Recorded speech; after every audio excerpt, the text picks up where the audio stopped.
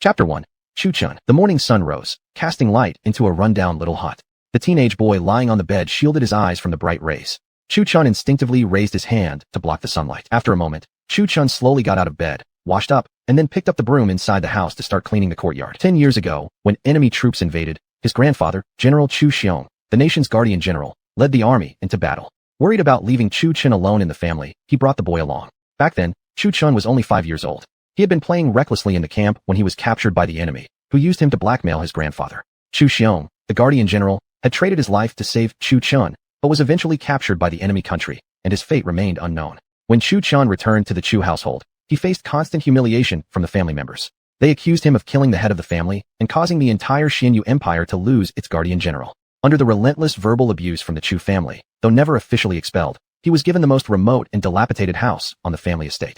Since then, he had lived in that broken-down courtyard. The roof leaked during the rainy season, and during the winter, snow would fall indoors. It was hard to imagine how he had survived. While sweeping the courtyard, Chu-chun turned his gaze downward toward the main estate of the Chu family. In an open space outside the Chu family's courtyard gathered many Chu disciples. On a circular platform before them lay a large rock, the size of a meteorite. Chu-chun looked at the rock with longing eyes. That was no ordinary stone. It was the blood shadow stone capable of awakening one's martial cultivator bloodline and talent. It was said that 100 years ago during a natural disaster, many such stones fell from the sky. Later, people discovered that these stones could awaken hidden bloodlines within the human body, so they were named blood shadow stones. There were stars on the stone, indicating the quality of the person's bloodline and talent depending on the number of stars. Chu-chun finished sweeping and leaned on the broom, looking toward the circular platform where the young Chu disciples took turns to awaken their bloodlines. He couldn't help but feel a pang of envy. Although Chu-chun was already a martial cultivator, without awakening his bloodline, he remained at the peak of the initial stage of martial cultivation and had been unable to break through. This was the difference between a martial artist who had awakened their bloodline and one who hadn't. The former trained 10 times faster than the latter. This was precisely why Chu-chun longed to stand on the platform. But then he sighed inwardly. If it hadn't been for his reckless playfulness back then, his grandfather wouldn't have been captured by the enemy. If his grandfather were still alive today, it wouldn't matter if his bloodline had been broken or not. His grandfather would have spared no resources to nurture him. He had been his grandfather's most beloved grandson, even though they were not blood-related. But now, there was nothing more to be said. His grandfather was gone. Chu-chun watched as the disciples began the bloodline awakening ceremony. The first to step onto the platform was a boy about 11 or 12 years old. Chu-chun recognized him immediately. Chu Feng, the son of the second head of the family, Chu Tianhu. Among the young generation, Chu Feng was known for his arrogance and tyranny, though he wasn't the one Chu-chun hated the most. His eyes scanned the crowd of disciples and locked onto a young man in the group. The youth had refined features and a gentle smile on his face, seemingly warm and approachable, yet in truth, he was a tiger in sheep's clothing. Not only had he incited Chu Feng to bully him, but Chu-chun could never forget him. This was Chu Fan, the son of the current family head, Chu Tianlong. Back then, the youth had worn the same kind and gentle smile. While pretending to offer concern, he brought a bowl of medicine, which turned out to be poison. As soon as Chu-chun drank it, the young man began cold mockery. Yet after half an hour passed and nothing happened to Chu-chun, the young man started feeling suspicious, as did Chu-chun himself. Had he not said so much, Chu-chun wouldn't have even realized that he had drunk poison. Since that day, Chu-chun had beaten him severely, and for that reason, he was sent to this distant mountain farthest from the Chu family estate. Now, sitting atop the mountain, Chu-chun looked down with nothing to do but watch the awakening ceremony, and the same child who once bullied him manage only a 2-star awakening. Chu-chun's eyes were filled with disdain. Sitting alone on the mountaintop, Chu-chun quietly watched each disciple awakening their bloodline below. As time passed, the ceremony neared its end.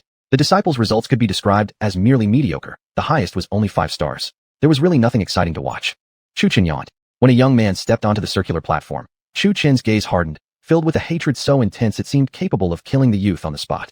When Chu Fan placed his hand on the blood shadow stone and circulated his spiritual energy, the stone shifted from white to yellow, then red, green, blue, and finally stopping on red, 7 stars. Chu-chun clenched his fist and slammed it furiously against the ground. Fate was cruel. Why did that person deserve to awaken 7 stars? Without a doubt, Chu Fan had become the most talented among this generation of the Chu family. Ha ha ha, Fanner did great. The man sitting at the head of the platform burst into laughter. He was none other than Chu Tianlong, Chu Fan's father. Excellent. Congratulations, brother. The Chu family will surely become the most powerful clan in the Xianyu Empire under Fanner's leadership. Another man sitting beside Chu Tianlong called out joyfully. He was Chu Tianlong's younger brother, Chu Tianhu. Ha ha ha. Congratulations to the Chu family for producing a 7-star bloodline.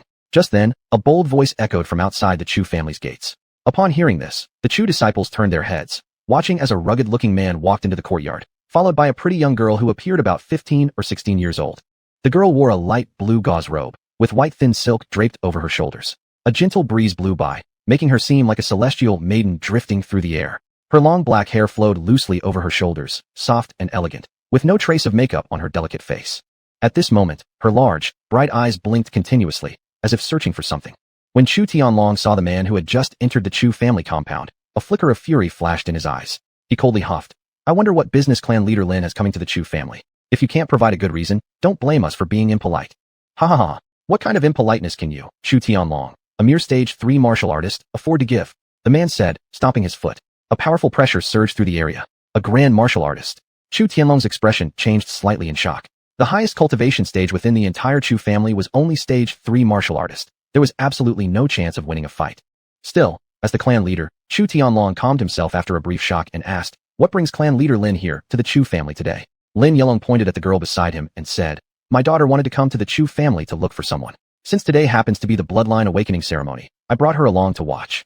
Chu Tianhu, who had been silent until now, stepped forward to face the girl and kindly asked, may I ask who Lady Lin is looking for in the Chu family?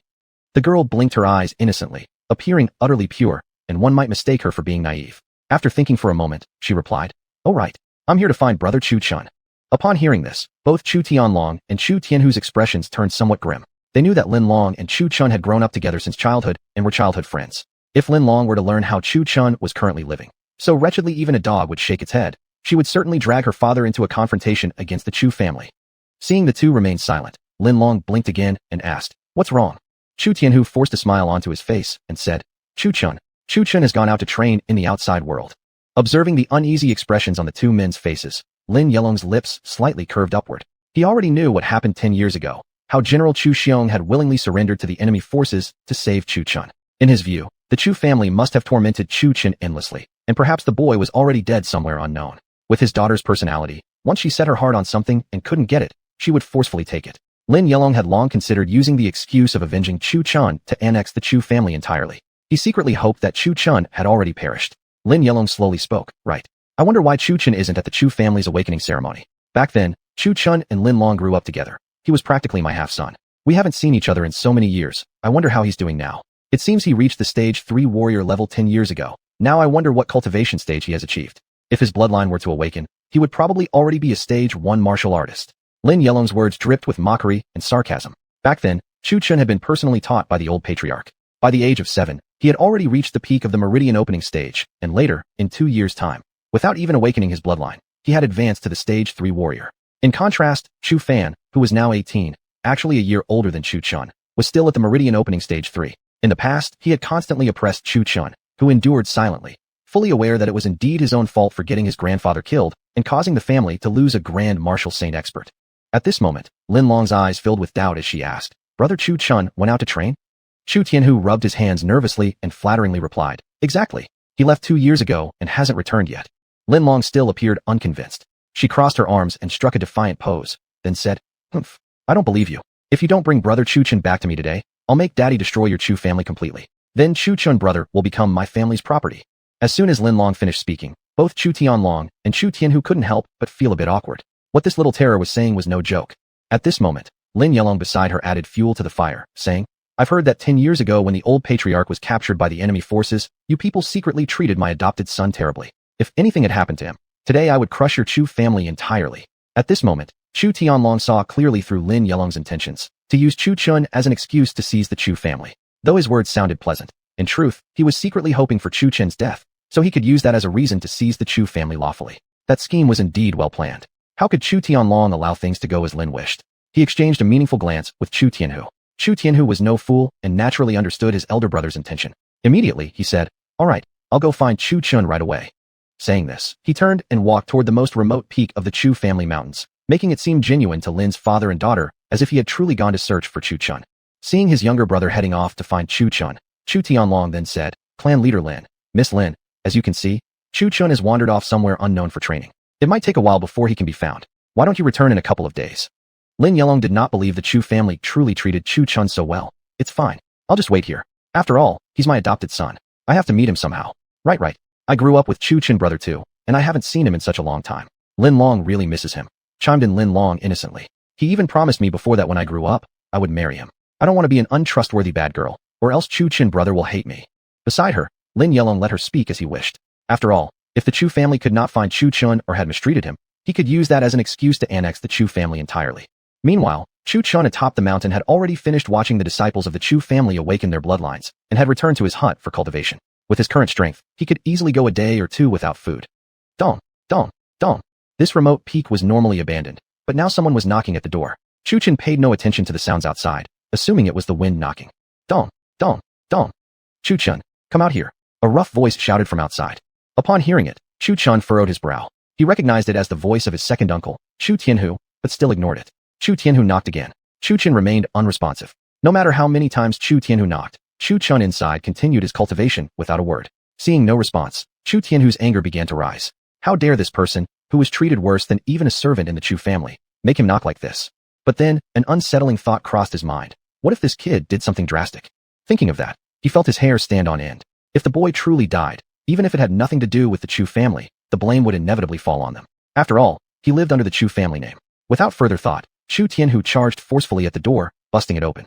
Inside, he found Chu Chun sitting on the bed meditating. He exhaled in relief but felt his anger rising again as he cursed. You little brat. You're in here and still refuse to open the door. Are you asking for death?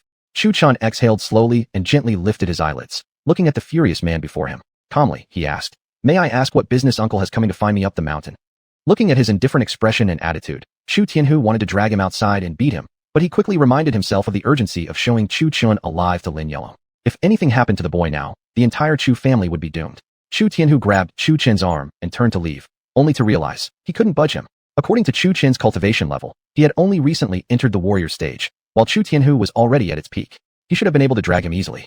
Yet Chu Chun remained rooted on the bed no matter how many times Chu Tianhu tried. Chu Chun yanked his arm back from Chu Tianhu's grip and said simply, Uncle, may I ask what you came to find me for? Seeing that he was unable to force Chu Chun to move, Chu Tianhu reluctantly replied, Today is the day when the Chu family's younger generation awakens their bloodline. Since you are still considered part of the Chu family and were originally taken in by father, you bear the Chu surname. So we want you to come down the mountain and awaken your bloodline. Whether you like it or not, you are still a member of the Chu family. To Chu Chen's ears, the only 5 words that mattered were, you can awaken your bloodline. Still, he did not believe the Chu family was truly so generous. Seeing Chu Chun hesitating, Chu Tianhu added, Do you still remember the eldest daughter of the Lin family, Lin Long? She came here today looking for you. I imagine she's still waiting for you at the martial arts arena now. Upon hearing that, Chu Chen's heart gave a sudden jolt. Lin Long had been his only friend since childhood, and now his uncle Chu Tianhu himself had come to invite him down the mountain. Thinking it through, if they really wanted to harm him, wouldn't it be easier to just act here instead of luring him down? After much consideration, Chu Chen finally nodded and agreed. Chapter 2, 9-Star Hidden Meridian, each with their own hidden agendas. Not long after, Chu Tianhu led Chu Chun to stand before the crowd.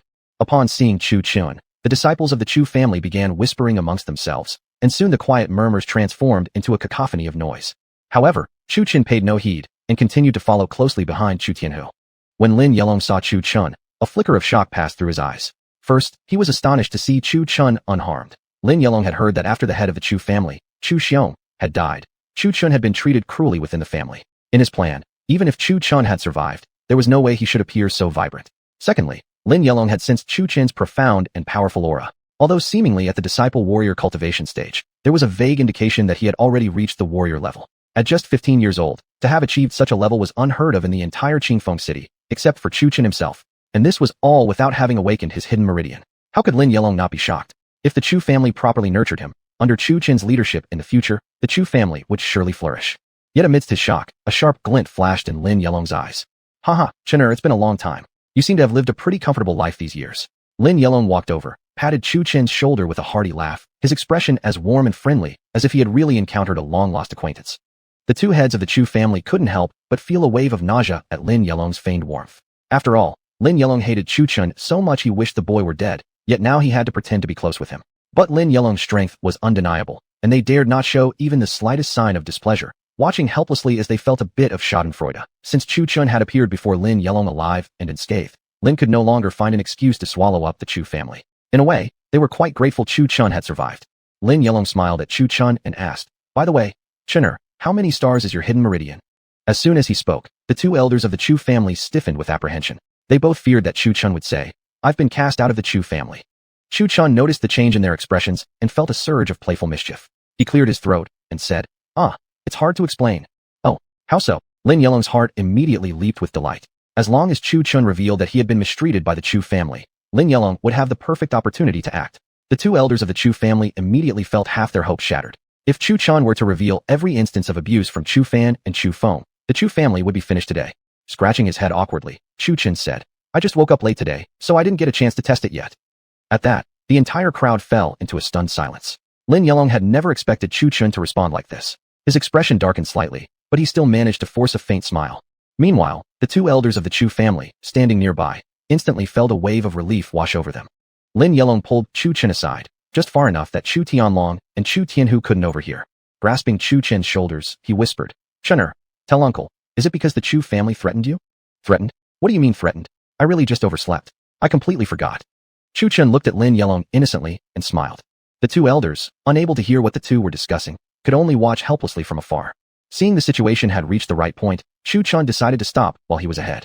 After all, his current power was too weak, and he couldn't afford to antagonize either side. Though he didn't know exactly what Lin Yelong was planning, he understood the man's nature. Back when his grandfather Chu Xiong was still alive, Lin Yelong had always been jealous of him. On several occasions, Lin had even tried to harm Chu Chen himself. He knew Chu Chen was his grandfather's most treasured grandson, and since he couldn't touch Chu Xiong, he had resorted to targeting the boy.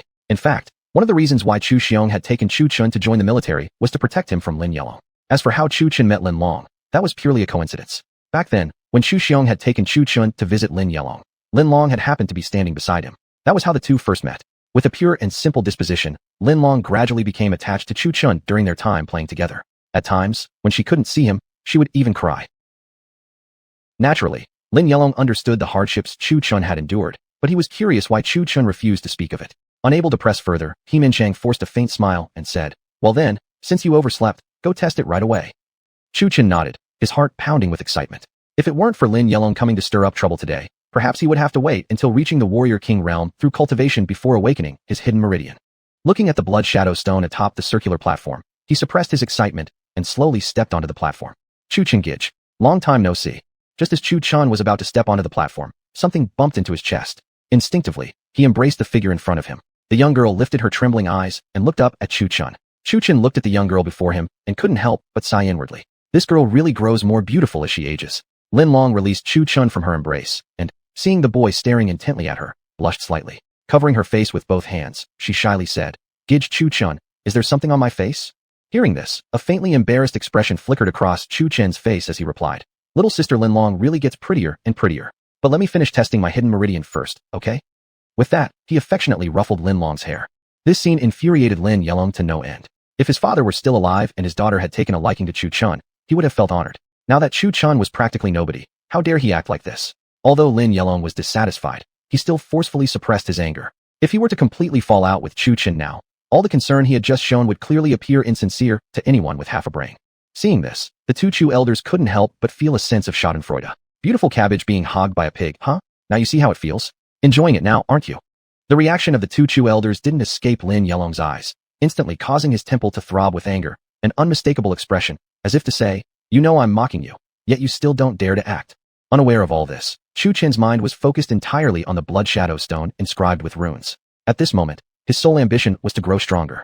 Only by becoming strong enough to crush everyone around him could he protect what he wanted to safeguard. As long as he had strength, he could have anything he desired. Thud, thud, thud. Soon, Chu Chen arrived in front of the blood shadow stone. He reached out his hand and placed it on the stone, gently closing his eyes to feel the warmth emanating from it before injecting a thread of profound energy. The blood shadow stone shifted from white to yellow, then red, blue, green, cyan, and finally crimson. This spectacle astonished the younger disciples of the Chu family, as well as Lin Yelong and the two leaders of the Chu household. Yet it wasn't over yet. After turning crimson, the blood shadow stone shifted to purple, finally stopping at golden. Along with this change in color, 9 stars slowly emerged above the stone, one after another, causing an immediate uproar among the onlookers. In recorded history, 8-star hidden meridians had been extremely rare enough to be counted using fingers. As for 9 stars, only the legendary Hanwu Emperor, who had dominated an entire era 100 years ago, had ever achieved such a feat. Now, a boy merely adopted by the Chu family possessed a 9-star hidden meridian. How could either family remain composed? If a person with an awakened hidden meridian trained 10 times faster than ordinary people, then a 9-star bearer could be described as flying through the ranks at an unbelievable speed. A 1-star hidden meridian allowed twice the speed, 2 stars threefold, 3 stars quadruple, all the way to 9 stars, roughly 10 times faster than others. While others might need 3 years to advance a single major cultivation stage, someone with a 9-star hidden meridian could achieve it in as little as 1 year, at most 2. Witnessing Chu Chen's 9-star hidden meridian, both families could no longer remain passive. Looking at the blood shadow stone showing 9 stars, Chu Tianlong secretly mused. If this kid is allowed to grow stronger, with the way our family treated him before, he will surely seek revenge. We must find a way to eliminate him as soon as possible. Snapping back to reality, Lin Yelong thought. If this kid with such an incredible meridian is cultivated under the Chu family, won't our Lin family be forever overshadowed by the Chu family? No, this child must not be allowed to grow any stronger. At this moment, both families had ulterior motives, while Chu Chun, standing atop the circular platform, remained completely unaware of the immense danger his hidden meridian would bring. Staring at the 9 shining stars on the blood shadow stone, Chu Chen's heart couldn't calm down. He vaguely felt a dragon's roar rumbling from within his body. This is a 9-star hidden meridian? Sensing the transformation awakened within him, his heart pounded with exhilaration, as if everything were a dream come true. Chapter 3. Opening a minor account won't be a problem.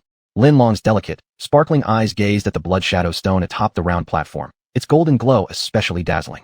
Under its radiant light, Chu Chun standing beneath the stone looked like a hero bathed in brilliance. Combined with the fact that Chu Chen's appearance was already among the best among all the disciples, it made him especially striking.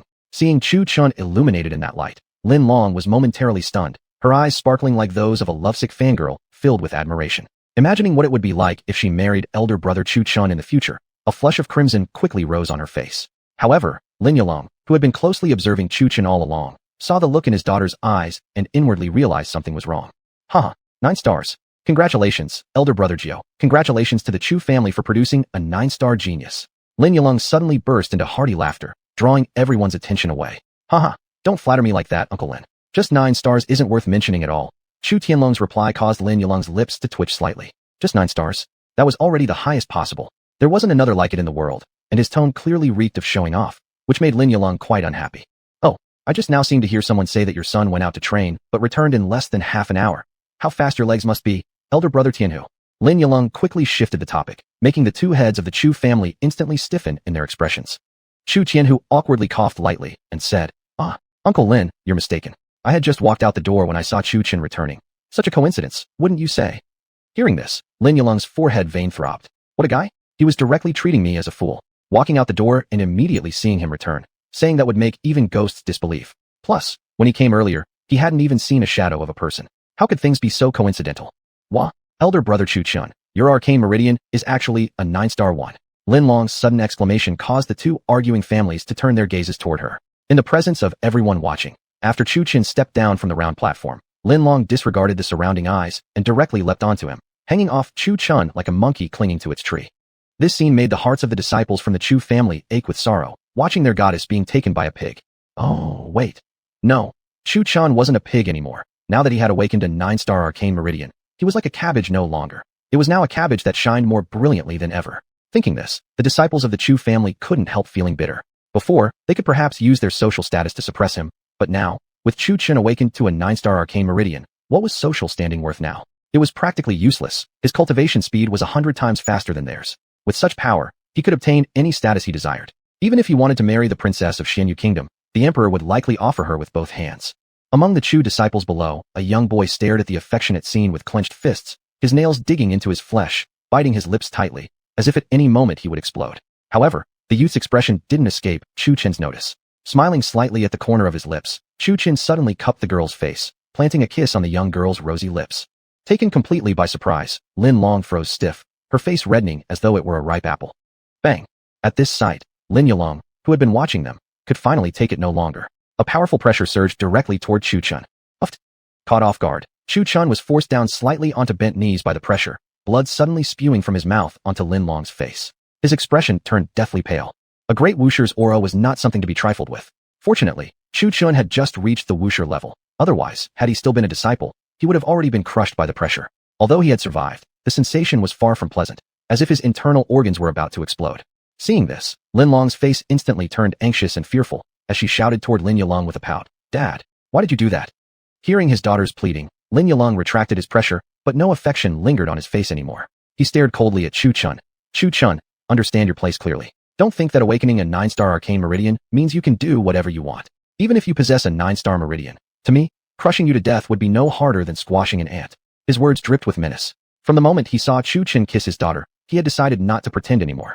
He was already upset enough about Chu Chun having a 9-star meridian, let alone involving his daughter into the equation. How could he keep pretending now? At this moment, Chu Chun realized his own recklessness, fully aware that, as Lin Yelong said, Being crushed by him would be like ending an ant's life. Before such absolute strength, Chu Chen spoke, his voice laced with regret. I'm sorry. I was too impulsive. I promise I will treat Lin Long well in the future. Please, uncle, allow us this blessing. Allow you? Are you truly so arrogant as to think that awakening a 9-star arcane meridian can transform a chicken into a phoenix? Do you understand your status compared to Lin Long's? Lin Yulong's icy sarcasm struck Chu Chen again. Dad, how could you do this? Elder brother Chu Chen is my good friend. I will marry no one else but him in the future. This was the first time Lin Long had seen her father act this way. Just earlier, everything had been fine, and now he had completely changed, like a different person.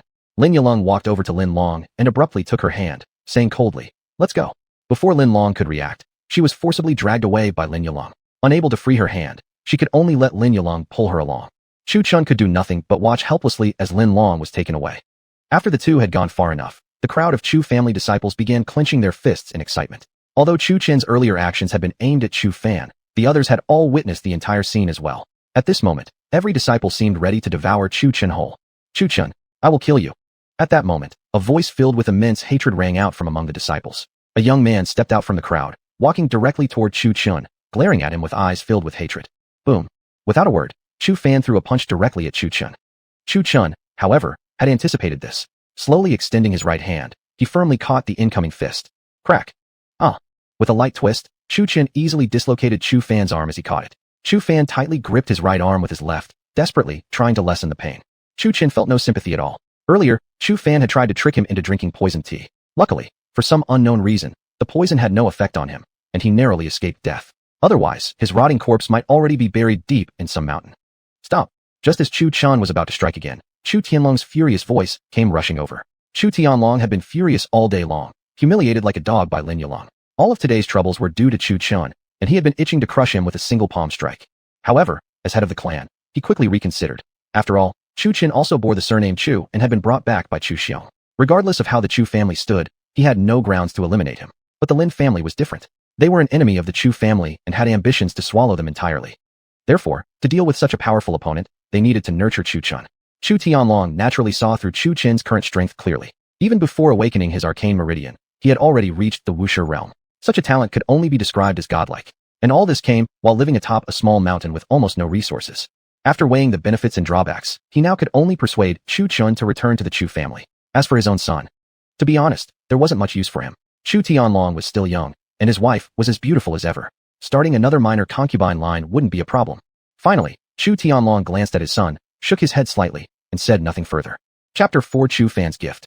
After discussion between Chu Tianlong and the rest of the Chu family, they unanimously decided to invite Chu Chen back to the Chu residence and provide him with the best resources available. Naturally, Chu Chen didn't refuse. He wasn't someone who valued pride over comfort. Since there was a better life to be had, he might as well enjoy it. More importantly, better resources meant faster cultivation progress. Why wouldn't he accept? The disciples of the Chu family now went out of their way to avoid offending Chu Chen, especially those who had previously bullied him. Some even personally visited to apologize. Recently, outside Chu Chen's residence, there was no shortage of activity. Those who tried to flatter him, female admirers who idolized him, and previous bullies seeking forgiveness. Chu Chen greeted everyone warmly. Although he had become the strongest among his generation in the family, he remained humble. He always remembered a saying, there are always stronger people in the world. Though he was exceptionally gifted now, he understood that the world was vast and surely contained others just as gifted, if not more.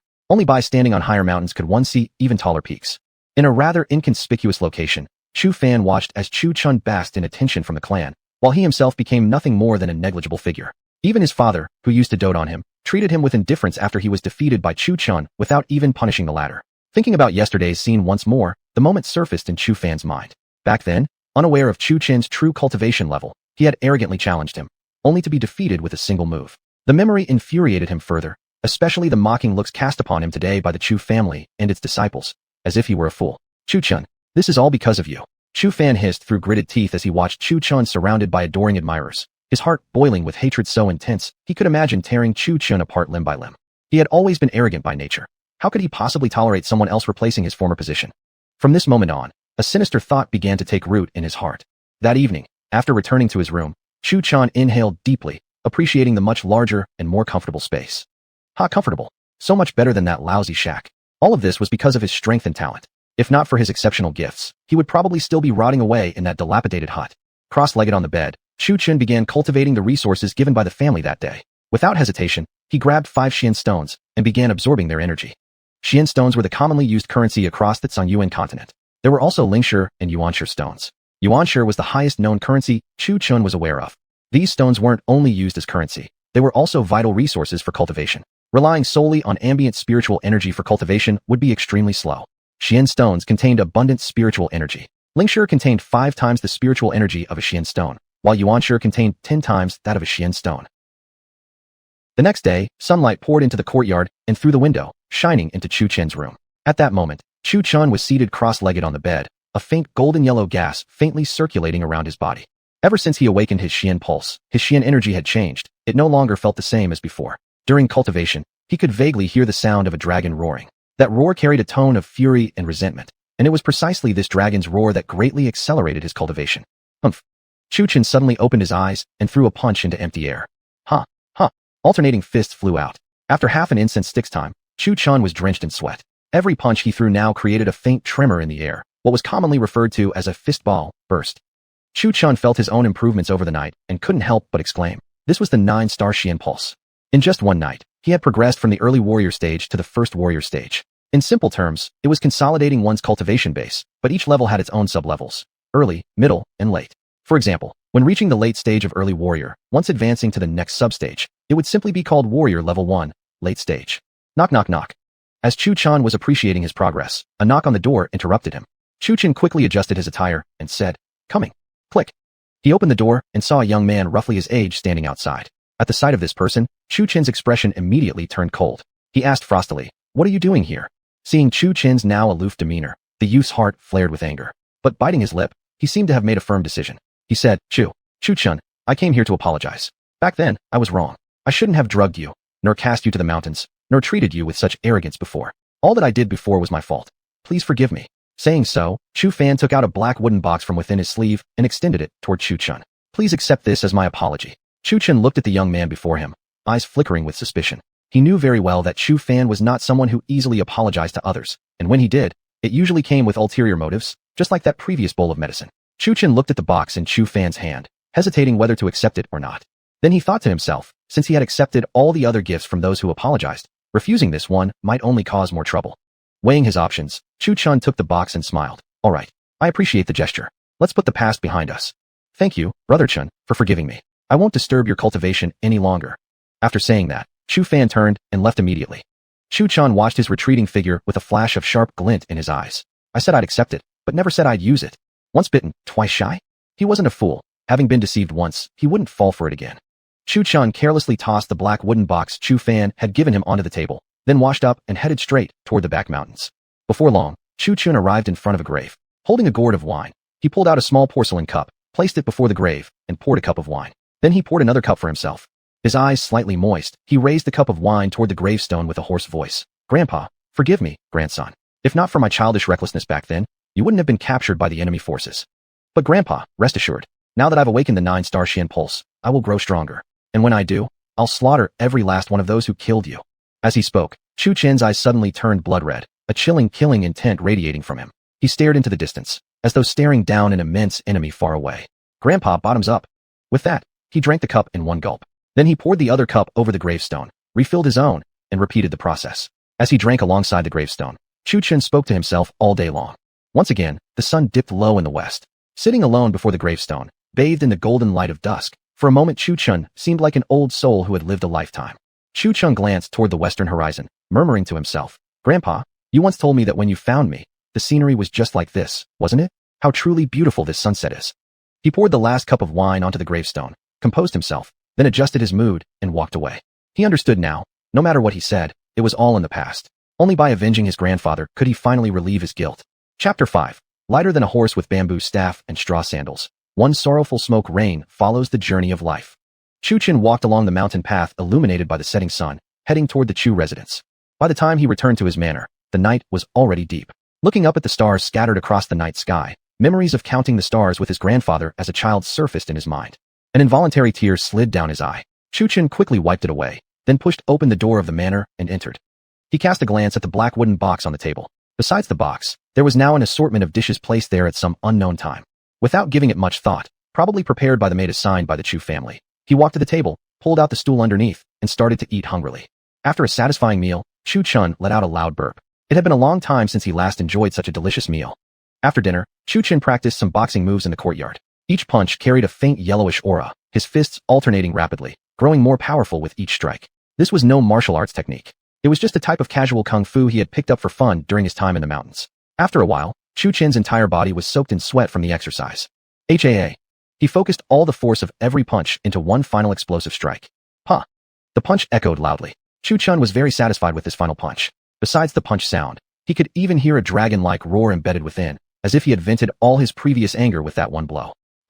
Withdrawing his punch, Chu Chen exhaled deeply, then opened the door to the bathhouse and walked inside. After bathing and grooming, Chu Chen took out several Xian stones, sat cross-legged on the bed, and began cultivating. In the late hours of the night, Chu Chen's cultivation was approaching the mid-stage of Warrior Level 1. The Xian energy flowing through his body grew even stronger. But unknown to Chu Chen, the black box on his table was now emitting a faint aroma. Time flew quickly. In the blink of an eye, more than 2 months had passed. Within these 2 months, Chu Chen's cultivation had advanced from the early stage of Warrior Level 1 all the way to the mid-stage of Warrior Level 5. From the family's library, he had selected 2 high-quality yellow-tier martial arts techniques, the Flowing Dragon Steps and the Mountain Opening Fist. The Flowing Dragon Steps was a body technique, while the Mountain Opening Fist was a combat skill. After 2 months of intensive practice, both techniques had reached the state of perfection in Chu Chen's hands, drastically boosting his combat abilities. These 2 months had passed extremely peacefully, nothing like the past when people would come to bully him every day. The next morning, Dong. Master, there's a young lady at the door asking for you. A maid knocked on the door. Opening the door, Chu Chen saw a servant girl dressed in green calling for him. He vaguely remembered her name was Qing'er. Qing'er, what's the matter? Chu Chen asked gently. Qing'er felt relieved seeing that Chu Chen wasn't like the other disciples of the Chu family who would scold her without thinking twice. She had always had a bit of a favorable impression of him. Fidgeting nervously, Qing'er answered, "There's a beautiful young lady outside asking for you. She says her name is Lin Long." "Okay, tell her to wait a moment.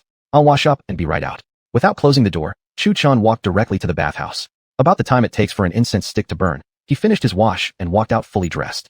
Outside the Chu family's gate, a crowd of disciples had gathered, completely blocking the entrance, all eager to catch a glimpse of Lin Long.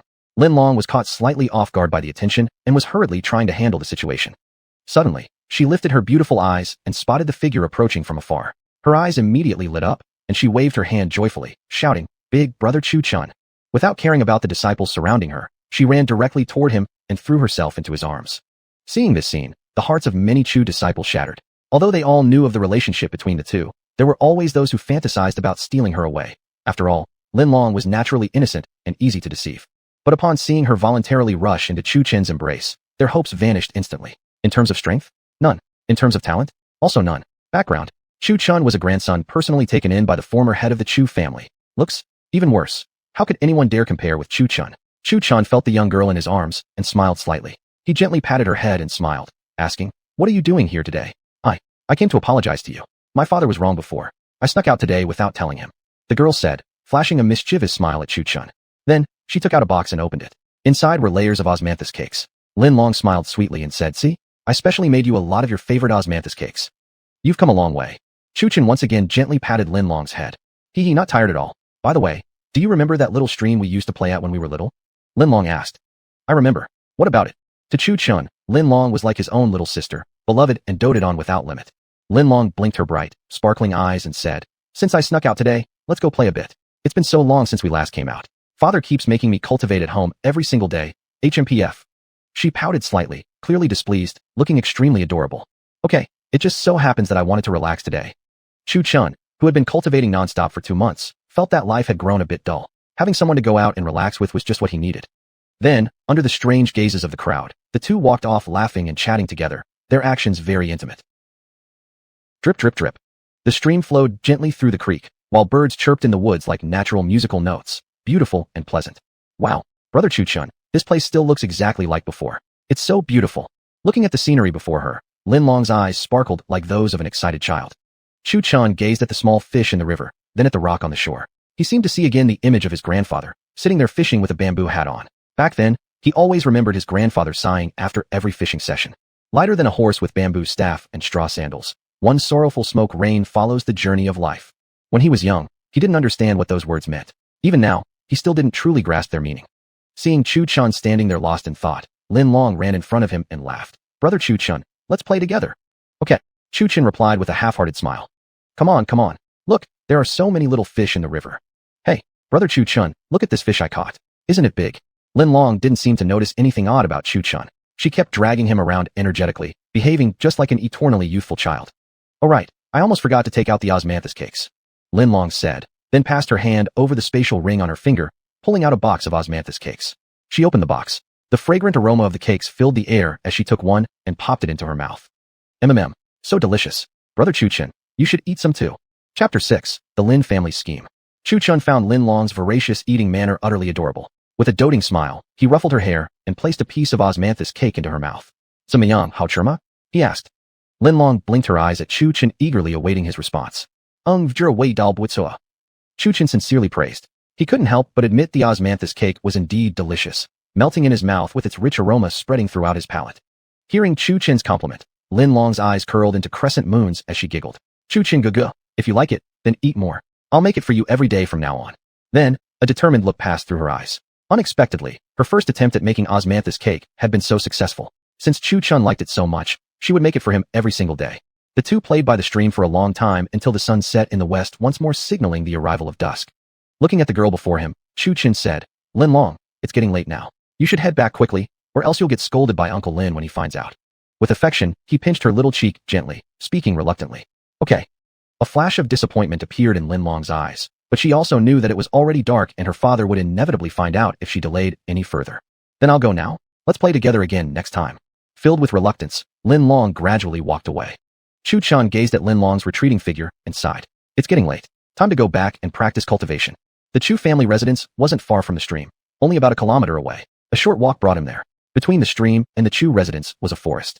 As Chu Chun walked through it, he admired the scenic beauty bathed in the evening sunlight. Suddenly, a dizzy spell struck Chu Chun's mind. Chiao. A piercing sound broke the silence as an arrow shot toward Chu Chun as if tearing across the sky. Chi. Caught off guard by the arrow and still reeling from dizziness, Chu Chun couldn't react in time. The arrow pierced through his left shoulder. If it had struck just slightly lower, it would have hit his heart. Immediately, sweat broke out across Chu Chun's forehead. Without pausing to tend to his left wound, he shook his head to clear it and cautiously scanned his surroundings. In the forest, hurried footsteps rang out, and birds flew out in flocks to escape. 5 black-clothed men suddenly appeared before Chu Chun. The leader didn't utter a word. His eyes filled with murderous intent as he raised his right hand. A surge of cyan-colored Xian energy burst forth as he ruthlessly struck toward Chu Chun's dantian. Puchi. A metallic taste filled Chu Chun's mouth as he spat out a mouthful of blood, thrown back to Zhang by the residual force of the blow until crashing against a tree behind him to halt. Gazing coldly at the 5 black-clothed men who had attacked without even discerning right or wrong, Chu Chun asked frostily, Who are you? Why are you attacking me? We are naturally the ones here to kill you. You should blame yourself for offending the wrong person, one of the black-clothed men coldly replied. Offending someone? Puzzled, Chu Chun wondered whom he had possibly offended. Chu Chun refused to die without resistance and tried to summon the Xian energy in his body, but found he couldn't stir it at all.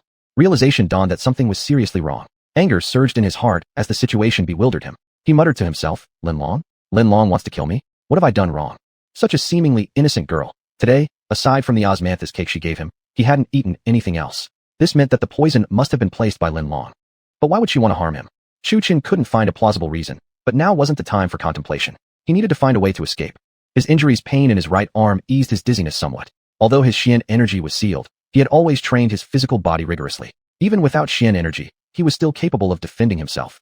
Besides, he could sense that among the 5 black-clothed men, the lowest was at the 1st level of warrior realm while the highest was at the 4th level. Quickly calculating in his mind, even if he couldn't use Xian energy now, he could still manage to move swiftly using the dragon steps, up to 7 steps, his maximum. After that, all he could do was resort to brute force, punching. Chu Chun's mind worked swiftly, and within just a few breaths, he'd already devised a strategy. However, something unexpected happened. All 5 black-clothed men charged toward him together. All of you are coming at once. Then prepare to die. Although this wasn't quite the scenario he'd imagined, it ultimately didn't matter. Dragon steps. In a flash, Chu Chun vanished from before the 5 black-clothed men. Eeya. A scream came from behind as the last of the black-clad men fell unconscious with a single palm strike from Chu Chun. Witnessing this, the remaining 4 black-clothed men felt great dread. Without Xian energy, he was still this strong. Now they understood why their employer had been willing to pay such a high price for Chu Chun's elimination. Their eyes exchanged glances, as if silently communicating their next move. Just as Chu Chun thought the 4 would rush at him together again, the 4 instead kept their distance, surrounding Chu Chun in the center. Chi. A bloody hole suddenly appeared on Chu Chun's right shoulder. Chu Chun let his arms drop loosely by his sides, like a fish out of water, completely at their mercy. Chi. Another piercing sound rang out as flesh was pierced once again. This time, Chu Chun managed to catch sight of the attacker. A black-clothed man on his left had thrust his sword into Chu Chen's thigh before quickly retreating to his original position. The speed was too overwhelming for Chu Chen to dodge, and he was powerless to fight back. Chu Chen's earlier plan was thrown into chaos by the 4 black-cloaked men. Though he had the Dragon Steps technique which allowed 7 quick steps, he had already used one. Based on the distance between himself and his enemies, even 6 steps wouldn't be enough, probably only enough to reach 2 of them, and whether he could kill them was another matter entirely. Escaping was basically impossible in his current condition, and though he still wanted to fight, his Xian energy was sealed, making him unable to even get close to his opponents. In that moment, Chu Chen found himself in a desperate situation. Seeing this, Chu Chen gritted his teeth and made a difficult decision. Better to preserve the green hills than to burn them down needlessly. Instantly, his entire body turned bright red, entering a near-maddened, demonic state. He struggled to maintain the last flicker of his consciousness as he dashed toward the distant mountains, his speed resembling flowing light, vanishing in the blink of an eye. The 4 black-clad men stood there in stunned silence, watching what had just happened, but they made no move to chase him. One of them glanced in the direction Chu Chun had fled and said, "He burned his own bloodline. Even if he survives, he'll be a cripple. Anyway, our mission is accomplished." Meanwhile, Lin Long sneaked quietly back home, surprised to find no one there. She muttered to herself, "Where did father go?" Chu residence. Lin Yelong arrived at the Chu residence with 9 elders from his family. Seeing this sight, Chu Tianlong felt a chill down his spine and asked, "Head Lin, why have you come to visit the Chu family?" "Why?" He pointed at the 9 elders behind Lin Yelong. However, Lin Yelong ignored his words completely, raised his hand sharply, and shouted, "Kill them all." Following his order, the 9 elders began attacking, and in an instant, the entire Chu residence was filled with wailing and chaos. Chu Tianlong's expression darkened instantly as he coldly shouted, "Lin Yelong, what exactly are you trying to do?" "Do? You Chu family has dominated for far too long. It's high time you step down and let us take over." Lin Yelong sneered. Chu Tianlong watched helplessly as the cries of his disciples echoed one after another, some dying, others wounded, many tortured in cruel ways. "Lin Yelong, aren't you afraid that Chu Chun will flatten your entire Lin family one day?" Chu Tianlong glared at him, eyes burning with fury. "Haha, Chu Chen, he's probably already a corpse by now." A proud glint flickered in Lin Yelong's eyes. "Oh right, all of this wouldn't have been possible without the gift your son gave to Chu Chun." "What? Where's Chu Fan now?" Chu Tianlong's face twisted in rage. "Just a useless pawn. Once used, it's natural to discard it." A mocking gleam flashed through Lin Yelong's eyes. "I will kill you." Chu Tianlong immediately ignited his essence blood. Since his younger brother was away, there was no way he alone could match Lin Yelong. Burning his essence blood would allow him to barely reach the 9th stage of the warrior realm, giving him just enough strength to stall Lin Yelong until Chu Tianhu returned. How laughable, like an ant trying to shake a mountain. Saying that, Lin Yelong unleashed the overwhelming pressure of the 5th stage of the Grand Warrior realm. At that moment, despair filled Chu Tianlong's heart, and he believed the Chu family was destined to perish. Dala. Suddenly, the sound of galloping horse hooves approached the Chu family estate. Chapter 7 Ling Han. "Stop!" An elderly man in armor dismounted from his horse. Behind him were over 100 armored soldiers. "Uncle Ling." Chu Tianlong's eyes lit up when he saw the old man, filled with reverence in his heart. This elder was named Ling Han. When Chu Xiong was alive, he had been the most trusted subordinate. After Chu Xiong was captured, the Xianyu imperial court appointed him as the nation-protecting general. After Ling Han dismounted, he walked directly toward Lin Yelong. Having been through battles, every step he took exuded an invisible aura of authority and killing intent. Even Lin Yelong, who had already reached the great Wuxia realm, felt a sense of fear rising in his heart. "What are you doing here, Ling Han?" Although Lin Yelong felt fear toward Ling Han, as the head of a family, he couldn't show weakness in front of others. Otherwise, how could he command respect in the future? He released his Xian power at the great Wuxia level just to barely counteract the fear Ling Han imposed on him. "Little brat of the Lin family, your appetite has gotten pretty big now. What am I doing here? Back then, General Chu trusted me the most. Of course, I can't just watch the Chu family collapse. Tell me, what do you think I'm here for?" Ling Han's voice was hoarse yet powerful. Then he stepped closer toward Lin Yelong, intensifying the aura of intimidation and martial ferocity radiating from him. Back then, even your father respected the Chu family a bit. Now that General Chu is gone, you actually want to swallow the Chu family? Have you forgotten what nearly happened to your Lin family back then? If it hadn't been for General Chu sparing you because of a slight acquaintance with your father, do you think the Lin family would still exist today? Ling Han's words made Lin Yelong's face flush with anger and embarrassment. Indeed, back then the Lin family had offended the imperial court and almost faced total annihilation. It had been through Chu Xiong's leniency, out of a slight acquaintance with his father, that the family had been spared. So what? Nowadays, might makes right. The strong rule, and the defeated are outlaws. I believe, General Ling, you understand this rule quite well, don't you? Lin Yelong retorted self-righteously. Alright then. Might makes right, is that it? Ling Han cast a cold gaze at Lin Yelong, then waved his hand and ordered icily. Today, the Lin family no longer needs to exist in this world. Kill them all. Upon receiving the order, the soldiers dismounted and swarmed into the Chu household with extreme swiftness. They grabbed any Lin elder they found and beheaded them without hesitation. In no time at all, the 9 powerful elders of the Lin family, who had been wreaking havoc within the Chu residence, were slaughtered down to the last man. Soon after, more than 10 soldiers came before Ling Han, each holding the severed head of a Lin elder, awaiting his verdict. Witnessing this scene, Lin Yulong turned pale. Each of those 9 elders in the family had possessed formidable strength, ranging from the 6th to 8th layers of wuxia cultivation, formidable figures within the Lin clan. Yet now, they had been slaughtered like chickens by Ling Han's men. Now then, strength? Tell me, just how much strength do you possess? Ling Han glanced coldly at the 9 severed heads before fixing his gaze upon Lin Yulong. Boom. A powerful aura erupted from Ling Han, pressing down on Lin Yulong until he almost couldn't catch his breath. Wuzong. Seeing this, terror gripped Lin Yulong's heart so tightly that he could barely breathe, his body trembling violently. Ha ha ha. Wuzong. What a remarkable Chu family, and what a mighty Wuzong. Lin Yulong laughed madly, like a lunatic. Then, as he laughed, he knelt on the ground helplessly, bitter tears dropping to the floor one by one. He knew that this time, the Lin family had suffered a tremendous setback. He had planned every detail meticulously, believing his strategy to be foolproof. Yet unexpectedly, Ling Han had appeared like a bolt from the blue. Ling Han paid no attention to his mad laughter. Instead, he turned to Chu Tianlong and asked, Tianlong, how is Chun? At his words, a flicker of sorrow passed through Chu Tianlong's face. He pointed toward the now frenzied Lin Yulong on the ground. He hired someone to murder Chun. Immediately, Ling Han's eyes darkened, and the surrounding temperature plummeted sharply. He seized Lin Yulong's head, lifting him up coldly. If I recall correctly, you have a daughter, don't you? Rest assured, I will make sure she suffers worse than death. At the mere mention of his daughter, Lin Yulong struggled frantically like a madman. No, don't harm Lin Long. I beg you, spare Lin Long. Instantly, tears streamed from Lin Yulong's eyes, begging desperately that his daughter not be killed. Then let me ask you, when Chu Chen pleaded with you for mercy, did you spare him? Ling Han lived up to his reputation as a seasoned general. He didn't utter harsh threats, but each word he spoke was sharp enough to pierce one's conscience. No, Chu Chen hasn't died. I just remembered. The assassin told me that Chu Chan escaped by burning his own life essence. Clutching at this last thread of hope, Lin Yulong no longer dared dream of preserving the Lin family's future. He only longed for his daughter to survive. As long as Chu Chun was still alive, there was a possibility that his daughter might live too. Where is he now? Ling Han felt an immediate sense of relief upon hearing that Chu Chun was still alive, and his heart only longed to know where he was now. The assassin said he went toward the Wushan Mountains. Bang! Ling Han clenched Lin Yulong's head directly and crushed it with a clean, decisive motion. He then pulled his horse over, mounted it, and immediately rode in the direction Chu Chun had fled. Chu Tianlong stared at the corpse lying on the ground, shocked inwardly. This was a general who had seen battle. When he moved, he showed absolutely no mercy. As the soldiers watched their commander depart, they hesitated for a moment before finally deciding to remain at the Chu residence to help handle the aftermath.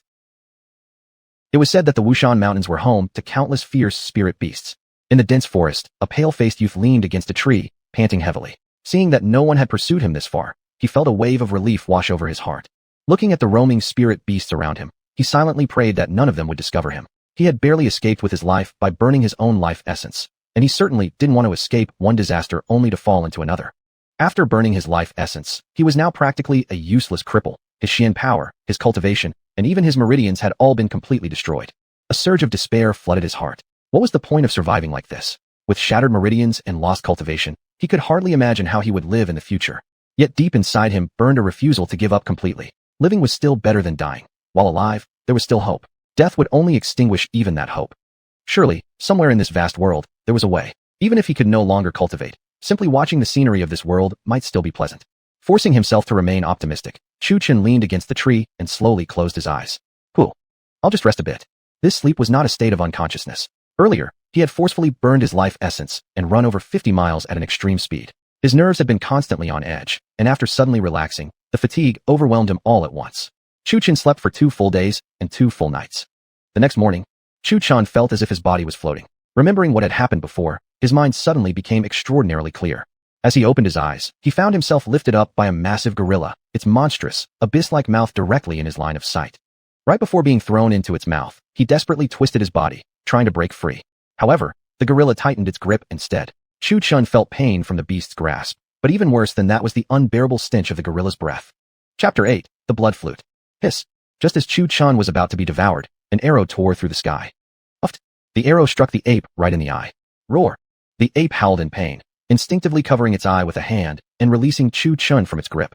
Chu Chun immediately felt his body go slack, a sensation of losing control instantly washing over him as his body plummeted rapidly from the air. He instinctively tried to summon his spiritual energy, but found he was unable to no matter what he did. He had nearly forgotten. He had become useless now. Watching as the ground drew closer and closer, a sense of despair flooded into his heart. Although there was only about 10 feet between him and the ground, without spiritual energy, falling from such a height would likely leave him crippled if not dead. Even though his meridians had been completely severed, ending any hope of cultivation, at least his limbs were intact before this. If he were to be injured from this fall, his legs would surely be ruined, even if he had trained his physique daily. Just as he was about to hit the ground, suddenly someone caught him. Feeling a pair of strong hands embracing him, Chu Chun instantly felt relieved. As he opened his eyes and saw who it was, his eyes lit up. "Grandpa Ling, what are you doing here?" Ling Han gently put him down and didn't immediately answer. His gaze, sharp and cold, locked onto the giant ape. The ape seemed to sense Ling Han's icy stare and shuddered in fear, its hair standing on end. Clang. Without hesitation, Ling Han unsheathed the sword at his waist and charged directly toward the ape's head. Although the ape was very afraid of this human, when it came to life or death, it wouldn't just stand there waiting for death. Roar. It opened its massive mouth and roared furiously at the approaching Ling Han, hoping to blow him away. But how could Ling Han not have expected that? Boom.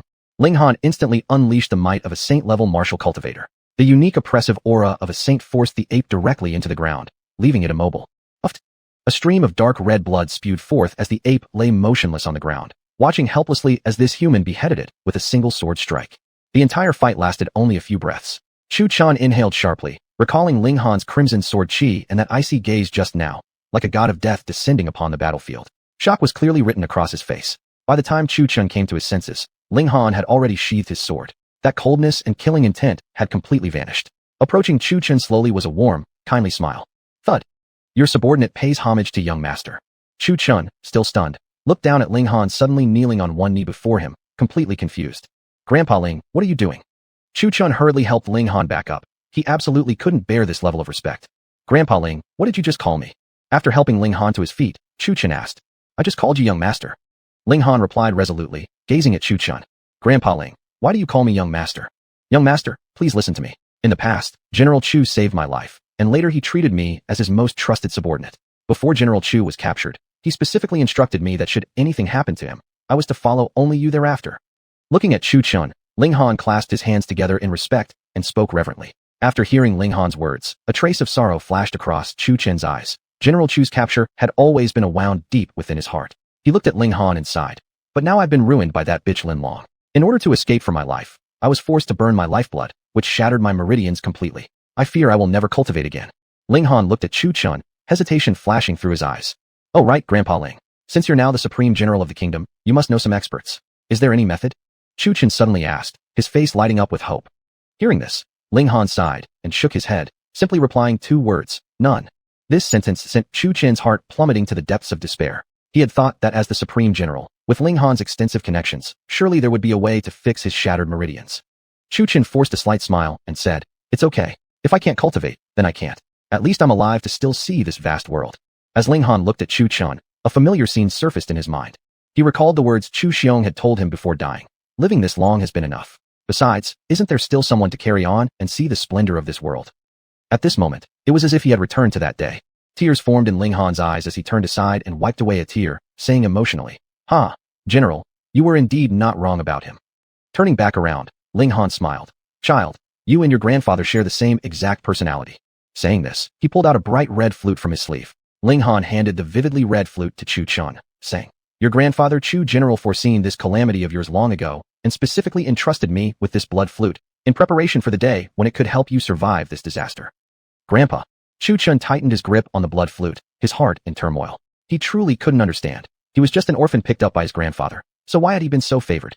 Looking at the flute in his hand, he asked, Grandpa Ling, what is this blood flute for? Can it help repair my meridians? Ling Han shook his head and said, No, it cannot repair meridians. However, it can allow you to walk the immortal path. The immortal path. Chu Chun's eyes instantly widened. Do the exiled immortals really exist in this world? That, I'm not sure. However, this flute was personally obtained for you by your grandfather. From what he told me, the immortal master who gave it to him seemed to be from Qingyun's sect. Ling Han said with a bitter smile. Back then, Chu Xiong had simply given him the flute and mentioned the name Qingyun's sect, nothing else. There are no other options now. The path of martial cultivation is definitely closed to you. You can try blowing this flute. Chu Chun hesitated inwardly. Immortals? To say he wasn't tempted would be a lie. It was said that an exiled immortal could cleave mountains with a single sword strike, fly on a sword, and feast on divine dew and jade nectar, each drop granting hundreds of years of life. Who wouldn't be envious? Grandpa Ling, why didn't you use something like this yourself? Or why not leave it for your own descendants? At Chu Chen's words, Ling Han's face reddened. Truthfully, I did consider keeping it for myself. But back then, if your grandfather hadn't saved me, would I have been able to rise to the position of the kingdom's supreme general today? I feel ashamed. Your grandfather regarded me as his most trusted subordinate, yet I harbored greed for the blood flute. Ling Han truly deserves death. Grandpa Ling, I don't blame you. After all, who wouldn't covet such a precious object? If you really wanted it, I would give it to you without hesitation. Chu Chen spoke sincerely. Had Ling Han truly wanted the flute, he would have given it away in an instant. No, no, no. This was always meant to belong to you. Moreover, you now have your meridians shattered beyond cultivation. This is precisely the time you need it the most. Otherwise, how could I face General Chu? Startled, Ling Han quickly waved his hands in refusal. Seeing this, Chu Chen ceased to protest further, especially since he had no other path to take but this immortal cultivation now. Return to the Chu family?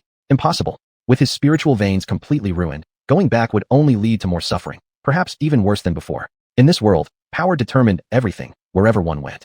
Chu Chen looked at the blood flute in his hand, hesitated for a moment, and finally bit his fingertip. A drop of blood fell onto the bright red flute. As Chu Chen's blood dripped onto it, the entire vividly red blood flute visibly began to lose its color. In its place, a jade flute now appeared. Chapter 9. The Qingyan Sect. Chu Chen picked up the jade flute in his hand and brought the blowing hole close to his lips. He gently blew into the flute. Whoosh. The flute melody was clear and distant, instantly calming the mind and soul, washing away worldly concerns. The tune sounded like waves of pine forests and winds blowing through myriad ravines. Perhaps because the flute was a celestial artifact, Ling Han felt an unusual sense of serenity in the surrounding area. He then sat cross-legged to begin cultivation. Listening to this melodious flute music while practicing, his progress seemed significantly faster than before. At this moment, on a mountain peak 50,000 miles away, a woman sat in her cave dwelling cultivating, when suddenly the distant sound of a flute startled her from her meditation. Dressed entirely in white, the woman's hair appeared just as pale. However, this wasn't the white of old age, but rather naturally white hair. Her red lips barely moved as she spoke. Xiao Chun, someone is coming to our 5th peak. Please go to Wushan Mountains 50,000 miles from here and pick up a person for me. I once gave a jade flute to a friend and promised him that whoever blew this flute would become a disciple of our 5th peak. A young man holding a sword stood before the woman and bowed, saying, "This disciple understands." Then, the young man dressed in green raised his hand in front of his chest and silently chanted a few words, after which his sword flew beneath his feet. Seeing this, the young man stood entirely upon the sword and manipulated it to fly away. However, he clearly wasn't very familiar with the technique and swayed occasionally during flight. The young girl who had been sitting in meditation and watching the boy depart turned to the woman and asked, "Master, where is Susheng going?" Gazing at the boy's retreating figure, the woman turned her eyes toward the girl with a gentle smile. "You might have a new junior brother or sister soon." "Really?"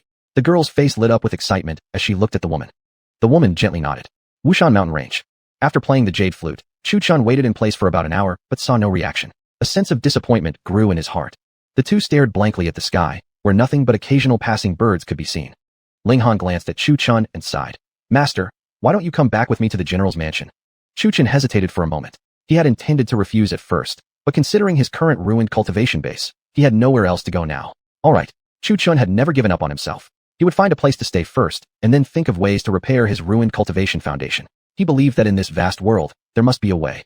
Ling Han led his horse over, the same one he had ridden all the way here, and gestured politely. "Master, please mount the horse." This.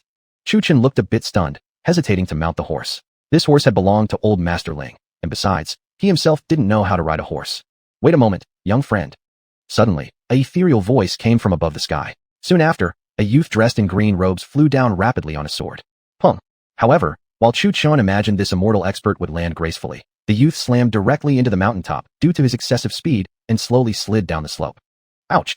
Rubbing his behind, the young man in green walked over toward Chu Chun, still holding his sword. Witnessing the humorous side of the girl, Chu Chun felt an internal sense of speechlessness. His entrance truly was unique. As the youth approached the two, he bowed and asked, "May I ask which young friend was playing the jade flute just now?" Though the way the youth appeared amused Chu Chun somewhat, he still responded with a respectful bow. It was indeed this humble one. "May I ask who you are?" "I come from the Qingyan sect. My master said that someone had blown the jade flute and asked me to come down the mountain to bring him back. Was it you who played the flute just now?" To Chu Chun, immortals were always aloof and majestic figures. However, the young man before him seemed entirely different. He lacked the air of a cultivator and his entrance was anything but elegant, prompting Chu Chun's skepticism.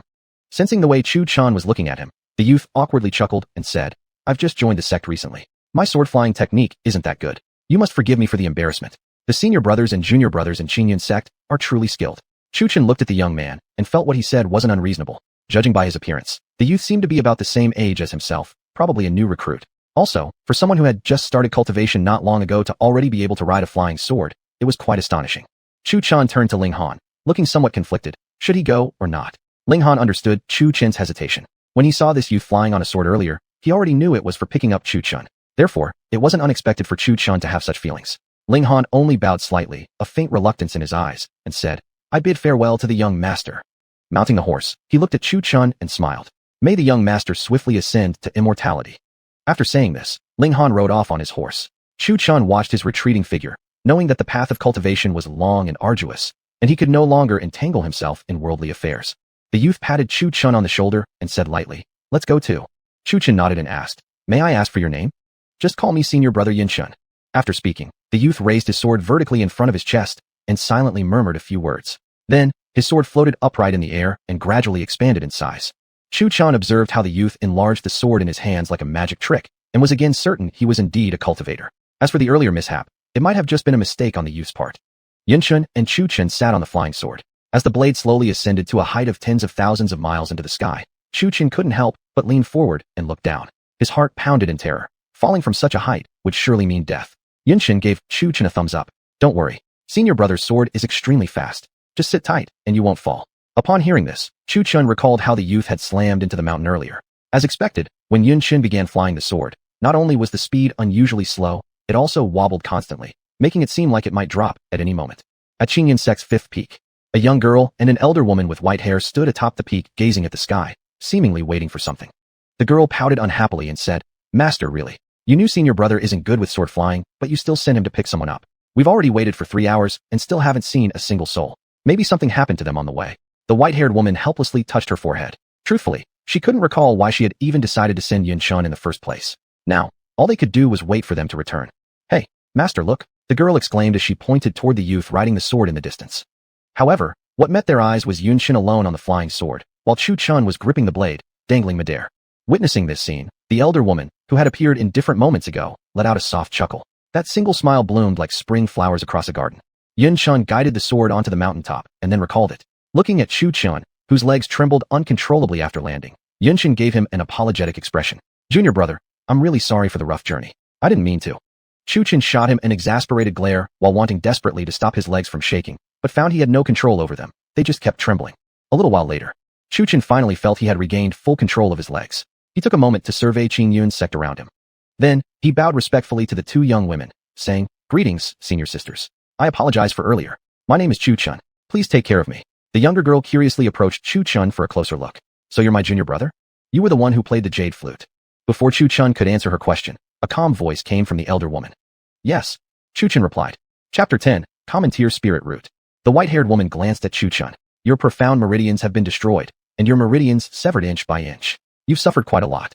Chu Chan felt slightly uncomfortable under the woman's gaze, scratched his head awkwardly, and chuckled. I was harmed by a scheming villain and nearly died. Senior sister, do you think I can still cultivate? The woman nodded. Cultivators who seek immortality must never touch the mundane world again. Have you made up your mind? Chu Chan respectfully clasped his hands. I have made up my mind. I will never regret this path. If that's the case, then I shall test your spirit root. So saying, the woman slowly raised her slender jade hand, snapped her two fingers together, and a pale green light sphere entered Chu Chan's forehead. At once, Chu Chan felt a cool sensation sweep through his entire body. The severed and ruined meridians and profound meridians began to slowly heal, and in an instant, he felt completely refreshed. He took a deep breath. Then he exhaled slowly. He felt as if something had entered his dantian. He examined his dantian and discovered a small white sprout growing inside. Chu Chan mused silently. This must be my spirit root. Opening his eyes, he saw the woman staring at him in a strange manner, full of both surprise and disappointment. He looked at the girl beside the woman and Yun Shin's senior brother beside him. Both shook their heads in disappointment. Is my spirit root? Commandeer. Cannot cultivate. The woman said, looking at Chu Chan indifferently. Commandeer. Chu Chan turned his gaze to senior brother Yun Shin, who, sensing Chu Chen's questioning eyes, explained, spirit roots are classified as common tier, low tier, medium tier, high tier, 5-element, and multiple roots. Common tier spirit root is white and cannot cultivate. Low tier spirit root is silver but has poor talent. Medium tier spirit root is purple and has decent talent. High tier spirit root is red and has superior talent with faster cultivation. 5-element spirit roots are represented by the 5 colors of metal, wood, water, fire, and earth and have strong sensitivity to the 5 elements. Multiple roots are considered the rarest, with talents bordering on genius. Even prodigies would envy them. However, there's an issue. Multiple roots often cause elemental conflicts. Upon hearing this, Chu Chun felt a wave of disappointment. He looked at the woman and, with a begging tone, asked, "Does that mean I am destined to never cultivate?" The woman gave a soft nod. "That's precisely why I accepted you as my disciple." Chu Chun was stunned. He thought she would send him back down the mountain, but instead, she'd accepted him as her disciple directly. "Do you know why I accepted you as my disciple?" Chu Chun shook his head. It puzzled him. He possessed the lowest tier spirit root. Shouldn't she be disappointed? Why did he detect a glimmer of delight in her eyes? Yet Chu Chun did not ask further. He was clever. He knew that when given an opportunity, one must treasure it. Without hesitation, he knelt before the woman and knocked his head down 3 times with a resounding thud. Disciple pays homage to master.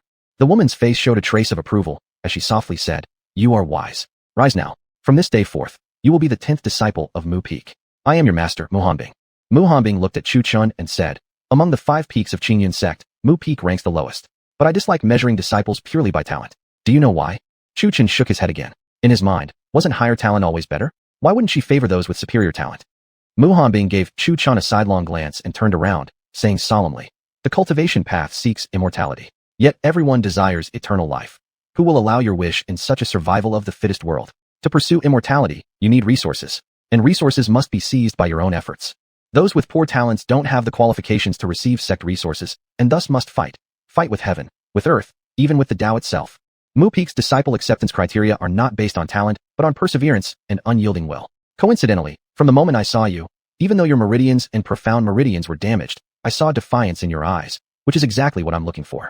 That's why I accepted you as my disciple. However, there is one condition for my acceptance. Every Mu Peak disciple must undergo a trial upon entering. This trial comes with a time limit. I will give you 1 year to reach the Qi condensation stage and undergo the assessment next year. Since you are a common tier spirit root, your cultivation will be much slower than others. Hence, I've given you a full year."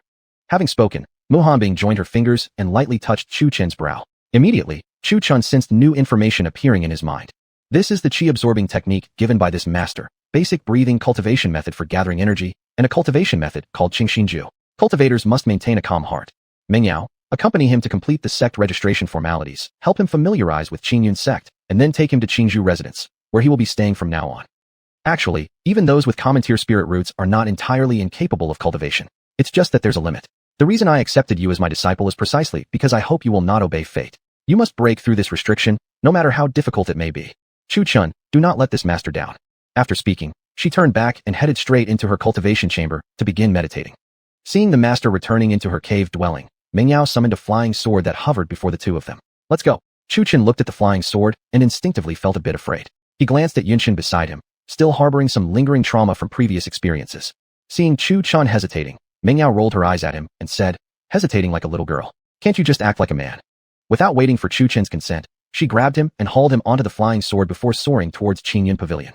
Chu Chun was puzzled. How could such a delicate girl have so much strength? Then again, remembering that she was a cultivator, he quickly let the thought go. Soon enough, Meng Yao brought Chu Chun to a large hall.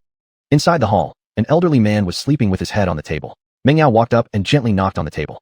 "Elder Xiong, this is our Mu Peak's new junior disciple. Please register him." The old man lifted his head and glanced at Meng Yao before shifting his gaze to Chu Chun. With an expression of confusion, he asked, "Common tier spirit root?" After seeing Chu Chun's spirit root, the old man curled his lips in disdain and asked impatiently, "What's his name?" "Chu Chun." Chu Chun merely replied in a calm tone without showing any sign of anger at the old man's attitude. The old man scribbled the name, Chu Chun, in his register, waiting for the words to vanish before he said, "Come here every month to collect your resources. As usual, Mu Peak receives 5 spirit stones per person." After saying that, he lowered his head again and resumed his nap. Chu Chun couldn't help but ask, "Why does Mu Peak receive so few resources?" Sighing, Meng Yao explained, "Every year during the peak competition, Mu Peak always comes last. With each last place, we lose a portion of our resources to the other 4 peaks. Originally, we had hundreds of medicinal fields, but now we only have a dozen left. At first, we had the richest resources among the 5 peaks. But ever since Senior Brother left the mountain to eliminate demons and was injured, Mu Peak has remained at the bottom. Why is that? Our overall strength is the weakest among the 5 peaks. We used to rely on Senior Brother, but ever since he was injured fighting demons, he has not recovered completely." Meng Yao seemed unwilling to dwell on the past. She led Chu Chun around and showed him the general layout of Qingyun sect. When Chu Chun saw that Qingyun sect encompassed more than 5,000 peaks, he was quite shocked. However, these peaks were not part of the 5 great peaks. They were martial arts training grounds, herbal cultivation areas, and residential areas for the sect's disciples. Meng Yao led Chu Chun to a small mountain peak. Atop the peak stood a shabby bamboo house teeming with snakes, insects, and rats.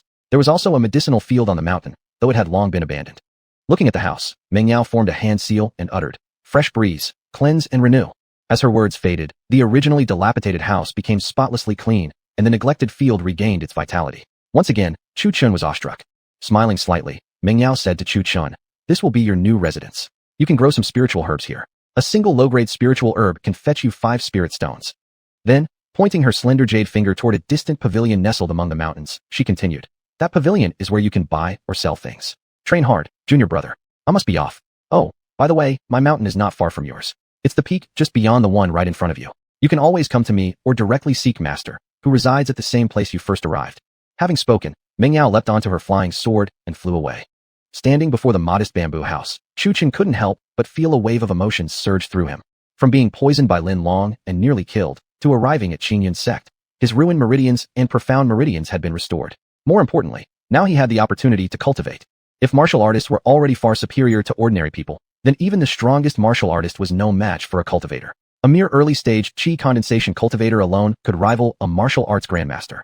Chapter 11, Long Kaier, Xinyu Imperial Dynasty. A raging fire broke out in the Lin household, and overnight, the entire Lin family was bathed in blood. Not a single soul survived. Yet, a young girl by chance avoided this catastrophe. She stood hidden in the quiet woods, sobbing uncontrollably while staring at the corpses hanging outside the Chu household. After that, the girl seemingly vanished from the world, neither seen alive nor found dead. The night sky sparkled with stars. On a small mountain peak within Qingyun's sect, the entire summit was unusually quiet and serene. Inside a bamboo house, Chu Chun sat cross-legged on the bed. He murmured occasionally, "Cold as ice through the ages, all things still. The heart should be calm. Behold my solitary spirit. Unite heart and spirit, let energy follow." Around Chu Chun emanated a faint cool aura, alternating between mild and icy. As time passed, Chu Chun's breath grew more and more tranquil, and the unrest and distractions in his mind gradually vanished. His consciousness gradually sunk into a profound state, as if merging with the universe itself, sensing the pulse of all living things. Suddenly, the window beside his bed slid open soundlessly. Moonlight flowed in like water, gently draping over Chu Chun's body. His body seemed wrapped in a layer of golden radiance, filling the entire room with a mysterious glow. A wave of coldness surged from within Chu Chun, blending with the moonlight streaming through the window. The chill carried a biting coldness yet exuded a purifying freshness, leaving a feeling of immense comfort. This wasn't a cultivation technique, it was a Qingxin method, mind-cleansing formula, meant to calm one's heart. Chu Chun had felt increasingly unsettled by recent events and decided he must first calm his mind. Immersed in the serenity brought by the method, at this moment, Chu Chun felt the air was exceptionally refreshing, his mood completely unburdened. No worries, no noise, no hatred. Only quiet enjoyment of the silent night. In his dream, he saw a white-robed woman walking slowly toward him. She wore a white robe, her dark green hair cascading like a waterfall to her waist. Her delicate features showed a touch of coldness, and her aura was otherworldly, like a celestial being in the heavens, meant only for distant admiration. Chu Chun couldn't help but stare, mesmerized. He had never seen such beauty. Even Lin Long couldn't reach a third of this woman's magnificence. Approaching Chu Chun, the woman's cold demeanor softened. She reached out her delicate hand, gently caressing his face without a word. In her eyes, Chu Chun saw deep affection. Looking at the breathtaking beauty before him, Chu Chun softly asked, "Are you a celestial fairy?" She smiled slightly, her red lips parting gently. "A fairy? People used to call me that. But now, I am merely a lingering fragment of soul, dwelling within your consciousness. Little one, don't be afraid, I won't harm you. If you die, I too will perish along with you." Chu Chun asked with confusion, "Sister fairy, why are you inside my consciousness?" Her beautiful eyes flickered, and she sighed. "My real name is Long Kaier. As for why I dwell within your consciousness, I can only tell you it was by my own choice. It relates to your true origins." My origins? All his life, he had been mocked as an orphan, pitted by others. This was the first time anyone mentioned his origins. His grandfather told him that many years ago, while fishing by a river, he found an infant floating in the water, Chu Chun himself. After finding him, Chu Xiong had raised him in the Chu household, giving him the name Chu Chun. Since learning he wasn't truly of the Chu family, he often suspected whether he had been born under some ill omen, which led to his parents abandoning him. Looking at Chu Chun's bewildered expression, Long Kaier sighed and explained, "Your parents did not abandon you. They had no choice. They have not come to see you because they are protecting you. Back then, your parents were framed and set up by villains. To protect your young, innocent life, they had no option but to send you to a safer location. As for me, I willingly turned myself into this lingering soul fragment, to stay by your side and protect you. Where are my parents now? Are they still alive?" Chu Chun clung desperately to these words like a drowning man reaching for salvation. Long Kaier gazed into his eyes, sighed again, and said, "I'm sorry, I can't tell you that. Even if I did, you would only run to your death. Right now, focus on growing stronger. Once you reach a certain level of power, I will take you to rescue them."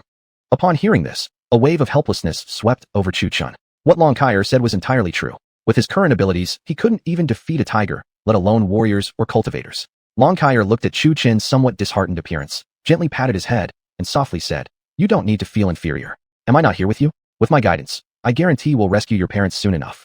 Chu Chen didn't resist Long Kaier's touch. In the past 10 years, this was the first time he felt warmth. He couldn't explain why he so easily believed her words, but from her eyes and tone, he could tell she was eager to prove the truth of her words.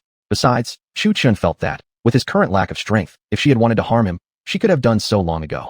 As a residual soul residing within Chu Chen's consciousness, Long Kaier naturally knew everything he had experienced over the years. Seeing what he had endured, she felt another wave of sorrow and resolved to protect this child well. A ray of light poured through the window, heralding the dawn. Floating clouds drifted across the blue sky, dancing gracefully in the gentle breeze, making the azure heavens even clearer. On Qingzhou Peak, a handsome young man dressed in green calmly swept the courtyard. Then the young man began practicing martial arts on the mountain peak, each punch firm and powerful. Though his strikes lacked spiritual energy, it didn't stop him from training. After finishing his form, the young man silently recited the Qingxin method to calm his surging blood. He glanced at the towering peaks around him, each rising 10,000 zhang into the sky. Looking down, he saw only clouds below. Other peaks rose unevenly into the air, each equally immense. Gazing at the lofty peaks, he fell into deep thought. It seemed no one had told him how to leave the mountain. When he arrived, it had been Ma Yao who carried him here on her flying sword. But for now, he had no desire to leave. Chu Chen returned to his house, lit a fire, and cooked his meal. Across the entire Qingyan sect, only Chu Chen's peak produced smoke, making it stand out among the others. Qingzhou Peak wasn't particularly large nor especially small. Its total area was roughly the size of a small island. The peak was like a small forest, with water and food naturally available. Wild pheasants, hares, and other animals roamed the woods, suitable for someone like Chu Chen, who had not even reached the qi condensation stage. Besides, now that his spiritual energy was gone, he thought of a new idea. If combining martial arts and cultivation might work, there was no contradiction between the two. They could even complement each other. Martial artists used meridians to circulate spiritual energy, essentially training the physical body. Cultivators, on the other hand, absorbed ambient spiritual energy and converted it into true energy, relying heavily on comprehension. As soon as the idea came to him, Chu Chen quickly finished his wild chicken soup and returned to the bamboo house to begin cultivating. Soon, his body emitted crackling sounds like popping beans, and faint dragon roars echoed within. He trained all the way into the night. Looking at the surging spiritual energy within himself, Chu Chen couldn't help but feel admiration. No wonder he possessed the 9-star spiritual veins. In just a single day, he had returned to the first stage of the warrior path. Although his meridians had healed, his previous cultivation had dissipated when his meridians shattered, so he was essentially starting from the beginning. That night, Chu Chen sat cross-legged on his bed, practicing the basic breathing technique gifted to him by Mu Hanbing. Before cultivating this technique, he always recited the Qingxin method first. Cultivation began with the mind. He closed his eyes, focusing his gaze inward, nose to mouth, mouth to heart, inhaling deeply before exhaling slowly. This step was called purification, removing excess impurities from the body. Next, he guided his consciousness to unblock the Ren and Du meridians, enabling faster absorption of true energy, then led the energy from the Bai Wei acupoint down to the Dantian, cycling it back and forth for 2 full rotations. Before long, he felt a warmth spreading through his body, a normal reaction for beginning cultivation, indicating his body was expelling impurities. The next morning, Chu Chen opened his eyes and felt a refreshing clarity throughout his body. His mood had also improved significantly from daily recitations of the Qingxin method. He realized that martial arts and cultivation truly could enhance each other. He discovered that before the qi condensation stage, there were 3 minor stages: bone tempering, qi attraction, and qi gathering, before finally reaching qi condensation. Bone tempering removed impurities and strengthened the bones and muscles, much like the physical training he did daily. Indeed, martial artists also relied on a strong physique. Upon realizing that martial arts and cultivation could be practiced simultaneously, Chu Chen felt a surge of joy. While he had only an ordinary spiritual root for cultivation, his 9-star spiritual veins made up for this disadvantage perfectly. In return, cultivation made up for martial artists' usual lack of ranged attacks. Together, they complemented each other seamlessly. Chapter 12, Xiaobai? Time flies like an arrow.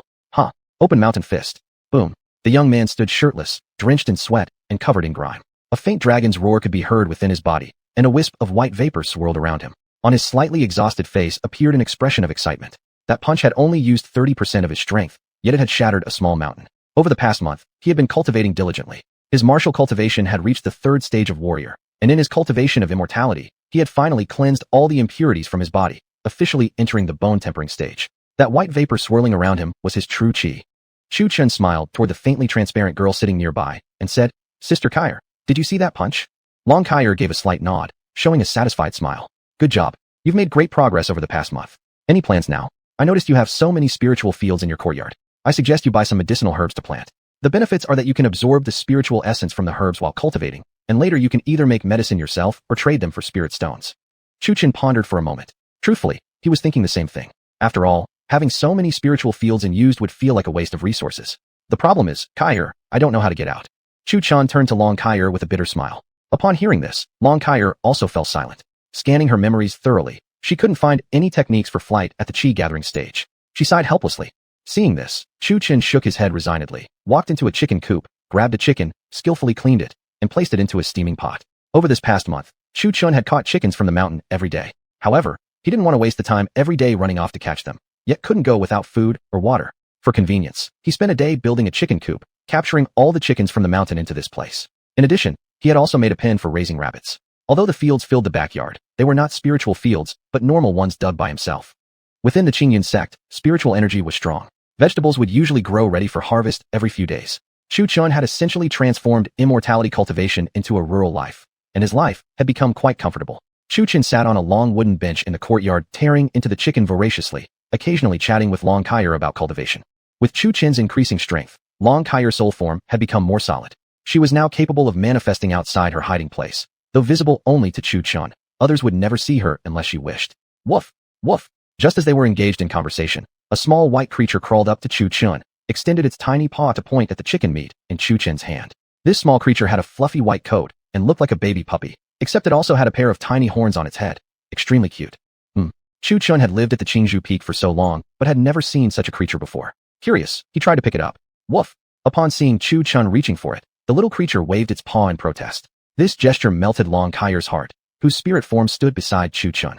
The little fluff ball was adorable by nature, and now its playful pawing made it even more charming and lovable. Finding the little creature amusing, Chuchin took out the cooked chicken in his hand and asked, "Do you want to eat this?"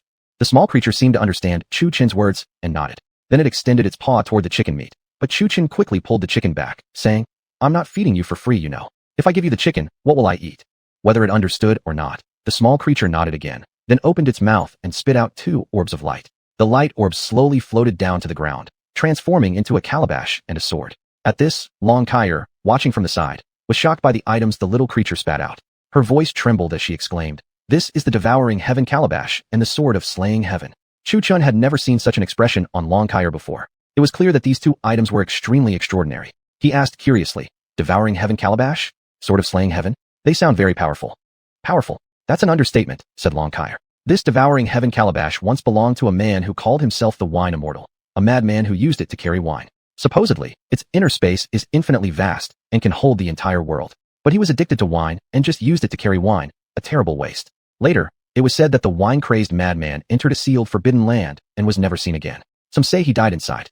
As for this sword, the Slaying Heaven sword, its origins are legendary. It was the personal sword of a sword emperor.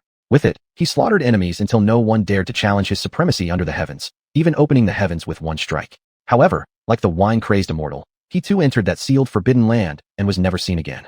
At this, a flicker of regret flashed in Long Kaier's eyes. It was clear she admired the sword emperor more than the wine-crazed madman. Chuchin was shocked upon hearing Long Kaier's words. He had originally assumed these were just artifacts left behind by some powerful cultivator, but Mishengda one belonged to an immortal and another to an emperor. Those 2 titles were ones Chuchin had always considered far beyond his reach. He looked at the little creature hesitantly and asked, "You want to trade these 2 items for this chicken?" The little fluff ball nodded cutely, then pointed at the roasted chicken in Chuchin's hand. Its tiny paw pushed the 2 objects on the ground forward. The meaning was obvious enough. Chuchin immediately beamed with delight and scooped the creature up. This time, the little creature did not resist, allowing Chuchin to hold it as it stretched out its paw to grab the roasted chicken. Without hesitation, Chuchin handed the chicken to it. The little creature happily munched away at the chicken, devouring it bite by bite, its mouth already covered in oil. Watching this adorable sight, Chuchin couldn't help but reach out and stroke its fluffy fur. The soft touch actually felt quite nice. Chuchin attached the calabash to his waist and slung the sword of slaying heaven across his back. Both items had already been bound to him through a drop of his blood. Seeing the creature happily enjoying itself, Chuchin smiled, suddenly struck with a great idea. He asked the little creature, "How about you become my bonded spirit beast? I'll bring you to enjoy all the best foods under the heavens." The little creature stared at him as if it understood only halfway and continued gnawing at the roast chicken. Long Kaier, watching the scene, said, "You're too hasty. A spirit beast that can carry such treasures is no ordinary creature." Chuchin understood as well. He had simply thought of it on the spur of the moment. But as long as there was delicious food around, even without a formal contract, it would follow him anyway. He placed the little creature onto a stool and then pulled out the Slaying Heaven sword from his back. Buzz!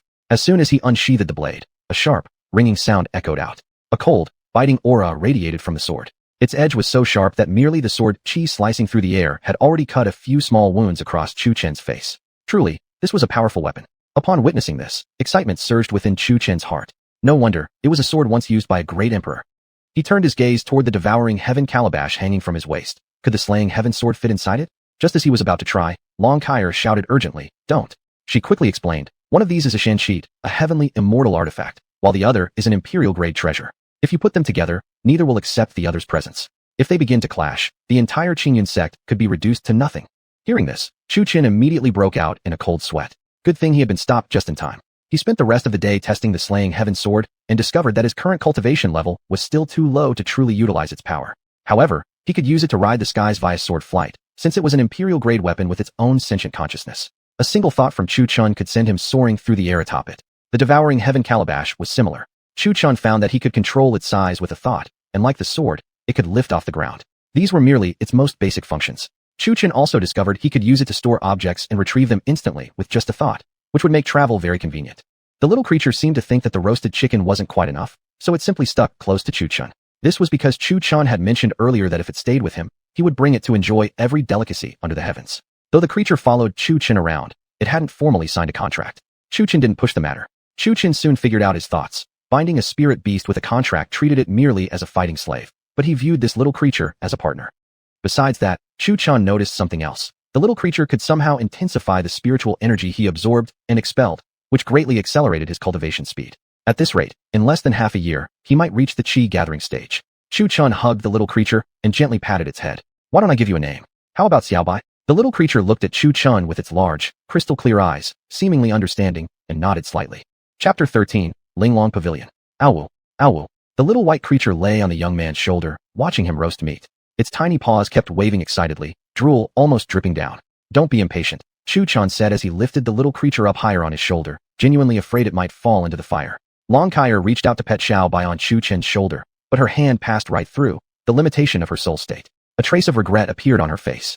Only when Chu Chun became stronger could her soul become solid again. Right now, although she wasn't in danger of dissipating at any moment like before, her condition wasn't much better, and she remained unable to use her powers. Chu Chen sat on the ground, cradling the little creature in his arms. He looked at Sister Kair and said, "Sister Kair, now that I have this Jutian sword, I can finally leave Qingzhou Peak. I plan to buy some spiritual plants tomorrow to cultivate for spirit stones. I want to prepare myself for the chi drawing stage." Chu Chun felt that a breakthrough wouldn't come anytime soon, so he might as well grow some plants for profit. Right now, he only had 5 spirit stones to his name, hardly enough to do anything. His martial techniques were still Yulong Step and Kai Shan Quan. He was in urgent need of power improvement. Surprisingly, the only technique truly useful to him now was Yulong Step, which Long Kair had modified. Now he could execute it smoothly, moving with ghost-like speed.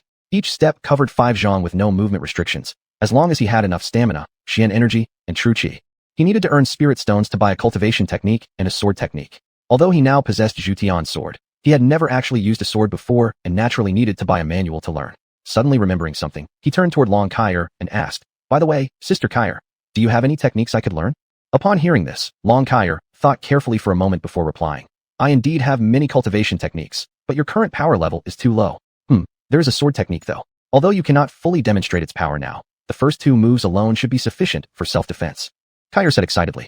As she spoke, she gently pointed at Chu Chen's forehead, and instantly Chu Chun felt something being added into his mind. Chu Chen closed his eyes. Inside his consciousness, a martial manual appeared, the Chongqing sword formula. But this manual only contained a few sentences, probably only the first 2 moves of the technique. Chu Chun murmured softly, "Hua Qi Yin, Jiu Gong Yuan, Shi Fong Yin." First move, Fong Si Yuan Jian, Shi Fong Yuan. A few points, for directions, 5 elements Zhan, Lu Piyin. Second move, Jing Hong Jian, Yi Jian Pajun. Chu Chun gently put Xiaobai down and walked to an open area, once again drawing the Jutian sword on his back and swinging it according to the Chongqing sword formula in his mind. First move, Fong Si Yuan Jian, Shi Fong Yuan. Buzz. The Jutian sword let out a sharp screech, as if a red mist had wrapped around the blade. This was the Shi Fong Yuan, the gathered resentment from the surroundings concentrated into the sword, with stronger resentment producing more powerful damage. Chu Chun slashed the sword at the mountain behind him. Boom. Instantly, a huge hole appeared in the rear mountain, with boulders rolling down noisily. Seeing this, Chu Chen stared in shock at the damaged mountain and then at Jutian in his hand, unable to believe that one strike could be so powerful. However powerful it was, it had already drained half of his true qi. Indeed, only with abundant true qi could such a mighty move be executed. After a while, Chu Chun felt his true chi had recovered most of the way, so he began to perform the second move. Second move, Jinghong Jian, Yi Jian Pajun. With a loud shout from Chu Chun, the long sword in his hand expanded into a gigantic blade hovering above his head. As it fell with a thunderous crash, the mountain behind Chu Chen's courtyard was split cleanly in half. Chu Chen's face turned pale as paper. This strike had completely drained his true chi, but the destructive power was undeniable. With proper usage, the sword could fall like a meteor. A satisfied smile crept across his pale face. The next morning, just as Chu Chun was about to go out, Meng Yao arrived on her flying sword at Qingzhou Peak. Looking at the young girl before him, Chu Chun said, "Senior sister, long time no see." Meng Yao shot him a glare and replied, "Don't play cute with me. What happened last night? Why was there such a commotion at Qingzhou Peak?" Chu Chun hesitated for a moment. He decided not to reveal the secret of Zhu Tian, not because he didn't trust her, but because the sword's origin was anything but ordinary. The fewer people who knew, the better, to avoid unnecessary trouble. Last night I was just practicing a secret I discovered. Chu Chun moved closer to Meng Yao and said, "I found a way to combine martial cultivation and cultivation methods. Don't believe me? Watch." So saying, Chu Chun activated his Xian energy. A popping sound, like sizzling beans, burst from his body, along with a distant dragon roar. His height increased by more than a meter, with white vapor swirling all around him. Meng Yao watched his transformation, a flicker of surprise crossing her face. Her small lips parted slightly, her eyes revealing a mixture of admiration and suspicion. This doesn't count as a secret. There are plenty of cultivators who practice both martial and spiritual cultivation. What technique did you use last night that caused a tremor across the entire Qingyan sect? Chu Chun scratched his head awkwardly, secretly thinking this lie wouldn't hold up easily. However, inspiration struck, and he thought of a better idea. Besides the Yulong step, he had another technique, Kaishan Quan. If he used Xian energy and true chi together with that fist technique, it could achieve an effect similar to that sword strike, though slightly weaker. Stepping a zhang away from Meng Yao, Chu Chun said, "You just watch." He raised his right hand and poured all his Xian energy and true chi into it. The dragon's roar in his right hand was no longer a low murmur, but fierce and violent, the true chi circulating rapidly. Kaishan Quan. Boom. With a concentrated punch, Chu Chun slammed his right fist into the ground. A huge deep pit formed instantly, followed by cracks spreading outward. The entire mountain peak looked as if it might collapse, and the Qingyun sect trembled faintly. Chu Chun hadn't expected that the Kaishan Quan, combined with Xian energy and true chi, would be this powerful. Seeing Qingzhou Peak on the verge of collapse, he quickly shouted, "Senior sister, do you believe me now?" Meng Yao gave him a skeptical glance and nodded slightly, saying, "I'll trust you for now, but don't let us find out you're cultivating forbidden arts, or you'll face the consequences yourself." She turned to leave, but Chu Chun hurriedly called, "Hey, senior sister, don't go yet. Help me fix the mountain." Meng Yao looked helplessly at Chu Chun lying in the deep pit, his face pale. Her suspicions eased. Such a result could indeed be achieved with an all-out strike. She had almost forgotten, Chu Chun might have an ordinary root, but his Xian channel was of the rare ninth star. In all history, only 2 ninth-star Xian channels had ever existed. One was the ancient Emperor Han Wu from 10,000 years ago, and the other was none other than Chu Chun himself. Lifting her delicate hand, she gently waved, and a stream of true chi enveloped Qingzhou Peak. The deep pit and cracks Chu Chun had created instantly began healing before their eyes, quickly restoring the mountain and the ground to their original state. Meng Yao looked at Chu Chun and asked, "Then how did you fix it last night?" Weakly, Chu Chun raised his hand and pointed toward the 2 peaks on Qingzhou Peak, where one had been punched through with a huge hole. "Meng Yao, senior sister, I want to go to Linglong Pavilion and buy some spiritual herbs to plant." Chu Chun looked at Meng Yao with a pleading gaze. "Want to buy them? Then just go buy them. I don't have any spirit stones to give you," Meng Yao replied, giving him a cold glance. Chu Chun smiled bitterly. "You never told me how to leave this place either." Meng Yao stared at the towering cliffside, instantly speechless. "Ahem, I forgot." Then, she even smiled playfully. Seeing her innocent, radiant smile, Chu Chun's heart was filled with frustration. Meng Yao sheathed her flying sword, joined her fingers, and lightly tapped Chu Chun's forehead. Instantly, a cool sensation seeped into his head. "This is our sect's sword-riding manual, though without a sword, it won't be of much use to you." "But where did you get your flying sword?" Chu Chun asked. "My master gave it to me." "Then why don't I have one?" "You haven't passed the entrance trial yet. You're not officially a disciple of Qingzhou Peak." Eventually, Meng Yao brought Chu Chun to Linglong Pavilion. Before them were countless items, a dazzling display of spiritual herb seeds, blood lingji, blood ginseng, and all sorts of pills, gathering chi pill, great replenishing pill, even facelifting pill. Chu Chun couldn't understand why the cultivation world had a pill like facelifting pill. Would anyone really buy it? "Elder Niao, we're regular customers. Can you cut the price of this batch of facelifting pills by a few spirit stones?" Just as Chu Chun was thinking no one would come to buy something like that, a male disciple approached the pavilion elder, bargaining over a bottle of facelifting pills. Chu Chun stood speechless again. Shangguodao Haishrio Nan Dizu Lai Mar facelifting pill. Chu Chun couldn't help but recall a term, feminine featured. Chapter 14 Provocation. The young man noticed that Chu Chun kept looking at him with disdain. "Kid, what are you staring at? Keep looking, and I'll gouge your eyes out." Hearing the youth's threat, Chu Chun withdrew his gaze. Indeed, it was his own fault. After all, it wasn't his business what someone else wanted to buy. Seeing Chu Chun turn his eyes away, the youth scoffed. Humph, coward. Let's go. Which medicinal herb do you want to buy? Meng Yao tugged on Chu Chen's sleeve, snapping him out of his thoughts as he walked into Linglong Pavilion. Senior apprentice sister, who was that kid just now? Chu Chen asked curiously. Meng Yao glanced back at the effeminate youth. That especially showy one. Chu Chen nodded. Him? Let me think. He seems to be a disciple of Master Yin Feng. Did you notice the badge on his chest? That's exclusive to Yin Feng, Meng Yao explained. Chu Chen nodded, his pool of weird knowledge growing slightly. Hey, beautiful lady, wait. The youth from earlier blocked Meng Yao's path, dramatically flipping his flashy golden hair as he gallantly bowed to her with chivalrous charm. My name is Ji Huayan, a newly accepted disciple of Yin Feng. I wonder, fair maiden, if you would be so kind as to grace me with your company to visit Baihua Peak and enjoy some flowers. Meng Yao coldly glanced at him and blandly replied, Go to hell. Upon hearing her refusal, Ji Huayan's expression immediately soured, managing only a forced smile as he said, My lady, I'm sincerely inviting you. If you insist on acting like this, don't blame me for making you drink the bitter wine after refusing the wine of respect. Seeing this girl was so firm-willed, Ji Huayan openly issued threats. He turned his gaze toward Chu Chun beside Meng Yao and shouted, Can't you see I'm inviting this young lady? Get lost. Instantly, Ji Huayan emitted a powerful qi, but to Meng Yao, this force seemed pitifully weak. Chu Chen's lips curved into a slight smirk. He had thought this guy was something powerful, but turns out he hadn't even reached qi condensation stage, same as Chu Chun, merely at bone tempering stage. Seeing Chu Chen smirk at him, Ji Huayan's fury instantly flared, and without a word, he lunged at Chu Chun, his speed shockingly fast like lightning. Chu Chen looked at Ji Huayan with some surprise. His speed was quite impressive. At such a short distance, he couldn't possibly evade, so he could only activate all his arcane energy to withstand the attack. Back off, Meng Yao cried sharply, unleashing her true energy that created a terrifying oppressive force, instantly flinging Ji Huayan backward. As swiftly as a phantom, she rushed to Ji Huayan and grabbed his collar. I have no intention of causing trouble today. Go away, however far you want, as far as possible. Chu Chen stared in shock at Meng Yao. This was the first time he had seen her fight. Never imagined that this seemingly cheerful and easygoing young girl could be truly ruthless when needed. Clap, clap, clap. Meng Yao, younger senior apprentice sister, your strength has certainly improved. A young man approached Meng Yao clapping with a grin, also wearing a flame-shaped badge on his robe. Meng Yao cast a cold glance at the grinning youth and coldly said, Li Beichen, this kid is your companion, right? Control your dog properly. As she spoke, she flung Ji Huayan directly toward Li Beichen. Ji crashed onto the floor, spitting out a mouthful of blood and looking extremely wretched. Senior apprentice brotherly, help me. Then he passed out. Seeing this, Li Beichen's expression briefly darkened. My dear junior apprentice sister Meng Yao, seems like you've got quite the temper today. Oh, the young man beside you must be the new junior apprentice brother from Mufeng Peak. My, he looks quite handsome. With those words, he stepped forward to Chu Chun and extended his hand to pinch his face.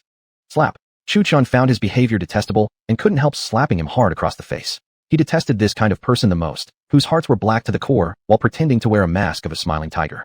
Chu Fin had been exactly like that. Rubbing his reddened cheek, Li Beichen's face instantly grew cold. He released his true essence without holding back, causing the surrounding air to heat up rapidly, as if roasting within flames. Seeing this, Chu Chun immediately activated his arcane energy without hesitation, pulling his senior sister beside him and stepping forward in one giant leap of the dragon steps, as he sensed Li Beichen was about to go berserk. Boom. Sure enough, Li Beichen's entire body erupted with flames, his long hair standing on end. With a single step, he reached Chu Chun and aimed a fire-wrapped punch straight at Chu Chen's face. Boom. Just when Chu Chen thought he couldn't evade, Meng Yao beside him effortlessly blocked Li Beichen's punch. Her true essence erupted forth, unleashing a powerful wave that spread outward, entwined with a cool breeze. Li Beichen was forcibly pushed back by the force Meng Yao had released. Protecting Chu Chun behind her, Meng Yao coldly declared, Li Beichen, don't think your Yin Feng Peak is so formidable. Without Gun Yinshin and Shi Yanji, two prodigies of your sect, your Yin Feng would be absolutely nothing. Junior apprentice brother, let's go. Saying so, she grabbed Chu Chen's hand and walked up to the second floor of Linglong Pavilion. The herbs there were relatively cheaper and easier to cultivate. Meng Yao was well aware that Chu Chen only had 5 spirit stones, given to him by Elder Xiong when he had first entered the sect. Back then, it was agreed that he would receive 5 spirit stones every month. However, due to his inability to fly, he had been stuck on Qingzhou Peak for 3 months. Logically speaking, he should have 15 spirit stones by now. Chu Chun roughly glanced around and saw that the cheapest herb was the spirit gathering grass, priced at 1 spirit stone per plant, which was quite affordable. With exactly 5 spirit stones, he bought 5 plants without hesitation. Outside Linglong Pavilion, Li Beichen glared at Chu Chun as he watched Meng Yao walk out with Chu Chun. If glances could kill, Chu Chun would have died countless times already. Yet Chu Chun and Meng Yao completely ignored the man. Meng Yao led Chu Chun to the Divine Offering Hall to collect the spirit stones Chu Chun was owed for the past few months. While flying, Chu Chun held tightly onto Meng Yao. Due to them sharing a single flying sword, the entire sect was watching them with great interest. Seeing their intimate posture, some male disciples could only dream of tearing Chu Chun limb from limb. However, The two seemed utterly indifferent to the gazes of the disciples below. Chu Chun tightened his grip and asked, "Senior sister, since you're so powerful, what rank do you hold at Move Feng Peak?" "Ninth," Meng Yao replied without hesitation. When Chu Chun heard that Meng Yao's strength ranked only ninth, surprise flashed across his face. If someone of her caliber was ranked ninth, it was hard to imagine how formidable the top 8 must be. He couldn't even fathom how powerful his master must be. Chu Chun then thought of Yin Chun, that senior apprentice brother. Meng Yao seemed to address him as such. Was his ranking even higher than Meng Yao's? Yet why did he appear so unreliable? Especially back when he brought Chu Chun up the mountain, the memory was still fresh in his mind. If he hadn't managed to grab the flying sword himself, he might have plummeted somewhere unknown. Recalling this, Chu Chun couldn't help but break into a cold sweat. Looking at Meng Yao's pretty face, Chu Chun couldn't help but sigh inwardly. So young, yet so powerful. Was this the difference between cultivating spiritual arts and martial cultivation? By that standard, Meng Yao seemed even younger than him. Curious, Chu Chun asked, "Hey, senior sister, since you're so beautiful, how old are you? Must be around my age, right? 15 or 16? 200. Meng Yao replied calmly. What? The wind was too loud, so Chu Chun thought he must have misheard. I said I'm 200 years old. And don't go around asking a woman her age casually. If you had said that to 7th senior sister, she would have already thrown you off the sword." Whoa, damn it. This time, Chu Chun heard clearly.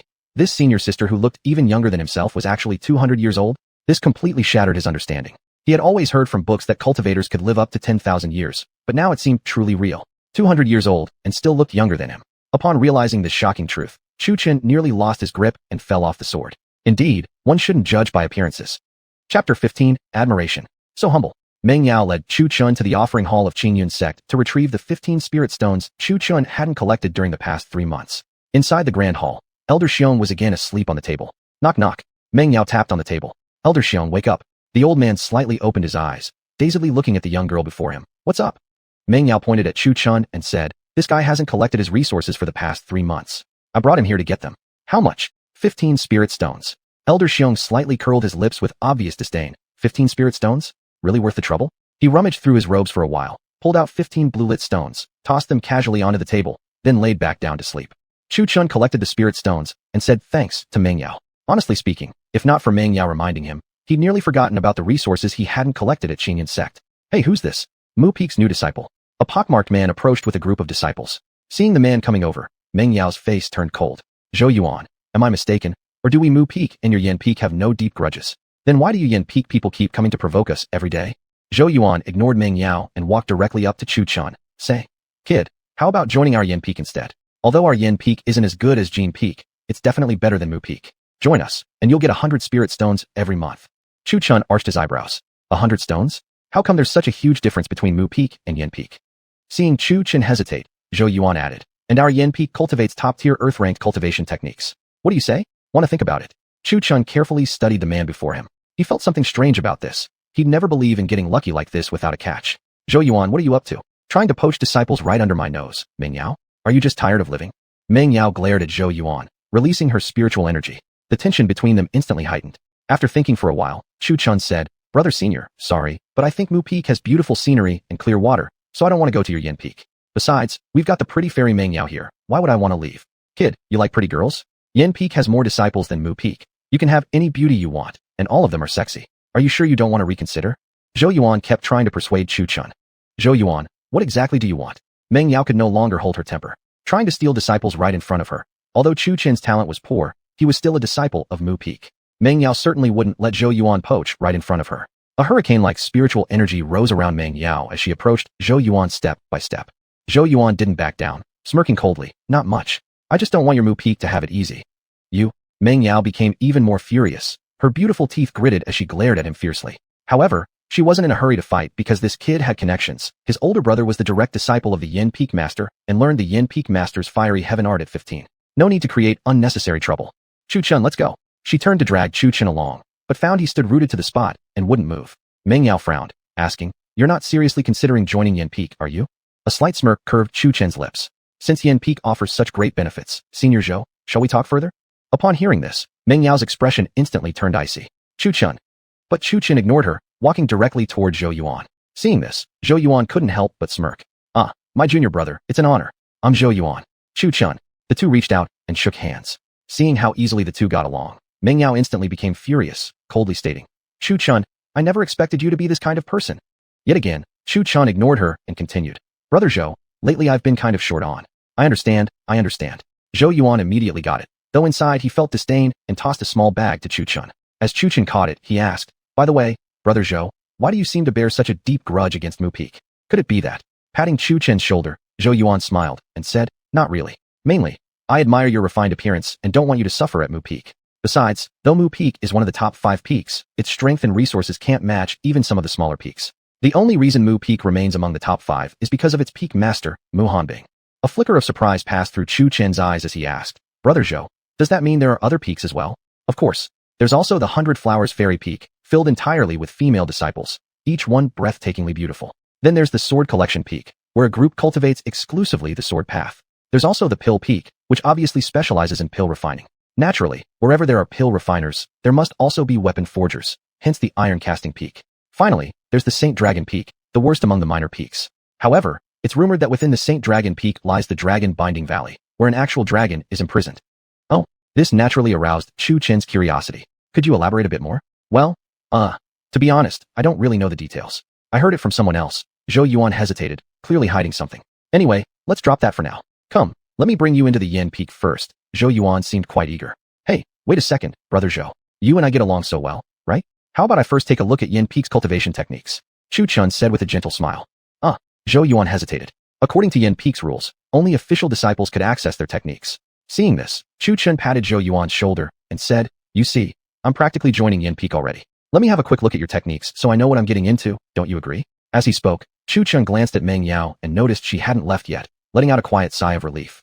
Zhou Yuan, preoccupied with the decision of whether or not to show Chu Chun the techniques, didn't notice his actions. Finally clenching his teeth, he agreed, "All right."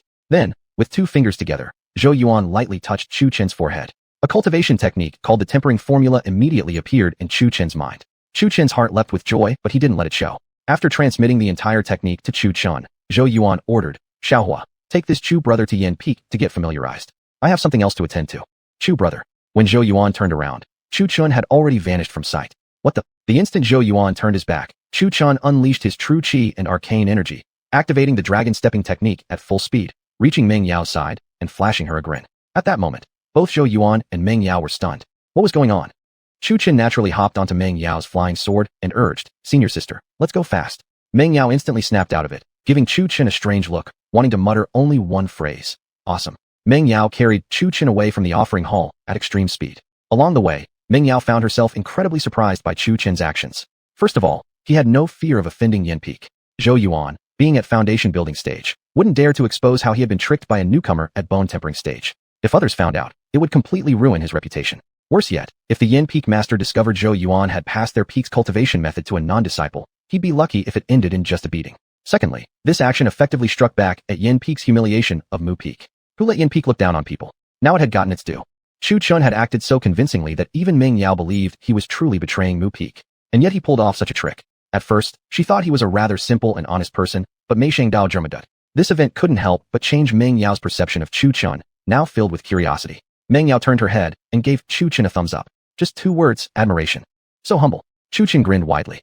Chapter 16, Chaos Tower, 5 Elements Body Cultivation Technique. After Chu Chun and Meng Yao left, Zhou Yuan and his disciples were left stunned in the wind. When Zhou Yuan finally realized he had been tricked, he became furious and roared toward the direction Chu Chun and Meng Yao had gone. "Chu Chun, find out which peak Chu Chun belongs to," he ordered. Zhou Yuan's disciples nodded hastily and dispersed, afraid of being caught in his rage. This time Chu Chun had humiliated him completely. First, he had been tricked out of a bag of spirit stones. Then he had been swindled out of a fire tribute cultivation technique from the Infeng. That technique was no low-tier method. It was a rare, body-forging technique based on the element of fire. Trusting in good faith that Chu Chun was from Yinfeng, he had been eager to give him something more valuable. But in the end, Chu Chun had vanished along with both the technique and the spirit stones. He was practically weeping with frustration. If the Yanfeng sect leader discovered that Chu Chun wasn't actually from Yinfeng, but had cultivated their technique, an investigation was certain. And with a technique this powerful, there was no way Chu Chun wouldn't be using it. If the investigation reached him, even if his older brother, Zhou Feng, stepped in, it might not save him. Thinking about this, Zhou Yuan broke into a cold sweat. He immediately called upon several Yinfeng disciples he could trust to investigate which peak Chu Chun had been staying at. Meanwhile, the culprit himself, Chu Chun, had already returned to Linglong Pavilion to shop again. Chu Chun counted the spirit stones in his bag. There were actually 1,000 of them. His eyes widened in disbelief. Was Yan Peak really this wealthy? And this bag had been handed over by Zhou Yuan casually. Chu Chun almost wanted to cry. If he had known back then how rich you were, he would have conned you out of even more. But it was too late for regrets now. Adding the spirit stones in his bag to the ones he'd previously received, Chu Chun now had a total of 1,015 stones. He had become somewhat wealthy overnight. Even Meng Yao beside him couldn't help but feel envious, while also impressed by the young man. Now flush with funds, Chu Chun didn't need to waste time shopping for low-level herbs like Jinsag anymore. Instead, he turned his eyes toward the blood lingji and blood ginseng that had caught his attention since he had first entered Linglong Pavilion. Glancing at the prices, Chu Chun sucked in a breath of surprise. These items were seriously expensive. Blood lingji, 200 spirit stones per plant. Blood ginseng, also 200 per plant. Finally, gritting his teeth, Chu Chun decided to buy them both. During this time, he also picked up a bottle of gathering chi pills, meant for aiding cultivation. These were especially suited for newly initiated disciples. As the name implied, gathering chi pills accelerated the absorption of spiritual energy and also helped refine the bones and remove impurities, perfect for Chu Chun. All in all, he spent a total of 850 spirit stones. In an instant, his 1,000 spirit stones were reduced to only 150. Chu Chun winced with regret. So this was the cost of becoming a cultivator. Afterward, Meng Yao escorted Chu Chun back to Qingzhou Peak and then left. Ow! A little white creature poked its head out from Chu Chun's chest, having been trapped there all day. Xiaobai stood before Chu Chun, paws folded across his chest in a defiant pose, clearly saying, "If you don't cook something for me today, I won't forgive you." Seeing this, Chu Chun could only shake his head with an amused smile. He casually grabbed a chicken, cleaned it thoroughly, and set it over the fire. Xiaobai had already begun pacing excitedly around the spit, drooling with anticipation. Chu Chun picked Xiaobai up and affectionately stroked him. Then he took out the 9 herbs he'd bought that day at Linglong Pavilion and planted them in his spiritual herb field, 5 jinsag, 2 blood lingji, and 2 blood ginseng. He went to the creek and fetched a pail of water to pour over them. But this water was no ordinary well water. Since Qingyun's sect was a cultivation sect, the mountain was rich in spiritual energy, so the water also contained spiritual essence. Otherwise, how could Chu Chun have managed these past few months? If he relied solely on absorbing ambient spiritual energy, he wouldn't advance for years. Even the chickens and rabbits here had a little cultivation, though they posed no real threat. At night, Chu Chun sat beside the fire with Xiaobai, eating the delicious roasted chicken. He had considered practicing the long life sword technique that Long Kai had given him, but thought better of it. Its power might destroy the small mountain peak. His eyes naturally fell on the little guy in his arms, who was happily eating roasted chicken. A mischievous smile spread across Chu Chun's face. Heh. Suddenly, Chu Chun snatched the chicken leg from Xiaobai's tiny paw. Xiaobai looked stunned, staring blankly at his now empty hand, then saw Chu Chun holding it, and began barking angrily, jumping around in Chu Chun's lap. Chu Chun flicked Xiaobai lightly on the forehead and asked, "Hey, Xiaobai, do you have any space-type spiritual treasures? Something I could go inside to cultivate." Xiaobai was so angry he turned his head away and ignored him completely. Seeing this, Chu Chun only laughed more. This little creature really had some personality. He then waved the chicken leg in front of Xiaobai's nose, letting him smell it. Just as Xiaobai reached for it, Chu Chun pulled it away. Xiaobai was so mad he showed his teeth and growled at Chu Chun furiously. Chu Chun laughed and dangled the chicken leg in front of Xiaobai again. Every time Xiaobai tried to grab it, Chu Chun would pull it back. Xiaobai stared at the chicken leg in Chu Chun's hand with drool pouring from his mouth. Helpless, Xiaobai spat out a small glowing orb. The orb floated to the ground and transformed into a small white tower. Wachow, Long Kai, who hadn't spoken all day, suddenly let out a crude exclamation. When she realized what she had said, she looked slightly embarrassed and coughed. Ahem, a lady, a lady. Xiaobai snatched the chicken leg from Chu Chun's hand while he wasn't paying attention. Chu Chun didn't stop him, letting him eat as he gazed at the small white tower before him, curiosity growing in his heart. If even Kai had been surprised enough to curse, it must be something extraordinary. The previous Shancheat and Dicheat hadn't even made her react like this, so whatever this was had to be special. Chu Chun asked, "Sister Kai, what is this thing?" Long Kai, now manifesting in a spiritual form floating beside Chu Chun, rubbed her eyes to confirm she hadn't seen wrong. Her voice shook slightly as she whispered, "This is a chaotic supreme treasure, worth more than any Shanchi or Dicheat by 1,000-fold. This item is the Chaos Tower, one of the chaotic supreme treasures. Although it's ranked last, it's still a chaotic supreme treasure. I'm envious of you, kid." Chaotic supreme treasure? The name itself sounded incredibly powerful. From what he knew, anything bearing names like chaos or primordial was bound to be extraordinary. Chu Chun was deeply shaken in his heart. Looking at Xiaobai sitting in his arms munching on the chicken leg, he immediately felt this little creature wasn't ordinary at all. Being able to produce a chaotic supreme treasure, there's no telling what other treasures this little guy had hidden. However, Chu Chun didn't force Xiaobai anymore. After all, there was a saying, a person's greed is like a snake swallowing an elephant. One must know contentment and avoid excessive greed.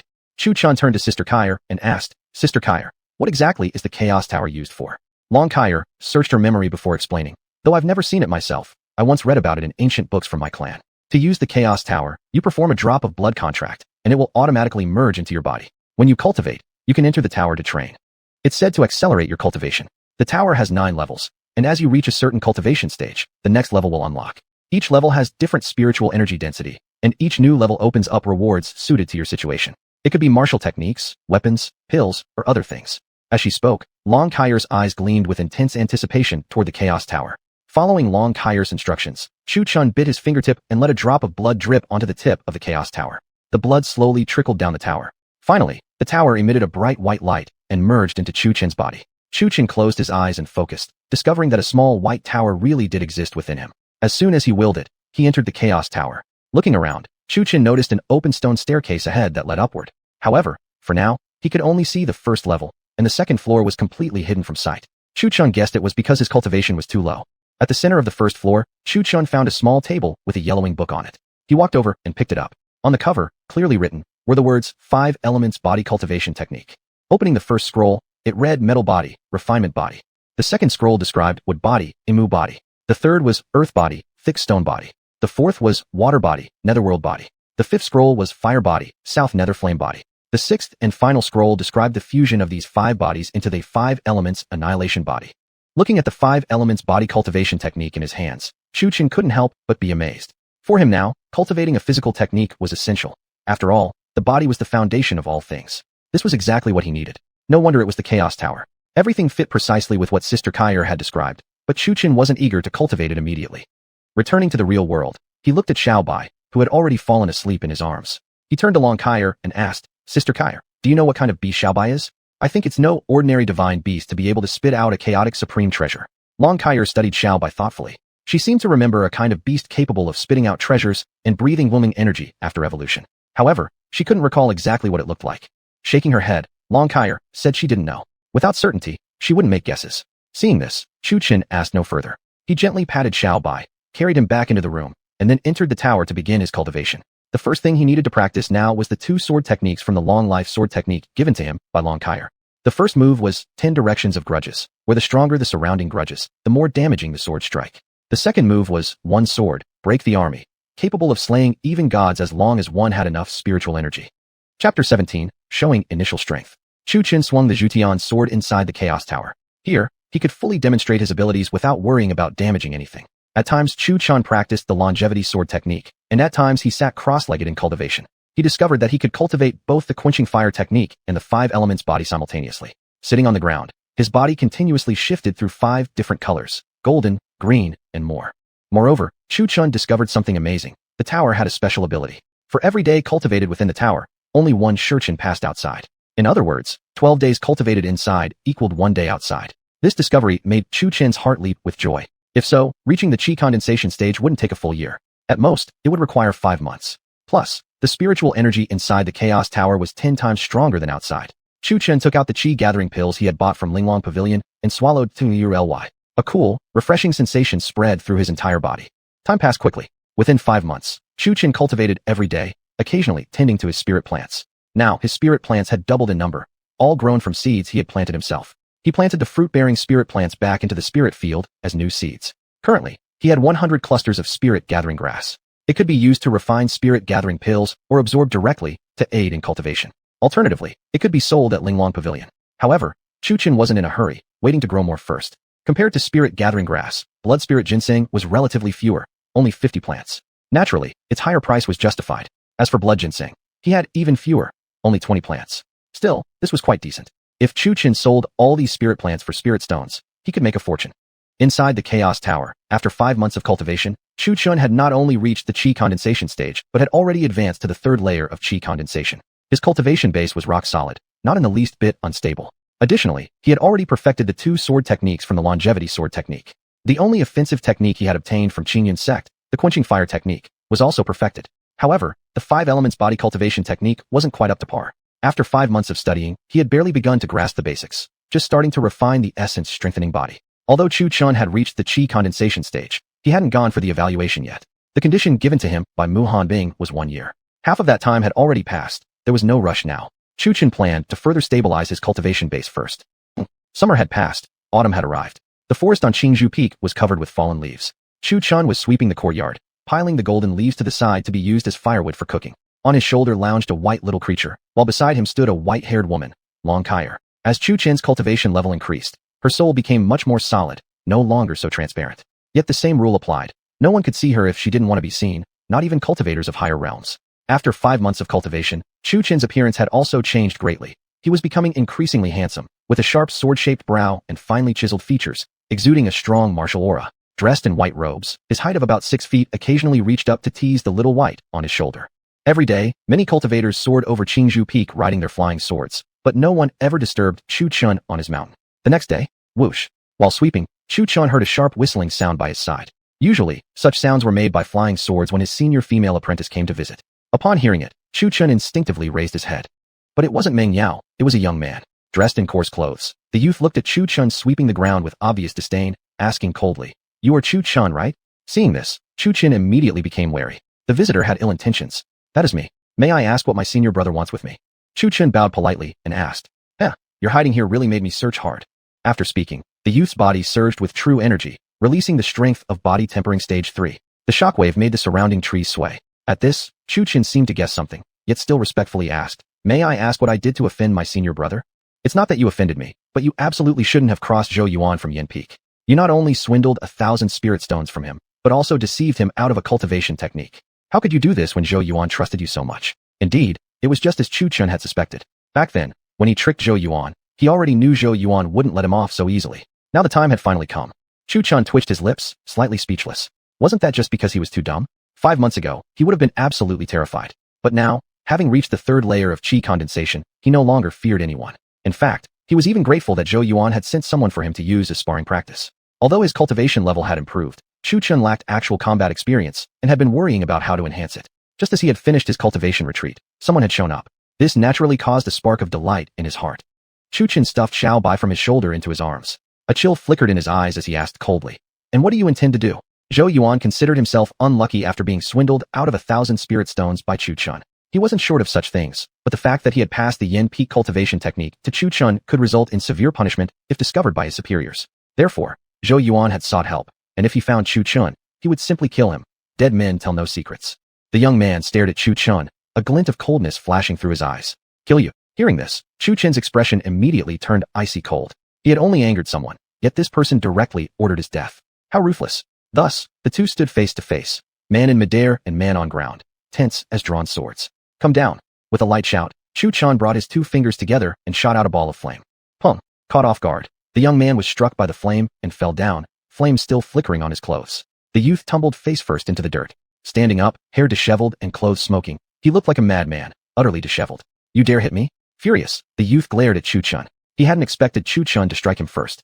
He was the one who came looking for trouble, but now he found himself losing instead. How could he not feel enraged? He released his true energy, immediately extinguishing the fire on his body. Bringing his 2 fingers together, he called his flying sword floating above him. It flew back to his side, and he stared coldly at Chu Chun. "Die." With a single sword thrust toward Chu Chun, however, Chu Chun, who had always been on guard, easily rolled out of the way with a backflip. Though Chu Chun dodged the strike, the sword's chi still shot forward, and the stone in front of the young man exploded. Chu Chun glanced at the shattered rock, his heart secretly alarmed. If he hadn't dodged, it would have been his own flesh blown apart. After witnessing the youth's strength, Chu Chun immediately released both martial energy and true energy. As his martial energy surged, the sound of a dragon's roar echoed through his body. But this dragon roar carried anger and killing intent. White mist coiled around Chu Chun, far denser than before, dozens of times thicker. Seeing Chu Chun dodge his first strike, the young man dared not be careless again. He brought his left fingers together and wiped them along the blade, igniting it with roaring flames. Burning blaze, slash. With a leap, the youth slashed downward with the sword toward Chu Chun. Since his previous slash had missed, Chu Chun kept a close eye on the young man's every move. Though the sword chi was fast, Chu Chun reacted even faster, channeling his true energy to activate the dragon steps. With each step covering a distance of 10 feet, he effortlessly dodged again. Seeing both attacks dodged, the youth flew into a rage. "Let's see how long you can keep dodging." Again, burning blaze slash. As the youth attacked, Chu Chun remained utterly calm, effortlessly dodging once more. But then, like a madman, the youth slashed out hundreds of sword chi in succession. The sword chi chased after Chu Chun, who kept dodging continuously. Although he avoided most of the strikes, a few of the sword chi managed to hit Chu Chun, leaving several cuts across his body. As the blade-like chi sliced his flesh, it also carried a scorching heat, instantly searing the wounds shut. The youth looked toward the smoky cloud where Chu Chun had disappeared into. Let's see if you're still alive." Just as the youth was about to finish the fight, a figure emerged from the smoke. Chu Chun walked slowly out, his clothes tattered and torn, wounds all over his body without blood flowing, yet still carrying a burning sensation. His hair was messy. Seeing this, the young man frowned. This person still wasn't dead? Yet, just as the youth intended to raise his sword again, Chu Chun activated the dragon steps. Like a ghostly shadow, he dashed right in front of the youth, grabbing at his throat. Kwangdong. The youth's sword fell to the ground as he desperately gripped Chu Chen's arm with both hands, struggling wildly. At this moment, panic surged through him. He had believed Chu Chen's strength was at the chi condensation stage. After all, no one could leap from body tempering stage to chi condensation stage within 5 months. It had taken the youth 2.5 years to reach chi condensation level 3. How long had Chu Chen been in the sect? Less than a year? Yet already at the 3rd level of chi condensation? Big brother Chun, I beg you, please let me go. I swear I won't tell Zhou Yuan where you are. If you spare me, today will be like it never happened. Begging for mercy as Chu Chun gripped his throat, the youth never imagined he could be defeated so utterly and decisively. Chu Chun hesitated for a moment before finally releasing him, warningly stating, I'll let you go this time, but next time, you won't be so lucky. Yes, yes, yes. The youth scrambled up from the ground, nodding repeatedly like a chicken pecking rice. Scram. This battle made Chu Chen clearly aware of his lack of actual combat experience. Chapter 18, The Great Battle. Just as Chu Chen turned around, the young man lifted the sword from the ground, unleashed the true energy surging within him, and pointed upward toward the sky. A flame shot forth from the blade toward the heavens. That's Lu Ming. Could it be he's found Chu Chen? Lu Ming's sword chi. Lu Ming. In the Qingyun sect, under Zhou Yuan's command, his followers instantly stirred into action and rushed toward Qingzhou Peak. On a mountain covered with lotus flowers, a beautiful girl was playfully teasing tiny fish in the lake. Suddenly, she spotted a stream of fire shooting straight into the sky from the direction of Qingzhou Peak. Furrowing her brows slightly, she muttered, Chu Chen. Without another word, the girl mounted her flying sword and flew toward Qingzhou Peak. In the very moment Chu Chen turned away, the young man sent out a signal to his companions, a slight cold smirk creeping onto his lips. In an instant, his flying sword burst into roaring flames again. The boy pointed the tip of the sword at Chu Chen and thrust forward, moving so fast that a long tail of fire trailed behind it like he was accelerating. His eyes gleamed with killing intent as he roared, Die! Yet Chu Chen, who witnessed all of this, merely curled his lips slightly, as if fully expecting it.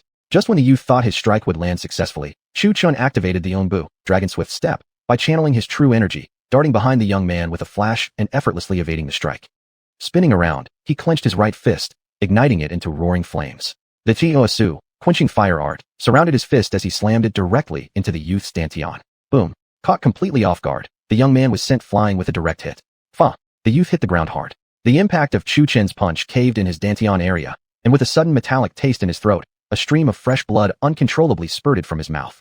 The boy, who had originally planned to issue a threat, felt his true energy quickly draining away from his dantian area. He pushed himself up from the ground, covering his dantian with his hands, his eyes filled with horror as he stared at Chu Chen. And no, you destroyed my dantian. No, I already spared you, but you couldn't learn from it and tried to ambush me. Tell me, how does it feel to have your cultivation base destroyed? Chu Chen slowly approached the youth, his face cold, then his mouth twisted into a sinister smile. I've tasted that feeling before. Today, I'm just letting you know what happens when you provoke someone you should never cross. I may not be a saint, nor a villain. I only believe that if one doesn't provoke me, I won't provoke them. If one dares attack me, I'll just kill that person. Oh right, earlier I intentionally spared you, just so you could send out that signal. You see, I recently broke through a cultivation barrier, and my battle experience is somewhat lacking. Lucky for me, your friends could offer me a little sparring. The boy stared at Chu Chen in fear. He hadn't expected that the moment Chu Chen chose to spare him, he had already calculated every step, and he had walked right into the trap. This depth of calculation. Don't worry, I won't kill you yet. I'm not officially a disciple of Mu Peak yet. Although I don't know the sect's strict rules, I'm certain there must be one rule: no killing fellow disciples. What? Not even officially a disciple of Mu Peak yet? The boy regretted provoking him already. How strong would he become once he truly joined Mu Peak? It was said that everyone on Mu Peak were a bunch of lunatics who were extremely protective of their own. Even the sect leader was no exception. If he saw Chu Chen's talent, would he not worship him as their ancestor? Lu Ming, did you find Chu Chen? A young boy flying on a sword descended, excitement clearly written on his face. However, upon seeing the situation, his face immediately changed, helping Lu Ming to stand and urgently asking, Lu Ming, what exactly happened? How did you end up like this? And your cultivation? Lu Ming, did you find Chu Chen? Just then another fat youth descended on a flying sword, and upon observing the scene his eyes immediately hardened. Soon, more and more cultivators began appearing at Qingzhou Peak. Some came for the spectacle, while others arrived after responding to the alarm. Oh, are we all here already? Just as everyone's attention was on Lu Ming, an ill-timed and indolent voice sounded. The crowd followed the voice, only to see a thin but sharp-browed youth. His eyes, brimming with icy coldness, stared straight at them. Who are you? A heavy-set youth fiercely shouted. Ha! Coming onto my territory, and yet asking who I am. Are your heads only good for storing shit? Chu Chen looked at them coldly, barely holding back a mocking laugh. Die! A young man standing to the left of the fat youth charged toward Chu Chen, brandishing a spear, moving as swift as lightning. So fast. Chu Chen was secretly astonished, but quickly recovered. Activating his true energy and stepping on the Yonbu, Dragon Swift Step, he swiftly jumped and twisted around to the young man's back. Seeing that Chu Chun had vanished from his front, the youth quickly jabbed his spear backward. Extremely quick reflexes. Though Chu Chun had reacted, he didn't have time to dodge and could only block the sudden backward thrust of the spear with his hand. Pooh! Chu Chun was shoved several meters backward by the impact. Clearly, this young man before him was a true combat prodigy, exactly the kind of opponent Chu Chun needed for practice. As Chu Chun was thinking about how to deal with this youth, a burly man behind him wielding a massive broadsword slashed straight down at him. "Watch out behind," warned Long Kaier in his mind. Chu Chun reacted instantly, rolling backward swiftly. Boom! The massive blade smashed down, raising a storm of dust into the air. Chu Chun, observing the debris, couldn't help but feel a bit alarmed. Fenghua Liao Yuan. The youth from behind raised his long spear and brought it crashing down toward Chu Chun, the spear tip blazing with flames. Bang! Chu Chun activated the dragon swift step again and narrowly dodged. The youth's spear strike carved a deep trench in the ground, igniting the wild grass and quickly spreading flames outward. Qing Feng Falu. At that moment, another voice rang out. A boy with a large mole on his face formed a hand seal. Instantly, his long hair flew wildly, his robe flapping in the wind, as a gale burst forth from his body. Wind fueled the fire, and the forest was quickly consumed in a raging inferno. Witnessing this, Chu Chen's eyes flashed with killing intent. Damn it! My Qingzhou Peak. Chu Chun gathered his true energy, activated the dragon swift step, dashed behind the mole-covered boy, and clenched his fist tightly. Kaishan Quan. Boom. Chu Chen's fist exploded forward, releasing a powerful, thunderous punch. Pooh! The mole-covered youth had no time to react and was sent flying with a direct hit, spitting blood mid-air before crashing to the ground, eyes rolling back as he fainted.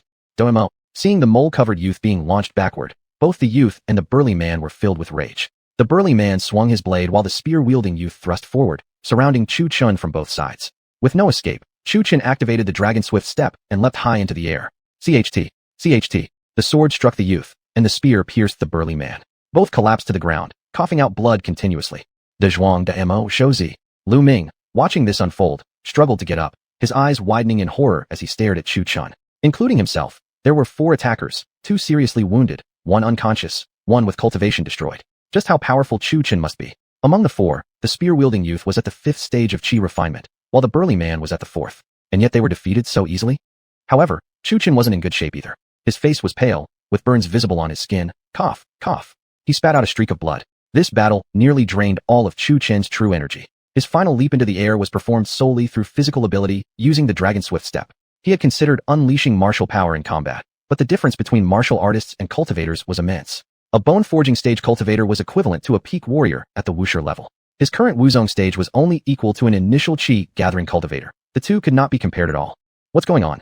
At that moment, Meng Yao arrived at Qingzhou Peak, observing the chaotic scene with a serious expression. Chu Chen sat down cross-legged without saying a word, glanced at the only conscious person, Lu Ming, and snapped his fingers. A small orb of light flew toward Lu Ming, who finally collapsed, losing consciousness.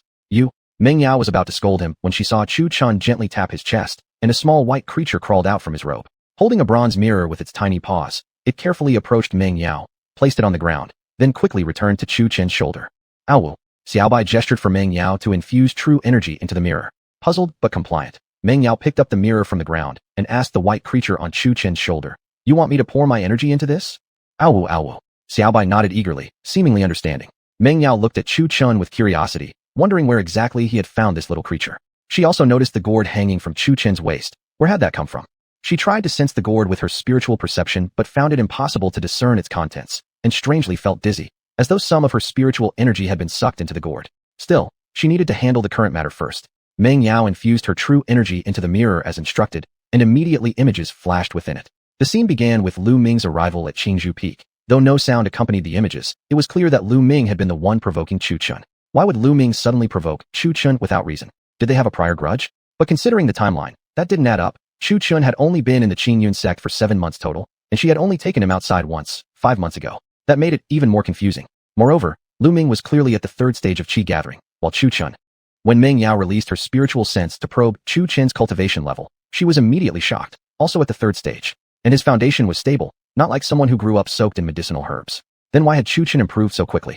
From the bone-forging stage to the 3rd stage of Qi refinement in just 5 months, and with an ordinary root. This was simply unbelievable.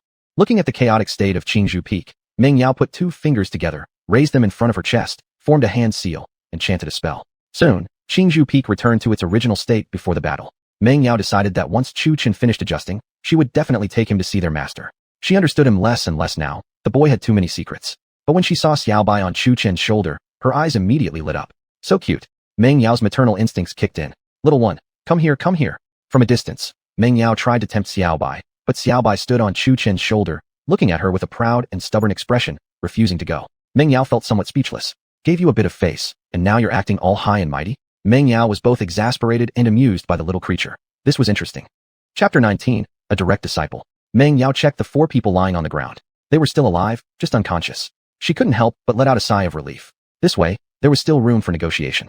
If Chu Chen had killed them, not even gods would be able to save him. After a while, Chu Chen's face finally showed some improvement. This battle had nearly drained his spiritual energy completely. Meng Yao pointed at the people lying on the ground and asked, "Do you know that harming fellow disciples is a grave offense?" "I do," Chu Chen replied indifferently, then added, "One doesn't harm me, I won't harm him. But if someone attacks me, should I just stand there and let him hit me?" Meng Yao had originally wanted to scold him, but after hearing his words, she found some logic in them and swallowed the reprimand she had intended to give. "Then why did they come to provoke you?" Meng Yao asked again. "Do you remember Zhou Yuan, the one we met 5 months ago when you brought me along?" "Zhou Yuan. I see," Meng Yao suddenly recalled. 5 months ago, she had accompanied Chu Chen and they had scammed the man out of 1,000 spirit stones and a cultivation manual. Now he had come seeking revenge. "What are you going to do about it then?" "Eat them cold," Chu Chen said indifferently, and he didn't think he was in the wrong. He believed in the principle. One doesn't harm me, I won't harm him. But if someone offends me, I'll make sure he doesn't cause trouble anymore. It wasn't about whether he was bloodthirsty or not. It was about preventing even more problems by not finishing the job.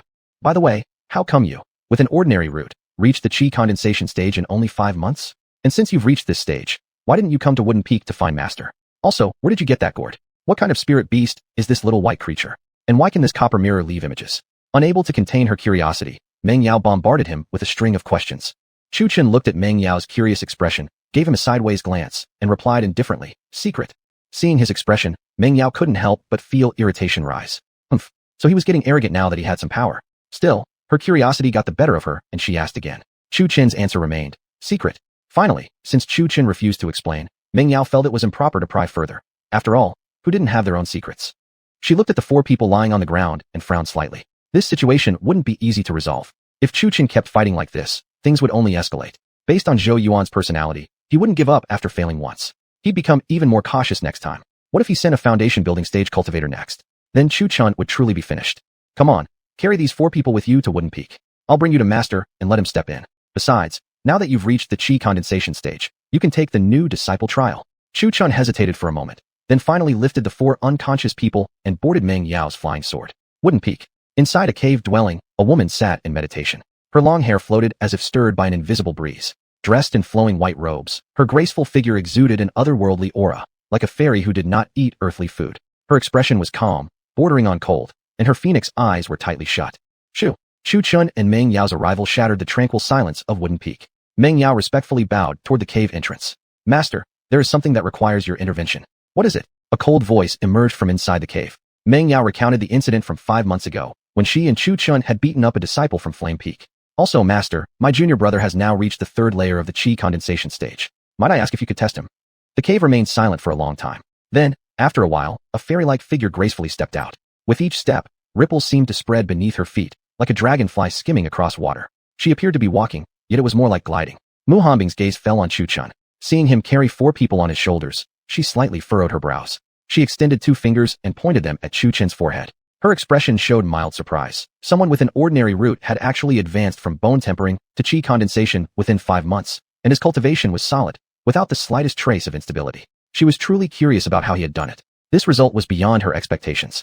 Even her best disciple, Lu Changfeng, had taken a full 7 months to reach just the 1st layer of chi condensation, yet Chu Chen had surpassed that by 2 layers. Her eyes shifted to the gourd hanging at Chu Chen's waist. She tried to probe it with her spiritual sense, but an invisible force blocked her. Still, she didn't press further. Didn't everyone have their own good fortunes? Mu Hanbing withdrew her spiritual sense and looked up at the little white creature perched on Chu Chen's head. Her heart softened slightly at the sight of its round, snowball-like appearance, covered in soft fur, with a pair of tiny horns atop its head. For a moment, she felt the urge to reach out and stroke the creature, but as a master, she restrained herself. Mu Hanbing fixed her gaze on Chu Chen's eyes and asked, "You cultivated the quenching flame art?" "Yes." Chu Chen answered truthfully. Mu Hanbing pondered how to handle the situation. If it had just been about swindling 1,000 spirit stones, things would have been manageable, but there were Flame Peak's rules to consider. If it had been in the past, she would have driven Chu Chen off the mountain without hesitation, the farther the better. But now that she had seen his talent, advancing from bone tempering to the 3rd layer of chi condensation within 5 months, even among the prodigies of Azure Cloud sect, few could match that. Although she wasn't afraid of Zhao Qian, the leader of Flame Peak, since there was a gap of 3 major cultivation stages between them, which would ensure her victory in a battle, she still didn't want to offend him. After all, there was an old saying, open attacks are easy to dodge, but hidden arrows are hard to guard against. Mu Hanbing nibbled her lip gently, then looked at Chu Chun and asked, Chu Chun, would you like to become my direct disciple? Both Chu Chun and Meng Yao exclaimed in unison, surprised and questioning. Master, Taiching, what about the initiation exam? Chu Chun was caught off guard by the sudden development. He hadn't even officially become a disciple of Wooden Peak yet. How could he jump straight to being a direct disciple? Forget the exam for now. Just tell me, are you willing or not? Mu Hanbing fixed him with a cold stare, her eyes betraying no emotion. Willing. Chu Chun wasn't foolish. He realized Mu Hanbing must have seen his talent, reaching the 3rd layer of qi condensation in 5 months. In reality, the 5 months he had spent outside were equivalent to 5 years inside the Chaos Pagoda, which was how he had managed to reach this stage. Another benefit of the Chaos Pagoda was that although he had spent 5 years there, his lifespan had remained unchanged. Chu Chun then unceremoniously threw the 4 unconscious people aside and knelt before Mu Hanbing, bowing deeply and respectfully 3 times. Seeing this, Mu Hanbing nodded in satisfaction. From this moment onward, you are my disciple and a disciple of Wooden Peak. You will call me master. She then turned to Meng Yao. You may call me senior master. Yes, senior master. Meng Yao respectfully cupped her fists, showing no jealousy toward Chu Chun. After all, his talent and strength spoke for themselves. From another perspective, she would have taken him in as well. In her view, whether one was a direct disciple or a regular disciple of Wooden Peak made little difference. In the end, they were all part of Wooden Peak. One of the 4 thrown figures had hit the ground and woken up. He was originally planning to rush over and give Chu Chun a beating, but upon seeing Mu Hanbing, he quickly pretended to be unconscious again. One simply could not provoke that female devil. Her current power might even surpass the sect leaders. Her origins were mysterious, and even the sect leader treated her with utmost courtesy. When he heard that Chu Chun had become Mu Hanbing's direct disciple, his heart sank. If Chu Chun sought revenge using the privileges of a direct disciple, they wouldn't escape no matter how far they fled. Chu Chun then respectfully handed a copper mirror to Mu Hanbing and said, Master, this is evidence. Oh, Mu Hanbing looked curiously at the mirror in her hand. After infusing it with spiritual energy and viewing the entire incident recorded inside, she felt a hint of shock in her heart.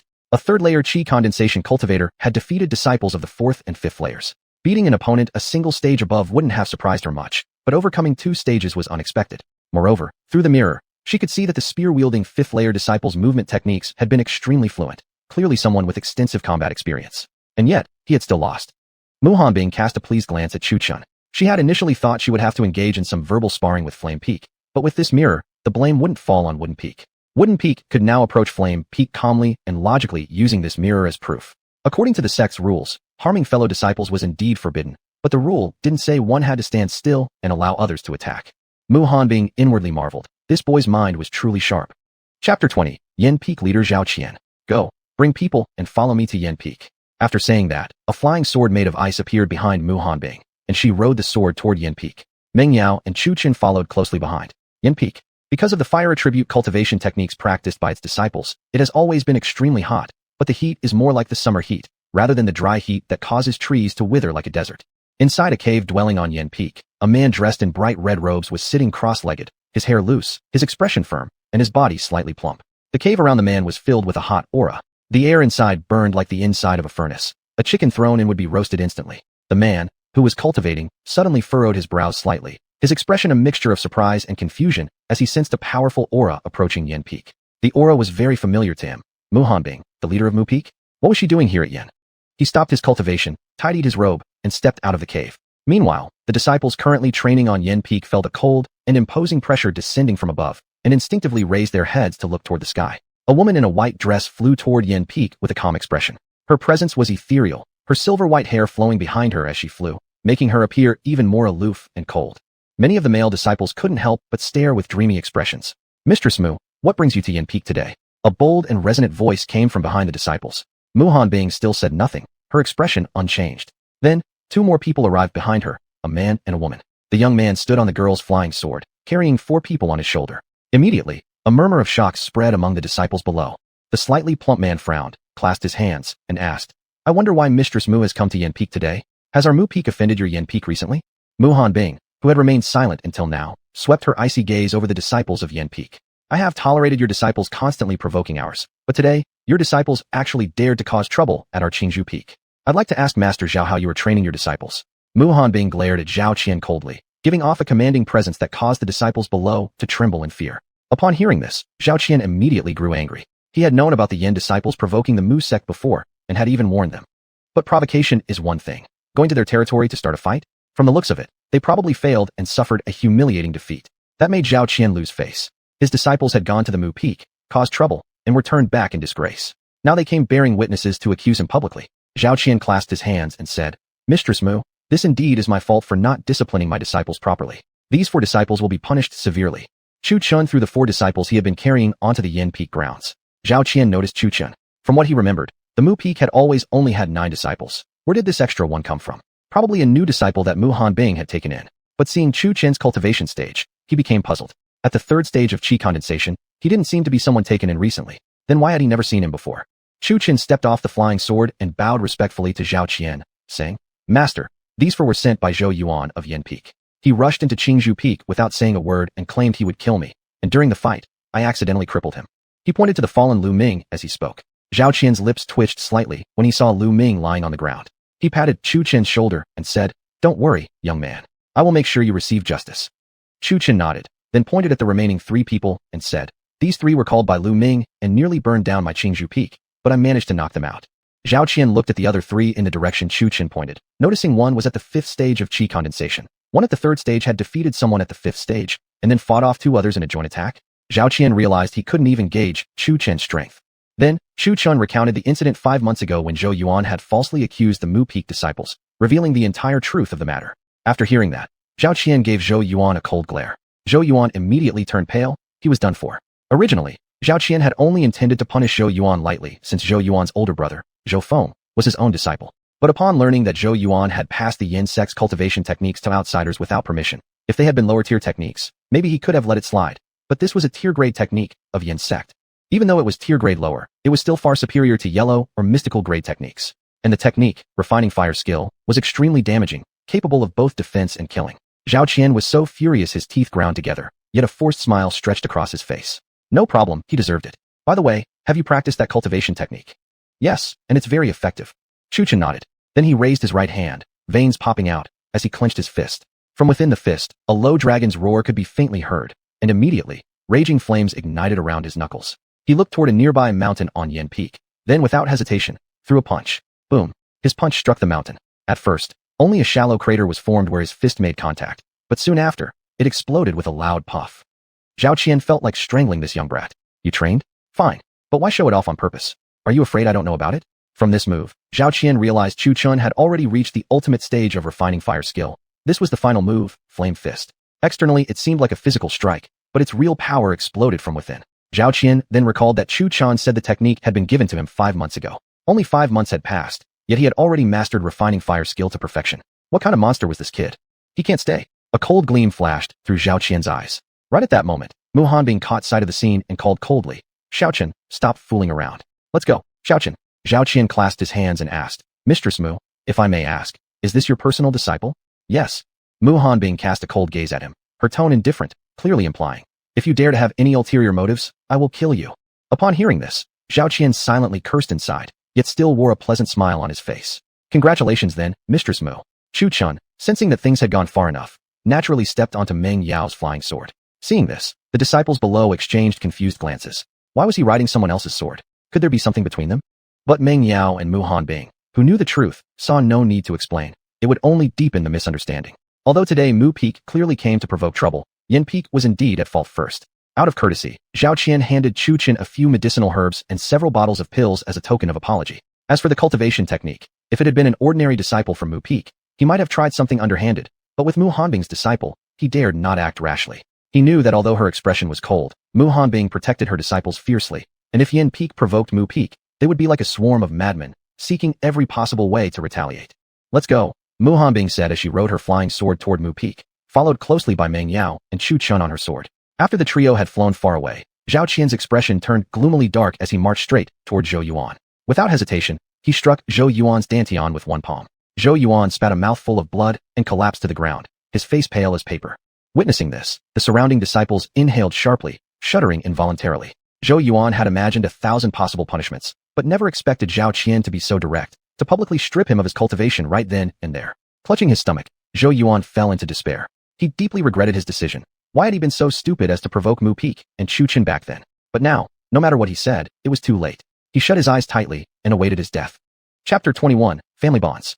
Azure Cloud Sect. Wooden Peak. Mu Hanbing's gaze remained cold as she stared at Chu Chun. Are you ready for the trial? Chu Chun firmly nodded. In his heart, he vowed that no matter how difficult the trial would be, he must persevere.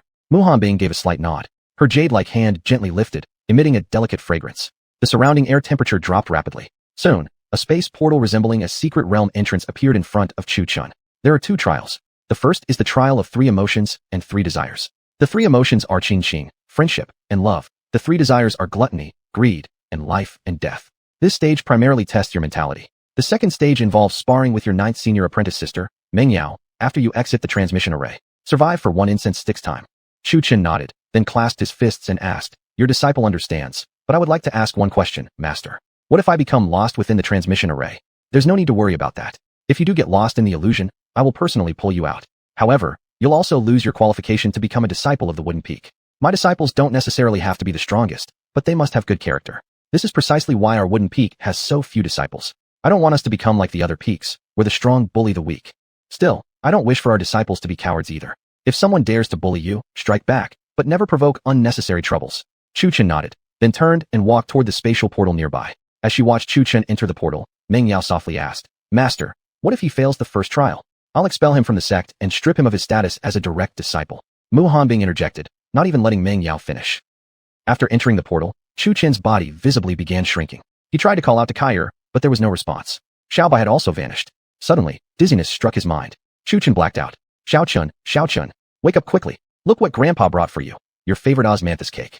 Chu Chun dazedly heard an elderly, affectionate voice, a voice he knew too well. Grandpa. This was his grandfather. Chu Chun struggled to force his eyes open. What met his gaze was an elderly man with white hair, wearing a gentle, kind smile. In his hands, he held a small bowl containing a few pieces of osmanthus cake.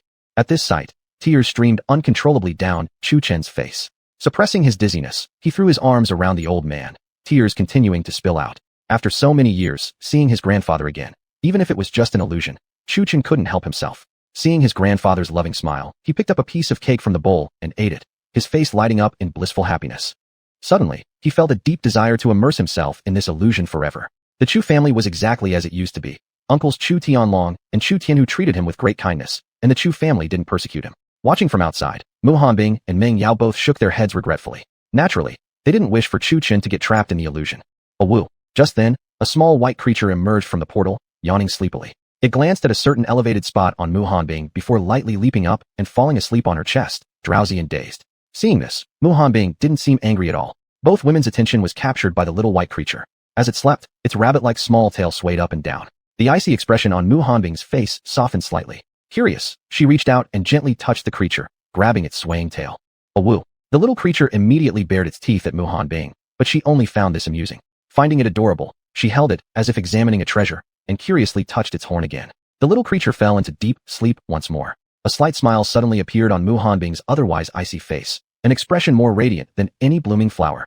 Meng Yao looked at the spot where the creature was resting, and then compared it to herself, instantly feeling an inexplicable surge of irritation. Why was the difference so great? Meng Yao also reached out and poked the creature curiously, wondering what kind of spirit beast it was and where Chu Chun had found it. Meanwhile, Chu Chun was completely immersed in the illusion, happily spending time with his grandfather, having completely forgotten he was in the middle of a trial. That day, Chu Xiong was still fishing by the stream, while the transformed child version of Chu Chun playfully chased butterflies all around. Suddenly, the entire realm trembled and space collapsed. The scene shifted instantly. Chu Chun and Chu Xiong now stood in a military camp, with 1,000,000 soldiers fighting and killing beyond its borders. Chu Chen's heart immediately tensed, realizing this must be the dream again, this trial he was in. But yet, everything felt so real. He pondered how he could break through this situation. As he pondered outside the military camp how to break through the illusion and escape, Chu Chen suddenly felt a suffocating sensation. Someone covered his mouth. This scene unfolded just as it had back then. Chu Chen struggled fiercely, wanting to scream, but found his mouth completely sealed shut. The soldiers inside were celebrating and couldn't hear his cries. Chu Chen tried to activate his martial energy to break free, but he realized his cultivation was merely at the first stage of mortal ascension, completely suppressed by the soldier in front of him, who stood at the third stage of martial warrior. Helplessly, Chu Chen watched as the enemy soldier dragged him out of the camp, with not a single soldier inside noticing anything amiss. Once outside the Xianyu Empire's military camp, the soldier who had kidnapped him grinned with a mouthful of yellow teeth, sneering. "Kid, I suggest you stop struggling. Be careful, or I'll slap you dead." Ha ha. The soldier returned to his own barracks and carelessly tossed the childlike Chu Chen onto the ground.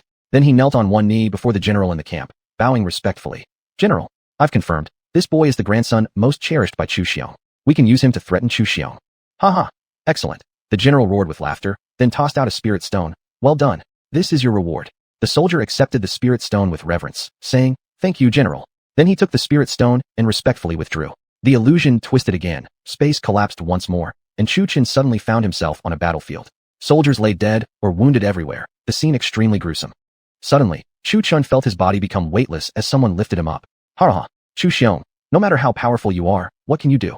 I admit it, you're strong, you've won. But can you save your own grandson? Ha. The enemy general held childlike Chu Chen aloft, laughing into the sky, while opposite him stood Chu Chen's grandfather, Chu Xiong. Chu Xiong saw his beloved grandson in the enemy general's grasp, a flicker of hesitation flashing across his eyes. A moment later, Chu Xiong gritted his teeth and roared, Release my grandson. I will offer myself in exchange for my grandson's safety. No. General, think carefully. General, please reconsider. General. Upon hearing Chu Xiong offer his life for Chu Chen's, the soldiers of the Xianyu Empire rushed forward to stop him. But Chu Xiong's gaze remained resolute.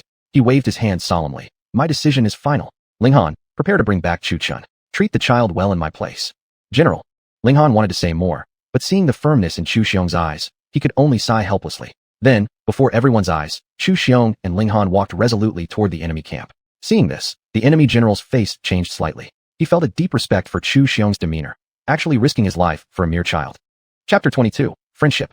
Is General Chu really sure about this? The enemy general asked in surprise, not expecting Chu Xiong to genuinely be willing to sacrifice his life in exchange for the child in his hands. He couldn't help but wonder about the child's identity. Why should General Feng waste words? Since I have come, just let my grandson go. Though threatened, Chu Xiong still maintained the commanding presence of a general. General Feng glanced at Chu Xiong suspiciously, hesitated for a moment, then handed the child over. Chu Xiong comforted Chu Chen gently. Don't be afraid, little Chen. Grandpa is here to rescue you. He then handed Chu Chen over to Ling Han, who sighed and said, General, take care of yourself. Grandpa. Chu Chen immediately realized what was happening. This was the feeling of family, wasn't it? Grandpa sacrificing his life for me. Was this what the test of kinship was all about? Was it about giving up your life for your family? In that moment, Chu Chen seemed to understand. He might do the same for his own children in the future, trading an old life for a new one. At last, Chu Chen understood how the illusion would test him. It wasn't about changing things or defeating enemies. It was about realizing a principle, understanding why something must be done. The illusion tested one's nature, not demanding the killing of loved ones to destroy the illusion. Doing so would only make one heartless and arrogant. At that moment, the illusion twisted again. The space cracked like a mirror, and as it became empty and hollow, dizziness overcame Chu Chen. His vision went dark, and he collapsed. Chen, Xiao Chen. It was the same voice calling him again, but this time Chu Chen quickly regained consciousness. He felt severe pain all over his body, as if his skin had been burned. He recognized the voice but couldn't immediately place who it belonged to. It felt familiar, yet distant. When Chu Chen opened his eyes, he saw a boy in a dirty white shirt standing before him. Chu Chen himself was still in the form of a child, though his arms and legs ached intensely. Who are you? Where am I now? For the moment, Chu Chen couldn't recall who this boy was. There was no memory of him in his mind. The boy's expression immediately turned grim, and he mumbled, This is bad, really bad. Xiao Chen's gone crazy. If Grandpa Chu finds out, he'll definitely tell my dad. Then I'm done for. So saying, the boy walked up to Chu Chen and raised a single finger, asking, How many fingers am I holding up? 2. Chu Chen replied indifferently. Xiao Chen, don't scare me like that. You didn't actually go brain damaged, did you? I'm Gu Bei. Don't you remember? Just now we were chased by a wild boar. You were protecting me when you got hit by it, thrown into the mountains and stuck in the rock face. I struggled really hard just to pull you out.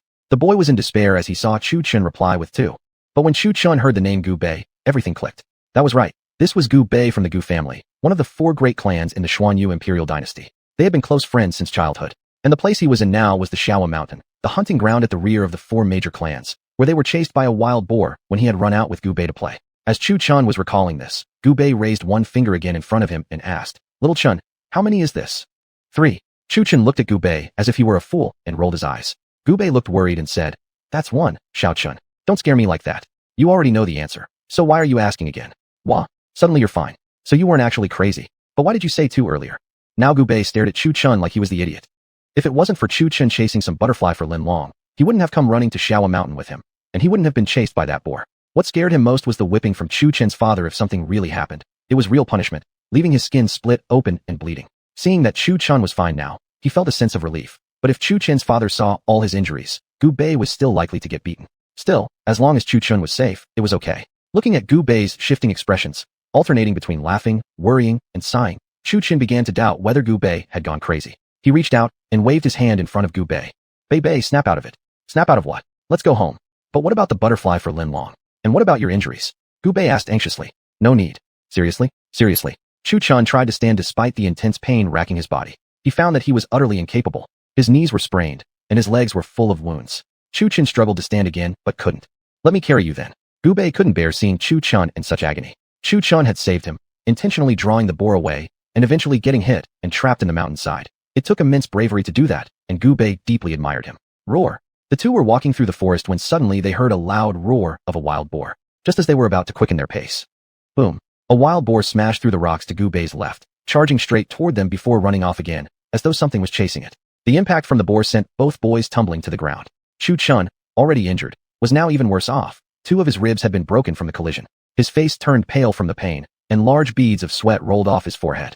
Gu Bei had sprained his ankle from the unexpected blow, his internal energy churning violently. Suppressing his dizziness, he hoisted Chu Chun onto his back and limped forward. He knew this was no place to linger. A wild boar wouldn't just attack aimlessly unless something was chasing it. Roar. A tiger's roar echoed across the entire Shawa Mountain, sending birds flying out of the forest in panic. The roar turned both boys' faces green. As expected, there was a big creature behind the boar, and it was a tiger. Gu Bei quickened his pace down the mountain, with Chu Chun on his back. Tigers weren't something to joke about. This beast would really eat people. Just as they neared the foot of the mountain, the ground suddenly trembled. Gu Bei turned around, and right there in front of them appeared a tiger's head. Drooling and opening its blood-stained mouth wide, the tiger's forehead bore a glowing, king character. This was no ordinary tiger. It was a spirit beast with cultivation. Roar. The tiger roared again, echoing through Shawa Mountain, spraying saliva toward the two boys. Chu Chun and Gu Bei were deafened by the roar, their faces turning deathly pale. Seeing the two frozen in fear, the tiger raised its paw and swiped downward. Phew. The two were sent flying several meters from the tiger's strike, each crashing into separate large trees. Chu Chun, being closest to the tiger, watched helplessly as it slowly approached him with its gaping maw wide open. Aya. Dot. Hiss. Roar. Gu Bei somehow pulled out a knife from somewhere and lunged forward, stabbing straight into the tiger's eyes. The tiger recoiled in pain, swinging its claws wildly as it backed away. Without hesitation, Gu Bei quickly hoisted Chu Chun onto his back and ran down the mountain. The tiger, seeing its prey about to escape, pounced forward fiercely. Chapter 23 Love. Gu Bei saw the tiger chasing after them. Just a few more steps, and they would have reached the foot of the mountain, but it was already too late. Without hesitation, he threw Chu Chun, who was on his back, down the mountain, and blocked the tiger himself. Pooh! The tiger leaped forward fiercely and swiped at Gu Bei with one paw. Gu Bei's small frame was struck from the top of his head by the tiger's claw, and he immediately lost consciousness. As Chu Chun tumbled down the mountain, rolling multiple times, he watched helplessly as Gu Bei collapsed before the tiger. Then came the bloody scene. The tiger opened its wide, blood-soaked mouth and devoured Gu Bei's head. Chu Chun's stomach churned violently. Watching his best friend sacrifice his life to protect him with no hesitation, he saw Gu Bei as the most heroic and handsome figure in that moment. But Gu Bei was already dead, and Chu Chun struggled to accept it. Pain as sharp as knives stabbed his heart. He understood now why he had forgotten this boy. He had deliberately erased him from his memory to escape the torment of guilt, so he simply forgot. Family and friendship. One was the grandfather who loved him the most, the other was his closest friend. Both had sacrificed themselves for him. Suddenly, he felt like a walking curse, bringing disaster wherever he went. 3 trials of emotions. The last one remained love. A part of Chu Chun wanted to give up, but still, he wished to know what love would bring him. Besides, giving up this trial meant giving up on himself. If he couldn't grow stronger, how could he avenge his grandfather and his fallen brother? Exhausted, Chu Chun lay on the ground. The illusion twisted again, and the space cracked like broken glass. However, this time, his mind did not grow dizzy, because Chu Chun had already closed his eyes and was lying still. Chu Chun-gij, wake up! A sweet voice entered Chu Chun's ears. Hearing this sound, Chu Chun's heart trembled slightly. This was someone he had once loved dearly, and also the one he hated most. If it weren't for her poison, he might have never discovered that cultivators even existed in this world. Was he supposed to feel thankful or resentful? Even Chu Chun himself couldn't tell. Perhaps both. He resented her betrayal, but was grateful for the suffering she had brought, which had led him to become who he was today. His heart was filled with mixed emotions. Lin Long looked down at Chu Chun, whose head was resting on her lap, and smiled sweetly. She asked, Chu Chun-gij, why aren't you speaking? Have you something troubling your mind? It was only then that Chu Chun realized his head had been resting on a soft place. He quickly sat up and turned away from Lin Long without looking at her. Scanning the surrounding area, he found himself back at the same stream, though the old man who should have been fishing beside it was absent. Chu Chun examined his body, still the figure of a child. At this point, his grandfather should have been fishing nearby. Perhaps, this was the illusion of love, and family wouldn't appear? He turned back to look at the innocent Lin Long strangely. Hatred would not surface in his heart. His emotions were a tangled mess. He just wanted to break through this illusion quickly. If the illusion was constructed based on his memories, then Lin Long wouldn't die. But then, how was he to find the key to escape? Chu Chun-gij, what are you thinking about? Come play with me. Lin Long bounced over happily and stood in front of him, her eyes full of purity and innocence. Lin Long, why don't you go home first? I think the sky's already getting late, Chu Chen said, even though it was clearly still broad daylight. The truth was, he hadn't figured out how to face her yet. Love? No, not really. At most, she was like a little sister to him. He did like her, a bit.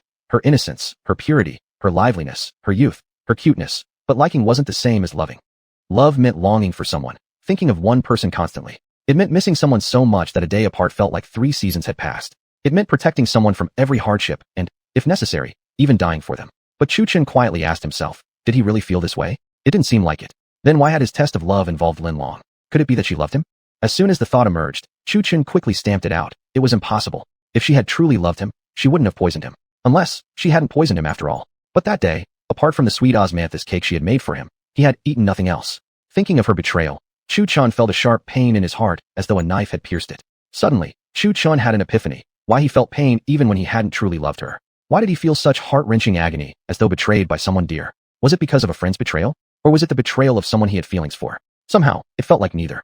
He looked at Lin Long with a helpless smile. Perhaps, for her, it was only the same innocent dependence a younger sister might have for her older brother. But if it had been he who betrayed her, how would she have felt? Lin Long blinked her big, bright eyes. Glancing at the clear sky, which was clearly still early in the day, she said thoughtfully, but the sky is still so bright. We've only been out for less than an hour. Why are you in such a hurry to send me back? Chu Chen looked at her innocent expression, clenched his teeth, and shouted harshly. Because I hate you. I've long been sick of your stupidity. You act like an idiot all day, so let's just stop seeing each other from now on. Immediately after speaking, Chu Chen regretted his words. He didn't love Lin Long, and without love, it was better to break away completely. Thinking about how she had poisoned him, he felt a bitterness in his heart. Although this was an illusion, Chu Chen still didn't want too much entanglement with Lin Long. He feared that the current Lin Long might erase the hatred he held for the real Lin Long in his heart. Hearing Chu Chen shout at her, Lin Long's eyes instantly filled with tears. She reached out to touch him, but Chu Chen slapped her hand away. Don't touch me. Just go. Let's end this well. Chu Chen Gij, what's wrong with you? Why did you suddenly change like this? Lin Long couldn't understand.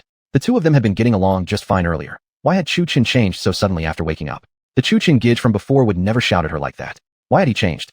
Unable to figure it out, Lin Long burst into tears with a loud cry. Watching Lin Long's reaction, Chu Chen couldn't help but feel a sharp pain in his chest. He wanted to turn around and leave this place, but he found himself blocked by an invisible force, as if this space could only contain Chu Chen and Lin Long. Chu Chen truly couldn't find a solution. What was this trial of love? What was love itself? He couldn't define the feelings he had for Lin Long. Just as Chu Chen pondered how to break free, the illusion suddenly twisted and the space collapsed. The scene shifted, and Chu Chen suddenly gained a wider field of vision. He turned around. The girl before him had abruptly transformed into a young woman. Standing gracefully before him, she blinked her long lashes, her slender eyebrows extending like fine ink strokes. Her brown hair was tied into a long ponytail cascading straight down to her waist. Her flawless white skin carried a healthy rosy glow, as delicate as if it could burst with a single breath. Her soft, full lips were luscious and delicate. Dressed in a long white gown, she resembled an ice queen, her demeanor cold and distant, exuding a sense of unapproachability. Yet, when she looked at Chu Chen, only tenderness remained in her eyes. Chu Chen felt a bit dazed. Love? What did growing up have to do with it? Although the woman before him had changed drastically, he could still recognize her as Lin Long. He had never imagined that Lin Long after growing up would become so enchanting. Unable to help himself, he glanced at her a few times. Chapter 24, The Three Desires. As Lin Long grew older, she had lost the innocence and naivety of her youth, replaced instead with an icy demeanor. Her affection for Chu Chen now seemed more like a matter of courtesy. May I still call you Brother Chu Chen? Her voice was crisp and cold, yet quivered slightly. Your Highness, we must leave. Somehow, a few men had appeared beside her. A single tear rolled down Lin Long's cheek, filled with powerlessness, reluctance, and frustration. Watching Lin Long's retreating figure as she turned away with the man beside her, Chu Chen's heart suddenly ached. Though he couldn't grasp what was happening or where this scene had come from, seeing Lin Long clinging to another man's arm sent a painful pang of helplessness through him. Lin Long, where are you going? Chu Chen asked. Lin Long turned her head and gave him a sorrowful smile. Didn't you tell me to leave? Now that I'm gone, are you satisfied? She said, clutching the man's arm. This is my fiancé. We're getting married the day after tomorrow.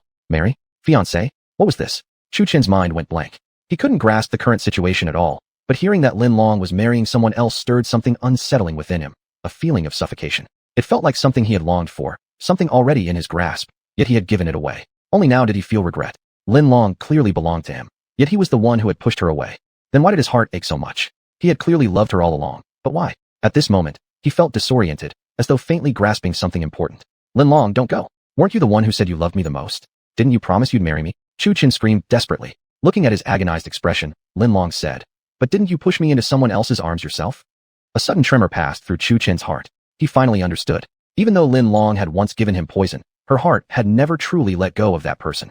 This emotional struggle, caught between hatred and love, was exactly what the test was about, making him choose for himself. Was it easy to let go of someone? Memories surged in his mind. The two of them playing together since childhood, inseparable. Lin Long was not just his childhood friend, but the woman he had vowed to protect for life. Suddenly seeing her walk into another man's arms, he felt unwilling to accept it. As for Lin Long trying to poison him, perhaps things weren't as they appeared. If she had wanted to kill him, why not just poison him directly? Why seal his spiritual energy only to have assassins kill him later? Perhaps Lin Long hadn't even known what would happen that day. When she left, she had still appeared innocent, not triumphant like Chu Fan after poisoning someone. Things are often not as they seem. The truth still needed investigation, and the one who tied the bell should be the one to untie it. Lin Long, please stay. I want you to be my wife. I don't want you marrying someone else. Chu Chen pleaded, choosing love over hatred. Though he knew this was just an illusion, this was his decision. Lin Long gave a sweet smile, a tear tracing down the corner of her eye. Congratulations, brother Chu Chen. Upon hearing this, Chu Chen felt the blockage in his heart lift. He knew then that he had passed this trial of love. Between hate and love, he had chosen love for Lin Long. He had made his decision to seek out the truth behind his assassination attempt. The events of that day were now clear. Lin Long's sweet osmanthus cake had been safe. So who had actually been behind his poisoning? A name came to his mind. Chu Fan. Yet as soon as he thought it, another realization followed. He hadn't even used anything given to him by Chu Fan. Then who could it have been?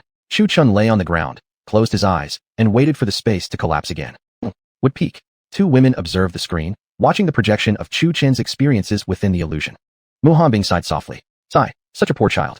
Seeing Chu Chun hesitate over love, she felt a deep curiosity. What exactly did love feel like? Love could bring him happiness, but also torment him to the point of agony. The illusion had been created from Chu Chen's memories, so the two women now had a good understanding of his past. He had lost his beloved grandfather and his closest friend. Both died to protect him. It was unimaginable how much pain he must carry inside. The illusion twisted. The space cracked like shattered glass, and a wave of scorching heat swept over. Chu Chen found himself lying in the middle of a desert. The sand itself was blistering hot. Groggily, he opened his eyes and felt as if he were lying in molten lava. The searing heat quickly woke him up. He looked around at the endless yellow sands, stretching infinitely without a soul in sight. Is this the trial of the three desires? Though he had entered the illusion, if this was a trial of desire, why wasn't there a single person here? He discovered that this trial of desire did not come with invisible forces blocking him. So Chu Chun wandered aimlessly through the desert with no clear destination. His Xuanli and Jinyuan were both unusable, but his body had reverted back to normal. The sky stretched endlessly above, and the wilderness stretched far and wide in all directions. Looking around, all he could see was an endless expanse of barren land covered with gravel, stones, and tufts of tough weeds struggling to grow, yellowed by the harsh dust storms. A fierce wind swept grains of sand across his face, filling the air with a dull, desolate yellow. As time passed, the desert grew hotter and hotter. The blazing sun shone mercilessly upon Chu Chen's body, as if he were being roasted inside an oven. Large beads of sweat rolled off his forehead, drenching his clothes completely. Cough, cough. Chu Chen coughed dryly, his throat so parched that he could barely speak, his voice hoarse and weak. Water, water. His lips cracked, his tongue ached, and his stomach growled from hunger. The desert wind was merciless, sometimes violently whipping up sandstorms, and other times vanishing completely without a trace. The wind in the desert was also unbearably dry, carrying grains of sand that scratched his eyes, leaving them dry and painful. Like this, Chu Chen wandered for who knew how many days. At night, the desert was no longer hot. It turned bitterly cold. Occasionally, venomous snakes and scorpions crawled past. The only beauty in the desert was the night sky, dazzling with stars. The Milky Way seemed like a dream, each star uniquely shining. Though the starry sky was beautiful, Chu Chen had no heart to admire it. All he could think of now was survival, food, and water. Only in desperate situations does one's desires shrink. Chu Chen found a rocky plateau and leaned against a stone, gazing at the endless desert while feeling the bitter cold of the night. The wind cracked his lips, and he could not utter a single word, simply staring silently at the sky. Suddenly, a pile of glowing blue stones appeared to his left. That was spirit stones. If it were before, Chu Chen would have immediately rushed over to collect some. But now, completely exhausted, even moving a single finger seemed an impossible effort.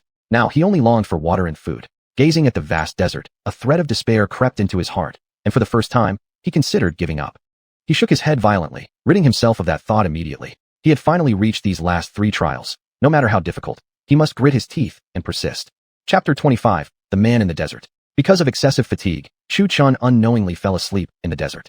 In his dream, Chu Chen saw his grandfather's kind smile, the innocent and harmonious laughter when his brother Gu Bei played with him, and the radiant smile from the young Lin Long lying on the desert ground with his eyes closed. Chu Chen's lips slightly curled upwards, showing a face full of happiness. Zizi. A black snake had unknowingly slithered to Chu Chen's feet. The snake flicked its tongue, staring at the sleeping youth. Twisting its body, the snake slowly climbed from Chu Chen's torso to his neck, wrapping its entire body tightly around his neck. The snake's head hovered near Chu Chen's face, flicking its tongue while its vertical pupils suddenly narrowed. With a strong contraction, the snake's body tightened like a suddenly pulled rope, constricting around Chu Chen's neck. Instantly, in his dream, Chu Chen felt as if a rope had tightened around his neck, a suffocating sensation. His eyes flew open. Instinctively, he raised his hands, grabbing the snake's head and pulling it away. Unprepared for the sudden resistance, the snake was forcibly yanked off Chu Chen's neck, holding tightly onto the snake's mouth. Watching it struggle violently in his grip, Chu Chen felt a rush of fear. If he hadn't woken up in time upon sensing something wrong, he might have slept right into his next life. Huff! Too close, too close. Just as he was about to throw the snake away, the snake's body rapidly recoiled and coiled tightly around his entire arm. At the same time, as his grip loosened, the snake's two fangs sank deeply into Chu Chen's hand. Experiencing a sharp pain, Chu Chen quickly flung the snake away. The black serpent landed on the ground, its head dizzy and confused, still unable to react. Wanting to eliminate the threat completely, Chu Chen stomped hard on its head, crushing it completely. However, even with the head destroyed, its body continued to writhe violently. He kicked the snake's body far away, but suddenly felt an intense numbness in his right hand. He could barely feel his right arm at all now. At a glance, the blackness was spreading rapidly from his arm. This was snake venom. Snakes in the wild were already deadly poisonous, let alone those living in the desert. It was said that desert snakes were kings of the desert, their venom even more potent. At this moment, with his cultivation power and spiritual energy gone, he was nothing more than a weak, ordinary person at the first cultivation stage, unable to expel the venom from his body at all. Realizing the danger, Chu Chen quickly racked his brain for solutions. If the venom spread further, it might reach his heart soon. Suddenly, he seemed to remember something. Grasping the white robe on his body, he tore it forcefully with a ripping sound. He tied the torn cloth tightly around his bitten arm. In the past, in Xianyu City, he'd once seen a mountain man do the same after a snake bite, and he'd heard it could slow the venom spread. After wrapping his arm, the spread of the toxin indeed slowed down. Looking up at the endless desert, a helpless feeling surged in his heart. He had walked for many days already. His feet were blistered, his entire body weary, thirsty, and starving. His mind felt blank, with no energy left to think clearly. He stared at his now blackened arm bitten by the venomous snake, feeling extremely tired and drowsy, yet afraid to fall asleep again, afraid that maybe another scorpion or snake might come and bite him a few times. For the first time, he truly felt the hardship of being ordinary. Ordinary people had no cultivation powers or martial skills. They relied solely on strong willpower to survive. No matter how difficult life became, even if their teeth shattered, they had to swallow the pieces. He clearly felt that this must be the last trial. Hunger, greed, and the desire for life itself were gathered together. Right now, what he desperately needed was to satisfy his desire, hunger and thirst, not wealth. These three cravings together, in essence, were tempering his willpower, relying solely on mental strength to find an exit. But across this vast sea of sand, Chu Chen was like a headless fly, unable to tell where the beginning or end lay. Knowing only day and night, he had no idea how far he still needed to walk. Sleeping now was simply impossible. The only choice left was to keep going in the opposite direction from where he came. Without a map, he could rely only on his will. Chu Chen gave himself a single command. Keep moving forward. Owl. The little creature in Mu Hanbing's arms let out a low whimper while watching Chu Chen's miserable appearance in the light screen. Large, glistening eyes showed only sympathy. Mu Hanbing and Meng Yao, watching the disheveled image of Chu Chen, couldn't help but feel a twinge of sorrow in their eyes. Sighing softly, they silently cheered for him in their hearts. Although this trial was said to test hunger, greed, and the desire for life, truly, it relied entirely on the will to survive. One must endure in the harshest of conditions for 49 days before a teleportation formation finally appeared. Back then, Meng Yao's trial for entering Mu Feng hadn't been nearly as brutal as Chu Chen's. Hers had taken place in a forest, where although she had lost her true cultivation power, she could still find water and edible fruits. She had originally thought her own trial to be tough enough, but seeing Chu Chen's trial instantly shifted to a desert, she couldn't help but feel immensely relieved. Sigh, poor kid, who told you to have such high talent? Others usually needed at least a year and a half to advance from bone tempering stage to chi refining stage, yet you've gone from chi gathering to chi refining, and in merely 5 months already at the third layer. Meng Yao shot a glance toward the woman beside her, sighing inwardly. Master, you really are heartless, actually daring to torture someone to the brink of death. Chu Chen had been walking in the desert for over 20 days straight. He had become nothing more than skin and bones, his eyes dull and lifeless. His chin was overgrown with stubble, his face gaunt, his dark circles enlarged countless times over, bloodshot eyes and pale, chapped lips completely devoid of color. Even so, Chu Chen kept moving forward, though his entire being now resembled a walking corpse. Inside his mind, only one thought remained. Move forward. Move forward. Hold on. Don't fall down. Young kid up ahead, stop. Just as Chu Chen aimlessly walked forward, a sudden rough voice came from behind him, causing him to smirk bitterly. Had starvation finally induced hallucinations? Chu Chen ignored the source of the voice entirely and continued walking forward, taking it as merely another illusion. Suddenly, he felt a heavy weight on his shoulder. A large hand had landed on it. I'm talking to you, kid. Are you deaf? Can't you hear me? Chu Chen looked up at the tall, rugged man before him. His eyes were no longer lifeless, slightly quivering, his voice hoarse as he asked, "Brother, what do you want from me?" The man swung the large blade on his shoulder, saying, "Hand over whatever valuables you have. Otherwise," he raised his blade threateningly, his eyes full of arrogance. "Ha ha ha. And otherwise what will you do?" Chuchen laughed crazily. These many days of walking aimlessly through this endless desert had built up all his pent-up rage with nowhere to vent it. Now someone actually had the nerve to provoke him? Chapter 26, Escaping Death. "Get off me." Chu Chun spat on the ground, shook his shoulders, and shrugged off the hand that had been resting on them before continuing forward. He hadn't walked far when the burly man behind him gave chase again, blocking Chu Chen's path directly. "If you have nothing valuable, then offer your life instead. I've been walking through this desert feeling thirsty, no water available. Blood will just have to do." As he spoke, the burly man raised his blade and slashed downward toward Chu Chun. The blade gleamed like a mirror beneath the intense sunlight. "Kill me?" A sharp gleam flickered in Chu Chen's eyes. What had he walked all this way for? His grandfather's smile, his brother's laughter, and suddenly, Lin Long's smile appeared in his mind. Die? If I die, who will avenge my grandfather? Who will avenge Gu Bei? After walking so far, can I let it all collapse at the final hurdle? Then what would it all have been for? No, I cannot die. My grandfather, Gu Bei, they both need me to stay alive to take revenge for them. A chill flickered in Chu Chen's eyes. If you want to kill me, then you must die too. Mobilizing every bit of strength in his body, he leapt forward and spun around, kicking. He struck the descending blade, knocking it aside. His left hand darted toward the burly man's throat like a hawk swooping in. The burly man hadn't expected this dying man to fight back. Still, faced with the exhausted Chu Chun, he raised his hand, grasped Chu Chen's torn clothes, and flung him forward. Stomping hard on the ground, dust scattered into the air. Although the big man didn't have any Xuanli or Jinyuan, there was an indescribable aura about him. Once again raising his large sword, he chopped toward Chu Chun. As the blade came slicing down, Chu Chun sprang up from the ground, shook his head to clear it, biting his tongue to regain his focus. Seeing the blade descending again, he sluggishly rolled to the side. The sword slammed into the sand, sending up another burst of dust. The burly man yanked the blade from the earth and attacked Chu Chun once more. Chu Chun dodged left, then smacked the blade with his left palm, forcing the weapon to veer sideways as it continued its arc. Seeing an opening, Chu Chun clenched his hand tightly and launched a precise strike straight at the burly man's throat. Ka-ugh! The burly man immediately felt a surge of nausea in his throat, almost causing him to vomit. Due to Chu Chen's weakened state, rather than killing the big man, this blow had instead succeeded in enraging him further. The giant's eyes became sharp with malice as he coldly spat. "You want to die?" He threw his sword to the ground, quickly turned around, and gripped both of Chu Chen's arms with his hands. Then, he smashed his knee straight into Chu Chen's abdomen. Pooh! The impact sent Chu Chun flying backward. Blood gushed from his mouth, 3 ribs had shattered, and most devastatingly, his spine had broken from the impact. Chu Chun lay on the ground, desperately trying to rise, but with a broken spine, only his upper body could move, and even then, only one arm obeyed. Observing the youth writhing on the ground, the large man's eyes flickered with amusement. He stepped toward Chu Chun, crouched down, and mockingly watched the boy's feeble struggles.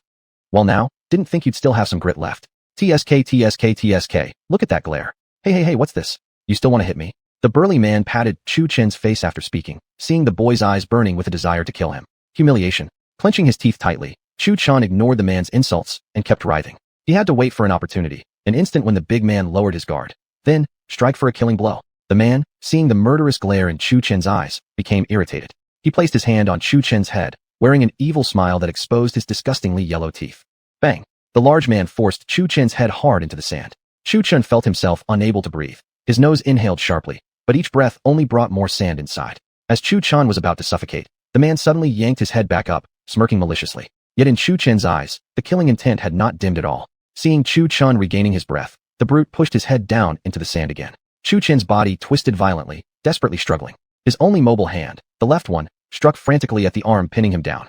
After a while, the man yanked Chu Chen's head up once again. He thoroughly enjoyed watching the boy squirming in the sand. KKHK. Sand completely covered Chu Chen's face, mouth, and nose, and his throat kept coughing as he'd inhaled too much sand. Seeing how weak Chu Chun had become, the big man lost interest. He decided to simply bury him in the sand and be done with it. Just as the burly man was about to push Chu Chen's head back into the sand for the final time, Chu Chen suddenly exerted his left hand with all his might. Slap! He struck the big man across the face, catching the burly man completely off guard. The hand originally meant to crush Chu Chen's head now instead pulled it upward. Uffed! The burly man spat a mouthful of spittle onto Chu Chen's face, growling angrily. "You're about to die, yet still have the guts to hit me. Son of a bitch." The brute grabbed Chu Chen's body, slammed him violently to the ground, and threw a punch straight into Chu Chen's abdomen. Pooh! Chu Chun spat out a mouthful of blood, mixing with the sand in his mouth, splattering onto the burly man's face. Despite being on the verge of death, he still managed a faint smirk at the corner of his lips, revealing a defiant pride, like a rabid dog at its last breath, determined to splash its blood onto its enemy, even in death. "You The burly man, infuriated by Chu Chen's arrogance despite his dying state, glared at him with a twisted face. He violently smashed his forehead into Chu Chen's, his face full of murderous intent, as if ready to devour him whole. Hiss! The burly man's pupils suddenly contracted. Instinctively, he used his hand to rub his neck. As he lifted his palm, he saw it, blood. Blood. While the big man had charged at Chu Chen's head, Chu Chen had already focused all his remaining strength into the fingertips of his left hand, waiting for that exact moment to strike, delivering a deadly finger thrust straight through the man's throat. Ugh! The burly man spat out a large puddle of blood, clutching his throat in disbelief as he stared at Chu Chen. Wanting to drag Chu Chen down with him in death, he tried to move, but suddenly felt no strength left in his body, an overwhelming weakness taking over. His vision blurred and blacked out, and he fell to the ground, convulsing violently, blood pouring from his mouth until finally, he stopped breathing. Because the burly man collapsed without strength, Chu Chen also fell from a height of over a meter, landing hard on the ground. Lying there, he gasped for air, his face pale, sweat pouring from his forehead mixed with sand. He used his left hand to push his body over, lying on his back, staring up at the blinding sunlight above. After a short while, with only his left hand still usable, he started crawling forward, unwilling to give up. A stronger will to survive surged through him like never before. Hoo! As Chu Chen struggled to crawl forward, a vortex-like gate suddenly appeared before him, the very gate he had entered through. At that moment, Chu Chen, lying on his back, looked up, tears helplessly sliding from the corners of his eyes. Finally, it's over. This trial had beaten him mercilessly, but thankfully, he had passed. Right now, his heart was complex yet also filled with excitement. He had finally become an official disciple of Mu Peak. Grandfather's revenge, brother's revenge. So long as I grow stronger, I will be able to avenge you all. Chapter 27, A Vast Sea of Qi. Chu Chen lay on the desert ground, gazing at the teleportation formation before him. A refreshing breeze passed over his body, and he could feel a massive surge of energy entering him. His cultivation energy and true yuan were completely restored, and his injuries were healing at a visible pace. In no time, Chu Chen returned to his original appearance. The exhaustion in his eyes disappeared, his emaciated body filled out, and his previous pitiful state vanished. He was whole once again. Senior Sister Kair, Chu Chen mentally called out to Long Kair. What is it? Why did I feel a sudden disconnection with you just now? Long Kair asked with confusion on her face. Just now, Chu Chen felt a bit dazed. He had spent who knows how many days in the illusion realm, but in the real world, only half an instant sticks time had passed. But upon further thought, it made sense. Since the illusion was a trial, its time flow naturally differed from the outside world. It was similar in nature to his chaos pagoda. Upon reflection, he understood. Chu Chen stood up, gazing at the desert around him. Now, the desert no longer brought him heat, only a strong presence of spiritual energy. He took a deep breath, confirming his perception wasn't wrong, and then recounted the events of the trial to Long Kair, who nodded in understanding. Looking at the illusion realm, Long Kair couldn't help but express slight surprise. The person who created this illusion has quite a bit of skill. Oh, why do you say that, Senior Sister Kair? In Chu Chen's eyes, Long Kair herself was a being of great power. Very few people could impress her enough to earn such admiration. Normally, even when Chu Chen showed improvement in his cultivation, Long Kair would offer encouragement, never surprise. Chu Chen didn't press further. After all, even he didn't know the cultivation level of his master. Having just entered the cultivation world, he didn't understand much about these things. Plus, even Meng Yao, the youngest of his senior sisters, was already 200 years old. It was hard to imagine how old his master actually was. After sensing the rich spiritual energy within the illusion realm, Chu Chen sat down cross-legged to cultivate. With such dense spiritual energy, it would be a waste not to make use of it. Besides, after enduring so much hardship, it was time to reap a little benefit. At this moment, without him noticing, 10 figures had silently appeared atop the wooden peak. 2 men, followed by Mu Hanbing and Meng Yao, and then 6 women. Each of the women had her own unique charm, but they all shared one common trait, beauty. Of these 8 women, each was beautiful like a celestial being. One of them, however, had wheat-colored skin and sharp eyes. Her overall aura was somewhat wild and bold, but her facial features and figure were both beautiful and slightly alluring. Seeing that Chu Chen still hadn't emerged from the illusion, Mu Hanbing looked up at the glowing barrier and couldn't help but chuckle inwardly. This kid was still cultivating inside the illusion? But Mu Hanbing wouldn't let him keep absorbing spiritual energy from the illusion unchecked. After all, if the supply of spiritual energy weakened too much, the illusion would collapse.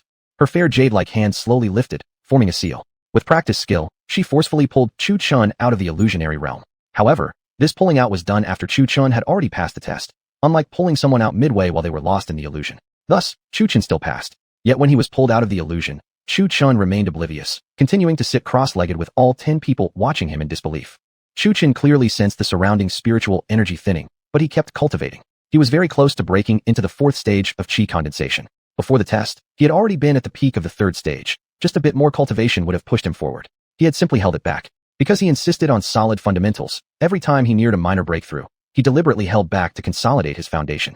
Otherwise, during those 5 years inside the Chaos Pagoda, Who knows how many stages he would have ascended. Combined with the spiritual energy inside the Chaos Pagoda being about 5 times denser than outside, even a cultivator with ordinary roots would have reached foundation building within 5 years. It was only because Chu Chun suppressed his breakthrough that he hadn't advanced sooner. Back on the wooden peak, as they watched Chu Chun continue cultivating, Yin Shun took a step forward as if to wake him, but the man beside him narrowed his eyes and called out, "Old 8, don't move. He's breaking through a cultivation barrier." Upon hearing this, Yin Shun immediately retracted his hand like he had touched electricity. Disturbing Chu Chun at such a critical moment could lead to a severe accident. An hour quickly passed, yet Chu Chun still sat completely motionless. White vapor swirled thicker and thicker around him. Seeing this, Mu Hanbing frowned involuntarily. She could clearly sense that the spiritual energy around the wooden peak was continuously rushing toward Chu Chun. By rights, he should have succeeded in breaking through within an hour, perhaps even within a quarter of that time. Yet even after absorbing spiritual energy for an entire hour, Chu Chun had still not broken through. Could it be that he had encountered some kind of obstacle? Another hour passed, and the people on the wooden peak all furrowed their brows, their expressions growing serious as they watched the white vapor around Chu Chun becoming increasingly thick, almost taking on a solid form. The color was extremely vivid. This was Chu Chun's true yuan. Despite his true yuan reaching such a dense state, Chu Chun still showed no sign of breaking through, and everyone could not help but feel somewhat anxious. The way they looked at Chu Chun carried an air of mystery, as if they couldn't see through him. Even Xiao Bai, resting on Mu Hanbing's ample bosom, wore a stunned expression. Previously, he had seen Chu Chun break through. It never took more than an hour. This time, however, 2 full hours had passed without any sign of progress. Half an hour later, it was now the Shen hour, the sun directly overhead. Under the shocked gazes of the onlookers, Chu Chun's entire body displayed shifting hues of 5 colors. Seeing this, Mu Hanbing's expression grew serious. With a flick of her delicate hand, she erected a barrier around the entire wooden peak. She sensed that Chu Chun was not only attempting to break through a cultivation realm, but also advancing in his cultivation technique. Surprisingly, Mu Hanbing could not even detect the strength or weakness of Chu Chun's technique. Such a situation generally meant either that the technique was incredibly powerful or extremely weak, but clearly, Chu Chun's case belonged to the former. If certain elders from the Qingyun sect discovered this, they would surely force Chu Chun to surrender the technique. To prevent unnecessary trouble, setting up a barrier was the better choice. Boom. A golden light flashed from Chu Chun's body, and the mighty surge of true yuan rippled outward. In this moment, Chu Chun radiated brilliant golden light, like a carved Buddhist statue. Soon, the golden glow faded, revealing his original skin tone, and his cultivation had successfully advanced to the 4th stage of qi condensation. Chu Chun slowly opened his eyes and saw the 10 people before him looking puzzled. I already passed the trial, didn't I? How come there's still an illusion? Woof! Xiao Bai leaped from Mu Hanbing's ample chest onto Chu Chun's head, patting it with tiny paws and flashing a mischievous grin, his cuteness on full display. However, the onlookers were all focused on Chu Chun and paid no attention to the little creature. Chu Chun, may I examine your sea of qi? Mu Hanbing's crisp, cool voice reached his ears. Chu Chun instinctively nodded. She joined her 2 fingers together and gently pressed them against Chu Chun's forehead, sending a wisp of spiritual sense into his sea of qi. Shortly afterward, her lips parted slightly, astonishment flooding her face. That was because what she saw within Chu Chun's sea of qi was like an endless ocean, turbulent and boundless, an overwhelming density of true yuan. Even a single drop of it could easily propel an ordinary cultivator from the early stage of qi condensation to the peak of foundation building. How pure and potent must his true yuan be? For a moment, even Mu Hanbing felt a twinge of envy. Such refined and potent energy, coupled with the sheer vastness of Chu Chun's sea of qi, no wonder it had taken so long to absorb all that spiritual energy for a breakthrough. Mu Hanbing withdrew her spiritual sense, casting a complex gaze at Chu Chun. Feeling a bit awkward under her stare, Chu Chun scratched his head nervously and asked hesitantly, "Master, am I not qualified to enter the wooden peak?" At his words, Mu Hanbing glared at him with a slight clenching of her teeth. With a talent like yours, she thought bitterly, if you're considered low quality, then every talent in the entire Qingyun sect is garbage. Chu Chun, why did you have such an unusual glow just now when you broke through? Have you cultivated some heretical technique? Meng Yao asked beside her, although she herself was uncertain about what Chu Chun had practiced. Heretical technique? Chu Chun recalled that as his cultivation realm advanced, his body refining technique of 5 elements had also advanced. That was why his entire body turned golden during the breakthrough. Explaining, he replied, "Senior sister, you're mistaken. It's not a heretical technique. It's a body-forging secret art known as the 5 elements body tempering art." 5 elements body tempering art. Is there actually such a body-forging technique? I've never heard of it before, said the wheat-skinned woman, puzzled. At this moment, Chu Chun noticed her for the first time. He was quite curious. Why was she the only one with such dark-toned skin when the others were fair as jade? The woman, however, remained unbothered by Chu Chun's curious stare, her gaze burning hotly as ever. Chu Chun stole a glance at Mu Hanbing. "It's fine, you may speak. They will be your senior brothers and sisters in the future." Mu Hanbing understood Chu Chun's concern and explained in a calm tone. Upon hearing this, Chu Chun nodded and stood, bowing respectfully to the others. "Greetings, senior brothers and sisters." Looking at these 8 senior sisters and 2 senior brothers, he felt as though he had stepped into a land of women. Some were enchanting, some gentle, some looked kind-hearted, others appeared coldly aloof, some shyly reserved. And the wheat-skinned senior sister radiated a wild, beast-like aura. Everyone nodded in acknowledgement of Chu Chun. At first, some had wondered why Chu Chun could become Mu Hanbing's personal disciple, but after witnessing the spectacle of his breakthrough, their doubts vanished. Such talent alone was explanation enough. Although they hadn't examined Chu Chen's Sea of Qi themselves, the shock evident on Master Mu Hanbing's face clearly suggested it was immense. Chu Chun then briefly explained the functions and cultivation method of the 5 elements body tempering art. However, he did not mention where he had obtained it. After hearing Chu Chen's explanation, the other suspicions were dispelled. It was simply a technique that cultivated physical strength by absorbing the 5 elemental energies from ambient spiritual qi, progressing inward from the internal organs, each representing one of the 5 elements, clearly nothing related to heretical arts. Although Chu Chun explained the technique's function and cultivation method clearly, everyone was unable to comprehend it, which was very strange. Despite his clear explanation, when they attempted to grasp its essence, they encountered an invisible force resisting their understanding. Eventually, they abandoned the attempt. After all, secret arts were called secret for a reason. Some could only be practiced by certain individuals. This explained why Chu Chun could cultivate the 5 elements body tempering art, while they couldn't even begin to comprehend it. Chapter 28 Frost. Heavenly Flowers Descend. Alright then, since it's not sorcery, I won't ask where you obtained this secret technique. Anyway, congratulations on passing the first trial. As for the second trial, it'll be relatively simple. Mo Hanbing continued speaking with an indifferent gaze into Chu Chen's eyes. Chu Chen nodded without protest because he knew Mo Hanbing wasn't deliberately making things difficult, but rather wanted to see if he had the strength to become her personal disciple. Please, master, prepare the second trial for me. Chu Chen said respectfully with a bow. Mo Hanbing slightly nodded and gestured for everyone to step back. The 8 disciples retreated about 2 zhang away. The second trial will test strength. Chu Chun will spar with Meng Yao, and if he can last for 1 incense stick's time, he passes. Mo Hanbing announced in her icy voice. From among the 8 disciples, a lively young girl stepped forward, smiling mischievously while rolling up her sleeves and eyeing Chu Chun eagerly. Come on. Chu Chun saw a flicker of fighting spirit in Meng Yao's eyes and steadied his posture. Currently, the only cultivation techniques he could use were Qihuo Ju and Wuxing Lianishu. As for the Zhutian sword, he didn't want to reveal his trump card so soon. Just so I don't overwhelm you, I'll suppress my cultivation to the 8th stage of qi condensation. So Wan. Meng Yao closed her eyes, pressed her hands downward, and lowered her cultivation from the peak of core formation to the 8th stage of qi condensation. It was a huge drop of 4 major cultivation stages. Meng Yao's face turned slightly pale from the pressure, although it wasn't too problematic for her. Under everyone's gaze, the two walked into the open area cleared by the Mufeng sect disciples and took positions facing each other at a distance. Come. Immediately after, Chu Chen fully released his true qi without reservation. Though only at the 4th stage of qi condensation and having just recently decoya, his cultivation level was slightly unstable. However, Chu Chen didn't care about that. He wanted combat experience. If he could fight against someone stronger than himself, this match would benefit him greatly. Yulongbu. Chu Chen condensed his true qi into his feet and darted toward Meng Yao like a ghost. He clenched his fists and threw a punch. As for Meng Yao, she looked at Chu Chen's incoming fist calmly. In her eyes, the speed of Chu Chen's Yulongbu seemed extremely slow. Just as Chu Chen's fist was about to strike her, Meng Yao lightly jumped backward and easily evaded. Then she joined her fingers together in front of her chest, delicately moving her fingertip through the air until finally a talisman appeared in her hand. Spirit art, breaking talisman. Meng Yao shouted lightly with a soft voice as she used her slender fingers to grip the drawn spiritual talisman and threw it toward Chu Chen. Chu Chen instinctively caught the talisman suddenly flying toward him, puzzled by the talisman in his hand. Boom. Suddenly, the talisman in Chu Chen's hand exploded, shocking him greatly. The next moment, he realized he had been tricked. This was Meng Yao's attack, and I actually stupidly tried to catch it with my hand? Chu Chen wanted to swear in his heart. How foolish he was to catch someone else's attack. The senior female disciples watching the battle were giggling, covering their mouths at Chu Chen's foolish action. Even Mo Hanbing shook her head helplessly. Actually, this wasn't entirely Chu Chen's fault. After all, he had just entered the cultivation world not long ago and hadn't seen other attack methods. His previous fight had only exposed him to guns and blades. Chu Chen shook his head, ridding himself of the awkward thoughts. Then he activated Yulongbu again and charged toward Meng Yao. This time, he not only used Yulongbu but also combined it with Qihuo Shu. Fire appeared beneath his feet, and his clenched fists were surrounded by flames. Li Huan Quan, Flame Fist.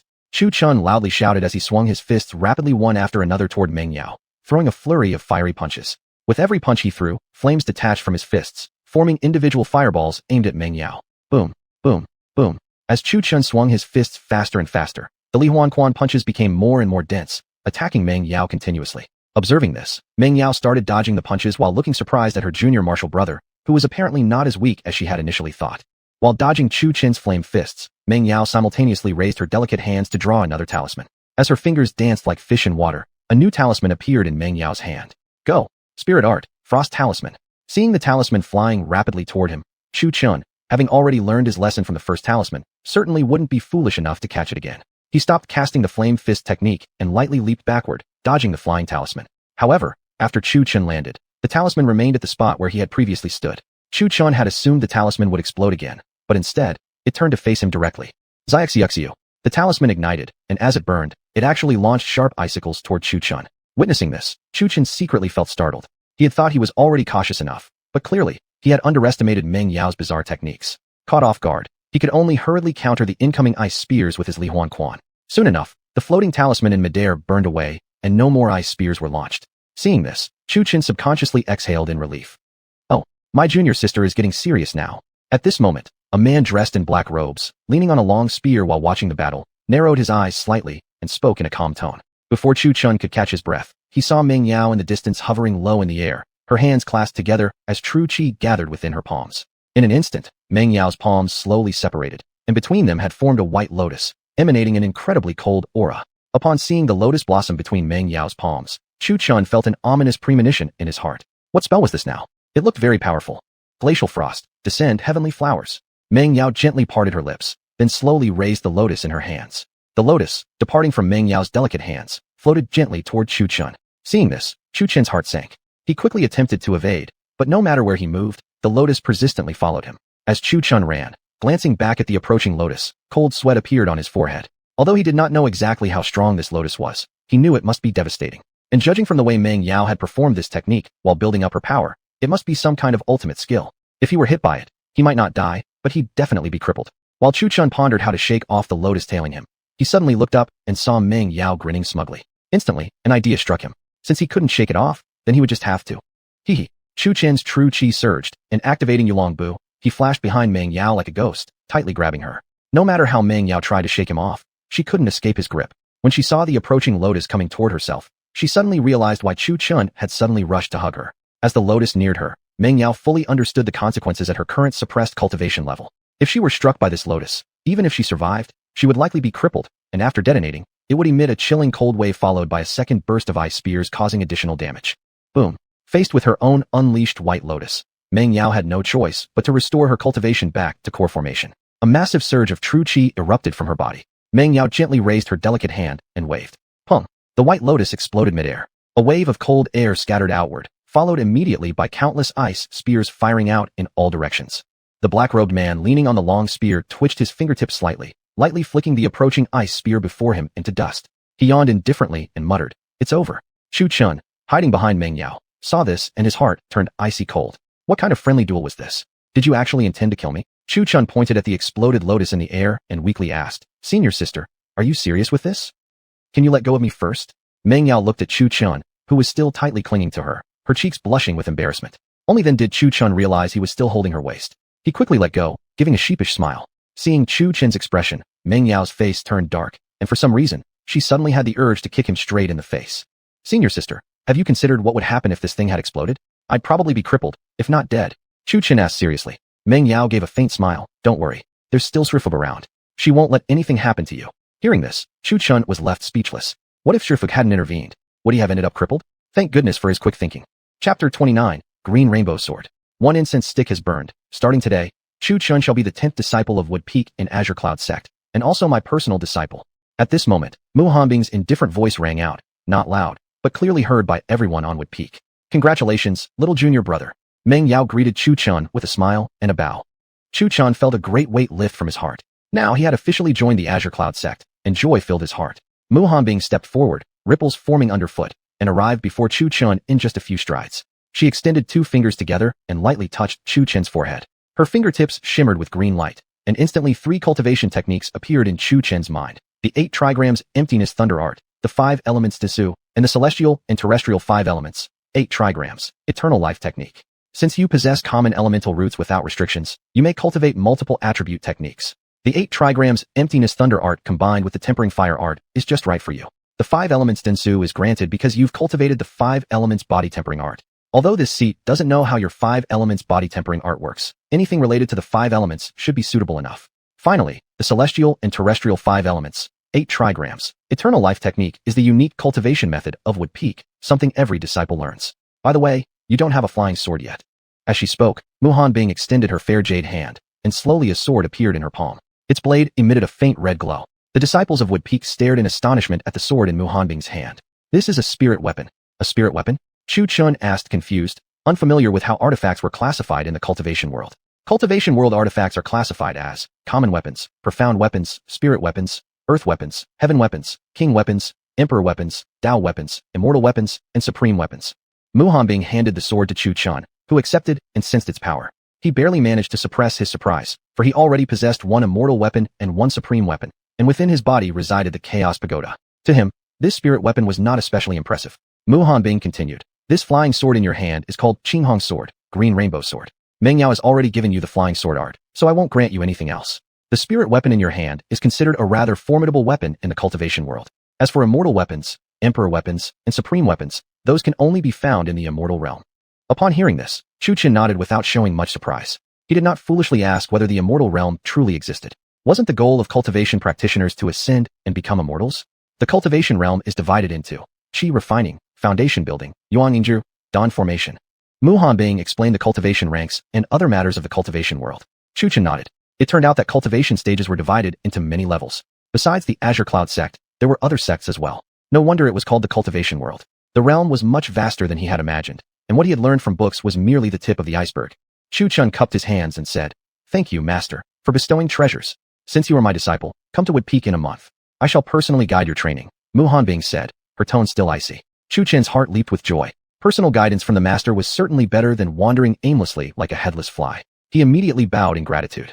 However, the other disciples of Wood Peak looked at Chu Chun with expressions containing traces of pity, their hearts sighing inwardly. "Ah, poor kid. Little junior brother, I'm the eldest senior apprentice brother Lu Changfeng. From now on, when you encounter trouble, just mention my name." A man dressed in a black robe, holding a black long spear, his smooth black hair flowing without wind. He had a killing aura from years of battling beasts, appearing imposing without even showing anger. "Greetings, senior apprentice brother."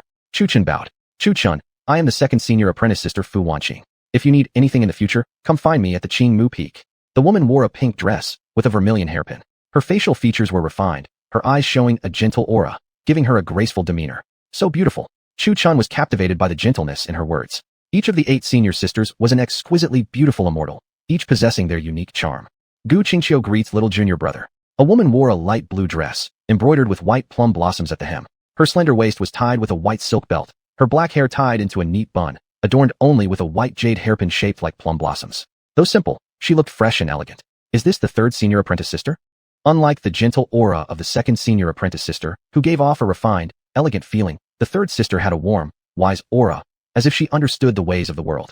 After each disciple introduced themselves to Chu Chun, they all returned to their respective peaks. When Chu Chun saw the 8th senior apprentice brother Yin Chun wobbling unsteadily on his sword, he couldn't help but recall his own awkward early days after joining the sect, sending a shiver of fear down his spine. After everyone returned to their respective peaks, Chu Chun wobbled unsteadily on the Qinghong sword as he flew back to Qingzhou Peak. In truth, he had already mastered the flying sword art within the Chaos Pagoda using Zhu Tian's sword. After all, it was a basic Shinsu with no real difficulty. If he couldn't even master the flying sword art after 5 years inside the pagoda, there would be no point in pursuing cultivation at all. He might as well go home and farm the land. He deliberately made his flying movements unstable to avoid drawing suspicion. As the saying goes, the tallest tree catches the wind. One must know how to conceal their strengths. After returning to Qingzhou Peak, Xiaobai excitedly darted out from Chu Chen's arms and rushed to the grill, waiting eagerly. After a whole day without food, he definitely deserved a big meal. Seeing this, Chu Chen couldn't help but chuckle. Just back and already wanting to eat? However, today Chu Chen was in a good mood and really did want to treat himself to a good meal. Thinking about the hunger and dry throat he experienced in the illusion, he quickly felt hungry again. After landing, he placed the Qinghong sword into the Tianhu, then entered the chicken coop and grabbed a chicken and a rabbit. After cleaning them, he set them up on the grill. Watching the chicken and rabbit sizzle and drip with oil, even Xiaobai drooled uncontrollably. Chu Chen, having been hungry all day, couldn't hold back any longer.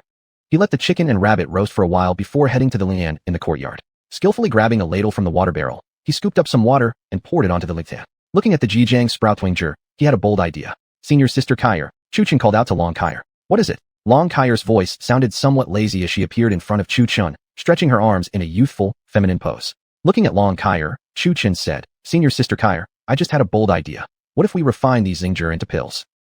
That's possible, but how do you plan to refine them? Long Kaier thought Chu Chen's idea was pretty good. Refining pills could not only be used personally but also sold for Lingshin, a 2 birds with 1 stone scenario. Chu Chen replied, That's exactly why I'm asking you, Senior sister Kaier. do you know how to refine pills? Long Kaier shot him a glare and said, I don't. Then do you have any pill refining techniques or cultivation methods for pill refinement? Chu Chun kept pressing. Long Kaier searched her memories and replied, can't remember. Chu Chun could only helplessly give up on his idea of pursuing the path of alchemy. However, he suddenly remembered that Azure Cloud Sect had a task hall where one could take different tasks to earn Ling Shui of varying ranks. The tasks were ranked from 1 star to 10 stars, with higher star ratings indicating greater difficulty. Instantly, he formed a new plan in his mind. Since he couldn't refine pills himself, he would simply earn some ring shui and buy them. Chapter 30, Flame Fist vs. Yan Fist. Yan Peak. A man wearing a crimson robe slowly descended onto the Yan Peak. There was a badge of the Yan Peak disciple on his chest. The man was handsome, with long, vivid red hair fluttering in the breeze. His overall aura was as if some mighty expert had descended. As soon as he landed on the peak, numerous Yan Peak disciples gasped in surprise. The female disciples, upon seeing the man, wore expressions of obvious infatuation. Isn't that senior brother Zhou Feng? Has he returned from his cultivation journey? Senior brother Zhou Feng seems even stronger after this cultivation journey. Senior brother, could you teach me the Yan Peak techniques? There are so many I just can't comprehend, one female disciple said sweetly. Looking at the flattered expressions of his fellow disciples, Zhou Feng wore a look of pride on his face, thoroughly enjoying the sensation of standing above all others. Zhou Feng noticed someone's absence in the crowd and walked up to a female disciple, asking, where's my younger brother Zhou Yuan? Why haven't I seen him? In Zhou Feng's eyes, Zhou Yuan should definitely come to find him immediately after hearing about his return. But today, there was no trace of him at all. The female disciple in front of Zhou Feng stammered nervously, unable to give a clear answer. Clearly, in her eyes, she harbored intense disgust, even hatred toward Zhou Feng. The reason was that before Zhou Yuan had been stripped of his cultivation, he had taken advantage of his older brother being a direct disciple of the peak leader. He had ambushed her in a small grove, knocking her unconscious. When she awoke, she found herself lying on Zhou Yuan's bed, her clothes disheveled. She immediately understood what had happened. But due to her brother being a direct disciple of the peak, she could only endure this humiliation. She needed to grow stronger, strong enough to slay monsters. Back then, her family was invaded by monsters, and the entire family had been eaten by demons, leaving only her and her younger brother alive. But her brother was expelled from Qingyun's sect for his poor talent, while she stayed behind at Qingyun's sect to cultivate, occasionally secretly sending minor spells to her brother for self-defense. Her name was Xiaoyun. Among all the female disciples on the Yan Peak, she was fairly attractive. The leverage Zhou Yuan used to attract her to the woods was that she had secretly passed Yan Peak cultivation techniques to others. Seeing Xiaoyun staying silent, Zhou Feng grew somewhat angry. I'm asking you a question. Yet Xiaoyun was unafraid of his outburst and remained silent. At that moment, another female disciple nearby quickly stepped forward and said, Senior brother Zhou Yuan offended Chu Chun from Mu Peak and was publicly stripped of his cultivation by the peak leader. Hearing this, Zhou Feng was struck like by thunder. He grabbed the shoulders of that female disciple and hurriedly asked, what exactly happened? Intimidated by Zhou Feng's aura, the female disciple stammered out the entire story of what had happened on the day Chu Chun and others came to the Yan Peak. Boom. After hearing the story, Zhou Feng's body surged with true essence. He punched the ground, leaving a crater from the impact. A cold glint flashed in his eyes. So this Chu Chun and the Mu Peak. Immediately after, he turned around, mounted his flying sword, and sped rapidly toward Qingzhou Peak. With the cultivation base of a golden core realm cultivator, he soon reached Qingzhou Peak. Without a word, he let loose a rolling surge of true essence, unleashing an oppressive aura that crushed downward. Spurt. Chu Chun, who was in deep meditation, was instantly shocked into spitting out a mouthful of blood under this pressure. The surrounding mountains of Mu Peak could feel this overwhelming aura. How outrageous. Who dares to provoke trouble on my Mu Peak? Do you take me, Mu Hanbing, for non-existent? A crisp, cold voice echoed across the mountains of Mu Peak's territory. An even more powerful aura pressed Zhou Feng down from his flying sword, practically flattening him into the ground. Zhou Feng felt his own cultivation being suppressed by this oppressive force down to the 8th layer of Qi condensation, a full 6 realms reduced, from golden core to Qi condensation 8th layer. Yet he felt the oppressive force slowly fading away, while his cultivation was restricted to the Qi condensation realm. He could no longer be picky about this. As soon as the pressure lifted, although his power had dwindled to just the 8th layer of Qi condensation, he strode forward in a single step, reaching in front of Chu Chun. Grabbing Chu Chin's collar fiercely, he roared, why did you harm my younger brother? What did the Yan Peak ever do to you? By what right did you ruin him? As he spoke, he threw a punch toward Chu Chun, but Chu Chin remained indifferent toward his outburst of powerless rage. He extended his right hand and tightly gripped the incoming fist. Facing a Zhou Feng now reduced to the 8th Qi condensation layer, Chu Chin showed no fear. Get lost. Chu Chun unleashed a surge of true essence, and his mighty aura flung Zhou Feng backward. Chu Chin looked at Zhou Feng coldly. When others don't attack me, I shall not attack them. Back then, Zhou Yuan insulted Mu Peak, and I merely tricked him as a way to teach him a lesson. But what did he do? He hired others to kill me. Do you know? If I hadn't possessed some ability back then, it would probably have been me who died. At that time, who would have avenged me? If he hadn't wronged me, why would I retaliate so fiercely? Chu Chun shouted louder and louder as he spoke, finally bursting into a roar. Chu Chun really felt wronged. Back then, he barely got the chance to leave once, yet was provoked twice, both times by Yin Peak. Chu Chun had only wanted to teach Zhou Yuan a lesson after he insulted Mu Peak. He never expected Zhou Yuan would go as far as offering a mid-tier class cultivation technique. But then he thought, since he had already offended them, if he didn't cultivate, what if they came looking for him? If he were powerless then, he would be the one to die. As expected, 5 months later, some disciple showed up out of nowhere, boldly declaring his intent to kill him. But they were all defeated due to inferior strength. Chu Chun feared Zhou Yuan wouldn't give up so easily. If he sent someone once, surely he would send someone again, and the next time the enemies sent would only be stronger. Thinking it better to finish what he started, Chu Chun decided to ask his master to handle the matter directly. He never anticipated that Zhou Yuan would be expelled because of this. He really wanted to ask, what had he done wrong? He was only following the principle. If others don't harm me, I won't harm them. Let's talk. You caused my brother to lose his cultivation. Today, I'll make you suffer twice as much as he did. Saying this, Zhou Feng unleashed his true essence. The surrounding air suddenly grew scorching hot. Soon, his fiery red hair rose upright, just like surging flames. His fists wrapped in fire, he punched toward Chu Chun. Zhou Feng launched his most powerful move immediately, the Fenghuiju. But facing the incoming punch, Chu Chun remained expressionless. After training with his senior sister, he had made great progress. Seeing the punch approaching, he raised his right fist and met it with flames of his own. Only, he used Qinghuiju, a mid-tier cultivation method superior to Fenghuiju. Flame fist versus flame fist. Boom. The collision of fists erupted a scorching wave across the entire Qingzhou peak. Chu Chun, countering Zhou Feng's advanced flame fist, held his ground completely. Crack. The two quickly jumped back, creating distance between them. Zhou Feng, looking at Chu Chun standing far away, shook his slightly numb right hand and flickered with a trace of shock in his eyes. Unconsciously, Zhou Feng summoned a long sword in his hand. The blade emitted a faint black mist. Seeing this, Chu Chun also retrieved the Qinghong sword gifted by Mu Hanbing. Oh, you want to play with swords? I'll play with you. Zhou Feng glared coldly at the sword in Chu Chun's hand, then suddenly vanished from his spot, reappearing in front of Chu Chun. His sword slashed through the air with limitless fury and killing intent. Chu Chun's eye sharpened. Without flinching, he rushed forward to meet Zhou Feng's attack. Their blades clashed with dazzling sparks. Sword energy slashed across the battlefield, the confrontation incredibly fierce. Each clash released a powerful shockwave, snapping several trees in the surrounding area. Zhou Feng's entire body radiated intense flames, his sword techniques becoming increasingly fierce. Glaring at Chu Chun with rage, each attack carried immense destructive power, as if determined to completely defeat him. Although Chu Chun appeared calm on the surface, deep inside, he could feel Zhou Feng's immense strength. Determined, he did his best to counter Zhou Feng's assault while searching for an opening. The battle continued for some time, their tension growing more intense. Finally, Chu Chun discovered Zhou Feng's opening. Seizing the moment, he delivered a vicious strike aimed directly at Zhou Feng's chest. Zhou Feng instantly felt intense pain and spat blood from his mouth. But Zhou Feng refused to give up. Gritting his teeth, he unleashed his final blow. With all his strength, his sword lunged toward Chu Chun's heart. The two swords crossed mid-air, exploding in a deafening roar. The ground beneath them shattered violently. Both Chu Chun and Zhou Feng staggered backward, gravely wounded from the clash. As the dust of battle cleared, both Chu Chun and Zhou Feng lay on the ground, injured and exhausted. Their eyes, however, burned with unwavering determination. Both knew this was only the beginning. The true battle to decide the victor was yet to come. With his last ounce of strength, Zhou Feng struggled to his feet. He sneered coldly. Chu Chun, do you think you've won? Do you really believe this victory will make me give up? Wrong. I won't stop until you pay for crippling my younger brother. Zhou Feng himself hadn't expected that, as a golden core cultivator, he would lose to someone only at the 4th stage of qi condensation. Although his cultivation had been suppressed, he was still 4 stages above him. He started doubting his own power, his spiritual resolve slightly shaken. Gazing coldly at the wounded Chu Chun on the ground, he declared harshly, "In 2 years, during the great peak competition, I will make you wish for death. And at that time, no one will be able to help you."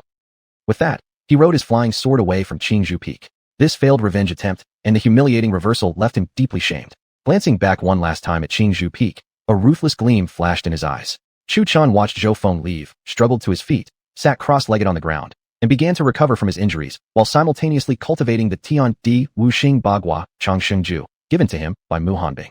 Although the name was long, he discovered this technique was actually used for healing injuries and could even revive the seemingly dead. As long as there was a breath left, this method could bring one back to life. This cultivation technique was in no way inferior to the Wuxing Lian Ti Shu. While the latter was used for physical training, the Tian Di Wuxing Bagua Changshengju could be used for healing. Chu Chun couldn't help but marvel secretly at this technique. He began to wonder whether this method was really practiced by everyone in Mu Peak. Suddenly, he recalled what Meng Yao had said before, that Mu Peak had once been the top among Qingyun Sect's peaks, but ever since the senior apprentice brother had been injured by demonic beasts after descending the mountain, it had fallen to the very bottom, becoming the weakest of the 5 peaks. If even such a powerful peak as Mu Peak had become the last, it was hard to imagine how strong the other peaks must truly be. Chapter 31. Lijing Lei Ti. At the foot of the mountain in the early morning, misty fog surrounded everything, creating a scene as if it were from a fairyland. Who? Chu Chun, seated cross-legged on his bed, slowly exhaled a mouthful of stale air. For the entire past month, Chu Chun had been cultivating techniques within the Chaos Pagoda, improving by only a small stage. Now, he had reached the peak of Qi refinement 5th layer. Within the Chaos Pagoda, 1 month was equal to an entire year outside. His 5 elements body cultivation technique and 5 elements Difa had merged, but he had only barely glimpsed the Yimudriti after all this time. He discovered that the Yimudriti improved by absorbing the vital energies of heaven and earth. Moreover, Yimudriki could coexist with the heavenly earth 5 elements Bagua immortal cultivation technique, which produced a doubled effect when cultivated while in the Yimudriti state. Regarding the Bagua Tai Su Thunder scripture, Chu Chun had studied it for a month, only grasping its surface. However, using the Bagua Tai Su Thunder scripture while in the Legion body state could cause much more damage. Chu Chun washed himself by the lakeside before mounting his flying sword and heading toward Mu Peak. He hadn't forgotten that Mu Hanbing had said she would personally guide his cultivation after a month. Having guidance, of course, was far better than blindly groping in the dark. Atop Mu Peak stood a delicate figure dressed in a white dress. Seeing Chu Chun riding his flying sword so steadily, she couldn't help but feel surprised, inwardly praising his remarkable talent. Master. Chu Chun dismounted his sword and knelt on one knee, bowing with clasped hands. Mu Hanbing lightly nodded. Come, I've prepared a training regimen for you based on your cultivation techniques. Chu Chun's heart warmed. Thank you for troubling yourself, Master. Before Chu Chun could finish, Mu Hanbing mounted her flying sword and departed. Seeing this, Chu Chun quickly followed. Soon enough, Mu Hanbing led Chu Chun to a thunderous sea where booming sounds reverberated in their ears and streaks of lightning flashed across the horizon. Intense thunder and lightning filled the entire space, an awe-inspiring scene. Sitting along the shore of the Thunder Sea were 7 or 8 disciples, their faces twisted in pain, with faint threads of lightning entwining around their bodies. You switch into Legion body. Mu Hanbing spoke to Chu Chun in a calm tone. Chu Chun didn't understand why Mu Hanbing wanted him to activate the Legion body, but he could only obey. The spiritual energy in Chu Chun's body surged. Soon enough, his entire body took on a golden sheen, as though gilded. Boom. As soon as Chu Chun summoned the Legion body, the lightning in the Thunder Sea erupted, all discharging directly at Chu Chun. Zizi. The entire body of Chu Chun was struck dumbfounded. The lightning wrapped around him, coursing through his body and causing him to grimace and cry out in pain. What exactly was going on? Before he could even recover, the wild lightning in the sea suddenly appeared to find a specific target and rushed toward Chu Chun all at once. Instinctively, he tried to dodge, but Mu Hanbing pressed a hand firmly on his shoulder, unleashing her spiritual energy. Down you go. Before Chu Chun could even react, Mu Hanbing shoved him directly into the lightning-infused Thunder Sea. Upon entering the sea, the once chaotic lightning focused entirely on Chu Chun. The lightning surged into his body in an instant, the sensation of 10,000 needles piercing his skin nearly unbearable. The thunder raged through the sea while Chu Chun's body trembled continuously. His sweat mingled with flashes of electricity, a breathtaking sight. Ah! Chu Chun let out a pig-like scream from the electric torture. In an instant, his golden body was scorched and torn open by the lightning. With effort, he struggled to climb out of the Thunder Sea but was pushed back in by Mu Hanbing. Don't resist. Circulate the Bagua Tai Su Thunder scripture. Mu Hanbing's cold voice reached Chu Chun's ears. Upon hearing this, Chu Chun immediately understood Mu Hanbing's intent. He retained the Legion body, his entire body entangled in lightning, pain twisting his face. He forced himself to stay calm, enduring the pain. Floating in the center of the Thunder Sea, where the lightning was the most intense, he sat cross-legged, forcefully enduring the lightning's torment as he began to circulate the Bagua Tai Su Thunder scripture from memory. In an instant, a faint Yin-Yang Bagua image appeared beneath Chu Chun. As Chu Chun channeled the Bagua Tai Su Thunder scripture, the lightning began to swirl in accordance with the shadow of the Yin-Yang symbol. The lightning was no longer wildly assaulting his body, but was instead slowly being guided by Chu Chun. Although from time to time, 5 or 6 lightning strikes still crashed into him, he did his utmost to absorb the power of the thunder. His body gradually adapted to the excruciating tempering. A satisfied look appeared on Mu Hanbing's face. She discovered that metal could conduct electricity, so she directly had Chu Chun open the Legion body to cultivate the Bagua Tai Su Thunder scripture, and her guess turned out to be correct. She watched Chu Chun coldly, showing not the slightest bit of pity. In Mu Hanbing's view, only by experiencing hardships could one become stronger. The other disciples by the Thunder Sea couldn't help but feel astonished by Chu Chun's perseverance. They had never seen such a ruthless method of cultivation. They only needed to rely on the thunder and lightning at the edge of the Thunder Sea, absorbing just a portion of its power, while Chu Chun had submerged his entire body into the sea of lightning. Minute by minute, time passed. Thus, Chu Chun cultivated in the Thunder Sea for over a month. The power of thunder within the sea gradually weakened, and Chu Chun felt his strength nearing its limit. Finally, Chu Chun fully adapted to the lightning's erosion. The lightning entwining around his Legion body no longer uncontrollably shocked him at random intervals. Drenched in sweat and utterly exhausted, Chu Chun crawled out of the Thunder Sea. His body bore countless scars from the lightning's scourge, but he looked satisfied at the lightning still coiling around him. His Legion body was now renamed the Legion Lei. The Legion body had completely merged with the Bagua Tai Su Thunder scripture, but this was still only the initial stage. Only a small portion of thunder power could be unleashed. Mu Hanbing looked down at Chu Chun, who had crawled out of the thunder sea covered in wounds, and nodded in approval. Good. Your Tai Su Thunder Scripture has now officially unlocked 1/3 of its power. Chu Chun nodded, looking at his tattered white robe that had been shredded by lightning strikes. Silently chanting a few incantations, he changed into a brand new white robe. Seeing this, he gave a satisfied nod. Big Sister Kyre, do you know what pain I've endured this past month? Chu Chun muttered inwardly. I know, but it was still too easy on you. Chu Chun didn't understand what Big Sister Kyre meant by those words. Long Kyre continued. If it were up to me, I'd have you held down at the very bottom center of the Thunder Sea to cultivate.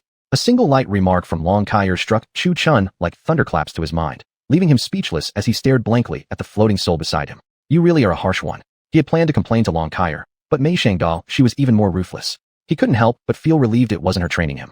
Never had he thought that someone as gentle as Long Kyre would say something like that. Heartbroken, no one knew his suffering. You rest here for one day. Tomorrow I'll take you to another good place. Mu Hanbing's light voice drifted into Chu Chen's ears. Aya! Chu Chen screamed inwardly, wanting to cry. Again. Chapter 32, Hell of Ice and Fire. Chu Chen circulated the Dingdi Wuxing, Bagua, Changsheng Jue, primordial trigram longevity technique of the 5 elements, finally healing the injuries on his body. Seeing Chu Chun almost fully recovered, Mu Hanbing lifted him off the ground like a chicken. Well then, this time Chu Chun didn't even need to ride his own flying sword. He was simply carried away by Mu Hanbing. Before long, Chu Chun could feel a wave of scorching heat from afar, and an ominous feeling instantly welled up in his heart. Mu Hanbing accelerated with her sword, and what came into view was a group of volcanoes. The temperature rose sharply here. Even at the foot of the volcanoes, one could feel as if about to be roasted alive. However, Chu Chun had expected Mu Hanbing to put him down, but instead, she carried him straight toward the crater of one of the volcanoes. Alas, a bitter feeling surged within Chu Chun. He was doomed. Inside the crater, flames roared fiercely, and waves of heat blasted against him. Chu Chun felt an intense, unbearable heat, as though his body were about to be devoured by the fire. He looked upward, gazing at the flames spreading and blazing fiercely, as if trying to dye the entire sky crimson red. Mu Hanbing only let Chu Chun go once they reached directly above the crater. Chu Chun glanced down at the rolling lava churning within, looking as if it might erupt at any moment. He couldn't help but inhale sharply in fear. Standing at the crater's edge, Chu Chun felt his skin sizzling from the intense heat. Sweat had already soaked through his freshly changed robe. He turned to look at Mu Hanbing, and saw that even this ice-cold beauty was now sweating profusely from the heat. Big drops of sweat slid down her cheeks, then rolled down her neck. Even Mu Hanbing couldn't bear the intense heat. This volcano will help you cultivate the Southern Ming fire body, refine the flame tempering method, and enhance the fire step of the 5 elemental Defa techniques. Upon hearing this, Chu Chun understood Mu Hanbing's intentions. What better way to master the 5-element body cultivation method than absorbing fire itself? After all, how else could it be called the fire body? Realizing this, he cleared his mind, calmed his spirit, and slowly sat cross-legged. His skin burned red, seemingly on the verge of catching fire. He gritted his teeth and persisted, then stirred his true energy to absorb the fire attribute power within the volcano. As the flames touched his body, he felt the searing heat, and the power surged into his body. His body started to tremble violently, his muscles tensed, as though he would burst at any moment. Standing at the edge of the crater, Mu Hanbing watched Chu Chun with a look of satisfaction in her eyes. Then she left the crater riding her sword, because the heat there had become unbearable. Flames surged through Chu Chun's body. He felt his strength growing, his muscles becoming firmer, his bones sturdier. Chu Chun inside the flames looked like a flame deity, radiating a powerful aura from his body that overwhelmed the surrounding disciples with an irresistible pressure. As time passed, Chu Chun gradually adapted to the scorching heat, and his body slowly fused with the flames. His consciousness became clearer. He seemed to sense the energy hidden within the fire. An unprecedented power surged through him, and his eyes glimmered with sharp brilliance. Witnessing Chu Chen's transformation, Mu Hanbing nodded slightly, a trace of delight rising in her heart. Chu Chen cultivated inside the crater for a total of 57 days. During this time, the upper half of his clothing had long been burned away. At this moment, Chu Chen's entire body was red from head to toe, like a piece of charcoal freshly pulled from the fire. When he finally stepped out of the crater and his body met the cold outside air, white smoke hissed from his skin. His whole figure exuded power, his muscles bulging impressively. Good. Next destination, Mu Hanbing remarked, satisfied with Chu Chen's initial grasp of the Southern Ming fire body. Her main goal was to let him experience the might of fire. Once he grasped that, the future cultivation of the Southern Ming fire body would become much easier. Learning that Mu Hanbing had truly been doing this for his benefit, Chu Chen naturally found it difficult to refuse. This training had not only helped him initially comprehend the Southern Ming fire body, but also tempered his meridians and flesh. He had more or less guessed where Mu Hanbing would take him next. But when they arrived, Chu Chun realized he had still underestimated her. He had assumed she would bring him to the ocean to experience the sea's vast power, but instead, they arrived at a frozen wasteland. This frozen wasteland didn't belong to the trial area of Qingyun Peak. It was located 300 kilometers away from the Qingyun sect. Chu Chun could already feel bone-chilling cold when he saw the frozen plain from afar. Now, Having arrived at the snowy field, the cold had intensified tenfold, freezing him to the point of shivering uncontrollably. Only the recently cultivated Southern Ming fire body allowed him to barely withstand the frigid chill. Mu Hanbing and Chu Chun arrived at the very center of the frozen wasteland, where the cold was dozens of times stronger than at its edges. Chu Chun looked upon the vast white snowy world, and the piercing cold wind howled past him, making it feel as if his ears would be ripped off. The wind blew up flurries of snowflakes that danced beautifully in the air. However, Chu Chun was already involuntarily shivering uncontrollably, with no mood to admire the scenery. He inhaled deeply from the cold, feeling the frigid air flowing through his lungs as if it would freeze them solid. In contrast, Mu Hanbing wore a calm expression, seemingly unfazed by the cold. After landing from their flying swords, she led Chu Chun walking across the icy field. For days, Mu Hanbing and Chu Chun walked across the frozen plain, until their bodies were completely covered in snow, looking like two snowmen. Suddenly, Mu Hanbing noticed a giant ice cave, from which a blue glow radiated from its entrance. Mu Hanbing stepped into the cave and took a quick glance around. The cave walls were adorned with all kinds of ice crystals that sparkled with colorful lights. Beneath them was a pool of water covered by a thin layer of ice, not fully frozen yet, fragile enough to shatter with a light tap. Seeing this, Mu Hanbing's face showed a satisfied expression. Before Chu Chun could even react and figure out what was going on, Mu Hanbing lifted him up and directly tossed him into the water pool inside the ice cave. Thrown inside, Chu Chun was instantly frozen to the bone, his entire body trembling violently. Cold. This was truly cold. Moreover, the water was incredibly icy, and the chilling sensation brought drowsiness, but the cold underwater constantly kept stimulating him to stay alert. If you want to comprehend the Yoming Heat, Yoming GT, nether body, you must first understand ice. Ice and water are two attributes, yet also one and the same. Water becomes ice when cold, and ice becomes water when melted. They are both similar. From what I know, the nether body is the embodiment of both ice and water, cold yet gentle.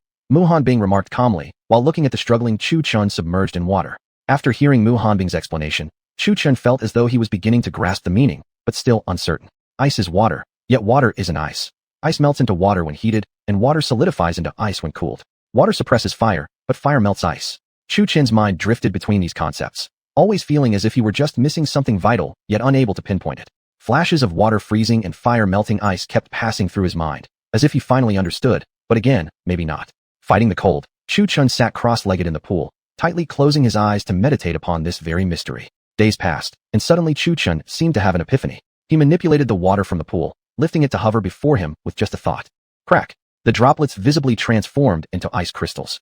As the ice fell into the water, the entire pool visibly froze over, enclosing Chu Chun's entire body inside a block of ice. Suddenly, a raging fire surged from Chu Chun's body, melting the ice inside the pool back into water. The ice crystals throughout the cave began to drip continuously, melting from the warmth of Chu Chun's body. At this very moment, Chu Chun finally seemed to understand. Water is soft and can suppress fire. Fire is intense and can melt ice. And ice is hard and exists within water. In other words, wherever there is water, ice can form. Wherever ice exists, water can be made. Simply put, it was the relationship of interdependence and mutual restraint among the attributes of ice, fire, and water. Water could turn into ice, fire could melt ice, and ice could turn back into water to suppress fire. Chu Chun renamed the Yoming Heat, nether body, to a more refined-sounding Dosongbingqi, Yoshuangbingti, frost shade ice body, although its essence remained unchanged. Except for the Li Jing Heat, Li Jing GT, keen essence body, being changed to the Li Jinli IT, keen gold thunder body, which altered its original attributes by adding a thunder element. The Yung Jaith nether body merely changed its name. Its elemental nature could be said to have changed, or to have remained the same. Ice was water, but water was not necessarily ice. Chapter 33, Thick Rockba Body, Imushin Body. After leaving the ice field, Mu Hanbing took Chu Chun to the sea, letting him experience the momentum of the ocean. That is, the momentum of water, allowing him to realize that water is not necessarily gentle. Its attack can be so powerful that the entire ocean becomes surging waves, representing the fury of water. As Chu Chun gradually deepened his understanding of water, he could cover his body with it to reduce the impact of attacks. When facing strong assaults such as swords and spears, he could manipulate the water to quickly solidify into an ice armor. Witnessing the wrath of the ocean, he comprehended an ultimate water-based technique called Roar of the Sea Dragon. This technique condenses the fury of water into a water dragon. Once unleashed, the dragon either attacks enemies or swallows them whole, drowning them in water. Additionally, he discovered the ability to manipulate water into forming various weapons. Water could become a shield, solidifying into an ice shield. It could shapeshift freely and then solidify into ice. For Chu Chun, this was a tremendous gain. To control water was, in essence, to possess what he once lacked. Chu Chun spent nearly 5.5 months comprehending the Yushuang ice body before fully mastering it, followed by the Nanming fire body. Having grasped the relationships among ice, water, and fire, Chu Chun advanced past the initial threshold of the Nanming fire body and formally entered the cultivation stage. Though not yet fully mastered, he could now activate it effortlessly at will. Seeing Chu Chun constantly progressing, Mu Hanbing and Long Kaier were greatly satisfied. Although Mu Hanbing didn't know Long Kaier's existence, she approved thoroughly of everything Chu Chun did. Her only regret was that she believed the training still wasn't harsh enough. If she were in charge, she'd have tossed Chu Chun straight into a volcano for cultivation on lava, or held him in a sea of lightning or deep ocean to experience the fury of thunder and the might of the sea. Mu Hanbing brought Chu Chun into a deep mountain range. If Chu Chun guessed correctly, he was about to comprehend the last two elements, earth and wood. The deep mountains were filled with lush trees, flowers, and plants. Mountains, of course, signified rock. Looking at the forest where one mountain towered above another, Chu Chun remained clueless about the remaining two elements. However, he spotted a woman. The woman wore thin, practically next to nothing, barely covering, with her navel and two tanned arms exposed. Right now, she was mercilessly beating up a wild boar, until it was bleeding and unconscious on the ground. Why is Qing Xian Sr. here? Senior, what a coincidence. Chu Chun waved from afar. Hearing a familiar voice while delivering a brutal beating, Li Qingxin turned around. Seeing Mu Hanbing bringing Chu Chun towards her, she stopped and dragged the half-dead boar over to meet them. Disciple greets my master. Li Qingxin clasped her fists and bowed to them both. Mu Hanbing gave a cold nod. Senior, why are you here? Aren't you supposed to be training at Qingshi Peak? Chu Chun asked in confusion. My junior brother, there are many ways to cultivate. This is also a kind of training. By the way, what are you here for? Li Qingxin smiled while patting Chu Chun's shoulder. I brought him here for trials. He has yet to grasp the emu body and the thick rock body of the five elements bodies. Mu Hanbing explained in her usual icy tone. Suddenly, Mu Hanbing thought of something as she looked at Li Qingxin and said, by the way, since you've trained here for years and are familiar with this place, you can train Chu Chun from now on. Me. Li Qingxin couldn't believe it as she pointed at herself. She wasn't particularly skilled in comprehending cultivation techniques. They had always focused more on hand-to-hand combat and martial movement skills. Now being asked to guide her junior brother in mastering the five elements bodies was indeed a difficult task, but she added, okay, I'll give it a try. No matter how hard this task might be, she had to accept it, just to fulfill Mu Hanbing's command. Thinking it over, if it related to wood, the best place would naturally be somewhere filled with more trees and plants. As for rock elements, what exactly is the rock element? Earth or stone? She noticed the distant cliffs and instantly understood. Wasn't the nature of rocks simply standing firm as a mountain, hard as jade? I know the perfect place. Come with me, junior brother. With that, Li Qingxin rushed directly toward a large tree. Seeing this, Chu Chun quickly followed. Worried, Mu Hanbing followed them closely behind. Before long, the three arrived beneath a giant tree. The trunk was incredibly large. Around 50 people would be needed with arms linked just to encircle it. Winding vines twisted up its trunk, while the leaves were uniquely pink, the only ones like that in the entire forest. It towered over 30 zhang tall. The whole tree gave off a holy yet gentle aura. The flowers and grass below were especially lush. Chu Chun's heart trembled slightly upon seeing this giant tree. He actually felt the emu body awakening within him. Even before officially beginning his cultivation, it already showed faint signs of stirring. Clearly, this place was the catalyst. Chu Chun sat cross-legged beneath the tree, feeling the rich aura of life surrounding him, leaving him refreshed and exhilarated. As Chu Chun cultivated, the yellowed leaves that had fallen to the ground seemed to be pulled by some invisible force, swirling around him. The leaves also regained their original pink hue as his cultivation progressed. At this moment, Chu Chun was encircled by the fallen leaves, appearing extremely sacred. The tree continuously transmitted its life force, and the leaves visibly withered and fell. Soon, the tree quickly regrew a fresh layer of leaves and bloomed numerous small white flowers. Since it was already springtime, Chu Chun's cultivation beneath the tree further intensified the season's vibrant life energy. Even Li Qingxin, usually tomboyish, felt that Chu Chun looked particularly magnificent at this moment. Occasionally, a cool breeze swept past him, and butterflies danced around the tree. Spring breezes gently blew. All things came back to life. New green shoots adorned branches, flowers bloomed all over the garden. Chu Chun spent an entire month comprehending the emu body. Sitting beneath the tree now, he felt as if he had merged with it. His skin actually started turning the same color as the tree trunk. Chu Chun sitting there resembled a tree spirit, with branches sprouting from his skin, blooming flowers on each branch. Not long after, the branches growing on Chu Chun's skin suddenly shattered and fell off. He returned to his original form, but now carried an immense aura of life force. He had comprehended the emu body, yet found the name unsatisfactory, renaming it the Emu Shin body. He greedily inhaled the surrounding rich life energy as he opened his eyes, proclaiming the birth of the Emu Shin body. Chu Chun slowly rose to his feet. His true chi surged, radiating green light across his entire body. A battle armor made of leaves covered his body, complete with a pair of leaf wings on his back. He channeled his true chi, unfurling the wings on his back. The wings flapped, lifting Chu Chun into the air. He soared without using sword riding techniques, solely by flapping his wings. However, this form truly looked hideous beyond belief. Landing before the two girls, Chu Chun stared at his entirely green battle armor. Strangely, he felt no joy. Ha! Senior brother, your look is so adorable. Seeing Chu Chun covered in green, Li Qingxin couldn't help but laugh loudly, patting Chu Chun's shoulder as she roared with amusement. Even Muhan Bing, upon seeing Chu Chen's appearance, couldn't help but twitch her lips. I asked you to master the emu body, yet you came up with something this hideous? Although Chu Chen's leafy battle armor looked extremely ugly, he radiated a strong aura of life. Combined with the celestial 5 elements and Bagua longevity cultivation method, the effect would be even more powerful. Chu Chun retracted his green armor, silently wailing. This isn't at all how I imagined it. Muhan Bing and Li Qingxin brought Chu Chun to a cliff. Staring at the cliff, Chu Chun suddenly grasped insight after a month of reflection, finally comprehending the thick rock body. However, because of his enlightenment, rock meant unshakable as a mountain, solid as jade. The first layer focused on defense, delivering a punch capable of 10,000 Jin. This was the enhancement of the rock element. Chu Chun renamed the thick rock body as the thick rock ba body. Afterward, Muhan Bing took him to Jianlai Peak. The peak's master discovered Chu Chen's extraordinary talent for sword techniques. In merely 7 days, Chu Chun vaguely sensed the presence of the sword. This scene moved the peak master, who offered an extremely generous price to take Chu Chun as his personal disciple. However, Chu Chun declined. If not for the blood flute given by Mu Feng, he might have died in some remote corner long ago. Although the peak master regretted not making Chu Chun his personal disciple, he still passed on his lifelong sword techniques to Chu Chun. In that sense, Chu Chun could be considered half a disciple of the Jianlai peak master. Time flew by as Chu Chun trained ceaselessly under Muhan Bing's guidance. Whether swordsmanship or Taoist arts, none of his present abilities could be compared to his earlier levels. His battle experience also became remarkably solid. It was truly a tale full of tears. After completing the 5 elements body cultivation method, Chu Chun remained on Mu Feng's peak sparring with Muhan Bing. Though called sparring, it was essentially one-sided beating after another. Muhan Bing always left Chu Chun battered and half-dead before stopping. Then, Chu Chun soaked in the ice lotus pond on Mu Feng's peak. That pond water was for healing and tempering bones, so potent that even Muhan Bing herself dared not use it excessively. Yet she generously allowed Chu Chun unlimited access. 5 years passed. Chu Chen's current cultivation stage had reached the 10th layer of qi condensation. In theory, after breaking through to the 9th layer of qi condensation, one should enter foundation building. However, Chu Chen managed to suppress his breakthrough, advancing all the way to the 10th layer. Chapter 34, Schwerer. Morning sunlight filtered through the gaps between the leaves, casting speckled shadows onto the ground.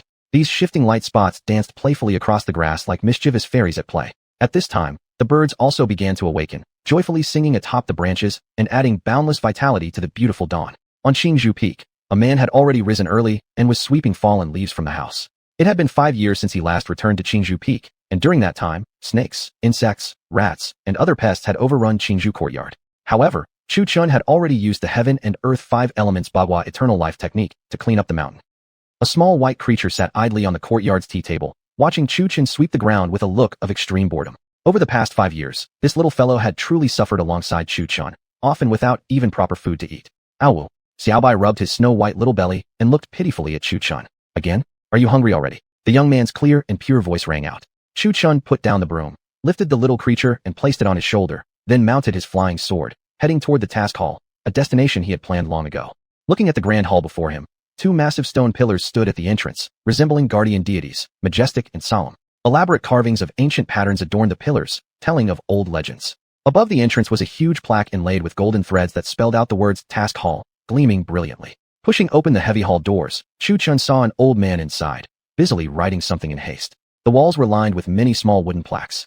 Each plaque was marked with stars. Some had 1 star, others 2. Chu Chun quickly scanned and found that the maximum difficulty rating here was 5 stars. The number of stars indicated the task's difficulty. Some of the plaques were red, also marked with stars. Red plaques signified urgent tasks that needed immediate attention after being accepted. Many disciples filled the hall, gathered around the section of red plaques. Some were selecting plaques and looking for partners, while others simply grabbed a plaque and left. However, the disciples present were all in the qi condensation or foundation building stages. Hey kid, you look so thin. Want to team up with me for a task? Chu Chun was scanning the hall when he suddenly felt someone wrap an arm around his neck. His reflexes, trained through years of harsh discipline under Muhan Bing, kicked in instantly. Instinctively, he grabbed the arm on his shoulder and threw it hard. Boom. The large man crashed to the ground, shattering several of the jade-green stone floor tiles beneath him. The sudden noise immediately drew the attention of everyone in the task hall. The burly man looked up, dazed, trying to figure out what just happened. Once Chu Chun realized the man had no ill intentions, he helped him up, apologizing as he did so. Sorry. It was just a reflex. The burly man snapped out of his confusion, but did not show anger. Huh, you're quite something. I didn't expect you to have such strength in that thin body. I like you. My name's Stone. Stone laughed heartily as he slapped Chu Chun's shoulder with his rough arm. Chu Chun politely bowed his fists. I am Chu Chun. I didn't mean any offense. Please forgive me. Stone patted Chu Chen's shoulder again and said, No worries. No worries at all. You actually surprised me a little, kid. I just tapped your shoulder and you reacted so fast, plus you're strong enough to throw someone like me. I weigh hundreds of pounds. Chu Chen stared at this big hulk and couldn't help twitching his lips. He suspected this guy had a loose screw or two. Brother, what did you need me for? Nothing much, really. I just thought you looked a bit fragile, so I wanted to form a team with you for a task. But your strength. Stone smiled somewhat awkwardly, realizing he had judged too hastily. Chu Chen nodded. Maybe next time. I'm heading to Mufing to take on a task now, Chu Chen. With that, he strode over to the urgent task section to choose his mission. Stone watched Chu Chen's back disappear, silently memorizing the name. Chu Chen? It sounded familiar. Looking at the many red plaques before him, Chu Chen hesitated. Based on his current cultivation level, 1 or 2 star tasks would be most appropriate. However, after 5 years of rigorous training, he was eager to know just how strong he had become. After all, he had deliberately suppressed his cultivation, intentionally remaining at the 10th stage of chi condensation. Young man, seeing how handsome you are, why don't you partner with your elder sister for a mission? Let your big sister protect you. Just as Chu Chen was hesitating over which star level to choose, a seductive female voice drifted into his ear. He turned his head and saw a woman wearing a light blue dress standing before him. Her curves were well defined by the garment. Chu Chen's first impression of this woman was that she was a fickle and flirtatious type of girl. Thank you for your kind offer, Senior Shida, but I prefer to complete the task on my own. I'm sorry. Chu Chen bowed respectfully with his fists. His voice carried no emotion, neither cold nor warm. Seeing that Chu Chen had actually rejected her, the woman couldn't help but become intrigued. She swayed her graceful figure and softly said, "Little junior brother, are you sure you don't need your big sister's protection?" At this, a surge of disgust immediately rose within Chu Chen. He had guessed correctly. Seeing Chu Chen look at her with disdain, the woman grew somewhat angry. She had joined the sect only a few years ago, but had already been noticed by the Water Peak Master, who took her as a direct disciple. In merely 2 years, she had reached the 5th stage of chi condensation cultivation. With such exceptional talent, she was pursued by countless admirers who would be thrilled to be near her. Yet today, she had been rejected. If it weren't for the extravagant expenses at Water Peak draining her spirit stones, she wouldn't even bother coming to the task hall. Although many male disciples were eager to shower her with spirit stones, she wasn't the kind to feel indebted to anyone. When she arrived at the task hall and saw many disciples forming teams, she thought it wise to partner with someone for safety. She could handle the monster hunting herself. But the only person she had approached had refused her, and in Water Peak, where she had always been pampered, how could she bear such humiliation? Feeling a sudden sense of irritation, she asked once more, "You really don't need help? Senior Shed, please show some respect," Chu Chen said coldly, watching her sway her graceful figure. She frowned at his words, glancing at her own figure and then at the look in Chu Chen's eyes, suddenly understanding. Obviously, he mistook her for a promiscuous woman, but she wasn't that kind of girl. Because of her water and wind elemental roots and her cultivation of water-based techniques, where softness overcomes hardness, her figure had naturally developed so beautifully that her fair skin appeared smooth and delicate like jade. "Miss, don't bother with this wooden-headed fool. Come with us. We promise to protect you well." Just as the woman was growing angry, a group of men approached with lecherous expressions, greedily eyeing her body while swallowing hard now and then. At this, her eyes immediately turned icy cold. She hated such men the most. Get lost. She unleashed the pressure of a 5th stage chi condensation cultivator, forcefully pushing away the 4 men before her. Then she turned again to gaze at Chu Chen and found he wasn't affected by her pressure at all. A trace of surprise flickered in her eyes. Cultivators could easily determine another's bone age. She looked at Chu Chen and found he wasn't even 25. Yet she couldn't detect his cultivation level. Was he at foundation building? Or at least at 6th or 7th stage of chi condensation? Internally, she kept guessing. Looking at this man who appeared 5 years younger than her, yet had a cultivation higher than hers, for some reason, she felt defeated. The 4 male disciples thrown back by her stared angrily, and the one leading them, with a black mole on his forehead, spat on the floor, saying, "Bitch." Then he and his little group stormed out of the task hall. The woman ignored them completely, still staring intently at Chu Chen, as if trying to look straight through him. Chu Chen, unable to endure it any longer, hesitated but finally chose a 5-star plaque and walked straight to the old man near the entrance to register. Just as Chu Chen was about to leave with the plaque, the woman blocked his path, smiling gently as she said, "I am Schwer, a direct disciple of Water Peak." Taken aback by Schwer suddenly blocking his way, Chu Chen felt annoyed but still held himself back. "Miss, please have some respect." After saying that, he turned his head and strode out of the task hall with the red plaque. Chapter 35, Sky Spirit Wolf. After exiting the mission hall, Chu Chen crushed the red tablet in his hand.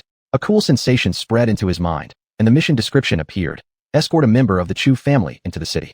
The Chu family? Chu Chen couldn't help but think of the Chu family from the Xianyu Imperial Dynasty. However, the mission location wasn't in the Xianyu Dynasty, but in Hongye Town, which belonged to the Hongfeng Dynasty's territory. His job was to safely escort the town's client to Hongye City. The distance between Hongye Town and Hongye City spanned 800 kilometers, and during this time Chu Chen was responsible for protecting the client's safety. No matter whether the mission was completed or not, the deadline was 3 months. If no one returned to report the mission's completion, it would mean the client had been killed, and the mission would be marked as a failure. In that case, the Qingyun sect would also have to compensate the client's family or close ones.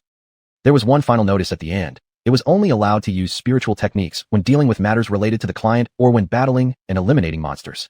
In all other circumstances, spiritual practitioners must not interfere in worldly affairs. After reading the information in the tablet, Chu Qin immediately understood. Thinking back, he now realized why cultivators were rarely seen at the Chu family estate. He now grasped the reason. So it was because of the restriction on using spiritual techniques freely. That did seem reasonable. Cultivation techniques were extremely powerful. Even a single sword strike could slice through a small mountain. But why would the mission also have a time limit? This puzzled Chu Qin a little. He calculated in his mind and figured that, assuming nothing unexpected happened, 3 months should be more than sufficient. Having understood the rules, Chu Qin rode his flying sword down the mountain. This was his first descent off the mountain alone. Previously, he had gone outside during training before, but always under the supervision of Mu Hanbing. Hongye Town. Miss, we should hurry and depart. Otherwise, who knows what types of demonic beasts might come out at night. A maid urged. They had been waiting here for 3 days. They had hired several experts at the warrior lord level and 5 or 6 bodyguard warriors. All were waiting for the young lady's command. Yes, Mississippi. I've heard that even sky spirit wolves have appeared near Hongfeng Town at night. We are not afraid ourselves, but wolves travel in packs. Then we can protect ourselves, but we might not be able to protect you as well, said a man with a scar that ran hideously across his bald head. Hearing this, the young lady clenched her dress tightly in her hands, her palm already damp with sweat. It had taken her 3 days traveling from her family's estate to reach Hongye Town, where she had then waited another 3 days. Despite her usually gentle disposition, even she felt impatient now. They hadn't encountered any danger for 3 entire days, yet she feared not the certainty, but the possibility that those spirit wolves might come tonight, and that each additional moment they waited would bring more torment. The young lady bit her lip slightly. Just one more night. If the person I'm waiting for doesn't arrive tomorrow morning, we'll set off immediately. Actually, she wasn't even sure who she was waiting for. It was just that when she had left her home, her father had solemnly told her, saying that in Hongye Town there was a powerful expert who would assist her journey to Hongye City. He was very special. No matter how long it took, she needed to wait until he appeared before leaving. He would definitely ensure her safe arrival in the city. Back then, her father had handed her a small wooden token, instructing her repeatedly that she must wait for this person. She had been extremely curious. Just who could have caused her father to attach such importance to him? Her father even claimed that only by waiting for him could she be guaranteed safe passage. Watching the setting sun and the approaching dusk, she suddenly felt a twinge of disappointment in her heart. Had he still not arrived? An hour passed, and night had already descended upon the small town. Every household in the village had already lit their lanterns. Miss, let's go inside and rest. I'm sure the person you're waiting for won't come. A somewhat naive maid gently led the young lady. Looking at the girl, a soft sigh arose in the young lady's heart. She turned and looked at the guards and the hired warriors. They were chatting and drinking with the villagers, some helping out with tasks. A woo. Suddenly, a howl broke the peaceful night from the far distance. The howl, like the grim reaper arriving in the village to claim souls, filled people with fear. The villagers in the town froze. The previously bustling town was suddenly thrown into chaos. Everyone put down what they were doing and rushed home, bolting their doors shut. Some locked their doors 6 or 7 times, and then covered the doors with wooden boards. Within an instant, due to the villagers rushing desperately back into their houses, the once lively town fell into total disorder. Pots, pans, and other items were scattered all over the ground, and there were half-finished jars of wine still on tables. As the villagers retreated indoors one by one, the once lively town was suddenly wrapped in a deathly silence, as though a certain ominous presence was about to appear. Miss Linghua, you should go indoors and hide too. At this moment, an old lady leaned out of a small house beside the young lady and advised her. Chu Linghua was about to refuse when another howl rang out, this one much closer. It seemed like a soul-summoning death omen, sending a cold chill down her spine. After hesitating for a long while, she finally agreed. Chu Linghua and her maid hid inside the old lady's house, while the remaining guards and mercenaries stayed outside. It wasn't that the old lady refused to let them in, but her house was simply too small. Chu Linghua and the maid were already squeezed tightly inside, and the house had always been lived in only by the old lady herself, so naturally, it was quite cramped. The mercenaries and guards voiced no complaints. They had cultivation abilities that could resist the wolf pack. Now that their young lady had gone inside, they could focus entirely on blocking the wolves without worrying about protecting her. The only 8 people left outside the houses in the small town consisted of 5 guards and 3 hired experts, 7 men and 1 woman, each vigilantly watching their surroundings, not daring to relax in the slightest. Roar! A sky spirit wolf, its fur glowing faintly blue under the moonlight, suddenly dashed into the village, staring fiercely at the 8 people. A woo! The sky spirit wolf let out a long howl, its voice piercing and chilling, making the villagers quake with fear as they prayed silently for safety through the night. Roar! Roar! Roar! 7 or 8 larger spirit wolves leaped into the village from all directions. The wolf pack quickly surrounded the 8 people, closing in steadily. Everyone pulled out their weapons. The 3 mercenaries, the woman wielding dual blades, the other 2 men, one with a spear, the other with a large saber, while the guards each drew out a shimmering silver sword. The circle of wolves tightened, forcing the 8 into a desperate position with nowhere to retreat. Die! Suddenly, the man with the saber roared furiously, his body surging with Xian energy as he charged his blade with flames. With lightning speed, he swung his saber downward at the spirit wolf directly in front of him. Roar! As if prepared, The spirit wolf in front of the saber-wielding man swiftly leapt backward with agile power. Crack! The heavy blade smashed into the ground, sending fragments of rock flying. The man, seeing his first strike miss, swung his saber once more at other wolves within the pack. But having already launched the first attack, the wolf pack immediately converged onto the saber-wielding man, who now drew all their attacks. Seeing this, the other mercenaries and guards scattered to the sides. The red-clothed woman wielding dual blades moved like a fleeting shadow, dashing into the heart of the wolf pack. Clash! The man under heavy attack continued to swing his saber, chopping off the head of one wolf. By now, a deep claw mark had appeared across his chest, inflicted during the fierce battle. At this moment, the dual-blade woman joined the fray, swinging her blades and weaving through the wolves, the clash of metal and claws creating sparks with each contact. Her clothes were torn to shreds from wolf attacks, revealing occasional flashes of bare skin, but she had no time to worry about that. Her eyes remained sharp and focused on the wolf pack. A spear flashed coldly as it pierced straight through the body of a wolf. The three fighters continued working in unison, cutting down one sky spirit wolf after another. However, they soon realized that the originally 7 or 8 wolves had somehow increased to 12, and then kept growing. It felt as though the more they killed, the more wolves appeared. Before long, the pack had become more than 20 wolves strong, while the 8 defenders had been reduced to only 3. These guards had weak martial arts cultivation, merely at the warrior realm, and had fallen in gruesome deaths. Some were beheaded by wolf claws, some had their chests torn open, their limbs torn off and scattered across the ground. One guard had even been devoured entirely, leaving only his head rolling across the ground as the wolves kicked it about. The scene was brutally gruesome and sickening. From behind the window, the 2 girls, unaccustomed to such a bloody sight, both vomited violently. Chapter 36, Sky Spirit Wolf King. As the wolf pack continued to grow in numbers, the 3 warrior-ranked mercenaries were nearing complete exhaustion. The man with the large cleaver had his right arm firmly bitten by a sky spirit wolf. The wolf that had latched onto his arm gave a strong pull, and the man's entire arm was ripped clean off. The cleaver-wielding man, now missing an arm, awkwardly held onto his weapon with his left hand, frantically swinging it about. His vision blurred from the excruciating pain, his eyes bloodshot as if gone mad, wildly swinging his cleaver without control, although his aura energy had already been completely drained. Soon after, the weakened man was caught by 2 sky spirit wolves. One latched onto his right leg, while the other bit down on his remaining left arm. Both wolves pulled with all their might. Tearing sound. The man let out another blood-curdling scream. The 2 wolves forcibly ripped his body apart. The scene was extremely gruesome. His body was devoured by the wolves, leaving only his head on the ground, eyes wide open in horror, dying a truly pitiful death. Third brother. The spear-wielding man and the dual-bladed woman looked palely at the severed head of their companion, screaming in despair. By now, both were nearing their limits as well, blood continuously flowing from numerous wounds. On the spearman's back was a claw wound deep to the bone, so deep that his white skeleton could be seen. And the red-robed woman wasn't faring any better either. Her entire body was riddled with da-da-shao-shag scratches, her clothes in tatters, barely covering her figure. The 2 stayed close together as the sky spirit wolf pack slowly encircled them, despair filling their eyes. They never imagined such a simple escort mission would end up costing one of their lives. Second sister, wait a second. I'll make a path for you, and when I do, you run north as fast as you can. Don't look back. The spearman's eyes briefly flared with determination. In this situation, surviving even one was all they could hope for. Big brother, then what about you? The woman hurriedly asked upon hearing this. You don't have to worry about me. I have my own way to escape. You just need to head north. That's Morong City, where someone will protect you. When making the decision, the spearman's eyes were already filled with resolve to die. At this point, with all his aura energy drained and his physical strength failing, escape was impossible. Only by ensuring one of them survived could their mission be preserved. As for the small town and that young lady, they were in such a desperate state themselves. How could they possibly help others? They had taken this job for money, not for their lives. Without their lives, what use was there in earning more gold? The spearman summoned his remaining aura energy for one last fight. Clang! The spear shot forward, piercing straight through one sky spirit wolf.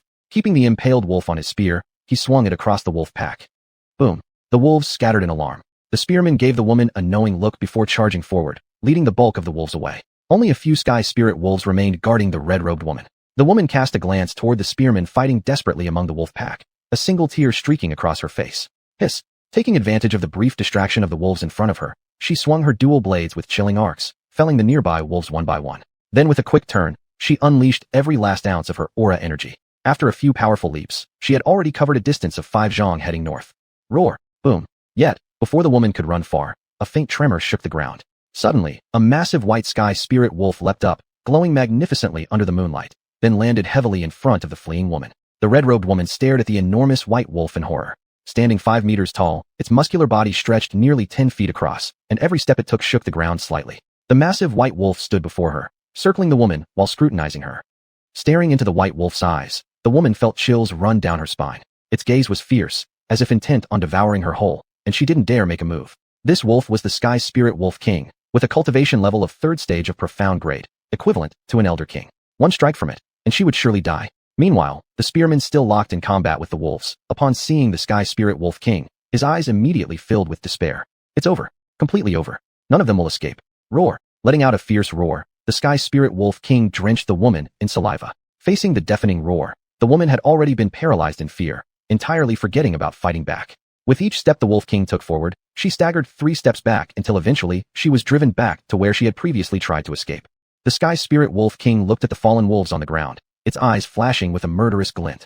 Then, it raised its head and let out a long howl to the heavens, a sound echoing across the skies. At this moment, not only the 2 mercenaries were filled with despair, the villagers of the entire small town were overwhelmed with hopelessness as well. If it were just ordinary Sky Spirit wolves, they could at least shut their doors and try to hold out, since those wolves were small and couldn't break through as long as they held firm. But with the Sky Spirit Wolf King here, not only could it easily crash through doors, but even a single swipe from its claw would destroy entire houses. The red-robed woman and the spearman exchanged a glance, a helpless and bitter smile creeping onto their faces as they shook their heads, eyes filled with despair, waiting silently for death. The villagers inside the small town also gave up entirely, collapsing weakly behind their doors. It's over. All of us are done for. Inside one of the huts, the elderly woman no longer tried to brace the door shut, and simply sat down on a stool, looking at the 2 young women with a helpless, bitter smile. Poor dears, you've been caught up in our doom. Such a shame. Chu Linghua looked at the massive Sky Spirit Wolf King outside, forcing a faint smile to comfort the old woman. Don't worry, Grandma. Someone will come and save us. But even as she spoke those words, she herself had no confidence. She never expected to run into such a dire situation tonight. She was anxiously wondering, if the person she was waiting for arrived, would he even be able to save them? She glanced at the corpses lying on the ground. The guards were all dead, and out of the 3 powerful warriors they had hired, one was already gone. He was a warrior rank expert. If even a warrior rank expert had died, there was no guarantee that the person she was waiting for could protect them either. Miss, can you tell us who you're waiting for? The servant girl, already sobbing uncontrollably at the sight outside, cried bitterly. Chu Linghua looked at the servant girl, sighed, hesitated slightly, then replied, I don't know either. When I left home, Father told me to wait here, saying a mysterious expert would safely escort us to Hongya City. But where is that expert? Why hasn't he arrived yet? The servant girl wept bitterly, asking urgently. She already knew she would die tonight, but still sought some comfort in her heart. Chu Linghua gazed into the distance outside the window without speaking, hoping the mysterious expert her father mentioned would arrive soon. Roar! The Sky Spirit Wolf King leaped lightly into the air, easily clearing the red-robed woman, and directly swallowed the spearman who was surrounded by the wolf pack. The Sky Spirit Wolf King spat the spear out, then turned its gaze toward a small hut nearby. That was exactly where Chu Linghua and the others were hiding. Wah, miss. It's looking at us. I don't want to die. The servant girl started crying loudly the moment she saw the Wolf King's gaze turn toward them. Chu Linghua tightened the servant girl's hand anxiously, locking eyes with the Sky Spirit Wolf King. Though she wasn't particularly strong, she was still a martial artist at the 7th pulse opening stage. Quenching fire palm, a loud shout suddenly erupted from the distant forest, followed by a massive flaming palm smashing toward the Sky Spirit Wolf King. Boom. Caught off guard, the Sky Spirit Wolf King was struck by the fiery palm and sent flying, crashing heavily to the ground. At this sight, Chu Linghua immediately turned her gaze toward the direction the voice had come from. Through the forest, she saw a white-robed youth riding a white horse, clumsily galloping toward them. Hey, this way, this way. Chu Chun, who had never ridden a horse before, harshly yanked the reins toward Hongya town, swaying back and forth uncontrollably. Seeing this, Long Kaier covered her mouth in laughter. The sight was truly amusing. Truthfully, if Chu Chun had flown here using sword techniques, he could have arrived 2 days ago. But since he couldn't reveal himself as a cultivator, he instead borrowed a white horse from a bandit who had been relieving himself in the forest and ridden all the way here. Due to his lack of experience riding, he had stumbled and swayed for 2 whole days before finally arriving. As Chu Chun neared the town, he slapped the horse's back and leaped into the air, immediately throwing a punch toward the Sky Spirit Wolf King, which was still struggling to rise. Ow. The dazed Sky Spirit Wolf King looked up just as the fist arrived. Its furious roar was distorted into a strange sound upon impact, turning into something resembling the yelp of an unwind puppy. Chapter 37. Slaying Wolves Like Chopping Vegetables. When Chu Chun arrived at Hongya town, witnessing the bleak scene before him, he couldn't help but frown. His gaze turned cold as he locked eyes with the Sky Spirit Wolf King. Was it you who did this? Roar! The Sky Spirit Wolf King rose to its feet once more, glaring angrily at the man before him. It growled lowly, radiating a chilling aura as it leapt forward, swiping a claw toward Chu Chun. However, Chu Chun, trained rigorously for 5 years by Mu Hanbing, easily evaded the attack from the Sky Spirit Wolf King. Hey, still acting tough. He leapt forward and jumped onto the Sky Spirit Wolf King's head, standing on it. The Wolf King felt an immense humiliation. How could the great Sky Spirit Wolf King be trampled upon by a mere human? How intolerable. Furious, the Wolf King shook its head violently, trying to throw Chu Chun off. Other wolves in the pack rushed forward, trying to pull him down. Yet no matter how violently the Wolf King shook, Chu Chen stood steadily on its head, continuing to kill the attacking wolves. This spectacle shocked Chu Lingwei and the others hiding inside the house. This white-robed young man gave her an overwhelming sense of power, actually standing atop the Sky Spirit Wolf King's head and slaughtering the wolves as they attacked, showing no signs of fatigue, killing wolves as effortlessly as slicing vegetables. Soon, a long sword appeared in Chu Chen's hand. The sword blade shimmered with a cold gleam, as if a single strike could decide life or death. Outside the house, the red-robed woman had also forgotten about escaping, staring in shock at what unfolded before her. Who was this person? Killing Sky Spirit Wolves like slicing vegetables? Each Sky Spirit Wolf was at least Mortal Stage 3, equivalent to a martial artist. Most were between Mortal Stage 5 and 6, equivalent to a sword warrior at the 7th or 8th subrealm. Some within the wolf pack were even Mortal Stage 8 or 9, roughly equivalent to a martial master. Even someone at the martial soul stage probably couldn't accomplish such a feat. And that Wolf King itself was at Xian Stage 3, equal to a martial king at the 5th or 6th subrealm. The white-robed youth before them was standing on the wolf's head, mercilessly massacring the pack. What an immense power he must possess. Before long, as the gleam of Chu Chen's sword flashed across the night, hiss, hiss, hiss, all the Sky Spirit Wolves lying across the town were cut down and collapsed lifelessly onto the ground. Only the Sky Spirit Wolf King remained alive. Boom. Stay still. With a punch, Chu Chen smashed onto the thrashing wolf's head, shouting furiously. This punch weighed thousands of jin. Struck by the blow, the Sky Spirit Wolf King sprawled on the ground, its head slammed hard into the dirt.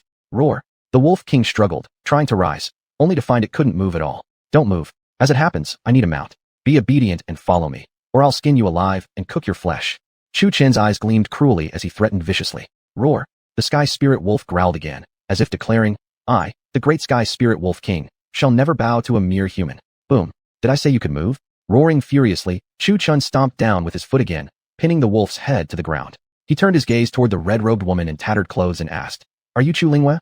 The red-robed woman was still dazed by the incredible display by the white-robed youth. Chu Chen stomped again with his foot, pressing the Wolf King's head further down, and then walked straight toward the woman, calling out, Miss? Miss? Huh. Snapping back to reality, the woman looked at the youth's handsome face, feeling a slight blush creeping onto her cheeks. Reflecting on what she had just witnessed, an emperor-like descent slaying wolves like chopping vegetables, plus the fact that he was rather handsome, it couldn't help but stir up a flutter in her heart. In an instant, Chu Chen conjured up a set of clothes in his hand and tossed it to the red-robed woman. You should change clothes first. Upon hearing that, she looked at her own ragged garments torn apart by the wolves. Instantly, her face flushed red like a ripe apple. Clutching the clothes Chu Chen threw her, she quickly ran toward a nearby grove. Roar. The Sky Spirit Wolf King lying in the crater let out another low growl.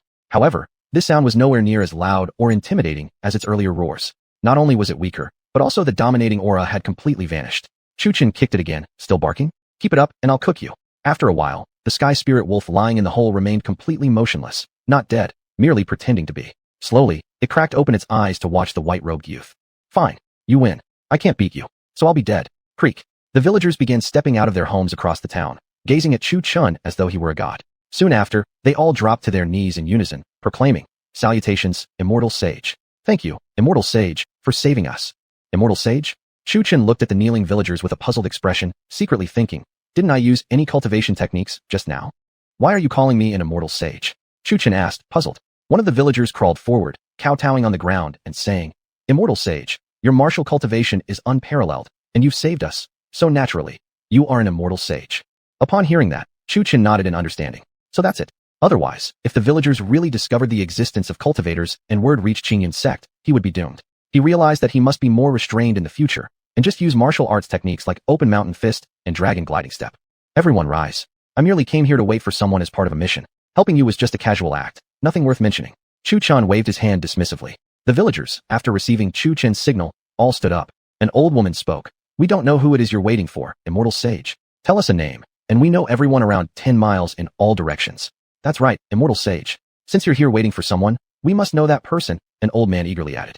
Chu Chen leapt up, landing on the back of the Sky Spirit Wolf King. He swept his gaze over the villagers of Hongya Town and searched his memory for the name connected to his mission, Chu Lingwei. Does anyone among you go by the name Chu Lingwei? Chu Chen swept his gaze over the villagers once again. Everyone looked at each other in confusion and uncertainty. Sir, I am Chu Lingwei. A woman in a blue dress stepped forward and slightly bowed to Chu Chen. Beside her was a maid. Both women were exquisitely beautiful, but for Chu Chen, who had a straightforward personality, it meant nothing. Chu Chen jumped off the Sky Spirit Wolf King's back and walked in front of Chu Lingwei, offering a salute. My name is Chu Chen. I received a mission to escort you to Hongya Town. Are you that person? Upon hearing that, Chu Lingwei nodded repeatedly. She pulled out a wooden tablet from her sleeve and handed it to Chu Chen. This token was given to me by my father before he left. He told me to show it to you when I met you. Chu Chun weighed the wooden tablet in his hand, nodded, and then examined Chu Lingyue, secretly thinking, I guess I just need this token and the final token to complete the mission. Staring at Chu Chun, Chu Lingyue's face flushed slightly. But looking at his handsome face, and how powerful he was, if only she had the chance. Hey, what are you staring at? The maid beside her, seeing Chu Chun fixated on her mistress, stood there with hands on her hips, eyes narrowed, staring angrily at Chu Chun. It was all his fault. Had Miss not insisted on waiting for him, they'd have left already, and none of this would have happened. The villagers around, watching the maid speaking disrespectfully to the immortal sage, felt a chill down their spines, fearing the immortal sage might suddenly get angry and crush them into dust. Moreover, the look in Chu Lingyue's eyes. Was she developing a crush? Yet when looking at Chu Chen's gaze, it was pure and deep, showing absolutely no sign of anything inappropriate. But this wasn't so surprising. Such a powerful immortal sage, with such a sharp, handsome appearance, let alone Chu Lingyue who had seen him up close in all his glory. Even girls in the town who had merely seen him from afar were practically starry-eyed. However, Chu Chen didn't care. All he cared about was completing his mission as soon as possible to return and receive the spirit stones. Looking at Chu Lingyue, he said, since it's already so dark, why don't you all disperse first? We'll leave tomorrow.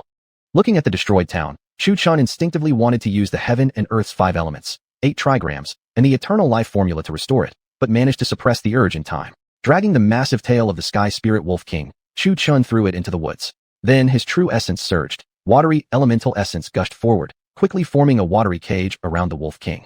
The villagers and the woman who had just changed clothes watched in shock at Chu Chen's seemingly magical abilities. The woman asked, Immortal Sage, was that a cultivation technique you used just now? Chu Chen really wanted to say yes because it was indeed a technique, but after thinking, he said, no, this isn't a cultivation technique. It's a martial technique, heavenly water cage.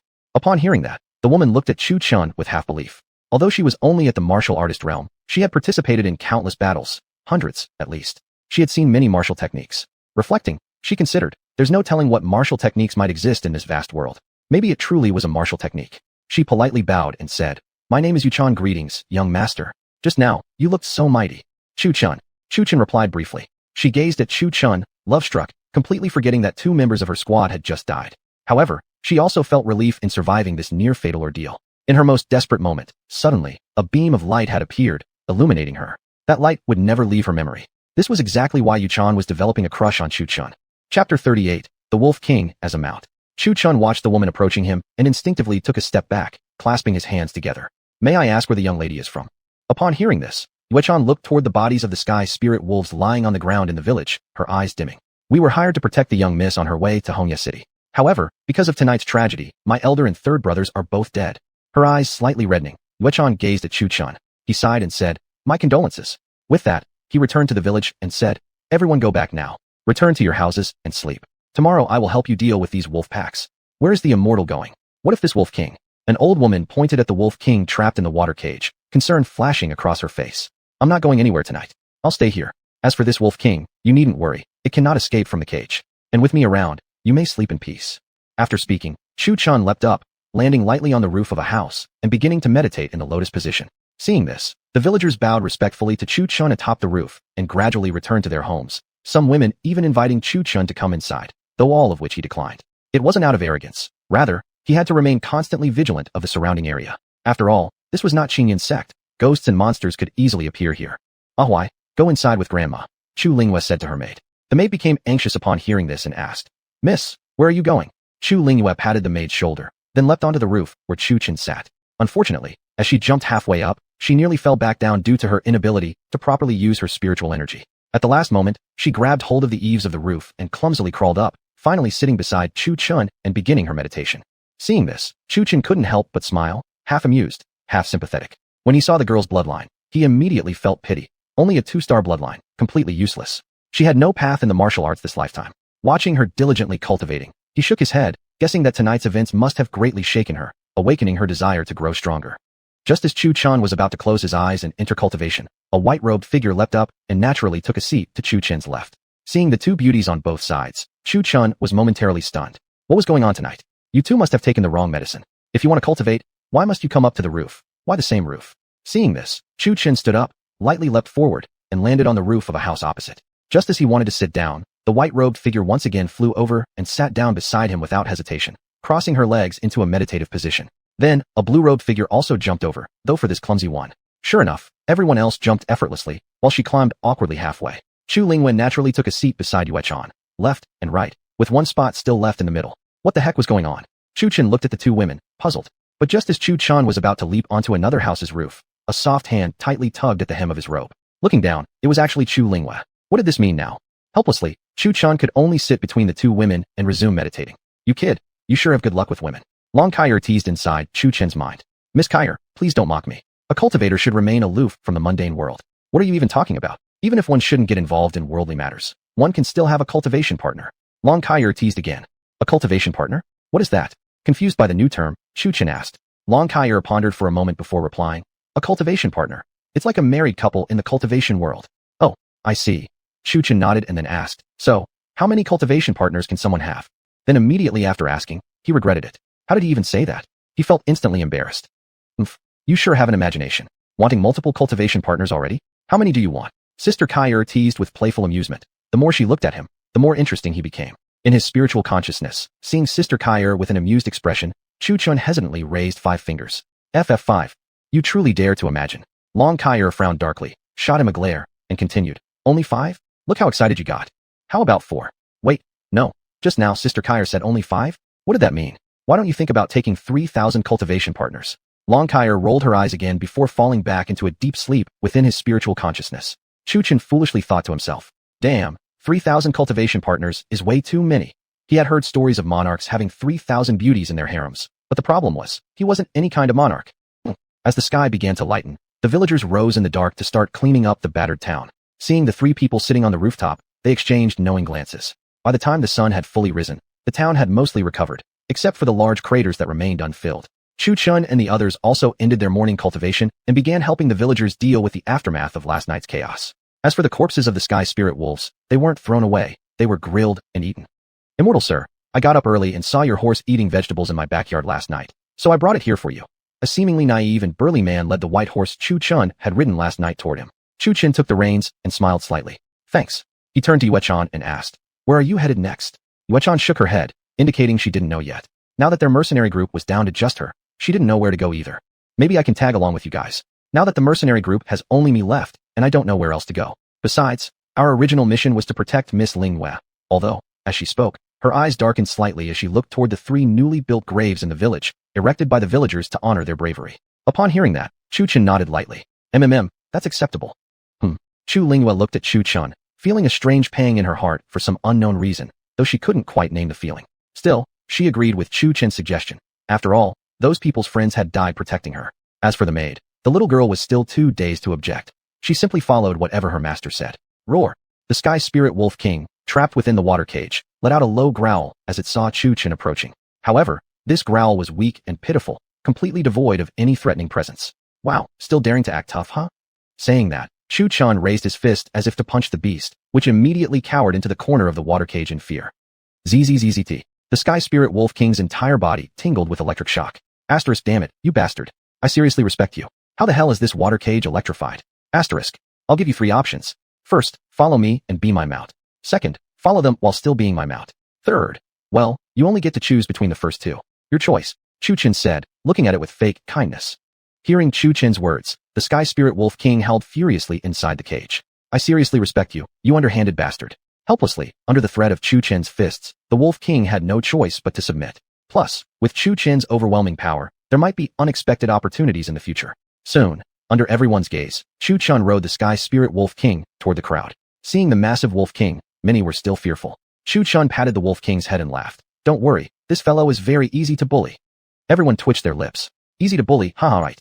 However, seeing that the wolf king had become noticeably tamer, everyone finally felt at ease. Chu Chen jumped down from the wolf's back and handed the white horse's reins to the 2 girls. Who wants to ride the horse? The 2 women exchanged glances. In the end, Chu Lingyue stepped forward and said, I'll do it. I'll ride and carry Ahuai behind me. Upon hearing that, Chu Chen nodded. Then let's go. Saying that, he leaped onto the wolf's back. Yue Chan hesitated for a moment before also jumping up. Seeing that Chu Chen didn't refuse, she secretly felt delighted.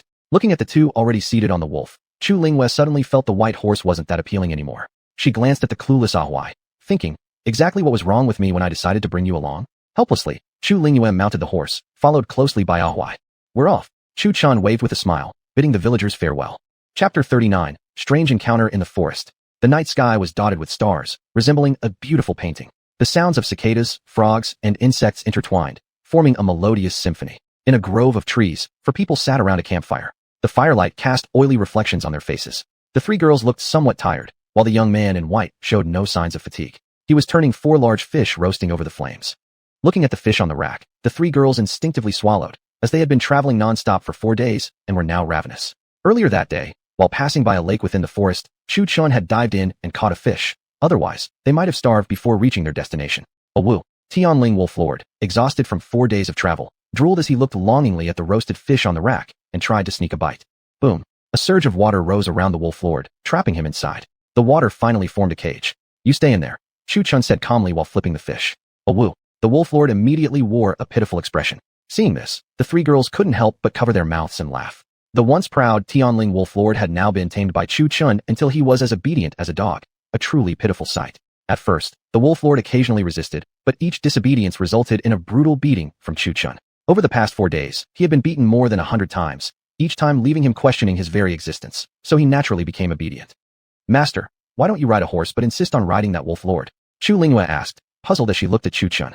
Chu Chun's face turned slightly awkward. It wasn't like he didn't want to ride a horse, it was just because he literally didn't know how. He coughed dryly and said, I'm just thinking about you all. If I don't ride the wolf, are you going to walk behind me the whole way? Chu Linghua felt a warm glow in her heart. Looking at Chu Chen's handsome face, her cheeks turned slightly red. So he had been thinking about them all along. She had actually ridden a horse here initially, but during that night's wolf attack, the wolves devoured her horse, leaving not even a single bone. Before long, the fish were roasted to perfection, glistening with oil. Chu Chen's hand flashed as a small knife appeared in his hand. He sliced the fish meat and skewered it with branches from the ground before handing it to the three girls. Thank you. They each took the fish Chu Chen offered and said in gratitude. Wu. From a distance, the trapped Tianling Wolf Lord watched Chu Chun and the others eat the fish, its mouth watering. It could only watch. It looked at the nearby white horse, which was happily munching on grass. Desperately hungry, the Wolf Lord glanced at the grass beneath its feet and then back at the white horse. Could this really be eaten? It lowered its head and took a bite from the ground. Grass roots came out along with the blades. The Wolf Lord chewed. Spit. What a taste. Bitter, coarse, mixed with soil, so disgusting it almost made it spit it out. Everyone looked confused as the Wolf Lord did its odd actions. Do wolves really eat grass? The Wolf Lord's actions made everyone burst out laughing. Since it had been tamed, did its intelligence seem to have decreased? In the end, Chu Chun hardened his heart and cut off a piece of his fish meat, throwing it to the Wolf Lord. After all, he would need it for traveling. Wu. Suddenly, a soft, infantile cry came from inside Chu Chen's robe. A fluffy little creature crawled out and reached its little paw for the roasted fish in Chu Chen's hand. As soon as Xiao Bai came out, all eyes were on it. The girls were instantly charmed by Xiao Bai's cuteness and wanted to reach out and touch it, though it was still in Chu Chen's arms. Seeing the three girls' intense stares, Chu Chen finally lifted Xiao Bai out from his chest. Without a second thought, the small creature lunged at the roasted fish Chu Chun held and started eating vigorously, its mouth greasy with oil, a blissful expression on its face.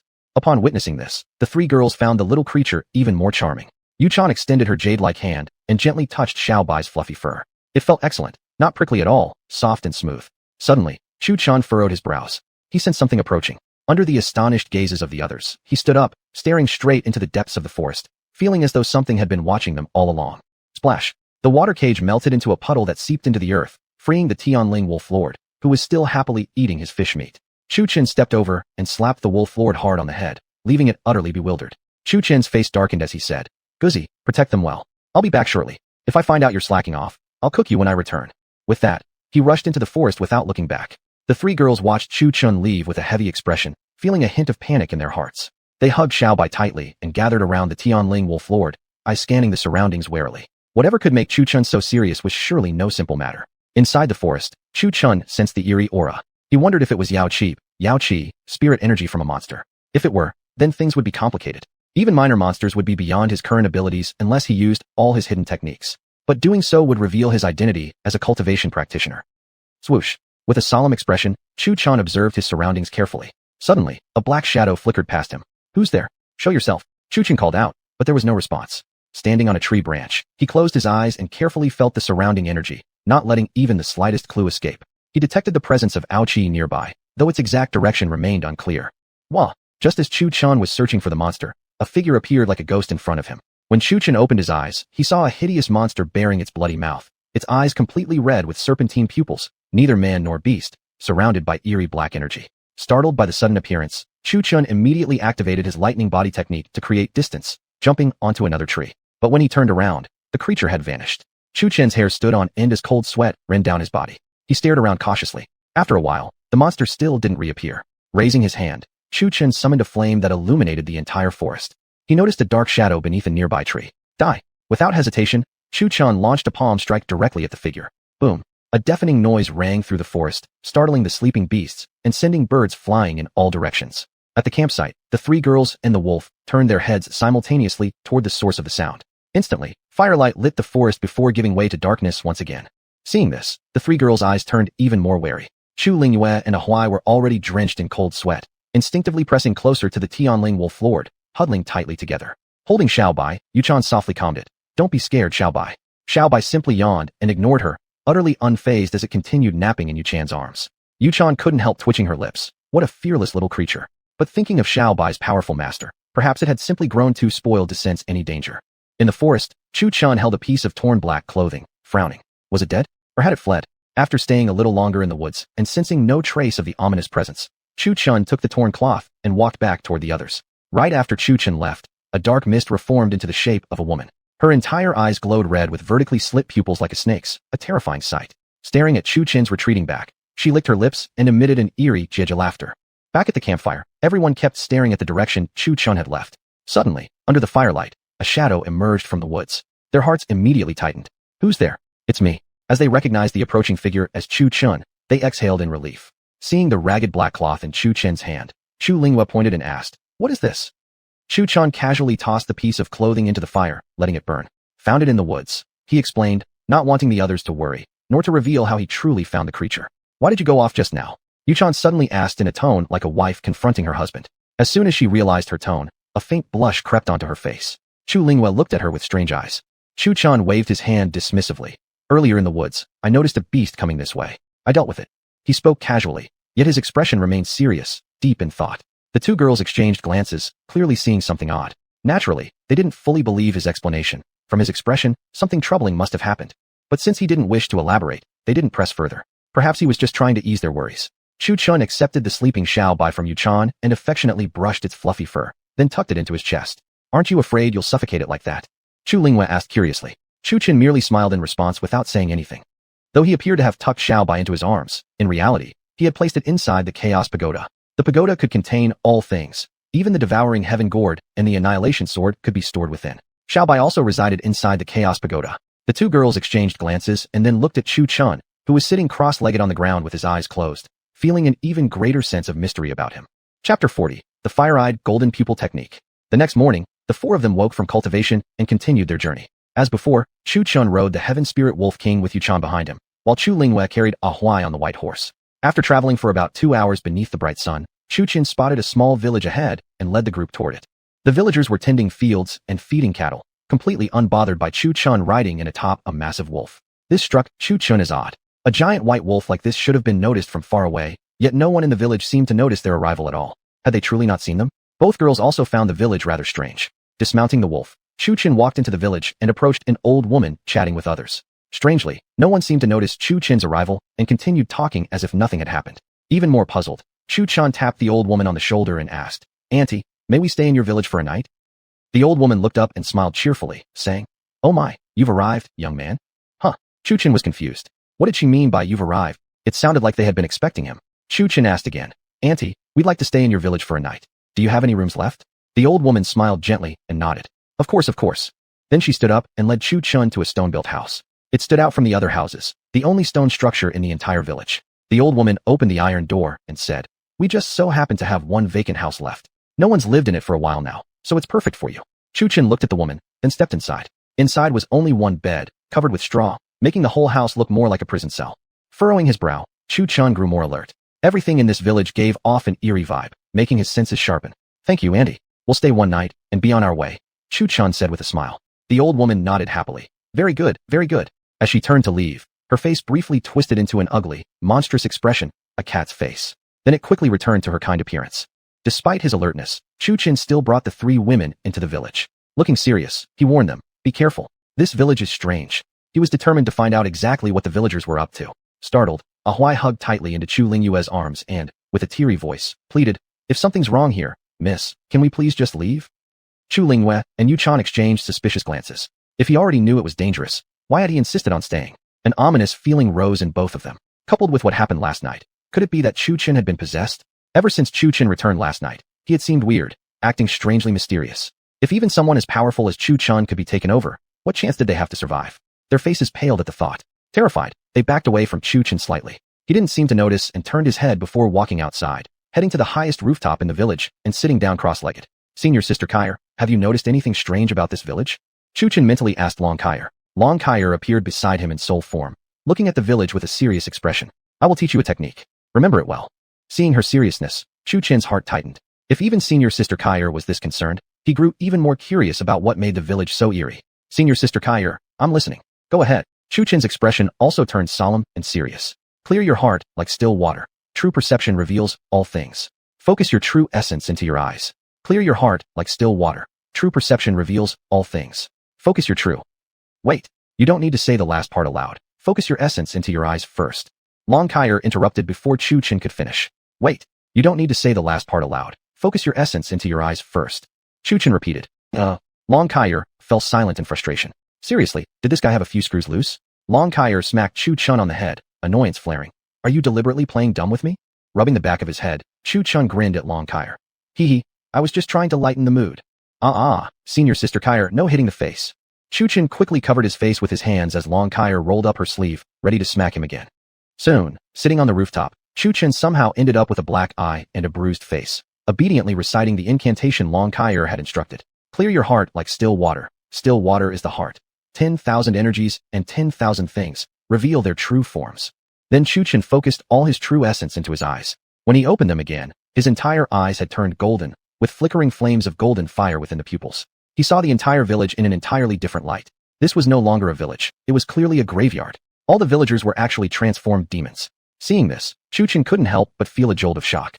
Inside the stone house, the two girls saw Chu Chen's sudden bruised face and golden eyes, which looked eerily like fiery golden pupils. They immediately thought, so he's really been possessed? The two instantly developed a strong urge to flee immediately. Unaware of this, Chu Chen, still on the rooftop, focused on how to eliminate the demons and rescue the three girls. Meanwhile, the other two girls thought only of how to escape from the demon-possessed Chu Chen. At night, Chu Lingyue and the other two girls quietly discussed how to escape inside the stone house. They weren't stupid, and had also noticed that this village was not ordinary. What scared them more, however, was the question of just how powerful the monster that had possessed Chu Chen truly was, and whether they had any chance of escaping. Meanwhile, Chu Chen, still seated cross-legged on the rooftop, his eyes once again glowing with fiery golden pupils, coldly observing the villagers in the village, completely unaware that the two girls inside the stone house had already turned suspicious of him.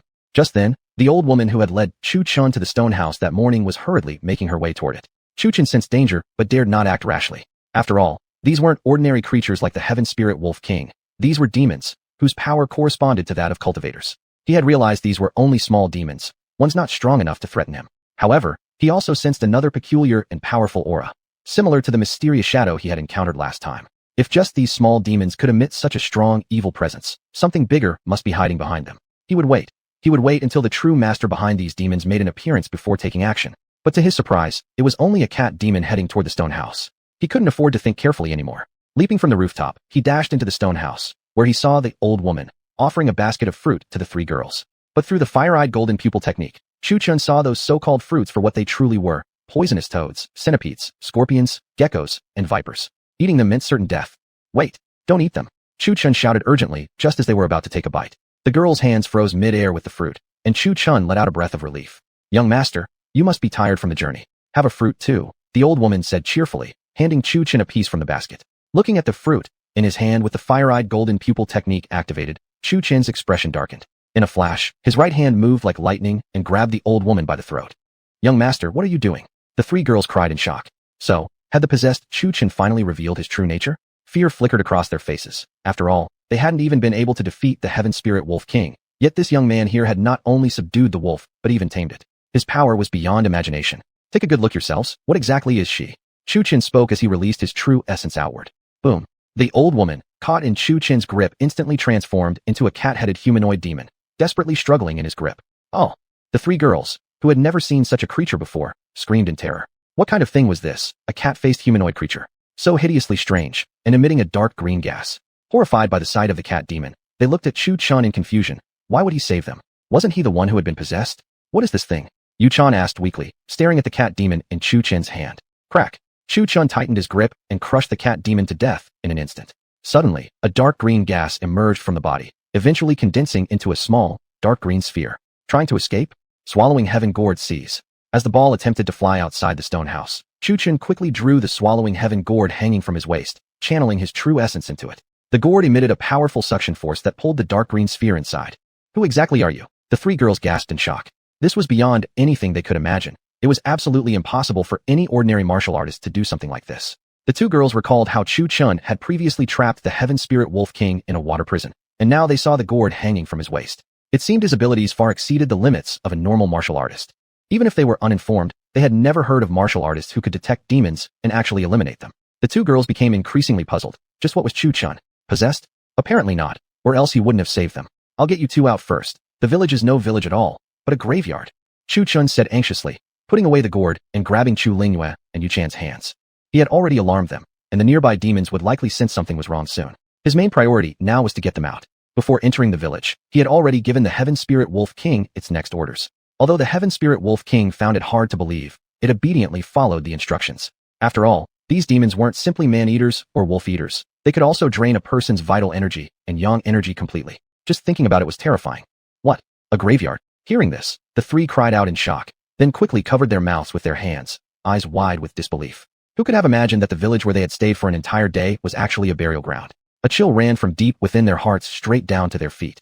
Chapter 41. Slaying the Demon. Saying so, Chu-chan grabbed the two girls' hands and hurried out of the village. The servant girl, Ahui, was frightened and quickly followed behind. What had happened today was too much of a shock for them. First, the strange village, then the old woman, who turned out to be a cat demon, and finally, the village where they had stayed for a day was actually a graveyard. Just as the four were about to leave the village, a group of villagers surrounded them. Young master, ladies, where are you off to so late at night? An old man said, his expression appearing kind, but his smile gradually twisted into something eerie. Humph. Seeing this, Chu-chan said nothing, directly summoning the azure rainbow sword sealed inside the heaven-swallowing gourd, and slashed off the old man's head in one stroke. The old man fell to the ground and slowly transformed into the form of a dog demon, an utterly horrifying sight. Ahui hid behind Lingyue, nearly bursting into tears.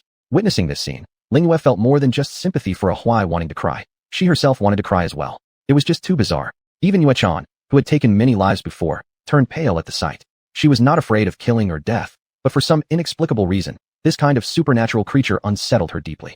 As the villagers looked upon the dog demon lying on the ground, their faces slowly twisted into expressions of fury. Soon, various kinds of demons appeared before the four of them. Not all of the demons took animal forms. Some were humanoid but grotesquely ugly, their faces contorted, with fingernails over a meter long and long hair covering their faces, exuding a chilling aura. Others were half human and half skeleton, while a few were completely skeletal. Well, finally showing your true forms. Chu-chan showed no fear facing the horde of demons, as he had already seen their real appearances. Suddenly, all the demons began releasing thick black and green gas, which gathered toward one direction, condensing into the form of a dark shadow. Ha ha ha, little brat, we meet again, the shadow grinned, its expression hideous and voice rasping and chilling. It's you. Chu-chan gasped in shock at the sight of the shadow. It was the same thing he had seen in the forest the previous night. But hadn't he already killed it with a palm strike? How could it appear here again? The shadow raised its hand, space twisted, and the village was gone. What stood before them now was clearly a remote cemetery in a desolate wilderness. Surrounding everything was pitch darkness, and the graves on the burial grounds exuded eerie black miasma. The two girls turned deathly pale. So it was true everything Chu-chan had said, and all the people in front of them were actually demons. Unable to withstand the psychological shock, Ahui fainted the moment the villagers revealed their demonic forms. Seeing the situation turn dangerous and having three beautiful women behind him, Chu-chan gritted his teeth and took out the gourd, pointing it at the three girls behind him.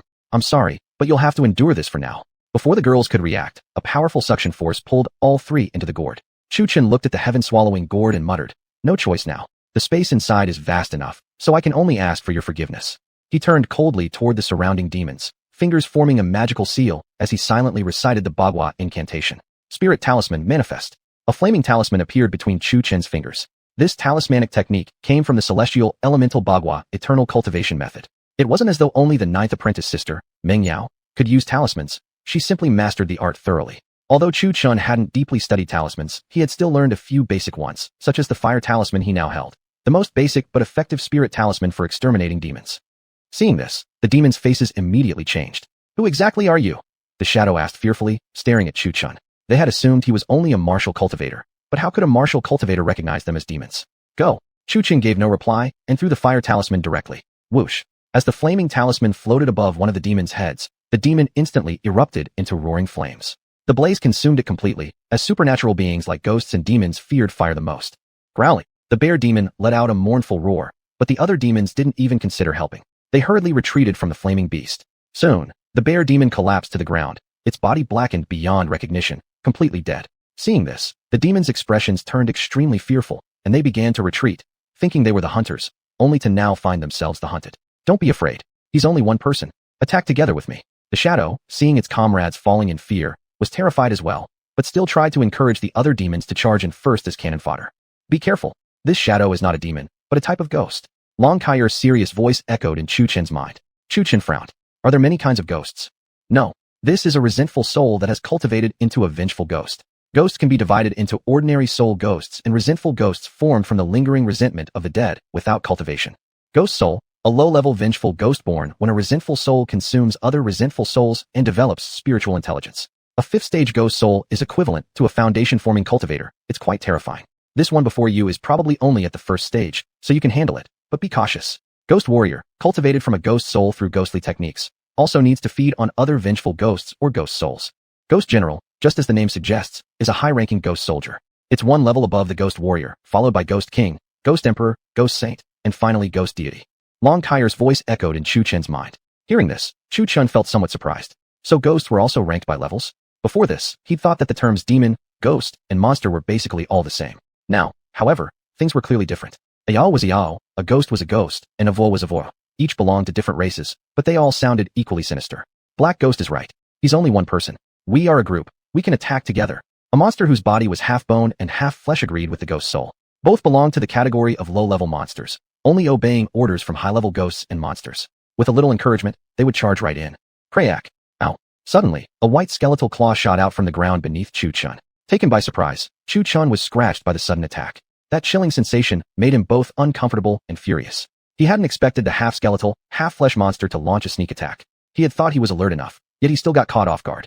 Long Kai couldn't help giggling upon seeing the vivid expression on Chu Chen's face. Die. Enraged by the monster's sneak attack, Chu Chen flew into a rage. Immediately, he raised the azure rainbow sword and charged into the monster crowd, his sword aura infused with the blazing fire from the quenching flame method. Waving his long sword, he released a thunderous roar, sending a stream of flaming sword chi slicing into the group of monsters. Some of the clumsy creatures couldn't react in time. Several flashes of sword light passed through, and several monsters were instantly slain, their burning corpses igniting into flames. Seeing this, the ghost soul sensed imminent danger and raised its hand, summoning more monsters to stand in front of it. Kill him. The monsters raised their weapons and swung them toward Chu Chen, their movements extremely clumsy, like reanimated corpses. Boom. Die. Chu Chen swung his azure rainbow sword again, sending forth more sword chi. At the same time, his left hand hurled several fire spirit talismans. Because the talismans hadn't directly touched the monsters, they instead stuck to the ground among the enemy and exploded. Instantly, flames surged skyward. Several monsters were blown apart and died, their bodies still burning on the ground. WRRR. The sword rang, and again several more fiery sword chi slashed toward the monsters. Boom, boom, boom. Wails of pain filled the air. The monsters summoned by the ghost soul had now been reduced to only 3, a tiger demon, a fox demon, and a cat demon. They watched their companions burn in horror, their hearts sinking in fear as they gazed upon Chu Chen's godlike slaying aura, their resolve to fight beginning to waver. Chapter 42. Slay the Ghost Spirit. Attack him. Don't be afraid. He has already unleashed so many ultimate moves, and must be at the end of his strength. Look at how pale he has become. The ghost spirit roared again. Chu Chen's face showed no trace of paleness. On the contrary, he looked radiant and energetic. The ghost spirit was clearly speaking nonsense with his eyes wide open. Yet under the ghost spirit's command, the 3 monsters rushed toward Chu Chen once again. The tiger, already naturally strong, had now transformed into a Yao, developing its own combat style. The tiger-headed, human-bodied monster took the initiative, clenching its fist and throwing a punch straight at Chu Chen's face. An experienced fighter by now, Chu Chen reacted swiftly, dodging the tiger Yao's punch. Compared to Mu Hanbing's attack speed, this tiger Yao was like a crawling turtle. Chu Chen's battle experience was indeed high. His first crotch grab had been a pure accident. Just as Chu Chen evaded the tiger Yao's attack, the fox Yao launched an assault of her own. A large heart-shaped projectile drifted toward him. What is this? Although the attack method was strange, Chu Chen wasn't stupid. Knowing it was an attack, he wasn't about to willingly receive it. Only a fool would do that. Chu Chen surged with true energy and activated the flowing dragon step. His figure became like a ghostly shadow, darting between the 3 Yao's. He originally thought he had dodged the heart-shaped projectile, but it continued to chase him relentlessly. Seeing this, Chu Chen's expression changed. This attack wouldn't hesitate or show mercy like elder sister Zhu's lotus. Spotting the tiger Yao ahead, a plan quickly formed. Adaptability was key. Using the same strategy differently against various enemies often proved most effective. Seeing Chu Chen running directly toward it, the tiger Yao thought, he's actually running right into me? Thrilled, it threw a punch, but Chu Chen didn't counter directly. As the tiger threw its punch, Chu Chen leapt, using its outstretched arm as a foothold to jump behind it. Huh, what's going on here? Be careful, the fox Yao shouted loudly from afar. By the time the tiger Yao turned to look, it was too late. The heart-shaped projectile entered its body, but nothing further happened. Huh, Chu Chen stared at the tiger Yao. Why hadn't anything happened? Soon, he realized something was wrong. The tiger Yao's entire body stiffened, trembling slightly, seemingly wanting to move but unable to. Chu Chen understood, the heart-shaped spell was a paralysis technique. Glancing at the fox Yao, Chu Chen realized this one was dangerous. He wasn't afraid of a direct fight, but unpredictable magical techniques were impossible to guard against. Focusing on the fox Yao in the distance, he decided to eliminate her first. Activating the flowing dragon step again, his figure flashed like a ghost and appeared before the fox Yao, swinging the Qinghong sword in a single slash. Meow, but Chu Chen's slash missed. At the exact moment of the strike, a dark shadow saved the fox Yao. The shadow was not the ghost spirit, but the cat Yao who hadn't acted until now.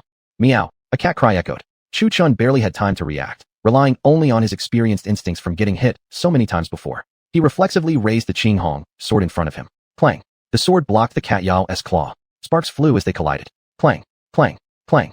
Man and all clashed violently. Midair, the cat Yao kept swinging its claws while Chu Chen blocked the attacks from below, forced to retreat step by step. Chu Chen inwardly felt trouble. Fighting like this, defeat was inevitable. Zzz. Meow. With crackling thunder around him, Chu Chen activated the Bagua Taisu Leiju, his entire body glowing gold as lightning wrapped around him. He looked like a thunder-wielding ruler, even his eyes radiating lightning's terrifying might. Lightning surged along the Qinghong sword. The cat Yao attacking furiously found itself suddenly struck by a shocking jolt. Its whole body trembled, and its fur stood straight up, stunned. Helplessly, the Yao dropped to the ground, dazedly staring at Chu Chen. What in the world? I was fighting just fine. Where did this lightning come from? Zzz. Chu Chen seized the cat Yao's momentary lapse and released another electric burst. Struck by the lightning, the cat Yao cooked nearly to death, lying blackened on the ground, undoubtedly dead. Seeing this, the fox Yao's expression changed. This human not only knew fire techniques, but also thunder techniques. Lightning was her nemesis, completely neutralizing her attacks. Waving her hands, Yao energy surged around her. In the distance, the tiger Yao was instantly freed from the paralyzing spell and lunged at Chu Chen. Zzz.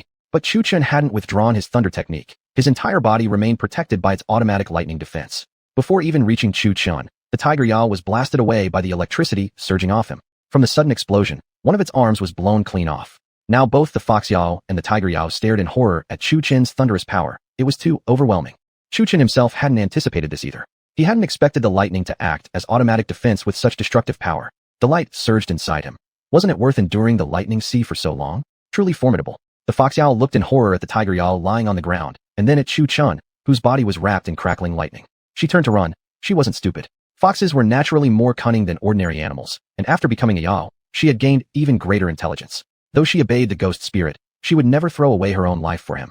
Wanna run? Chu Chen, surrounded by lightning, activated the flowing dragon step with even greater speed. In one step, he appeared before the fox Yao. Before she could react, the Qinghong sword, crackling with lightning, beheaded her. The tiger Yao didn't even feel the pain of losing his left arm. He rose and turned to flee. You think I let you go? Chu Chen's cold voice entered the tiger Yao's ears like a death warrant from the Yan Wang himself, bone-chillingly cold. Roar. Knowing escape was impossible, the tiger Yao unleashed all his Yao power, using both fists and legs in a desperate attack. He struck with full force toward Chu Chen. If he was going to die, he dragged Chu Chen down with him. Gee. Yet the punch that the tiger Yao thought would be fatal was met by Chu Chen, who sliced off his right arm with a single sword strike. Blood splattered everywhere. At that moment, despair filled the tiger Yao. Before launching the attack, Chu Chen had been far away. There was still a chance to escape. But now, his all-out strike had failed to kill, and instead, he had placed himself directly in front of Chu Chen, offering himself as a target. With no escape now, the tiger Yao swung his muscular left leg in a powerful leg strike aimed at Chu Chen. Home. Chu Chen raised his arm to block. Power clashed with power. A shockwave erupted outward from the two, creating a shallow crater on the ground, and the tiger Yao's remaining leg sank deep into the earth. Pata. The tiger Yao collapsed hopelessly on the ground. Their techniques were inferior, their speed worse, and even his pride, his brute strength, had been utterly crushed. From this confrontation, the tiger Yao clearly felt that Chu Chen hadn't even used his full strength. His power might already have reached 10,000 jin, while the tiger Yao had barely reached 5,000. There was simply no comparison. Lying on the ground, the tiger Yao calmly accepted death. With such a massive power gap, their defeat was justified. Gee. Chu Chen didn't spare the Tiger Yao simply because he had stopped resisting. He knew that if his strength wasn't enough, it would be him lying dead. Being merciful to the enemy was like handing them a knife to kill yourself. A task must be finished thoroughly. Better root out the weeds completely, or when spring wind blows, they'll grow again. To you next. Chu Chen's gaze turned ruthless as he raised the Qinghong's sword and pointed it at the ghost spirit, who had been standing in the distance all along. Then, he slowly approached, each step causing the true energy within him to circulate further. The ghost spirit was no mere Yao. A first-tier ghost spirit was an even match for Chu Chen, a Qi condensation stage 10th layer cultivator. Jie, looking at Chu Chen calmly walking toward him, the ghost spirit showed no fear. He actually let out a creepy laugh. Little brat, it's time for you to die. So saying, the ghost spirit raised his hands high, just like a priest performing a ritual at an altar. Honglong, the earth trembled. From Chu Chen as the center, blood-red runes appeared on the ground. Ghost spirit formation, activate. The runes on the ground suddenly lit up. The formation acted like a barrier, trapping Chu Chen inside the ghost spirit formation. The area was too wide. There was no time for Chu Chen to escape. Chu Chen's heart jolted. When did he set up this formation? Hehe, you should thank you for killing all those all. Their blood helped me complete the ghost spirit formation. The ghost spirit laughed proudly at Chu Chen's shocked expression. Senior Sister Kaier, is there a way to break this formation? Chu Chen urgently called out to Long Kaier. But after a while, Long Kaier didn't respond. What's going on? Why now at a time like this? Senior Sister Kaier, if you don't wake up now, I'll be killed by the ghost spirit. After a while, there was still no response from Long Kaier. A cold feeling filled Chu Chen's heart. Looking at the ghost spirit formation, spirits occasionally screamed within, making it feel eerily unsettling. Chu Chen's eyes flashed with coldness as his mind raced. Since he couldn't wake Senior Sister Kaier, he had no choice but to rely on himself. How could he break this formation? What should he do? Ghost spirit roar. The ghost spirit raised his hands once more. At the ghost spirit's words, the red glow of the formation intensified. Ghost spirits began emerging from within the Junfa. They scattered about, continuously launching ghost techniques at Chu Chen, giving him no time to figure a way out of the ghost spirit formation. Inside the formation, Chu Chen kept slicing down the endless stream of ghost spirits emerging from the Junfa. However, no matter how many he killed, they never truly disappeared. Whether burned by fire, struck by lightning, or blasted with spirit talismans, the destroyed ghost spirits always returned, replacing everyone burned, and those scattered by lightning strangely reassembled themselves. Faced with this, Chu Chen racked his brains for a solution. He had the Swallow Heaven Gourd, the Chaos Pagoda, the Zhu Tian Sword, the Qinghong Sword, many learned techniques, the Longevity Sword Formula's moves. Wait a second, the 10 Directions of Grievance? An idea suddenly came to Chu Chen. Since ghosts were born from resentment, and ghost spirits were evolved forms of ghosts, essentially still relying on absorbing resentment to cultivate, then wouldn't the 10 Directions of Grievance technique become more powerful with stronger resentment? With that thought, he raised the Qinghong Sword, ready to unleash the 10 Directions of Grievance. Yet he didn't know whether the Qinghong Sword could withstand such an overwhelming strike. To be safe, Chu Chen retrieved the Zhu Tian Sword from the Chaos Pagoda, where it had lain sealed for a long time. As he drew the sword from its sheath, the sharpness of its blade had not dulled even the slightest bit. He couldn't even imagine what would happen if he used the Zhu Tian Sword to perform the 10 Directions of Grievance. Would it obliterate everything within a 100-mile radius? After all, this move's power came entirely from resentment. But he didn't have time to think about that anymore. Better to make a bigger commotion than to remain trapped here awaiting death. He raised the sword with one hand and held it upright in front of his chest. Eyes closed, his true energy surged into the blade. His robes flapped wildly in the wind, his hair whipping around, like a descending sword saint. Outside the formation, the ghost spirit witnessed this scene and instantly felt an ominous premonition. It tried to escape, but it was already too late. Hong. The Zhu Tian sword hummed and roared, its crimson sword energy piercing straight into the heavens. In just a few breaths, the once proud ghost spirit formation crumbled under the sky-reaching sword energy. Cut! Chu Chen's voice, echoing like that of a great cultivator, reverberated through the Zhoushan Mountains. As Chu Chen slashed down, plants and trees, all the beasts within the mountain range seemed to sense an imminent catastrophe. The mountains trembled, ferocious cries of spirit beasts erupted, insects and birds scattered, and every blade of grass and tree instantly disintegrated into nothingness. This single sword strike could pierce the heavens and split mountains. Soon, the spirit beasts, birds, trees, and mountains alike turned to dust. A colossal sword scar stretched across the landscape. Chu Chen, his face pale, gazed at the destruction he had wrought. Even he questioned what he had done. Can you really believe that such a massive gash was slashed by a mere Qi condensation cultivator? Yet disbelief or not, this was the reality. Even he doubted his own power. Could he truly be this strong? He was merely a 10th layer Qi condensation stage minor cultivator. Although this strike had completely drained all his true energy, its effects had far exceeded his expectations. Actually, this wasn't entirely unexpected. After all, he wielded an imperial treasure, and the sword technique was no ordinary one. Plus, it had been fueled by vengeful spirits. Truthfully speaking, this attack was still very weak. Not to mention the sword itself, an imperial artifact. In the hands of other great cultivators, a mere swing could achieve this exact effect. let alone when combined with martial techniques. Chu Qin's sword strike had drawn the attention of surrounding experts, who now rushed toward the Hongya Mountains. The surrounding cultivators were wary of the purpose behind the one who had unleashed this strike, who they were fighting, and whether it would involve them. Countless speculations swirling among them. Yet they would never guess that this strike had been unleashed by nothing more than a Qi condensation stage cultivator, merely to kill a single ghost spirit. Chapter 43, Arrival at Red Leaf City. Come out. Chu Qin opened the heaven-devouring gourd and released the three women. Ahuai was still unconscious. Just as Yu Chan was about to question Chu Chan about who exactly he was, she realized that the surroundings had suddenly changed. Where were they now? It was barren, nothing around except for a giant gash in the ground, as if slashed open by a sword. Turning back to look at Chu Chun, she saw him sitting cross-legged on the ground, cultivating, his face pale. Suddenly, a bold thought crossed her mind. Could this have actually been his doing? How powerful must someone be to slash such a huge rift in the ground like this? The two exchanged glances, both looking toward Chu Chun with expressions changing once again. Curiosity, mystery, fear, and caution played out vividly on their faces. Chu Chun sat there silently. He needed to quickly replenish his spiritual energy. Then he could take them away from this place. That one sword strike was sure to have attracted the attention of some powerful cultivators nearby. They would surely come to investigate. He had to leave before they arrived. About half an hour later, Chu Chen's nearly drained spiritual energy had recovered for the most part. Standing up and noticing the shocked expressions of the two women, he said, "We must leave first. I'll explain everything later." Without waiting, he grabbed the hands of the two women and sprinted forward with them. A giant white wolf in the distance stared at the enormous crack, its legs trembling with fear. Just like that, an entire mountain range had vanished. Was this even something a human could do? Chu Chun had ordered the Heaven Spirit Wolf King to bring the white horse here and wait for him. Yet an entire night had passed, and after such a massive event, Chu Chun still hadn't returned. The wolf was already considering fleeing. It just feared that if that person were to slash another sword strike here, it wouldn't survive. On the other hand, if it ran away and Chu Chun couldn't find it later, it would suffer another brutal beating anyway. To flee or not to flee? The Heaven Spirit Wolf King hesitated anxiously, until a voice from the distance broke through.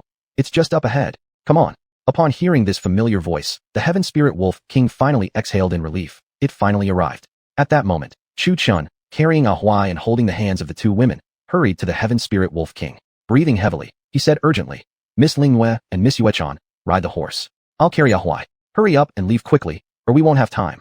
The two women, sensing Chu Chen's urgency, realized the situation was far from simple. Their understanding of events hadn't gone beyond what happened before entering the heaven-devouring gourd, so they simply followed his orders. At this moment, they only had Chu Chun to rely on. After mounting the horse, Chu Lingyue carried Yu Chan behind her, galloping toward Red Leaf City at full speed. Chu Chun carried Ahuai atop the Heaven Spirit Wolf King and quickly followed. The once bustling forest suddenly fell into silence. A man in white robes arrived in the blink of an eye. Seeing the sight before him, his face turned slightly pale. His heart was far from calm. Staring at the immense rift, someone with years of sword cultivation behind him immediately recognized it had been slashed open by a blade. He could still feel lingering, fierce sword chi in the gash. The weapon used for that slash must be extraordinary, but the person wielding it is truly no ordinary being. The man in white murmured to himself while floating in the air above the gash. "White brother, seems your cultivation has improved greatly." Another man in ornate robes arrived, grinning as he looked at the stunned man in white floating in midair. "Brotherly, nice to see you again." The white-robed man gave a salute from midair to the elaborately dressed man. "You flatter me, brotherly. That slash wasn't mine." Hearing this, the ornately dressed man looked surprised and asked, "If not from you, then who else? Everyone in the world knows of your peerless sword techniques. White Sword Immortal, you're called. If that slash wasn't yours, do you know who could have made it, white brother?" "I don't know. I just arrived myself," the white-robed man said lightly, still looking at the deep trench. Likewise, brotherly looked at the massive gash. Both fell into silence. Clearly, this trench had been cleanly sliced through, smooth, even, with no jagged edges, showing that the sword strike had been extremely sharp and fast.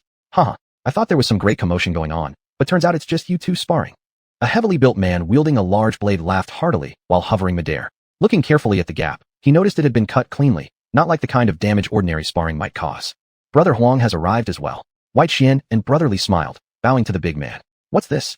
The giant also bowed to the two and, pointing at the sword-sliced trench, asked while glancing at White Xian. White Xian waved his hand and said, "I'm not that strong yet."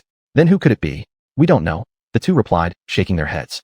Brother Huang extended his spiritual consciousness to inspect the gash, but was blocked by the intense sword chi within. He also failed to sense any nearby powerful presence, frowning in puzzlement. The three of them thought to themselves, if this powerful figure was merely here for training, then it would be fine. But if he came with a specific purpose, it would surely bring nothing but misfortune. They were all rulers of this region, each with their own domain and forces. They could flee, but feared that if the conflict spilled over into their territories, it would lead to great casualties. At the same time, Chu Chun and the others had traveled nonstop for 3 full days and nights. It wasn't until the 4th evening that they finally saw Red Leaf City in the distance. On the way, Chu Chun had revealed his identity as a cultivator to the two women. He could no longer keep it a secret, and thought it better to tell them so they could feel more at ease. After he revealed the truth, both women were shocked, unable to believe there truly existed cultivators in this world. This reaction didn't surprise Chu Chun. He had witnessed the same astonishment when his 8th senior apprentice brother, Yun Chun, had once picked him up in the past. Still, Chu Chun warned them not to disclose his identity to anyone else, to avoid drawing unwanted trouble. In the following days, both women felt much more at ease. After all, they now had an immortal watching over them. To them, cultivators were no different from immortals, omnipotent and limitless. Chu Chun made no effort to correct their misunderstanding. Nightfall arrived, the city lights lit up, and Chu Chun and his companions stood at the city gates, gazing at Red Leaf City before them. A sense of relief washed over them. Finally, after more than half a month of travel, they had arrived. Looking at the city, Yuchan couldn't help but sigh emotionally. Red Leaf City was said to have endured 100 years of turmoil and witnessed countless battles, yet it still stood firm today. Who are you people? A guard standing at the city gate noticed their arrival, particularly their giant white wolf, which drew immediate attention. The soldier approached, drawing his sword, ready to act. No misunderstandings, please. We're just looking for someone. Chu Lingyue quickly dismounted and explained while handing the guard a jade tablet. The soldier took the tablet and examined the group suspiciously, clearly shocked after glancing at the jade token. Hurriedly, he sheathed his sword, completely changing his attitude. He returned the jade token to Chu Lingyue with a respectful bow. So it's you, Miss Chu. I truly apologize, I didn't recognize you. Please forgive my rudeness. Not an issue. You're just doing your duty protecting the gate. Chu Lingyue responded lightly, perfectly embodying a noble lady's demeanor. She then gestured toward the white wolf and to Yuchan and Chu Chun. These are my friends. The soldier nodded with a smile, but pointed toward the white wolf. But this? Chu Lingyue also looked up at Chu Chun, silently asking what to do. Chu Chun, naturally understanding, patted the Heaven Spirit Wolf King and asked, can you shrink yourself? The Heaven Spirit Wolf King raised its proud head and ignored him. Chu Chun pulled Yu Chan's hand and jumped off the wolf's back. Then he stepped toward the Heaven Spirit Wolf King and threw a punch. Aowo! The howl echoed across the sky, alarming all the people and guards within Red Leaf City. Fully armored soldiers rushed out of the city gates. Seeing the white wolf sent flying by Chu Chen's punch, they all stood puzzled. It's nothing, nothing. Seeing the huge commotion he caused, Chu Chun smiled apologetically and waved his hand. Then he walked to the Heaven Spirit Wolf King, grabbed the whole wolf by its body, and threw another punch. This time, its howl was stifled before it could even escape its mouth. The two women exchanged a glance and couldn't help but smile. This beast really deserved a beating. Now can you shrink? Chu Chen stared coldly at the Heaven Spirit Wolf King and asked sharply. The Heaven Spirit Wolf King obediently nodded. Its entire body emitted a soft white glow, and slowly it began to shrink. When it finished, it resembled a small white puppy, extremely adorable. Chu Lingyue found it utterly endearing. Chu Chun casually tossed the wolf toward her, and after catching it, she affectionately rubbed its face. The guards at the gate briefly explained the situation to the arriving soldiers. Everyone cast curious glances toward Chu Chun, inwardly feeling respect and fear for his strength. The white wolf probably had at least the strength of a late-stage martial sage, yet had been effortlessly subdued by this young man. They also glanced at the woman holding the wolf, filled with deep thoughts. Disperse! Disperse! The leading officer shouted at the soldiers who had rushed out. Sorry to cause you trouble. Chu Chun bowed respectfully to the guards. The soldier waved it off as unimportant and then gestured toward the gate. Please go in. We are truly sorry for the disturbance just now. The city gates slowly opened, and a cool breeze blew toward them, carrying with it the scent of an ancient city. Stepping into the city, Chu Chun was instantly drawn in by the scene before him. The houses on both sides of the streets were all ancient and traditional in design, with blue bricks and black tiles, carved beams, and painted eaves. The stone-paved street had been smoothed over time, reflecting spots of light like a mirror. There were countless pedestrians, packed tightly shoulder to shoulder. Vendors shouted to attract customers while displaying their colorful array of goods, capturing the attention of the city's people. Chu Chun strolled along the street, gazing at the ancient shops and listening to the melodious cries of vendors. A wave of emotion surged within him. He hadn't felt such a worldly atmosphere in a long time. The night in the ancient city was especially enchanting. Moonlight draped every corner in a soft glow, shrouding the city in a veil of mystery. The old city walls stood even more majestic under the moon, like a sleeping giant silently guarding the peace of this land, with beacon towers flickering faintly in the darkness. Now that my mission is complete, I'll probably be leaving tomorrow, Chu Chun said lightly, glancing at the two women. Upon hearing this, a tinge of loss stirred in both women's hearts. Chu Chun took the Heaven Spirit Wolf King from Chu Lingyue's arms. His fingertips shimmered with green light as he formed a seal upon the wolf's forehead. Drop a single drop of your blood onto this seal, and it will follow you for 100 years, Chu Chun told Chu Lingyue. Chu Lingyue understood this was a rare opportunity Chu Chun offered. Without hesitation, she bit her finger and let a single drop fall onto the seal. As the blood touched the seal, it emitted a flash of green light before sinking into the Heaven Spirit Wolf King's skull. From now on, you follow her. Let me warn you, don't resist. She controls your life and death. If she dies, so do you. And if you die, she shall live. Chu Chun addressed both the wolf and Chu Lingyue. Then he turned to Yuchan, what will you do now? Yu-chan stared into Chu Chen's eyes, her expression complex. She shook her head, not knowing, then gritted her teeth. I'll grow stronger, until I surpass the terrestrial immortals, and then I will come find you. Determination flared in her eyes. Chu Chan smiled gently, nodding with approval, but misinterpreting her words, thinking she meant she would grow strong enough to surpass him. He glanced around the city again, feeling something off. Activating his Fire Eye Golden Light technique, he scanned the surroundings, but found nothing unusual. Seeing golden flames suddenly ignite in Chu Chen's eyes, the two women couldn't help but ask, what's wrong? Chu Chen relaxed his brows and smiled slightly. Nothing. Wu. Ahui, who had been sleeping on Chu Chen's back, awoke. Chu Chen gently put her down. Ahui looked around, puzzled by the city around her. Who am I? Where am I? What has happened? Still dazed from unconsciousness, her memories lingered on villagers transforming into monsters. Chu Chen patiently explained the situation to Ahui without revealing his identity as a cultivator. He cast a glance at the two women, silently reminding them to keep his identity secret.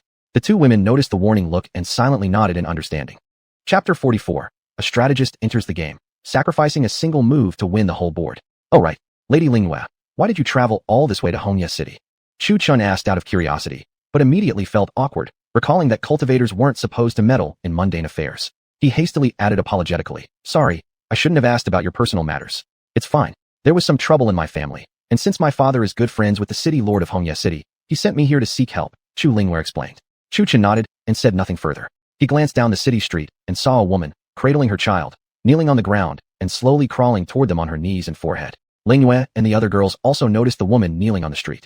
Her body was extremely emaciated, her clothes tattered beyond repair. It seemed as if a slight breeze could topple her over. Yet she continued forward, eyes unwavering, one bow at a time, her forehead hitting the ground with a dull thud each time.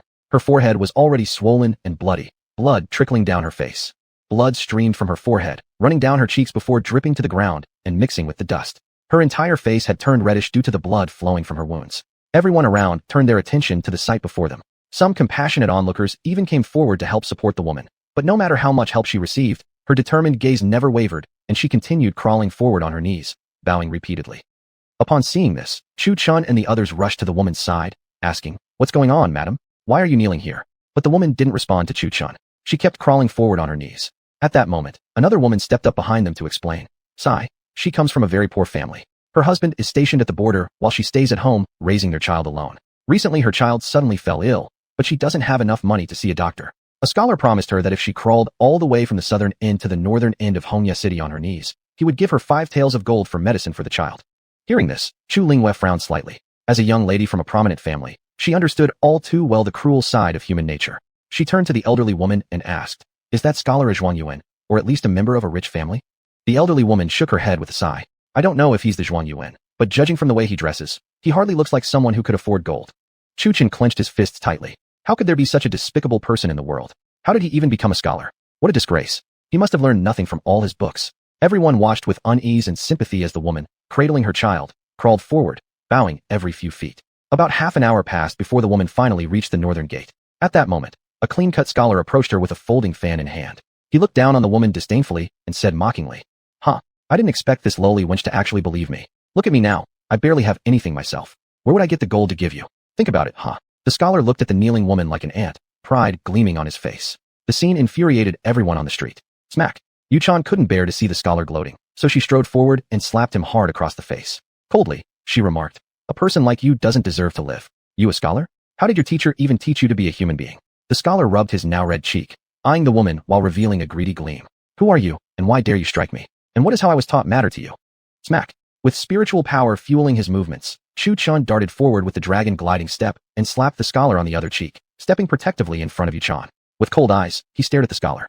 You actually dare dream of becoming the Zhuang Yuan? If I were the city lord, I'd be the first to order your capture and torture. The scholar, meeting Chu Chen's eyes, grew fearful and began to think about retreating. You'll regret this. Wait and see what's coming to you. So saying, he ran off in panic, under the eyes of the entire crowd. One woman helped the kneeling mother to her feet and said, Madam, this is a small token from me. I hope your child gets well soon. Please accept this small contribution from me as well. Another woman stepped forward, handing a small sack of silver to the mother. Meanwhile, Ahui hurried forward and pulled out 2 small silver ingots from his sleeve, his voice slightly trembling as he said, Madam, these 2 taels of silver should be enough to treat your child's illness. Onlookers from the street came forward one by one, offering their help and money to the woman. Overwhelmed with gratitude, tears welled up in her eyes as she accepted the offerings, thanking each and every person endlessly. Meanwhile, the scholar hiding in the distance touched his red, stinging cheek, and couldn't help but sigh. I can only help you this far. I can't gamble on people's kindness, so I'll bet on their pity instead. I hope your child recovers soon. After this brief incident, Chu Linghua led Chu Chun and the others to the city lord's mansion.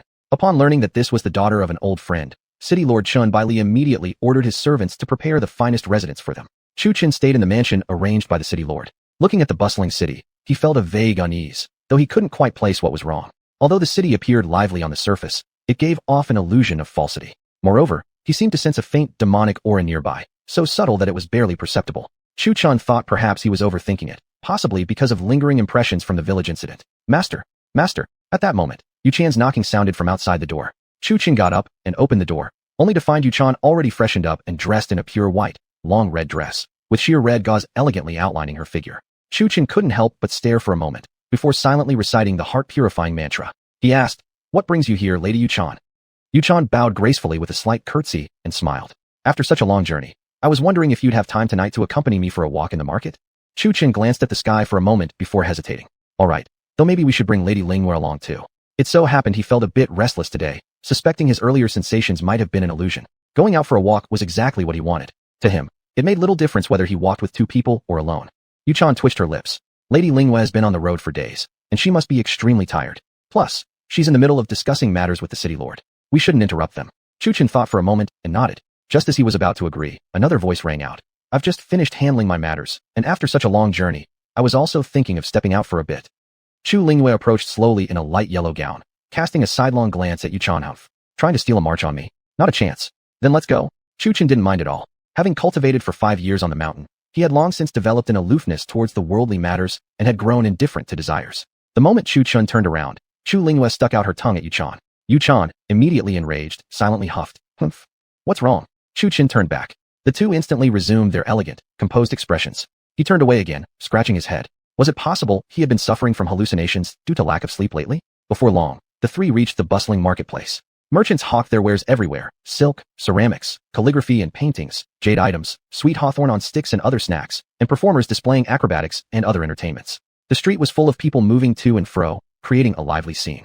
Each of the two young women held a stick of sweet hawthorn, sucking on it continuously. As for Chu Chun, he had to carry his, in the hands of the small creature perched on his shoulder.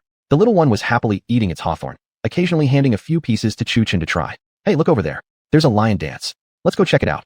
Yu Chan pointed toward the faraway lion dance stage like an excited little girl, her previous mercenary demeanor completely gone. Her beauty seemed both gentle and unapproachably cold, seductive yet ruthless. Chu Chun accompanied the two girls to watch the lion dance performance, greatly entertained. Some spectators, delighted with the show, threw coins and silver towards the performance stage, while some martial artists tossed in mystic stones.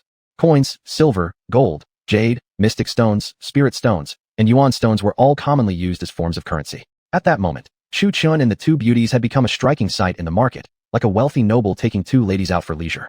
"Sir, how about you let me take this lovely beauty by your side?" A young man dressed in fine clothes smiled at Chu Chun and pointed directly at Yu Chan. Beside the young man were two beauties of his own, though they were incomparable to the two women at Chu Chun's side. The difference was night and day. The three turned their heads and looked at the young man with obvious distaste. Chu Linghua and Yu Chan were definitely not that kind of woman.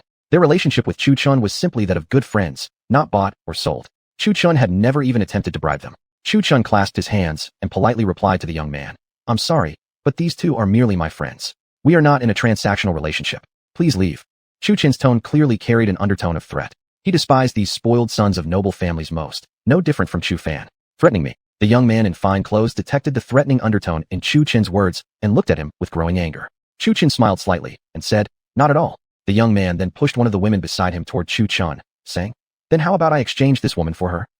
"This gentleman, we're merely friends, not mine to trade," Chu Chun replied humbly, trying to defuse the situation. It wasn't out of fear, he simply wanted to avoid unnecessary trouble. If he used cultivation techniques here, it would violate the rules and invite punishment from the disciplinary sect of Qinyan sect. The well-dressed youth was about to retaliate when the woman beside him advised, "Young master, you mustn't forget the promise you made to the lad before leaving." Humph, he let out a cold snort. Remembering the heavy stick wielded by his father that still left his backside sore today, he finally decided to swallow his pride, patted his robes, and walked off. After getting rid of the young noble, Chu Chun continued walking through the marketplace with the two ladies. By the high hour, the street vendors started packing up and heading home, and the once bustling market gradually quieted down. Seeing they'd wandered long enough, Chu Chun and the others made their way back to the city lord's mansion. Passing a narrow alleyway, they noticed a woman hugging her child and kneeling before a scholar. Upon seeing this, a surge of anger rose in the three of them, thinking the scholar was extorting the woman. Stepping into the alley and raising his fists, Chu Chun was about to strike when he heard the woman say, "Thank you so much, sir. Without you, I wouldn't have raised enough money for my child's treatment. Please, rise, lady."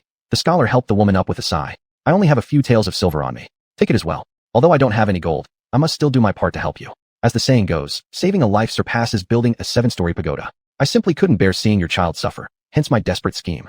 No. If not for your clever plan, I wouldn't have received even this much silver. My child is saved now, but you, in helping us, have suffered a damaged reputation, even making it difficult for you to attain the top position in the imperial examination." The woman sighed regretfully. What exactly is going on here? Chu Chun, who had his fists raised, listened closely and realized the situation was not what it seemed.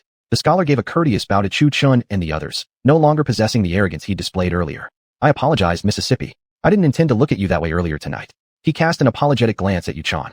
Yuchan slightly furrowed her brows, clearly skeptical. "She's right." The woman quickly stepped in front of the scholar to explain, fearing Chu Chun and the others might take action. "This gentleman saw how gravely ill my child was, so he suggested a plan, asking me to kneel along the road from the southern part of the city all the way to the north to gain people's sympathy for my child's sake. Then this gentleman gave me all the silver he had for my child's treatment. He said, if he couldn't bet on people's kindness, he would bet on their pity. All of tonight's events were arranged by this gentleman."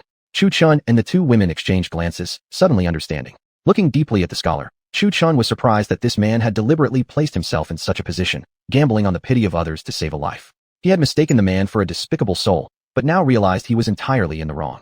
He truly admired the scholar's method. Chu Chun gave a respectful bow to the scholar in the distance, showing his admiration. "Forgive us for our misunderstanding. You stepped into the game yourself, daring to play against the world and triumph over fate. If you couldn't bet on human kindness, you gambled on their pity instead. Truly, you are a man of great righteousness. Deeply admirable." Yuchan also displayed a hint of embarrassment on her face, recalling that she had slapped the scholar earlier that night. "Sir, I didn't know you were behind this scheme. That slap tonight. I'm truly sorry." But the scholar simply waved his hand and smiled. "It's all right. It was worth it. At least I saved a life, and that's enough. If I couldn't provoke the public's anger, I wouldn't have reached the desired effect. That single slap was well worth it." When Chu Chun and the others returned to their quarters, they were deeply moved by the scholar's selfless act. Who among people could come up with such brilliant strategies? If you can't bet on people's goodness, then bet on their pity instead. Truly admirable. Chapter 45, A Demon Cultivator. At night, the people of Red Leaf City and the mansion were all fast asleep. Chu Chin sat cross-legged on his bed meditating. He still felt something strange about the city. That night, he expanded his spiritual awareness to investigate and indeed found a problem. Within the city mansion, a shadow moved under cover of darkness while everyone else slept. The figure moved at an incredible speed toward the city outskirts. Chu Chun immediately withdrew his spiritual awareness and followed. The shadow didn't seem to notice Chu Chin's presence at all and kept running straight toward the temple outside the city walls. This shadow was none other than the city lord of Red Leaf City, Chin Bailey. When he opened the temple door, inside were bound 7 or 8 children. The youngest was only 3 years old, the oldest about 6. Chu Chun donned a black cloak and observed Chin Bailey from the shadows, wanting to see exactly what he intended to do. Under Chu Chin's astonished gaze, Chin Bailey released eerie demonic chi all over his body, and behind him floated the shadow of a Tibetan mastiff, a devil cultivator, and even a foundation building stage devil cultivator. Chu Chun was only at the 10th stage of chi gathering cultivation. Although just 1 step away from foundation building, that single step was like a deep chasm. Foundation building cultivators could stop eating grains and open energy palaces, whereas chi gathering cultivators could only rely on their sea of energy, whose capacity for true chi couldn't compare to foundation building cultivators. Although Chu Chin's true energy was unusually dense, it was still far below that of foundation building cultivators. Besides, chi gathering cultivators still required normal food intake. Upon seeing this, a sense of difficulty rose within Chu Chun. If they were at the same level, he might be able to kill his opponent, but now they were separated by a full cultivation stage. And why did it have to be the city lord of Red Leaf City? He couldn't wrap his head around it. "There's no choice. I'll have to give you the reverse dragon step," said Long Kaier's voice suddenly echoing in Chu Chin's mind. "Reverse dragon step?" Chu Chun asked with puzzlement in his thoughts. "The simplified version of the dragon roaming step I gave you is actually a diluted version of reverse dragon step. The real name of the dragon roaming step is reverse dragon step. The cultivation technique you obtained was a severely edited and deviated version of the true technique. The speed of reverse dragon step is roughly 10 times faster than dragon roaming step. It's a divine class cultivation method. I didn't give it to you earlier because your strength wasn't sufficient enough to even use it properly. Now you've reached the required level. It's significantly more complex than the dragon roaming step, but since you've already mastered the basics with dragon roaming step, I believe you can quickly grasp it." As Long Kaier transmitted the reverse dragon step into Chu Chin's mind, she explained, "But Kaier sister, do you think there's still time now? Why didn't you give it to me earlier?"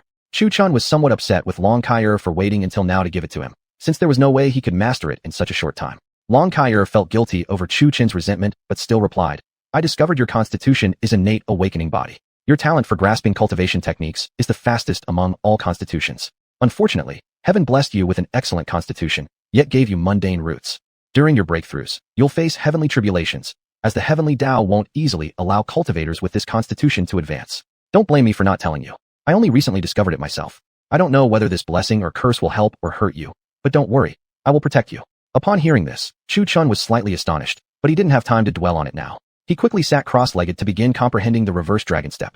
About a quarter of an hour later, he had grasped the very basics. The dragon roaming step was the foundation of the reverse dragon step. Compared to the dragon roaming step, reverse dragon step was significantly more complicated and truly around 10 times faster.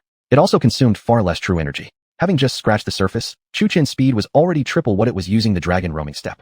That was enough for now. The priority was rescuing the children. He donned his black hood and used the reverse dragon step, nearly teleporting straight into the temple. Chu Chun marveled internally at its power, and then his eyes turned cold as he stared at Chen Bailey. Chen Bailey was secretly amazed by how fast this black-robed figure was. Until now, he hadn't even detected the person's presence. Who exactly are you? Chen Bailey, somewhat fearful of the black-cloaked figure, shouted the question. Yet Chu Chun ignored Chen Bailey entirely. He took out the heaven-swallowing gourd hanging at his waist and aimed it at the children within the temple. As true energy surged, the gourd emitted a strong pulling force, drawing all 7 or 8 children inside. Seeing the children disappear instantly from the temple hall, Chen Bailey flew into a rage. What did you do? Goodbye. Chu Chun murmured this softly, and before Chen Bailey could fully react, the figure in the black robe had already vanished. Act! I'll kill you. Chen Bailey roared furiously enough to nearly explode on the spot. What the hell just happened? He had finally lured these children here, preparing to consume and refine their demonic energy, when someone snatched them all away. When he extended his spiritual awareness outward, he could not sense a single soul for miles around. Master, what is the matter? 3 shadowy figures rose from the ground, kneeling on one knee before Chen Bailey. Investigate. Find the person who took the children from me. Chen Bailey howled furiously. What traits does this person have? The 3 dark figures showed no fear toward Chen Bailey's fury, asking in a calm and cold voice. But when asked like that, Chen Bailey hesitated. This person had worn a black cloak, moved at incredible speed, and Chun hadn't even seen the figure's face clearly. This momentarily cooled Chen Bailey's rage, as he calmed himself and thought carefully. Features. Oh right, there was a gourd hanging at his waist. Chen Bailey recalled with effort. He vaguely remembered seeing that gourd somewhere before tonight, but his memory was hazy. Thus, he ordered the dark figures to investigate. Since the clue Chen Bailey provided was extremely scarce, the 3 dark figures searched the entire area outside the city, yet found no one carrying a gourd. What they didn't know, however, was that after rescuing the children, Chu Chun had completely exhausted his true energy, returning to his mansion within the city lord's mansion, without anyone suspecting a thing. Even Long Kaier couldn't help but give Chu Chun a look of admiration. She had never seen such a clever guy before. She had thought Chu Chun would definitely go in and fight, but instead, he just grabbed the children and left immediately. She could already imagine Chen Bailey's expression. Those kids he had painstakingly lured away suddenly vanished. That was worse than killing him. What will you do now? Long Kaier asked. Chu Chun placed the heaven-swallowing gourd into the chaos pagoda, slightly lifting the corner of his mouth. Sister Kaier, do you believe Chen Bailey won't find me tonight? Tomorrow, he'll surely launch a massive search throughout the city, and I'll only leave him with one clue. Heaven-swallowing gourd. We can. After listening, Long Kaier gazed deeply at Chu Chun. Who had corrupted this guy? This plan was simply deadly. It crushed a person's spirit, worse than death itself. The next morning, Chu Chun arrived early at Yu Chan's courtyard, instructing her to investigate within the city which families had lost their children. He sternly warned Yu Chan not to discuss this matter with anyone else, not even Chu Linghua. Seeing Chu Chen's serious expression, Yu Chan felt something must have happened.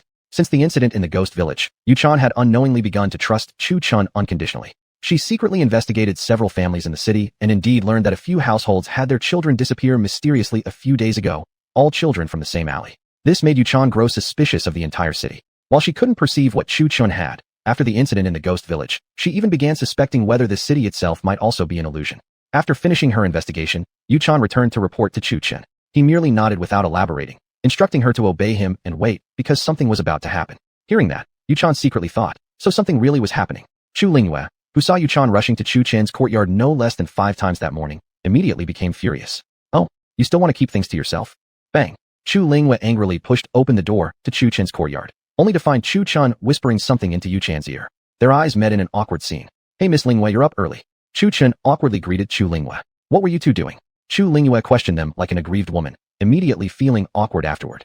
Chu Chen also realized he had been leaning too close to Yu Chan and stepped back a few paces. Sorry, just now. The two had been discussing their plan and unintentionally leaned closer. Now that Chu Linghua had arrived, the situation seemed odd. Miss Linghua, hear me out. Chu Chan instinctively said, but the next second, he himself was confused. Had he really done anything wrong? However, He stuttered and stammered without managing a coherent explanation, making Chu Lingyue feel an ache in her heart. Miss Lingyue, we're just waiting for you to come and have some snacks with us. At this moment, Yuchan pointed at the snacks on the table. These were the snacks she had bought today while investigating. The perfect opportunity to turn the situation around. Chu Chun exhaled in relief, sat down on a stone stool, took a piece of cake, popped it into his mouth, and nodded. Miss Lingyue, come have something to eat too. The taste of these pastries is quite decent. Chu Chun kept asking himself, why the hell was I panicking? He simply followed Yuchan's lead, inviting Chu Lingyue to enjoy the snacks. Chu Lingyue gave them both a suspicious glance, then looked at the pastries on the table. There were still many, and they were still warm, proving they had just been purchased. In this way, Chu Lingyue was diverted from the conversation by the two. Soon, the three were sitting in Chu Chen's courtyard, happily eating the snacks. By the way, Master Chu, where's the gourd that usually hangs at your waist? At this moment, Chu Lingyue happened to glance at Chu Chen's waist and noticed the gourd usually hanging there today was missing. Oh right, your gourd. After hearing Chu Lingyue's words, Yuchan also instinctively looked toward Chu Chen's waist. Just as she was about to ask the same question, Chu Chen's sharp glance stopped her mid-sentence. Yuchan immediately understood. It must have been related to that incident. She still remembered Chu Chen's gourd could contain living beings, and the space inside was incredibly vast. My gourd got lost yesterday by accident, Chu Chen said seriously while spouting nonsense. Lost? Chu Lingyue asked suspiciously. Thinking carefully, it had clearly been hanging there last night. How could he have lost it yesterday? Oh right, Miss Lingyue, what business did you have with the city lord this time? Chu Chen suddenly asked solemnly. Upon hearing this, Yuchan cast a puzzled glance at Chu Chen. Could it be that this matter was related to the city lord? Chapter 46. The thief cries, catch the thief. Looking into Chu Chen's serious eyes, Chu Lingyue's expression dimmed. Sighing, she said, a precious treasure from our family has gone missing. It had always been kept by my father, until one day the elders suddenly requested to see it. Of course, my father immediately agreed without hesitation. However, when he arrived at the place where the treasure was hidden, he discovered it was already gone. My father practically turned the entire Chu mansion upside down trying to find that treasure, but there was no trace of it. The elders then refused to acknowledge the loss, accusing my father of secretly taking it for himself. Now the entire clan is in chaos, with the elders clamoring to remove my father as clan leader. Out of sheer desperation, my father sent me to find the city lord. My father and the city lord are good friends. He knows my father's character best, so my father hopes he can speak on his behalf to appease the elders' anger first, and then help locate the missing treasure. I believe someone in the clan must have stolen the treasure and framed my father. Upon hearing this, Chu Chen instinctively frowned. If things were as she described, whoever was behind this in her family would certainly anticipate that she'd come to the city lord. Most likely, they had even bribed the city lord. Otherwise, how would the city lord have known about the demon cultivator's martial arts manual? What's wrong? Chu Lingyue noticed Chu Chen's deepening frown and couldn't help asking. No, it's not what you think. I know my father better than anyone else. He would never do such a thing. Misinterpreting Chu Chen's silence, Chu Lingyue hastily explained, thinking he suspected her father of faking the theft to keep the treasure for himself. I'm not misunderstanding your father, Chu Chen said. Then he leaned close and whispered into Chu Lingyue's ear, be careful of Chun Bailey. Upon hearing that, Chu Lingyue felt a chill in her heart. Looking at Chu Chun, she asked in shock, why? Chu Chen merely smiled and didn't reply, but his eyes were dead serious. At this, Chu Lingyue began to feel uneasy. She and Yuechan had long since placed complete trust in Chu Chun. What could a cultivator like him possibly want from them? If he truly wanted something, his strength alone would be more than sufficient to take it. Because of this, Chu Lingyue started to doubt Chun Bailey based on Chu Chen's mere words. She turned to Yuechan standing across from her. Their eyes met, and Yuechan sighed. It seemed like Yuechan had figured something out too. If that was the case, hadn't her entire trip here been in vain? Though Chu Chun hadn't explicitly stated anything, a sense of ominous foreboding had already surfaced in Chu Lingyue's mind. Search everywhere. Just then, a loud voice rang out from outside the city lord's mansion. Following Chun Bailey's order, soldiers stormed into citizens' homes, tearing through everything, leaving the houses in a state of utter chaos. They also arrested several people. Though he couldn't recall the exact appearance of that cloaked figure from last night, he still remembered their approximate body type. Everyone he'd captured had a build similar to Chu Chen's. Better to mistakenly kill many than let one slip away. He wasn't afraid of those children being rescued, either. If necessary, he could just capture a few more replacements. What he truly feared was that the person might report his dark practices to the imperial court. If that happened, it wouldn't just mean his death, the entire extended family could be executed. Even if not for himself, he had to find this person at all costs, for this was precisely the ruthless method that enabled him to rise to the position of city lord. Without such a strong grip on power, a leader would essentially be rendered useless. Uncle Chun, what happened? Chu Lingyue rushed forward anxiously and asked. Seeing Chu Lingyue, Chun Bailey's stern look softened into a smile. Nothing serious. Last night, I encountered a thief who used a calabash to suck away all the treasures in the city. A calabash? A thief last night? What a coincidence. Just today, Chu Chen's calabash had gone missing. From her impression of Chu Chun, he wouldn't be the type to steal anything. With his strength, he could just walk in with a single slash of his sword, and everyone would be dead. Why would he bother stealing? Uncle Chun, and these people are. Chu Lingyue pointed to the captives. Last night was too dark for me to see the thief's face, Chun Bailey explained. I suspect he must still be hiding in the city, so I've rounded up everyone who looks similar in build to him. With a gesture mimicking a capture, he wore an expression of confidence. Then, Uncle Chun, are you going to execute them all? Chu Lingwei asked. Not at all. As long as one of them reveals the identity of the thief, I'll set the rest free. Chen Bailey had 2 reasons for capturing them. First, to identify the black-cloaked figure from last night. Second, to torment the captives, knowing the black-cloaked cultivator's nature was kind. Likely, he had saved the children last night, so by using their plight, Chen Bailey could bait him out. Chu Lingwei nodded and returned to Chu Chen's side, pulling him and the others away. The 3 of them came to a quiet, inconspicuous alley. Facing Chu Chun, Chu Lingwei questioned, "What's going on exactly?"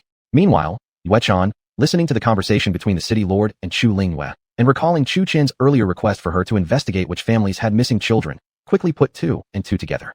Children, calabash, thief, stealing things. The phrase "a frog at the bottom of a well constantly touches your stomach" flashed through her mind. To put it bluntly, the city lord had kidnapped the children, then connected them to the villagers from the ghost village incident. In other words, the city lord was planning to eat the children he abducted, but Chu Chun had intercepted them. Perhaps because of the darkness, the city lord hadn't seen Chu Chun clearly, so now he was arresting everyone who looked similar to him in build. He had also fabricated a false story about Chu Chun stealing items, specifically claiming that the treasures were taken in a calabash. In reality, the calabash had contained last night's children. As for the calabash itself, it was likely hidden by Chu Chun somewhere. Realizing this, Yue Chan suddenly saw the full picture and inwardly patted herself on the back proudly. Then Yue Chan explained her deductions to the 2 of them. After listening, Chu Chun looked at Yue Chan with wide eyes and asked, "How did you figure that out?" Yue Chan smiled playfully. "It's simple. First, you sent me this morning to check which families had lost children. Second, your calabash went missing. And today, Chen Bailey said the thief used a calabash to carry away the treasures. A little reasoning was all it took to connect the dots." Hearing this, Chu Chun gave Yue Chan a thumbs up. "Impressive. I wouldn't be surprised if you were a master thief in a past life." Though surprised at Yue Chan's deductions, Chu Lingwei was even more fearful. She had traveled from afar to come here from her family clan, only to find that the city lord himself was actually a demonic cultivator? More precisely, not a demon, but a demon cultivator. If that were the case, then the person behind it all had already anticipated that she would come to the city lord and had bought his allegiance. If things had gone this far, the situation would become extremely serious. What do we do now? Chu Lingwei anxiously turned to Chu Chun. She didn't care about the children. It was her own situation that she was worried about. Since the city lord was a demon, he would certainly be killed by Chu Chun. What then would become of her? And what of her clan? Let's play along and use his own trick against him, Chu Chun said, not thinking that far ahead, and assuming Chu Lingwei had asked how to deal with the city lord. Play along and use his own trick? Chu Lingwei muttered under her breath. Was he going to use the power of the one pulling the strings from behind to resolve this? Could it mean he intended to help her? At this thought, a warm feeling stirred inside her heart. Yet their thoughts were on completely different wavelengths. City lord, I believe your method is flawed. I have a plan that could draw out the thief. Just then, Chu Chun stepped forward and bowed before Chen Bailey. Oh, let's hear what you have to say. Chen Bailey was interested in what Chu Chun had to say, and had no suspicion of him at all. Even though Chu Chun looked similar in build, Chen Bailey had deliberately scouted the entire City Lord mansion before going out last night, confirming that everything was normal. City Lord, my suggestion is that since the thief is trying to steal treasures, we can use this opportunity to our advantage. You could put out some precious items, keep a watchful eye, or even prepare a trap, then spread the word that you have such treasures. I'm sure the thief will take the bait, and sooner or later he'll walk straight into our trap. Chu Chun finished with a crafty smile. Upon hearing this, Chen Bailey found the suggestion quite reasonable. Rather than running around like a headless fly, he could have Black Shadow capture a few more children and hide them inside the temple. He could then deliberately spread word about the treasures. The black-cloaked cultivator would surely understand the meaning behind it, and eventually come rushing in. Excellent. We shall proceed exactly as you suggested. With a look of appreciation, Chen Bailey patted Chu Chen's shoulder. He immediately ordered the soldiers to release everyone they had captured, and even distributed a few spirit stones and gold coins to the city folk to apologize, a move that won him much public favor. Soon afterward, Chen Bailey went alone into a forest outside the city where he summoned 3 dark figures, then instructed them to enter the city and place a few more children into the temple. Are you really going to rescue those children? Inside the city lord's mansion, Yue Chan asked Chu Chun, clearly worried. Of course. After all, I've already made it public. But I won't go alone. You two just wait and watch the show. Chu Chun smiled brightly, patted his chest confidently. At night, outside the Red Leaf City, Chen Bailey waited in a temple, holding several children captive and expecting the arrival of the thief. Yet deep within Red Leaf City, Chu Chun had gathered all the city folk in one place. Standing on a high platform, he raised his voice and declared, "Don't you all think this thief is despicable? Because of him, the city lord turned your homes upside down. Because of him, you nearly got arrested by the city lord. Don't you hate this thief? If he has already stolen the city lord's treasures, he may continue stealing treasures from this city. We absolutely cannot allow such a thief to roam free and cause destruction." Excellent speech. Let's catch him. That kind of thief absolutely cannot be forgiven. As Chu Chun exaggerated the situation more and more, he provoked the anger of the entire crowd, who began shouting that the thief must be brought to justice. Observing this, Chu Chun subtly lifted the corners of his mouth, This was exactly the effect he wanted. He then continued, "Since everyone feels this way, the city lord has asked me to lead you all to witness how he captures that thief." "Great. I want to personally see how the city lord catches the thief." "Me too. When the city lord catches him, I'll make sure to stomp on him a couple times." "Me too." The crowd cheered loudly, clapping and approving, while also feeling extremely curious about exactly how the city lord would catch this thief. Chu Lingyue and Yuechan quickly understood what Chu Chen intended and exchanged knowing smiles. What an ironic spectacle. This was truly the thief shouting the loudest about catching a thief. Still, the two girls couldn't figure out why Chu Chen had insisted on bringing so many people along. If they ended up fighting Chen Bailey, wouldn't so many witnesses discover his identity as a cultivator? Chu Chen, however, had long plotted this move. He intended to use his true martial realm strength against a foundation building stage demonic cultivator. After all, the true martial realm was nothing to scoff at. It was the level of a terrestrial immortal. Although he might have an ordinary root, Chu Chen was a martial artist with a 9-star mystic pulse. Chu Chen's real purpose was simple. He wanted everyone to see clearly what kind of person their city lord truly was. Originally, there was no thief. But since you yourself insist on lighting a fuse to give me an opening, I guess I have no choice but to follow it and set the entire thing ablaze. Thus, under Chu Chen's lead, the entire population of the city marched in a grand procession toward the temple. Chapter 47. The Battle with Chen Bailey. Chen Bailey had already been waiting inside the temple, prepared like someone setting a trap, in case the thief turned out too powerful. His entire body surged with demonic energy, and except for his head, he had grown significantly larger and more muscular. His skin had turned greenish-blue, his nails elongated into claws. He looked like a terrifying half-human, half-demon monstrosity. Meanwhile, several shadowy figures kept a close watch over the children, highly alert. Outside the temple, Chu Chen led an entire town of people towards the mountain forest temple in a grand procession. When the group reached about a mile from the temple, Chu Chen felt it was time to stop. Getting any closer would risk the townspeople being caught in the battle, so he shouted loudly, "All right, stop." His command halted the long procession behind him. "Why do we stop?" a fat man asked confusedly. "You all stay here and just watch. I'll be right back. Don't come any closer to the temple." Chu Chen gave a knowing look to Yuechan and Chu Lingyue, and both women nodded. In puzzled silence, everyone watched Chu Chen walk straight toward the temple deep in the forest, starting to murmur among themselves about what he intended to do. Though Yuechan and Chu Lingyue knew how powerful Chu Chen was, they couldn't help but worry for him. Although they didn't understand what a foundation-forming cultivator truly meant, they knew someone one level above Chu Chen was nothing to be confident about. Regardless of how big the gap was between cultivation stages, to them, martial artists, an opponent of a higher realm was simply untouchable. Moreover, judging by the names alone, the difference between chi condensation and foundation building was clearly a huge leap. Just how much chance did Chu Chen really have? Far ahead, the closer Chu Chen approached the temple, the more intense the chilling demonic aura radiating from inside became. So, Chen Bailey had indeed been waiting for him all along. Arriving at the temple gate, Chu Chen quietly transformed his chi into Xian energy, condensing it beneath his feet, ready to activate the reversing dragon step at any moment to evade an attack. Crash! Boom! Inside the temple, Chen Bailey, sensing someone outside, threw a punch without hesitation. With a roar, he smashed through the temple wall and door, his huge green fist rocketing toward Chu Chen. But Chu Chen had anticipated the attack. The moment the punch came, his long-prepared dragon gliding step activated instantly, dodging the sudden strike. "Ah, look, what is that?" "That is the monster. It's a monster. Look at the monster's head. That's the city lord. Our city lord is a monster." As Chen Bailey shattered the temple doors with his punch, his monstrous form was now fully exposed to all the townspeople, who could only stare in terror and disbelief. Their city lord was a hideous monster all along. Look inside the temple. A thin man stared intently into the temple, suddenly shouting, "That's Ago. And Anyo is there too. These kids are the ones who disappeared today, aren't they? My child." A woman wept upon spotting her child, desperately trying to rush forward to save him. But she was held back by Yuechan and Chu Lingyue. "Weren't we here to catch a thief? What's going on?" The angry crowd glared at Chu Lingyue and the others. If the city lord was a demon, then these women, staying in the city lord's mansion all this time, might be demons too. Realizing this, many in the crowd quickly moved away from Yuechan and Chu Lingyue, and some even fled in terror back to the city, shouting for their families and preparing to leave that night.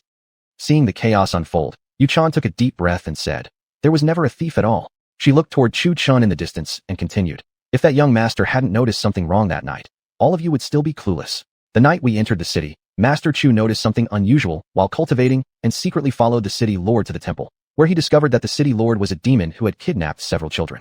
Because his power wasn't enough, he used his technique to move closer and sealed the children into his gourd before leaving. That night, he wore a black cloak, so Chen Bailey never saw his face. The next day, Chen framed the young master, accusing him of stealing treasures and using that as a pretense to search for him, which led to everything that followed. Hearing this, the townspeople immediately understood. The young master hadn't brought them to see the thief getting caught. He had brought them to witness him vanquishing a demon. And what was scarier than a thief? A demon. Everyone knew that demons devoured humans without a second thought. So what do we do now? An anxious older woman asked. Her child was among those trapped in the temple.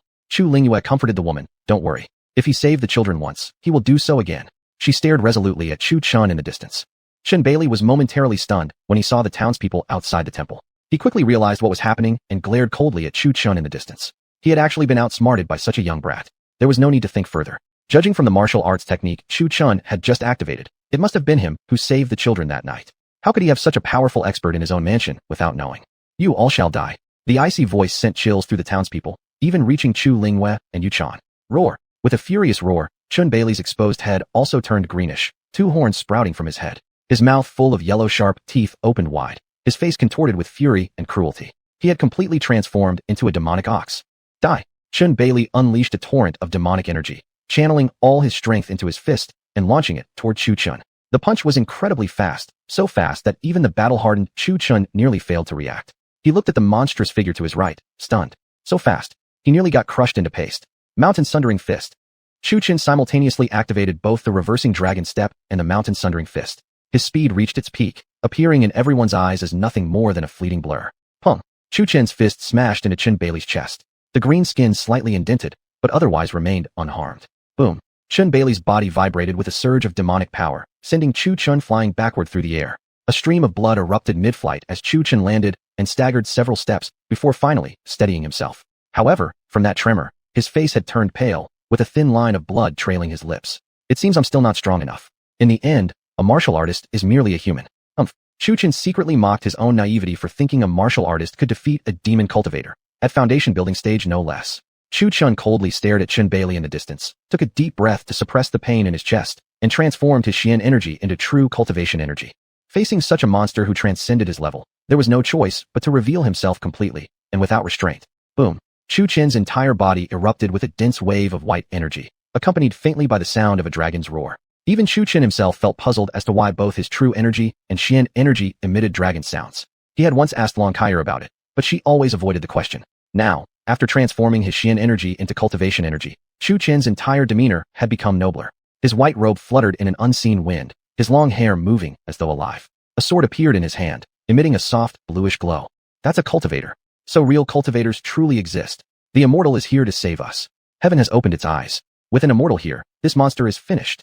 An immortal has been protecting us all along. Saying this, everyone ignored Yu Chan and Chu Lingyue's attempts to stop them, and began kneeling and kowtowing toward Chu Chun. Looking at the distant, almost celestial-like Chu Chun, then at the kneeling crowd before them, Yu Chan and Chu Lingyue sighed inwardly. They themselves felt like kneeling too, despite knowing he was a cultivator.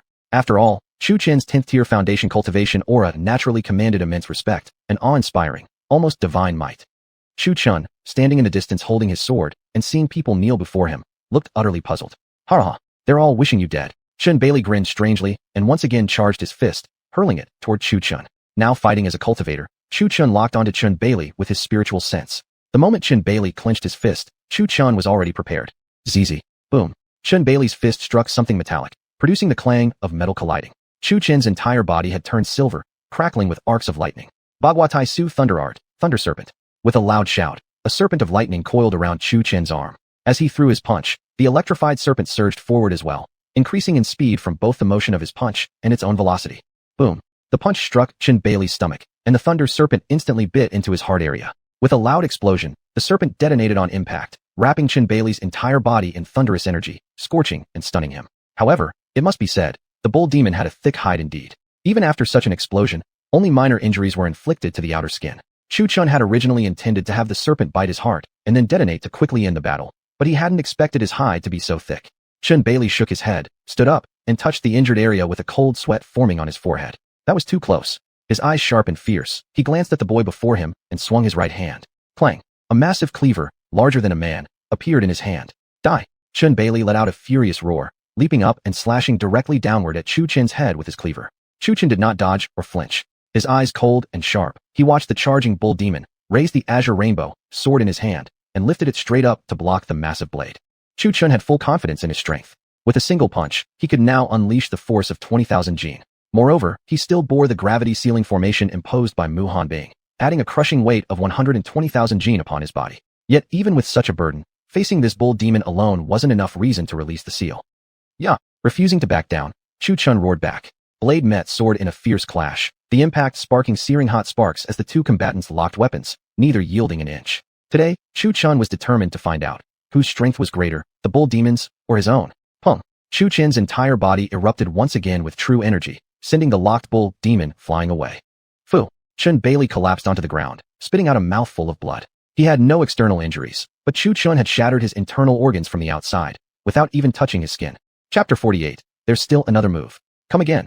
Chun Bailey, lying on the ground, suppressed the excruciating pain in his body and was determined to kill Chu Chun. Today, it would be either your death or mine. Now that his identity as a demon cultivator had been exposed, he needed to kill Chu Chun, then slaughter every person in Red Leaf City without leaving a single soul behind. He would take his family and flee the city, as far away as possible. Roar. With a furious roar, Chun Bailey once again rushed forward with his blades swinging toward Chu Chun. Chu Chun looked slightly surprised. So he's still alive? Faced with the incoming opponent, Chu Chun was completely unafraid. Instead, he felt a surge of fighting spirit. This was his real battle since coming down the mountain, and it was even an uphill battle. His true essence surged through his body as a wall of water suddenly appeared in front of him, blocking the charging ox demon head-on. Click! The water wall quickly climbed over with a layer of earth, the earth instantly transforming into rock. Even more astonishingly, vines began to grow from the wall, wrapping around the ox demon's feet. More vines sprouted from the wall and tightly bound his other foot and arm.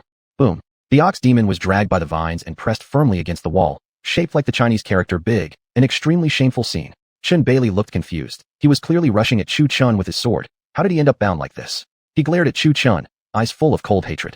Despicable. Shameless. So I'm trying to fight you head-on with brute strength, and you use magic? Huff. But Chun Bailey wasn't weak either. His entire body turned bright red, and the surrounding temperature soared rapidly. The vines wrapped around his body caught fire, and even the large sword he refused to drop also burst into flames. In no time, Chun Bailey burned all the vines wrapped around him into ashes. Looking proudly at Chu Chun, he expected some kind of surprise. But Chu Chun just calmly looked back. Water cage prison. Chu Chun raised his right hand calmly as his essence and true energy surged through him. Boom. To the astonishment of everyone, a prison of water tightly trapped the ox demon. The demon struggled to break free, but when his hands touched the prison, a sizzling sound. He was immediately shocked, his entire body tingling with numbness, and a wave of weakness washed over him. Die. Chu Chen's icy voice was like a death sentence, his true energy pouring into the sword blade before a single slash cut through. Sure. Severing head from body. Chun Bailey's skin turned into human skin, although deathly pale, with occasional twitches in his limbs. When the people in the distance saw Chun Bailey was dead, they all sighed in relief and moved closer to Chu Chun. Chu Lingwei and Yuechan were the first to arrive, their chests bouncing with their sprint. When they reached Chu Chun, they saw him standing there sword in hand, like a celestial being, his sharp eyes once again capturing their hearts. Chu Lingwei lifted her foot and kicked the corpse lying on the ground. The corpse suddenly twitched, scaring everyone badly. Not satisfied, Chu Chun stabbed his sword into its chest again. This time, the corpse remained still. Mother, save me. Wah, don't eat me. I haven't even married yet. Just when everyone thought the matter was over, suddenly the 5 dark shadows in the temple grabbed the children off the ground. One of the shadows gradually took on the appearance of Chun Bailey, then gave Chu Chun a sinister smile from afar. Seeing this, Chu Chun's expression changed. He activated his true essence fully, driving his reverse dragon step to the limit, and charged toward the Chun Bailey in the temple with sword in hand. Cursed. I should have rescued the children first. Chu Chun silently blamed himself. Originally, he should have drawn Chun Bailey out, saved the children first, then killed him. Now Chun Bailey had leverage. He was in a tight spot. Arg. In the temple, the shadow imitation Chun Bailey let out a roar. In front of the shocked crowd, his skin gradually turned orange, black spots slowly appearing over his body. Behind him, a long tail grew, the tail fur orange with patterns like the rest of his skin. His mouth developed 2 sharp fangs, his nose area became protruding, and on both sides of his mouth grew 6 whiskers. He had become a leopard man. Humph. He coldly watched Chu Chun rapidly closing in. Tightening his fists, he surged his demon energy, with lightning circling his entire body. Boom. He crouched slightly, then exploded forward with all his strength. Where he stood before, there remained a small crater. Chun Bailey shot forward like a streak of light, locking his target. Chu Chun, then launched a punch. Boom. Chu Chun could barely react to Chun Bailey's sudden punch head-on. Their speeds of collision were immense, and this punch was basically Chu Chun rushing forward to take it head first. Wah! Without a doubt, Chu Chun was sent flying by Chun Bailey's punch. His body slid across the ground, leaving a shallow trench, before crashing into a tree and finally stopping. Pooh! Chu Chun spat out a mouthful of blood, his face turning pale as his stomach churned violently. He looked weakly at the approaching Chun Bailey with a powerless glare. Brat, almost fell for your trick. Chun Bailey took a step and appeared in front of Chu Chun in a flash. With one hand, he grabbed Chu Chun's neck and stared into his furious eyes, a flash of cruelty crossing his own gaze. Then, he placed both hands on Chu Chun's shoulders and lifted him high into the air. Boom. Crack. With a powerful upward knee strike, Chun Bailey broke 3 of Chu Chun's ribs. Pooh. Chu Chun spat out another mouthful of blood from the impact. The blow had thrown his internal organs out of place, causing unbearable pain in his abdomen. Chun Bailey ruthlessly threw Chu Chun onto the ground and lifted his right foot without hesitation, stomping down hard. Another loud noise echoed, and Chu Chen's entire head was crushed into the soil. Blood and dirt covered his face. Immortal! Master! Master! The people in the distance were terrified at the scene, their faces turning pale. Chu Lingyue and Yuechan covered their mouths with their hands, staring at the shocking sight with disbelief, worry, and fear. Among all these people, Chu Chun was the strongest. If he were killed, then they would be just like fish on a chopping board, waiting to be slaughtered. Arg! Suddenly, Chu Chun, with his head buried in the earth, let out a roar. He pushed his hands hard against the ground, struggling to get up. Earth element essence surged through his body, and a shield surrounded him completely. Solid as a rock, Chu Chun roared furiously, then stood up, pushing Chun Bailey back a few steps. His earth-type essence became even stronger. Huff! A surge of blazing flames suddenly flared from his right fist, wrapping it completely. His fist turned bright red, with occasional streaks of lightning circling around it. Flame punch! Boom! Chu Chun instantly exerted his power. His legs, infused with lightning, activated the reverse dragon step. With lightning speed, he launched a punch straight toward Chun Bailey's face, leaving behind an afterimage at the original spot, making Chun Bailey think Chu Chun was still standing there. A thunderous boom followed. Erf! Chun Bailey couldn't react in time, and honestly took the punch full force. His entire face was distorted, half of it charred by the flame punch, steam rising from the burned skin. Pum! Chun Bailey stumbled, and before he could steady himself, Chu Chun kicked him from behind, sending his body flying into the sky like a football. Chu Chun then leapt straight upward like an arrow, chasing after Chun Bailey and delivering another devastating kick to his abdomen midair. Boom! The ground was smashed with a large crater, and Chun Bailey was embedded into it, leaving a deep hole shaped as if a person had been pressed into it. Yet, the fallen Chun Bailey wasn't dead yet. His fingers slightly twitched, and he struggled to rise from the ground. Die! Chu Chen's icy voice reached Chun Bailey's ears. With a sharp hiss, Chu Chun darted toward him like a god of death, not giving him any chance to react. His fist directly struck Chun Bailey's head, shattering it into pieces. Blood splattered everywhere, and fragments of his brain tissue writhed on the ground. Even Chu Lingyue, who had already seen the cruel killings of the Sky Spirit Wolf King, reacted violently at the sight. Her stomach turned, and she vomited. People behind her, witnessing this for the first time, also threw up. Even Yuechan, used to killing, felt her stomach churn violently. Though she didn't vomit, her deathly pale face betrayed her. Looking at the squirming flesh on the ground, Chu Chun immediately turned his head away. Activating the reverse dragon step, he instantly dashed into the temple, took out a gourd, and sealed the children inside. He would never make such a foolish mistake again. He looked at the remaining 4 dark shadows. One of them started to wriggle its entire body. Seeing this, Chu Chun brought his 2 fingers together. Essence gathered in his hand, and with a slight upward movement, the azure rainbow sword lying on the ground flew instantly into his grasp. Chi! Chi! Chi! Several sword beams sliced through the air as Chu Chun mercilessly cut down the remaining 4 dark figures without hesitation. In this moment, Chu Chen's eyes were cold, merciless, ruthless, and filled with killing intent. Though normally kind to others, once in battle, it was either kill or be killed. With a belief that if death was the price, then either everyone perished together, or even if he died, he would tear off a chunk of flesh from the enemy. Either they would die, or he would live. It was precisely this kind of ruthlessness that had kept him from ever giving up, helping him endure the last 5 years. Whether it was the Sea of Lightning or the Fire Territory, he might have grumbled before, but he gritted his teeth and kept going. True strength was forged in adversity. Only weakness came from ease. Is this victory? One person among the crowd hesitantly asked. Whoa, you scared me. The young boy immediately jumped up and slapped the man. Although everyone had seen with their own eyes that Chun Bailey was dead, not a single person dared to approach. From a distance, all eyes were fixed on Chu Chun. Under the confused gazes of the crowd, Chu Chun made the azure rainbow sword vanish into thin air, then sat down cross-legged. Pooh! A mouthful of dark red blood was spat out. Chu Chen's face turned pale again. This sight startled the 2 girls terribly. Their hearts seemed to leap into their throats. However, after spitting out the blood, Chu Chun felt much better. What he had just coughed up wasn't fresh blood, but old clotted blood inside his body. Then Chu Chun spread his divine sense outward and finally sighed in relief upon confirming that Chun Bailey was truly dead. He began to regulate his energy, not caring about his appearance anymore. Suddenly, a strong aura of life surged around him, as if leaves had been scattered over his body, nourishing his injuries. Under the cultivation of the wood-type battle robe, his complexion gradually turned rosy, and color slowly returned to his pale face. Chu Chun slowly exhaled a mouthful of stale air. His injuries were now fully healed. After last night's cultivation, he had become aware of his shortcomings. Although he had challenged someone above his level, he knew that his own power had been compressed, and defeating a foundation-forming expert shouldn't have been too difficult. Yet things had gone differently than expected.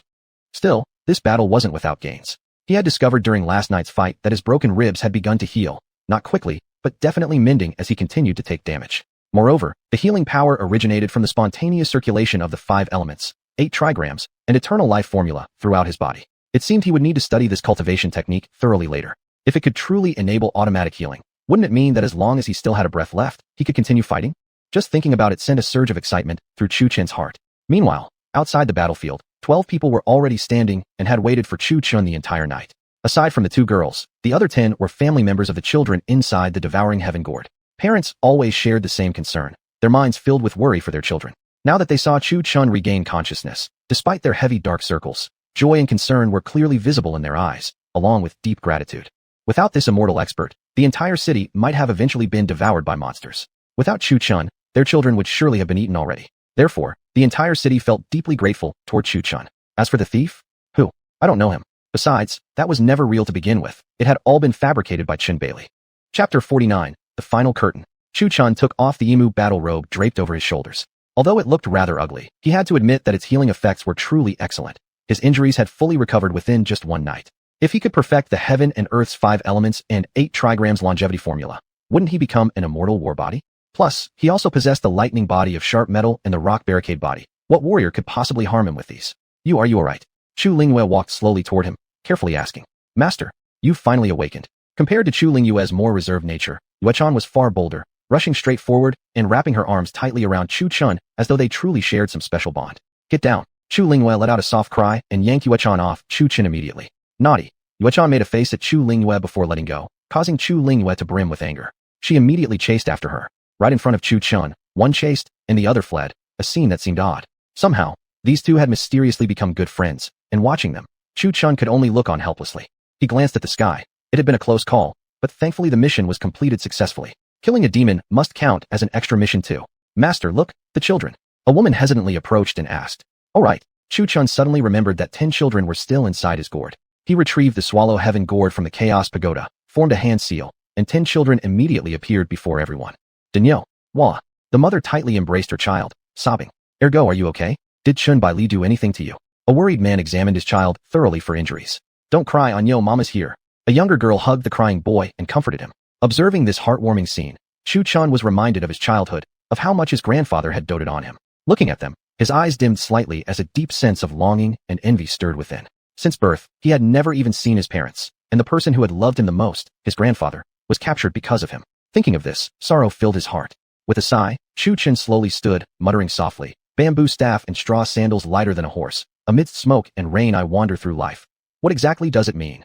Heya, master, what are you daydreaming about? Chu Lingyue approached with light, quick steps, waving her fair arm to shake Chu Chen from his trance. Nothing. What will you do next? Chu Chen came back to his senses, looking at the face of Chu Lingyue standing so close. He took a few small steps backward instinctively. Looking into Chu Chen's eyes, Chu Lingyue hesitated internally, wanting to say something but holding back, too embarrassed to speak. What's wrong? This was the first time Chu Chen had seen Chu Lingyue act like this. He could clearly tell something was on her mind.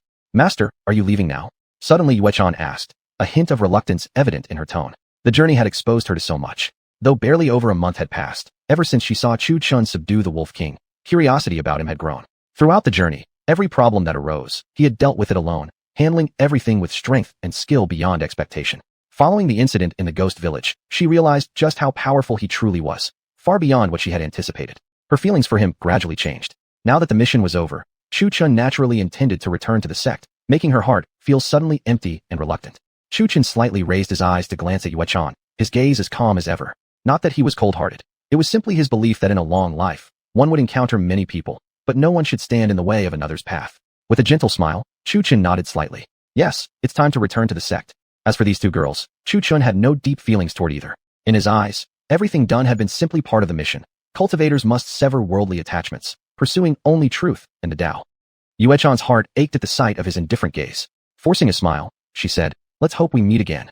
With those words, amidst the surprised glances of others, she wrapped her fair arms around Chu Chen's head, sending a faint scent his way. Her red lips barely brushed against his cheek like a dragonfly skimming the water, and then, letting go, she walked off without looking back. She secretly resolved to follow in his footsteps in her own way. Even if they could never become a couple, she hoped only to protect him with her own strength. When Chu Chen came back to his senses, he touched his cheek, feeling the slight dampness and lingering warmth, as he watched Yuechan walk away. He shook his head bitterly. What exactly was love in this world? He had no idea how to deal with it. Chu Lingyue had just watched Yuechan kiss Chu Chen, and the words she had wanted to say earlier were once again swallowed back into her heart. Gazing at Yuechan's retreating figure, she felt an inexplicable sense of loss and murmured softly, I hope we can meet again. Yuechan girl. At times, she truly envied Yuechan. free and unrestrained, without the burden of family ties, solely pursuing what she desired. But what about herself? From childhood, she had been taught that she carried the destiny of her family. To put it bluntly, during times of crisis, she might be used as a tool for political marriage. After that, her entire life would stagnate. Sometimes, destiny was indeed mysterious. The daughter of a wealthy family envied the girl from a humble background, who didn't need to do anything for her clan, while those from ordinary families envied the noble disciples, who were born with silver spoons in their mouths, never lacking money or resources. Those with outstanding talents were vigorously cultivated. But what about them? Even if one possessed extraordinary gifts, without adequate resources, all efforts would be in vain. Worse still, such talents often invited jealousy and were silently eliminated by others in the shadows. All right, what were you about to say just now? Chu Chun raised his head, looking at Chu Lingyue's delicate face. Although he had been accompanied by two peerless beauties throughout their journey, at this moment, under the sunlight, Chu Lingyue's profile appeared particularly vibrant and youthful. Chu Chen's heart quivered slightly before he quickly looked away toward the distant Hongyue city. This mission was finally coming to a close. Noticing Chu Chen's gaze fixed on her, Chu Lingyue smiled slightly and gracefully tucked a strand of hair behind her ear. Combined with her youthful demeanor, the simple action radiated a kind of innocent charm. But Chu Chun had already shifted his gaze elsewhere.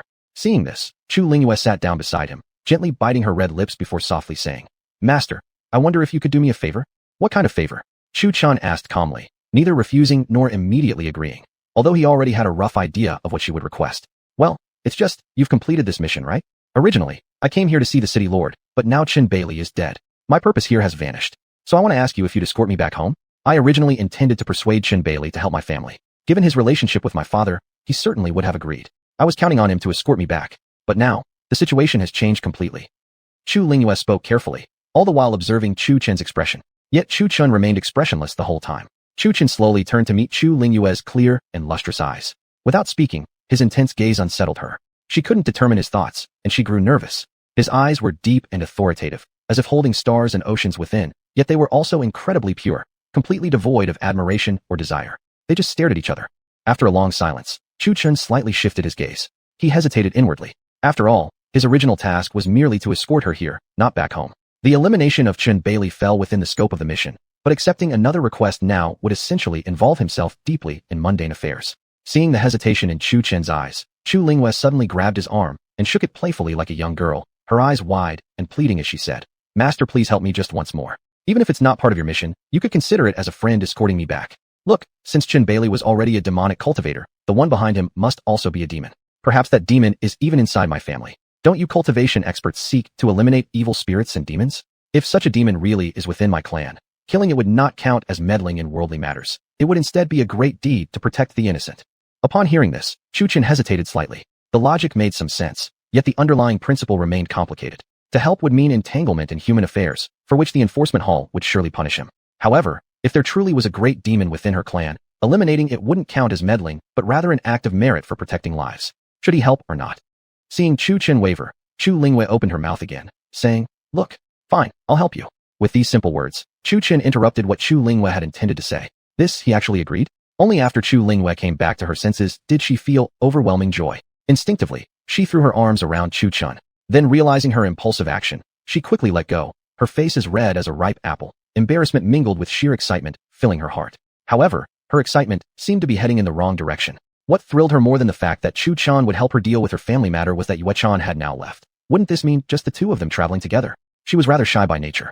Unlike Yue Chan, who openly expressed her feelings toward Chu Chun, she preferred subtle gestures. What she desired most was to be alone with him, giving him little surprises or teasing him playfully now and then, gradually winning his heart. "Shall we leave now? Oh, by the way, let's stop by Hongyue City first to pick up Ahuai." Ahuai. Her heart, once filled with excitement, suddenly felt as if drenched in cold water. Her lips twitched slightly. She had nearly forgotten about that little maid Ahuai. At this moment, she regretted deeply why on earth she had brought her along in the first place. Otherwise, she could ride the Heaven Spirit Wolf King together with Chu Chun, closely pressed against his back, feeling the thrill of galloping forward. How blissful that image would be. Why did Ahuai have to come along? What if Chu Chun lets her and Ahuai ride the Heaven Spirit Wolf King while he rides his white horse alone? That was definitely not the scene she wanted. Yet she overlooked one thing. Chu Chun didn't actually know how to ride a horse, but he could ride a wolf. Was there a chance things might go slightly differently, with the two of them riding the horse while Chu Chun alone rode the Heaven Spirit Wolf King? Chapter 50, Leaving. Senior Immortal, are you really an immortal? A woman, who was comforting her child, suddenly asked. Her question drew hopeful glances from the others. To them, immortals were distant and untouchable beings. No, if I were truly an immortal, I would already be able to fly. At most, I'm just a powerful martial cultivator. Chu Chun pointed at Chu Lingyue beside him and said, "She's also a martial cultivator, although not very strong, so naturally, she can't eliminate evil spirits." Chu Lingyue nodded, but felt something strange. Was he saying she was weak? It seemed like it, and yet, maybe not. Seeing the hopeful eyes fixed on Chu Chun, Chu Lingyue stood up and, with her third-level martial cultivator's energy, tried to form a water droplet. She originally planned to control it and send it flying into the air far away, but due to her lack of control over her energy, splats. The water droplet, which had initially flown forward, suddenly made a sharp turn and hit Chu Chun in the face. Silence immediately fell over the crowd. Meeting Chu Chun's expression of exasperation, Chu Lingyue's eyes curled into crescent moons as she giggled. "Oops. My bad, my bad." Chu Chun wiped the water off his face, then slowly raised his hand. Under the confused gazes of the crowd, a wall of water gradually rose up. "See? I really am just a martial cultivator. Where are these so-called immortals in this world anyway?" The people looked at the towering wall of water Chu Chun had created, then at Chu Lingyue, and a sense of disappointment grew in their hearts. They had hoped there really were immortals, but it turned out they were only martial cultivators. Everyone knew what martial cultivators were. They had seen many before. After all, anyone who learned how to cultivate could become one. Although slightly disappointed, the crowd still felt reverence for Chu Chun's power, and they were grateful toward him. Though he wasn't an immortal, his strength rivaled that of a terrestrial immortal cultivator. After expressing their thanks, everyone returned to Hongya City. The two exchanged glances before also following the crowd back to Hongya City. From a distance, even before arriving at the city, Chu Chun could see a large group gathered at the city gates, as if waiting eagerly for his return. Ahuai didn't know exactly what had happened, but she was also waiting at the gate for her young mistress to return. "Look, he's back, Senior Immortal. The Senior Immortal has returned." When the crowd spotted Chu Chun in his white robe, many were moved to tears. Full of gratitude, some people had fled last night out of fear, but many others had stayed to watch Chu Chun's battle against Chen Bailey. Those who had stayed spread exaggerated stories to those who had run off, describing how incredibly heroic Chu Chun had been. When everyone returned to the city last night, they couldn't stop talking about it, and the officials from the city lord's mansion were even driven out by the people, with soldiers unable to stop them. "My lady," while everyone's attention was on Chu Chun, only Ahuai noticed the woman beside him holding a white puppy, their young mistress. But Ahuai's small voice was drowned out by the masses, and because of her petite frame, she was blocked from sight by many people. From a distance, the two approaching figures didn't notice Ahuai among the crowd. "Everyone, now that matters are settled here, I must return. I came to Hongya City to pick someone up." Chu Chun, overwhelmed by the enthusiastic crowd, shouted loudly from a distance. "Senior Immortal, please come to my home for a visit. Senior Immortal, I made some food for you last night. Senior Immortal, what do you think of my daughter? Senior Immortal, thank you for saving Hongya City. Without you, we might have been devoured one day. Senior Immortal." When the crowd heard Chu Chun's words, those who had daughters rushed forward with them, and everyone else also hurried toward Chu Chun with whatever they brought, reasoning, "Since you're too shy to come, we'll come to you." In no time, the two of them were completely surrounded. Some women started tugging at Chu Chun's sleeves, while elderly fathers enthusiastically introduced their daughters, praising them highly. Facing such enthusiastic hospitality, Chu Chun couldn't find a way to refuse. He only accepted some of the food offered by the crowd and the clothes that some women had sewn overnight for him. As for beautiful women, Chu Chun felt there was no need. If even Chu Lingyue and Yue Chan, two peerless beauties, hadn't caught his attention, let alone others, it wasn't because he was being lofty or refined. It was simply that he didn't want to create more karmic entanglements. Accepting small gifts was enough. "My lady," after the crowd dispersed, Ahuai, her voice sweet and crisp, hurriedly ran toward Chu Lingyue. She looked at Chu Lingyue and then at Chu Chun beside her, then glanced around. Where was Lady Yue Chan? Why were only two people returning when they left as three? Regarding the events of last night, Ahuai had heard many fragmented accounts from the crowd, but why were only two people coming back? What had happened to the third? Could it be that she had been eaten by a demon? No, that didn't make sense either, judging from their uninjured appearance. Seeing the confused look in Ahuai's eyes, Chu Chun said coolly, "Lady Yue Chan has already left." Ahuai's face paled. "Left? Did that mean she was dead?" "Don't." Chu Lingyue gave Ahuai a light tap on the head. "What are you thinking? Lady Yue Chan has only left us. She's still alive. Are you actually wishing her dead?" Ahuai finally understood, stuck out her pink little tongue, smiled, and felt relieved. She had thought she really died. Ahuai was quite familiar with Yue Chan. Yue Chan never treated her as a maid, and they got along very well. Naturally, she was shocked by Chu Chun's words. "Since we've picked up the person, let's go." Chu Chun looked at the heavenly spirit wolf king in Chu Lingyue's arms. "Master, what are you staring at?"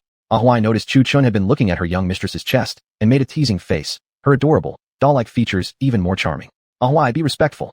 Chu Lingyue tapped Ahuai on the head again. Although she knew Chu Chun wasn't that kind of man, Ahuai's words made her face instantly flush with embarrassment.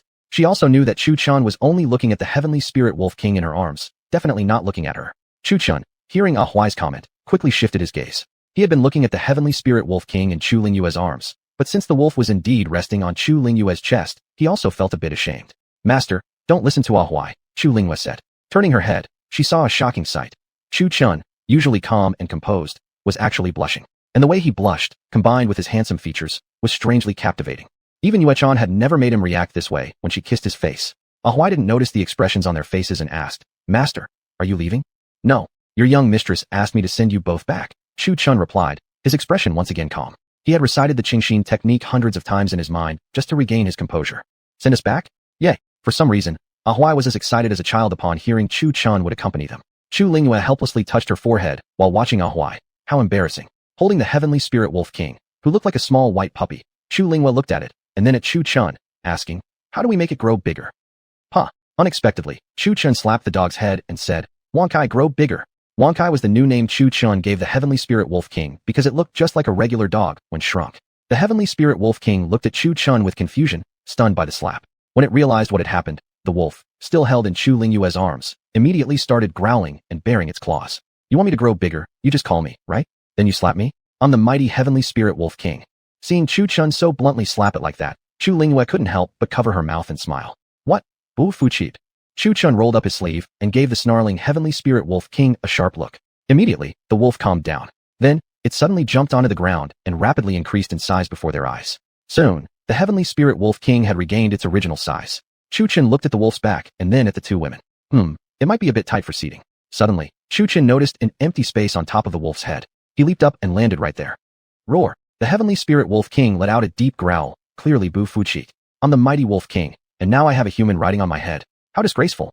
The wolf shook its head vigorously, trying to set Chu Chun off. But no matter how violently it shook, Chu Chun didn't budge. He seemed rooted there like he was part of the wolf. "What?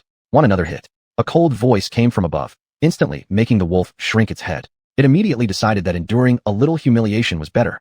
After all, this guy could beat a wolf to the brink of death, and the wolf wouldn't even be able to die.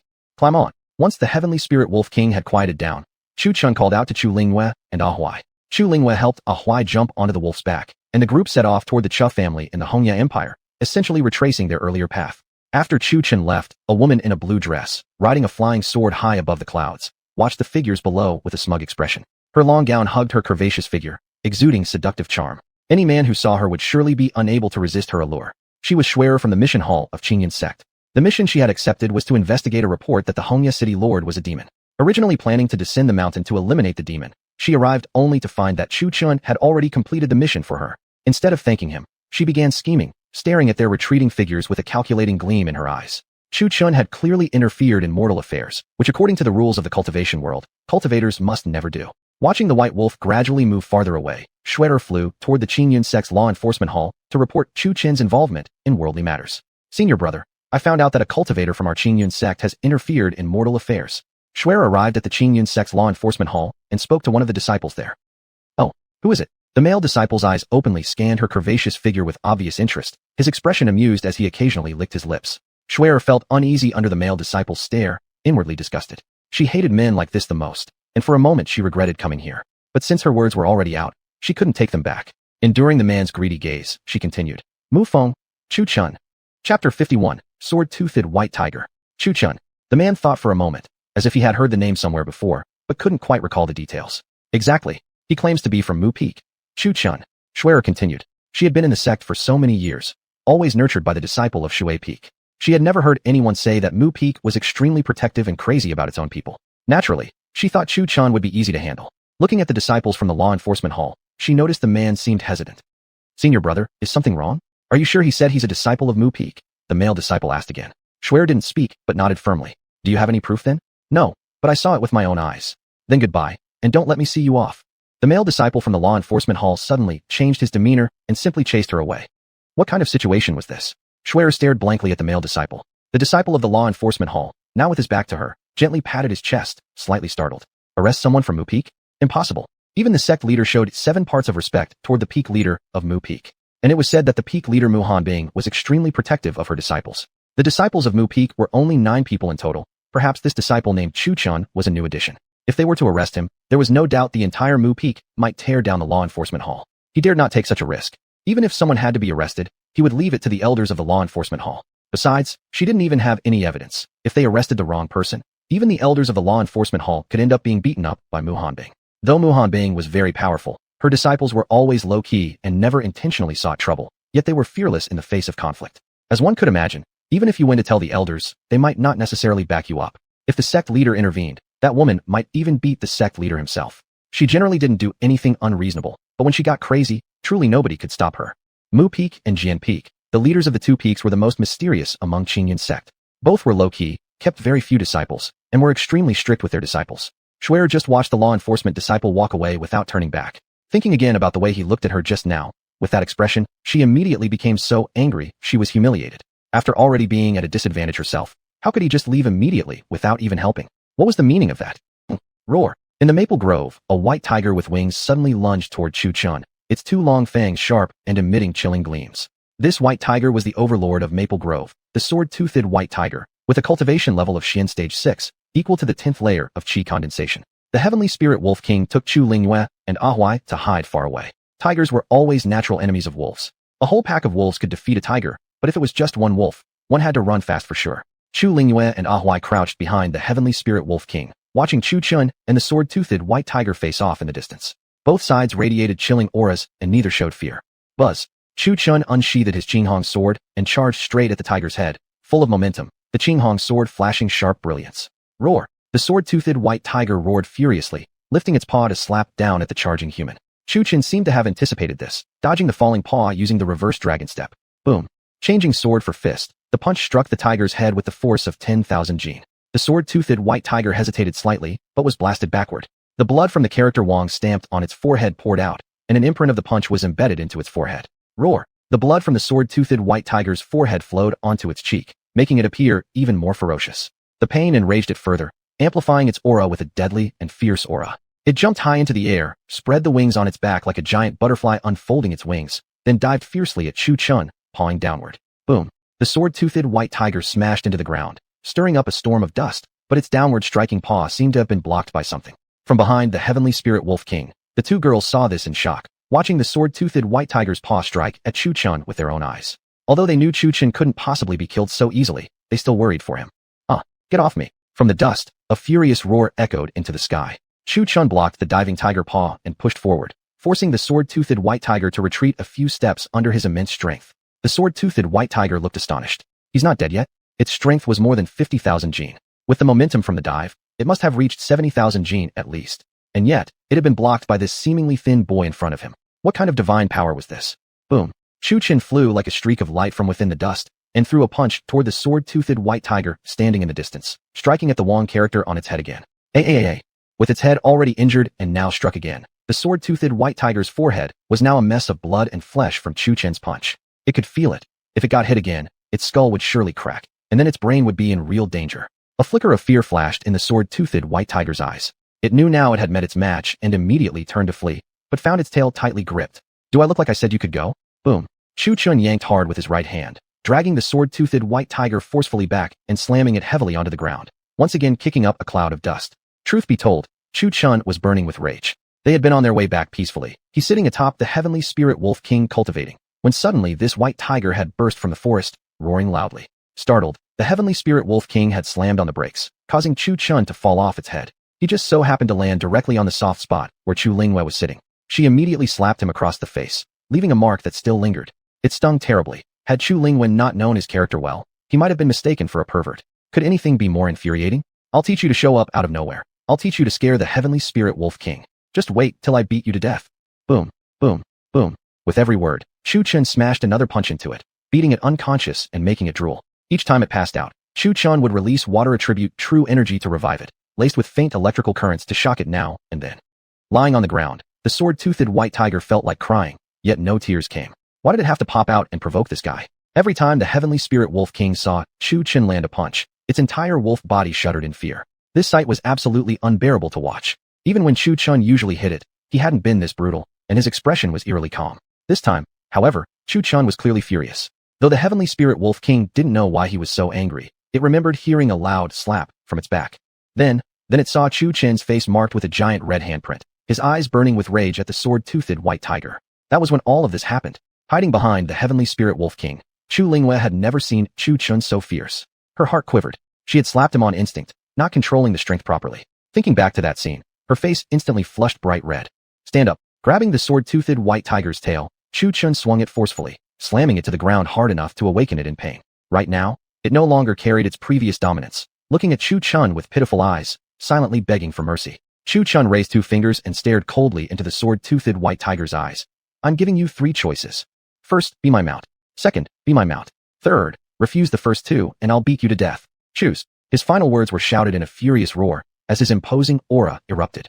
Originally, he had intended to kill the white tiger, but suddenly, he thought, maybe having it as a mount wasn't a bad idea after all. While others rode flying swords, he'd ride a white tiger. Besides, this white tiger had wings and could fly. If he traveled riding such a beast, how majestic would that be? During the fight, he suddenly came up with a bold idea. Looking at the 2 fingers Chu Chun had raised, the sword-toothed white tiger looked lost. None of the options were good. Choosing Mint becoming his follower, refusing Mint being beaten to death. Truly, it wanted to cry but couldn't. If it had known he was this strong, it never would have jumped out like that. I belong to Dao Mountain. Not choosing. Then I'll kill you. 3. Boom. Chu Chun punched the dazed tiger's head. Grabbing its leg, he picked up Qing Hong's sword from the ground and chopped off the claw's nail. One more chance. If you don't choose this time, I won't just be trimming your nails anymore. As he said this, Chu Chun raised Qing Hong's sword high above the white tiger's right leg. The sword-toothed white tiger looked stunned. Wasn't he going to count to 3? Just now. That sneaky bastard. Looking at the heavenly spirit wolf king in the distance, the sword-toothed white tiger gave it a pitiful glance, silently begging for help. I did wrong. The heavenly spirit wolf king gave the white tiger a look of sympathy and shook its head. TSK, you had to go and pick on this star of misfortune. He usually looked quite gentle, but when he got serious, he was truly ruthless. Speak. Which one do you choose? Chu Chun lifted the sword toward the white tiger's crotch area. The sword-toothed white tiger looked at the cold, glinting sword blade, and then at the precise point it aimed at, instantly shivering in terror. If Chu Chun poked even once, it would be over. Trembling, the tiger raised its paw and lifted 2 fingers. The sight was absurdly comical. It, the mighty king of the forest, actually bowing to a human. But now, the tiger had no choice but to lower its head. Looking at the sword's cold gleam and the tip pointed right at it, it instinctively shrank its backside. You pick the third. Chu Chun lifted the Qing Hong sword slightly toward its crotch area, causing the tiger to jump back in fear, tears almost streaming from its eyes. You damn sneaky bastard. Whoa. The entire tiger body prostrated itself before Chu Chun, as if kowtowing to him, and lifting its tiger paw, it raised 2 claws upright. Chu Chun nodded with satisfaction. Good. Very good. From now on, follow Big Brother, and there will always be food for you, and you'll get your own bowl to lick clean. From afar, the heavenly spirit wolf king and the 2 girls nearly burst out laughing upon hearing this. Seeing the sword-toothed white tiger's current posture, and then looking at Chu Chun's imposing demeanor, who would have thought he had a bit of humor? When Chu Chun originally tamed the heavenly spirit wolf king, it hadn't been like this at all. The heavenly spirit wolf king secretly felt fortunate compared to the sword-toothed white tiger. Though the white tiger was the forest's king, it was only a wolf king among wolves, so relatively speaking, it hadn't been too humiliating. Big Brother. Hey, look over there, 2 hot chicks. And those figures.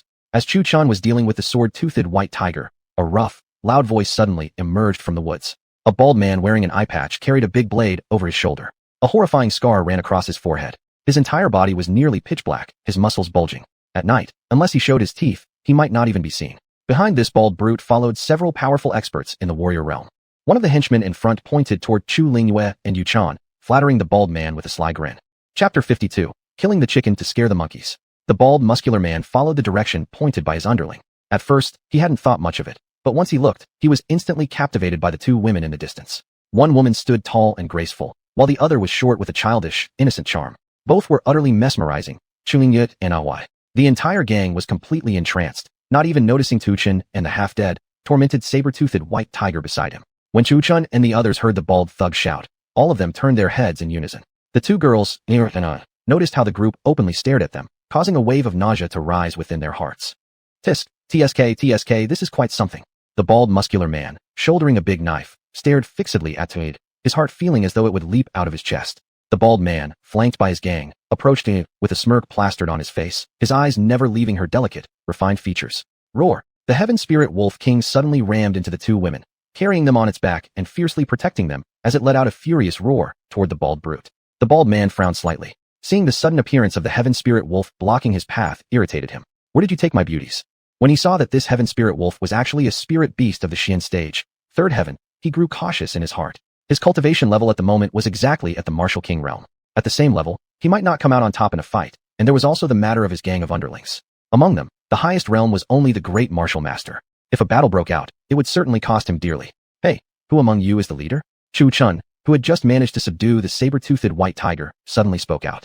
Facing this gang, Chu Chun had no regard for them whatsoever. At the moment, his martial cultivation alone had reached the peak of the true martial realm, nearly the level of a land-bound immortal. When compared as a cultivator of the Tao versus martial artists, his 10th layer of Qi condensation cultivation equated to an expert of the Yuan martial realm.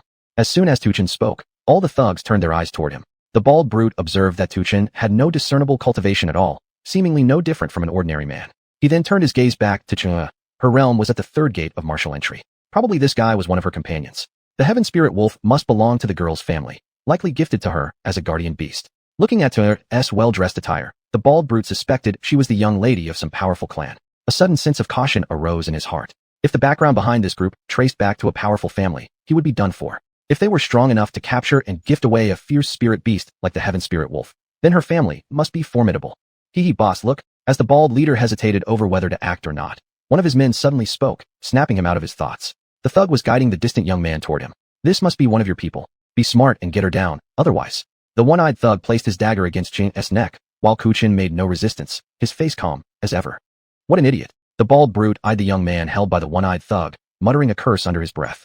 At first, he planned to just let them go, but now that the man had been captured, he had no choice but to act. Whatever, afterward, he could kill him and clean things up neatly. At this thought, a glint of coldness flickered in the bald man's eyes. Seeing Ku Chen being captured, both the heaven spirit wolf and the two women let out inward sighs. He asked for it. Hey, kid, tell those two ladies to come down first. After my brothers and I have our fun, I might just consider letting you go.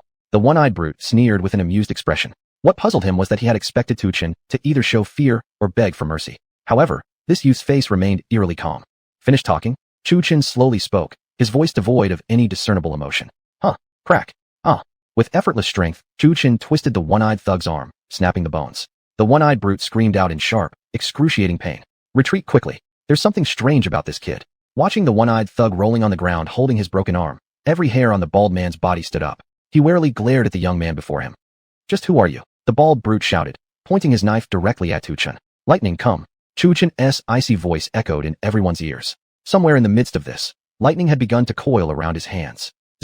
Boom. Electricity crackled all over Tu Chen's body. With a swift charge forward, a streak of lightning cut through the air. The bald brute looked in horror as a fist connected to his abdomen. Tu Chen's lightning-wrapped fist punched straight through the man's stomach. A splash of bright red blood burst from the bald brute's mouth. Then, with a roll of his eyes, he collapsed to the ground, lifeless. The gang of arrogant, unruly bandits who had just been swaggering moments ago, now felt a chill creep up from their feet upon witnessing their leader's death with one punch. Their eyes were filled with terror, gazing at Tu Chen. One punch. Just one punch had killed an expert of the Martial King realm? Even an expert of the Grand Martial realm couldn't possibly do that. What kind of monster is this? But wasn't he said to have no cultivation at all? The bandits stood frozen for a moment. Then someone shouted, "Run! Quick, run!" Without a leader, the gang of outlaws instantly turned into a chaotic mess, fleeing in all directions.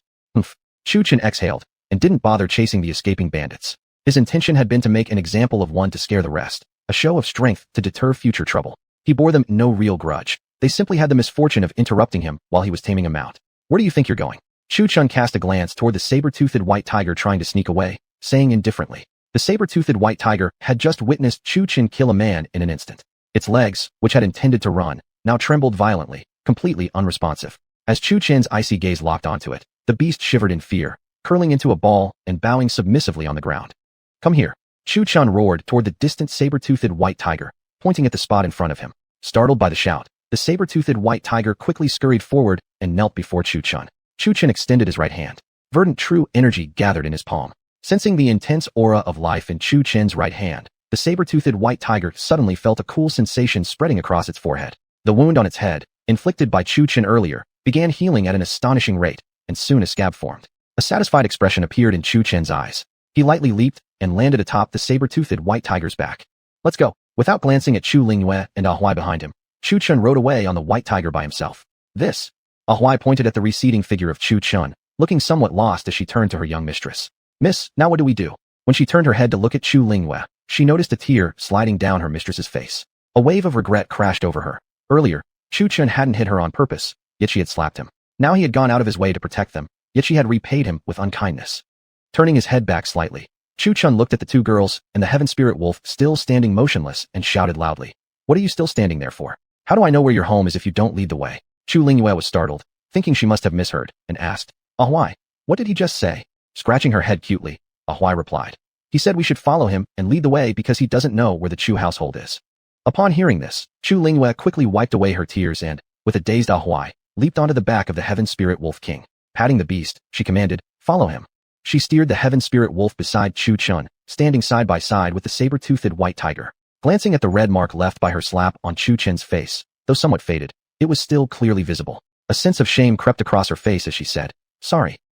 I didn't think before I hit you. Lead the way." Before Chu Lingyue could finish, Chu Chen interrupted and told her to go ahead. Seeing his indifferent tone and his ever-unchanging calm expression, her heart sank. She had thought Chu Chun had forgiven her, but judging by his demeanor now. But in reality, Chu Chen wasn't angry at all. He had silently recited the Qingxin method 100 times within his mind, occasionally distracted by thoughts of that soft sensation earlier.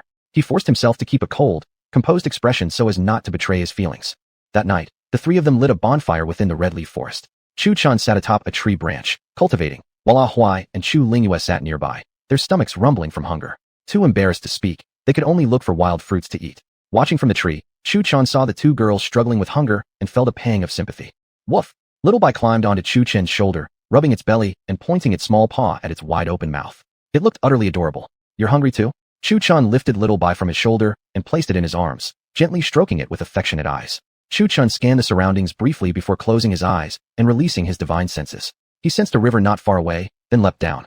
Smack! Smack! He slapped the butts of the sleeping heaven spirit wolf and saber-toothed white tiger. Startled, awake, and furious, they were just about to retaliate when they recognized Chu Chun and immediately backed down. "Wong Kai, Dabai, there's a lake over there. Go catch some fish." "Catch fish? Are we being treated like cats now?" The heaven spirit wolf and saber-toothed white tiger clearly disliked the idea. Although they dared not anger Chu Chun, they also didn't fear him much. He wouldn't kill them after all. Woof! Little Bai in Chu Chen's arms rubbed its belly again, urging him on. Seeing the small creature, the wolf and tiger became somewhat wary. This little fellow possessed a kind of ancient bloodline and emitted an aura that made even beast spirits wary. The little creature raised its eyes to look at the wolf and tiger, as if asking, "Are you going, or not?" Terrified, the wolf and tiger immediately dashed off in the direction Chu Chen pointed, disappearing from sight.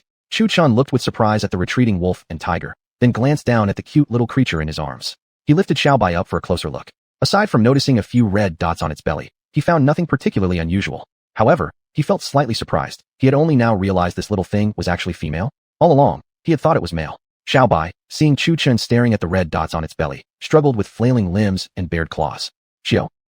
Chu Chun suddenly noticed the little creature had vanished from his hands. Just now, he thought he had seen a golden flash. He felt something oddly heavy on top of his head. Reaching up, he touched something furry and pulled it down. What he saw made him shocked. It was the very same creature that had just been in his hands. When had it gotten on his head? Had it just teleported? He looked at the Xiaobai in his hands and suddenly had a bold idea. Gripping the little creature with one hand, he used all his strength to throw it far away. What are you doing?" Chu Lingyue saw Chu Chun fling the little creature away and quickly ran forward to catch it. "Xiao." Before Chu Lingyue could react, Xiaobai suddenly emitted a golden glow. In the blink of an eye, it reappeared atop Chu Chen's head. The little creature was clearly displeased, raising its tiny paw like a fist and playfully pounding Chu Chen's scalp. To Chu Chun, it felt neither painful nor unpleasant. He took Xiaobai from his head and curiously examined it, tapping its pink little nose. "Xiaobai, I didn't expect you to have this ability. Why didn't you ever use it before?" Chu Chun rubbed its fluffy belly. But Xiaobai instantly teleported onto his shoulder, yawning lazily without responding. Chu Chun suddenly felt a bit awkward. He had nearly forgotten Xiaobai couldn't speak. Chapter 53, Moose City. Seeing this, Chu Chun stopped asking. He didn't care what abilities it had anymore. Just following him was the right choice. Moreover, the fact that Xiaobai could spit out those 3 treasures proved it was definitely no ordinary creature.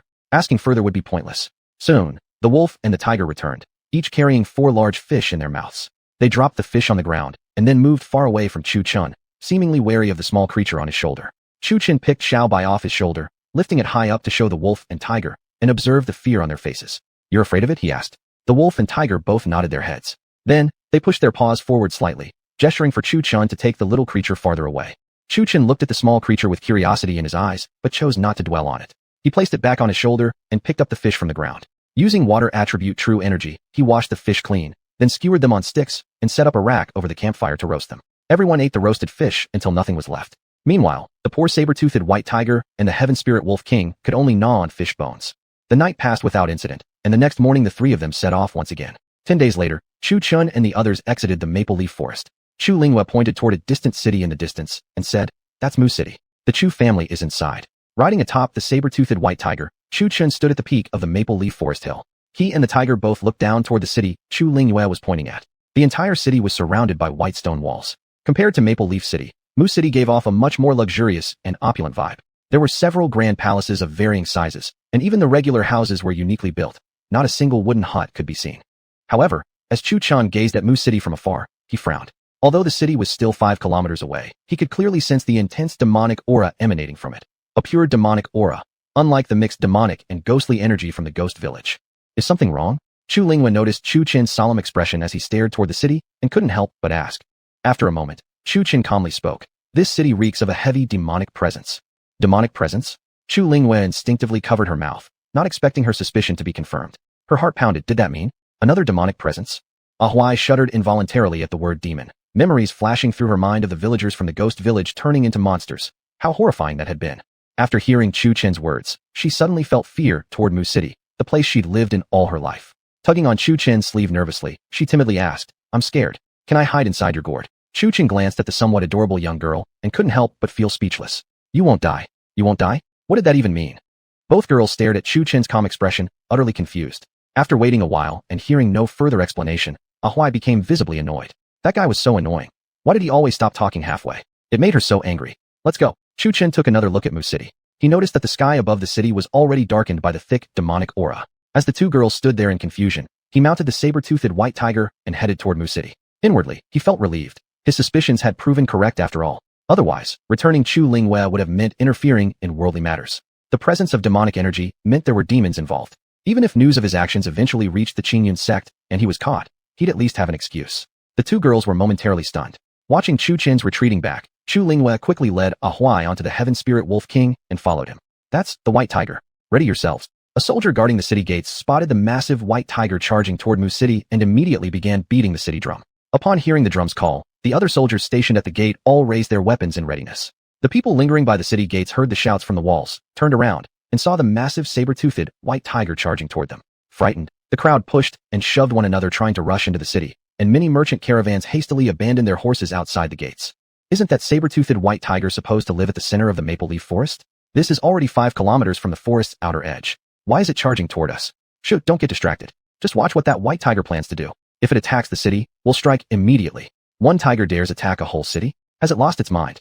Chu Chun, sitting on the back of the tiger, noticed the soldiers atop the city walls raising their bows and arrows to aim, sensing something was wrong. About a mile from the city, he called for the white tiger to stop. Chu Chun dismounted, lifted his head toward the alert soldiers on the city wall, and clasped his fists in greeting. Apologies to all. I mean no harm. This saber-toothed white tiger is my mount, and I shall immediately make it shrink.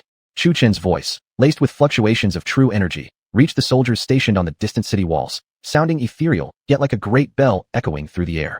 Only upon hearing Chu Chin's voice did the soldiers on the city walls notice the sudden appearance of a young man, wearing a white robe, with a high ponytail, standing beside the massive saber-toothed white tiger. The boy wore a gentle smile, giving off a warm and non-threatening aura, not at all resembling a wicked person.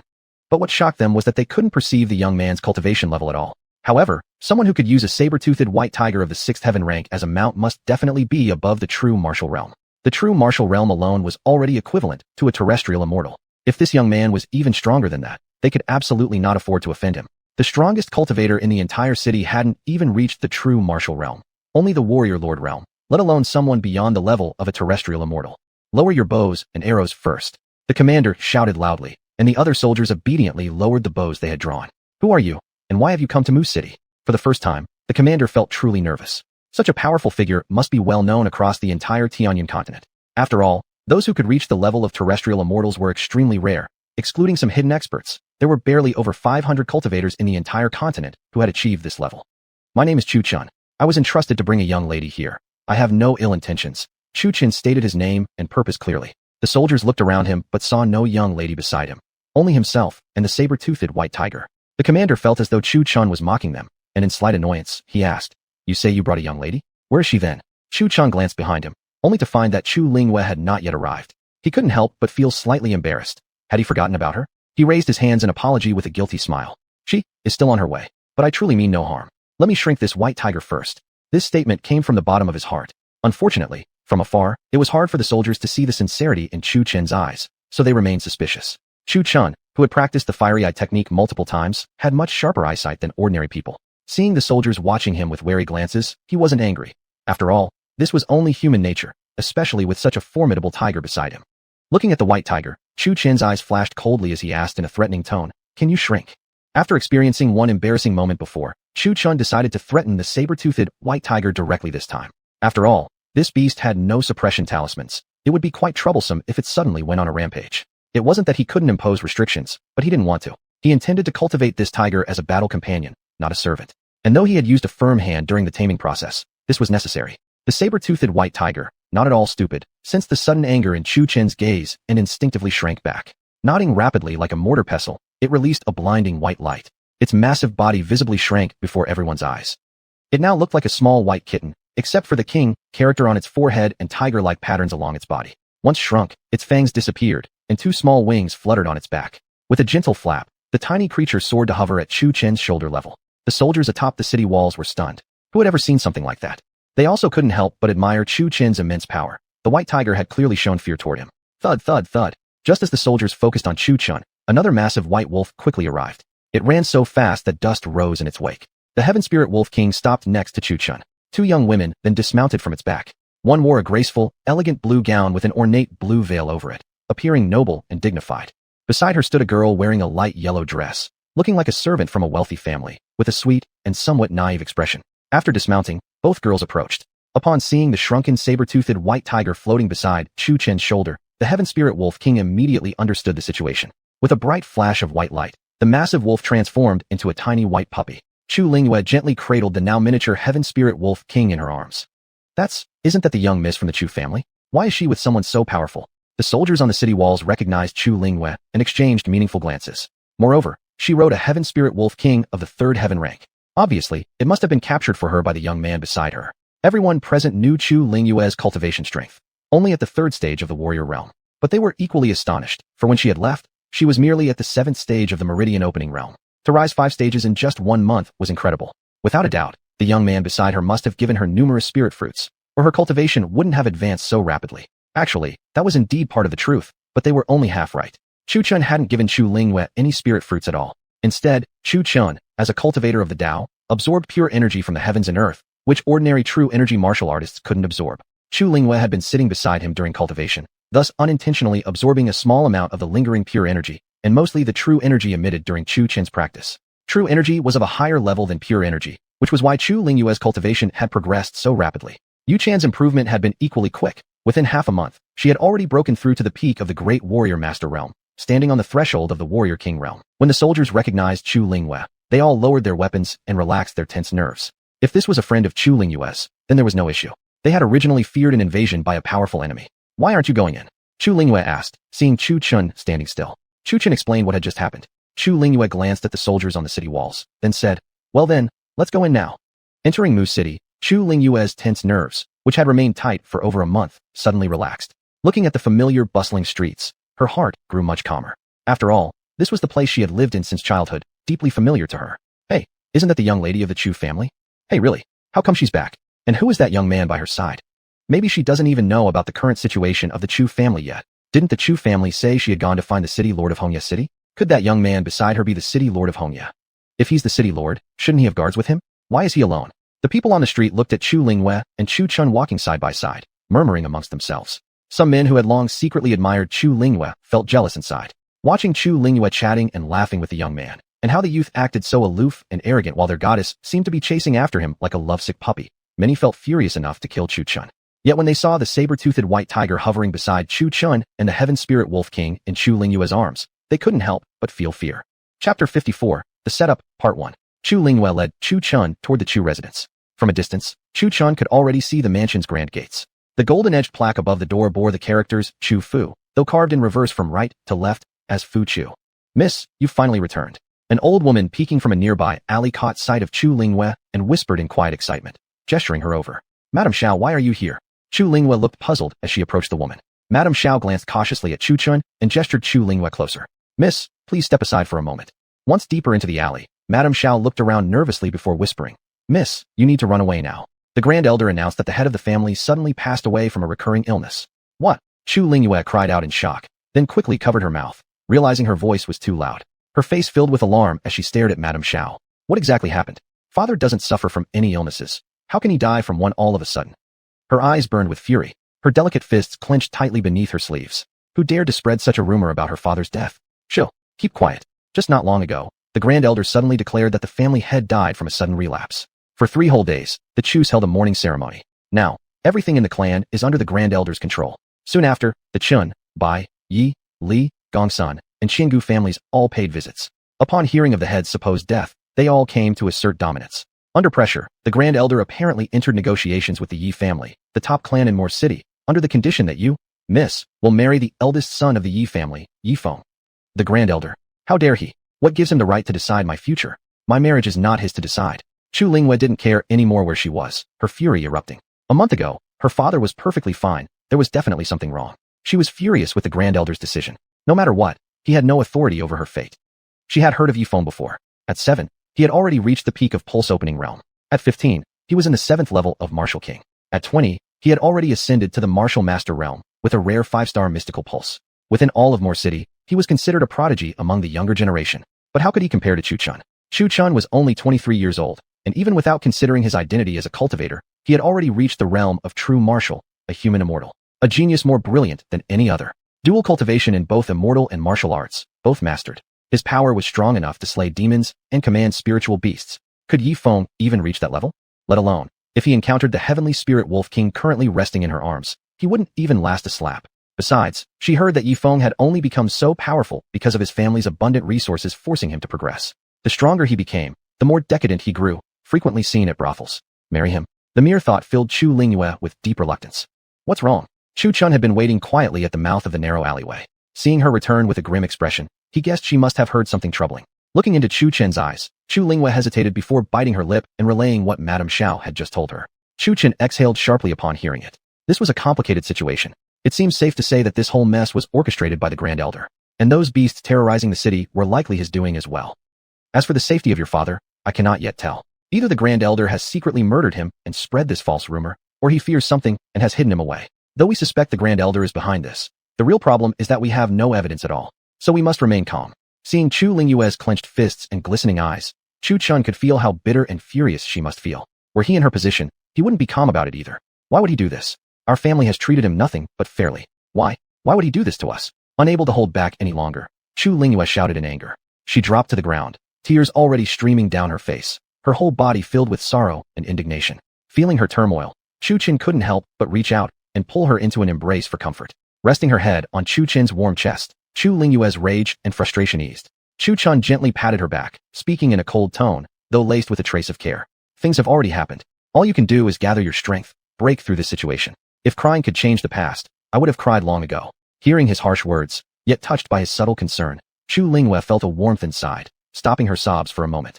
Wiping the tears from her cheeks, she leaned into Chu Chen's warmth, a soft blush creeping onto her face. Chu Chen saw that Chu Lingyue had calmed down significantly, so he gently released her from the embrace and stood up. Looking at the mansion before them and then at Chu Lingyue, who was still crouching on the ground, he extended his hand toward her after a moment of thought. Come, let's go in first and see what's going on. Chu Lingyue nodded obediently like a little girl, took Chu Chen's hand, and used it to pull herself up. Creak. The grand gate of the Chu residence slowly opened under Chu Lingyue's delicate touch. Inside the courtyard, 2 large trees flanked the entrance. On the right tree hung a swing, while beneath the left tree stood a stone table with several stone benches. The largest building in the front was the ancestral hall, where family affairs were discussed. On either side stood the library and the kitchen. The courtyard itself was vast. It was only a small portion of the entire Chu estate, as behind it were also the training grounds and living quarters for each family member. Looking at this courtyard that once felt so familiar, yet now so foreign, Chu Lingyue felt a deep mixture of emotions within her heart. It was already autumn. Golden leaves covered the ground. Normally, there would be servants to sweep them away, but now the entire Chu estate was unusually silent, as if bracing for something momentous. Chu Chen couldn't help but silently whistle in admiration as he looked at the estate. This was the same Chu family. Compared to the Chu residence in Qingfeng City, this one was far larger and much more luxurious. Without realizing it, Chu Lingyue had taken Chu Chen's hand and led him toward the ancestral hall. With delicate grace, she gently pushed open the massive hall doors. Inside, 8 elders sat on either side, 4 on each side. In the central seat sat a man with jet black hair who looked quite youthful despite being elderly. His expression was stern and carried an invisible aura of authority. At that moment, all 9 elders turned their gaze toward the young couple standing at the doorway, hand in hand. Originally, Chu Chun had hesitated, but Chu Lingyue had said she was nervous, so he had allowed it. With calm determination, anger, and suspicion in her eyes, Chu Lingyue slowly walked into the hall with Chu Chen beside her, her gaze piercing toward the elders seated before her. The 9 elders looked displeased at the sudden intrusion, but upon recognizing Chu Lingyue, they quickly suppressed their annoyance. Miss, you've returned. The elder seated in the central position broke the awkward silence of the hall. Yet, as he saw Chu Lingyue walk in, He showed no intention of yielding his seat. Where is my father? Chu Lingyue stared straight at the elder seated in the center and asked bluntly. Miss, this is the ancestral hall. No one, regardless of who they are, has the right to burst in and cause chaos. According to the clan's rules, such an act deserves 20 lashes. But now, let us first listen to what you have to say before carrying out the punishment. The central elder said calmly after taking a sip of tea, his gaze full of disdain toward Chu Lingyue. As for the young man beside her, this boy had no cultivation at all. Most likely, she had just randomly picked him up out of refusal to marry Yi Feng as an excuse. Miss, the clan had passed away a month ago from a sudden recurrence of illness. We know this must have been a great shock to you. We are also deeply saddened. But the fact remains, whether you accept it or not, he is gone. As he spoke, the elder showed a sorrowful expression. The other 8 elders also sighed deeply in unison. Chu Chun sneered inwardly at this display. He hadn't expected the old fox to act so fake. Now, as you can see, with our only land immortal gone, the other major clans have shown intentions of swallowing up the Chu family. Recently, the other 6 major families of Moor City came to pay their respects for the head's passing, but in truth, it was to suppress us. We had no choice but to offer a condition acceptable to both sides. The Yi family would protect the Chu family for the next 100 years, and an additional 500 spirit stones would be provided as resources in exchange for your marriage to Yi Feng. A union between the 2 families would ensure lasting prosperity. With this bond, even if not for 100, then even for 1,000 years, they would protect us. The 7th day of next month has already been set as your wedding day. Hearing this news, Chu Lingyue's heart felt as though struck by thunder. She forcibly suppressed her anger, but her small hand, held by Chu Chun, had grown damp with sweat. Her delicate fist clenched tightly. Chu Chun gently squeezed her trembling hand to remind her to stay calm. Chu Lingyue inhaled deeply. A cold glint flashed in her eyes. Her voice was indifferent but firm as she asked, "Did the Grand Elder ever ask for my opinion? Since when has my marriage become something for you to decide?" The Grand Elder looked at Chu Lingyue's piercing gaze and sighed. "Miss, we had no other choice. Do you really wish to watch as the Chu family built by your father gets swallowed up? Otherwise, once the Chu family falls, the others in the clan will have no choice but to serve under other families. The girls, well, the nice way to put it is as servants, but the harsh reality is they'll be treated as toys for the other clans. Either way, whether you agree or not, with your beauty, you cannot escape such a fate. As for the men, they would be forced into hard labor and discarded once useless. The Chu family's business built over decades would fall into the hands of other clans. Compared to letting the entire family suffer, it's better to sacrifice just one person. Moreover, you know Yi Feng's talent. He is the genius of Moor City for the past 100 years, a cultivator with a 5-star mystic channel, and already a warrior Jing practitioner. Once he rises to power, wouldn't that mean we've secured a strong alliance?" Elder De tried his hardest to persuade Chu Lingyue to accept the marriage, his expression vividly showing concern, as if truly devoted to the Chu family's well-being. "Grand Elder, are you in such a hurry to marry me off just so you can take full control of the Chu family yourself?" Chu Lingyue didn't bother listening and cut straight to the point. "Miss, how can you speak to the Grand Elder like that? He has done nothing but seek the best for the Chu family. Yes, miss, you're still so young and don't understand these matters, but that's all right. Just think of it as doing this for the Chu family, for your father. Miss, other girls would be overjoyed to marry someone like Yi Feng, this divine prodigy, the genius of Moor City for 100 years. Tell us, who else could reach the warrior Jing by the age of 20? Chapter 55, Strategy 2. Forget it. I've already found the one I love, Chu Lingyue said, wrapping her arms tightly around Chu Chen's arm. Chu Chen slightly pulled his hand back instinctively, but found the little girl clinging tightly. He glanced at the elder's expressions. Fine, he'd just let her be. Miss, you don't have to take your anger out on us. With your talent, how could you possibly fall for this weakling who hasn't a shred of cultivation? Who said I'm angry? We've already secretly vowed to marry. Even if I were willing to marry Yi Feng, he wouldn't accept me. Chu Lingyue said this without the slightest blush or nervousness. Chu Chun watched her, an entire herd of imaginary horses galloping through his heart. We're completely innocent, so why are you saying we've secretly vowed our hearts to each other? Please don't defame my character, okay? But the old foxes were still the old foxes. Everyone saw that Chu Lingyue was clearly acting in defiance. Miss, please think this through carefully. Marrying Yi Feng wouldn't be a loss, but if you marry this kid, what could he possibly offer you? Can he protect the Chu family? Look at his puny body. He'd be smashed by a single punch. Miss, I know you're angry, but can't you at least insult our intelligence less? Even picking a cultivator wouldn't seem so fake. Who said I'm angry? We really love each other. How dare you talk about him that way? Chu Lingyue instantly got angry. Enough. Throw this brat out. The eldest elder had already lost his patience. Knowing persuasion wouldn't work, he'd prepared servants beforehand. The Chu family's guards rushed into the meeting hall and surrounded both Chu Chun and Chu Lingyue. Kid, are you going to leave on your own? Or do I break both your arms and legs and toss you out? One guard mocked Chu Chun, only to realize the youth truly had no cultivation at all. What a useless fellow. I'd like to see who dares. Chu Lingyue shouted angrily, releasing her aura from the third heaven of martial cultivation and blocking Chu Chun behind her. All those present, except for Chu Chun himself, looked at Chu Lingyue in shock. Third heaven of martial cultivation? She'd clearly only been at 7th stage of meridian opening when she left, so how could she have jumped 5 levels in merely 2 months? This was quite unfathomable. No wonder she dared to bring this boy in. She must have received a fortuitous chance during her time away. However, in their eyes, even her current cultivation was far from sufficient to oppose them. The lowest ranked guards were at the 5th heaven of martial cultivation, while the rest were at the warrior stage, and the elders were all at the martial sage stage. Yet, Chu Lingyue had already achieved her goal. She couldn't possibly defeat this group alone, but Chu Chun was different. He could slaughter this bunch like killing ants. Boom. Time to stop playing around, Chu Chun said coolly, the energy within him surging and instantly filling the entire hall with an aura of immense, terrifying pressure. The guards were crushed by the force, bodies pressing tightly against the floor as if glued there, unable to move. The elders, who were at the martial sage level, fared slightly better.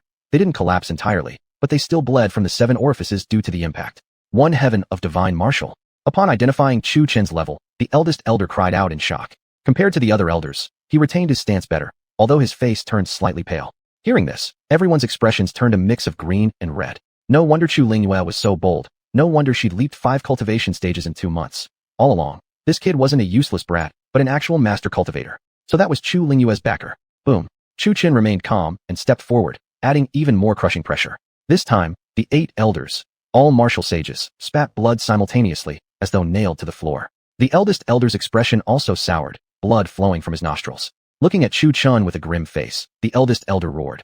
What difference does it make how strong you are? The 6 families have allied to attack the Chu family. You may protect yourself, but what about the Chu family? Even if you defend it today, can you protect it forever? Someone like you won't stoop to serve a tiny city such as this. So what would become of the Chu family then? Even now, the eldest elder coldly spoke his thoughts, and indeed, this was a valid point. By then, Chu Chun would return to the sect to find evidence exposing the eldest elder's true demonic identity. He couldn't push the situation too hard just yet. Chu Chun released the pressure and gazed at the contorted eldest elder, pretending to consider the words. Then he asked, that does make sense. Eldest elder, what should I do then? As Chu Chen's pressure lifted, everyone sighed in relief. The eldest elder took a deep breath and said, someone as strong as you could easily bring the remaining 6 families under the Chu family's banner. Offer conditions, and no one would dare challenge you. I have a plan, to have the other 6 families submit to us. Then the young lady here can be appointed as leader of the alliance. Later, you'd have more power when traveling the martial world. Chu Chun inwardly sneered with cold amusement. Oh, you cunning old fox, you want to use me to unite the remaining 6 families under your banner. What a brilliant plan you've made. Saying that Chu Lingyue will be the alliance leader. But once I leave, you'll control Chu Lingyue, and in the end, it will be you, the eldest elder, who truly benefits. Seeing Chu Chun deep in thought, the eldest elder felt hopeful. Indeed, this was just a brute who only knew cultivation, completely clueless about schemes between families. He inwardly scoffed with contempt. A moment later, Chu Chun nodded. What you said makes sense. If I leave, Miss Lingyue might be in danger. I accept your suggestion, but I have a condition. Chu Lingyue, hearing Chu Chen's words, instantly paled in fear. She was just about to protest when Chu Chun interrupted her. You don't need to persuade me anymore. This is for your own good, and besides, I'm the one unifying the 6 families for you. I know you're overwhelmed with gratitude, but don't rush to thank me yet. Let me first state my conditions. Go ahead, go ahead. The eldest elder immediately did a complete 180-degree turn in attitude, secretly cursing inwardly. What an idiot. Why are you so eager? Chu Chen saw how quickly the eldest elder had changed his tone and felt contempt rising within him. Do you really think I'm an idiot? Chu Chun raised one finger and said, first, we cannot just attack them directly. We need to create some kind of fault for them to seize upon, letting them act arrogantly and strike first. Then we'll have a reason to counterattack. Second, for Miss Lingyue to command authority after the alliance forms, you should invest all the resources into her cultivation while I'm here. I will personally guide her training. Lastly, I hope this matter can be resolved within 20 days because I have 40 days left before I must rush to a distant secret realm for cultivation. The elders gathered together pretending to discuss quietly, but in reality, they were calculating clearly in their minds. Chu Chen shot a glance toward Chu Lingyue to calm her. Seeing this, Chu Lingyue instantly relaxed, patting her chest. After all, Chu Chun was a cultivator who lived on the mountain and kept out of worldly matters. It was normal for him to act this way, but clearly, Chu Chen wasn't as simple as she had imagined. He was a cunning one. However, upon hearing Chu Chen say that he wanted the resources devoted to her, her heart felt a warm glow. To receive training from a cultivator, even if she had only a 2-star from might, things wouldn't turn out too bad. After a while, the 9 elders fixed their gazes on Chu Chun. After deliberation, we unanimously agree. Fine. I will reside at the Chu family during the following period. As for creating trouble, that's up to you. Prepare a room for me. No problem at all. I will assign someone to deliberately provoke them. Seeing Chu Chun so easily agree, the eldest elder's eyes flickered with sharp light. He's taken the bait. All right, eldest elder. Just arrange a room for him next to mine, for convenient training guidance. With the mindset that they must go all the way in putting up this act, Chu Lingyue ordered the eldest elder to arrange for Chu Chun to live next to her. Looking at Chu Chen's back as he gazed at the garden scenery, a slight smile curved her lips. At night, Chu Lingyue and Chu Chun were in the same room. Chu Chun sat cross-legged, his divine consciousness spreading out and enveloping the entire Chu family compound. he discovered a cage hidden underground. Inside was a man with tangled hair covering his face, his complexion pale, his eyes weary. His body bore numerous wounds from whipping, blood seeping from his lips. Fortunate indeed to have survived misfortune. Your father is still alive. Hearing this news, Chu Lingyue's heart finally felt relieved. However, what puzzled Chu Chen was, if they wanted to seize power, why not just kill him outright? Unless, by the way, did your father ever mention that artifact to you? Chu Lingyue furrowed her brows, looking into Chu Chen's eyes and shaking her head. No, I didn't even know the name of that artifact. What? Chu Chen rubbed his brow. I'm thinking that the eldest elder hasn't killed your father because of that artifact. Maybe only your father knows how to activate it. Right now, our top priority is rescuing your father first. My father didn't tell me much about the artifact. He only said it belonged to my mother. Back then, I was very curious and kept asking, but he never said a single word about the artifact or my mother. Chu Lingyue revealed all that she knew. Chu Chen frowned. What kind of item could even prevent a father from speaking of it to his own daughter? Could it be a demonic cultivation technique? Or perhaps some sort of evil object? He had not forgotten that he came here to exterminate demons. The help given to Chu Lingyue was just incidental. But ever since entering the city, he hadn't found a trace of any demon. Although a thick demonic aura surrounded the entire city, he still could not figure out who exactly was the demon. He had deliberately tested the eldest elder today, and upon inspecting him, found him merely a Vijongjing cultivator without any trace of a demon's aura detected. This baffled Chu Chen deeply. Chen Bai Li is a demonic cultivator. Logically speaking, the real mastermind behind everything should also be a demonic cultivator. The prime suspect would naturally be someone within the Chu family itself. Yet, after thoroughly investigating the entire Chu compound, Chu Chen found no trace of any demon at all. Let's go. First, we'll go see your father. Control your emotions, and don't make too much noise, Chu Chen whispered.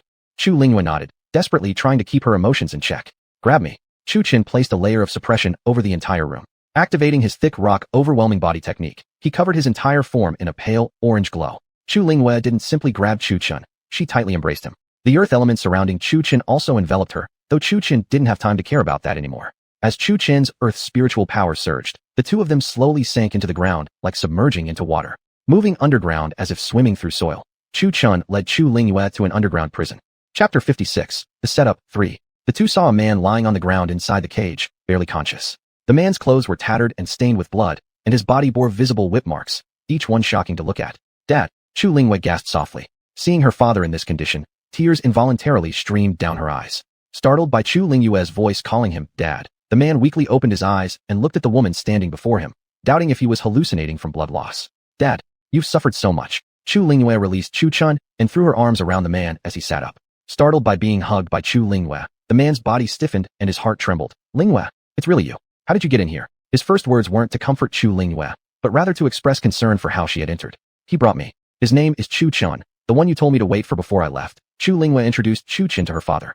Thud. Instead of immediately looking at Chu Chen, the man directly knelt before him and bowed deeply. I'm Chu Feng, honored to meet you, Immortal. Chu Feng's sudden address of Immortal left both Chu Chen and Chu Lingyue momentarily stunned. Frowning, Chu Chen noted from the man's reaction that he clearly regarded him not just as a strong martial artist, but as someone certain of being a cultivator. Otherwise, he would have sized him up first before kneeling. Yet Chu Chen hadn't demonstrated any powers, only using earth attribute spiritual energy to enter. Frowning slightly, Chu Chen looked at Chu Feng kneeling on the ground and said indifferently, "Get up first." Looking up at Chu Chen with confused eyes, Chu Feng said, "You don't need to wonder why I am so certain of your identity as a cultivator. I personally issued that mission to the Qingyun sect. It wasn't taken up by the elders of the Qingyun sect themselves." "Then who exactly are you? And how do you know about the Qingyun sect?" "Immortal, you needn't be so cautious. Lingyue's mother is a disciple of the Qingyun sect." "What?" Covering her mouth, Chu Lingyue looked at her father in disbelief. This was the first time she had heard him mention her mother, and the revelation of her mother's background came as a shock. Then, who was her mother? "She is gone." Chu Feng didn't answer Chu Chen directly, only briefly muttering those words, but sadness filled his expression. "Left? Or, how could a cultivator have a relationship with a commoner like you?" Chu Chen was surprised by the depth of the matter. Lingyue's mother was a Qingyun sect disciple. She died. Uttering the word weakly, pain slashed through Chu Feng's heart. The task I issued was to deliver Chu Lingyue to Hongye City. However, some complications arose, so I brought her back. I had no intention of meddling in this matter, but given the connection with the Qingyun sect, please tell me everything. Chu Chen spoke coldly. I'm afraid I cannot reveal that, however. I suppose you've already noticed the evil aura above this city. Chu Feng replied softly, meeting Chu Chen's gaze. What? Dad, you? Looking at her father in utter disbelief, Chu Lingyue's mind was spinning. Did her father know about the evil aura above the city? Was it possible for a land immortal realm martial artist to perceive something visible only to cultivators? Looking at the disheveled Chu Feng, Chu Chen's expression showed no trace of sympathy. Instead, his eyes gleamed coldly. This man felt mysterious to him, though he carried no sense of danger. Continue. Originally, I wanted you to escort Lingyue to Hongye City to seek out Bailing. However, shortly after Lingyue left, the Grand Elder turned on me. Using the excuse that I had lost a treasure, he publicly announced my death, while secretly imprisoning and interrogating me daily about the secrets of the treasure. He also told me that Bailing had been controlled by him. I truly underestimated his ambitions. Haha. A self-mocking expression briefly flickered across Chu Feng's face. What exactly happened? What is that treasure? Chu Lingyue anxiously asked.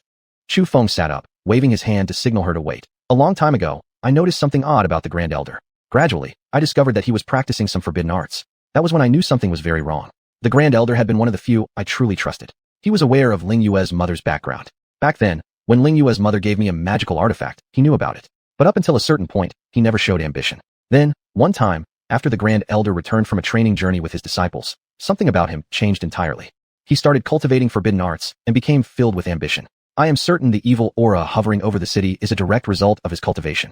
Perhaps he feared I had discovered his cultivation of evil arts, or perhaps he had long desired the magical artifact. In the end, he began orchestrating everything himself, faking the theft of the artifact, and even bribing Bailing. However, regarding the secret to activate the artifact, Lingyue's mother only shared it with me alone. With a helpless and powerless sigh, Chu Feng continued.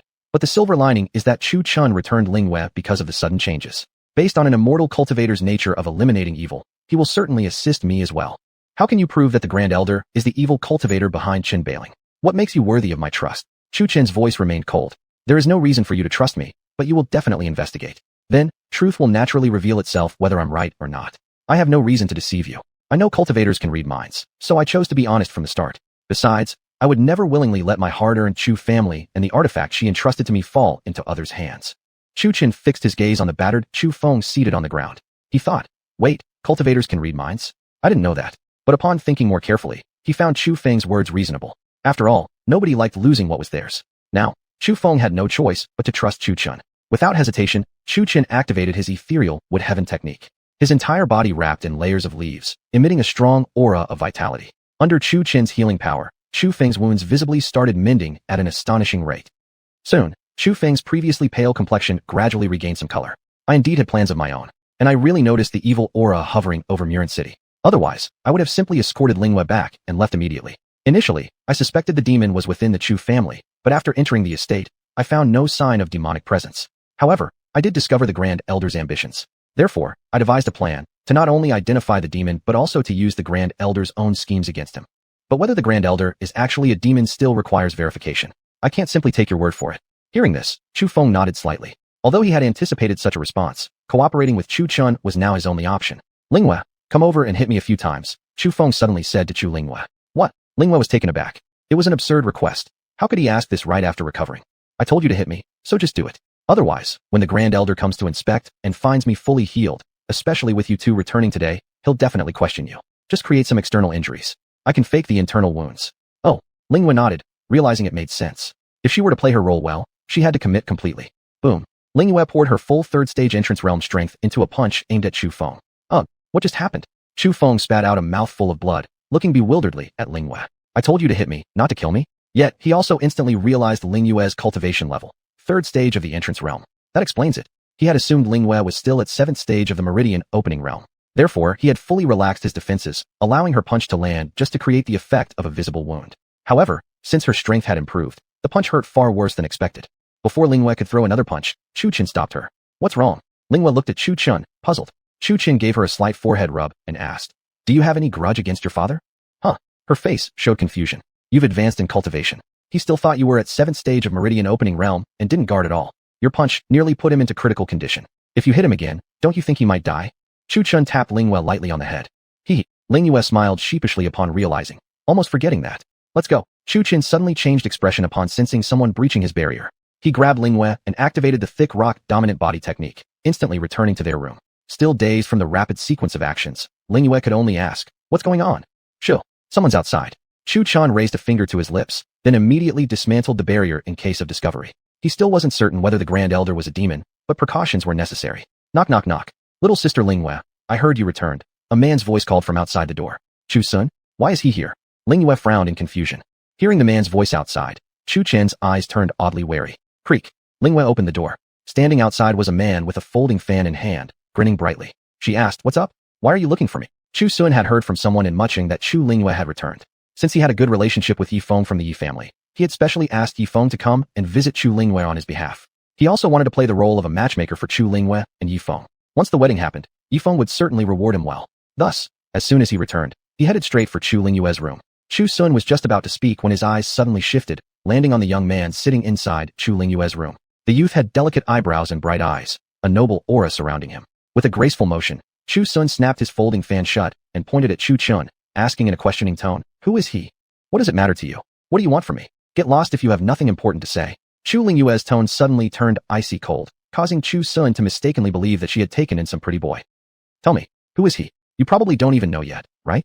You're going to marry Yifeng in the future." Chu Sun, angered by her frigid tone, snapped back. In the past, he had tolerated her acting all high and mighty as the proud daughter of the family. But now that her father was dead and she was soon to be married off, how dare she still act so arrogantly when she barely had any power? Slap. Enough. When did my affairs start needing your concern? And why would you even assume I would marry that useless Yifeng? Chu Lingwei was just as ruthless toward her cousin. In response, she immediately slapped him across the face. "You wretch. You dared hit me." Chu Sun held his stinging cheek, glaring at Chu Lingwei with rage. "You're no longer that proud little miss. All you can do now is accept your fate. Don't want to marry? Whether you like it or not, you'll still have to." Chu Sun swallowed his anger. After all, she belonged to Yifeng now. If she managed to win Yifeng's favor in the future and turned against him, it would be a loss he couldn't afford. At the moment, he could only hurl harsh words at Chu Lingwei, but dared not lay a hand on her. Chapter 57, Arrangement 4. Chu Sun dared not do anything to Chu Lingwei. He strode up to Chu Chun and sternly demanded, "Who the hell are you? Do you even realize that she belongs to Yifeng? Yifeng, do you think you can afford to offend him? No matter what relation you have with Chu Lingwei, I'm ordering you right now. Get out of the Chu family immediately." "Chu Sun, what are you doing?" Chu Lingwei rushed forward to stand in front of Chu Chun, glaring fiercely at Chu Sun. But Chu Sun avoided her gaze, looking past her at Chu Chun, and sneered, "A pretty boy is still just a pretty boy. Hiding behind a woman. What kind of skill is that?"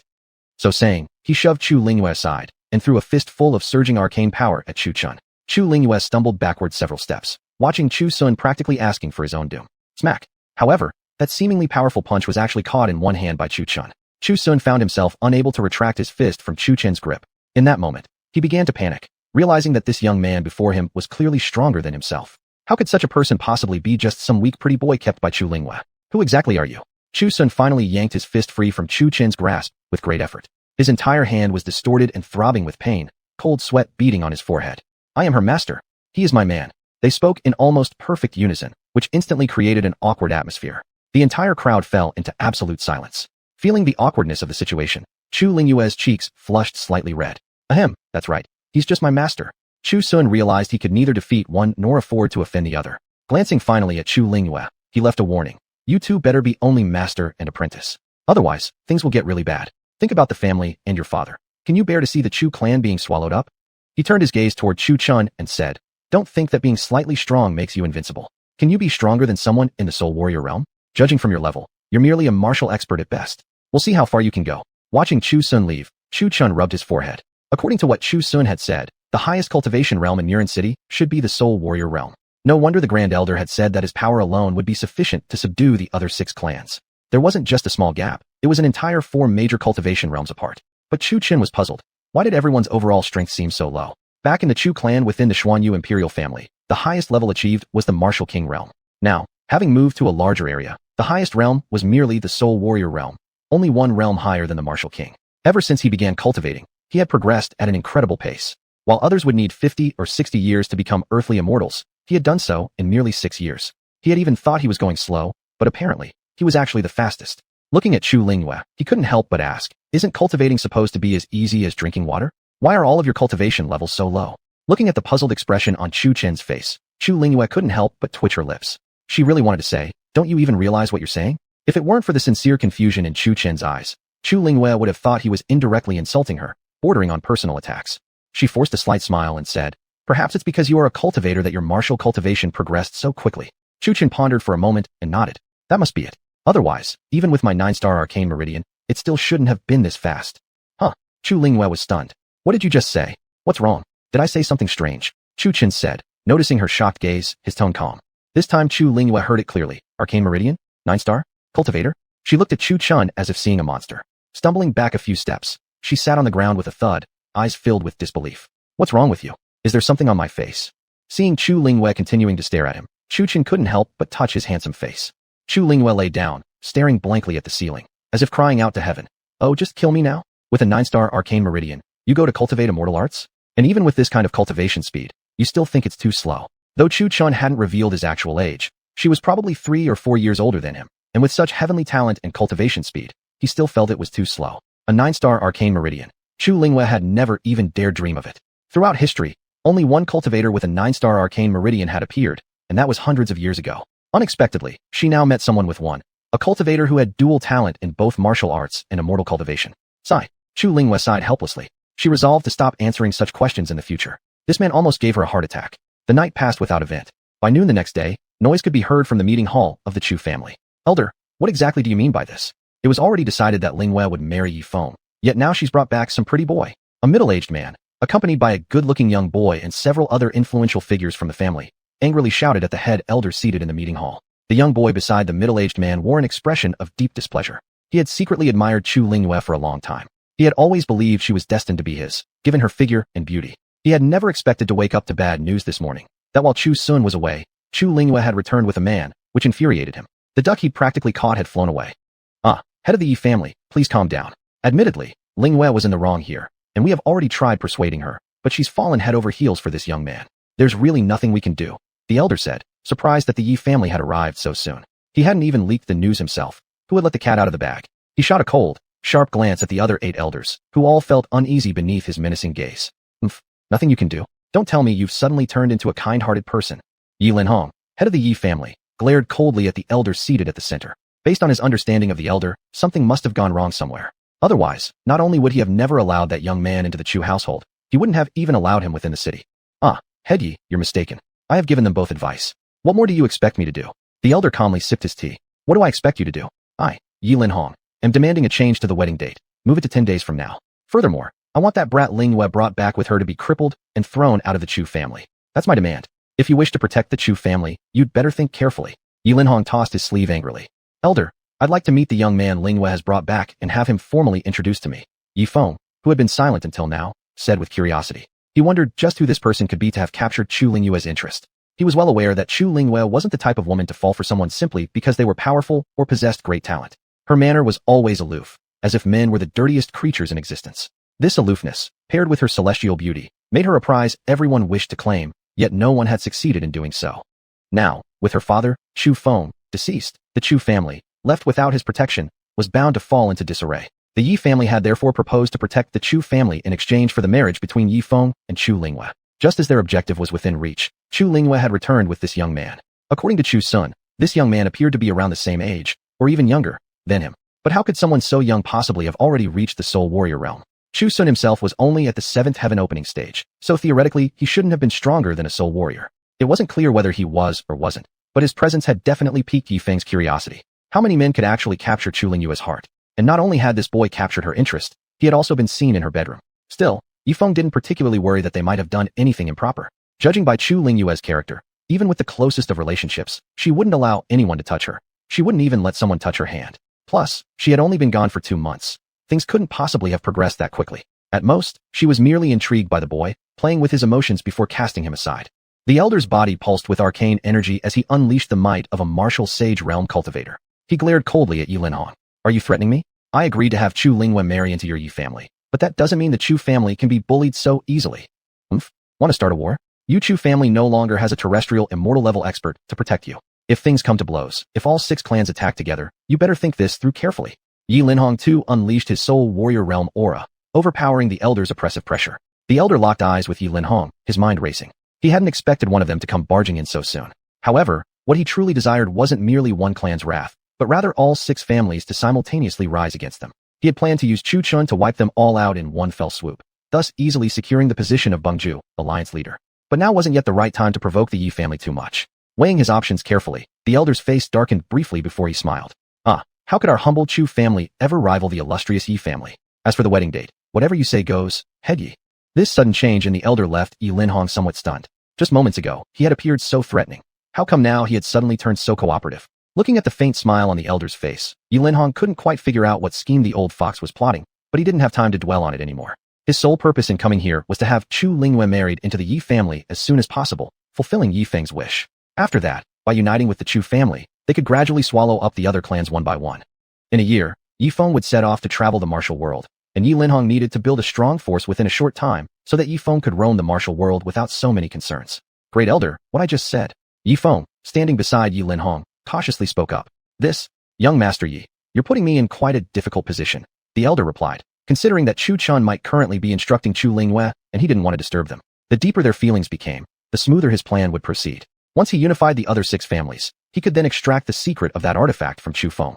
With such power, even in the demon realm, he would command considerable influence, allowing him to grow stronger gradually. What's so difficult about that? Yi Feng asked in confusion. Seeing the elder's hesitation, he felt the matter couldn't be this simple. What was so difficult about a mere soul warrior? The elder should easily be able to crush him with a flick of his finger. Chapter 58. Yi Feng provokes trouble. The head elder was caught in a dilemma. After much thought, he said, all right then, come, show Master Yi around the Chu residence. No need, elder. Just point me in the right direction. I can go myself. Yi Feng caressed the jade flute in his hand, a trace of coldness flickering across his eyes. After the head elder sent Yi Linhong and the others away, only Yi Feng remained. Following the direction given by the elder, Yi Feng made his way toward the designated house. Knock knock knock. Yi Feng knocked on the door of Chu Chen's residence. After a while, there was no response. The faint smile on his face froze slightly. Knock knock knock. Seeing no reaction, Yi Feng knocked again, but after another pause, still nothing. His face began to show irritation, and the Chu clan disciples passing by whispered among themselves. Slap. Unable to endure the strange gazes from the Chu disciples any longer, Yi Feng angrily pushed open the wooden door, only to find the room completely empty. Who is that guy? This room's been empty for ages. Who is he? Knocking on an empty room's door. Maybe he's an idiot. Don't talk nonsense. He looks kind of familiar. He looks like Yi Feng from the Yi family. Hearing the murmurs, Yi Feng glanced at the empty room. His face burned with embarrassment, feeling like a monkey being mocked and laughed at, igniting his rage. What a joke. That head elder actually dared to play tricks on him. He turned around, ready to confront the elder, but as he did, he caught sight of something unforgettable. A beautiful woman sitting cross-legged in the room beside the empty one, cultivating with an otherworldly aura, so elegant and detached that she seemed untouched by earthly concerns. She was even more beautiful than any courtesan he'd seen at the pleasure houses. Even the flower squad leader paled in comparison. One glance, and he was completely captivated. Hey, isn't that the young lady? Right, when did she come back? She's back, Miss Lingyue is back. As the other disciples followed Yi Feng's gaze into the open doorway, murmurs spread among the Chu family members. Looking at Chu Lingyue's beauty, Yi Feng couldn't help but swallow hard. Rumors had always said she was peerless in beauty, and now he knew it was true. Before her father's death, she had been kept under tight guard like a cherished pearl, so few had seen her. Besides, he had always been focusing on cultivation, hearing only of Chu Lingyue from younger brothers. Previously, he hadn't given her much thought since there were already many beauties at the brothels. His tastes had grown refined over time, making it nearly impossible for any woman to truly impress him. His interest in marrying Chu Lingyue was originally more out of novelty, a way to show off to other clans about acquiring an unattainable beauty. Yet just one glance had captured his heart. Rarely had he ever felt genuine attraction toward a woman before. She is Chu Lingyue. She is my future wife. He couldn't wait to have her. Standing outside the room for quite a while, Yi Feng finally made up his mind. He tidied himself, revealing a faint smile, before stepping slowly into Chu Lingyue's room. Miss Lingyue, he said smoothly, a veteran at charming courtesans and well-versed in sweet words. I've long heard you're as beautiful as a celestial fairy, but today I've seen it's not just beautiful as a fairy. It's actually more than that. Yet when he opened his eyes, instead of the shy, admiring glances from a young girl he had expected, the scene turned awkward. You should guide the spiritual energy into every meridian of your body. Exactly like this. Chu Chan was instructing Chu Lingyue during her cultivation when the sudden interruption caused him to look up, spotting a delicate-featured youth standing before them. Why did it stop? Chu Lingyue had been following Chu Chen's guidance to unblock her meridians, channeling her spiritual energy through them. Otherwise, all her strength would remain untapped. Chu Chen suddenly stopping startled Chu Lingyue. Instinctively, she opened her eyes and saw a young man in her room, her eyes narrowing coldly at the boy standing at the entrance.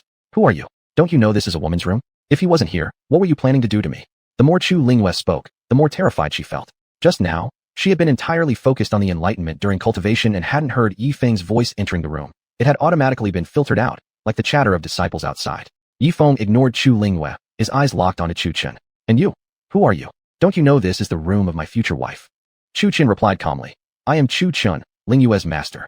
He had no interest in getting involved in such trivial matters. He was here to subdue monsters, not to deal with minor disturbances. You're Chu Chen? The pretty boy Lingyue brought back. Yi Feng examined Chu Chen, not appearing as formidable as described by Yi Sun. From the looks of it, he seemed nothing more than a frail, ordinary man. Upon hearing Yi Feng's words, Chu Lingyue suddenly became displeased. She had been cultivating peacefully when he suddenly barged in, and now he was insulting her companion? Where did that leave her dignity? She glared coldly at the young man at the door. Who are you? Talking nonsense about pretty boy. Looks like you resemble a pretty boy more. Look at your dark circles, your pale face. You must be a weak young master with kidney deficiency. And by the way, who said I'm your future bride? Unexpectedly, the originally gentle-looking girl cursed so sharply, calling him a weak young master with kidney deficiency. It truly hurt. Hearing Chu Lingyue's harsh words, even Chu Qin slightly raised his eyebrows. He had never seen her like this before. He had assumed her to be a delicate and gentle girl, but now, was it appropriate to call her bold or a shrew? Though she looked elegant and beautiful, she acted so fiercely, despite appearing fragile. Seeing Chu Qin frown, Chu Lingyue suddenly recalled her recent behavior, like that of an obnoxious woman at the village well. Her face burned with embarrassment. She tried to regain her composure, patting her chest. Phew. Be a lady. Be a lady. The two remained silent for a moment. Then Yifeng coldly turned his gaze toward Chu Chun. I've heard from Chu Sun that you're also at the martial artist realm. How about a little sparring match? Yifeng shot a provoking look at Chu Chun, tightening his stance for battle. In his eyes, regardless of whether Chu Chun was a martial artist or not, he wouldn't stand a chance against him. You're not even worth my effort. Chu Chun replied indifferently, regarding Yifeng with the same indifference Yifeng showed him. With Yifeng's cultivation level, he could be crushed with just one hand. That's not your choice to make. Yifeng shouted. Flames erupted from his entire body, raising the temperature in the room dramatically. His skin turned red, and his fist, cloaked in flames, rushed toward Chu Chun at the speed of a red lightning bolt. However, in Chu Chen's eyes, that speed was no faster than a turtle crawling. With a loud thud, the powerful-looking punch Yifeng had launched was easily caught by Chu Chun as soon as it came close. His fist felt like it had struck cotton, losing all impact. Kneel.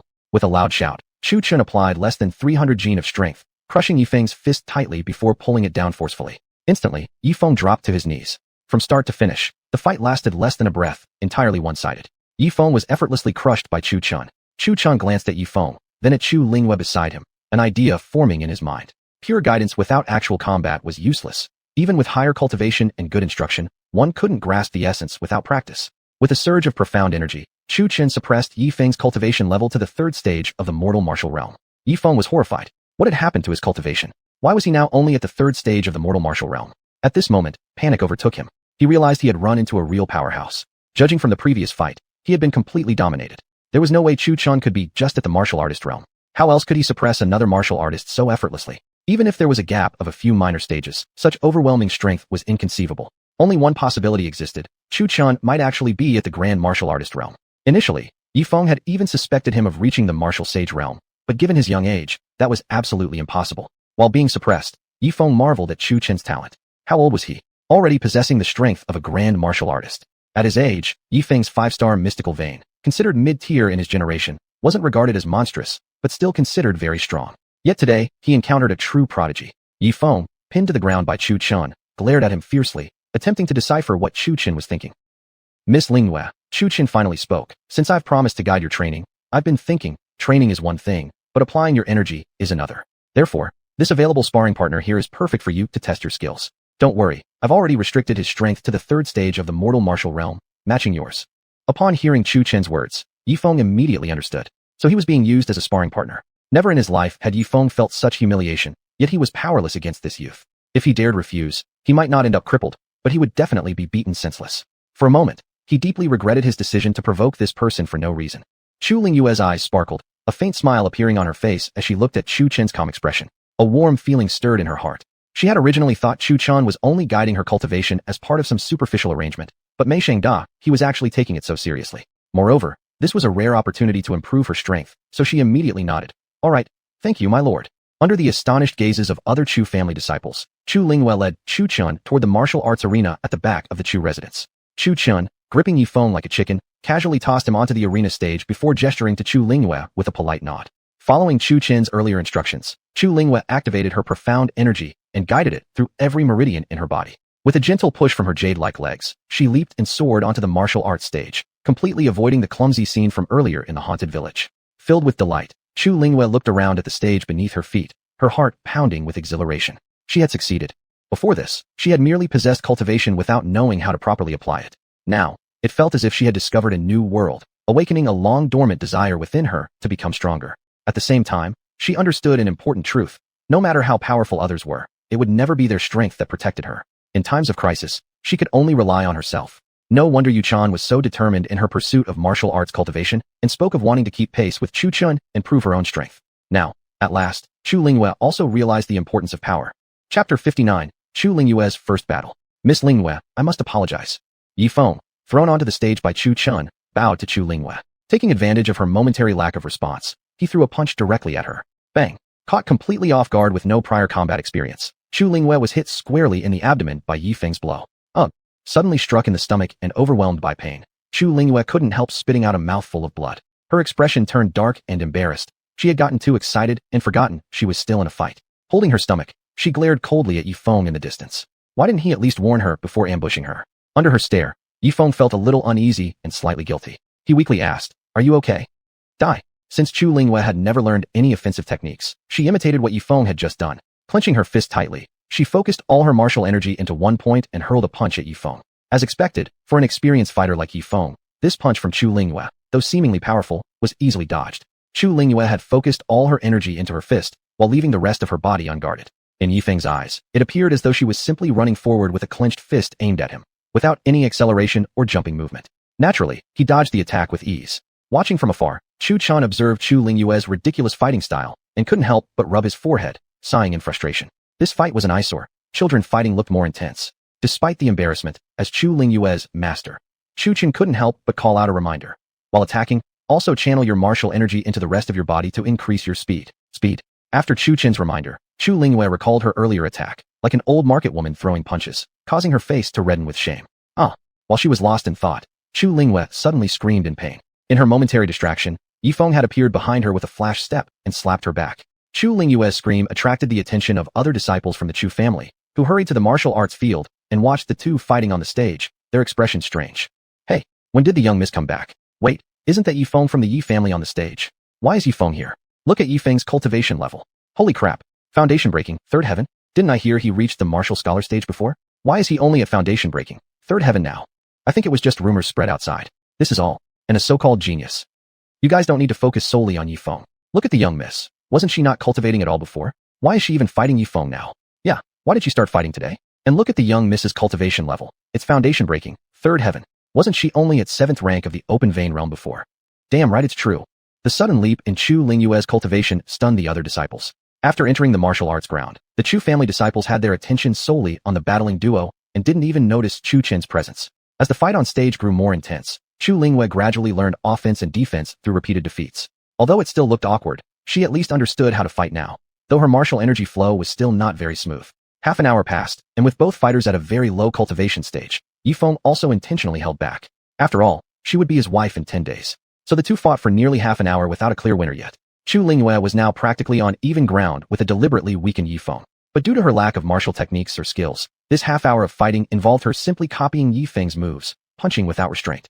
It looked both fierce and ridiculous. Chu Chen finally showed a faint trace of satisfaction with Chu Lingyue's performance, though this did not stop him from still finding the entire fight an eyesore. Clearly, this fighting method was far from sufficient. She still lacked the ability to protect herself, and, without martial skills, her attacks looked overly aggressive, like two ordinary kung fu fighters battling without any enhancements. Without careful observation, one could barely sense any martial energy at all. As time passed, another hour slipped by. Now, both fighters clearly appeared pale, continuously breaking into sweat. Chu Lingyue was soaked through, as if she had been submerged in water, her wet clothes accentuating her figure. This sight made Yi Feng instinctively swallow hard. Pervert. Shameless. Chu Lingyue, noticing Yi Feng's lingering gaze, immediately flew into a rage. Her delicate hand slowly lifted, and at her fingertip, a small water droplet began to condense. Under the stunned gazes of the crowd, the droplet kept growing until it became a large water ball. Go! With a soft cry, Chu Lingyue sent the water ball, formed from her martial energy, flying toward Yi Feng at an incredible speed. After fighting for an entire hour, Yi Feng was already somewhat fatigued. Combined with the water ball's extreme speed, he didn't have time to react in time. Thinking it would simply splash on him harmlessly, he didn't even try to dodge. However, boom. Unexpectedly, when the water ball made contact with him, it did not turn into a puddle, it exploded. Yi Feng wasn't even touched by a single drop, because at the moment of impact, the water ball instantly vaporized. Blown backward by the explosion, Yi Feng spat out a mouthful of blood midair before crashing violently onto the ground far away. His chest was torn open, clothes reduced to shreds, and his entire torso left a bloody mess. Holding his blood-soaked chest, he coughed up another mouthful of blood. His face turned as pale as paper. Combined with the exhaustion from prior combat, he struggled briefly before falling unconscious. Everyone was left in complete confusion by this sudden turn of events. The entire fight from when Chu Lingyue formed the water droplet to the fight's end lasted only 2 breaths. Did you just see that? How did Yi Feng get knocked away so easily? What happened? I didn't see clearly. I request a replay. Bang. Are you kidding? A replay? A nearby young man smacked the speaker's head from behind. After fighting this long, this is the first time I've seen Chu Lingyue use martial energy. Voila. It wasn't only the Chu family disciples who were surprised. Even Chu Chun, who had been watching their battle the entire time, couldn't help but feel a little shocked. Still, he clearly saw every detail of Chu Lingyue's technique. Water affinity, huh? Chu Chen murmured while looking at Chu Lingyue, as if he had already found a suitable martial skill for her. On the martial arts stage, Chu Lingyue had exhausted all her martial energy with that one strike, and had become extremely weak. Her beautiful face was pale and bloodless, yet she still struggled to walk toward Chu Chen. With a faint smile on her lips, she finally collapsed into his arms. Seeing the glances cast by the other disciples, after much hesitation, Chu Chen picked her up in his arms and carried her back to her room. As for Yifeng, let him lie there for a while. He wouldn't die even if he were at the martial scholar level. Back in her room, Chu Chen looked at the unconscious Chu Lingyue lying on the bed and injected some martial energy into her body. He couldn't help but shake his head. Sigh, this girl. Just as Chu Chen stood up to leave, Chu Lingyue sleepily opened her eyes halfway and tightly gripped Chu Chen's sleeve with her small, pale hand. Don't go. Don't go. Looking at Chu Lingyue lying on the bed with an unhappy expression, Chu Chen said, All right. I won't go. I won't leave, okay? He couldn't help but wonder if he owed her something from a past life. Although he was reluctant, he still considered himself somewhat her half-mentor. Since this was her first battle, he simply decided to stay and accompany her. Yet 2 hours passed. Chu Lingyue slept soundly in bed, but still stubbornly held onto Chu Chen's sleeve with her small hand. Helplessly, he remained seated there for 2 full hours. Outside Chu Lingyue's room, Chu family disciples gathered, chattering loudly in confusion. They were loudly discussing whether something had happened between Chu Lingyue and that young man. The fact that Chu Lingyue had forced herself to walk to him after collapsing from exhaustion was proof enough. Because both had only returned to the Chu family yesterday, many disciples hadn't met Chu Chen yet. Speculations about their relationship and his cultivation level were rampant. A gentle breeze blew. The sun slowly set in the west, casting a beautiful glow over the Chu family grounds. The disciples on the martial arts field were diligently training, while Yifeng had woken up over an hour ago. Ignoring the fact that his cultivation had been sealed, he ran straight back to the Yi family. Today's battle had utterly humiliated him. How could a martial scholar-ranked warrior possibly lose to someone at the foundation-breaking stage? That was 2 entire cultivation levels below him. Just the thought of telling others made him want to hide in shame. Although part of the loss was because his power had been sealed, his combat experience shouldn't have been affected. Thinking of how the other geniuses in Mu City would mock him every day if they heard of this news, his heart sank further. I'll repay this humiliation tenfold. Wait for me, Chu Chen. As Yifeng stumbled away, he glared hatefully in the direction of the Chu family, spitting in disgust. With the wind at his heels, he swiftly fled back to the Yi family, refusing to believe that no one there could remove the seal on his powers. Master, wasn't I amazing in today's fight? Chu Lingyue woke up, looking hopefully at Chu Chen with her large, bright eyes fluttering beautifully, like a little girl yearning for praise from her father. Chu Chen gazed at her, hesitating internally for a moment. Although the battle had been quite painful to watch, it was, after all, his half-disciple's first fight, so he might as well. After some consideration, Chu Chen reached out and gently patted her head, saying, Not bad at all. But from now on, don't call me master anymore, it feels awkward. Just call me Chu Chen. TSK. Never thought my little Chun would be sweet-talking girls, Long Kaier said teasingly, appearing as a spirit in front of Chu Chen. In her hand, somehow, she had produced a piece of watermelon, which she was casually eating, spitting out seeds as she talked. Chu Chen looked unhappily at Kaier, standing before him. Why does she always pop out the moment a girl appears? And who is my little Chen? That sounded so cringy. Oh, getting shy now. Long Kaier laughed at the expression on Chu Chen's face. Miss Kaier, how come you're out today? Chu Chen mentally communicated with Long Kaier. Just felt like it. The weather's nice, so I came out to catch some fresh air. Keep going. She took another bite of watermelon and looked on with clear interest, unwilling to leave. Looking at Long Kaier, who seemed to be having a field day, Chu Chen sighed helplessly. What exactly was she so excited about? What's wrong? Chu Lingyue noticed Chu Chen sighing suddenly and staring fixedly at empty space. Nothing at all. Chu Chen coughed awkwardly to hide his discomfort. Chapter 60, The Flowing Water Technique. Seeing Lingyue still looking puzzled at him, Chu Chen suddenly changed the topic. By the way, I thought about your earlier battle, and I think I found a martial arts technique suitable for you. Really? Chu Lingyue looked at Chu Chen with a delighted expression. A martial arts technique. Something she had previously scorned to touch. After today's fight, it now awakened a strong desire in her for power. I just realized that water-type techniques might suit you well. However, I currently don't have any martial arts techniques on me. You know, I'm a cultivator. My martial arts skills are limited to only 2. The flowing dragon step and the mountain opening punch. I learned them before ascending the mountain back, when I was still a martial artist. The rest are all cultivation techniques, which you can't practice without true qi. Chu Chen explained carefully, gazing into Chu Lingyue's sparkling eyes. Hearing this, Chu Lingyue was somewhat astonished. An expert at the tempering spirit stage had suppressed nearly everyone with just 2 techniques. She had sat up before, but now she dropped back down listlessly, her eyes staring blankly at the ceiling. Heaven, are you going to let me live at all? What's wrong with you? Chu Chen asked, puzzled at her sudden collapse. Nothing, just let me lie here for a bit. Oh, saying this, Chu Chen began to walk toward the door. Where are you going? Seeing Chu Chen about to leave, Chu Lingyue couldn't help but ask. Your family should have a scripture pavilion, right? That's where you pick martial arts techniques. I was thinking of going to take a look and maybe pick up 1 or 2 for myself. Chu Chen looked at Chu Lingyue, who was still lying in bed, with an expression of feigned innocence. There is, but do you know where it is? No idea, but I can ask. Wait, I'll take you there myself. If we're picking martial arts techniques, we need to find one more suitable for a gentle and quiet girl like me. Gentle? Chu Chen again thought of how Chu Lingyue had fought earlier, shouting louder than anyone. Yet her actions couldn't keep up with her chitter, a classic case of being weak, but still passionate about fighting. Chu Lingyue, noticing Chu Chen lost in thought, couldn't help but blush. She pulled the blanket off, got up, walked toward him, and held his hand. Stop thinking. Come on, let's go. Mu City, Chu Family, Scripture Pavilion. Wow, rare guest indeed. The young miss, who's never shown interest in cultivation, has actually come to the Scripture Pavilion. Look at that pretty boy next to her. Ah, now I remember. Wasn't the young miss in a battle with Yifeng today? I saw him carrying the young miss back. Speaking of which, who exactly is that guy? Haven't seen him before. He must have been brought back by the young miss yesterday. These past 2 months, they probably. Don't say such things recklessly. If the young miss hears it, she'll definitely punish you. Everyone inside the Scripture Pavilion who had been choosing martial arts turned instinctively to the door upon catching sight of a graceful figure walking in, whispering amongst themselves. Chu Chen's hearing was extremely sharp, so he clearly heard what they were saying. However, he simply ignored it all, letting their words drift past his ears like passing wind. Chu Chen cast a quick glance at the group of disciples, noticing that none of them had particularly high cultivation or martial skill. None had reached the martial artist stage. This caused him to inwardly question, was martial cultivation really that hard?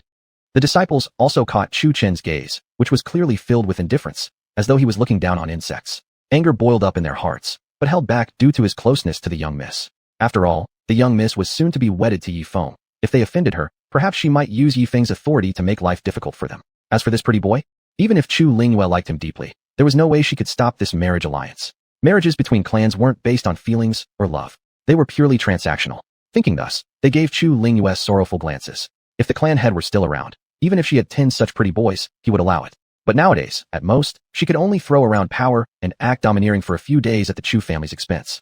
Even the elder in charge of the Scripture Pavilion cast a surprised glance at the two, but eventually said nothing. As long as Chu Lingyue remained the young miss of the Chu family, she had full access to all floors of the Scripture Pavilion. Others, by contrast, could only enter specific floors based on their talents. Those with greater potential could proceed to higher levels, while those with weaker talents were restricted to the lower floors. After all, giving a lower talented person a higher level technique wouldn't help if they couldn't understand or cultivate it. Thus, Chu Lingyue openly held Chu Chen's hand as they wandered through the first floor of the Scripture Pavilion, then went to the second floor. Many disciples watched her happy manner and began doubting if she was a different person. Was this really the same cold young miss they had always known?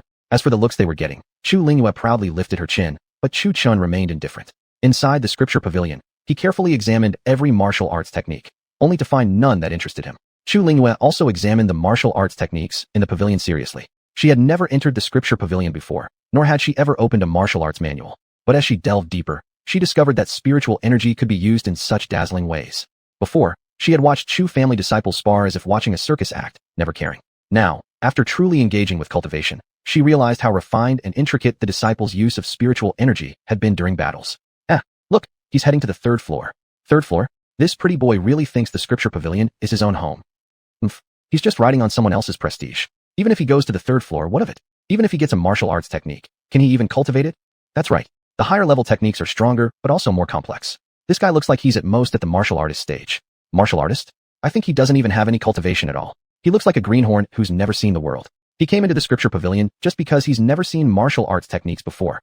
The group spoke loudly enough that even Chu Lingyue, who had taken Chu Chen up to the third floor, could still hear them. She frowned in dissatisfaction and turned to look at Chu Chen, surprised to find that he seemed not to have heard anything at all. At first, she was a little confused. But then she thought, could an elephant even hear an ant speaking? Of course not. To Chu Chen, these people were no more than jesters, and he could eliminate them with a single hand if he wanted. Chu Chen examined the martial arts techniques floor by floor on the third level of the Scripture Pavilion. By chance, he found 2 fist techniques, one called Xian Gang and the other Yin Yang. One of these techniques focused on releasing immense force within a short distance, characterized by speed, precision, and ruthless impact. It was a balanced technique that could attack and defend simultaneously. The Sun Punch especially resonated with the martial arts he had previously practiced. Each punch needed to be thrown at an extremely high speed, one faster than the last, and each blow carried more power than the previous one. The other technique was a soft style that focused on defense followed by counterattack. When mastered, it could absorb an opponent's attack energy and reflect it back doubled. Chu Chen flipped through these 2 manuals and found it somewhat unbelievable, so he decided without hesitation to take both. With Sun Punch combined with his flowing dragon step, he could flash beside an opponent and pummel them relentlessly until they were either dead or crippled. Moreover, the Yin Yang fist had a deep connection with his heaven and earth 5 elements Bagua eternal life technique. The essence of Bagua was Yin and Yang itself. Chu Lingyue, seeing that Chu Chun had already chosen 2 martial arts techniques, tugged at his hand. What about me? Cough. Chu Chun suppressed a grin and turned serious again. Looking at Chu Lingyue with a calm expression, he said, "Don't rush, I'm still looking." When it came to finding a technique suitable for Chu Lingyue, Chu Chun was genuinely perplexed. There wasn't a single water-type martial arts technique in the entire Chu family scripture pavilion. How shallow was their foundation?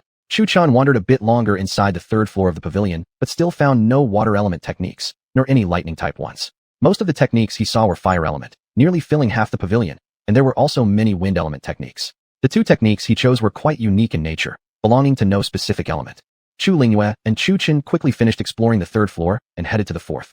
The martial arts techniques on this level were far superior to those on the previous floors, mostly earth-tier techniques, much more difficult to comprehend. As the 2 stepped onto the 4th floor, whispers arose among the disciples below. There was jealousy, envy, and resentment. But even if they weren't happy about it, they dared not do anything. After all, who else had the golden spoon in their mouth? Who else was the young miss? When they reached the 4th floor, they found only a few martial arts manuals displayed, ones that could be counted on 2 hands. However, the moment Chu Chun stepped on the floor, his attention was drawn to a martial arts manual emitting a faint blue glow. As he felt its energy, he sensed a strong water elemental presence. Breaking free from Chu Lingyue's hand, Chu Chun grabbed the martial arts manual from the shelf and flipped through it. Seeing the content, he smiled in satisfaction. Found it. Found what? Chu Lingyue looked at Chu Chun, who was filled with excitement. She had never seen such a look on his face before. After spending the entire day searching for martial arts, she had been feeling down. Seeing Chu Chun so excited, she couldn't help but move closer to check out the manual he held. Water current technique? It's for you. I realized your spiritual energy was connected to water, so I was searching for water element techniques the entire day. I couldn't find any until now, at the 4th floor of this scripture pavilion. Chu Chun said, beaming with joy as he looked at Chu Lingyue. Did you find this for me? Chu Lingyue's eyes trembled slightly, gazing at Chu Chun in disbelief. She had originally thought Chu Chun was excited because he had found a martial arts technique for himself, but now she realized it was all for her. So he had come to the scripture pavilion with the intention of helping her find one, while she had just wandered around aimlessly. Looking at Chu Chun's smiling face, warmth blossomed in Chu Lingyue's heart. All along, she had assumed he had come to the scripture pavilion to find a martial arts technique for himself and would just casually pick one for her, but she had never expected. Overwhelmed with emotion, Chu Lingyue instinctively hugged Chu Chun, words failing to express the flood of feelings in her heart. Miss Lingyue, please mind your behavior. A man and woman should not touch without propriety. Chu Chun pushed Chu Lingyue away gently but firmly, stepping aside and curling up in a corner as though she were about to devour him. Chu Lingyue, seeing Chu Chun's comical expression, was both amused and deeply touched by his action. Though she had thought their relationship was merely a pretense between master and apprentice, Chu Chun had truly fulfilled the responsibilities of a real master. Chapter 61. Who is Chu Chun? Elder, these are the martial arts techniques we've chosen. Please register them. Chu Lingyue handed 3 martial arts manuals to the elder with a gentle smile, like flowers in full bloom. At this moment, her heart was filled with sweetness from Chu Chun's gesture. Her small hand tightened around his. The elder in charge of the library glanced at the 2 and didn't say much. He took out a notebook and a brush pen, murmuring, 2 Xian-tier upper-grade martial arts techniques. Xian. Wait, this isn't right. This is a D-tier martial arts manual. The elder of the scripture pavilion stared at Chu Lingyue and Chu Chun in shock. D-tier martial arts techniques. You actually dared to take one. Well, that's fine. But the martial arts borrowed from the scripture pavilion had a time limit and must be returned within 2 months. Even someone with the most extraordinary talent couldn't possibly master a D-tier martial arts technique within 2 months, could they? So who exactly is going to practice this? He looked at Chu Chun, noticing he couldn't tell the boy's cultivation level. His appearance was plain and ordinary, indistinguishable from an ordinary person. If you didn't examine him closely, you wouldn't even sense the faintest ripple of Xian energy. The elder's eyes flickered slightly. He dipped his brush in ink and wrote down D-tier martial arts technique, water flow manual. Finally, he added a signature. Chu Lingyue. Did you hear that?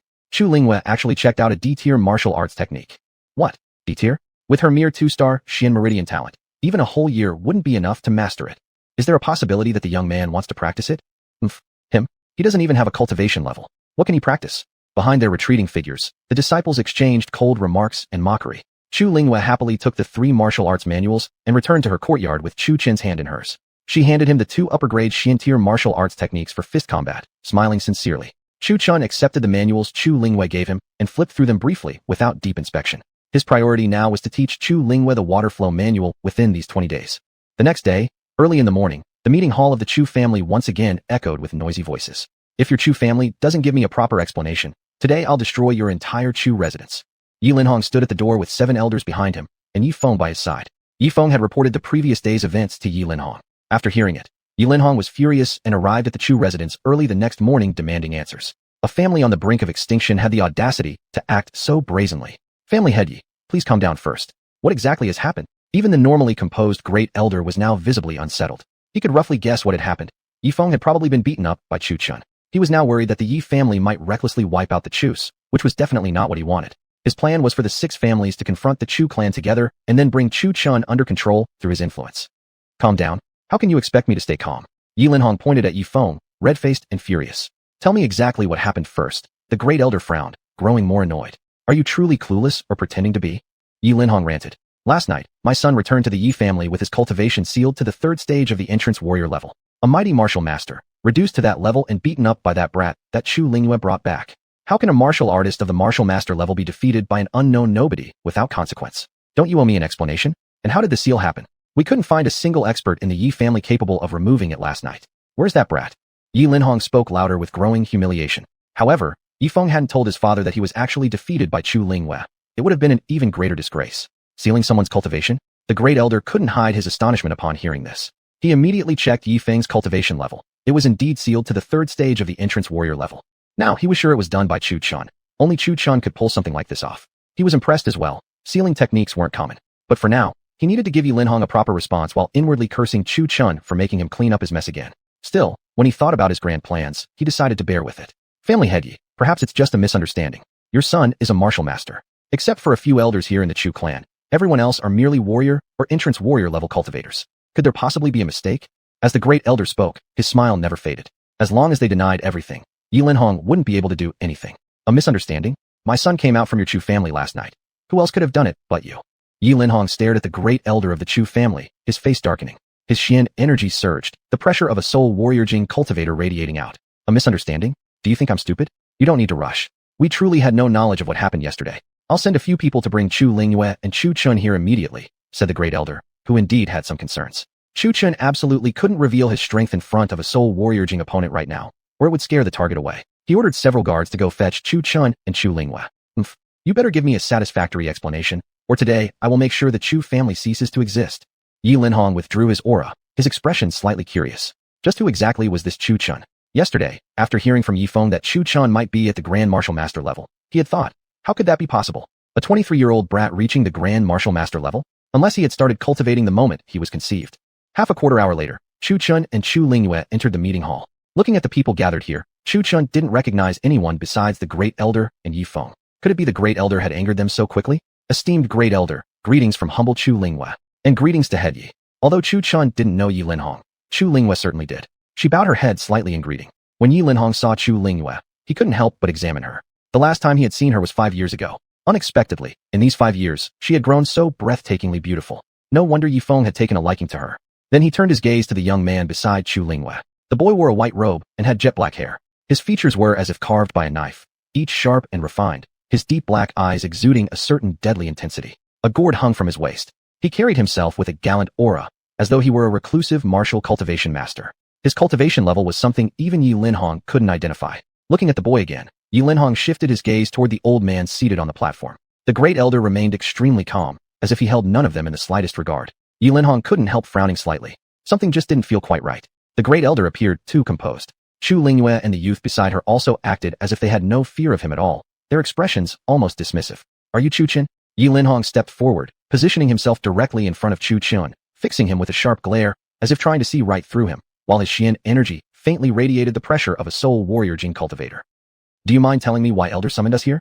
Chu Chun ignored the man in front of him entirely and walked past him, his eyes settling on the Great Elder seated in the middle of the hall. His tone carried a subtle sense of pressure, as though he were questioning the Great Elder. Yi Linhong felt deeply insulted by Chu Chun's attitude. He stood here, a living, breathing person, yet Chu Chun had simply treated him like thin air. This wasn't just humiliation, it was an outright insult.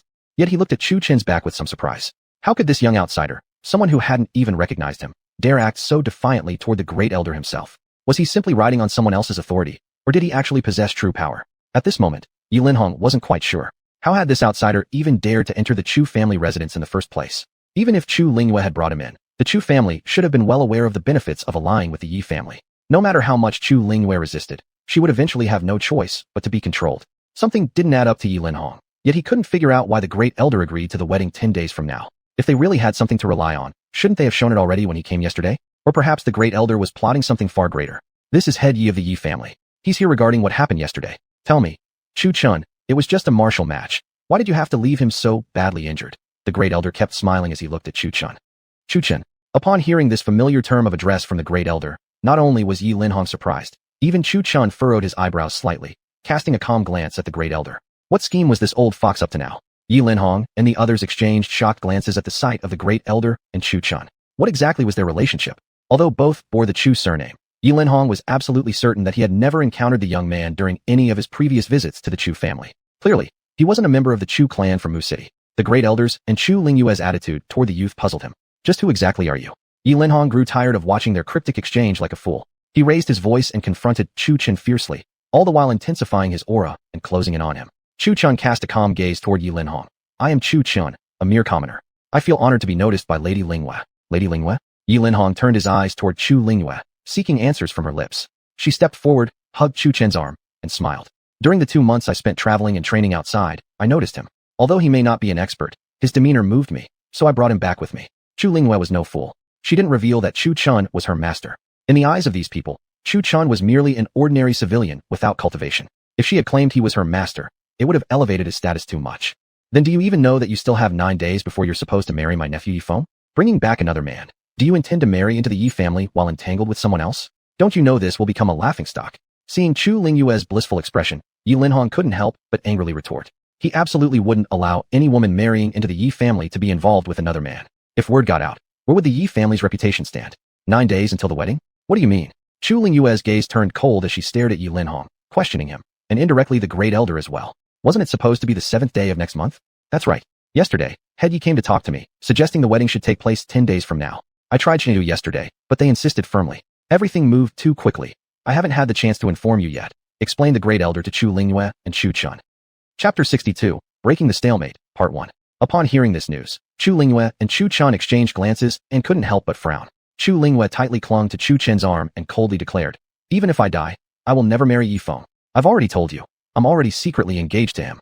As soon as Chu Lingyue spoke those words, the entire hall fell silent, so quiet you could hear a pin drop. All eyes turned toward Chu Chun. Flustered under so many stares, Chu Chun couldn't help but feel exasperated. Sister, what exactly are you thinking? I have nothing to do with you. Is it really okay for you to frame me like this? He stared at Chu Lingyue, completely baffled by her mindset. How could a girl say such words so openly before everyone? You might not have any shame, but I still do. If you keep talking like that, people might actually think something happened between us. Lingyue, how can you act so recklessly? Elder Yi, please don't take offense. This girl is just throwing a tantrum. She said the same thing the day she returned, but she's definitely as pure as snow with that boy. At most, he might have tutored her a little. How could there really be anything like what she said? The head elder couldn't help but feel embarrassed by Chu Lingyue's words. It was one thing for her to say such things in front of them as a threat, but to say it in front of outsiders too. Did she actually mean it? Whether it's true or not can be verified easily. The Yi family has never taken in a woman who has already known the act of husband and wife. Yi Linhong was stunned by Chu Lingyue's words. Although he didn't believe that the two had progressed so quickly within 2 months, seeing Chu Lingyue's expression, it seemed necessary to investigate. If it turned out false, Chu Chun would be expelled from the Chu family and forbidden from ever meeting Chu Lingyue again, or better yet, dealt with secretly. But if the rumor proved true, he would raise the entire Chu family today. At that thought, a cold gleam flickered across Yi Linhong's eyes. You're being disrespectful. How dare you check her just like that? She's a young lady. The head elder was genuinely worried something had happened between Chu Lingyue and Chu Chun. Oh, what exactly do you mean, elder? Don't you know such things can be confirmed through martial cultivation energy? Seeing the head elder react so intensely, Yi Linhong narrowed his eyes. Today, he would personally check Chu Lingyue's vermilion seal. He suddenly seized Chu Lingyue's arm, and an overwhelming surge of martial energy unexpectedly invaded her soul. Even Chu Chun was too stunned to react in time. You despicable man. Although Chu Chun himself had no relations with Chu Lingyue, how could a young lady be so shamelessly checked like this in public? Not to mention her sacred vermilion seal, an extremely private matter. Cough, cough. Yi Linhong was hit directly in the soul by Chu Chen's retaliatory burst of martial energy, forcing him back into consciousness. His mind remained slightly dizzy, and the shock not only wounded his soul, but even caused his body to cough up blood. Family head, father. The 7 elders and Yi Feng rushed forward immediately upon seeing their father, family head, staggering from the impact. They eyed Chu Chen cautiously, astonished. Yi Feng clearly knew that his father was a master at the Wuhan realm. How could he be wounded by someone merely at the Dao Wushi realm? Though it could be that his father hadn't anticipated the sudden attack, still, such a person was 2 major cultivation levels below him. Cough, cough. Yi Linhong spat another mouthful of blood, shook off his dizziness, and forced himself fully alert, shocked as he stared at Chu Chun. Was it really him, a junior, who injured him? Father, are you okay? Yi Feng held Yi Linhong, who was struggling to stand upright, in his arms, and asked with concern. I'm fine. Yi Linhong waved his hand dismissively, stabilizing the energy within him. He stared coldly at Chu Chen before him. Presumptuous junior. You actually dared to attack me. Yi Linhong simply couldn't afford to lose face. He clenched his fist and swung straight toward Chu Chen's face. Chu Chen originally wanted to dodge or counterattack, but then he thought about his supposed weakling image. If he dodged at such close range, it would surely raise suspicion. Therefore, he chose neither to dodge nor defend, taking the punch head-on without resistance. Bang! The force of Yi Linhong's punch sent Chu Chen flying backward. Blood dripped from his nose and the corner of his mouth. Chu Chen fell onto the ground one zhang away, closing his eyes intentionally, as if he were dead. Chu Chen, what are you doing? Chu Lingyue shouted furiously at Yi Linhong. This sudden scene startled her. She quickly ran over and lifted Chu Chen into her arms, cradling his head on her lap. Seeing his pale, unconscious face stirred deep pain in her heart. Her delicate hand gently brushed against Chu Chen's cheek. Although she knew that he had taken the hit intentionally to avoid revealing his strength, her concern was genuine. Yi Linhong looked at Chu Chen lying on the ground and couldn't help but clench his fists. Could it be that he really misjudged? Earlier, he clearly sensed that overwhelming martial pressure when Chu Chen unleashed his energy. He assumed that Chu Chen was at a higher cultivation level than himself, so he decided to test things directly. Yet now, Chu Chen had fallen to the ground with a single punch. Yi Linhong looked at Chu Lingyue cradling Chu Chen, feeling slightly confused. Although Chu Chen had forcibly interrupted his investigation midway, he had still managed to sense that Chu Lingyue's vermilion seal remained intact. Could the two of them be faking this? Yet judging from Chu Lingyue's expression, everything seemed too real to be an act. Yi Feng stared at the pair in the distance, a sharp pain surging through his heart. That girl belongs to me. Mine. No other man shall ever touch her. Noticing Yi Feng's emotional turmoil, Yi Linhong patted his shoulder, a cold gleam flashing across his eyes. Regardless of their actual relationship, it no longer mattered. Nothing could change his decision. Chu Chen cannot be allowed to live. Roughly the time it took to finish a cup of tea passed before Chu Chen regained consciousness. Under pressure from the Yi family, he described yesterday's events. After listening, Yi Linhong cast a glance at Yi Feng. If he had truly lost to someone at the Dai Wushi realm, it would be understandable, but for Yi Feng to be defeated by a mere Wu Jing, third-tier cultivator who couldn't even use Xian Li or perform martial techniques, it was laughable. In the end, Yi Linhong did not press Chu Chen further and simply allowed him to chew Yi Feng's seal before departing. It had already been an unfair duel, and even with the advantage tilted heavily in their favor, they still lost. A humiliation beyond measure.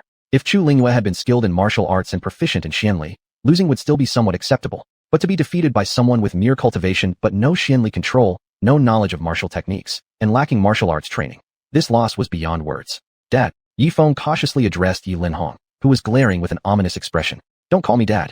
I have no son like you. The anger flared again. To be stronger and still lose to someone else, that was shameful not only for him, but for the entire family. All right, Dad. Lowering his head, Yi Feng muttered softly, not daring to meet Yi Linhong's gaze. That night, Chu Chen brought Chu Lingyue to the underground prison. Seeing Chu Feng once again battered to the verge of death by the head elder's whipping, Chu Chen felt a pang of sympathy. He treated Chu Feng's wounds again, then revealed the engagement plan between Chu Lingyue and Yi Feng. What? Upon hearing that his daughter was to marry Yi Feng, Chu Feng roared in fury, his enraged voice echoing throughout the prison. He pounded his fist violently into the ground. Shu, father, please calm down. Since the marriage has been moved up, our plan must also advance. I will never marry Yi Feng under any circumstances. Chu Lingyue fixed a determined gaze upon Chu Feng. Realizing he had raised his voice too much, Chu Feng turned to Chu Chen, his eyes filled with pleading. Immortal, I beg you, please save us. With those words, he knelt down and kowtowed directly to Chu Chen. He had endured the head elder's torture and whipping, but there was one thing he could never tolerate, his daughter suffering for his sake. At this moment, he no longer cared for the dignity of a land immortal. His wife had died because of him, his loved ones perished as well. Now, his only daughter remained, his last nerve. No matter what price Chu Chen might demand, he would do anything to protect Chu Lingyue. We'll proceed like this. Chu Chen whispered softly in Chu Feng's ear while continuing to heal him. Fine. Chu Feng immediately agreed without hesitation. At most 5 days, as early as 3. This is the sound transmission talisman. Follow my signal then. Chu Chen drew 2 talismans in midair, one a child talisman, the other a mother talisman. The child talisman received signals, while the mother one transmitted them. Clutching the child talisman, Chu Feng looked conflicted. Lifting his gaze to Chu Chen, he asked, I'm worried the head elder will search me. If I swallow this talisman, will it still function? Chu Chen was taken aback by Chu Feng's question, realizing the point was valid. Knowing the head elder would surely search him if he couldn't extract information through torture, Chu Feng would need to hide anything related to Fabao on his person. No place would be truly safe, especially since these talismans were drawn with true yuan, which was highly sensitive to malevolent forces. He frowned slightly, saying, these talismans work by detonation to send signals. If the mother talisman is crushed, the child will explode as well. If you swallow it, will that still work? That's fine. As long as the function remains intact, being exploded a little won't kill me. After all, this is a communication talisman. It won't blast me open from the inside. And although I may appear beaten up now, my cultivation remains untouched. I'm still a Zhen Wu Jing, a land immortal. If I were to die from just a message talisman, You'd really be underestimating martial artists. Having confirmed it would still work properly, Chu Feng waved his hand dismissively, indifferent. He had full confidence in his own strength. Chu Chen's expression turned slightly complicated. He wasn't sure whether a message talisman could actually kill a Zhen Wu Jing cultivator. After all, he'd never used one before. According to the martial arts manual, as long as the mother talisman was crushed, it could send a signal to the child talisman. Besides, this kind of talisman was extremely easy to draw and required very little true yuan. All disciples of Qingyun's sect knew how to make them. They were the most basic and common type of communication talismans, not derived from the 5 elements, 8 trigrams, or the longevity formula of heavenly talismans. Chu Lingyue cast a reluctant glance at her father before following Chu Chun back to their room. Recalling the previous incident with Chu Sun's intrusion, Chu Chun was determined not to stay in Chu Lingyue's room for too long this time, hoping to avoid any unnecessary gossip. Moreover, since nothing had actually happened between them, he didn't want to be dragged into worldly entanglements. Chapter 63, Breaking the Stalemate, Part 2. Time flew. Over these 5 days, Chu Chun had been teaching Chu Lingyue how to use her Xian energy. Occasionally, he even stepped in as a sparring partner. Through Chu Chen's dedicated instruction, Chu Lingyue finally understood how to manipulate Xian energy, though her control wasn't yet refined. As for martial techniques, she still hadn't managed to demonstrate much skill. Although she wasn't able to play a significant role, it wasn't as though she was entirely useless. After numerous demonstrations from Chu Chun, Chu Lingyue had grasped a small trick in the water manifestation art. Water appeared soft, yet when observing the power of the ocean, it was evident that water was gentle yet powerful. A single drop of water wasn't much, but when combined, water could form an ocean, especially when combined with wind, creating the mighty power of the sea. Moreover, water could change form, something difficult for anything else to achieve, yet water could. If one could control Xian energy more precisely and lower the water's temperature to 0 degrees, it would freeze. Chu Lingyue understood these principles, but her mind couldn't keep up with her body's response. It was like knowing 1,000 dazzled, yet failing to react when faced with a situation. You could know as much as you wanted, but it wouldn't help. She was deeply frustrated. Although her talent was slightly lacking, she shouldn't give up cultivation. Before, she had thought as long as her father was there to protect her, strength wasn't that important. But now, with her father in trouble and without that sheltering presence, she naturally began to yearn for power. What comforted her was that she hadn't given up on waiting for Chu Chen back then. Otherwise, they would have been eaten by the Sky Spirit Wolf King that day. Even if they had escaped death, bringing Chun Bailey back to the family would probably have led to collaboration with the Grand Elder to pressure the Chu family. Thinking about it, Chu Lingyue felt chilled. During these 5 days, Chu Chun not only taught Chu Lingyue, but also refrained from training himself. Kai had said that the spiritual energy at the foot of the mountain was impure, and absorbing too much of it would not only damage one's foundation but also hinder future breakthroughs. Furthermore, purifying such tainted energy would take extra effort, yet yield little in return. Better to abstain altogether. Upon learning this, Chu Chun hurried to refine and purify the spiritual energy he had previously absorbed. He would rather cultivate more slowly than risk damaging his foundation. If the foundation wasn't solid, it would become much harder to correct problems later when his cultivation reached higher levels. Over the past 5 days, the Yi family had made countless attempts to lure Chu Chun out so they could secretly eliminate him. However, Chu Chun had remained within the Chu family estate without ever stepping outside. This made it impossible for the assassins the Yi family had hired to kill him secretly. Plus, Chu Chen's strength was no small matter. Being at the Grand Martial Master realm, if he were within the Chu estate and managed to respond to an attack, the sounds of battle would be audible across Murong City. Thus, they needed to lure Chu Chun far away to deal with him. Unfortunately, he refused to leave, so eventually, the assassins gave up. During this time, the Grand Elder increased efforts, dispatching Chu family disciples to stir up trouble with the 6 great families. The effect was immediate. Though seemingly minor on their own, together, the incidents were not small. These 5 days saw a family after another visiting the Chu family to complain, but the Grand Elder somehow managed to deflect them each time. Yet it wasn't sufficient to force all 6 families to unite. The marriage between Yi Feng and Chu Lingyue was fast approaching, only 3 days away now. The Yi family had already begun issuing invitations, inviting people far and wide to witness the wedding. But the Chu family remained completely silent. Not even a single red ribbon was hung, nor any invitations sent. Seeing that the wedding was near, the Grand Elder realized he couldn't keep stalling. It was time to escalate. Otherwise, once Chu Lingyue had truly married Yi Feng, Chu Chun would have no choice but to leave, unwilling to pursue a married woman. That was not something the Grand Elder desired. Immediately, he issued orders to strike each family with full force, letting them clearly understand. The Chu family was deliberately stirring trouble. Grand Elder, this might not be a good idea. One of the Chu family's senior heirs hesitated as he spoke, not quite understanding why the Grand Elder was provoking other families. If they intended to stir trouble, why hadn't they started with big events? Yinfan, there's no need for you to know everything. Just carry out the orders. The Grand Elder offered no explanation, his voice edged with pressure. Though Chu Yunfan didn't understand the reason, since the Grand Elder had issued the command, he had little choice but to remain silent. The 6th day, Chu Lingxiao, come out here. A thunderous voice rang from outside the Chu estate gates. The speaker was a man brimming with fury, his upper body bare and exuding killing intent. Beside him stood a tearful young woman, weeping quietly, looking very wronged. Inside the assembly hall, The Grand Elder furrowed his brows upon hearing the commotion outside. Chen Jinlong. Why had he come? Could it be? Boom. The man outside saw that the Chu family had yet to open the gates. Enraged, he unleashed his aura and crushed the entrance gates of the Chu family estate with a single strike. The explosion startled all the Chu family members who were either cultivating or resting, prompting them all to rush toward the main gate of the estate. Chen clan leader, what exactly is this? The Grand Elder looked at Chen Jinlong, then shifted his gaze to the woman beside him. The woman wore a green robe, tears streaming down her face. Though her appearance wasn't on the same level as Chu Lingyue's, she was still very beautiful. You tell me what your disciples have done. Chen Jinlong directly shouted at the Grand Elder. Upon hearing these words, the Grand Elder swept his gaze coldly over the Chu family members, his eyes filled with questioning. The Chu clan members all looked at each other in confusion, shaking their heads, indicating they had no idea what had happened. Ha ha ha, so you're pretending to be ignorant. Chen Jinlong looked around the Chu family crowd, none of them stepping forward to admit guilt. He couldn't help but admire how well the Chu family could act. Speak. What happened? The Grand Elder, seeing no one was admitting to anything, unleashed his martial saint aura, pressuring the Chu disciples who had rushed over to see what was going on. Grand Elder, we really don't know anything.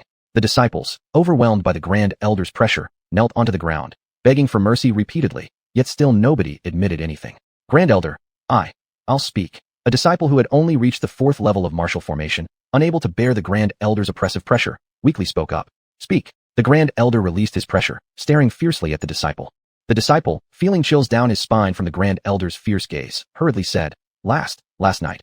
I went to the Qingzhou Pavilion with Chu Lingxiao, and then, the disciple stole a glance at the distant Chu Lingxiao, who was staring at him with murder in his eyes. Chu Lingxiao was the son of the 3rd Elder. If the truth were revealed, he definitely wouldn't be spared, yet the disciple couldn't bear the Grand Elder's oppression any longer, and in a moment of desperation, spilled the truth. I didn't say stop. Continue speaking. The Grand Elder shouted sharply, causing the disciple's knees, already kneeling on the ground, to tremble. Facing the Grand Elder's icy gaze, the disciple closed his eyes briefly, tears sliding from the corners of his eyes, and softly continued. Then we ran into Miss Chen Xia, who was dining at Qingzhou Pavilion.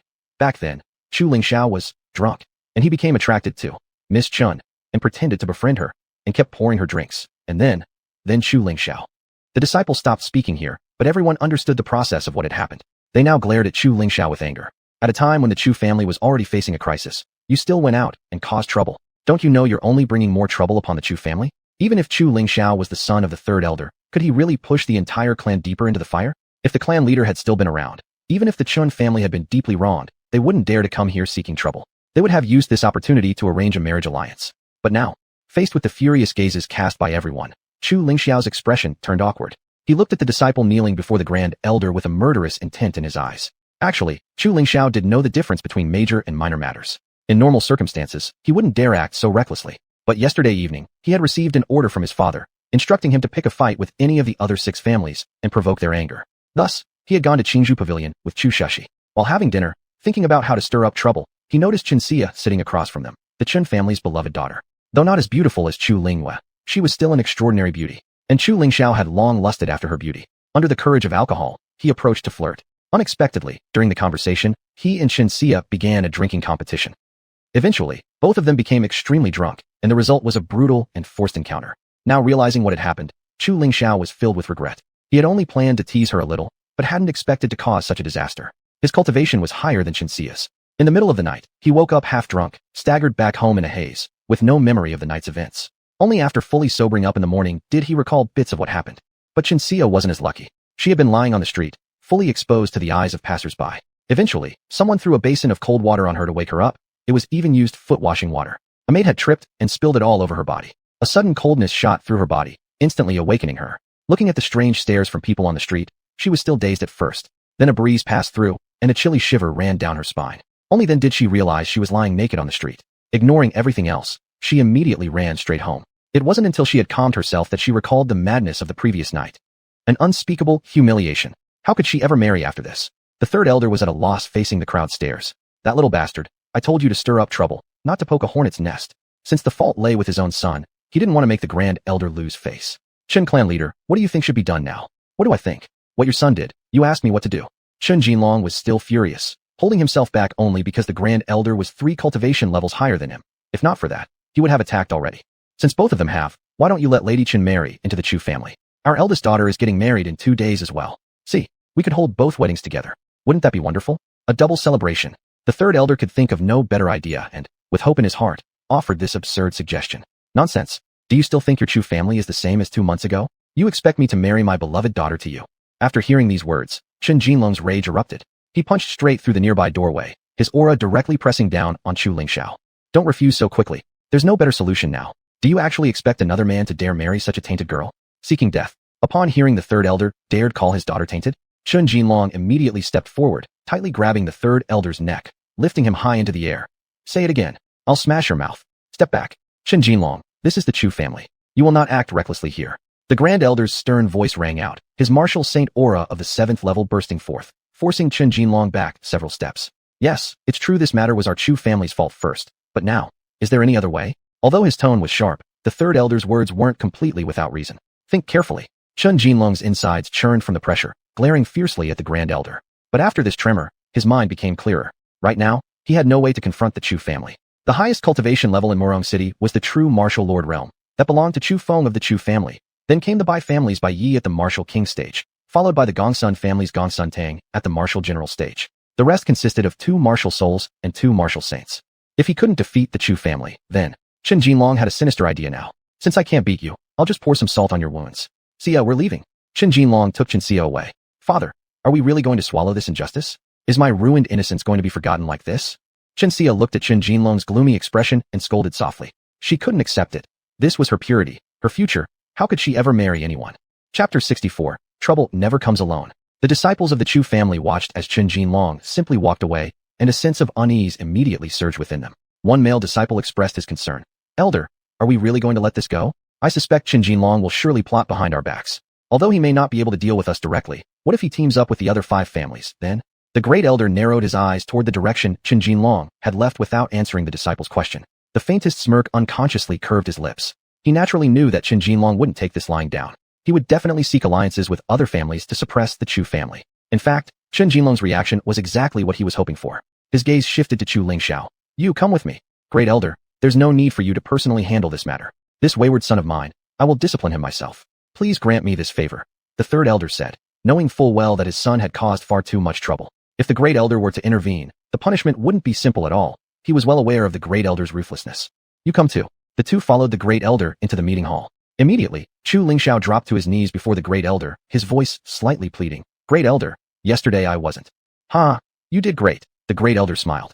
An unusual sight. This scene silenced all of Chu Lingxiao's excuses. Even the third elder was stunned. After all, this matter had nearly escalated into a battle with Chen Jinlong today. Seeing the great elder smile made him feel increasingly uneasy. Old 3, well done in raising such a fine son. Great elder, please have mercy on Lingxiao.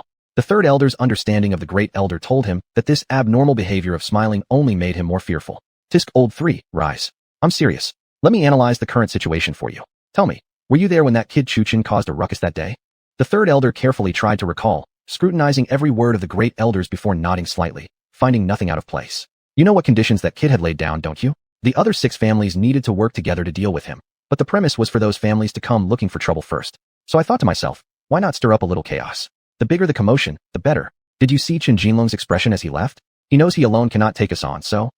The great elder narrowed his eyes again, revealing a triumphant, conspiratorial grin. Oh, I understand now. The third elder exclaimed with sudden realization. Following the great elder's logic, it was clear that Chen Jinlong would be deeply dissatisfied and would naturally look for allies when he couldn't deal with the Chu family himself. Who could he possibly team up with? Except the other 6 families in Moor City, there was simply no one else. This outcome exactly fulfilled the conditions Chu Chen had laid down. Therefore, everything played straight into the great elder's hands. If things proceeded as planned, not only would he gain a daughter-in-law, but the Chun family would be forced to accept the situation due to Chu Chen's strength. Great elder, what about Lingxiao? Though the third elder had understood this underlying meaning, he still needed to cautiously ask since the great elder's moods were unpredictable. You may take him away. Give him a body-cleansing pill from the treasure vault as a reward. The great elder waved his hand, clearly in a very good mood. He had just been worrying how to provoke the 6 families before the wedding, and unexpectedly, Chu Lingxiao had presented him a surprise. Remember, tell nobody anything about what happened today. Should even a word slip out, it won't just be you, it'll endanger even me. Today was your lucky break. Your mistake coincidentally played right into the great elder's plans. Otherwise, not even I would have been able to save you. After leaving the meeting hall with Chu Lingxiao, the third elder warned him gravely. Today's incident had truly scared him. Ever since the patriarch's death, the great elder had become the one calling the shots for the Chu family. He knew too well the great elder's cruelty and ruthless methods, and at times even suspected the great elder himself had murdered the patriarch. although he and the other 7 elders dared not speak their thoughts due to fear. Since the arrival of this young man Chuchen, the great elder's ambitions seemed to be growing. Now, the 3rd elder was nearly certain that the patriarch's death was indeed the great elder's doing. However, the story was far from over. That very afternoon, piece by piece of news reached the Chu family. Have you heard? Yesterday morning, the 2nd elder of the Yi family's son, Yi Xingyun, harassed Chu Yuyin. You know how Chu Yuyin is. Oh, what happened in the end? Everyone knows that woman despises men the most, especially after some guy dares to harass her. She asked to spar with Yi Xingyun. You know her cultivation, 2 minor realms above Yi Xingyun's. Well, she ended up castrating him. And afterwards, she just said something like weapons have minds of their own, so it's not her fault. To me, it seems like she did it on purpose. On the bustling streets. Had enough? Want more? A group of disciples looked down at the young man lying on the ground, bruised and battered, their voices filled with mockery. Chu Yun, you despicable bastard. You promised one-on-one yet you. Humph. Li Qing was covered in bruises, his clothes in tatters, barely holding himself together. What had been agreed as a fair duel had turned into a gang beating led by Chu Yi. He couldn't swallow this humiliation, but there was nothing he could do. Chu Yi had too many men on his side. You're finished. My Li family will never reconcile with your Chu family. Li Qing struggled to his feet and staggered home. Behind Moor City, in the Yun Luo forest, jagged cliffs pierced the skies, and mountains stretched endlessly. Filled with spirit beasts and vast in size, the forest had not yet been fully explored by the 7 families. Yet it remained the ideal training ground for Moor City's disciples, full of opportunities and danger, drawing many inside daily for cultivation.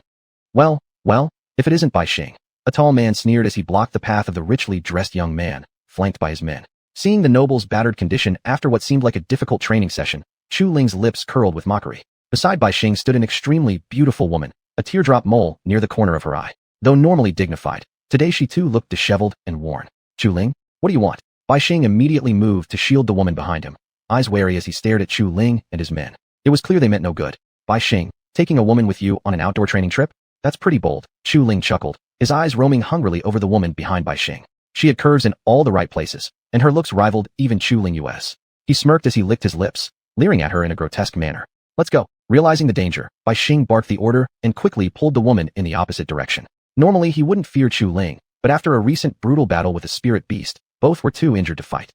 Master, one of Chu Ling's bodyguards stepped forward, bowing slightly and awaiting instructions. Pursue them. Chu Ling narrowed his eyes and gave a calm command. Yes. At once, 2 of the 3 guards beside him shot forward like arrows in chase of Bai Xing, leaving one behind to guard Chu Ling. At the same time, in a secluded, unremarkable corner of Yun Luo forest, hidden yet close to the city, offering great safety. Did you get the Qiyang manual? A remarkably handsome young man asked a girl who was catching her breath. Shoo, here it is, she replied, pulling from her robes a martial arts manual. It was a secret family inheritance, not to be taken outside the clan, but for Chu Xingbing, it was all worth it. She was Gongsun Binger from the Gongsun family, who had long been infatuated with Chu Xingbing, but had been too timid to confess her feelings. Encouraged by her sisters, she had finally managed to invite him out, and the two had hit it off immediately. Before long, Gongsun Binger had completely fallen for him. Chu Xingbing, on the other hand, cultivated fire-based arcane energy. Knowing the Gongsun family possessed a high-tier martial arts manual, he had been thinking of ways to obtain it. Coincidentally, a few days ago, Gongsun Binger's friends hinted that she had been secretly in love with him for a while. What perfect timing. After spending a few days together, he had effortlessly wrapped Gongsun Binger around his finger, and once he felt the timing was right, he subtly brought up the topic of the Qiyang manual. Gongsun Binger wasn't stupid. She understood perfectly well what Chu Xingbing meant, so she stole the manual from her clan in secret. Chapter 65, Strike. Qiangu Clan.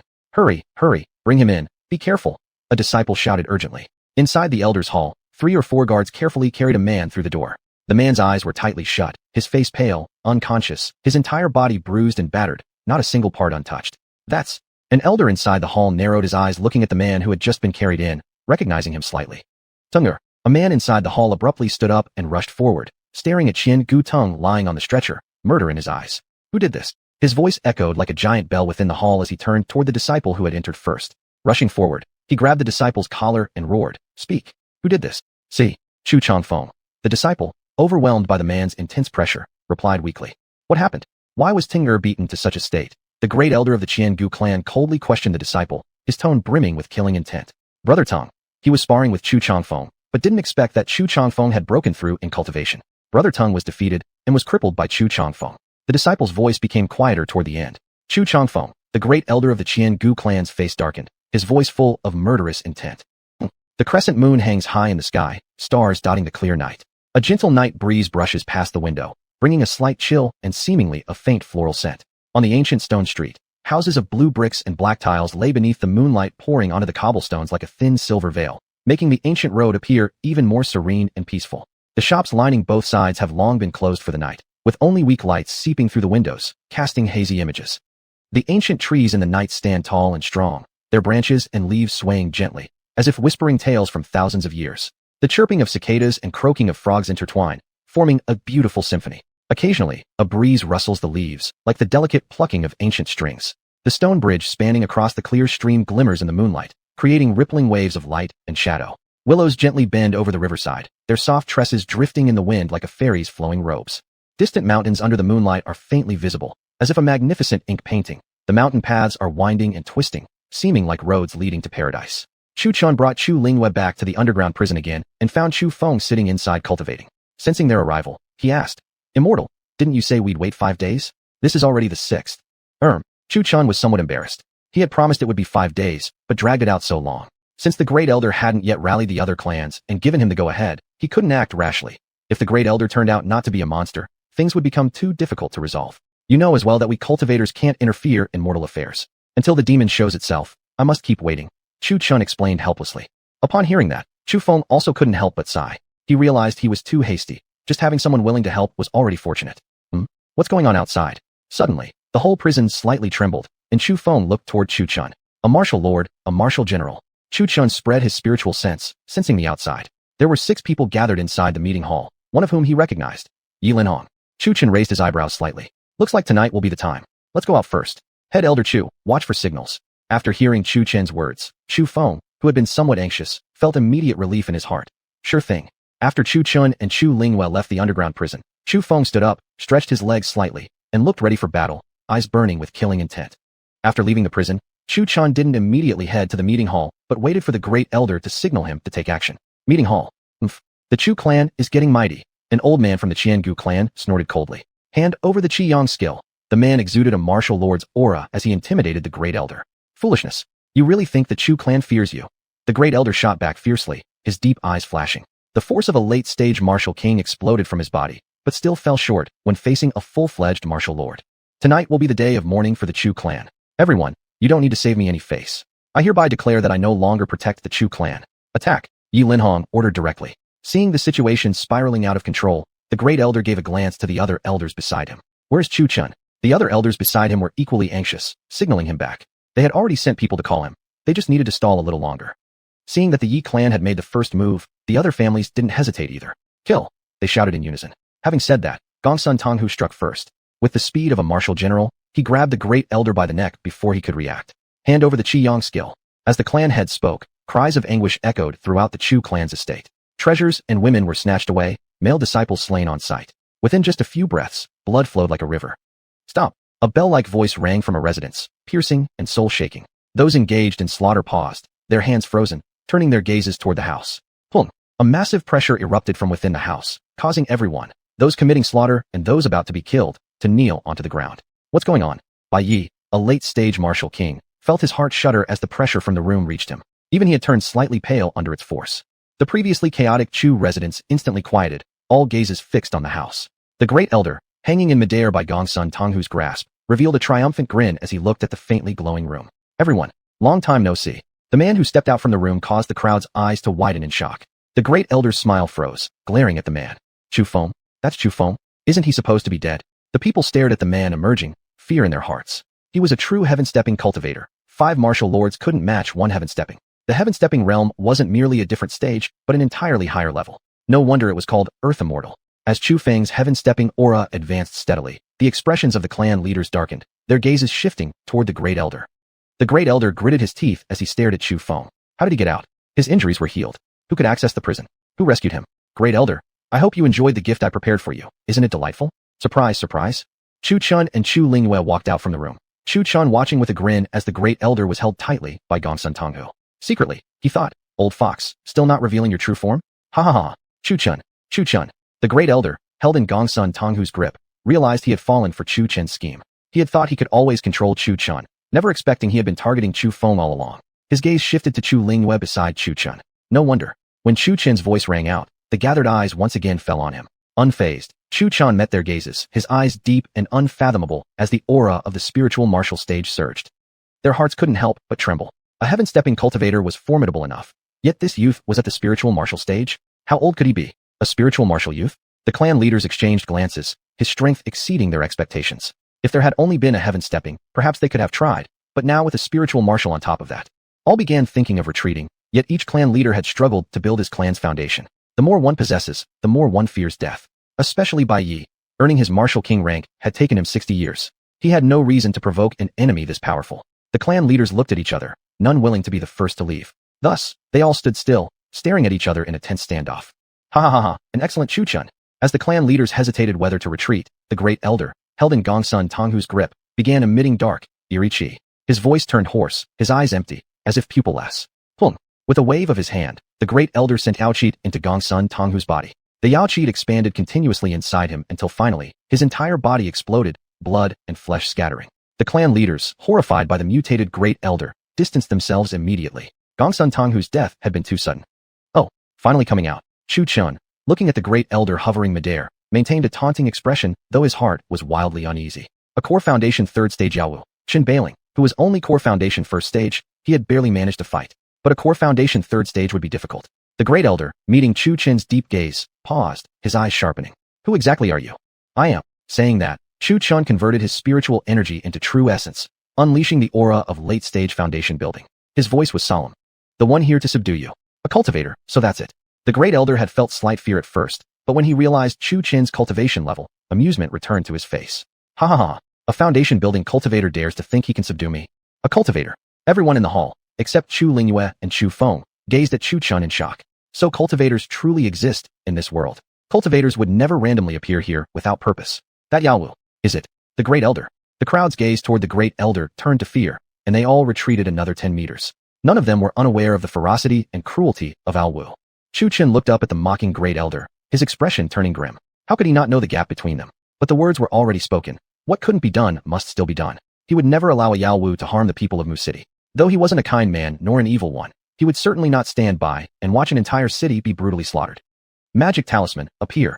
A fiery red talisman was Jia and Chu-chin's fingertips, which he flung toward the great elder, suspended in midair. The great elder looked at the incoming talisman with complete disdain, raising his hand as a stream of black chi shot out. Pung! The fire talisman and the Yaoqi collided midair, exploding in a burst of flames. Chapter 66. Every grass and tree an enemy. Mere tricks. Does an ant really think it can shake a tree? The Grand Elder coldly snorted as he watched Chu-chin's fire spirit talisman prove utterly ineffective. Curses. Chu-chin frowned. Flight sword technique.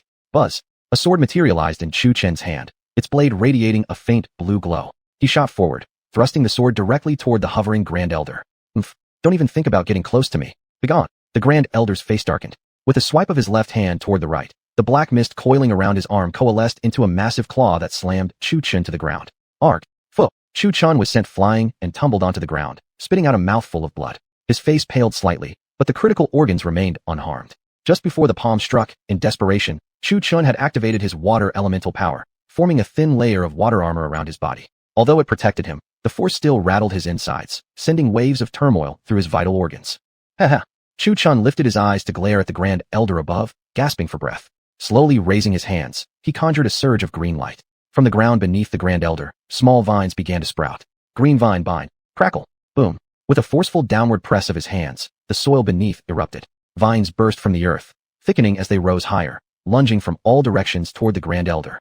Damn it! The Grand Elder dodged frantically while slashing at the incoming vines with blades of black mist. Each severed vine was left smoldering with dark flames, slowing their growth. This is absurd. How can a mere chi cultivator stop me? Disperse, I say. Boom. A massive wave of demonic aura erupted from the Grand Elder, shattering the vines. The explosion's force even reached Yi Linhong and others 10 meters away, sending them flying. As the vines were severed, Chu-chun, who was closest to the Grand Elder, also suffered the blast backlash. Blood now streamed from his nose, eyes, ears, and mouth. Immortal. Master. Watching from afar, Chu Feng and his daughter cried out in horror, despair surging in their hearts. Curses. You dare plot to swallow my Chu clan, and even dare to covet the treasure left by my beloved? You despicable beast. I regarded you as my most trusted man once. Despicable. You must die. A spear had appeared in Chu Feng's hands at some point, its blade glowing coldly, aimed directly at the hovering Grand Elder. Overestimating yourself. With a slight flick of the Grand Elder's hand, the black mist took the form of a huge claw, pressing Chu Feng heavily into the ground. Boom. A deep claw mark, 2 meters deep, formed in the ground, with Chu Feng lying within the crater, his face pale, gasping for breath. Why won't you attack? Are you waiting for him to slaughter every soul in the city? Chu Feng shouted furiously at the elders high above, who were still hesitating. Brother Bai, you're the strongest among us. You go first. The hesitant group looked toward Bai Yi, the one with the highest cultivation level. Bai Yi hesitated. If even cultivators couldn't handle him, what hope did he, a martial expert of mere shui rank, have other than death? Scheming old foxes, trying to make me the cannon fodder. What are you waiting for? Do you think he'll spare you? He is a demon. A vile demon that consumes people without remorse. We and the entire populace of Moor City will become daily sacrifices, feeding him blood and qi to enhance his cultivation. Do you wish to become his meal? Seeing the hesitation still, Chu Feng shouted again. Their faces turned grim at his words. What Chu Feng said made sense. Their Grand Elder was no longer a human, but a demon devoid of compassion, devouring without hesitation. In his grasp, death was inevitable. What are you still hesitating for? Even if you don't care for the whole city, what about your clans and descendants? They too will face inevitable doom. Seeing that their expressions changed, Chu Feng urged once more. They exchanged glances, eyes sharpening. Nodding, the 6 clan leaders scattered into 6 streaks of light, surrounding the Grand Elder. All of us, attack together. Scarlet Sun Technique. Green Ridge Slash. Shattering Roar Chain. Purple Lightning Thunderclap. Blue Wind Slash. Blue Shadow Bind. Rock Fall. Together, the 6 clan leaders launched their attacks simultaneously. A thick black vine covered in red thorns suddenly erupted from the ground at high speed, catching the Grand Elder completely off guard and wrapping tightly around him. Boom. A bolt of purple lightning shaped like a roaring dragon shot toward the Grand Elder, deafening him momentarily with its crackling thunder as it struck him while entangled. Get off me. Boom. The dark aura surrounding the Grand Elder surged up, burning the vines that had wrapped him into ashes. He shook his head, still dazed from the thunderous strike. Before he could even react, 2 great blades, one green and one red, suddenly appeared above him from either side, slashing down violently. Boom. With immense force, the Grand Elder barely managed to catch the descending blades with his bare hands. With his black mist-wreathed arms clenched tightly. Crack. Boom. The 2 Exiled blades shattered instantly. The Grand Elder sneered coldly. Even the smallest pearls dare to claim brilliance. Fu. Gong Sun Tonghu and Li Tiangang, whose ninja red blades were destroyed by the Grand Elder, were struck by a backlash of spiritual energy, each spitting out a mouthful of blood. Whoosh. Whoosh. Whoosh. A series of whistling sounds pierced the air from behind the Grand Elder, sharp like flying arrows. His pupils shrank sharply. In an instant, he flipped his body over. 6 streaks of green wind blades moved at extreme speed. Pung. The Grand Elder barely had time to react. Instinctively crossing his arms to defend, the 6 wind blades exploded upon impact against his body. His clothes were torn to shreds by the green wind slashes, yet not a single scratch marked his body. As the wind blades exploded, the Grand Elder suddenly felt a tight grip around his neck. He looked up and saw a massive claw of Game-Ed spiritual energy extending from Wang Chunxiangu's side, clamping down hard on his throat. The Grand Elder's eyes turned bloodshot, suffocation surging into his chest as the blood in his body roared in protest. A surge of nausea rose in his throat. Blood gushed from the Grand Elder's mouth, forcefully spewing out, but the blood coalesced into a stream of crimson arrows, shooting toward Wang Chunxiangu in the distance. Too fast to react. His massive claw of spiritual energy was still gripping the Grand Elder's throat. There was no time to block. The blood arrow struck him hard, sending him flying backward and impaling him to the ground. His face paling as blood trickled from his lips. The Grand Elder wiped the blood from his mouth, the aura of death intensifying. After finally catching his breath, he turned his head and found a massive stone hovering above him, unbeknownst to him, plummeting downward. The Grand Elder gathered his black mist around his right hand, clenched his fist tightly, and threw a crushing punch toward the incoming boulder. Kala! Boom! The stone cracked with a deafening sound before exploding into countless fragments. The loud blast captured the eyes of the entire city upon Chu clan's estate. The shockwave even hurled Bai Yi, who floated midair against the Grand Elder, away violently. Bai Yi, sent off balance by the blast, tumbled through the air, flipped a few times, and crashed into the ground, rolling a few meters before collapsing unconscious. The Grand Elder swept his gaze around coldly. 2 masses of black mist gathered in his palms, and he swung them wildly in all directions, unleashing utter devastation. A radius of hundreds of meters around Chu clan's estate was reduced to complete ruin, with onlookers killed or injured in the carnage. Chu Manor was shattered by the Yaoqi into nothing but rubble. However, the Chu clan disciples had evacuated before the massacre began, so although the manor lay in ruins, the disciples remained safe. At a desperate moment, Chu Feng had channeled his spiritual energy to raise a protective barrier, shielding his disciples and daughter. When the smoke cleared, all that remained over the destroyed Chu Manor was a solitary white shield. Numerous clan leaders who had been plotting a counterattack were sent flying as well, some untraceable, life and death unknown. Now, it's your turn. The Alwu turned to Chu Chun, who had yet to act the entire time. In his eyes, these martial experts posed no real threat. Only a true danger lay in Chu Chun, a Qi cultivator. After all, a cultivator was the true nemesis of any Yao being. Foundation building stage, 3rd heaven. Impressive. Let me show you what real power looks like. Chu Chen's demeanor suddenly shifted, his aura much more imposing than before. Kid, watch closely. This is how you manipulate true chi. Chu Chun raised his right hand, and a ball of flame appeared in his palm. Though this flame wasn't the usual red, it was a strange hue, more crimson with undertones of red, exuding eerie energy. Golden Eye Flame Technique, activate. Chu Chun pressed 2 fingers together and raised them to his brow center, shouting, open. His eyes turned golden, with golden flames flickering within the sockets, like a god incarnate. Blazing flame, go. He flung the surging flame in his hand high into the sky, toward the Yaowu. As the flame soared forward, streaks of white lightning followed. Boom. The Yaowu had raised his arms to block, but when the flame approached within a meter of him, it unexpectedly exploded, creating a fire mushroom in the air. The Yaowu was blasted backward, his flesh scorched and bleeding. However, the Yaowu struggled to his feet, trembling as his once bloodied chest began healing at a startlingly rapid rate. Who exactly are you? The Yaowu felt Chu Chin's original aura shift, becoming stronger, more refined in technique. This was far beyond what a mere chi condensation stage cultivator should be capable of. I am Chu Chun, your grandfather. Remember it well. With a roar, Chu Chin's entire body exploded into motion, clenching his fists and launching forward like an arrow, trailing flames and lightning behind him, his skin glowing gold, white lightning crackling around him.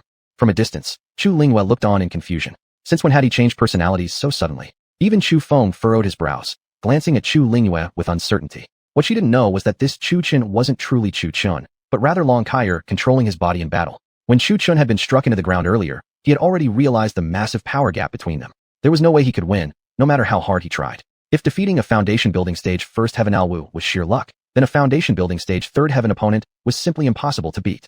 Thus, during the attack from the 6 clan leaders, he had asked Long Kaier to intervene. However, Long Kaier, in her soul-only state, couldn't act directly. Yet Chu Chun trusted her completely, offering her control over his body. Looking at his sudden personality change, Chu Chun instinctively rubbed his forehead and muttered, Sister Kaier, take it easy. You're ruining my image.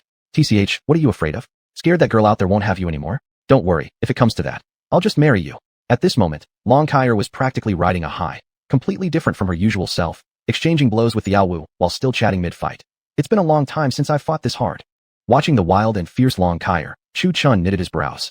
He hadn't expected that the seemingly demure Sister Kaier could fight so fiercely. Sister Kaier, were you serious? Huh? Serious about what? Are you really going to marry me? Do you want me to? Yes.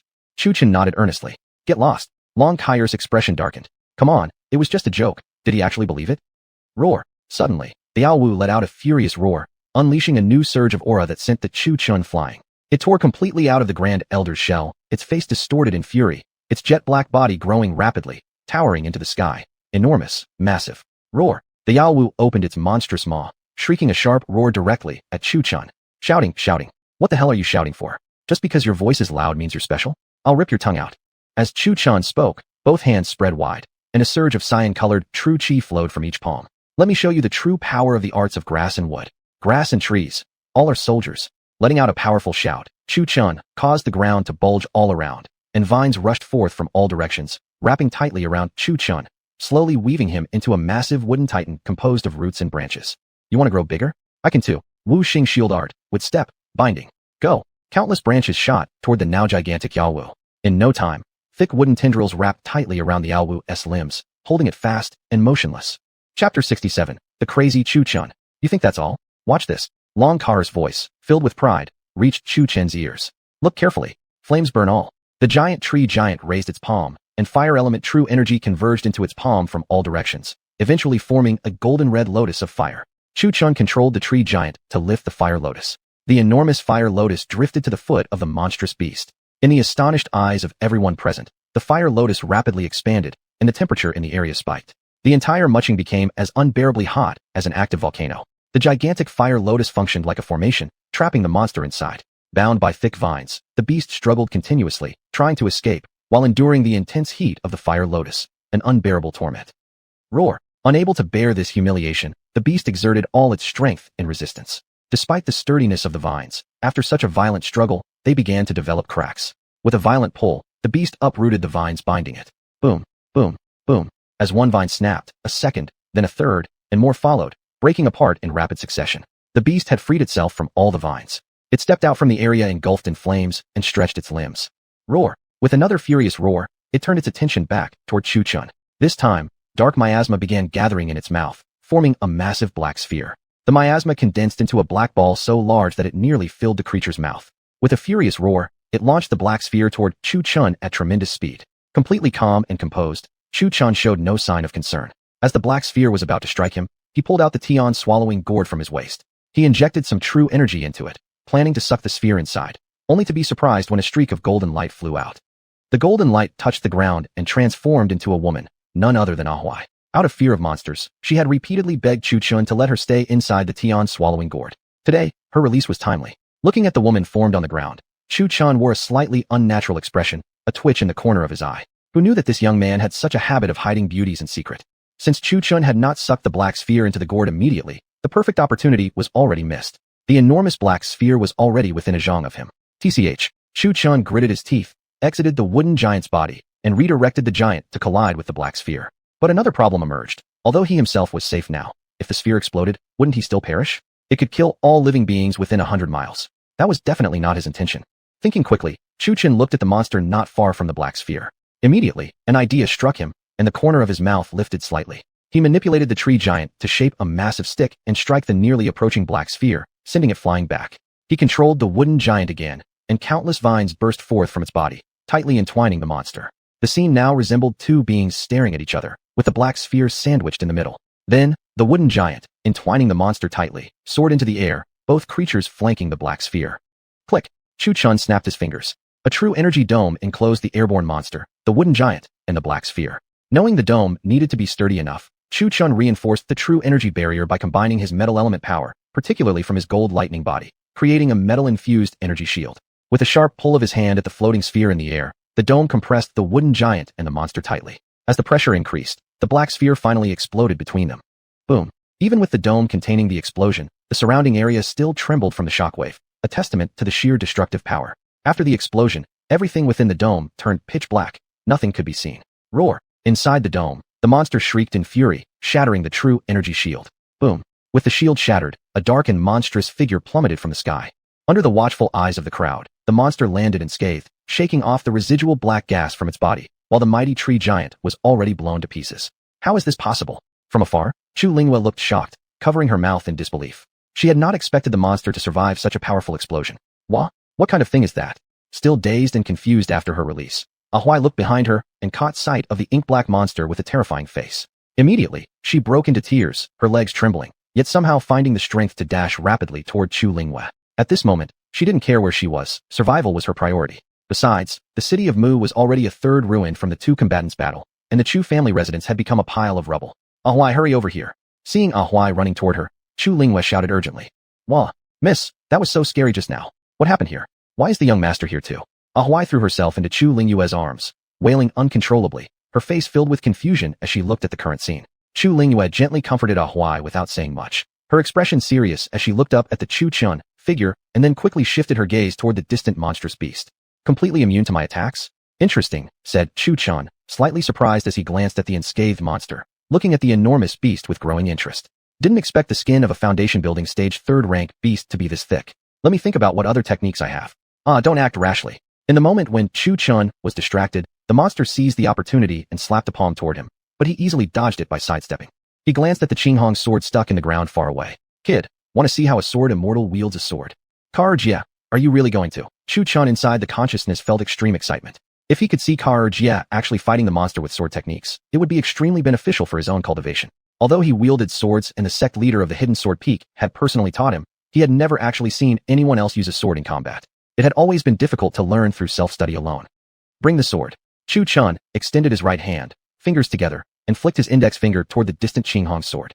Wong. The Qinghong sword vibrated violently for a brief moment, but soon stilled again, not flying to Chu Chen's hand as everyone had expected. So disrespectful? Chu Chun slightly furrowed his brows, looking somewhat embarrassed. His pose had failed. Qinghong sword did not fly to his grasp. Jia, you're serious? Chu Chun in the consciousness asked the soul-piercing question. I haven't used it for a while, so a little rusty. Just a mistake. Let me try again. Long Kara coughed several times to mask her embarrassment. Bring the sword. Chu Chun repeated the previous action. Wing wing wing. The Qinghong sword trembled violently again, letting out a powerful sword resonance that echoed across mountains and rivers. This time, to everyone's expectations, the Qinghong sword lifted from the ground, flew toward Chu Chen's hand, and was firmly seized by him. His expression immediately turned serious. Try again. As Chu Chun summoned the Qinghong sword, the monster seized the opportunity to swipe its claw at him again. Chu Chun dodged with the reverse dragon step, leaped up onto the monster's fallen palm, and rushed straight up its arm toward its head. Chu Chun held the Qinghong sword vertically in front of himself. A blue sword mark appeared on his forehead, flashing intensely. Longevity sword technique. Sword decides life and death. Wong. With a loud shout, the Qinghong sword released a sword resonance echoing the heavens. The sword in Chu Chen's hand gradually grew larger, eventually reaching the size of the monster, its blade emitting a chilling blue light. Die! Chu Chun gripped the Qinghong sword, leaping high and slashing downward toward the monster's face. Roar! The monster couldn't dodge in time and instinctively tried to catch the blade barehanded. HAA! Chu Chun pushed forth all his true energy, releasing 10,000 Jin of force, his forehead, arms, and entire body bulging with tensed muscles. Boom! The monster attempted to block the descending sword, but the moment its hand touched the blade, it was instantly erased by the blade's frigid aura. Aya! Letting out a painful cry filled with unwillingness, the monster was ruthlessly cleaved in half by the Qinghong sword. The monster's enormous body also shrank back down to its original size after being split. Everyone gazed at the monster's corpse lying in its own blood, involuntarily shuddering. The monster truly looked horrifying, pitch black, with a horn on its head and 6 bright red eyes. Chu Chun stared at the slain beast, waited a moment to confirm that it would not rise again, then coolly sheathed the Qinghong's sword as if posing. Long Kara retreated back into Chu Chen's consciousness, returning his body control to him. Job done. Wrap up the fight. Pooh. Once Chu Chun resumed control of his body, waves of weakness washed over him. His face turned ashen pale, and he spat out a mouthful of blood, falling to one knee while his limbs trembled violently, barely able to stand. Master! Chu Lingyue, seeing this from afar, was greatly alarmed. She handed A Huai over to Chu Feng and hurriedly ran toward Chu Chun, her twin peaks violently swaying as she ran. Master, are you alright? Chu Lingyue helped the kneeling Chu Chun to his feet, her face filled with worry. Cough cough, I'm fine. Chu Chun coughed out a mouthful of blood, bit his tongue to keep himself conscious, and forced his shaking legs to move. With Chu Lingyue's support, he struggled step by step back to what remained of the once proud Chu family mansion, now only ruins. Chu Feng looked at Chu Lingyue's worried expression toward Chu Chun, his eyes flickering with complexity. Back then, he had fallen in love with someone he shouldn't have, which led to her cultivation being destroyed, her expulsion from the sect, and ultimately her death because of his own helplessness.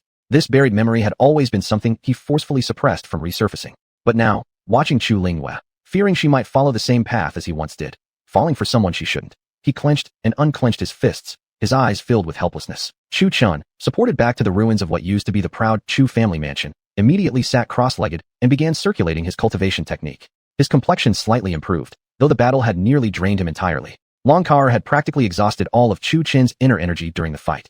Though his sea of chi was as vast as an ocean, even he couldn't withstand the craziness of Long Kara's combat style. A Huai, you guard the young master. Lingyue, come with me, Chu Feng ordered casually, his eyes filled with a complex gaze as he looked at Chu Chun. Dad, what do you need me for? Chu Lingyue couldn't help but ask as she looked around at the only relatively intact portion of the estate. Lingyue, we haven't had a real talk like this in a long time. Chu Feng patted Chu Lingyue's shoulder. In recent years, he had always been busy dealing with clan affairs and had rarely spoken with his daughter this intimately. Looking at his daughter's breathtaking beauty, he wore a gentle smile. 15 years already. When I think back, you were still a child who needed help eating. Now you've grown up. Dad, you. Chu Lingyue felt somewhat startled by Chu Feng's tone, as if it was a final farewell. Chu Feng fixed his gaze steadily on Chu Lingyue's eyes, suddenly becoming serious. He spoke solemnly. What do you think of that young man? As he spoke, Chu Feng cast a glance toward Chu Chun, who was deeply focused on healing. We're just really good friends.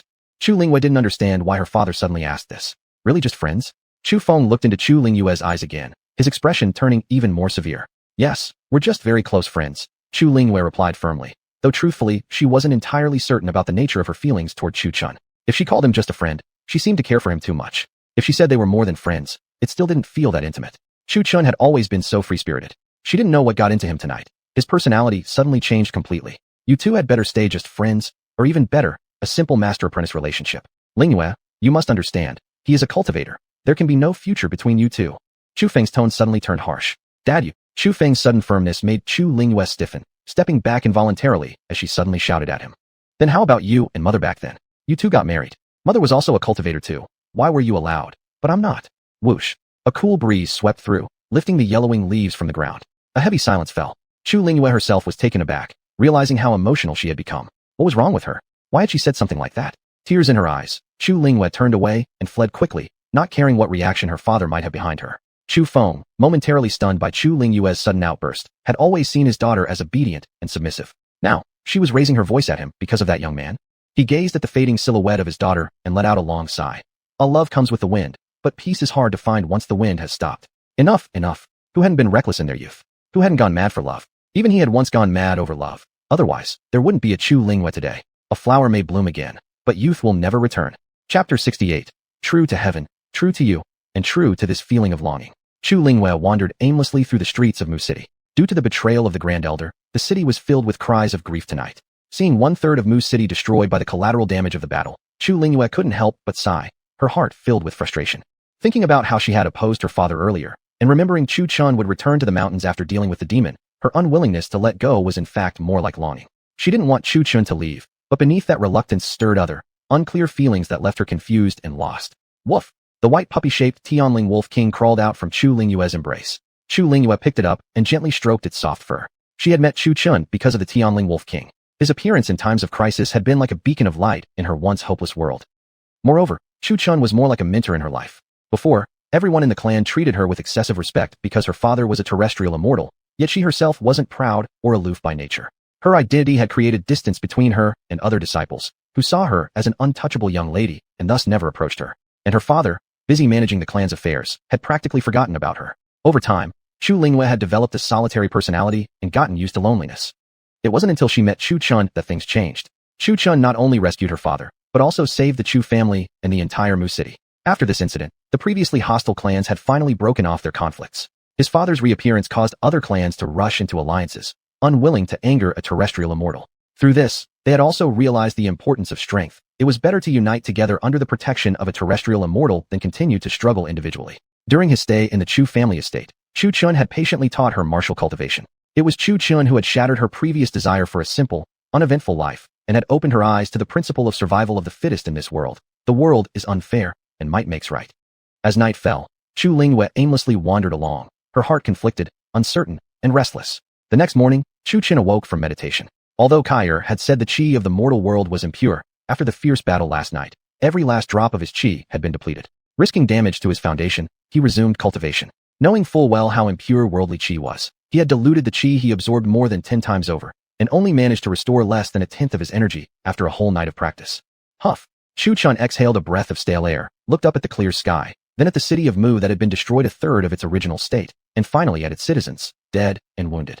His heart felt heavy. Yet, he understood even more clearly.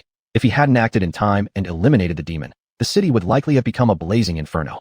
Chu Chun slowly rose to his feet, gently sighed, pressed his 2 fingers together in front of his chest, and murmured with closed eyes. Gentle winds weave, all things grow, all qi and beings return to their origins. Boom. As Chu Chun's incantation rang out, the ground shook violently. The craters, ruined buildings, and burnt trees began to visibly return to their original forms. Chu Chun hovered above the city on his flying sword, delighted as he watched Mu City gradually restore itself. However, when he turned to observe the restored streets, he saw people embracing their deceased loved ones, relatives, friends, lovers, brothers, weeping uncontrollably, and a wave of guilt crashed over him. Go! He waved his hand fiercely. A green light burst outward, scattering into the air. He released his spiritual consciousness and sent out bark-like robes to those still barely clinging to life or gravely wounded. These robes, woven from leaves, contained potent vitality to help the living recover. But for those who had already passed, Chu Chun gave a soft sigh. Even he could do nothing for them. Having wandered the city's streets in a daze all night, Chu Lingyue finally saw Mu City restored to its former state. Her tired eyes looked upward to Chu Chun, flying above the Chu estate on his sword, and a complicated emotion flickered in her gaze. As the city gradually returned to normal, the citizens below also noticed Chu Chun flying above the Chu estate. With his long black hair tied in a high ponytail and dressed in a simple white robe, he appeared as elegant and free-spirited as a god overlooking insignificant insects. Big sister, look, that's an immortal. A little boy on the street tugged at a woman's sleeve, pointing toward the sky, where Chu Chun soared through the air on his sword, awestruck. The woman looked at her younger brother's innocent expression and couldn't help shaking her head. Just as she was about to say there were no immortals in this world, she suddenly heard another man in the market pointing at Chu Chun soaring through the sky on his sword and exclaiming in awe, "Look, that's the immortal from last night. It's really him. It's truly an immortal. Immortal, please grant me your blessing. Protect me so I gain rank and wealth, have many children and grandchildren, and meet many pretty women." A fat man immediately knelt before Chu Chun and kowtowed reverently, as if worshipping a deity. "You're making wishes already. That's a real immortal. Watch me." A skinny man beside the fat man smacked him on the back of his head, straightened his clothes, and then knelt down before Chu Chun. "Immortal. I want the same thing." As the crowd in the marketplace began kneeling and bowing to Chu Chun in the sky, the woman, curious, glanced upward. Indeed, a young man was soaring through the air on his sword, emanating a presence unlike any martial cultivator. The aura Chu Chun gave off felt incredibly mysterious to her, like a thick fog blocking her perception. She was absolutely certain this was immortal qi. Joy suddenly lit up her face, and pulling her younger brother beside her, she knelt before Chu Chun high above the Chu estate. The atmosphere of the market stirred Chu Lingyue as well. At this moment, with Chu Chun receiving the worship of thousands, his demeanor was otherworldly, making him even more charming, mysterious, and handsome. Chu Lingyue also joined the others, clasping her hands together, bowing slightly toward the sky in reverence. Secretly, she made a wish: may lovers eventually end up together.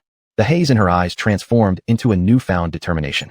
Although she couldn't follow Chu Chun as a martial cultivator like Yue Chan, she could still build the Mu City faction into a stronger power, so mighty that it became the support behind him. She would also cultivate in solitude. So what if she only had a 2-star Xian pulse? Or even a 5-star? As long as one devoted oneself completely to cultivation, no talent was too insignificant. Since Chu Chun had awakened and this matter was settled, he must now return to his sect to report. And she did not want to miss this final goodbye. Perhaps this time, they would never meet again. High in the sky, Chu Chun gazed faintly at the kneeling crowd below, his expression slightly uneasy. Why did it feel like they were worshipping someone who had already passed away? He wasn't a true immortal. And what were they making wishes for? Finally, Chu Chun silently shook his head and returned to the Chu estate. Though the exterior of the estate had been restored and looked just as before, his heart was anxious as he searched for someone. His business here was done. He needed to return to Qingyun's sect. He wanted to say a final farewell to Chu Lingyue, but he searched every corner of the Chu estate without finding her. Master, are you looking for Lingyue? Chu Feng watched Chu Chun with a complicated expression in his eyes, hoping to find an answer in Chu Chen's face. If Chu Chen also harbored feelings for Chu Lingyue, he would give the precious treasure to her. If not, then it would be better to cut things off early. Where did she go? Chu Chen's question eased Chu Feng's worry slightly. Love might rise with the wind, but he didn't wish for his daughter to walk the same bitter path he had taken, nor did he want her to remain a widow for life over someone unattainable. She went out early this morning, saying she was going to buy some breakfast. Chu Feng lied effortlessly, not even drafting a script. Chu Chen looked at Chu Feng with slight suspicion. Breakfast? The entire Mu City had been devastated 1/3. Was there still anyone out selling baozi? Dad, master. Chu Lingyue called as she returned, holding a bag of baozi wrapped in oil paper, clearly delighted to see Chu Chun. Master, you're finally awake. Come. I got these baozi early this morning. It made me walk quite far. Smiling, Chu Lingyue placed the bag of baozi onto the table. Not wanting to wait for Chu Chen to mention his departure, she forced back her emotions with all her strength, then unwrapped the paper and took out 2 steamed buns, handing one to Chu Chun and one to her father. Chu Chen took a bite, originally intending to tell her he was leaving, but seeing Chu Lingyue's smiling face, he changed his words instead. Not bad. Master, Chu Lingyue looked at Chu Chun, hesitating for a moment before speaking up. Master, I still have many doubts about the water current technique. Could you please stay a few more days and teach me? Her voice grew softer and softer, her eyes filled with hope, wishing Chu Chun would agree. Seeing the hesitation in his eyes, her heart clenched tightly. Say yes, please say yes. She prayed silently in her heart. Ever since she returned to the Chu estate from outside, she had been asking herself repeatedly, was her feeling toward Chu Chun just friendship, or was it love? At first, she was confused. Gradually, however, she recalled every moment since she had met Chu Chun. How many times had he been the shining light in her life? Because of him, she had seen the monsters, ghosts, and demon cultivators in that haunted village. Although the time they had spent together was short, only 2 months, he had protected her heart tightly the entire time. Slowly, she had developed a deep reliance on him, an absolute trust. Even when returning to the Chu estate, she had known the situation was serious, yet she felt no worry at all, because as long as he was there, everything would be fine. In the end, Chu Lingyue attributed this trust to love. She loved Chu Chen. It was because of him that her previously muddled heart had become clear. In the darkness of her heart, he had become a guiding lantern. Looking into Chu Lingyue's hopeful eyes, Chu Chun hesitated for a moment before finally nodding and saying, okay, but no more than 10 days. Upon hearing Chu Chen's words, Chu Lingyue immediately felt a great weight lift from her shoulders, and the tension in her heart eased. Watching the two exchange affectionate glances, Chu Feng tactfully left the scene. Stepping into the courtyard, he looked at the once again flourishing flowers and trees, his expression turning melancholic. Sigh. If I must live without betraying the heavens, and without betraying my beloved, then I shall never betray this feeling of longing. Qingyao, our girl has finally grown up. With this heartfelt sigh, a tear rolled down from the corner of his eye. No matter what the future held, he believed it was better to grant their wishes than to let Lingyue suffer in longing. He reached into his robe and took out a jade slip, squeezing it tightly in his hand. Within this jade slip was a cultivation manual, a treasure left to him by his beloved. Though referred to as a magical artifact, it was essentially a cultivation technique. He had never cultivated it before out of fear that Qingyun's sect would discover it, but now, he had made a decision. He would pass this jade slip to Chu Lingyue, and also devised a way to handle any consequences. Chapter 69, The Alliance of 7 Families. November 15th arrived. The leaves fell and withered, marking the end of autumn, and a chill filled the wind. It had already been 5 days since the great battle. During this time, Chu Chen carefully taught Chu Lingyue the application of the water manipulation technique. Chu Lingyue, too, studied diligently. Though she lacked talent, she was far from stupid. After 5 days of instruction, she could now fully shape water into form. This was a good omen for her. Inside the assembly hall, since the Grand Elder had been a demon, and other elders had been under his control, Master Chu Feng did not remove them entirely, as there was good reason behind their actions. Now, with the Chu family rebuilding from ruins, order still needed to be maintained. While the death penalty was lifted, a lighter punishment remained unavoidable. Chu Feng sentenced them to receive only half of the family's usual resources for 5 years. In their eyes, this wasn't too bad. Considering as elders, they still had considerable personal reserves. Visiting the Yi family, Yi Linhong arrives, offering 1 marrow washing pill. Visiting the Chen family, Chun Jinlong arrives, offering a shadow-cutting divine spear. Visiting the Bai family, Bai Yi arrives, offering a martial art manual at the Earth stage, Yang Thunder Art. Visiting the Li family, Li Tiangang arrives, offering a glacier snow lotus. Visiting the Gongsun family, Gongsun Tonghu arrives, offering 5 warrior retainers at the warrior stage. Visiting the Qiangu family, Qiangu Wanchen arrives, offering a wind-slicing sword. Loud voices of the heads of various clans echoed outside the Chu mansion. After 5 days of discussion among these 6 families, they had finally decided to ally themselves with the Chu clan. They understood the importance of strength now. Although none among them surpassed the martial lord stage, the gap between that and the true martial stage was like heaven and earth. True martial stage cultivators were those truly capable of exterminating demons. Even low-level ones were still beyond what a martial lord could manage. No matter how hard they tried, they could not kill a single demon. The more crucial reason was the relationship between the Chu clan and Chu Chun. Everyone could clearly see the affection between Chu Lingyue and Chu Chun. As for Chu Chen's power, 5 nights ago, his strength had been unmistakably obvious to all. As long as Chu Lingyue remained alive, the Chu clan was effectively under the patronage of an immortal cultivator. An immortal cultivator, one who was practically omnipotent in their eyes, capable of easily removing even the gravest threats. By pledging allegiance to the Chu clan, they effectively gained the protection of an immortal. Respected clan heads, please forgive the wait. Do come in. Chu Feng spoke in a manner unlike the previous Grand Elder's lofty demeanor. Instead, his tone was approachable. The clan heads exchanged glances, clearly understanding from Chu Feng's words that he bore no grudge over their previous alliance against the Chu clan. Each of them carried a treasure box in their hands. Chun Jinlong and Qiangu Wanchen carried, respectively, a spear and a sword. The tip of the spear exuded a piercing chill and murderous aura, while the wind-slicing sword's blade emitted a faint cyan glow. Holding it felt as if one grasped the wind itself, an unusual and wondrous sensation. Master Chu. All of them respectfully bowed slightly to the man sitting at the central seat.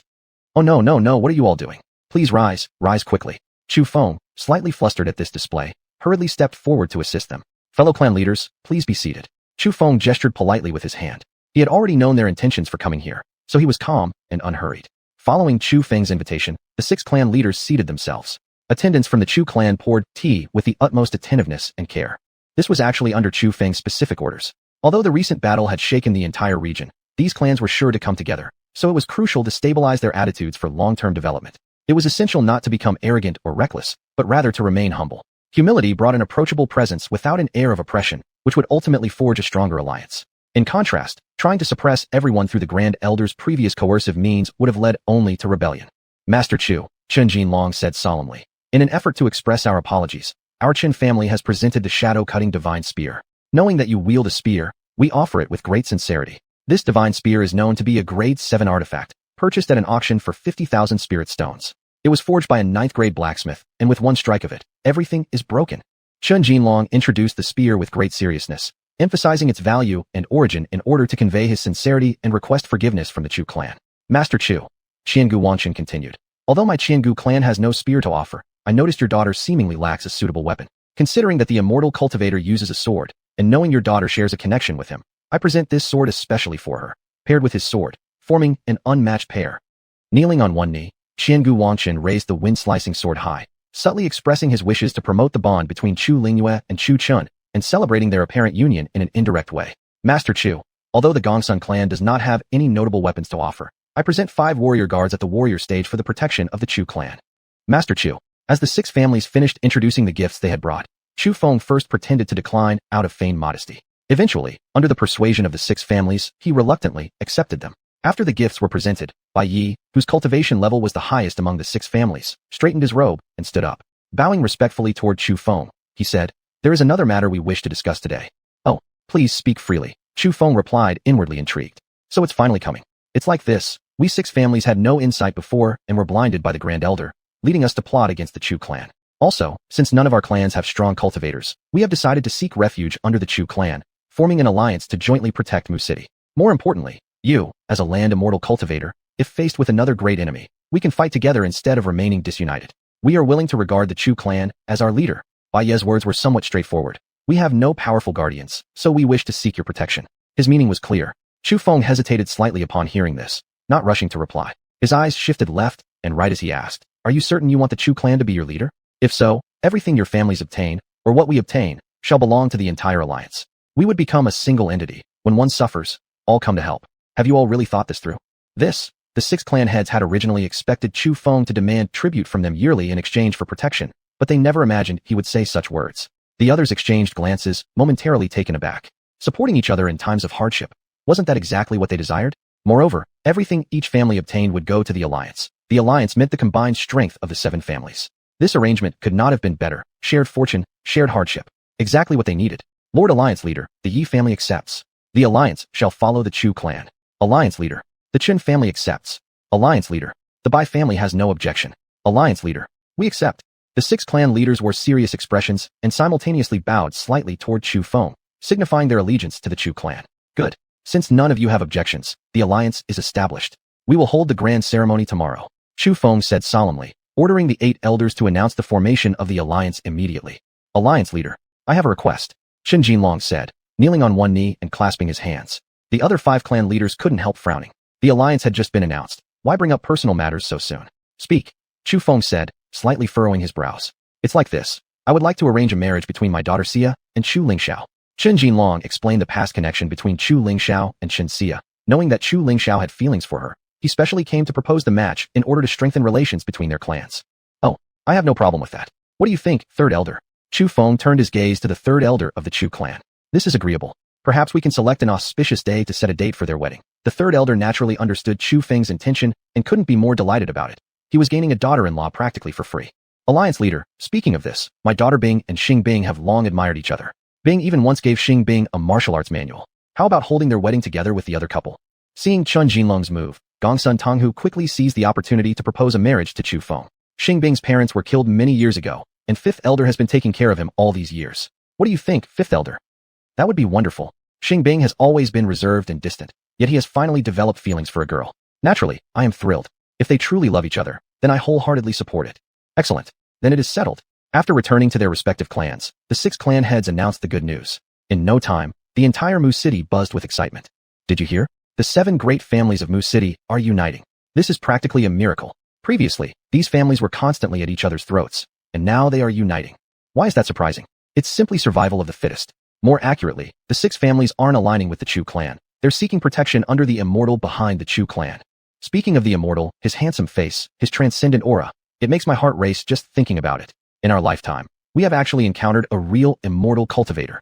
The woman's eyes sparkled as she recalled Chu Chen's heroic battle that night. Previously, when others spoke of immortals, she was the first to disbelieve. Now, after seeing Chu Chen, she had completely fallen for him. Sister, you didn't believe in immortals before, did you? A boy beside her mumbled.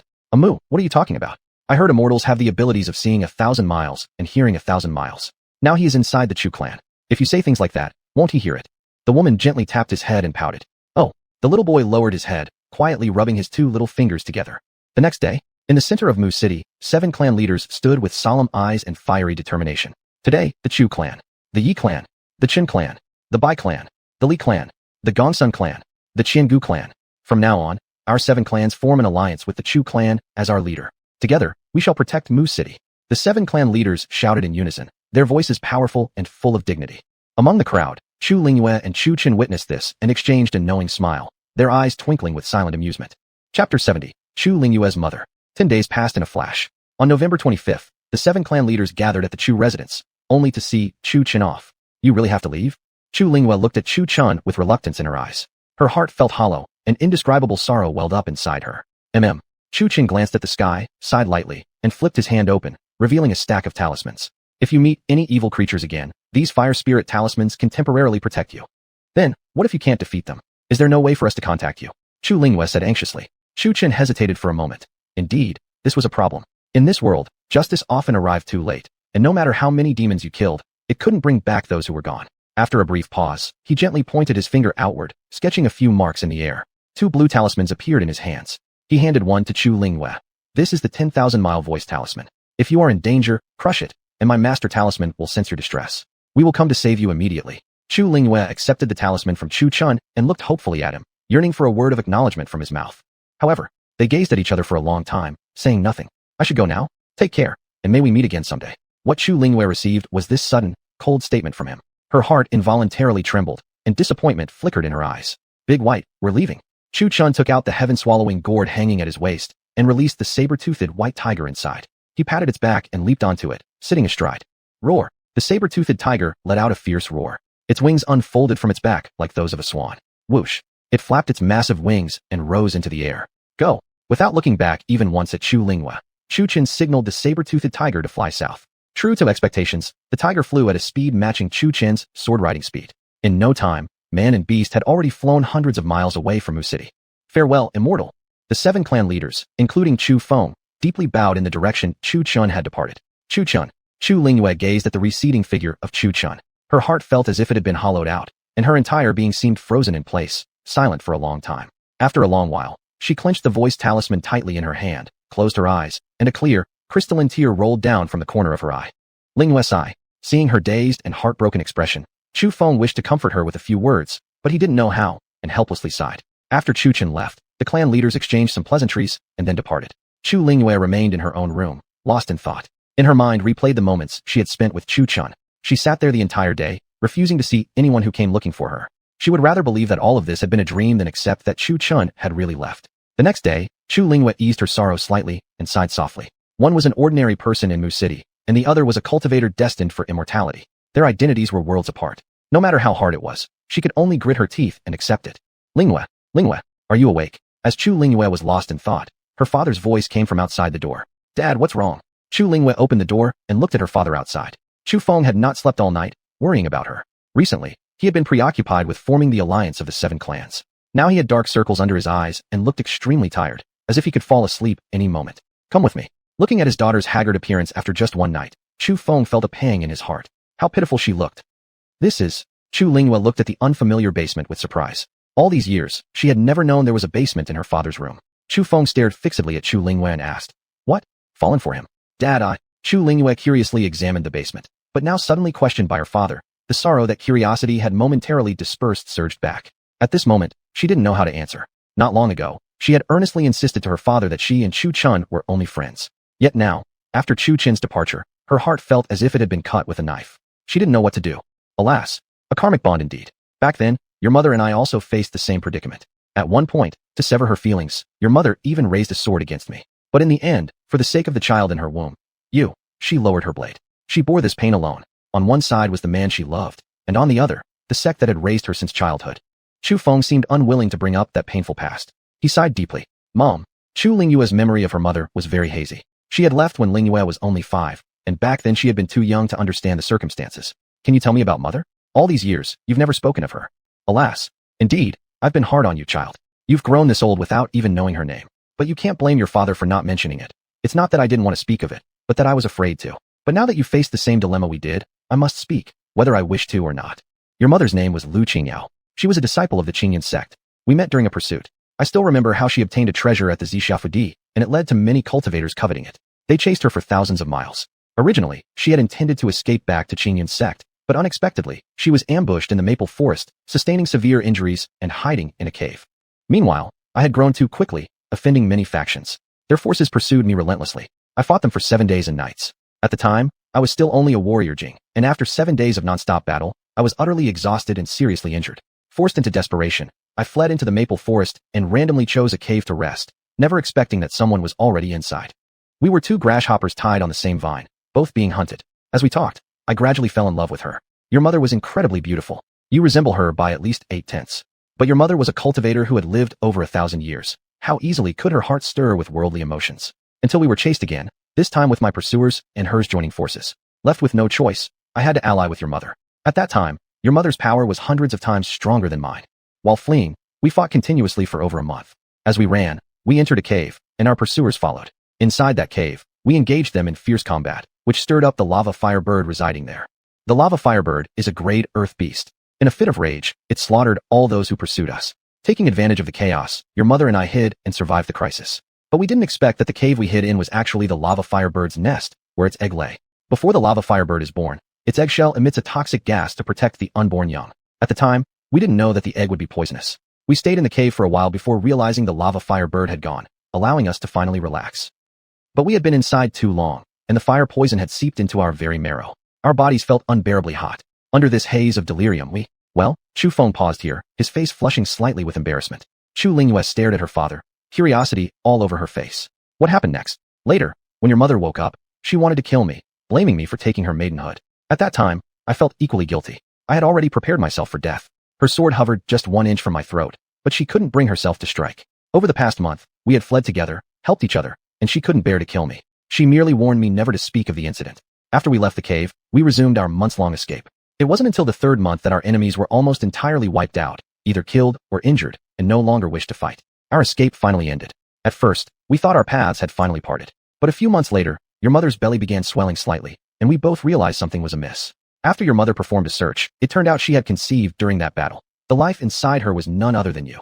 When I asked her what we should do, I originally thought she'd want to terminate the pregnancy. But unexpectedly, she said, I'll give birth to the child. I will return to Qingyun's sect to atone. From that day on, we separated. Thinking we might never meet again, she appeared before me 2 months later, smiling, and said to me, let's get married. Looking at her pale face, I felt an aching pain in my heart. Her aura was no longer as powerful as it once had been. Fortunately, her master hadn't completely destroyed her cultivation, probably out of mercy to protect the life inside her womb. After that, we got married and had you. Your mother brought along a cultivation technique as her dowry. That technique is the very art of immortal cultivation. To conceal the truth, I intentionally spread the rumor that what your mother gave me was a treasure. After our marriage, every day was blissful. Under the harmony of our union, the Chu family prospered and became the most powerful clan in Muqing. At this point, hope shimmered in Chu Feng's eyes. But then, 5 years later, one day, a massive dragon hidden within Mingxin Lake behind Muqing suddenly rose into the sky. That day, it attacked Muqing, devouring its people, instantly reducing the city to ruins. People fled in all directions. The city lord sacrificed himself to protect the people by confronting the dragon. To protect us, your mother faced the dragon alone. As a last resort, she used her identity as a Qingyun sect disciple to ask for help. Whether the Qingyun sect hated your mother or simply could not respond, the plea went unanswered for 5 full days. That dragon was an Earth-grade beast. Even at her peak, your mother couldn't be certain of defeating an Earth-grade beast, let alone when her powers were severely weakened. She had dropped to the foundation building Jing. With her diminished strength, your mother still held the dragon at bay for 5 straight days. Ultimately, your mother could not overcome the dragon and was killed before my very eyes. Her last words were for me not to come out and to take good care of you in the future. A single tear rolled down Chu Feng's once steady face, his eyes filled with sorrow, his voice choked with grief. After your mother's death, the Qingyun sect members arrived shortly after. Quite ironic. Chu Feng clenched his teeth, bitterness filling his heart toward the Qingyun sect. He slammed a fist against the wall beside him before continuing. I personally saw a young man cradling your mother's body, wailing in anguish. I assume he was someone from the Qingyun sect who had admired your mother. Watching him hold your mother's body, his cries became increasingly frenzied. Overcome with grief, he failed to notice the dragon sneaking up behind him, severely injuring him. Right before the attack, he instinctively protected your mother's body, holding it tightly in his arms. Chu Feng sighed again. Shortly after, the other Qingyun sect members arrived, killed the dragon, and grieved greatly over your mother's body. Eventually, they took her remains back with them. Mother, hearing her father's account, Chu Lingyue, although unfamiliar with what had happened then, wept sorrowfully. Chu Feng sighed once more, recalling the past he had long tried to forget. Even now, the memory stirred his grief and rage. He pressed his hand against the underground wall. With a slight crack, a jade slip appeared in his palm. Lingyue, he steadied his emotions and looked at her solemnly. Tell me, are you fond of that young man? Yes. Lingyue wiped her tears and replied resolutely. His presence is like light in my heart. I admit I have feelings for him, and I have made up my mind. I will marry none other than him. I will devote myself to cultivation to extend my lifespan. Even if we never meet again in this life, I will grow stronger, seal my memories, and wait for him in the next life. He had not expected her answer to be so sharp and decisive. She would simply wait for him until the next life if not this one. Even he couldn't muster such determination. Well then, my child has truly grown up. Chu Feng let out a long sigh, then handed the jade slip to Lingyue. You won't need to wait until your next life. This is the immortal cultivation method left by your mother. Your talent for martial arts is low, but perhaps your talent for cultivation mirrors your mother's. So practice according to the instructions on this slip. The Qingyun sect holds recruitment trials every 10 years. When the time comes, you can go and attempt to join. When birds grow, they must eventually fly on their own. And do not resent the Qingyun sect. In that past matter, no one was truly right or wrong. From my perspective, the Qingyun sect opposed our love, but from their point of view, they had nurtured your mother for over 1,000 years, and then I stole her away. There's no clear right or wrong. Please, don't hold a grudge against them because of me. Upon hearing this, Chu Lingyue nodded. She understood the nuances well. As she received the jade slip, joy surged within her, but she hesitated and said, This belonged to mother, so it should rightfully be yours. I've long grown accustomed to martial arts. I have no use for this kind of thing. Furthermore, It is your mother's inheritance for you, so keep it. These years, I haven't fulfilled my duties as a father. I hope you won't hold it against me. Thank you, father. I'm going to start practicing right away. With that, Linghua hopped off happily with the slip in hand, completely free of her previous sadness. Ah, you little stinker. You change moods faster than turning pages in a book. Watching her leave, Shu Feng's eyes filled with tenderness and relief. Girl, you can Anshin cultivate with peace of mind. Your old man will help you conceal your aura. Chapter 71. Chu Chun was taken away. After 2 days of long journey, Chu Chun returned to Qingyun sect riding on the saber-toothed white tiger. Holding the token given by Chu Linghua, Chu Chun approached the elder at the mission hall. The elder was still busily writing something. Only after Chu Chun lightly knocked on the table did the elder slowly raise his eyes, casting a glance at Chu Chun. He picked up the token Chu Chun had placed on the table, then pulled out a ledger and began searching for the mission record. What's the name? When was it taken? What is the mission? Chu Chun, taken 2 months ago. The mission is an escort, an urgent one. Chu Chun answered calmly and precisely. Taken 2 months ago? An escort mission? The elder took out another ledger and started looking again. Soon, he found the record of the mission Chu Chun had accepted 2 months earlier. After reading the mission details, he couldn't help but frown and asked, an escort mission? Why did it take you 3 months to complete? Did you get involved in mundane affairs? No, Chu Chun shook his head. Then where have you been? The elder was not deliberately prying into Chu Chun's privacy. He just feared that Chu Chun might have meddled in worldly matters. If Chu had entered a secret realm or another place for cultivation, that was fine. But if he had interfered in mortal affairs, the elder would need to report to the law enforcement hall. After all, mortal affairs involving cultivators should remain secret. Otherwise, they could cause great chaos across the world. If everyone started cultivating, heaven would surely punish such disorder. Cultivation itself was defying fate, and though heaven might usually turn a blind eye as long as things weren't pushed too far, thunder would eventually descend when a certain realm was reached. It was called heavenly tribulation. Chu Chun hesitated for a moment before replying. I had a bit of trouble, eliminated 2 foundation building level demons. The elder gave Chu Chun a scrutinizing look, eyeing him with skepticism. Foundation building level demons. You expect me to believe that someone at the 10th stage of chi condensation eliminated 2? Who are you trying to fool? Let alone the huge gap between foundation building and chi condensation stages. Foundation building marked the real beginning of cultivation, including the ability to stop eating grains, open the internal fu, and cultivate chi. And besides, you're just someone with a common root cultivating Tao. Though officially it was said that those with common roots couldn't cultivate, in truth it wasn't impossible. It's just that their limits were low, which is why they were discouraged from cultivating. However, as an elder, he had seen enough. There were plenty of people with common roots who could still cultivate. Elder, don't listen to his nonsense. A voice rich with allure suddenly floated into the mission hall from the entrance. A woman in a pale blue long dress walked in. Because of her water element cultivation technique, her long blue hair cascaded in large waves down to her waist. With a swaying waist, she sauntered into the mission hall, followed closely by a group of men, one being particularly robust. Seeing the woman, Chu Chun couldn't help but furrow his brow. It was her? This woman was the same one he had met 2 months ago at the mission hall when he accepted his task. Chu Chun recalled she was named Shuer. Back then, she had invited him to team up for a mission, but he refused because he considered her to be a flirtatious type of woman. In truth, part of the reason was that Chu Chun preferred to work alone. This lady, Chu Chun said coldly. Do I remember offending you?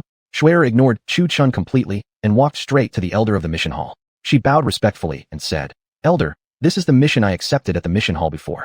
It was to go to Hongya City and eliminate demons. Shuer flipped her hand and a mission token appeared in her palm, which she placed on the elder's desk. The elder weighed the token in his hand and frowned slightly. What's the problem? Chu Chun looked at the token Shuer had produced and, combining it with her previous words, immediately grew alert, but then he relaxed. Elder, Shuer continued, when I arrived at the location for my mission, I found that it had already been completed. The demons I was supposed to eliminate had already been dealt with. His mission was probably to escort this lady to Hongya City. In that case, shouldn't this count as meddling in mortal affairs? The elder looked briefly at Chu Chun, frowned slightly, then relaxed. No, if it's about eliminating demons, then it doesn't count.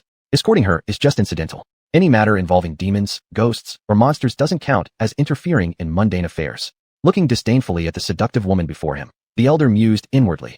Could it be that this young man completed her mission, and now she wants revenge? How narrow-minded. Those who cultivate the Tao should not pursue fame, profit, or personal grudges. We seek only immortality and protection of the world. What difference does it make who eliminates the demons?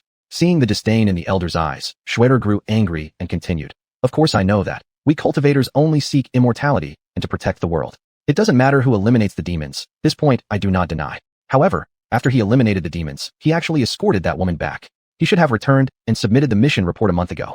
Although I don't know what happened when he escorted her home, all matters afterward fall under interference in worldly affairs. Elder, am I not correct?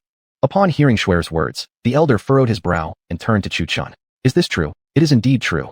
Chu Chun did not deny it and continued. Your disciple discovered that the demon behind Red Leaf City had been acting under someone's command, and the one giving the orders was within that woman's family. With the sole intention of eliminating demons, I escorted her back. If I were to eliminate demons, I would do so completely. While escorting the woman home, I noticed thick demonic energy hovering over Murong City from afar, so I deduced there must be a powerful demon inside.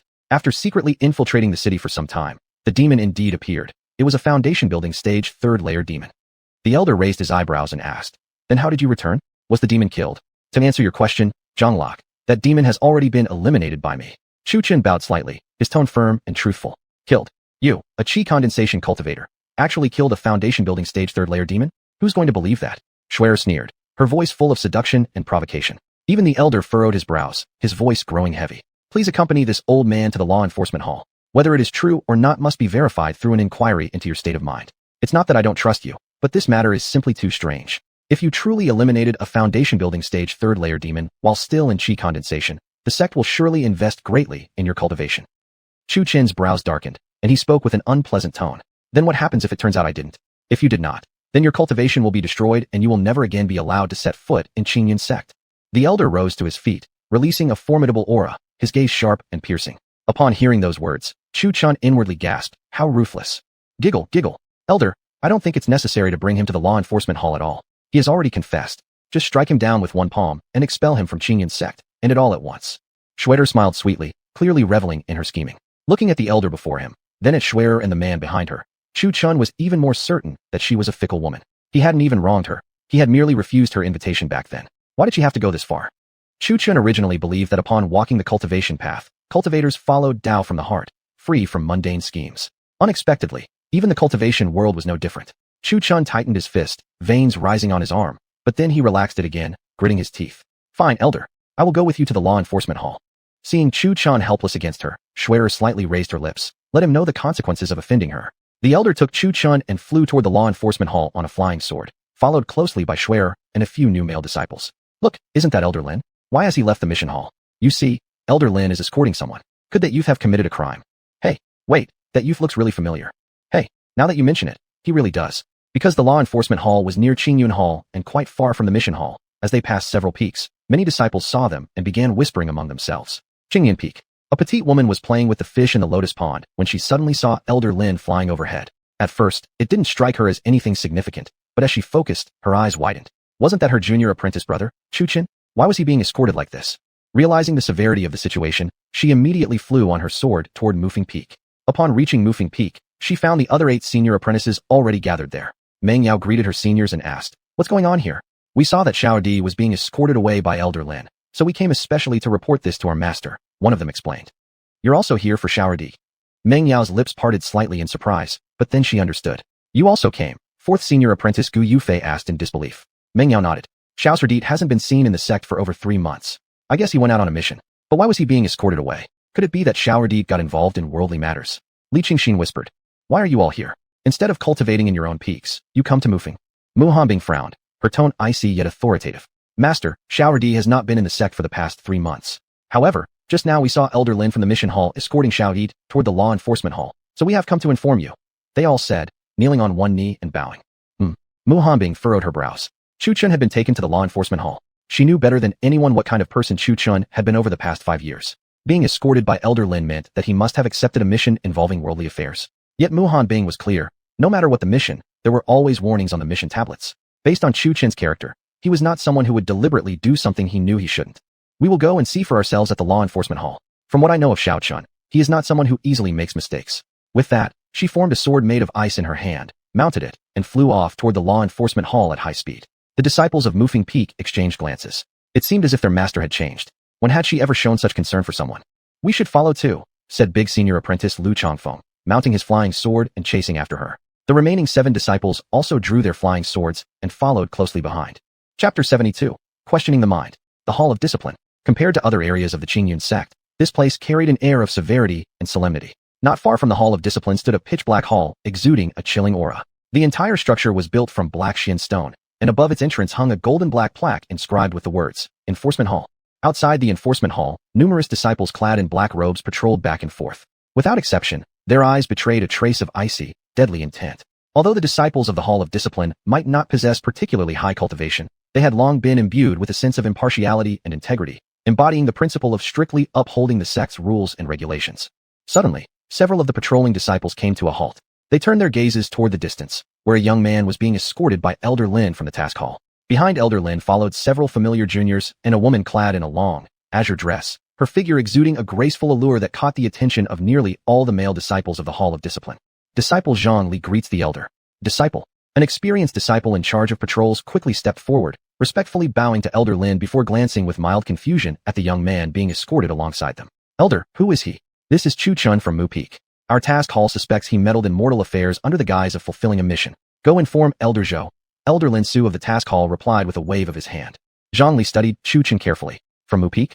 Although the disciples of the Hall of Discipline frequently patrolled the sect and managed its affairs, dealing with complaints both big and small every day, and being familiar with most sect members, he had indeed never heard of a new addition to Mu Peak. He clearly recalled that Mu Peak had only 9 disciples altogether. Could this Chu Chun be a recent recruit? Why are you still standing there? Hurry up and go. Elder Lin Su's tone darkened slightly. Had he been speaking to thin air this entire time? Yes, disciple is on his way right away. Realizing his mistake, Zhang Li quickly responded, then soared into the air on his sword, heading toward the Hall of Discipline. Not long after, a middle-aged man of considerable build and with a kindly appearance followed Zhang Li out. Elder Brother Lin, it's been a while. Elder Brother Zhou, it's indeed been a while. Elder Lin Su returned the courtesy with a respectful bow. The two elders had always been quite close. Most disciples brought here had been delivered by the task hall, as many sect members used the excuse of mission assignments to descend the mountain and meddle in worldly matters. Those brought in by Elder Lin were almost always such individuals. Elder Zhou Quan cast a glance at the youth beside Elder Lin. And this young man is? He's a disciple of Mu Peak, Chu Chun. 2 months ago he accepted a mission to escort someone, but didn't return to complete the assignment until 3 months later. I've questioned the boy myself. He truly did fulfill the escort task, and even eliminated a Yao along the way. This disciple here witnessed it as well. Elder Lin gestured toward Shui Er, standing behind him. Elder Zhou looked in her direction, silently admiring her graceful beauty. If this youth indeed eliminated a Yao, then he has not violated the sect's rules. Why then have you brought him here? Also Mu Peak. At this, Zhou subtly signaled with his eyes. Everyone in the sect knew that the Peak Master of Mu Peak was no easy figure to deal with. The most mysterious existence within Qinyun's sect was Sword Master Jian Changfeng of Zhangjian Peak, while the most formidable among the Peak Masters was Mu Peak's master, Mu Hanbing. Both were known for fiercely protecting their own disciples. His meaning was clear. Your action puts me in a rather difficult position. Elder Brother Zhou, hear me out first. Miss Shui Er accepted a mission at the task hall 2 months ago as well. Her mission was connected to Chu Chen's. Chu Chen's assignment was to escort a certain young woman from Hongye Town to Hongye City, while Miss Shui Er's mission was to eliminate a Yao haunting Hongye City. However, by the time Miss Shui Er arrived, the Yao had already been dealt with by Chu Chun. That alone wouldn't be a problem. Killing a Yao does not count as meddling in worldly affairs, after all. We cultivators are supposed to eradicate evil and protect the innocent. But what concerned Miss Shui Er further was that Chu Chun not only completed his assignment, but also returned the woman to her home, and only came to submit his mission now. Shui Er suspects he meddled in mortal affairs. However, Chu Chun claims he discovered that the Yao in Hongye City was connected to another Yao behind the woman's family. So, in the spirit of exterminating evil, he returned the woman to her home. He claims he destroyed a foundation building stage level 3 Yao in Mu City, even though his own cultivation level is only Qi gathering. Hence, I suspect this boy is lying, which is why I've personally brought him here for the mind-questioning ritual. Elder Lin recounted the exact words Chu Chun had said that day. Oh, a Qi gathering cultivator eliminating a level 3 foundation building Yao. Hearing this, Elder Zhou Quan cast a curious glance at the young Chu Chun restrained by Elder Lin. Upon closer inspection, the boy was still an ordinary rooted cultivator. Zhou Quan was about to question Chu Chun when he suddenly became alert. The atmosphere around them instantly grew colder. Both Zhou Quan and Elder Lin Su looked up and saw a beautiful figure riding swiftly toward the enforcement hall atop an ice blue sword. Zhou Quan, greetings to Peak Master Mu. Lin Su, greetings to Peak Master Mu. Upon seeing the woman's arrival, both men bowed respectfully. Within the Qinyun sect, Mu Hanbing's power was unquestionable. Even the sect leader gave her great deference. She wasn't considered an elder sister or brother within the sect, but rather had been left behind by the sect's grand elder before his ascension. Her origins were highly mysterious. Hence, every disciple, no matter their status, showed her great respect. Peak Master Mu, greetings to the two elders. Mu Hanbing's voice was cold as she gave a slight bow with her hands. Her eyes fell upon Chu Chun, who was still restrained by Elder Lin. Elder Lin, please release him first. Allow me to ask what truly happened. This. Elder Lin hesitated. Within Qinyun's sect, Mu Hanbing was known for fiercely protecting her disciples. Elder Lin, rest assured, I shall first hear what occurred. If this is a misunderstanding, you must provide me with an explanation. But if he truly committed a violation, Mu Peak will not shield him. We shall follow the enforcement hall's rules accordingly. Her tone was cold and decisive. Zhou Quan gave Lin Su a meaningful look, suggesting he release Chu Chun first. He, too, dared not offend this woman. After a moment's hesitation, Lin Su lightly tapped his fingers, undoing the immortal binding rope around Chu Chun.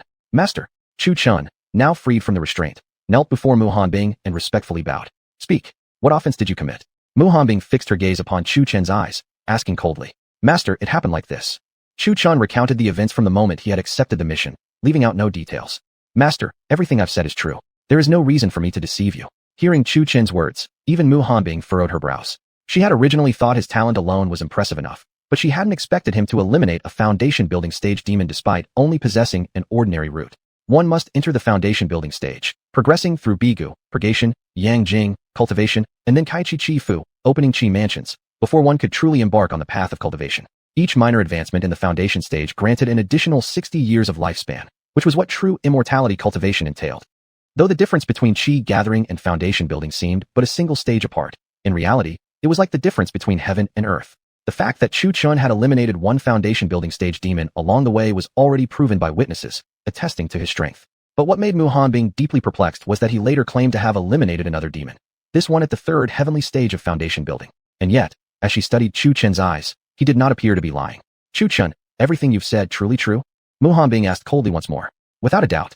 Upon seeing his master's disbelief, Chu Chen felt somewhat disappointed. He understood that, to a Qi-gathering cultivator, killing a foundation stage third heaven demon was utterly impossible. Yet he wished to protest. That demon wasn't even me who killed.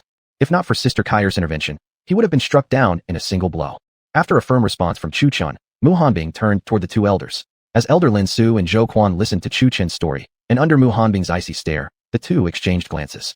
Just as the two were about to speak, when Shui Er suddenly interrupted in a sharp tone. Who are you?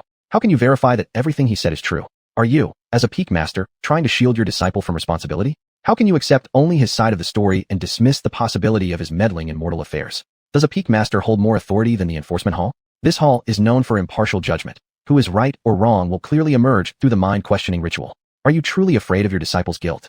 Before the two elders could finish speaking, Shui Er loudly cut in. In her eyes, the enforcement hall upheld the sect's order and ranked second only to the Qingyun hall. She saw no place for a mere peak master to interject.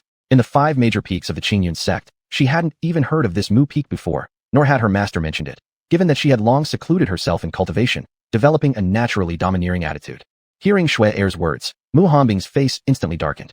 The two elders, who had originally intended to let Chu Chen go, now wore the same grim expression. Since when did a mere junior dare lecture them on how to handle matters? If there was no wrongdoing, why relentlessly pursue it? And couldn't she see the current situation? The two elders' expressions turned grim as they looked at her. Following her remarks, the new enforcement hall disciples behind her all nodded in agreement, clearly having already been swayed by her influence. Faced with public opinion and the logic of her argument, the two elders were placed in a difficult situation. Not daring to offend Mu Hanbing, yet unable to find fault with Shui Er's claims, they exchanged uncertain glances. When they turned their eyes toward Mu Hanbing again, they found her gazing at them with an icy, slightly threatening look, silently asking, "What will you do now?" The two elders instantly felt a sense of unease, not knowing whether to speak or remain silent. Plus, judging from Mu Hanbing's icy expression, she might hold a grudge and settle the score later if things were not handled properly. Some disciples might not understand how ruthless Mu Hanbing could be, but they certainly did. They knew too well that once she took action, she wouldn't care whether you lived or died. Kair, do you know about the mind-questioning mirror? Just as the tension rose among the three figures, Chu Chen silently asked Long Kair within his mind. The mind-questioning mirror? That's actually an interesting little artifact. If someone lies before it, the mirror spirit hidden within would sense it immediately, then provide some information to the one holding the mirror. Long Kair clearly knew about the mind-questioning mirror, and now she casually flipped her hair with her finger while speaking to Chu Chen with obvious interest. I see. Then, Kair, if I were to look into that mirror, there wouldn't be any problems, right? Chu Chen glanced again at the ancient mirror before silently asking her. Not really. But when you're facing the mirror, you would become dazed and unable to resist answering any question they asked. Plus, the mirror would project vivid scenes of the event you described. However, it does harm your soul essence. Originally meant to be an offensive spiritual artifact, I never expected it to be used like this. What a complete waste. Long Kair shook her head slightly, showing clear disappointment. Damaging the soul? Chu Chen couldn't help but inhale sharply. So that was it. If the mirror of truth only asked whether he had lied, he wouldn't have feared it in the least. After all, he truly had slain a demon. But damaging the soul? No wonder Master wanted to protect me. Thinking of this, Chu Chen's heart warmed. It proved that Mu Hanbing valued him. Senior Elder Zhou, Senior Elder Lin, why are you both here? What happened? When Zhou Quan and Lin Su were unsure how to respond, an old man riding a flying sword flew overhead. Noticing the crowd gathered in front of the judicial hall, he steered his sword downward to check it out and ordered his disciples behind him to return first. Greetings to the second elder. Upon seeing the old man, everyone respectfully bowed. This man was Xiao He, the second elder of Qingyun Hall. Qingyun sect had many elders, but those of Qingyun Hall held the most authority. The hall had 9 elders in total, forming the backbone of the sect, unlike other elders. Xiaoyi glanced at the situation and asked, "What's going on?" His voice was solemn and powerful, making the surrounding disciples feel uneasy from the pressure of his aura. Zhou Quan and Lin Su exchanged glances. Reinforcements had arrived. Second elder, the matter is like this. Lin Su explained everything about Chu Chen thoroughly, without exaggeration. After listening, Xiaoyi's eyebrows relaxed. Isn't this simple to resolve? Just have him face the mirror of truth. Xiaoyi didn't understand why everyone had been stuck on such a trivial matter for so long. It was just a disciple after all. But, Senior Elder Mu Shi, Zhou Quan naturally wanted Chu Chen to face the mirror of truth too, but he dared not defy Mu Hanbing nor afford to offend her. Oh, Senior Elder Mu, are you trying to protect your disciple from wrongdoing? Although fearing Mu Hanbing slightly, the second elder still questioned her coldly. That's not the case. This disciple is my direct apprentice. Indeed, the mirror of truth can reveal the truth, but it will harm his soul, Mu Hanbing replied truthfully. Though she also had slight concerns about whether Chu Chen had meddled in mortal affairs off the mountain, she worried more about damaging his foundation. After all, with an ordinary root, entering the qi condensation stage within 5 months was extremely rare. Furthermore, his unyielding will was what she valued the most in him. A direct apprentice. Everyone looked toward Mu Hanbing, feeling a sense of loss. They recalled the disciple Mu Hanbing had expelled from the sect years ago due to mortal matters. That disciple had been no less valued by her than Chu Chen today, perhaps even more so. He had been the only direct apprentice she had ever taken. His talent was extraordinary, a dual root of wind and water elements, an Njifeng root at that. So what if he's your direct apprentice? If everyone starts protecting their apprentices, where does that leave the sect's reputation? Where does that leave the sect's discipline? Whether or not he meddled in mundane affairs can be determined by a simple look into the mirror of truth. We aren't torturing him. Could it be that you, Senior Elder Mu? Elder Xiaoyi's gaze sharpened as he glared at Mu Hanbing. Don't think just because we respect you, you can act however you please. Mu Hanbing clenched her teeth, wishing to argue back, but unwilling to provoke Qingyun Hall's elders. She wasn't afraid of them, but she didn't want unnecessary trouble. Despite the respect others had for her, she still needed to show restraint. Arguing further would seem too pushy. Buzz. From the sword repository peak of Qingyun's sect far away came a sharp sword cry, echoing throughout the sect with immense power. The sound alone sent the group of elders' faces turning pale. Mu Hanbing, however, was unaffected and immediately erected a protective barrier to shield her 10 disciples. Xiaoyi, do me this favor, will you? Let this matter drop. The kid is half my disciple. A swordsman's soul, foundation, and body must remain undamaged. I'll consider it owing you a favor, came a voice ethereal and distant from deep within the sword repository peak. Xiaoyi felt momentarily dazed by the piercing cry. He was secretly astonished. It seemed Sword Elder Feng, who hadn't shown his strength for thousands of years, was actually this powerful. And apparently, he was the boy's semi-mentor. Xiaoyi had joined the sect 5,000 years ago, back when Qingyun's sect was already 10,000 years old. He'd always assumed this old man was just a minor peak master within the sect, but Mei Shangda, he possessed such formidable strength. If so, why hadn't he ascended yet? The second elder hesitated momentarily. Thinking it over, gaining a favor from someone so powerful could be useful in times of trouble. And this way, he wouldn't be offending Mu Hanbing either. She had already been in the sect before he even arrived, and she rarely showed her hand. Yet even the sect leader gave her 7 parts of respect. Xiaoyi bowed respectfully toward the distant sword repository peak. Since Elder Feng has spoken, I naturally will abide by your words. Seeing this, Mu Hanbing, who had been deeply concerned, finally relaxed and said respectfully, Hanbing thanks Elder Feng for your kindness. That's nothing. This kid is practically my apprentice. Although he refuses to formally acknowledge me as his master, I've already passed on all my knowledge to him. As for his future, that depends on his own destiny. The ethereal voice gradually faded away. Master, this disciple is willing to face the mirror of truth. Since none of you believe me, I shall prove it to you all. At this moment, Chu Chen suddenly saw the light. He couldn't live under others' protection forever. If someone shielded him this time, who would protect him the next? And the time after? Who will protect you once you leave the sect? When Elder Feng said the words, I owe you a favor, Chu Chen had already made his decision. There was no need for Elder Feng to shield him, nor was it necessary to make promises to others on his behalf. Elder Feng didn't know him anything, and neither did Master Mu Hanbing. Oh, are you sure? Everyone was slightly surprised. I don't ask for your belief, only to keep a clear conscience. I also don't want Elder Feng to make any promises for me. He doesn't owe me anything. Chu Chen spoke with righteousness and conviction, his eyes determined. So what if facing the mirror damages the soul? I'll bear it. If I spend my entire life being protected by others, then what hope do I have to defy heaven and earth? You stubborn kid. Finally speaking up, it seems my effort wasn't in vain after all. Within a cave dwelling on the sword repository peak, Jian Changfeng listened to Chu Chen's bold declaration and felt a slight sense of satisfaction. If Chu Chen had dared not even face such a small matter, there would be no hope for him in cultivation. It would be a waste of time. After leaving the sect, one must struggle for survival. After hearing Chu Chen's words, Mu Hanbing frowned slightly at first. Then her expression relaxed, her eyes respectfully gazing toward the distant sword repository peak. Junior brother Yu, Gu Yufei, the 4th senior apprentice sister, wanted to step forward to stop Chu Chen but was held back by Mu Hanbing. Don't go. Master, both you and Elder Feng have already spoken up for him. Meng Yao, the youngest disciple in Mu Peak apart from Chu Chen, did not understand why her master was stopping the 4th senior apprentice sister.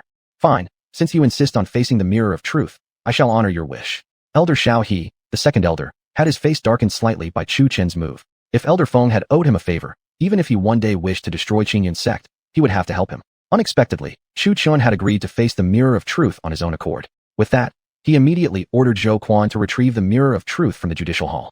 Chu Chen stared at the huge blue mirror before him, secretly astonished. So this is the mirror of truth? Strangely, the blue mirror's surface reflected no one at all, even though a group of people stood directly in front of it. Chu Chen, place your hand on the mirror and follow my instructions, Zhou Quan instructed. All right. Chu Chen nodded, placing his hand onto the mirror's surface. Focus your mind, close your eyes, release your true essence, and recall the events you've experienced. All right. Chu Chen slowly closed his eyes, concentrating his spiritual awareness. As his true essence surged through his hand, the previously calm mirror surface began to ripple like a disturbed lake. Many disciples, who had never seen the mirror of truth before, stretched their necks in curiosity. As Chu Chen's true essence continued to flow, scenes from the mission hall onward unfolded vividly on the mirror's surface. Chu Chen's expression turned blank, his eyes devoid of luster. Scene after scene unfolded in the mirror of truth. When the gathered elders first saw the image of Chu Chen unable to ride a horse, many of them burst into laughter. How could a cultivator not know how to ride? Half an hour later, the scene shifted to Chu Chen and the three young women arriving at the ghost village. Chu Chen's spiritual companion, Chu Lingyue, subtly altered the mirror's image. She deliberately changed the sword used by Chu Chen in the scene, his 10 directions of hatred attack, replacing it with the Azure Rainbow sword. At the same time, she concealed the exchange between Chu Chen's spiritual awareness and her own. This sword strike is worthy of a golden core expert, one disciple of the sword pavilion exclaimed. Looking at the mirror of truth, they saw how Chu Chen's single sword stroke carved a deep ravine through an entire mountain range. But why had such a powerful sword been used to eliminate a mere spirit core ghost? Mu Hanbing, the three elders, and their disciples all expressed surprise upon witnessing this sword stroke. By its strength, it wasn't just enough to take down a spirit core monster at foundation building stage 3, but even a core formation expert might not survive such a blow. Those who had previously doubted Chu Chen's ability to slay a foundation building stage 3 beast at merely spirit core 10th layer now clamped their mouths shut, silenced by the evidence before them. As the scene shifted once more, Chu Chen and the three women arrived at Miao City. When the image revealed Chu Chen battling Chen Bailey, all the observing disciples were stunned, having defeated a foundation building beast at spirit core 10th layer without even using that sword technique. Many disciples guessed that the sword move Chu Chen had used must have been his ultimate trump card, and they weren't wrong. However, he still had another sword technique known as One Sword, Break the Army, which was actually his greatest hidden ace. The Devouring Heaven Gourd and the Zhu Tian sword were also his trump cards, though their images had been subtly altered by Long Kaier. As the scenes continued shifting forward, another half hour passed. The mirror now displayed Chu Chen arriving at Mu City. At first, everyone thought nothing of it, but as Chu Chen got involved in Mu City's affairs, even Mu Hanbing furrowed her brows slightly. The other three elders exchanged uncertain glances. Did this count as intervening in mortal matters?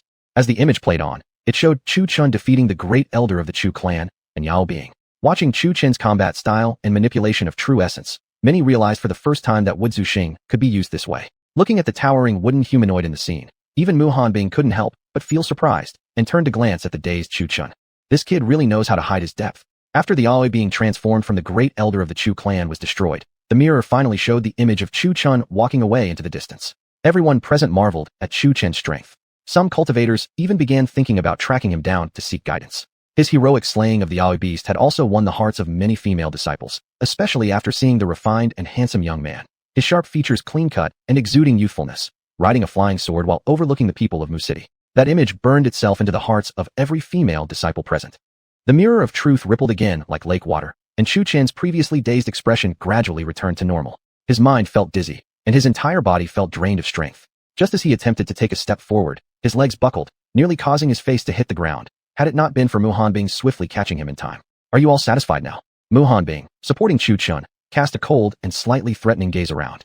This, that. The three elders looked at each other helplessly. Saying Chu Chen had slain a Yao beast was undeniable, but he had also intervened in mortal affairs. Yet he only showed himself once in the city. He mostly appeared in the underground prison. So, did this count as interference? After all, this entire plan was devised to lure the major Yao beast into appearing. Had the Yao not revealed itself, and had Chu Chen mistakenly killed an innocent, then he would have been guilty of wanton slaughter. While he had indeed intervened in mortal matters, in the end, it was only to ensure the emergence of the great Yao. Senior Elder Lin, what do you think? Zhou Quan hesitated. Senior Elder Zhou, you flatter me. What do you expect me to say? No matter how I look at it, left, right, up, or down, I see nothing but futility. I only know that I'm not a senior of the judicial hall. Hearing this, Zhou Quan's expression darkened. How fast he turned sides. But you were the one who brought him here, and you were the one who insisted he face the mirror of truth. His meaning was clear. He refused to take responsibility. After all, the person who brought him here was Zhou himself. He had no intention of offending Mu Hanbing, let alone provoking the extremely mysterious Sword Elder. Merely recalling the earlier sword move almost made him dizzy from its overwhelming force. Elder Lin Su's face immediately grew dark with anger as he turned to the second elder. Second elder, what do you think? Did he or did he not intervene in mortal affairs? He did indeed intervene, but only to lure out the major Yao beast behind Mu City.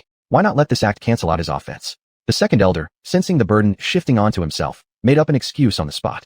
That won't work. Even though he intervened in mortal affairs, he also managed to kill a foundation-building cultivator while still at the cultivation gathering stage. How great could his offense be? Which of your eyes actually saw him strike someone? Mu Hanbing's eyes turned colder than ice, her words even more frigid. Then, Master Mu, what do you suggest? After all, he is your disciple. The second elder could no longer withstand Mu Hanbing's deadly glare and wanted nothing more than to escape. He regretted ever stepping into this mess. Today, he had already incurred the wrath of two of the sect's most powerful figures, existences even the sect leader held in reverence. The original reward for the mission shall be doubled. You've all seen his talent, killing a foundation-building opponent at the gathering cultivation stage. There's no other disciple in Qingyun's sect capable of such a feat therefore. I suggest our sect should invest more heavily in cultivating him. If trained properly, during the upcoming 7 sects competition, Qingyun's sect may no longer find itself at the bottom of the rankings. Mu Hanbing released an overwhelming aura, slightly pushing back the 3 elders with his spiritual pressure. Do you actually think my Mu Peak is easy to bully? Since there's no misunderstanding, and everything Chu Chen said is true, and since he has already suffered spiritual depletion from the Mirror of Truth, do you still wish for an exchange of merits and offenses? Dream on. Master Mu, please calm down. Let's just follow your suggestion. The second elder, unable to withstand Mu Hanbing's immense pressure, quickly agreed. Moreover, what Mu Hanbing had said made perfect sense. Cultivating Chu Chun could raise Qingyun's sect's status in the 7 sects competition and remove it from the bottom place. If I ever find you bullying my Mu Peak disciples again, don't blame me for being ruthless. Mu Hanbing left this threatening remark before walking away with Chu Chun. The other 9 senior apprentices also mounted their flying swords and followed closely behind. Watching Mu Hanbing and the others disappear into the distance, Schwerer secretly clenched her fists, her expression dark and gloomy enough to drip water. She never expected things to turn out this way. You're called Schwerer, right? You're the direct disciple of Water Peak Master Yen Ryu. The 3 elders simultaneously turned their gaze toward Schwerer. If not for her, none of this mess would have happened. If not for her, they wouldn't have angered both Mu Hanbing and Sword Elder at the same time. Senior elders, I don't know what Master Chu Chun. Schwerer's face remained gloomy. She originally intended to offer some feeble excuses, but found herself at a loss for words. Lin Elder, do you have anything valuable left? It's been quite a while since I last visited Water Peak, Zhou Quan said, stroking his beard. Oh, now that you mention it, I was thinking the same. Why not go together?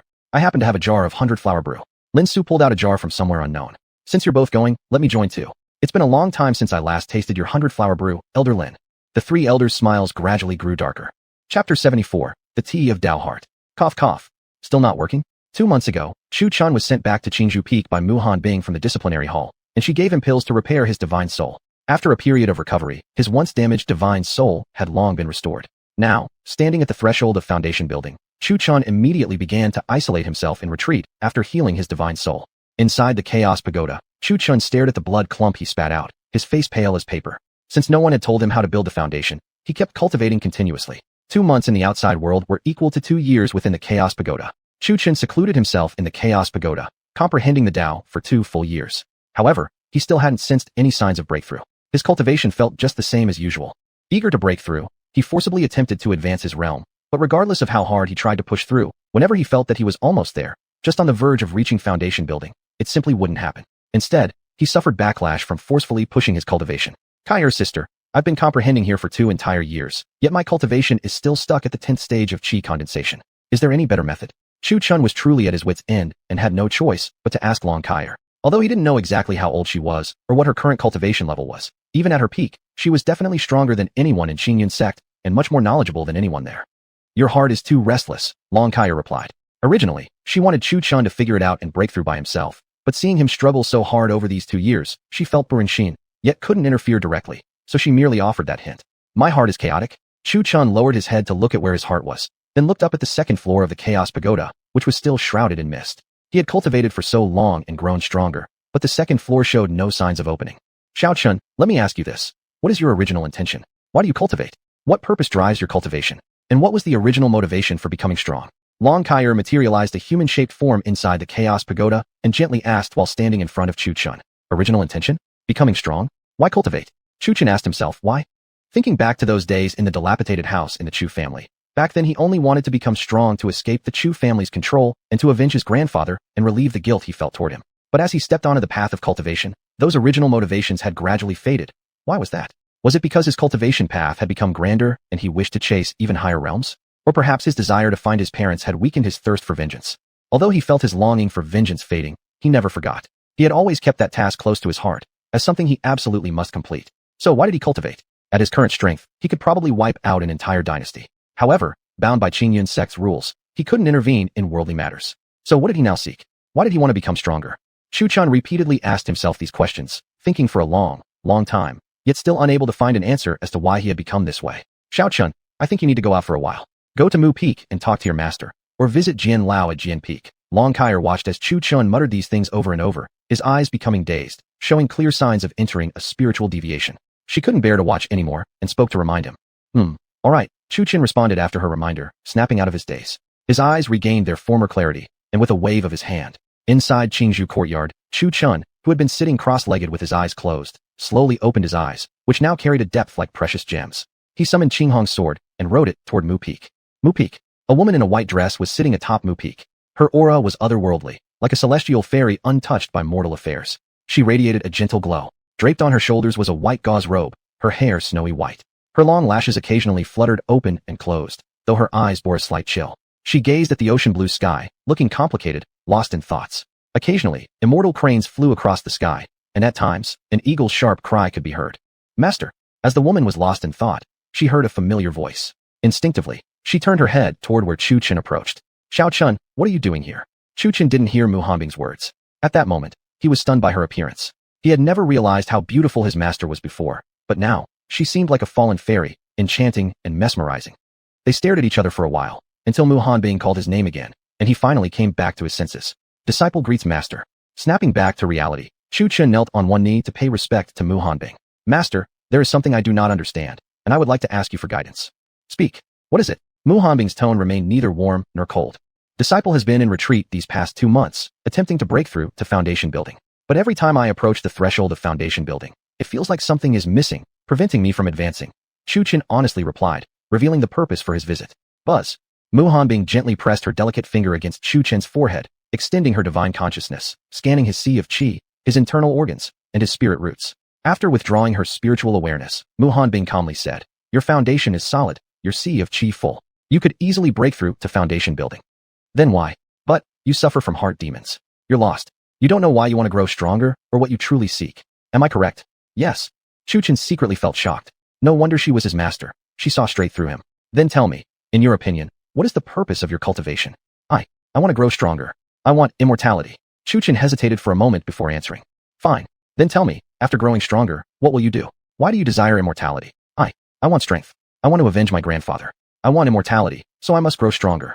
Only through strength can I discover my origins and uncover my own truth. After a pause, Chu Chun replied firmly. Mu Hanbing glanced at him and asked, since that is the case, what doubts do you still have? Although Chu Chun had spoken his goals aloud, something still felt heavy in his heart. TSK, forget it. Come with me to Sword Hiding Peak. Compared to me, Sword Elder cultivates the sword path. Cultivating the Tao of the sword cultivator means cultivating the heart. He understands these things far better than I do. Mu Hanbing truly didn't know how to guide Chu Chun.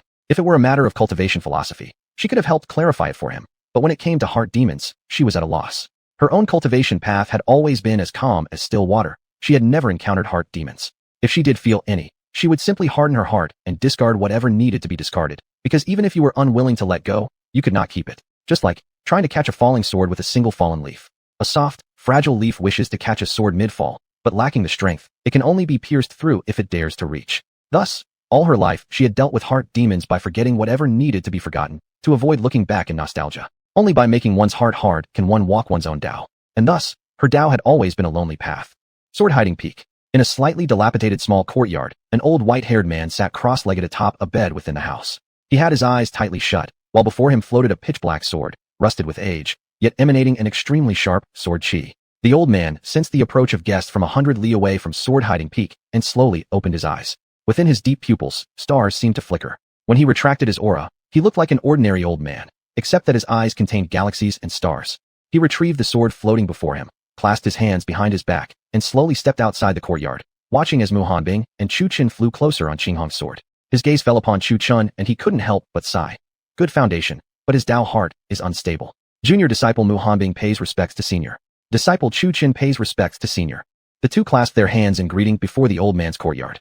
Come in. With a wave of his hand, the courtyard gate slowly creaked open. Mu Hanbing led Chu Qin into the courtyard. The mountain peak was extremely cold, surrounded only by a single courtyard with a few small huts, one full of firewood, another containing pots, pans, and stoves. Inside the courtyard stood a tree covered in snow, beneath which sat a stone table and several stone stools. Please sit. With a flick of his hand, a teapot appeared, along with several jade teacups neatly arranged on the table, each one delicate and genuine. The old man carelessly poured tea for Mu Hanbing and Chu Qin, who dared to sit only after he himself had settled down. Senior sword, about Xiao Chun. Mu Hanbing was about to explain Chu Qin's condition. No rush, no rush. Drink tea first. Saying so, the old man took a small sip from his own cup. Confused by the old man's intentions, Mu Hanbing and Chu Qin also picked up their cups and took a sip. As Mu Hanbing's red lips touched the tea, she realized it was ice cold, though steam seemed to rise from its surface. Furrowing her brows slightly, she still took a sip. So refreshing. Senior sword, this tea is amazing. It's smooth, sweet, with a subtle fragrance. May I have another cup? Chu Qin had never tasted such wonderful tea, so mellow, sweet, yet carrying a faint aroma. Jian Chongfeng smiled slightly without uttering a word. He took a quiet sip from his own cup, but felt nothing but bitterness. Hearing Chu Qin's words, Mu Hanbing couldn't help but frown slightly. Sweet. Why did she find the tea colorless, tasteless, and freezing cold? It felt no different from swallowing a piece of ice in the bitterest cold. Sweet? Hee, what if I told you this tea is poisoned? Would it still taste sweet to you? Jian Chongfeng's gaze grew slightly eerie as he watched Chu Qin smile. Poisoned? Senior sword, why would you ever poison me? Chu Qin chuckled, clearly not believing him. At this moment, Mu Hanbing's expression suddenly turned serious upon hearing Senior Sword's words. Chapter 75, The Path. Act. What's going on? Chu Qin suddenly let out a cry of pain, clutching his throat. His entire body felt as if it were being torn apart by ants. His face turned bright red as he writhed on the ground, dark smoke rising from his body, interlaced with strange purple streaks. Xiao Chun.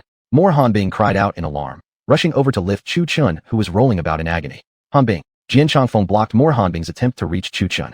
Jian Lao, what's happening to him? The concern was clear in Hanbing's voice, and her tone was filled with urgency. Did your tea taste extremely cold, like swallowing a chunk of ice deep in a frigid realm? Jian Chongfeng looked at Mu Hanbing with an expression that was half smile, half mystery. How did you know? Hanbing's expression turned fearful, and instinctively, she covered her throat. Don't be afraid. That tea is called Dao Xian Cha, tea of the Taoist heart. By forcing your heart into ice, naturally the tea tastes icy cold, but this is the Dao you've chosen. As for me, my tea tasted bitterly because I've been waiting for someone who will never return.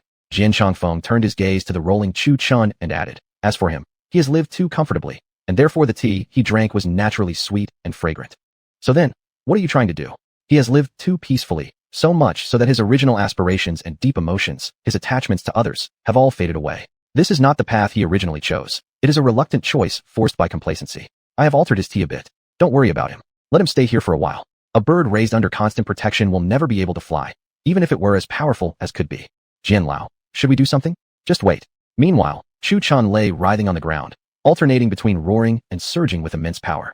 Suddenly, darkness filled his vision, and he fell into an endless, pitch-black void, where even stretching his hand out in front of his face offered no visibility. Instantly, fear seized him as he frantically called for Sister Kaya. Long Kaya heard Chu Qin calling her name and instinctively prepared to intervene. But just then, a faint, ethereal voice rang in her ears. Senior, I am only helping him, so I beg you not to interfere. You've seen for yourself. This is a demonic illusion within his heart that he must overcome on his own.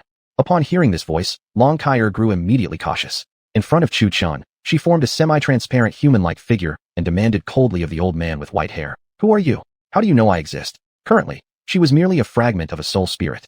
For this old man, caution was necessary. In her prime, she wouldn't have feared him at all. But now, having reduced her power to the point of only possessing a sliver of spiritual consciousness sealed inside Chu Qin's mind, her power was so low even a foundation-forming cultivator could crush her like an ant. Yet despite such a state, no one should have been able to perceive her presence without her will. And yet, this old man. There was something peculiar about him. I am no one you should remember, though you did see me in the past, albeit as a child, some 100,000 years ago. 100,000 years ago. Long Kaya stared in amazement at the old man with white hair. She sifted desperately through her memories, but no trace of this person surfaced. Jian Lao. Jian Lao. Mu Hanbing called anxiously as she watched Jian Chongfeng gazing into the distance in a daze. Watching Chu Qin suffer increasingly intense pain, she finally couldn't bear it any longer and called out. What is it? Jian Chongfeng came back to his senses. For the first time, he saw a hint of panic flicker across Hanbing's icy expression. And that panic was for this kid? Could it be? Jian Lao, look. Chu Qin seems to be about to fall into the path of evil. Hanbing watched helplessly as Chu Chun writhed in agony, his voice now hoarse, his face flushed crimson like a strangled man's, the strange dark vapor pouring from his body more intense than ever. He looked as if he were becoming possessed. Fall into evil? Not quite yet. Don't worry. With me here, nothing will happen. Jian Chongfeng glanced indifferently at the agonized Chu Chun. Seeing the anxious expression on Hanbing's face, Jian Chongfeng's expression became oddly contemplative. Sit down. He will be fine. Jian Chongfeng sat himself and poured himself a fresh cup of tea, then refilled Hanbing's teacup as well. Hanbing opened her mouth to say something more, but seeing the old man's calmness, she didn't press further. After all, Jian Lao was truly ancient, possibly even older than Qingyun sect itself. Picking up her teacup, she took a small sip, only to find the tea this time was warm and mellow, no longer the bone-chilling cold she had experienced before. Frowning slightly, she looked at Jian Chongfeng and asked, Jian Lao, did you change the tea? At this, Jian Chongfeng's lips curled into the faintest trace of a smile. He gave no verbal reply but, deep in his mind, silently communicated with Long Kaier. It seems Senior really does have a habit of forgetting important people. Let me say a name, and you'll know who I am. Go ahead. Long Kaier couldn't recall who this old man was. Normally, whenever she met someone again, she would feel a sense of familiarity, but this old man stirred nothing in her memory. Jiao Fengzi. When Jian Chongfeng spoke that name, Long Kaier's pupils constricted like a snake's. You're that little brat who once declared he would marry me when he grew up? You flatter me. That was childhood foolishness. Please don't take it to heart. Jian Chongfeng coughed slightly as he responded, a trace of embarrassment appearing on his face. He hadn't expected her to remember that. Seriously? Huh. I never thought after so many years you'd still be alive. What about your master? Long Kaier was genuinely surprised to meet a little kid from 100,000 years ago in this place. He hasn't come out. Jian Chongfeng's tone was calm, yet sadness filled his face. Long Kaier, upon hearing his words, darkened her eyes and gave a quiet sigh. So it's true. Looking at Chu Chun rolling on the ground, and then at the old man calmly drinking tea on the stone block, Long Kaier finally said nothing more, choosing instead to continue observing Chu Chen's transformation as a soul spirit. Senior Sister Kaier. Senior Sister Kaier. Chu Chun repeatedly called out Long Kaier's name within the pitch-black darkness where he could not even see his own hand in front of his face. Yet no response came for a long time. The space was completely dark, and Chu Chun walked aimlessly, without direction. Outside, a month had passed. The strange aura emanating from Chu Chun had become even more intense. During this past month, Mo Hanbing had questioned Jian Chongfeng more than 10 times about what he was trying to do, but Jian Chongfeng avoided giving an answer, which kept Mo Hanbing anxious all this time. In the dark space, Chu Chun had lost all track of time. At first he had kept walking in one direction, but then he realized something was wrong. He had even doubted that he might already be dead, but he couldn't understand why Jian Lao would want to poison him. Furthermore, this place didn't resemble either hell or paradise. Rather, it felt like an endless space deliberately trapping his spirit. At this moment, Chu Chun sat cross-legged and tried to guess Jian Lao's intentions. But no matter how hard he thought, he couldn't figure out what Jian Lao was trying to achieve or why he was being trapped here. After countless unknown days passed in silence, Chu Chun recalled the scene from long ago where he and his grandfather counted stars at night, recalled Lin Long's smile before she left, and, boom, suddenly, the previously pitch-black space turned a chilling red. Chu Chun found himself in a battlefield where flying sand whirled in the air, and he heard soldiers wailing in pain. Chu Xiong, if you wish to save your grandson's life, give your own instead. Fine, I'll exchange my life for his. Upon hearing these words, Chu Chen's pupils suddenly contracted, and he looked back in shock, laying eyes on an extremely familiar face. He remembered this place. It was the battlefield from back then. No, Grandpa, I'm here. Watching his grandfather Halbiyurdik head toward the enemy's camp, Chu Chun leaped forward trying to stop him. But when his hand touched Chu Xiong's body, it passed right through. His heart momentarily seemed to stop beating. What is this? Regaining his senses, the scene shifted once again. General Feng was leading his grandfather away. As Chu Xiong was taken away, he turned back for one last reluctant look at the younger Chu Chun. The space once again returned to darkness, but this time the night sky appeared, with a full moon and countless stars above. Grandpa, why is the sky full of so many stars? A childish voice rang out as the young Chu Chun stared wide-eyed at his grandfather, brimming with curiosity. Because when people pass away, they become stars in the sky. Chu Xiong kindly replied, while stroking Chu Chen's head. Grandpa, will we become stars in the sky someday too? Chu Xiong gazed at the full moon and sighed. Perhaps. Looking at this warm scene between the two, tears unwillingly fell from Chu Chen's eyes. Clenching his fists beneath his sleeves tightly, he thought, why did I cultivate the Tao in the first place? To grow stronger, so one day I could avenge my grandfather, or perhaps use my immortal skills to bring him back to life. If cultivators cannot do it, then I will ascend to immortality. As the space fell into darkness again, this time it suddenly turned extremely bright. This is not. Chu Chen looked around at the all-too-familiar surroundings. Wasn't this the place where Mo Hanbing had tested him on love in that space? Why does it appear here now? Wait, this isn't space, this is my heart. Chu Chen suddenly realized. Compared to Mo Hanbing's space, only scenes previously seen by himself could appear here. And this scene before him now was none other than the Lin Long he had seen in the space created by Mo Hanbing. As his heart stirred, the scene within the space changed again. This time, it appeared to be in the Chu clan's residence in Mu City. the moment when he had bid farewell to Chu Linghua. Yet just as he thought that, the scene unexpectedly transformed beyond his control. A beam of light emerged from the darkness, and under its glow, a woman in white robes walked toward him, her long woke green hair cascading like a waterfall down to her waist. Kai's senior sister. Chu Chun was instantly filled with joy and surprise, but then he paused and thought. This didn't make sense. He had never actually. Do you want to know about your parents? Long Kai's lips barely moved as she spoke softly. But senior sister Kai, didn't you say before that I'm still too weak? Chu Chun was caught off guard by Long Kai's question. Since you know how weak you are now, why have you become so passive? Don't you want to avenge your grandfather anymore? Don't you want to find your parents? Long Kai's tone suddenly turned sharp. I do. I think about it every moment of every day. I think about how to avenge Grandpa, how to find my parents. Chu Chin's previously calm gaze once again regained that fearless, unshakable determination from before. Back then, without senior sister Kai, all the pain had to be borne alone. To quickly avenge Grandpa, to survive on his own outside the Chu clan, he trained every second, thinking only about how to grow stronger. Do you really think you're strong now? You're merely at the Qi condensation stage, the lowest cultivation level in the entire cultivation world. With this kind of strength, what difference would finding your parents make? You'd only become their burden. Even a sneeze from your parents' enemies could kill you. Long Kai's words grew increasingly sharp, striking Chu Chin's heart with each syllable. Yes, why have I become so passive again, completely losing that former fighting spirit? Because I've become too reliant on senior sister Kai, too dependent on master. Without senior sister Kai, I would have fought even against that foundation building stage 3 cultivator, even if I knew I had no chance. Back then, when I was taken to the punishment hall, without master pleading for me, I would have faced the mirror of soul questioning without hesitation to prove my innocence. Chu Chun trembled all over, hands covering his face as he crouched on the ground. What am I doing? Since when did I become so weak? Where did that determination go? No, I can't continue like this. I must grow stronger. What I seek isn't an advantage. I seek overwhelming power. Only by becoming stronger can I protect those I wish to protect. Senior sister Kai is merely my guiding protector. She will leave someday. I cannot rely on others every moment. I must become stronger. Roar. In the darkness, Chu Chun let out a fierce roar, like a dragon's thunderous howl. Chapter 76 Absolute Heavenly Punishment. Boom. Outside world. Chu Chun, who had originally been rolling on the ground non-stop, immediately sat cross-legged on the ground. A faint golden light wrapped around his entire body. The dragon's roar within him continued to roar violently, as if humiliated by imprisonment, indignant, furious, and sorrowful. Jian Changfeng couldn't help but show a satisfied smile. Although it had taken quite some time, Chu Chun had finally figured it out in the end. Boom. The aura surrounding Chu Chun, who sat cross-legged on the ground, increased dramatically. The golden light that had originally wrapped around him transformed into a golden pillar of light piercing straight into the sky. At this moment, dark clouds rolled over Qinyan's sect, and within these clouds crackled dark red lightning. This is heavenly punishment. Jian Lao, suddenly sensing something was wrong, furrowed his brows. As his divine consciousness probed toward Chu Chun, his frown deepened and his face turned even more peculiar. Master Jian, what's happening?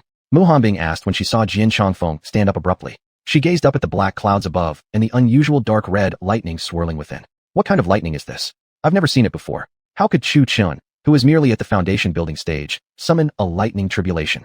Isn't this something only golden core stage and higher cultivators should face? This is no ordinary lightning. It's heavenly punishment. It seems as though the heavens intend to strike this young man dead. Who would have thought this boy, despite being of ordinary root, possesses a natural awakening body, envied even by the heaven Tao itself?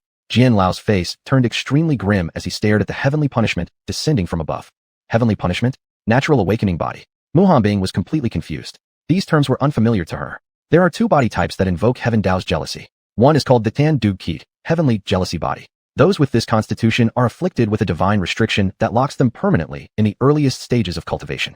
For martial artists, they remain forever stuck in the initial martial stage, and for cultivators, they remain in the Qi condensation stage. Each time this type of person attempts to break through a cultivation stage, they can only ascend by a small tier, never crossing into a significant new stage. Although each breakthrough only advances a small level, their overall power is generally quite formidable. At most, this constitution merely restricts their lifespan.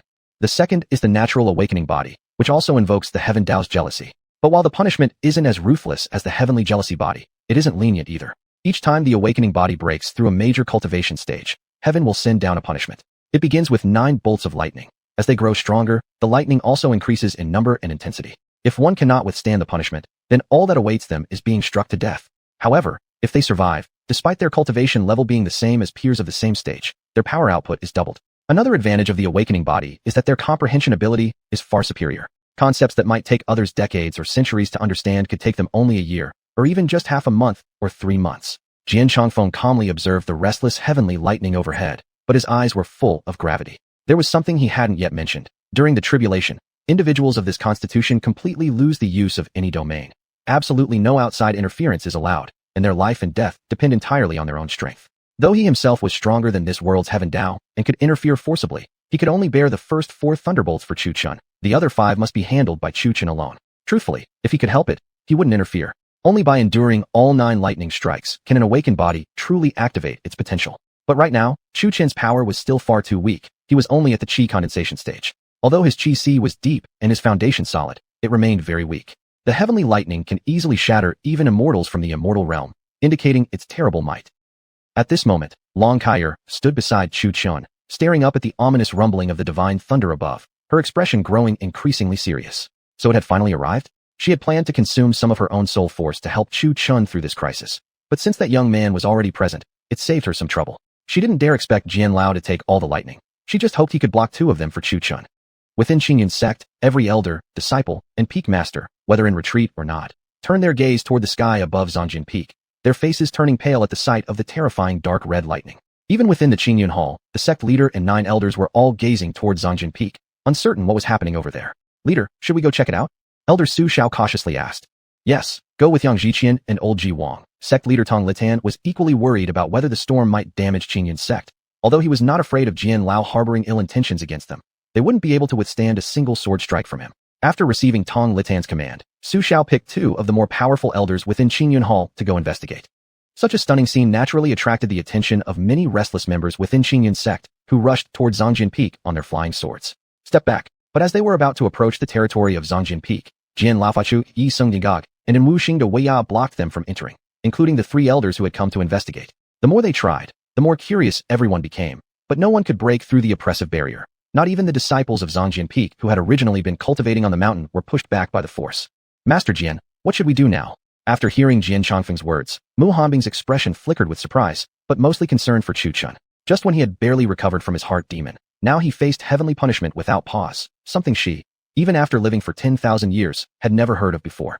Heavenly punishment. That was actually heavenly punishment. The punishment of Heaven Dao itself. Wasn't even immortals unable to withstand it? When she looked at Jian Chongfeng, she found his expression serious but not overly anxious. From this, she could see that he had confidence in resisting the heavenly punishment. This made Mu Hanbing's face show a trace of shock. What exactly was Jian Lao's cultivation level that he dared to believe he could withstand heavenly punishment? But there was no time to ask further questions now. Above, the dark red lightning in the sky began to condense into a small dark red sphere within the black clouds, with dark red lightning continuously weaving around it. It's coming. Watching the dark red thunder sphere condense in the sky, Jian Lao's gaze instantly turned sharp. A black sword had somehow appeared in his hand, ready to strike at any moment. However, the originally dark sky gradually turned red, and before long, the black clouds transformed into blood-red clouds. Qingyun's sect was bathed in this ominous red glow, appearing extremely eerie and sinister. The previously calm Jian Lao now saw the blood clouds, and his face immediately turned serious. His whole body tensed up, and he trembled slightly while murmuring, "This is absolute heavenly punishment." After saying that, Jian Lao helplessly sighed, and the black sword he had held was sheathed again. What is absolute heavenly punishment? Seeing Jian Lao suddenly sigh, as if regretful, made Mu Hanbing bewildered, and she urgently asked, "Absolute heavenly punishment is a special ability of Heaven Dao. Whether one is weaker or stronger than Heaven Dao, when it activates this ability to unleash heavenly punishment, absolutely no interference is allowed. Even someone stronger than Heaven Dao cannot intervene." Jian Chongfeng sighed. Such a promising talent was being wasted. What a shame. Hearing the helplessness in Jian Lao's voice, Mu Hanbing muttered, "Absolute heavenly punishment." She turned to look at Jian Lao, who had already given up on Chu Chun and was now drinking tea, and asked, "Master Jian, there really is no other way?" I'm powerless against this situation. Prepare for the worst. There is absolutely no chance of survival from this level of heavenly punishment."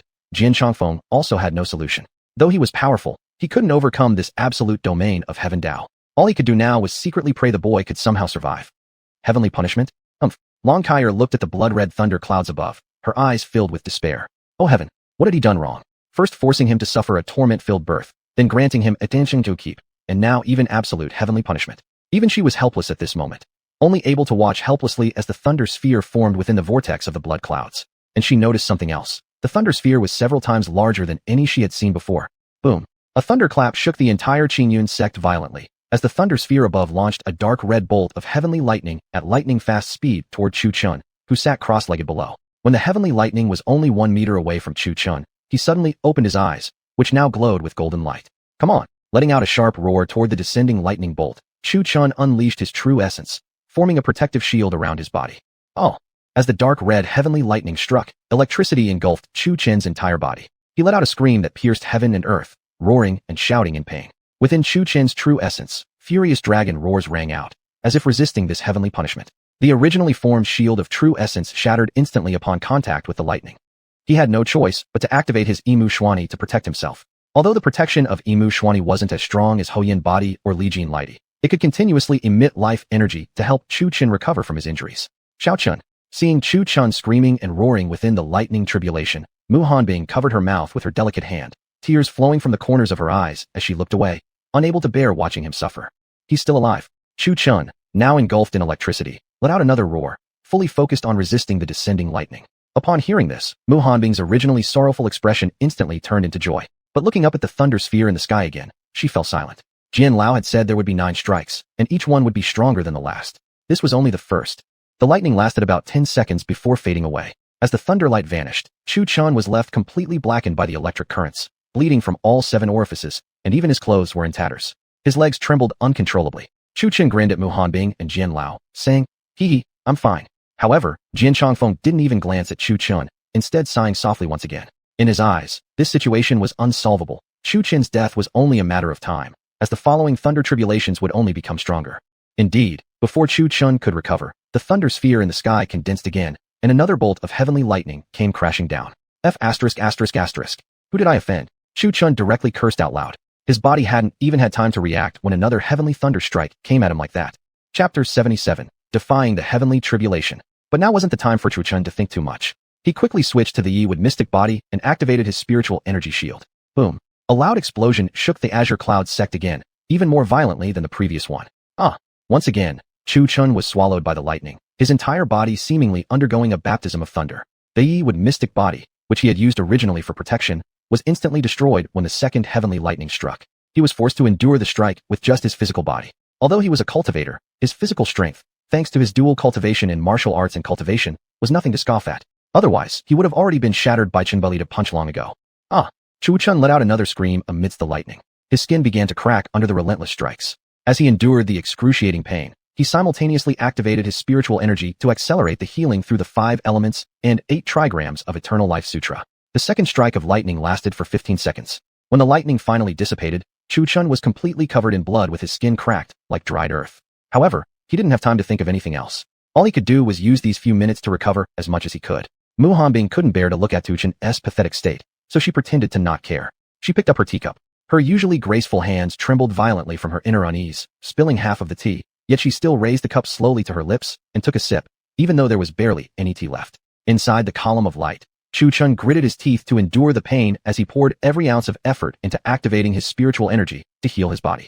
Fortunately, his spiritual energy reserves were deep. Otherwise, after just a few rounds, they would have been completely drained. At this point, his spiritual C hadn't even been reduced by a third. Crack.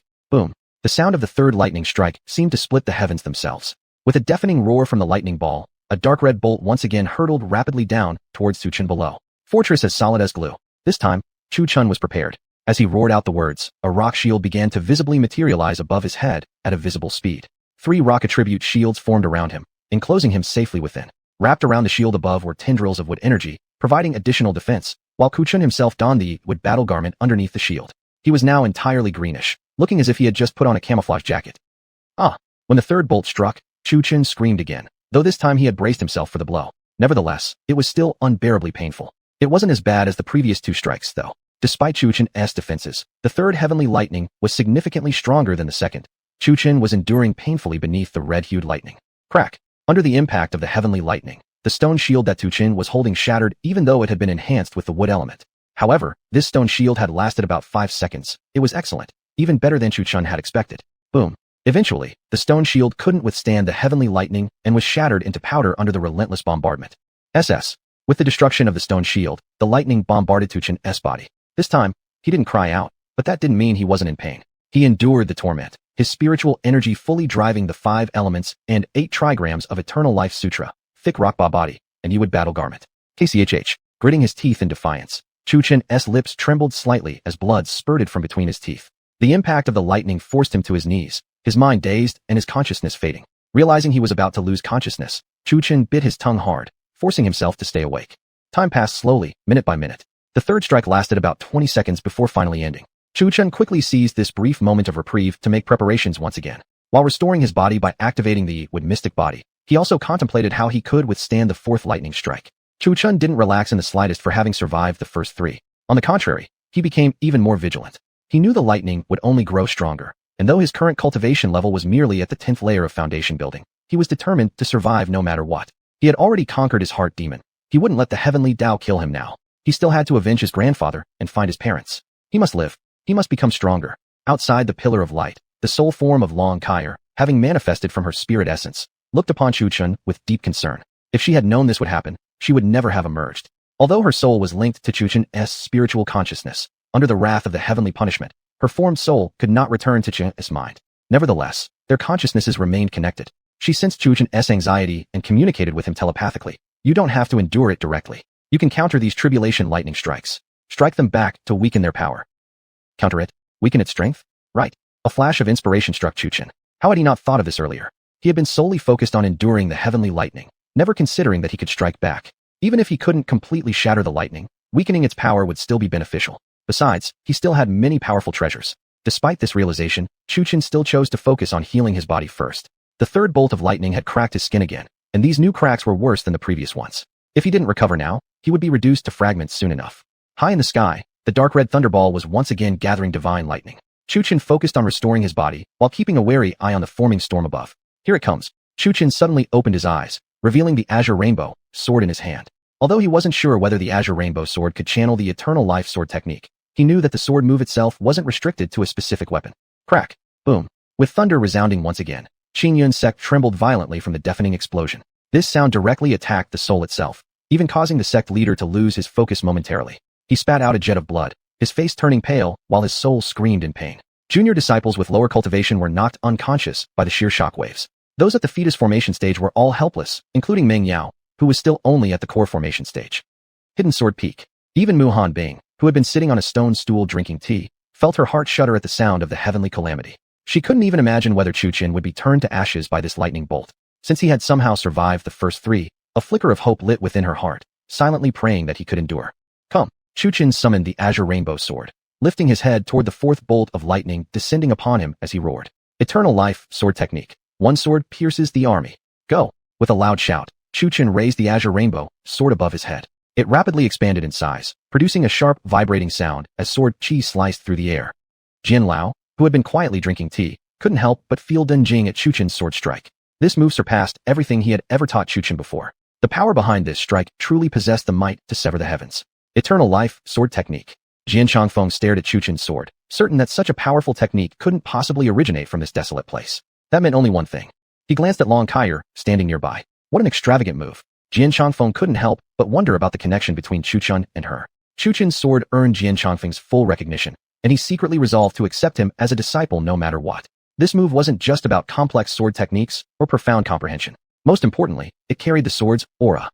That aura was defiant of heaven and earth. Kid, you'd better hold on. Jian Changfeng didn't express excessive concern, not out of coldness, but because ultimately, it all depended on Chu Chun's own fate. No one could help in such a heavenly punishment. While Jian wanted to accept him as a disciple, that future only existed if he could survive this calamity. Breakthrough. Chu Chun raised the giant sword above his head and pushed forward with one palm. Boom. The sword tip struck the heavenly punishment, creating shockwaves that rippled through the light pillar. Chu Chun nearly collapsed from the aftershock within, but he barely managed to endure. However, this strike proved unexpectedly effective, completely shattering the fourth divine lightning bolt, much to Chu Chun's pleasant surprise. When he caught the falling azure rainbow sword, he noticed a tiny crack in its blade. A flicker of sorrow passed through his eyes. The sword had been his master's first gift. At that moment, Mu Hanbing was completely shocked by Chu Chun's sword strike. Had he actually shattered the heavenly tribulation with a single sword? How had she never realized how formidable this young man was before? He had been hiding his strength far too deeply. As she saw Chu Chun grieve over the damaged azure rainbow sword, she shouted, "Xiao Chen, don't be sorry. Even if it breaks, I'll give you a new one. If that's not good enough, Elder Jian has plenty of swords. If not, I'll accompany you to the Forge Peak to craft a new one." Jian Changfeng. In truth, Chu Chun wasn't upset about the need to replace the sword, but rather because it had accompanied him until now. It was also the first weapon given to him by his master. A trace of reluctance lingered in his eyes. However, for the sake of survival, he needed to let go. After all, things were only things, nothing compared to the value of life. Since the fourth heavenly bolt had been shattered with a single sword strike, Chu Chun had 5 minutes to recover. To be fully prepared, he simultaneously cultivated his physical body. Though the fourth lightning had been shattered, the azure rainbow sword had developed cracks. The fifth lightning strike would definitely break it entirely. So he needed to enhance his physical body completely before the sword shattered, to withstand the remaining shockwave of the fifth divine lightning. Roar! The fifth heavenly bolt actually transformed into a dark red serpent, letting out a piercing shriek so intense that even Mu Hanbing's blood and chi churned violently, forcing her to seal her hearing with true energy. The thunder serpent lunged straight down at Chu Chen, flicking its snake tongue, its vertically slit pupils filled with eerie energy. Perfect! With one palm strike, Chu Chen thrust out the azure rainbow sword. The sword, already cracked, expanded rapidly in midair, visibly growing larger while emitting a faint blue glow. Whoa! This sword hum was low and deep, as if bidding farewell to Chu Chen, filled with a trace of sorrow. Boom! The sword tip struck the thunder serpent's head. The shockwaves shook the entire Qingyun sect, snapping trees in the mountains despite the protective barrier set up by Jian Lao. Guangdong. Ultimately, the azure rainbow sword could not withstand the heavenly lightning. Shattered by the thunder serpent's dive, only the hilt remained, falling onto the ground. This final strike from the sword had, however, weakened the serpent's momentum. Chu Chen, already foreseeing the result, activated his 5 elements annihilation body the moment the sword shattered. His left hand burst with flame, his right hand exuding frost. His body was further protected by the thick rockbite, bati, defense, his form clad in the wood attribute battle robe. His feet rooted into the ground like a tree. In addition, he reinforced himself with true energy, forming 2 layers of energy shielding his entire body. Roar! The thunder serpent opened its blood-red mouth and swallowed Chu Chen whole. As Chu Chen disappeared into the serpent's belly, the dark red lightning engulfed him entirely. With a great roar, Chu Chen shouted fiercely, his scream laced with a dragon's cry, as if a mighty dragon were roaring. Despite all his protections, the lightning still scorched him with unbearable pain. His hands were no longer just cracked skin. His flesh had been reduced to a mangled mess. At this moment, Chu Chen resembled a standing blood-soaked figure. His face and entire body were charred and bloodied, and once again, dizziness surged through his head. However, since the serpent's power had been weakened by the azure rainbow sword strike, the lightning lasted only about 5 seconds. Chapter 78, Countering the Heavenly Punishment. As the lightning light faded, Chu Chen, now drenched in blood, gasped for breath. His original clothing had long turned to ashes. But Chu Chen didn't have time to manifest new clothes right now. He needed to seize the moment to recover from his injuries. Looking at Chu Chen, who was now a bloody mess, Mu Hanbing found his appearance absolutely unbearable, horrifying even, with bloodshot eyes and clothes burnt to cinders. Normally as cold as ice, this time a faint flush appeared on Mu Hanbing's face, and she quickly turned away, refusing to look at him. As Chu Chen healed, a strand of golden lightning entwined around his spiritual root, causing noticeable changes. It no longer looked like a blade of grass, but rather something more serpentine, yet upon closer look, it seemed almost dragon-like, and even emitted a roaring sound. He couldn't tell whether this was a normal transformation of his spiritual root or some kind of anomaly. He didn't have much time to think as the dark, ominous lightning sphere above his head started coalescing again. This time, the lightning was different from before. Roar! From within the dark red ball of lightning emerged a vivid red giant python, its entire body wrapped in lightning. Semi-transparent, 2 zhang long in body, it was far larger than the previous little lightning serpent. Sitting cross-legged on the ground, Chu Chen's eyes narrowed. He brought out a gourd from his hand. It was the Xian artifact, the Tianhu, sky-devouring gourd, spat out earlier by Xiaobai. At this point, he no longer cared. It would have been discovered eventually anyway. Why not bring it out sooner rather than later? Without his life, no matter how deeply hidden a treasure was, it'd end up serving someone else in the end. Oh, Jian Changfeng, who had been drinking tea casually until now, suddenly showed interest as he saw Chu Chen draw the gourd. His eyes locked onto the gourd in Chu Chen's hand as he thought internally, how did it end up in his hands? Next to him, Long Kaier shrugged, indicating she didn't know. Yet the moment Chu Chen took out the gourd, she suddenly felt a sense of security. She had nearly forgotten. He actually possessed 1 Xian artifact and 1 imperial artifact, both originally owned by cultivators stronger than the heavenly Tao itself. Jian Changfeng looked at the gourd in Chu Chen's hand, his gaze complex. That was his master's gourd, once used to carry wine. How did it end up here? A bad feeling rose within Jian Changfeng. Come! With a loud shout, Chu Chen poured his true essence into his palm. The gourd in his hand rapidly expanded in size. After infusing it with true essence, Chu Chen slapped it. Swallow him. At the moment Chu Chen finished speaking, an immense suction force shot out from the opening of the Tianhu, as if attempting to suck in the entire heaven and earth. The red giant python was already diving downwards at a tremendous speed, but as the gourd's suction activated, it was instantly pulled into the gourd. Inside the Tianhu, the lightning python thrashed wildly, and from outside the gourd one could see the red lightning crackling around its surface. After a short while, the gourd managed to suppress the massive serpent. The entire process lasted less than a breath of time, as if the python had willingly dived into the gourd's mouth. This spectacle stunned Mu Hanbing. She had always noticed Chu Chen carrying the gourd on his waist, yet rarely saw him use it, only keeping it by his side, as though just for show. She never expected it to be this powerful. If not restricted by the heavenly punishment, that one suction force might have swallowed the entire heaven and earth. Even from a distance, Mu Hanbing could feel the suction force from inside the gourd, and had silently poured true essence into her body just to keep herself grounded. Master Jian, his gourd. As Mu Hanbing turned to Jian Lao, the normally elegant Jian Lao was now staring at the gourd in Chu Chen's hand. But there was no trace of desire in his eyes, only something resembling sadness. Could it be that this gourd had some connection with him? Master Jian, Master Jian. Mu Hanbing called twice before Jian Changfeng slowly turned his head back, lifting his teacup for a sip and simply murmuring, "This kid probably won't die." Huh. Confused by Jian Lao's comment, Mu Hanbing was momentarily stunned. Previously, he said Chu Chun would surely die. Why the sudden change of mind now? Could it be because of the gourd? Yet Mu Hanbing couldn't sense what kind of artifact the gourd was. She asked cautiously, "Master Jian, do you know about that gourd?" "No idea." Jian Changfeng narrowed his eyes slightly, answering with a calm tone. "No idea?" Mu Hanbing clearly didn't believe him. Otherwise, why had he stared at the gourd like that earlier? But since he didn't want to say, she didn't feel appropriate to keep pressing the matter. Still, this time Chu Chun had responded to the heavenly lightning remarkably fast. Just one suction from the gourd, and the threat was neutralized. Chu Chun once again sat cross-legged to recover from his injuries. It had been more than an hour since Chu Chun entered the heart magic state, until the sixth heavenly thunder ended. However, Qing Yun's sect was now covered by a red thunder cloud, casting a dark, ominous shadow. Day or night could no longer be distinguished from the outside world. Roughly the time it took for an incense stick to burn past, and the dark red lightning sphere in the sky was nearly fully formed. Rumbling thunder echoed through the smoggy sky, yet not a drop of rain fell. Ja! A gloomy, piercing shriek rang out from the heavens, reverberating throughout Qingyun Peak. Within the clouds appeared a long creature resembling a giant python, its scales bearing some similarity to those of a dragon. Yet, if one called it dragon scales, they also looked no different from those of a regular snake. This is Iran.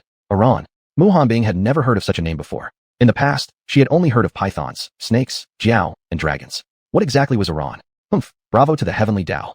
It actually brought out an evolutionary legend of snakes transforming into dragons for this heavenly Leijia. Truly fascinating. At this moment, Jian Changfeng was no longer worried about Chu Chen dying. Instead, he calmly sipped tea and chatted leisurely, appearing completely at ease and refined. In contrast, Chu Chen's expression was grave. Though he knew the Tianhu was a Xian artifact, what he was facing now was a heavenly lightning jia. He didn't know the upper limit the gourd could withstand, nor dared to risk the Xian artifact. If the artifact was destroyed by heavenly lightning, he would lose yet another trump card and protective treasure. Under the astonished gazes of both, a sword appeared in Chu Chen's hand. When Chu Chen drew the Zhutian's sword from its scabbard, the chilling aura radiating from its blade made Mu Hanbing feel as if tiny blades were scraping her skin. The sword's icy energy and piercing aura of murder intent caused Mu Hanbing involuntary chills, and she released her true essence to envelop her body defensively. Staring at the sword in Chu Chen's hand, Mu Hanbing's lips twitched slightly. "You brat, you really are something." She had increasingly found her apprentice hard to understand. Initially, she had thought his cultivation base was quite weak, but now that didn't seem the case at all. Even the heavenly thunder was something she couldn't withstand, yet Chu Chun had withstood 3 or 4 strikes. Moreover, the treasures he pulled out were completely unknown to her. When she looked at Jian Changfeng, she found he was visibly shaken. His hand holding the teacup trembled slightly, and he finally muttered 2 words with a deep breath. "Wokeo." At the same time he spoke, his body, previously seated, shot straight up, his eyes wide open. Compared to the gourd from before, this sword appeared even more extraordinary. Jian Lao was an absolute sword expert, so for him to use such vulgar language meant just how shocking this blade truly was. Jian Lao could hardly believe it himself. He had just seen a Xian artifact, yet now, another imperial artifact had appeared out of nowhere. The quality of this sword was definitely extraordinary. He even found himself envying the brat a bit. What kind of dogshit luck had this kid gotten? Possessing a Xian artifact was already bad enough, yet now a sword imperial artifact appears? His own sword was merely a Xian artifact, and he was practically about to burst into tears. I'm taking back what I said earlier. This kid won't die by any means. If his cultivation base improves just a bit more, and his sword cultivation skills grow further, wielding this sword and that previous sword technique, he won't just survive. He'd slice straight through the heavenly Tao itself. Jian Changfeng stared intently at the sword in Chu Chen's hand, his gaze burning, his voice slightly quivering. "Kid, I'm warning you, don't you dare get any ideas about that sword." Nearby, Long Kaier spoke warningly, fearing that the little brat might develop covetous thoughts and go after Chu Chen's Zhutian sword regardless of their identities. "Don't worry, Chan Bite, I have no such intentions. What interests me isn't his sword, but him. Being able to wield this sword and use that previous sword move proves he truly has the talent of a swordsman. No matter what it takes, this disciple, I'm taking him." Jian Changfeng's eyes turned determined. Previously, he considered Chu Chen only moderately gifted in sword cultivation, just barely good enough to catch his eye. But looking at him now, how could he merely be somewhat gifted? This was nothing short of a sword cultivation prodigy. Even the sword move Jian Pajun was something he himself might not necessarily be able to execute perfectly. Even if he could, he couldn't match the aura and momentum that Chu Chun had displayed. Moreover, this kid was a natural Juwu tea cultivator. Combining a Juwu tea with sword cultivation was as perfect a match as could be imagined. Ja! At that moment, another gloomy shriek echoed from the sky. "Come!" Chu Chen's heart surged with barely suppressed excitement at this moment. As long as he could withstand 2 more strikes, he would finally reach the foundation building stage. Moreover, as the heavenly lightning descended, his spiritual root was changing. It transformed into what seemed like a dantian, the location where the spiritual root had previously resided. Within this dantian appeared numerous spiritual roots, intertwined with lightning energy, each possessing a dragon's head and dragon-like body, occasionally emitting jun dragon-like roars. Jianji Tsangqiong. Chu Chen raised the Zhutian sword high into the air. A sharp sword cry rang out, followed by a thunderous boom. A blinding sword beam tore through the sky, piercing directly into the descending Ran. Before fully materializing, the Ran was instantly split apart by Chu Chen's sword, dissolving into nothingness in midair under the brilliant sword light. However, executing this sword move drained Chu Chen greatly. This time, it wasn't physical injury. He had exhausted half his core essence entirely, completely emptying his sea of qi. Just as Chu Chen wanted to sit down and recover, his expression suddenly turned rigid. Wokao. No martial virtue. The dark red lightning sphere in the sky seemed to have already built up its momentum. Just as it had destroyed a Ran, it now directly manifested a Jiao dragon. Though its name contained the word dragon, it was not yet a true dragon. It only resembled a dragon in appearance, lacking horns and claws, yet remarkably close to one. Roar! The Jiao dragon in the sky let out a sharp, chilling roar, filled with rumbling thunder. The sound was strangely unusual, yet extremely powerful and resonant. Chu Chen's face turned grim at this moment. He still had half of his true essence left, but if he used another massive sword technique like before, his Qi would be completely drained. When facing the 9th heavenly lightning, he would be left with no ability to resist, relying solely on his physical body. But he wasn't foolish. The 9th heavenly lightning would contain the combined power of all the previous lightning strikes. It would undoubtedly be the strongest. Relying solely on his body to endure, it would surely reduce him to dust. Clenching his teeth, Chu Chen summoned the Tianhu and the Chaos Pagoda from within his body. If he couldn't destroy it in one strike, he would disperse his true essence to withstand it, using the minimum amount of energy required. Chapter 79. Foundation Building. Go! Chu Chen controlled the Swallow Heaven Gourd and the Zhutian sword to attack the nearly fully formed dragon. The Zhutian sword was a close-range weapon, while the mouth of the Swallow Heaven Gourd aimed at the dragon's head. Upon Chu Chen's command, they launched a fierce assault, one close and one at a distance. As he continuously drained the lightning energy within the dragon, Chu Chen also suffered significant strain to his true essence. Originally, he had thought that splitting his focus wouldn't consume too much power, but he underestimated the toll of controlling 2 treasure artifacts. The strain of manipulating both the Zhutian sword and the Swallow Heaven Gourd was just as heavy as using the heaven-piercing sword technique, and the effects weren't nearly as effective. He almost wished he had just chopped the dragon down with one slash. But now, Chu Chen had no room to retreat. If he loosened his pressure on the 2 weapons, the dragon would surely swoop down and fry him inside and out. He'd truly become a cooked person. One thought, Swallow Heaven. Long River Sunset Round. Chu Chen commanded the Swallow Heaven Gourd. As soon as the words left his mouth, the mouth of the gourd released a massive suction force, as if it sought to swallow the dragon whole. But this was a true dragon, not the earlier little snake. Combined with Chu Chen's current depletion of true essence, he couldn't unleash the Swallow Heaven Gourd's full power. Although the gourd exerted a strong pulling force, it could only momentarily hinder the dragon. From the strain of using the Swallow Heaven Gourd, the Zhutian sword slashed a round crescent in midair, a sword move Chu Chen had learned earlier from Sword Elder Changfeng, though it lacked much power. Coupled with Chu Chen's weakened state, the strike could barely sever a few scales from the dragon. Break! Letting out a loud roar to the sky, Chu Chen committed himself entirely, pouring every ounce of essence into his next move. Wong! The Zhutian sword emitted a sharp, piercing cry, and in one slash, severed the dragon's head and tail. After weakening the dragon with this blow, Chu Chen used the Swallow Heaven Gourd with full force and finally sucked the dragon inside. The battle ended. The 2 treasures returned to Chu Chen's hands. He immediately retracted them into the Chaos Pagoda. He couldn't rely on these treasures anymore. The cost had been too great. Chu Chen was pale as paper, his face sallow, his lips colorless, and his naked upper body dripped cold sweat. He looked completely drained. He took deep, heavy breaths, glancing at the dark black lightning sphere above. After 8 thunderbolts, the once massive dark red sphere had significantly diminished. Chu Chen seized the opportunity to cultivate and recover.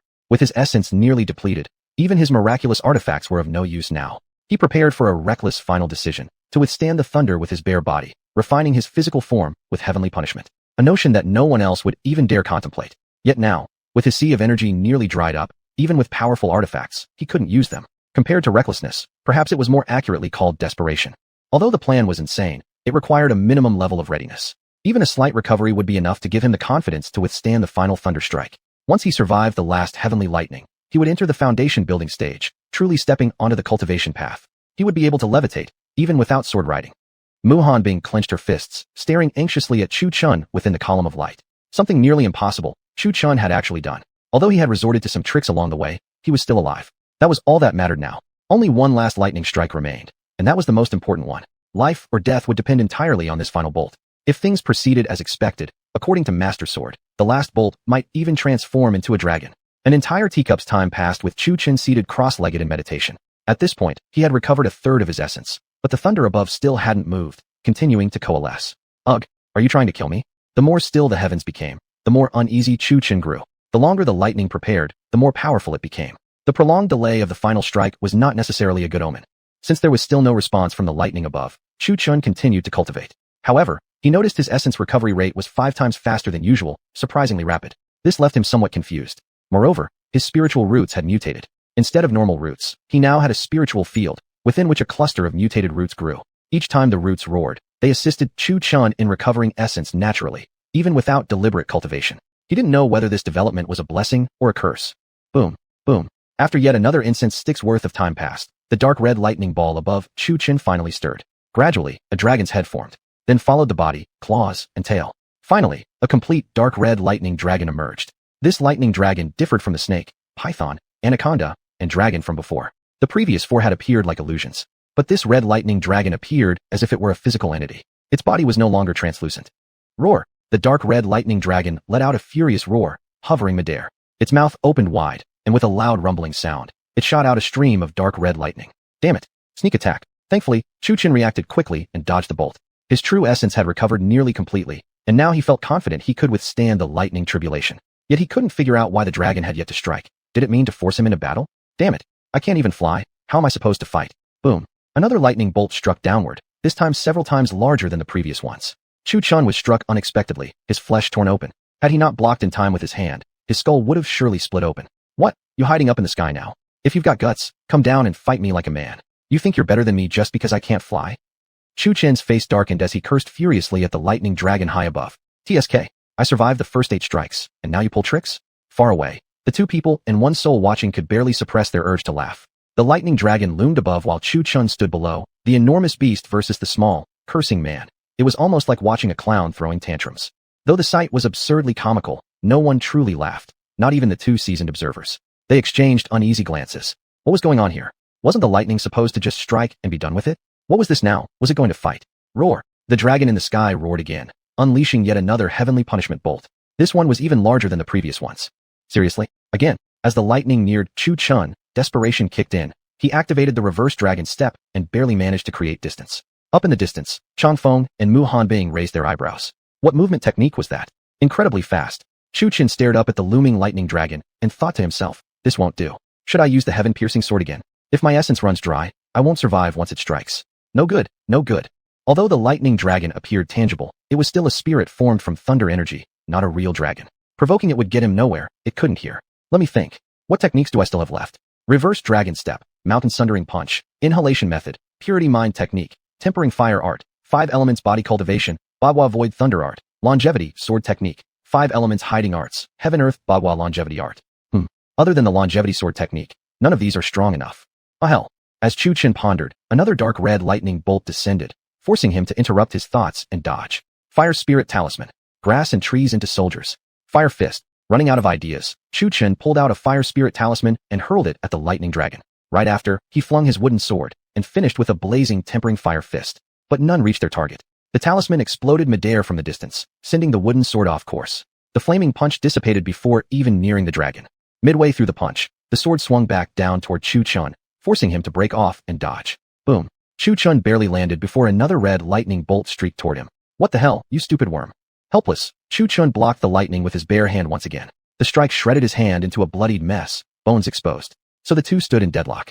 Though Chu Chen evaded quickly, the lightning dragon seemed to anticipate his moves and strike preemptively. Chu Chen kept taking hits, and each lightning strike grew even stronger. This won't do. Let me think. Chu Chen cast a glance at the wooden sword embedded in the ground, an idea suddenly forming. What if I channel the broken Mars strike through the wooden sword? No time to hesitate. He leapt forward, yanking the wooden sword from the earth and aiming its tip skyward. You stupid worm. See if I don't kill you. One sword, broken Mars. Go. With a mighty roar, Chu Chen thrust the sword forward. The wooden blade suddenly swelled in size, its aura rivaling even the heaven-piercing swords. Then it flew, blazing upward at incredible speed toward the lightning dragon. Boom. Roar. The wooden sword struck the dragon and sliced down, interrupting the thunder it was gathering in its mouth. The sudden strike caught the lightning dragon off guard, causing it to let out a furious roar. Enraged, It dove downward toward Chu Chun. Finally decided to come down. Chu Chen's smirking face vanished as he grew serious. He surrounded his body with true essence. Roar! The dragon opened its massive mouth and lunged straight at Chu Chun with a devouring strike. Chu Chun was inside the lightning dragon's belly, his entire body covered in dark red lightning. The pain made him scream and twist in agony. Even though his body was incredibly tough, at this moment it was reduced to a bloodied mess. Inside the dragon's stomach, Chu Chen's long hair flew wildly around as he endured the torment of the heavenly punishment. This final bolt had condensed the power of all the previous 8. Violent pain surged through his entire body, and a wave of dizziness washed over him. Chu Chen bit his tongue hard to stay conscious. After adjusting slightly to the punishment's lightning, Chu Chen sat cross-legged inside the lightning dragon and began cultivating. He was using this heavenly punishment to temper his physical body. Inside Chu Chen, the spiritual roots in his spiritual field let out a dragon-like roar. The golden lightning originally coiled around his spiritual roots had transformed into dark red heavenly lightning. His sea of chi began crystallizing, forming a new dantian inside his lower abdomen. All his strength condensed here. Should this dantian be destroyed, he would have to start over from the beginning. However, it was precisely because of this dantian that his lifespan had increased significantly. After Bigu, he no longer needed to eat. Even if 1,000 years passed, his true essence would automatically refill the dantian. Once his sea of chi crystallized into a chi fu, a dragon-like roar also echoed from within it. Without realizing it, Chu Chen's arms had developed a layer of colorful dragon scales, though these faded moments later. Outside the beam of light, 2 people and a soul watched the lightning dragon intently, expressions tense. The lightning dragon wasn't transparent, so they couldn't see Chu Chen inside clearly. Roar! Suddenly, a roar came from the lightning dragon's abdomen, similar to Chu Chen's voice, yet carrying the sound of a dragon's roar. The previously undamaged lightning dragon now had cracks running across its body, glowing faintly with golden light, as if something was about to emerge. He endured it, Chang Feng simply said, but the delight in his eyes betrayed him. Mu Hanbing was stunned. Chu Chun, at the foundation building stage, had survived a heavenly tribulation that even she couldn't bear. Although shocked, Mu Hanbing felt even greater delight. She hadn't misjudged Chu Chun. As long as he had that unyielding, rebellious will, there was nothing he couldn't overcome. So this means that's right, he has reached the foundation core formation stage. Mu Hanbing, how about letting Chu Chen become my disciple? I mean, you'll still be his master, and I'll be his master as well. This kid's sword cultivation talent is rare, once every 10,000 years. No, in fact, he's a freak of nature. Of course, if this boy receives your guidance, there's a real chance for him to ascend to immortality despite his mundane roots. Mu Hanbing didn't object at all to Chu Chun accepting another master. The sword elder's identity alone was worthy of deep respect, and though she'd never witnessed his true strength, she was certain it exceeded her own. It would only benefit Chu Chun to receive more instruction. Boom! The lightning dragon exploded. Golden light enveloped Chu Chun as he stepped out, his entire body vibrating with the sound of thunderous dragon roars. Master, Sword Elder, I've reached foundation core formation. Looking at his glowing golden body, Chu Chun clenched his fists. It felt as though the air around him compressed under his strength. His previously scorched skin had returned to its normal color, like he'd shed a layer of skin. His head was even bald now.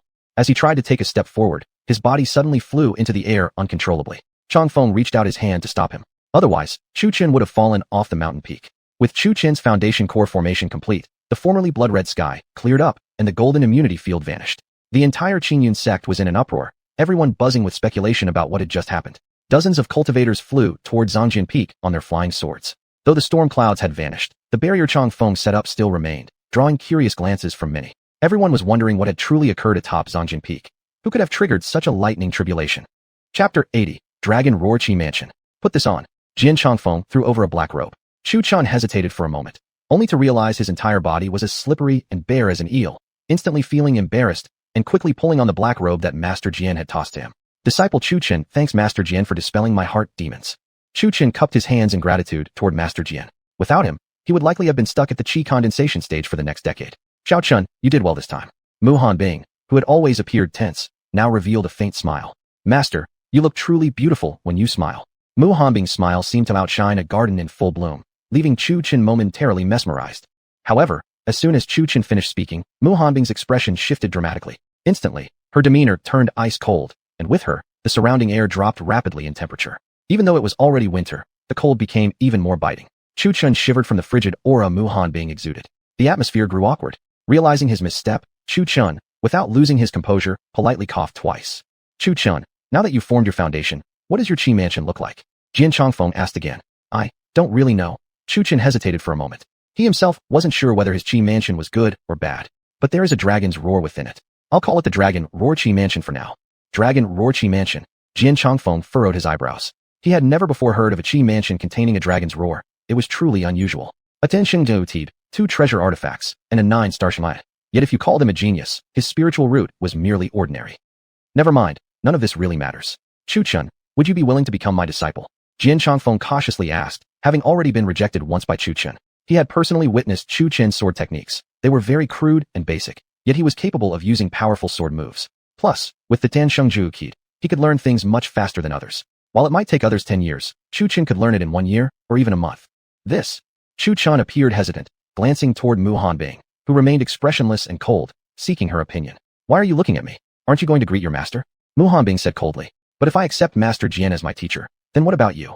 Chu-chun wasn't the kind of person who discards those who have helped him. All his achievements so far were due to his master Mu Hanbing. If not for her, how could he have learned cultivation techniques, or ever met Xiaobai? If you accept me as your master, Hanbing will still remain your master. You can call me second master. Jian Changfeng sensed Chu-chun's confusion. Though Chu-chun felt very tempted, he still looked cautiously toward Mu Hanbing, only to find her face calm and unreadable. I'm telling you to accept him, so do so. You'll be both my direct disciple and the Hidden Sword Peak's direct disciple, understand? I understand. The moment Chu-chun heard Mu Hanbing use the term my disciple, he realized this was her will. Immediately kneeling before Master Jian, he said, your disciple pays respects to second master. After bowing 3 times to Jian Changfeng, Chu-chun was helped up by him. Looking at Chu-chun before him, Jian Changfeng smiled with satisfaction, patted his shoulder, and said, very good, very good. From now on, you're my apprentice as well. Spend the next month at Hidden Sword Peak. I'll teach you sword techniques. Thank you, master. However, I've just broken through to foundation building, and I'd like to spend a month stabilizing my cultivation base first, if that's all right with you. Chu-chun respectfully bowed to Jian Changfeng. Oh right, look at me getting ahead of myself, getting too excited. Jian Changfeng slapped his forehead, apologizing. That's fine. You can come later once you've stabilized your cultivation level. But since you're now a direct disciple of Hidden Sword Peak, how about I give you that mountain peak behind me? Chu-chun glanced at the mountain behind Hidden Sword Peak and found it quite similar to Qingzhou Peak, equally picturesque, filled with chirping birds and fragrant flowers. Even the spiritual fields were brimming with spiritual plants. Master Jian, this isn't right, is it? Are you sure no one already lives there? And still calling me Master Jian? Call me Master. Jian Changfeng laughed, pointing toward the mountain behind him and explaining, nobody lives there. All the spiritual plants inside are prepared for you. For me, Chu-chun was puzzled by his words, and even Mu Hanbing standing beside looked at Master Jian in confusion. When I stepped in last time, I noticed your heart demon. Thus, I predicted you would eventually come to Hidden Sword Peak, so everything was already prepared for you. Originally, I thought you had decent talent and planned to pass on my legacy. But today, I discovered your talent isn't just good, it's monstrous. Jian Changfeng eyed Chu-chun like a treasure, his gaze gleaming from head to toe. So that's the case. Thank you, master, for your care. After hearing this, Chu-chun couldn't help but feel warmth in his heart. Back in the Chu family, he had never been welcomed, but now within the Azure Cloud sect, he had become quite the prized asset. However, he also understood that if he lacked talent and the determination to grow stronger, he would still remain an unnoticed nobody. Then, Master Jian, can we head back first? Mu Hanbing now had a flood of questions for Chu-chun. Where did he get all those treasures? Farewell.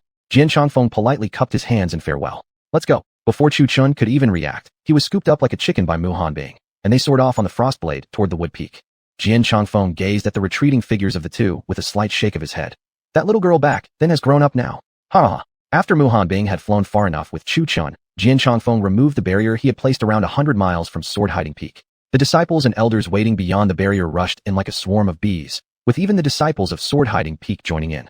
Jian Changfeng simply told them that he had been nurturing a sword, that the sword was undergoing a tribulation, which was why it had attracted storm clouds. While many chose to believe this explanation from Master Jian, a few remained skeptical. Yet they couldn't uncover any evidence to prove otherwise, so disbelief eventually became belief. His intent behind all this was to protect Chu-chun. As the old saying goes, the tallest tree is always the first to be felled by the wind. It was better not to attract too much attention. Moreover, the fewer people who knew about his possession of a celestial artifact and an imperial artifact, the better. If others found out, they would surely try to snatch them. After all, they were a celestial artifact and an imperial artifact, so irresistible that even he himself had barely resisted the temptation. Wood Peak. Mu Hanbing didn't return Chu-chun to Qingzhou Peak, but kept him at Wood Peak instead. Looking Chu-chun up and down, a foundation-building cultivator, she found his aura far more substantial than that of ordinary cultivators at the same stage. A hint of satisfaction flickered in her eyes. Xiao-chun, how come I never noticed before that you've been hiding your depth so well? Mu Hanbing said with interest. Well, I'm not that strong really, Chu-chun felt a bit uneasy under Mu Hanbing's gaze. Right now, he only wanted to leave quickly to avoid being asked by his master about those 2 treasures. Master, if there's nothing else, I should get going. As you know, I just broke through to foundation building and my cultivation isn't stable yet. Saying so, he was already preparing to leave. Now that he was in the foundation building stage, he no longer needed a flying sword to levitate. although his flight speed was slower and not quite impressive. Wait a second. Did I say you could go? What exactly are you afraid of? The words from Mu Hanbing fell upon Chu Chen's ears like a death sentence. Master, I'm not scared. Enough. I won't inquire about your treasures, nor am I covetous of them. Whatever is yours will always remain yours. So long as you bring no harm to the Azure Cloud sect, I won't question the techniques you cultivate. Everyone has their secrets, after all. Originally, since your Azure Rainbow Sword was destroyed, I intended to give you a new one. But now, considering your situation. Oh Master, I just realized that since my foundation building, my spiritual root has been acting up a bit. I was about to ask you about it. As soon as Chu Chen heard that Mu Hanbing was going to give him a new flying sword, his attitude did a complete 180.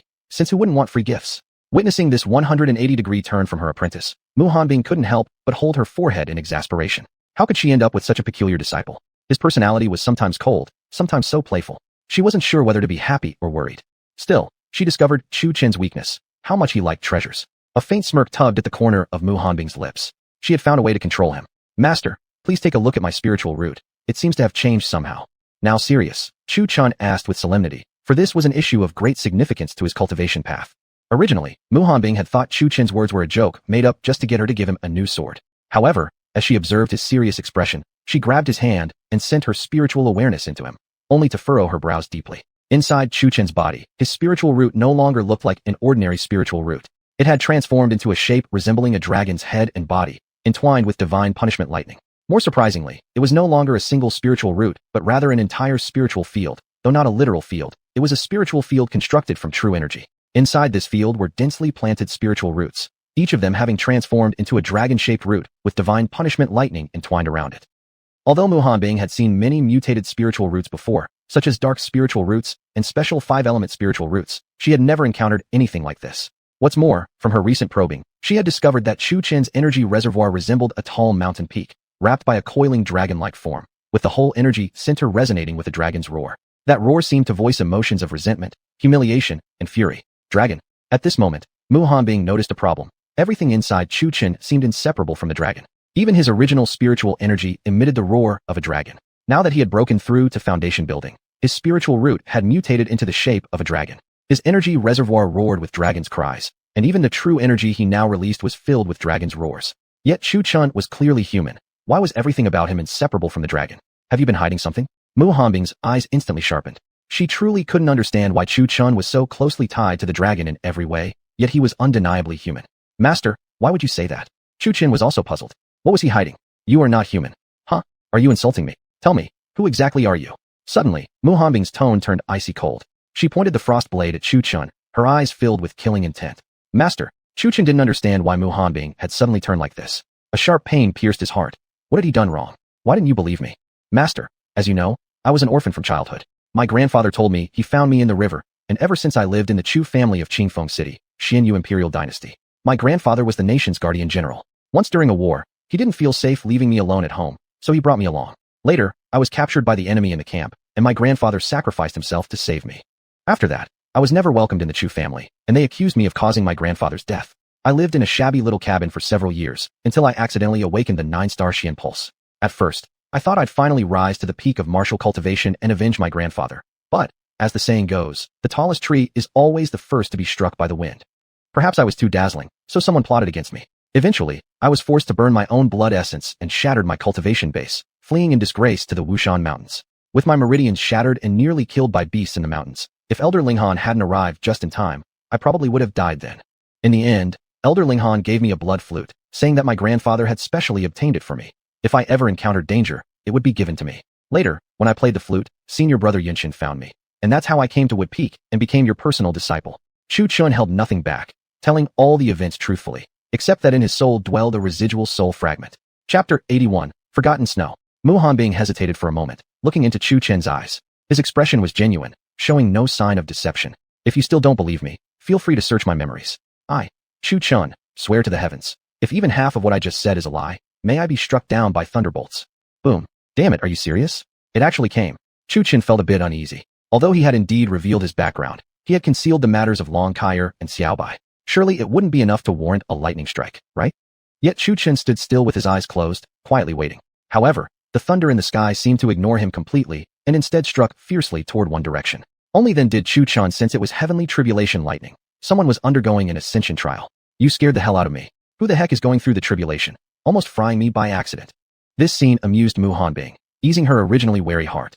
Before Chu Chun came up the mountain, she had already checked his memories. Moreover, back then, he really possessed no cultivation energy at all. She had her doubts just now, but looking at the situation now, even if Chu Chun held some secrets, perhaps even he himself didn't know about them. Fine. I suppose you wouldn't dare.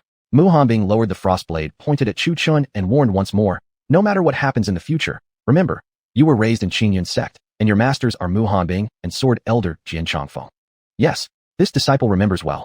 If ever in the future I find myself harboring ill intentions toward Qingyun's sect, I will sever my meridians myself and destroy my cultivation. Good. Remember these words. You may go now. Mu Hanbing waved her hand dismissively. If she asked nothing, it wasn't quite satisfying, but if she asked too much, her curiosity would not be appeased. The Sword Elder was vastly knowledgeable and could see through Chu Chen's background, while she herself seemed like a fool who knew nothing. Yet, asking too much might hurt Chu Chen's feelings. Sigh. Then this disciple shall take his leave. Chu Chen originally wanted to ask Mu Hanbing about the flying sword, but eventually refrained. He'd ask in a few days. Grass and trees are enemies.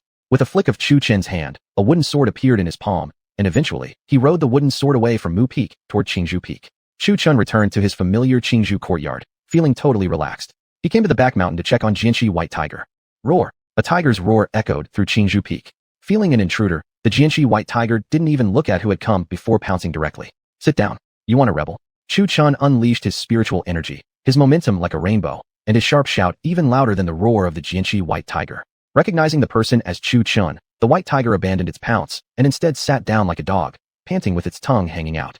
So obedient now? Chu Chun rubbed his chin, curiously examining the Jianxi White Tiger. He had never seen it this obedient before. Could it be stunned into submission by his handsomeness? Hey, you're quite impressive. Where did you get such a half-blood white tiger?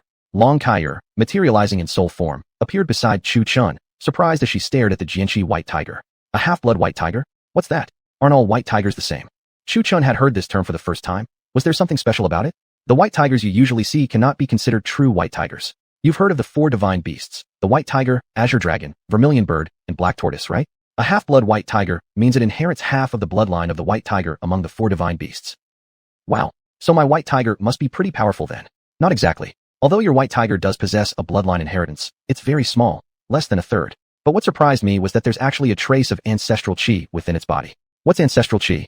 Ancestral qi refers to the original energy from the very first white tiger that ever existed in the world, also known as the tiger god. The trace of ancestral qi in your white tiger's body doesn't mean it's a direct offspring of the tiger god, but rather, its ancestors may have been one of the descendants of the tiger god, thus inheriting a slight strand of ancestral qi.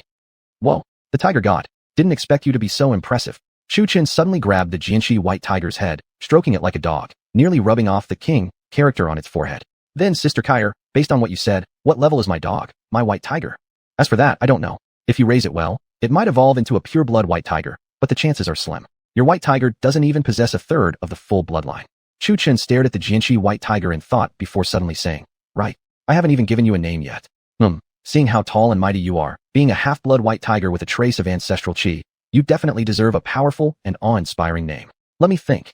As Chu Chun praised, the white tiger raised its proud head, as if saying, obviously, how handsome and majestic I am. Letting you ride me is your honor. Xiaobai, do you think what kind of name would be good? Chu Chun pulled Xiaobai out from the chaos pagoda and tapped its pink little nose with a loving expression. Xiaobai struggled continuously, glaring at Chu Chen angrily. Damn it, she had been sleeping comfortably inside the tower, only to be dragged out, and now he was asking her what name should be given to this big cat? Xiaobai expressed her dissatisfaction by moving her little paws. Chu Chen simply flipped his hand, retrieving a chicken leg from his storage bag and handing it to Xiaobai. Xiaobai immediately took the chicken leg and began devouring it with obvious delight. Glutton, I'm definitely going to be broke because of you one day. Chu Chun tapped the Xiaobai who was now sitting on his shoulder eating the chicken leg. He turned to look at the white tiger again, racking his brain for a name. Suddenly inspiration struck. Got it. How about Ahua flower? Just look at it. Handsome, majestic, yet not lacking elegance. Sounds great, right? I'm truly a genius. He finished speaking, not waiting for the Jianxi white tiger's reaction before walking toward the medicinal fields he had planted, skillfully scooping up water with a ladle to water the medicinal plants. Since the previous misunderstanding, people had been sent from the Law Enforcement Hall, Mission Hall, and the Second Elder of Qingyun Hall to deliver gifts to him. Currently, Chu Chun was practically a small tycoon, possessing more than 20,000 spirit stones, and was not short on pills or other supplies. The Second Elder even presented him with several expensive medicinal plants he had never even dared to dream of. 5 blood moon ginsengs. 5 whole plants. Each blood moon ginseng cost about 50,000 spirit stones, while Chu Chen only possessed slightly more than 20,000 now. The price tag was astronomical. After watering all the medicinal plants, Chu Chun returned to Qingzhou courtyard and sat in a meditative pose. His soul consciousness entered the Chaos Pagoda. Since his recent foundation building, his cultivation base was still unstable, so he needed to stabilize it and become familiar with this new stage. Oh, right, Sister Kyre, there's something I've wanted to ask you for a while. Speak. It's about why both my Qi mansion and spiritual root have become related to the dragon. The spiritual root has even mutated into a strange appearance. Its form resembles a dragon head and dragon body coiled around heavenly punishment lightning. I asked my master about it, but she didn't know either. So I came to you wondering what was going on. It's quite normal. Every individual is unique. I can only say that this is a good thing. There's no need to be overly concerned. Your spiritual root is evolving. For now, you may call it Dragon Roar spiritual root. Long Kyre answered rather dismissively. Her expression was relaxed, without any real concern, as if she already knew this all along. Sister Kyre, your answer was so superficial. I'd like to suggest that you answer again. However, after a while, no response came in his spiritual consciousness. Chu Chen's forehead darkened.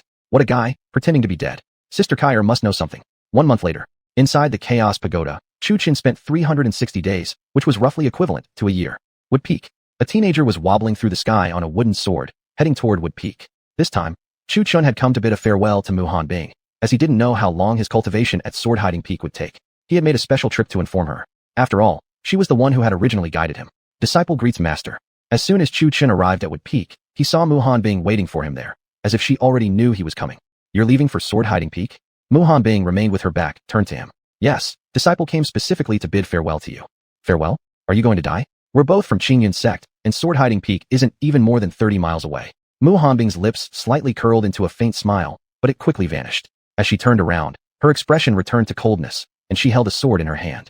Mu Hanbing tossed the sword to Chu Chun, saying indifferently, "This sword is named Forgotten Snow. Although it doesn't compare to those two treasures of yours, it is still a weapon of Earth tier rank." Chu Chun caught the sword thrown by Mu Hanbing, unsheathed it slightly, and took a close look. Its blade was snowy white, exuding icy coldness, sharp with sword chi. A snowflake emblem was embedded in the handle. Chu Chun tested its weight, finding it neither too heavy nor too light, perfect for him.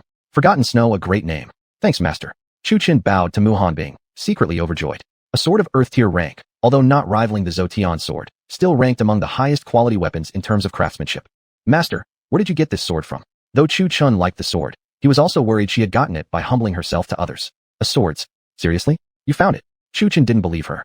A sword of Earth tier rank was already considered quite elite in the entire cultivation world. How could it be found so easily? Moreover, judging from its flexibility and sharpness, it looked clearly newly forged and unused. And even if it had been found, it wouldn't possibly fit him perfectly like this. It felt tailor-made for him.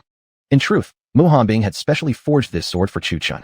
She wasn't a swordsmith herself, so she had exchanged 2 caddies of Dark Star Iron with the master of the sword forging peak, asking him to use only half a caddy of it to forge a sword for Chu Chun. The old man from Sword Forging Peak naturally agreed happily. Dark Star Iron was a rare type of metal rarely found in the world. Even if it existed somewhere, it was extremely difficult to locate. This Dark Star Iron grew beneath the ground in extremely frigid places, and without high-level ice attribute cultivation, it would be hard to ever discover it. Moreover, this kind of iron was also very scarce. Dark Star Iron was a treasure in the hearts of every blacksmith. Items forged from it were not only flexible, but also hard and durable. Because it grew underground in freezing cold regions, absorbing the power of extreme cold, it naturally became as cold as ice, making it especially suitable for forging swords and spear tips. Although the name Sword Forging Peak suggested that sword making was its primary craft, in reality, this was not the case. Sword Forging Peak was just a name. In truth, they could forge almost anything. They just wanted the name to sound appealing. If you don't want it, I'll just take it back, said Mu Hanbing, reaching out her hand to grab it. Master, since you've already given it to me, how can you take it back? I'll take the sword. I just don't want you to lower yourself for my sake. Anyway, thank you, master. I'll be going now. Seeing Mu Hanbing trying to retrieve Forgotten Snow, Chu Chun tightly clutched the sword. After saying goodbye to Mu Hanbing, Chu Chun flew towards Sword Hiding Peak, riding on Forgotten Snow. Inwardly, he silently vowed. This favor now counted as a debt owed to his master, and someday, he would repay it. Chapter 82. Few still here. Hidden Sword Peak. Hey, you're here. Sword Longwind had already been waiting for quite some time. Disciple greets second master. Chu Chun respectfully knelt on one knee. Sword Longwind examined Chu Chun for a moment and smiled.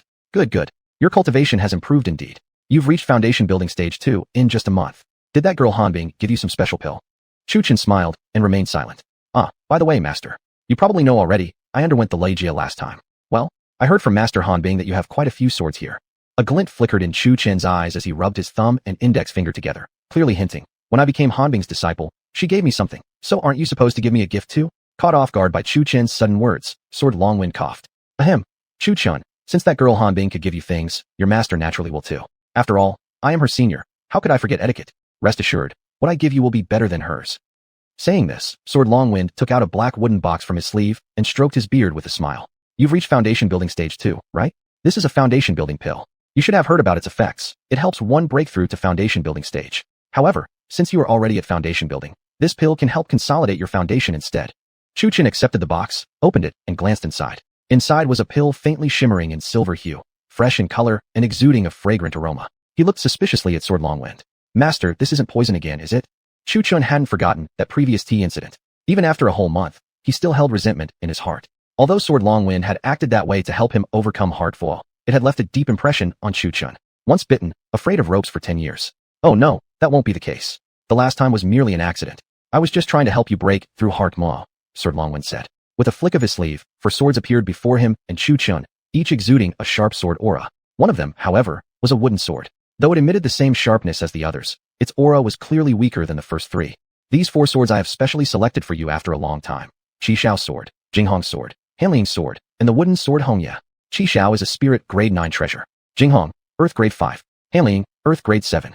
And finally, the wooden sword Hongya, heaven grade 9. Among these last 3 swords, none are worse than your Wangxue sword. Master, you noticed? Chu Chen awkwardly scratched his head.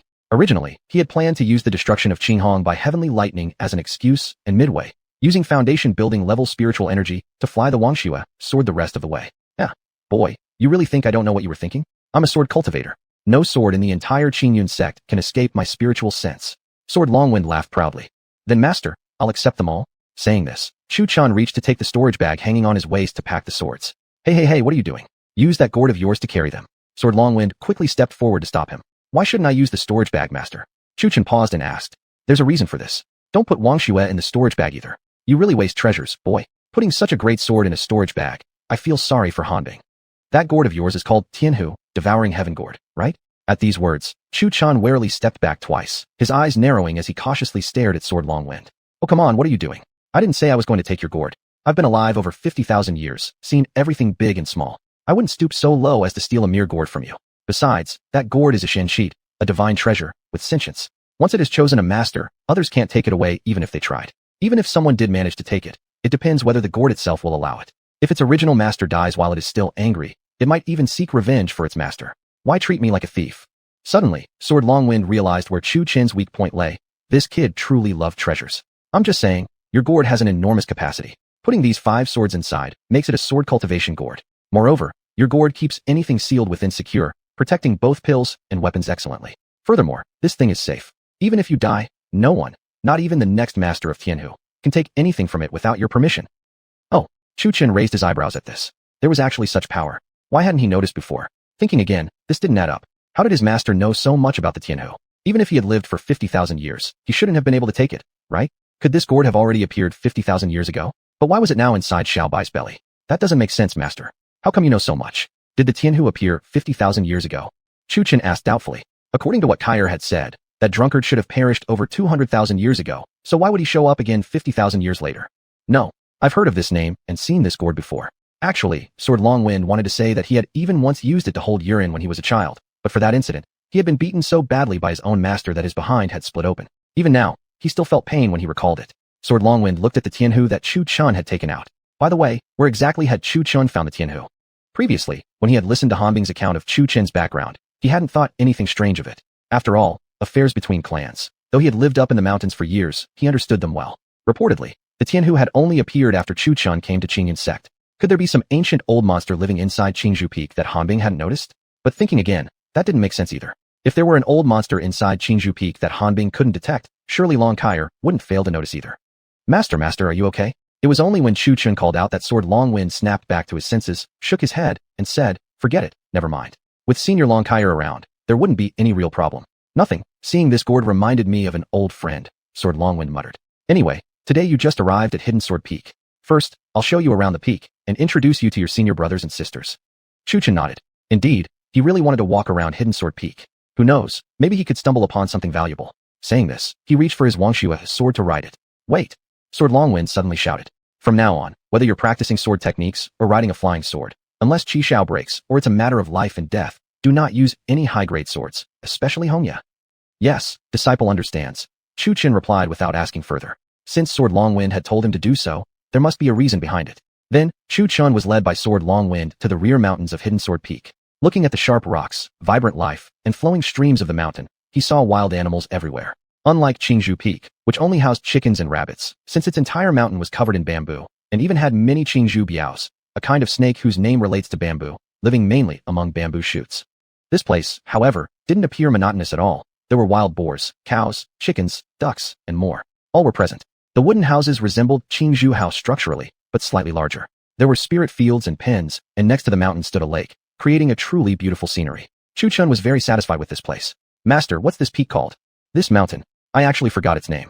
Sword Longwind's eyes darted around. Then he added, how about naming it you Sword Peak? After all, it's just a name. In the end, it's part of my Hidden Sword Peak's territory. What name it holds isn't that important. Come, I'll take you to meet your seniors, Sword Longwind waved and called. Oh, coming. Chu Chun replied, summoning Qishao's sword and following.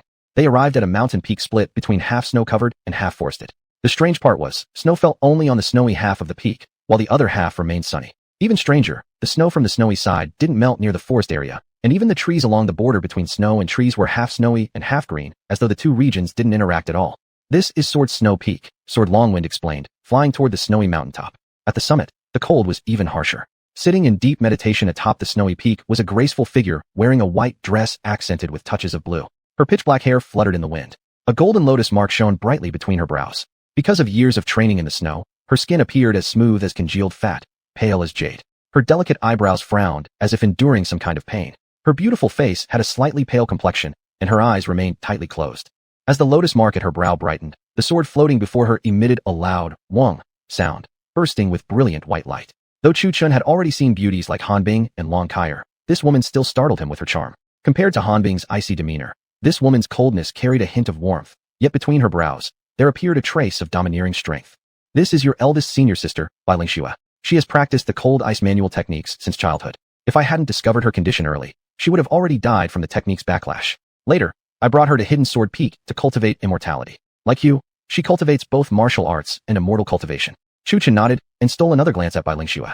After leaving Sword Snow Peak, Sword Longwind brought Chu Chun to a mountain peak emitting a purple glow, where thunder rumbled loudly.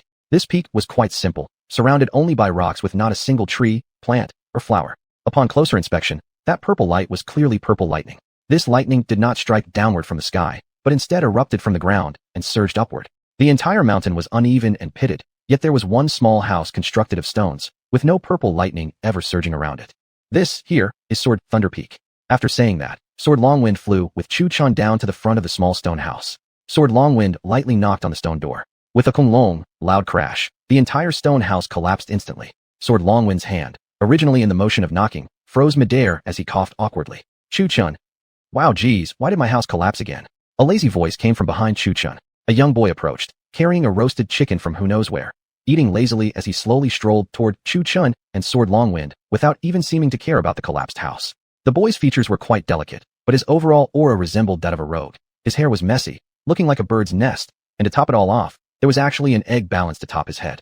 This is your second senior brother, Lin Lazy. Don't be fooled by his childish appearance. He's already over 3,000 years old, Sword Longwind explained beside them. Disciple Chu Chun greets senior brother Lin Lazy. Chu Chun wasn't surprised at all. After all, Dreaming Jade, the elder sister, looked so petite, yet was already 200 years old. He respectfully bowed with clasped hands. Greetings enough, the boy replied dismissively, lazily waving a hand toward Chu Chun. Chu Chun looked confused and didn't know what to do. Senior brother, what exactly are you? As he spoke, Chu Chun took out a spirit-gathering pill from his robe and placed it in Lin Lazy's hand. Is this what you meant? What the hell am I supposed to do with this? I want chicken. Where's the chicken? Lin Lazy, clearly unhappy, tossed the pill back into Chu Chun's mouth. Cough, cough, cough, ugh. Chu Chun nearly choked to death on the sudden pill. Lin Lazy, show respect. Hurry and greet your junior properly. Sword Longwind had seen enough. With a furious shout, his aura erupted, sending Lin Lazy flying backward. Lin Lazy appeared to be quite used to this, getting slowly back up. He reached and touched the egg on his head. Still here. All good. Oh, just as he smiled proudly, a scream suddenly rang out. A purple lightning bolt surged from underground, striking him from below upward, leaving him charred outside and scorched inside. What's more, the lightning bolt struck right from his crotch, burning his entire butt. Leaping while patting the flames on his butt, Lin Lazy finished smothering the fire and then stuck his head into his pants. It's fine. Still there? Lin Lazy immediately relaxed, taking a bite of the chicken leg that the purple lightning had turned to charcoal, and continued lazily walking towards Sword Longwind. He clasped hands with an unenthusiastic tone. Disciple Lin Lazy greets master. Chu Chen stared at his ridiculous actions, stunned speechless, his face twitching repeatedly. He really wanted to laugh, but dared not, holding it in until his face turned red. Sword Longwind's expression darkened, greatly troubled by this disciple. Lin Lazy glanced at Chu Chun and reluctantly clasped hands. Greetings, junior brother. Without waiting, he walked past both of them toward the collapsed house. With a wave of his small hand, powerful true energy burst forth, restoring the collapsed house back to its original form. Yet as he reached for the door, Honglong, it collapsed again. And as Lin Lazy entered the doorway, the house reassembled itself once more. Chu Chun. Chapter 83, Sword Year. Forget it. Let's not worry about him. Let's go meet your third senior apprentice brother. Jian Chongfeng shook his head helplessly. Chu Chun followed Jian Chongfeng to a mountain peak covered entirely in flowers, mostly yellow chrysanthemums. Except for the floral arrangements, there wasn't a single tree in sight. However, in the center of the floral maze, there stood a small wooden hut. Chu Chun looked at Jian Chongfeng in confusion. Wasn't he supposed to meet his senior apprentice brother? This place looked more like a woman's dwelling. Plus, the heavy pollen made Chu Chun sneeze several times in a row. Looking down from above, Chu Chun noticed a graceful figure picking flowers within the blossoms. Wow, didn't expect his senior apprentice brother to have such an extravagant secret hideaway. At first glance, the flower-picking woman looked rather pretty, well endowed with both a striking figure and a charming face. As Chu Chun admired the woman, his expression suddenly froze. He watched as the woman elegantly reached into her skirt and scratched herself. Chu Chen's lips twitched involuntarily at the sight. Then, the next second brought a moment that would shock Chu Chun for the rest of his life. The woman stuck her hand into her bosom, pulling out a steamed bun. As the bun emerged, one of the once balanced mounds on her chest suddenly deflated. As one side caved in, the other half, hanging from the woman's abdomen, dropped down. The woman took a bite of the bun before stuffing it back into her chest, lifting the dropped half back into place. Balanced again. This peak is called Swordflower Peak. The oddball down there is your third senior apprentice brother, Lin Hua. Don't let his pretty looks deceive you. Actually, he's a man, Jian Chongfeng explained, then turned to look at Chu Chun, who now stared blankly, frozen in complete shock. A man? Chu Chun exclaimed again in disbelief. He originally thought that maybe he was just a little flat and used buns to add volume. Now, are you seriously telling him this is a guy? Jian Chongfeng looked down at Lin Hua among the flowers, helplessly rubbing his forehead. It wasn't a big problem though, just something you'd have to get used to. Fortunately, Jian Sword Peak was usually sparsely populated. If everyone who came here experienced shock, the whole place would be full of stunned idiots. Looking at Chu Chen's dazed expression, Jian originally intended to take him down to meet his senior apprentice brother, but now, it seemed unnecessary. Chu Chun had already begun doubting his own sanity. He almost had a crush on a guy. Why was this guy so attractive? Did he cultivate the wrong technique? Or had he been meditating alone on this mountain for too long and developed hallucinations? Thinking back to what had just happened, Chu Chun still shivered in horror, goosebumps rising all over his skin. Now he finally understood. Men could indeed be this beautiful. From now on, he had to be careful and couldn't just call everyone around him senior female apprentice. Compared to this third senior, he actually liked his second senior better. True, that guy was always lazy, but at least he could confirm without question that he was male. As for this third senior, never mind, just thinking about him gave him goosebumps all over. Come on, I'll take you to meet the last senior apprentice brother. Jian Chongfeng quickly led Chu Chin away from this chaotic scene. Sword cultivators should base their path on the heart. If Chu Chin developed heart demons from this encounter, it would be quite troublesome. The last senior apprentice brother? Master, does Jian Sword Peak only have 4 apprentices in total? Chu Chin asked in surprise again. He thought Jian Peak already had too few people. He never expected Jian Sword Peak to have even fewer. Of course not. What I mean is, the one I'm about to take you to meet is the last male apprentice of Jian Sword Peak. The rest are your senior female apprentices, Jian Chongfeng replied casually. Jian Chongfeng led Chu Chun to a peak that was half volcano and half forest. Though it was split this way, similar to Jian Shui Peak, the forest hadn't caught fire despite being right next to the volcanic lava. By the edge of the crater sat cross-legged a muscular man. He had a stern face, long flowing hair, and an exposed upper body glowing red from the heat. Below the waist, he wore only a pair of shorts. Hovering in front of the muscular man was a sword, its blade ablaze with scorching fire, and its hilt bearing a mark shaped like the sun. This is the Divine Sword Peak. The one cultivating down there is your 4th senior apprentice brother, Li Kuei. He renamed the peak himself. But I should remind you, you must be careful around him when you meet. Jian Chongfeng spoke solemnly. Why? Chu Chin asked curiously. He's not really dangerous. The main thing is that he challenges anyone he sees to a fight. He has a very aggressive and warlike nature. Oh, isn't that a good thing?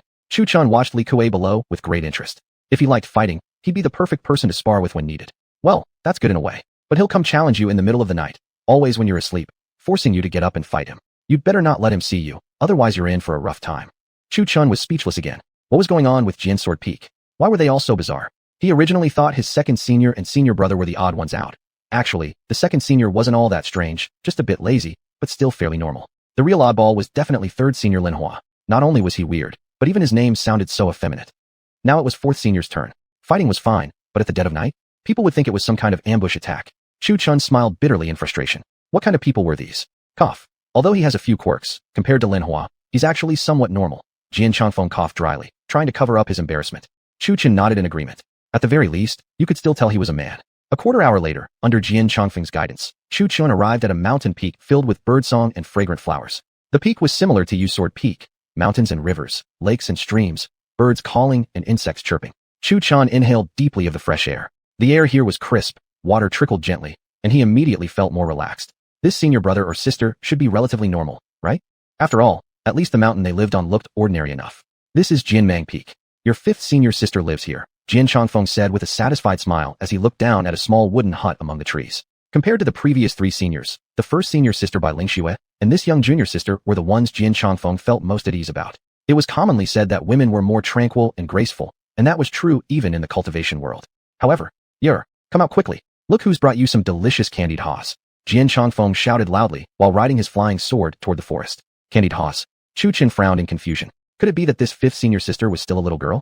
Whoosh. Just as Chu Chen was thinking this, a small, delicate figure dashed from the forest toward Jian Changfeng at such speed that Chu Chen couldn't even catch a clear sight of her.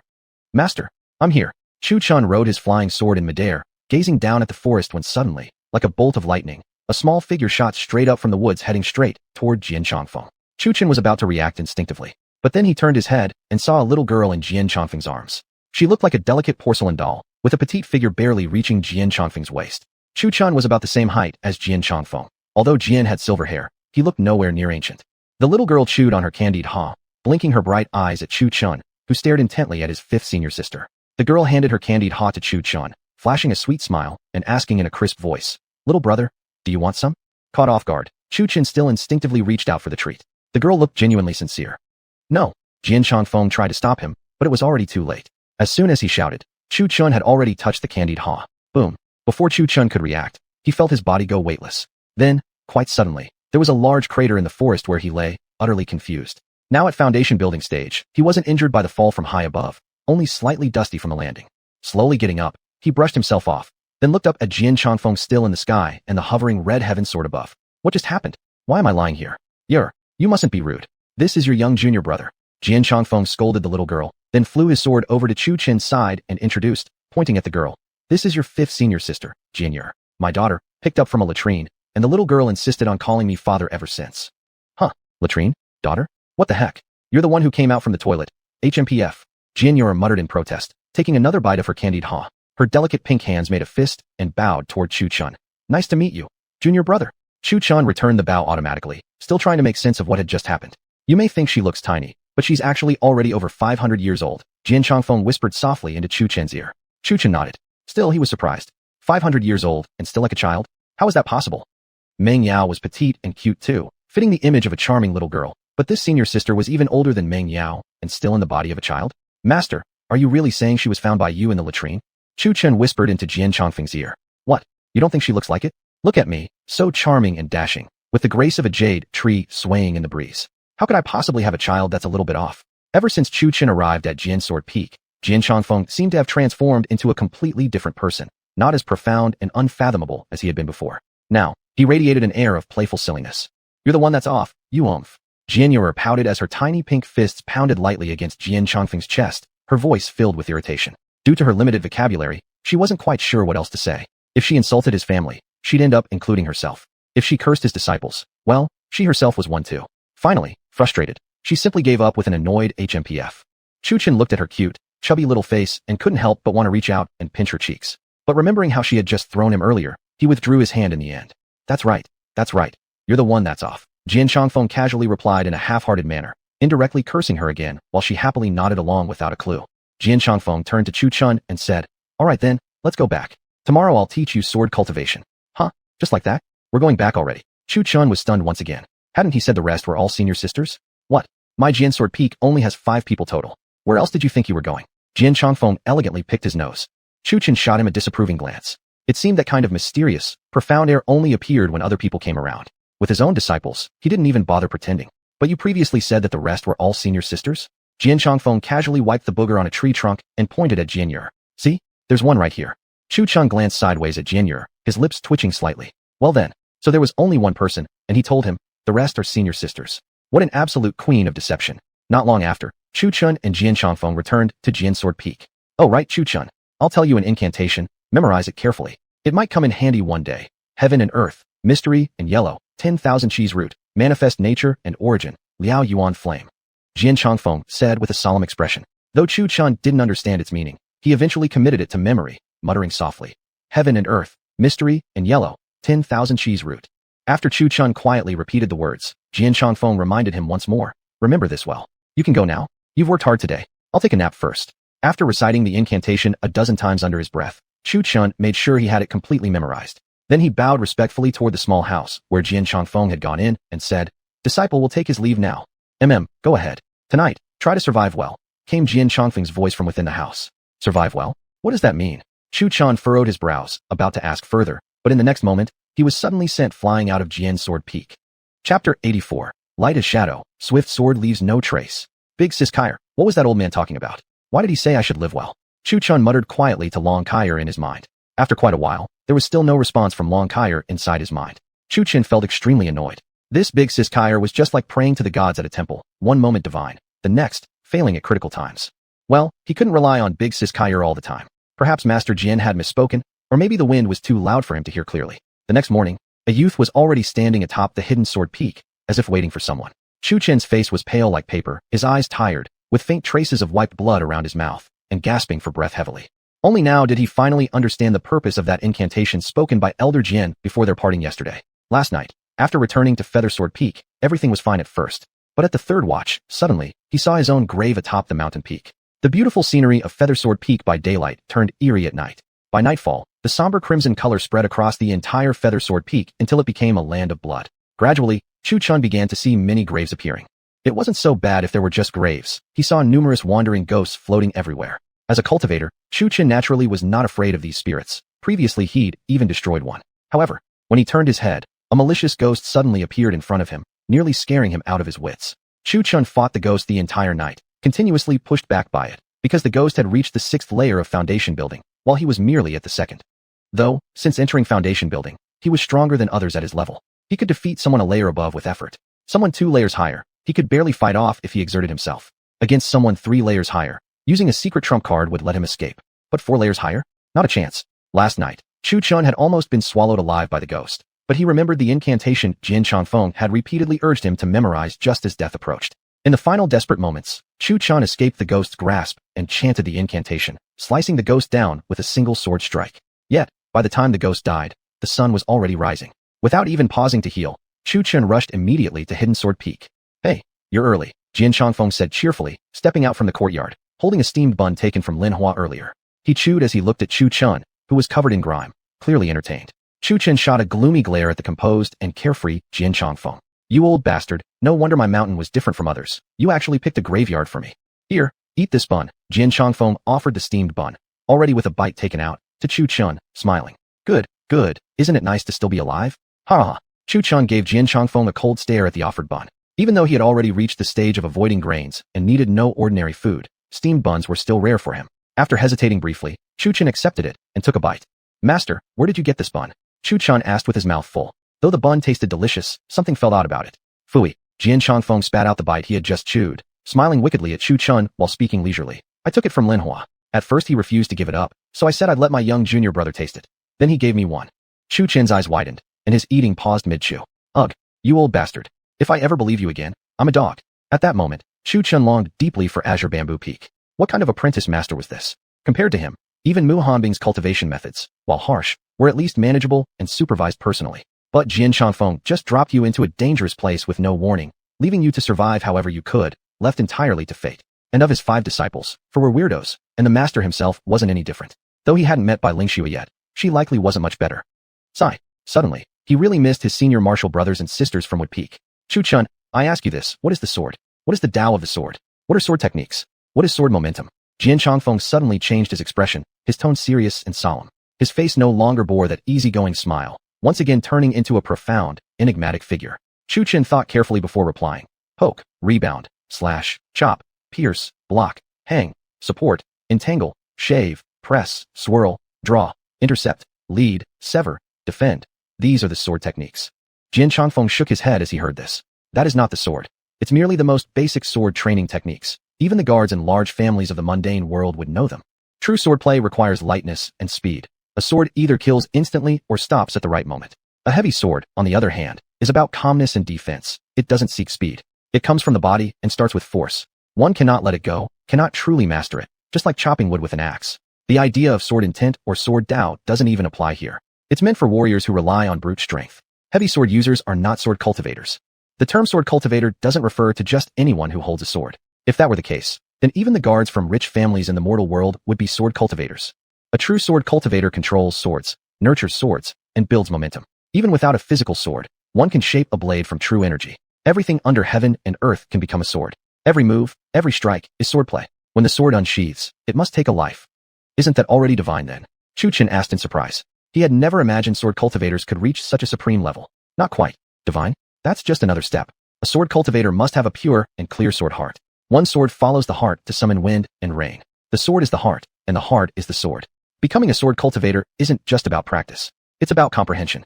If one reaches my level, one can sever karma, sever worldly attachments, even cut through love and emotion. Sword cultivators can't be measured by mere cultivation levels. A powerful sword cultivator may have no cultivation at all, yet through deep mastery of sword Tao, he could erase even a god with a single slash. So if you ever meet a sword cultivator, never compare cultivation levels with him. Chu Chen's expression turned solemn. He respectfully clasped his fists and said, "Your disciple shall remember this." He had once only known how to wield swords, but today, for the first time, he had heard how invincible a sword cultivator could be. The first step of a sword cultivator is to unlock the sword formula. This opening sword is done only once. Once you open the sword, you walk the sword path. You won't need to open the sword every time you fight. Saying this, Jian Chongfeng sat cross-legged, stretching out his right palm. Xian metal sword. Kuan follows the wheel. Kuei summons thunder. Zhen originates from dark peaks. Xian follows the stars. Gong unleashes lightning. Gangstar arrives. Star and moon contend. Yan, Qian, Yuan, Heng, Li, Zhen. Open sword. Sword come. With Jian Chongfeng's final shout. Buzz buzz. A piercing sword resonance echoed across the entire Azure Cloud sect. Shush. From all directions, swords of various sizes flew toward Hidden Sword Peak, shaking the whole sect again. Chu Chen looked at the swords hovering above his head. There must be at least 1,000, possibly 10,000. All kinds of grades were present. Watching Jian Chongfeng rise to his feet, his hands behind his back, Chu Chen felt astonished. With just one person, he had drawn all the flying swords from the entire Azure Cloud sect here. Even Muhan Bing's Xianai's sword was among them. Jian Chongfeng casually picked the sword, swung it around a few times, nodded in satisfaction, then held the blade in front of his chest and struck forward with blinding speed, sending tremors through space itself. Boy, watch closely. Chu Chen took a few steps back to give Jian Chongfeng room, watching intently. What is a sword? Sword techniques are life techniques. The sword is the person, and the person is the sword. As Jian Chongfeng spoke, he slashed again, rippling the very air. Jian Chongfeng threw the sword aside, then beckoned with his fingers toward a nearby tree. A soft breeze blew through, carrying falling leaves from its branches. He caught one leaf, flicked it forward with a snap of his finger, and the leaf flew like an arrow through the air, embedding itself solidly into the waist of a distant mountain peak. He bent down and retrieved another sword from the ground, waving it as he spoke. A sword mustn't be forceful, only swift. Grasp its essence, forget its form. One moves forward, carried by the wind to probe the path. Within the sword is another sword, seizing an opening. Returning to the ground, he held the sword aloft again, and a sharp sword resonance vibrated within the blade, while true energy surged through its edge. Building 1,000-blade force, released with a single motion. 10 paces, 1 kill. With these words, he unleashed a full-power slash. The air itself seemed to tear apart with a shriek. Boom. The distant mountain peak was split in two by the sword chi. Rocks exploded outward, and the severed mountain still vibrated with lingering sword energy. Jian Chongfeng tossed the sword into the air, then brought his 2 fingers together, his true energy swirling around them before pointing straight at Chu Chen. Instantly, Chu felt as though pierced by a blade. He continued, "No sword in hand, but the sword lies in the heart. Though empty-handed, one can still slay from 100 paces through sword chi. This is the finger sword, where the fingers become the blade, and every part of the body becomes a sword." Lifting his hand, the sword he had thrown earlier flew back into his grasp. He slashed once toward Chu Chen, close enough to feel the wind, but not touching flesh. A powerful gale rushed forth, filled with chilling sword chi, slicing Chu Chen's skin and drawing blood, but Chu Chen didn't flinch. His gaze remained piercingly fixed on Jian Chongfeng. As Chu Chen watched in stunned silence, Jian Chongfeng gathered his true energy into concentrated sword chi, then swung once more. Chi-wu. Jian Chongfeng's sword cut forward, sword chi transforming into a massive bird. In fact, not quite a bird, but more like a phoenix. The original humming resonance of the sword cry had transformed into the piercing screech of a phoenix, its sound echoing across Hidden Sword Peak. The sword soars like a flying phoenix, power surging through the wind. After Jian Chongfeng unleashed this strike, he swiftly withdrew and stood poised, his blade upright. With a flick of his wrist, countless sword beams slashed outward in all directions. Wind makes no sound. Energy flows like still water. Light leaves no shadow. Swift swords leave no trace. Xiao, xiao, xiao. With a shake of his hand, Jian Chongfeng released 103 sword beams. Before Chu Chen's eyes, the beams condensed into a single slash of sword chi. Watching from afar, Chu Chen could feel as though the sword had cut into his own body. Huh. Jian Chongfeng lowered his stance and exhaled deeply. Been a while since I used the sword like this. He turned to look at Chu Chen in the distance and asked, Kid, did you learn anything? This is only basic. In the past, I never even held a sword. It's the same now. Chu Chen recalled Jian Chongfeng's movements and the overwhelming sword presence from earlier. He had memorized everything, and now respectfully clasped his fists toward Jian Chongfeng. Thank you, Master, for your guidance. Your disciple will remember. Remembering is good, but this is only the most basic sword technique. Even common martial artists in the Jianghu know it. Mastering this alone means you've just entered the gate. Sword cultivators. They emphasize sword control to kill, nurturing swords, building sword momentum, attaining clarity of sword heart. But for now, you must first learn the sword techniques I've taught you. Start from the basics. Yes, thank you, Master, for your guidance. Chu Chen respectfully clasped his fists before Jian Chongfeng. Oh, by the way, kid, here's something for you. Jian Chongfeng tossed 2 bracelets and 10 rings toward Chu Chen. Master, what are these for? Chu Chen caught the bracelets and rings Jian Chongfeng threw, puzzled. Were the bracelets and rings? Put them on each finger. First, you must learn how to grip a sword. Practice sword techniques while wearing these rings and bracelets I gave you. And don't leave until you've carved 6,000 characters onto this stone tablet. Saying this, Jian Chongfeng waved his sleeve and a stone tablet appeared before Chu Chen. Oh right, hidden sword peak won't be an issue. That creature last night was a gift I specially prepared because I thought you might be bored. Now that you've killed it, such situations won't arise again. Jian Chongfeng suddenly turned mischievous, picking his nose and smearing the booger onto the blade he held. If Jian Chongfeng hadn't mentioned it, Chu Chen almost would have forgotten. What? You actually worried I'd be bored and gave me something to play with? I nearly got killed by that thing. Chu Chen's face turned gloomy, his gaze murderous toward Jian Chongfeng. What are you looking at me like that for? Remember, don't leave until you've carved all 6,000 characters. Jian Chongfeng shifted uncomfortably under Chu Chen's deadly glare. Chu Chen put on the bracelets and rings as instructed, then took up the Qi Shao sword and prepared to carve, muttering, How hard can this be? I can finish in under an hour. However, as the sword tip touched the stone, Jian Chongfeng suddenly smirked maliciously and snapped his fingers. Boom. Chu Chen was immediately flattened onto the ground, completely immobilized. Especially his hands, weighed down by the bracelets and rings, which were now buried into the soil. What the F***? Jian Chongfeng curled his lips, joining 2 fingers together as sword chi wrapped around them. He waved toward the thousands of swords above. Go back now. Xiao, xiao, xiao. The countless swords above hidden sword peak immediately flew away, returning to their origins. Some disciples, whose swords hovered above hidden sword peak, had just approached when their swords suddenly flew back to them. What's this black thing? A female disciple looked at her returning sword, noticing something dark stuck on the blade. She reached out and touched it. Kind of sticky. She rolled it between her fingers. It had a pleasant texture. Then she brought it to her nose and sniffed. Chapter 85, Winds and Clouds, Part 1. Time flies. The days and months pass swiftly. 9 months later. At night, deep into the 3rd watch, insects chirp and the bright moonlight reflects upon the center of the lake. Under its glow, a few fireflies dance through the forest, giving the night a unique charm. Around the small wooden cottage in the forest, a black shadow darts by, shaking the ground and lifting the flowers and grass. Little brother, stop sleeping and come out and spar with me. A muscular man shouted loudly toward the cottage. His voice startled the animals sleeping in the forest and even drove birds out of the trees. As the man shouted, light lit up the previously dark cottage. Master, I don't want to stay in this cursed place anymore. I want to return to Qingzhou Pavilion. Chu Chen let out a mournful cry toward the heavens from inside the room. Ever since 5 months ago, when his skill in swordsmanship had just begun to develop, he met Li Kuei during an outing. From that day onward, once Li Kuei learned that Chu Chen was his junior, he showed up punctually every 3rd watch of the night for sparring. Because of 1 month of relentless training, Chu Chen, who had initially just grasped the sword way, was forced to reach an unprecedented level of understanding.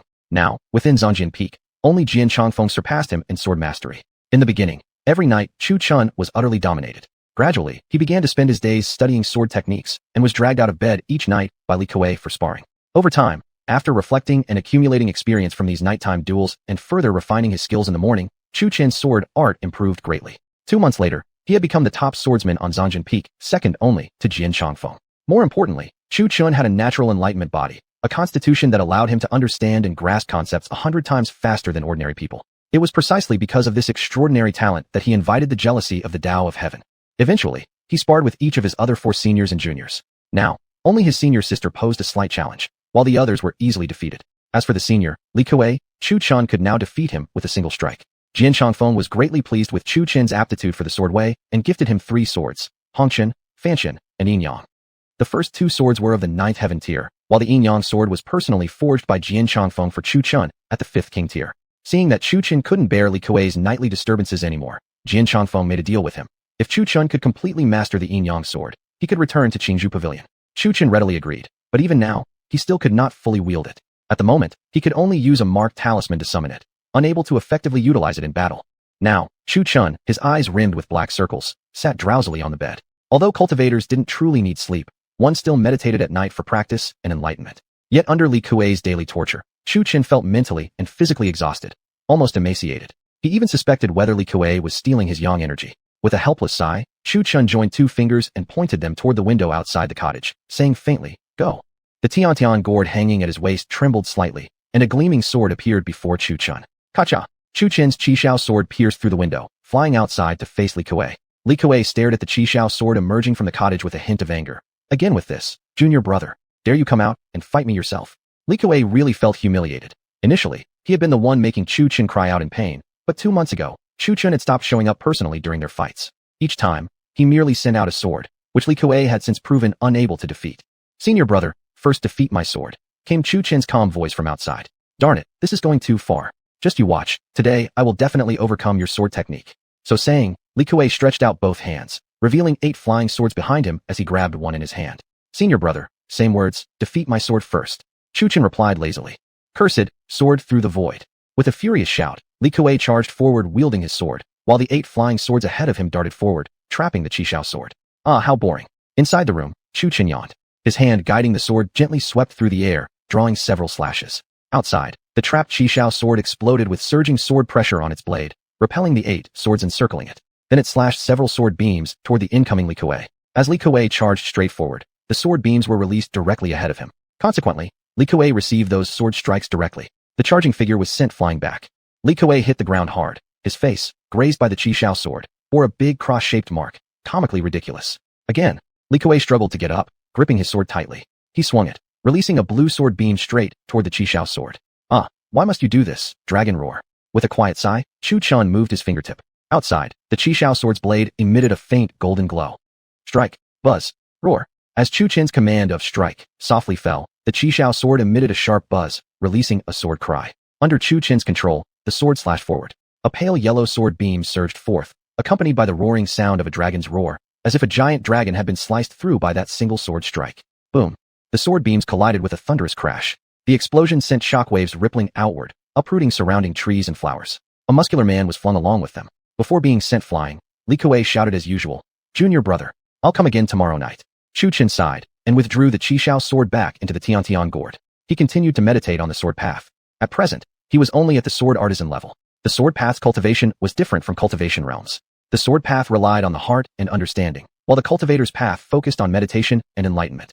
Over these 9 months, Chu Chun's cultivation level had only risen by 1 stage, the rest of the time devoted entirely to understanding the sword way. The cultivation stage he raised wasn't from his own training, but rather from his spirit field. Every time the spirit roots within his spirit field roared like a dragon, they absorbed a little more spiritual energy. When his energy reservoir was finally full, Chu Chun broke through to the next stage. He had already compressed his cultivation for quite some time. This breakthrough didn't harm his foundation. After all, ordinary cultivation also involved absorbing spiritual energy to form true energy, while the dragon roar directly produced true energy. There was no conflict at all. Previously, Chu Chun had also asked Jian Changfeng about his spirit roots, but even the latter was unsure. And Kaier had been feigning death all along. So, Chu Chun gave up for now, figuring it wasn't harmful and that his foundation remained solid. The next day, at Zongjin Peak, "Master, when are you going to let me return? I really can't take it anymore. This 4th senior brother keeps ambushing me in the middle of the night. Look at my eyes, there are bloodshot lines everywhere. And look at how weak my body has become. I even suspect he's here to steal my yang energy at night." Ooh. With tears, Chu Chun hugged one of Jian Changfeng's legs, lamenting his experiences over the past few months, pointing at his bloodshot eyes and dark panda-like eye sockets, sobbing even more bitterly. Sighing, Jian Changfeng kicked his leg a little, trying to shake Chu Chun off, who clung tightly. However, Chu Chun wouldn't let go no matter what. "Oh master, your disciple isn't an immortal. It was already difficult enough to advance from a sword cultivator to a sword artisan within 9 months. Didn't you yourself say only sword masters can wield king-tier swords?" While crying, Chu Chun wiped his tears on Jian Changfeng's robe. "I came here to learn the sword way, not to suffer these night ambushes. You're different. You have the natural enlightenment body, the perfect fit for sword cultivation. Cultivation levels are basically useless for you anyway. You know what? How about this? Let's have a fight. If you can fight me, You may grasp the sensation, and understanding will come easily. Jian Chongfeng, helpless as Chu Chen clung to him like a medicinal plaster, finally decided he'd better challenge the young man to a match to shake him off. Of course, winning against him wouldn't be easy. Hearing this, Chu Chen perked up immediately. Really? If I defeat you, will you let me return? Only if you can beat me first. Let me get him interested first, though winning won't be that easy. Jian Chongfeng raised an eyebrow toward Chu Chen. In his hand appeared a wooden sword, pointed downward, a gesture symbolizing that an elder was instructing a younger generation. Come. Chu Chen stood ready. From the Tiantian gourd came 7 flying swords. Without the Yin Yang sword and Zhu Tian sword, those high-tier weapons still out of his control, the rest were easy for him to command. Immediately, an intense battle broke out, one attacking, one defending. Chu Chen launched an offense while Jian Chongfeng held a defensive stance. With sword manipulation, Chu Chen attacked while Jian Chongfeng wielded his sword defensively. In no time, sword energy slashed through the sky over Zongjin Peak. Surrounding mountains were split apart as Chu Chen furiously activated his 7 flying swords. Jian Chongfeng responded just as powerfully, not only defending every one of Chu Chen's attacks perfectly, but even finding time to counterattack. The current scene looked completely one-sided. At first, since Chu Chen was on the offense, Jian Chongfeng almost got ambushed by a sudden attack. However, in sword mastery, Jian Chongfeng had never truly been beaten. Though it was close, he managed to survive the danger. Once Jian Chongfeng fully adapted, Chu Chen was immediately pressed down mercilessly. A white-robed figure was pierced by a blade of sword light and flung outward, landing heavily on the ground. Chu Chen lay in the crater, panting heavily as he looked up at Jian Chongfeng approaching. Master, he said, you're being really unfair. With your cultivation level so high, how could I ever stand a chance against you? Why don't you suppress your power a bit? Jian cultivators cultivate their hearts. How do you expect me to suppress my level? My true cultivation realm is far beyond yours, by tens of thousands of miles. Even if I held back, I'd still be way above you. Hearing this, Chu Chen helplessly lay in the crater, his hand twitching slightly, the bracelet and 10 rings on his wrist shifting slightly. You, Jian Chongfeng sighed. Just focus on understanding the sword path. Don't think that sword cultivators are exempt from tribulation. Sword cultivators face heavenly calamity too, and even swords themselves do. What if, the next time you break through, there's no familiar person around? You can only rely on yourself. You succeeded this time in reaching foundation building mostly due to luck, 3 parts strength, 7 parts fortune. The heavens were testing you, and next time won't be so fortunate. Master, I understand the theory, I really do. But having 4th senior brother attack me at night all the time is driving me crazy. I'm on the verge of a breakdown. As Chu Chen spoke, Jian Chongfeng's ears twitched slightly. After a moment's hesitation, his eyes darted, and he nodded to himself. Fine. Jian Chongfeng gave in, waving a hand impatiently. I'll let you go back. Han Bing is looking for you anyway. As he spoke, he snapped his 2 fingers together, and all the gravity-increasing artifacts Chu Chen had worn flew into Jian Chongfeng's grasp.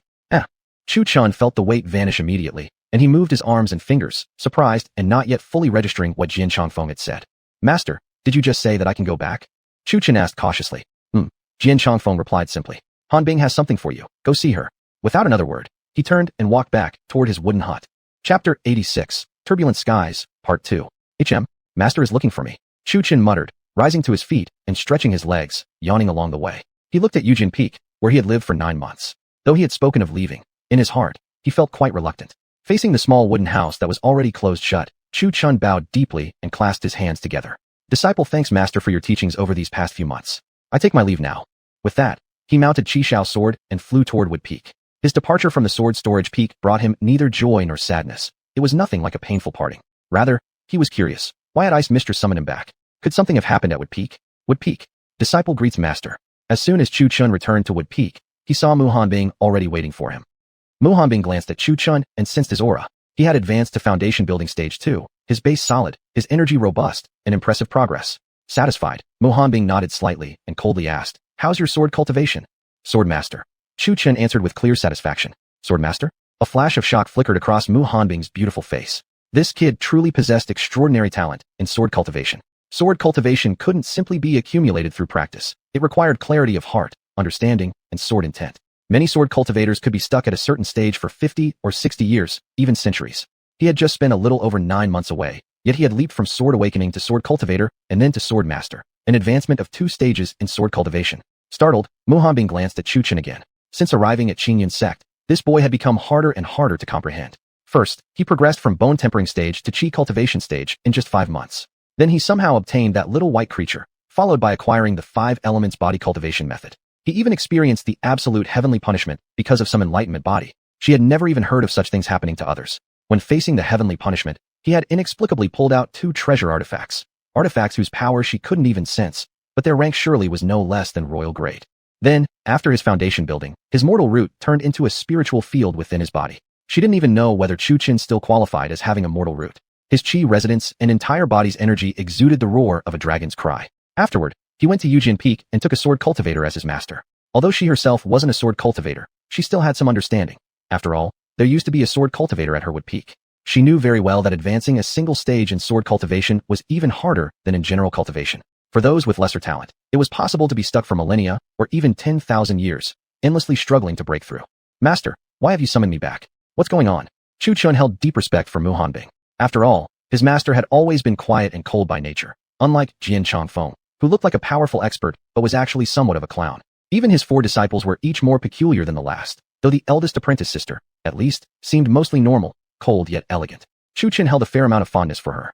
Qingyun sect recruits disciples every 10 years, and this time it's just that season. However, I've received a request from someone below the mountain. A monster has appeared in a village near the border, and your senior apprentices are all occupied, so I recalled you. Mu Hanbing explained calmly. Qingyun sect is recruiting disciples? Why haven't I heard of this before? Chu Chan asked in surprise. This was the first time he had heard of such a matter. Where were you back then, and where is Qingyun sect? Even if the news had reached your Xuanyu imperial dynasty, given your status back then, how could you possibly have heard of it? Chu Chen thought for a moment, realizing it indeed made sense.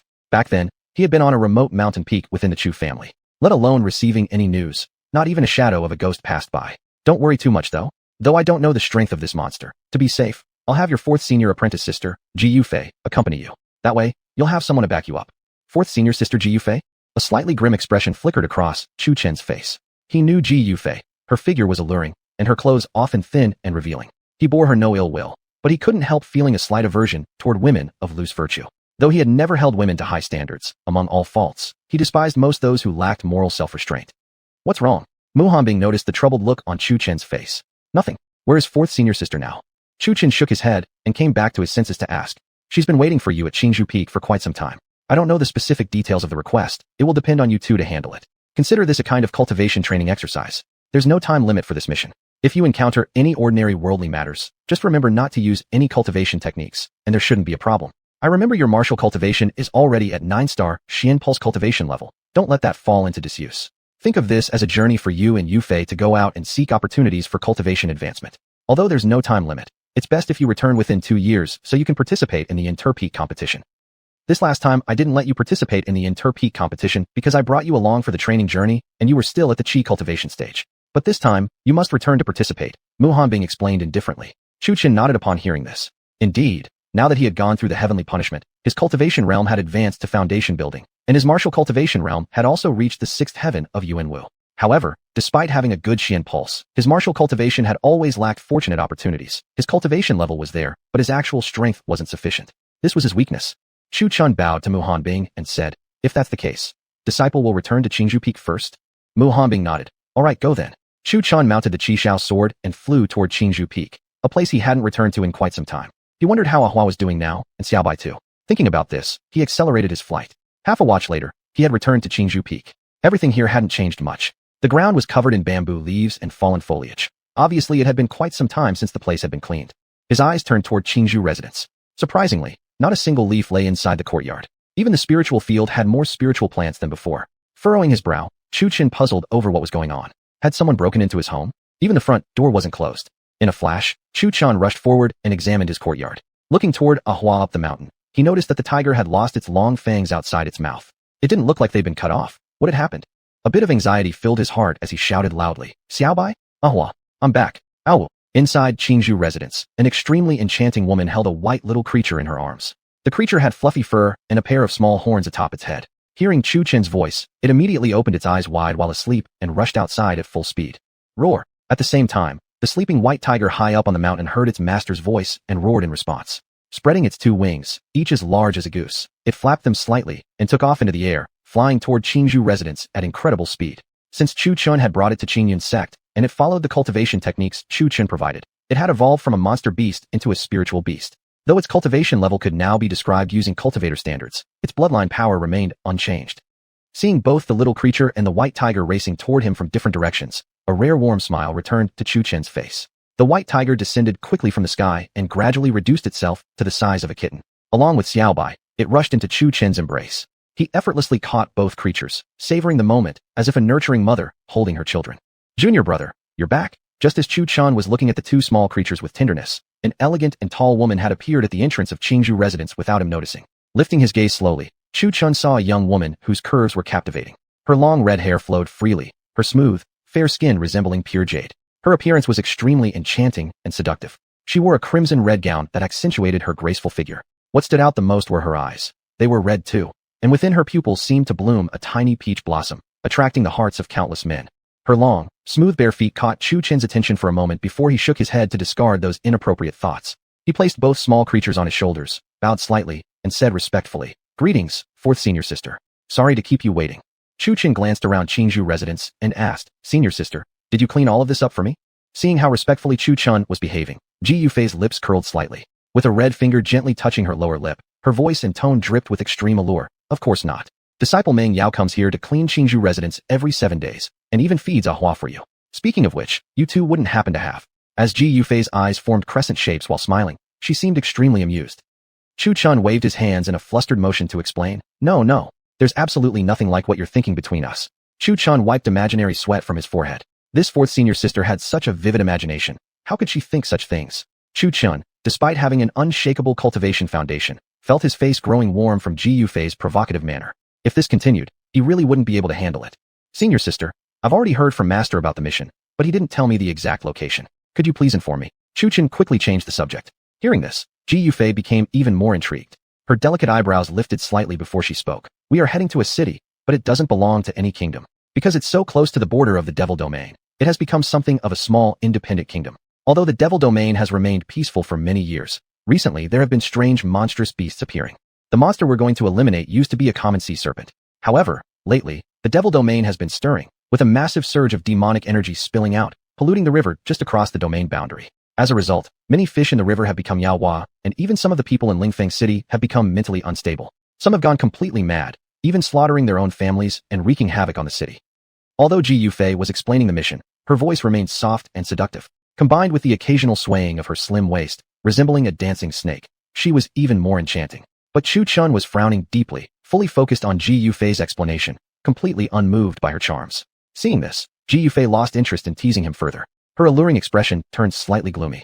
"Senior sister, when shall we depart?" Chu Chun asked. "I see you don't need to bring anything with you. Then let's leave right now.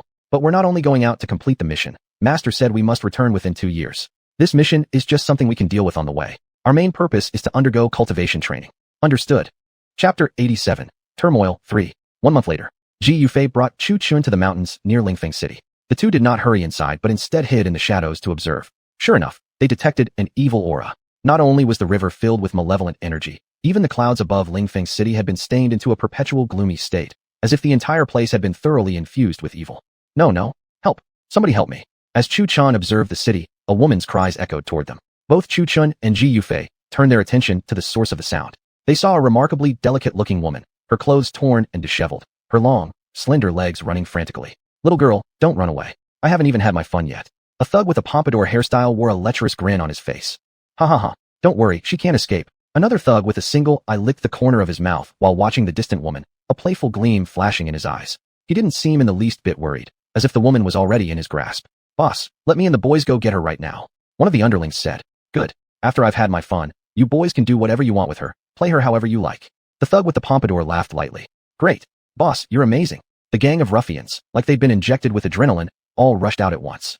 "Haha, little missy, don't run away." The woman had thought she'd gotten far enough when, before long, the bandits were already catching up behind her. Terrified, the woman's face turned pale with despair, realizing the horrifying consequences should she be captured by these ruffians. Being brutally attacked in a group would be the least of her worries. What she truly feared was the thought of being tortured mercilessly until she lost her senses completely, ultimately leaving her with nothing but a death sentence. She wasn't afraid of death itself, but unwilling to be defiled by these scoundrels.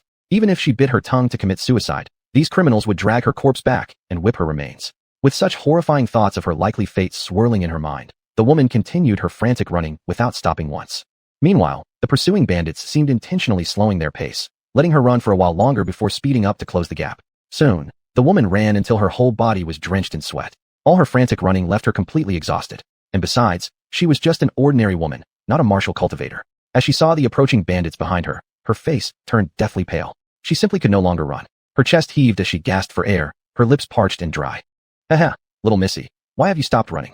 As the bandits arrived, they stared at the girl, who was now leaning against a tree and collapsed onto the ground, with lewd smiles on their faces. Boss, what if we go ahead and... One of the subordinates couldn't wait anymore and raised his eyebrows suggestively toward the leader. Upon hearing this, the gang leader gave a knowing expression. Help! Somebody help me! Even though she was utterly exhausted, the woman continued whispering cries for help in desperation. The bandits slowly approached her, some even taking off their upper garments, exposing their dark reddish bronze muscular bodies. Instantly overwhelmed by despair, the woman thought to herself, is today really the day I lose my innocence? Who will save me? Her voice trembled, full of desperation and tears. As one bandit reached out to touch the woman's shoulder, suddenly a shriek of pain pierced the air. A surge of hot blood splattered onto the woman's face. Opening her eyes in shock, she saw the gang leader holding his suddenly severed right arm, the joint of which was still leaking crimson blood. Miss, are you all right? Surprised and stunned, the woman felt a pair of soft and delicate hands lift her up. Ji Yufei, smiling gently, looked at her and patted her back, whispering soothingly, "Don't be afraid, it's all over now." Then, her gaze turned sharp as she stared at the bandits in front of her. In her left palm, she conjured a golden ball of lightning and hurled it forward. Instantly, wild arcs of lightning shot forth. Explosions of lightning erupted from the golden ball, sending the bandits flying into bloodied messes, their limbs ripped apart. The few bandits farther from the lightning ball were blasted into soot-covered bodies, barely alive. Immediately afterward, those still breathing cried out in pain and panic, fleeing hastily. Qi Xiao, go! A brilliant white sword flew from Chu Chen's Tiana gourd, like an arrow. Puchi, puchi, puchi. Blades of sword light flashed. When the Qi Xiao sword returned to Chu Chen's hand, blood shot from the foreheads of the fleeing bandits. One by one, they fell lifelessly to the ground. Staring at the scene, the woman was too stunned to say anything. As she finally recovered from her shock, she fell to her knees before Chu Chun and Ji Yufei. Her voice choked and teary as she spoke. This humble girl thanks both of you, kind saviors. After saying that, she kowtowed 3 times to Chu Chun and Ji Yufei. Because she pressed too hard, blood began to trickle from her forehead. But compared to this minor pain, she would rather not die being beaten to death by the bandits. Young lady, quickly get up. Ji Yufei hurriedly helped the woman to her feet. Miss, what exactly happened? Why were you chased by those bandits? Chu Chun, who had remained silent until now, asked. My name is Xiaoyu. It was the name my grandfather gave me. I have been orphaned since childhood and was picked up and raised by my grandfather. We live in Lingfeng City, near the border of the demonic region. Many people in the city have been infected by demonic energy. Recently, my grandfather also started losing his sanity. I wanted to leave the city to gather some herbs. I heard from an old Taoist in the city that I should come to Lingfeng Mountains to find a herb called Bai Mei. He said to burn the leaves together with the talisman paper he gave me, then drink the water to expel evil spirits. So I came up the mountain to gather herbs, but before I found the plant, I accidentally entered a cave where bandits lived. The bandits quickly captured me. Later, I struggled desperately and managed to escape. If it hadn't been for the 2 knights-errant saving me, I would have already. As she spoke, tears rolled down her cheeks. Hearing this, Chu Chen sighed softly. When he looked at Ji Yufei, he noticed that her previous coquettish expression had changed, replaced instead by a look of pity and sorrow, as though recalling something painful. Senior sister, Chu Chen softly called. Hearing Chu Chen's voice, Ji Yufei snapped out of her thoughts and comforted Xiaoyu, saying, Don't worry. We came here on an assignment to investigate this situation. We will definitely save you from this suffering. Chu Chen nodded in agreement. Looking at the 2 of them, Xiaoyu let out another sigh and said, The 2 knights may have profound martial arts cultivation, but that is after all demonic energy. Alas, you still should go back. Before, a powerful expert at the general level came, and I personally saw him devoured by a monster infected by the demonic energy, without even a chance to fight back. Miss, you can't Anshin Fengshin with us. Since we are here, we must have made preparations, Chu Chen said firmly. Xiaoyu looked into Chu Chen's determined eyes and realized she could not persuade the 2 knights otherwise. Having already said everything she needed to say, if they insisted on entering the city, then so be it. Perhaps these 2 indeed had a way to resolve this. Xiaoyu nodded faintly, clinging to faint hope, and continued. Senior knights, there are still bandits in that cave. If they aren't eliminated, they will definitely continue causing trouble. I beg you to take them down as well. Her tone carried deep supplication. She certainly didn't want people from the city being captured by these bandits. She truly feared these bandits might storm into the city to burn and loot. And helplessly, she could only seek the help of these 2 to wipe them all out. Chu Chun and Ji Yufei exchanged a glance. Ji Yufei nodded and said, Fine. Chu Chun had known beforehand that Ji Yufei, his senior sister, practiced both martial and immortal arts simultaneously. Her lightning ball just now was a martial technique, not a martial skill. As for Chu Chun killing people with the sword, that certainly did not count as an immortal technique either. In the vast world, there were many sword cultivators. Most of them weren't immortals, but martial artists who focused on sword cultivation. Thus, the use of sword techniques didn't count as immortal techniques. But if you say you fly on a sword, that definitely belongs to immortal arts, because flight is not within the realm of martial cultivation. Yet killing with a sword doesn't count as immortal arts, as many martial artists possess sword fighting skills. Guided by Xiaoyu, Chu Chun and Ji Yufei arrived at the entrance of the bandits' cave. Unexpectedly, above the cave entrance, there was even a wooden signboard, extremely crude. On it, written in charcoal, were 2 large characters, Fengjai, Feng Outpost. Chu Chun glanced at the sign, a mocking smirk curling at the corner of his mouth. How amusing. Inside the cave, hearing the commotion outside, the man with a mohawk said, "Could it be that Lao Lu and the others have returned? Let's go see." Saying that, the man with the mohawk led all his underlings out of the cave, already fantasizing about 133 methods of tormenting the girl, eager and restless. "Wow, Lao Lu, didn't expect you to return so soon. You didn't eat without us, right?" The mohawk man rubbed his hands, his face twisted in a lewd grin, extremely repulsive. "Who are you?" However, when he stepped out of the cave, what he saw was not his subordinate, but a trio, 2 women and a man. One of the women was the very girl who had escaped earlier. His eyes locked tightly on Ji Yufei, practically burning with desire. Looking at her figure, her face, her long and snow-white legs, he and his underlings could hardly control their drooling. Some even had nosebleeds. They had spent too long on the mountain without seeing any woman, and Ji Yufei's seductive and ravishing beauty was too much. Her fair and exposed waist looked soft as a snake. Boss, this girl seems even more exciting." One of the underlings couldn't stop his nosebleed, staring unblinkingly at Ji Yufei. "Step aside. I'll take her first." The mohawk man shoved his subordinate aside, his eyes never leaving Ji Yufei's face and body, scanning her shamelessly with an aggressive stare. He walked straight toward Ji Yufei, his 2 hands extending like dragon claws. Chu Chun felt a wave of nausea watching this scene. When he looked at Ji Yufei, he noticed her lips slightly curl upward before her expression turned icy cold. Die. Around her right arm, seemingly out of nowhere, coiled a purple lightning serpent. The serpent flicked its tongue, eyeing the mohawk man like prey. At Ji Yufei's command, the lightning serpent shot forth from her delicate hand, trailing a streak of purple thunder behind it. ZZZZZT. Help me. After leaving her hand, the lightning serpent moved like a wild horse, darting wildly among the bandits. It pierced through each of their hearts, exiting from their backs, carrying chunks of flesh. Wherever the serpent passed, the bandits' internal organs were fried by the electricity, their insides blown apart. Hearing his underlings' screams, the mohawk man snapped out of his lust, his face turned grim, and a protective armor of martial energy flared around his body, tightly guarding him. "Oomph, didn't expect this little girl to be so fierce," the mohawk man chuckled, his eyes showing contempt, unafraid of the lightning serpent. "If you like fierce ones, then I'll play with you a bit. Your screams will be really delightful later." Ha ha. As he laughed, his expression gradually twisted into a Dianxia grin. Rushing thunder. PTCH. As the mohawk man unleashed wild lightning around his body, he suddenly spat out a mouthful of blood. He looked down at his chest where, unknowingly, a silver and snow-bright sword had pierced his heart.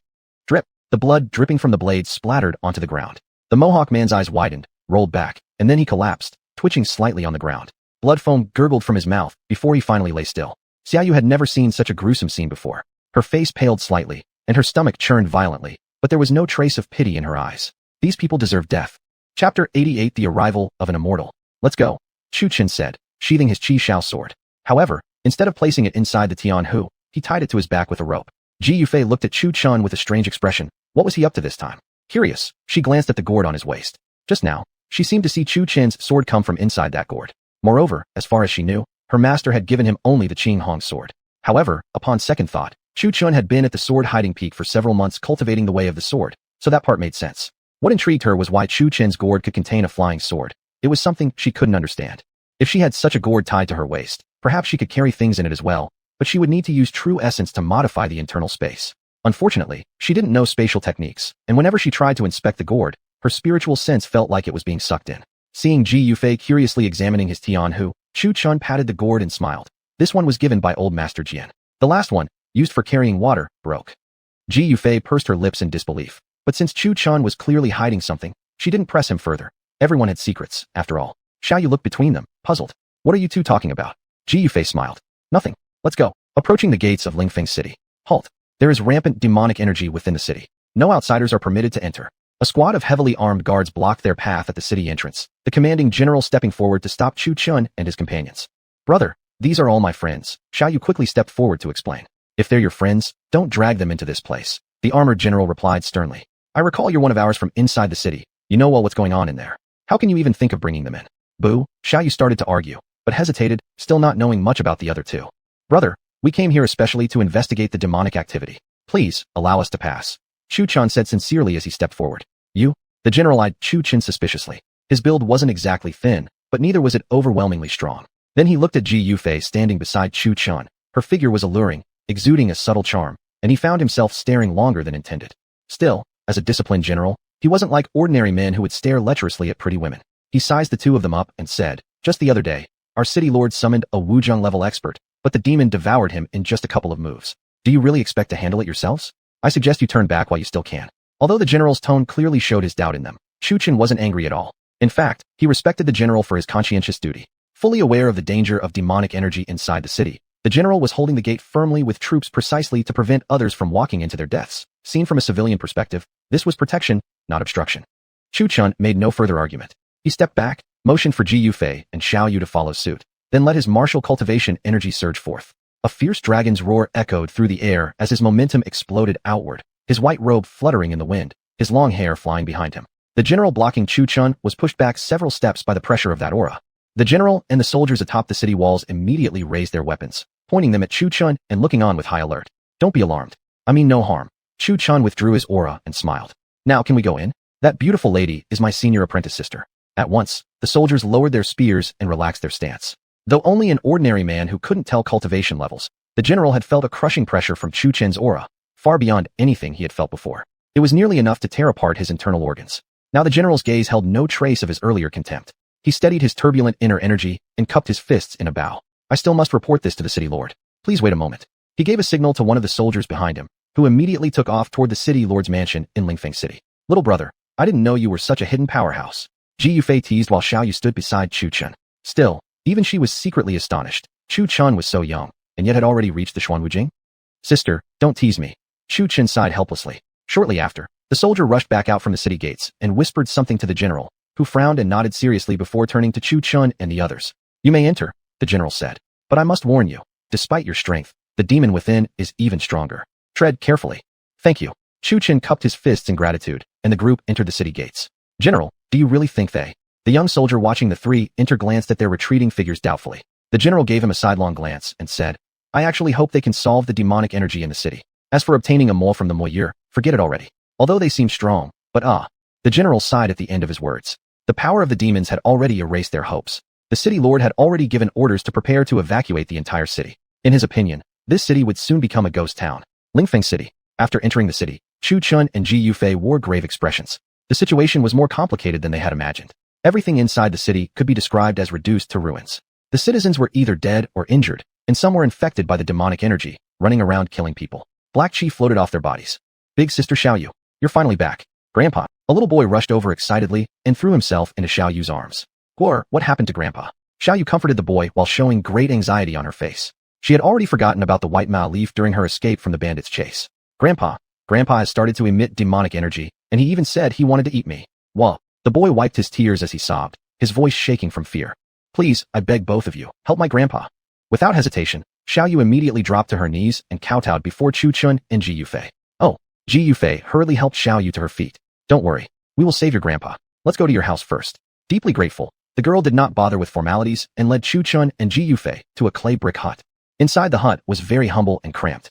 An elderly man lay on the heated brick bed, breathing faintly, his face pale and sickly. In front of the bed was a small stove boiling water. Xiao Yu, is that you back? The weak old man said faintly from the bed. Yes, Grandpa, it's me. I'm back. The Taoist priest Li previously told me to pick white Mao leaf on the mountain, but I encountered bandits. I almost died. Although I couldn't get the white Mao leaf, I have invited these two heroes to help you. Please, save my grandpa. Xiao Yu pleaded with tear-filled eyes toward Ji Yufei. A small golden glow shimmered in Ji Yufei's palm as a black pill appeared in her hand. She handed the pill to Xiao Yu and said, this pill can help relieve your grandpa's pain temporarily. What I'm going to do next is drive the demonic energy from his body. It will be a painful process, so first give him this pill. He will fall into a brief coma. Then I can purify the demonic energy from him. All right. Without hesitation, Xiao Yu gave the pill to her grandfather. After taking the pill, the old man felt a cool, refreshing sensation in his body and soon closed his eyes and fell asleep. Senior apprentice sister, let me handle this. Ji Yufei was about to move forward when Chu Chen stepped ahead and said so. He joined his right middle and index fingers together. A faint green light flickered at the tips. He touched the old man's back with his fingertips, and all the black chi on the body gathered together. As Chu Chen's fingers moved upward, the old man's internal dark energy followed his fingers. Xiao Yu. But when the accumulated dark energy reached the neck, the old man suddenly opened his eyes, which turned blood red. He grabbed Xiao Yu's clothes and tried to bite her neck. No. Xiao Yu cried loudly, but afraid that her grandpa might fall from the bed, she still steadied him. Restrain. Chu Chen uttered lightly, his left palm shining faintly with golden light. He slapped the old man's back, while his right fingers lifted the concentrated dark energy. As his hand struck, the old man spat out a stream of black blood. The blood touched the ground and began hissing, releasing smoke as if it were corrosive. Cough, cough. The old man coughed dryly a few times, still unconscious. Chu Chen flipped his hand, and a blood-red pill appeared. This was a spirit blood pill made from ginseng root, used for healing injuries. He had bought it at Linglong Pavilion before. At 2,000 spirit stones per bottle, it was not cheap. After feeding the pill to the old man, Chu Chun said, "Your grandfather is fine now. He has taken the spirit blood pill. The demonic energy has been cleansed, and after a few days of rest, he'll be lively and energetic again." Seeing her grandfather's condition improve, Xiaoyu felt a wave of relief. Though his face remained pale, he no longer looked lifeless and gray. She immediately knelt before Chu Chun in gratitude. "Thank you, noble hero. I have no way to repay you except by offering myself. If you don't mind, Xiaoyu hopes to be your handmaiden. Young lady, please rise." It was but a small favor. Chu Chun quickly helped up the nearly kneeling Xiaoyu, forcing a faint smile. In truth, his heart bled a little. Each bottle of spirit blood pill cost 2,000 spirit stones, and although he had 5 bottles, each contained only 10 pills. Every single one used was one less to spare. "Miss, I also ask you to kindly guide us to the river where the monster has appeared. Besides investigating the boyeur, our second purpose for coming here is to clear this city of demonic energy and eliminate the monster in the river. To be honest with you, we are actually cultivators whose duty is to vanquish evil and uphold righteousness." By now, Chu Chun saw no point in hiding the truth. Only a cultivator could perform the task of slaying demons and cleansing demonic energy. If the monster turned out to be powerful, he would have to use heavenly techniques anyway, something the people in the city would witness sooner or later. It was better to reveal the truth now and put their minds at ease. Upon hearing this, Xiaoyu's rosy lips parted slightly, and she prepared to kneel again, but Chu Chun was quick to stop her. "So there really are immortals in this world. This poor girl did not know earlier. Please forgive my rudeness." Xiaoyu bowed deeply toward the two.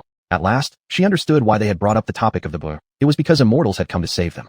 Chapter 89, Water Anaconda. Esteemed cultivator elders, ahead lies the river where the monster appeared. Across the river is the demon territory. Xiaoyu led the two to the city's border, which was also the border of the demonic realm. Ji Yufei sensed the demonic aura from the lake and the city's interior, frowning slightly. This place felt far more corrupted than the city center. Ji Yufei's entire body pulsed with true energy, her form surrounded by violet lightning. With 2 fingers raised toward the murky clouds above, she shouted, "Disperse." A bolt of purple lightning shot from her fingers and struck the dark clouds, scattering them. Let breezes cleanse and renew life. Chu Chun, forming a hand seal, cast his technique. The citizens within the city, who had long been affected by the evil qi, gradually regained consciousness. The trees in the city, once yellowed and lifeless due to the demonic influence, suddenly returned to their lush and vibrant state. Lingfeng Peak, once bleak and devoid of vitality, was revitalized and lively again. "Look, what is that? It's immortals. Heaven sees us at last. Immortals have come to save us." The citizens, now recovered, fell to their knees and bowed toward the 2 floating figures in the sky. Years of torment from demonic energy had drained all hope from their hearts. Now, witnessing their city restored to its former self and beholding cultivators once more, they naturally overflowed with joy. "Fellow citizens, we are here to eliminate the monster in the lake and investigate the demon territory. Please do not worry about us. Go on with your daily lives as usual. But please, keep quiet about seeing cultivators," Chu Chun announced from above. "Of course we will. With this being the only city for thousands of miles, even if we did speak of this, no one would believe it anyway. Rest assured, immortal." "Very well." Ji Yufei lightly parted her red lips. A greeting to both honored Dao companions. At that moment, an old man wearing Daoist robes of yellow stepped forward and respectfully bowed to the 2 figures above. "Oh, you recognize us?" Ji Yufei arched her eyebrows slightly, surprised. Only cultivators referred to one another as Dao companions, yet she didn't recognize this elderly man. "I do not, but you must certainly be companions of Qingyun's sect. 40 years ago I was fortunate to witness a fellow Dao companion from Qingyun's sect display his cultivation, so I naturally recognized the aura," the old Daoist monk stated calmly. "Might I ask your name?" Ji Yufei and Chu Chun, having already cleansed the city of the demonic influence, returned to a demeanor fitting common folk, appearing completely ordinary once more. "I am but a wandering cultivator. Many years ago, I was fortunate enough to receive guidance from a fellow cultivator of Qingyun's sect," the old Daoist smiled. "The Qingyun sect cultivates many disciples, each peak practicing different techniques. According to what you said, the cultivator who guided you might be one of our Wooden Peak senior or junior brothers and sisters. Might you share more details?" Ji Yufei was curious, not trying to hold a grudge or chase down any past deeds. The old Daoist stared at the young woman before him. Despite his advanced age, he couldn't help but feel entranced by Ji Yufei's beauty, momentarily lost in her charm. He quickly clasped his hands together, muttering, "Transgression, transgression," before softly uttering 3 words. Upon hearing them, Ji Yufei's delicate eyes widened in shock. Her white hands flew to cover her mouth in surprise, and her gaze toward the Daoist became complicated. "Esteemed cultivator, have I spoken amiss?" the old Daoist asked cautiously. He still deeply respected true cultivators despite having only a modest cultivation base at the qi condensation stage. "Sis, what's wrong?" Chu Chun, not recognizing the name the Daoist mentioned, turned toward his senior sister. According to what she said, the person indeed belonged to the Wooden Peak. Could there be some hidden story behind it? Ji Yufei regained her composure, sadness clouding her eyes, but she simply shook her head. "It's nothing. She was indeed a disciple of our Wooden Peak. Just, Never mind. It's nothing. Ji Yufei avoided further mention of the subject and promptly shifted the conversation. Realizing her attire was rather revealing, she flipped her hand and summoned a white cloak, wrapping herself tightly in it, which accentuated her seductive charm even more. The old Taoist had intended to ask about the person's well-being, but, seeing her unwillingness to discuss it, didn't dare to push further. He then respectfully said, 5 years ago, the demon territory stirred. Previously peaceful, the area emitted surging demonic energy across the sky within a single month, darkening the heavens with thick clouds. Since that day, the demonic energy grew ever stronger. I tried my best to use the spells I had learned to create a protective barrier around the city to keep the demonic energy out. Alas, after 3 years, the demonic energy grew too intense. My low cultivation level left my spiritual barrier insufficient, allowing the evil to seep through. The fish and shrimp in the river transformed into monstrous creatures, and even the people of the city were affected. In recent years, I've strived constantly to break through cultivation levels, hoping to perish along with the beast in the river. I'm truly fortunate to have encountered the two of you today. My name is Li Li. May I know the honorable cultivators' names? Chu Chun, Ji Yufei. The two spoke in unison. Thank you both for helping us. If not for you, I wouldn't have known what to do. I've been running a small fortune-telling business in this town for years. People believe what they will and dismiss what they won't, at least for good luck. If you two intend to deal with the monster in the river, it's better to wait until tonight to act. The smaller creatures in the lake, being only at the chi condensation stage, won't be much of a challenge for you two. The most dangerous one is a water anaconda at the bottom of the lake. My cultivation is low, so I can't tell its exact level, but it's skilled in water techniques. However, it does have a fatal weakness. It becomes weakened once out of the water. That would be the best time to act, the old Taoist explained. Though he didn't know Ji Yufei's and Chu Chen's exact cultivation levels, he still believed caution was necessary. Arrogance must not be allowed. They exchanged a glance before asking, how can you be sure it will come out at night? This anaconda lives in the water and used to feed on the fish and shrimp in the river. But those fish and shrimp have become demons themselves, so every night it comes ashore to feed on humans. In the past, whenever it tried to come ashore, I would beat it back into the water and prevent it from succeeding. But I noticed its cultivation has been increasing, and now I can barely drive it back down, the old Taoist said. Oh, little girl, did you find the white hemp leaves? The Taoist had previously focused all his attention on Chu Chun and Ji Yufei, only now noticing Xiaoyu, who had run up just moments ago. No, but thanks to the two immortals, my grandfather was saved. Xiaoyu's face briefly darkened before lighting up joyfully again. That's good, that's good. With these two Tao companions involved, I feel much more at ease. He sighed while looking at Chu Chun and the others.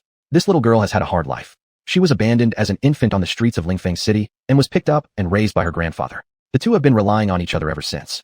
Their lives were already difficult enough. Later, her grandfather found another infant on the roadside and took the child in out of compassion, worsening their situation. Over the past few months, her grandfather fell victim to demonic energy, and I, unwilling to see a kind-hearted person perish, asked her to search for white hemp leaves. Originally, I had intended to go out myself to find them, but if I were to leave the city, I feared the lake monster might take the chance to emerge and harm the townspeople. But you don't realize that your actions nearly led her into the hands of mountain bandits. If we hadn't appeared, who knows what tragic fate she would have suffered. Although Chu Chun understood the old Taoist's intentions, how could he let a young girl venture outside the city walls on her own? Hearing this, the Taoist's face changed. What? Bandits? Earlier, Xiaoyu had only briefly said that her grandfather had been saved by Chu Chun and Ji Yufei, but didn't explain what she'd gone through. Now, hearing what had happened from Chu Chen's mouth, the old Taoist deeply regretted his carelessness.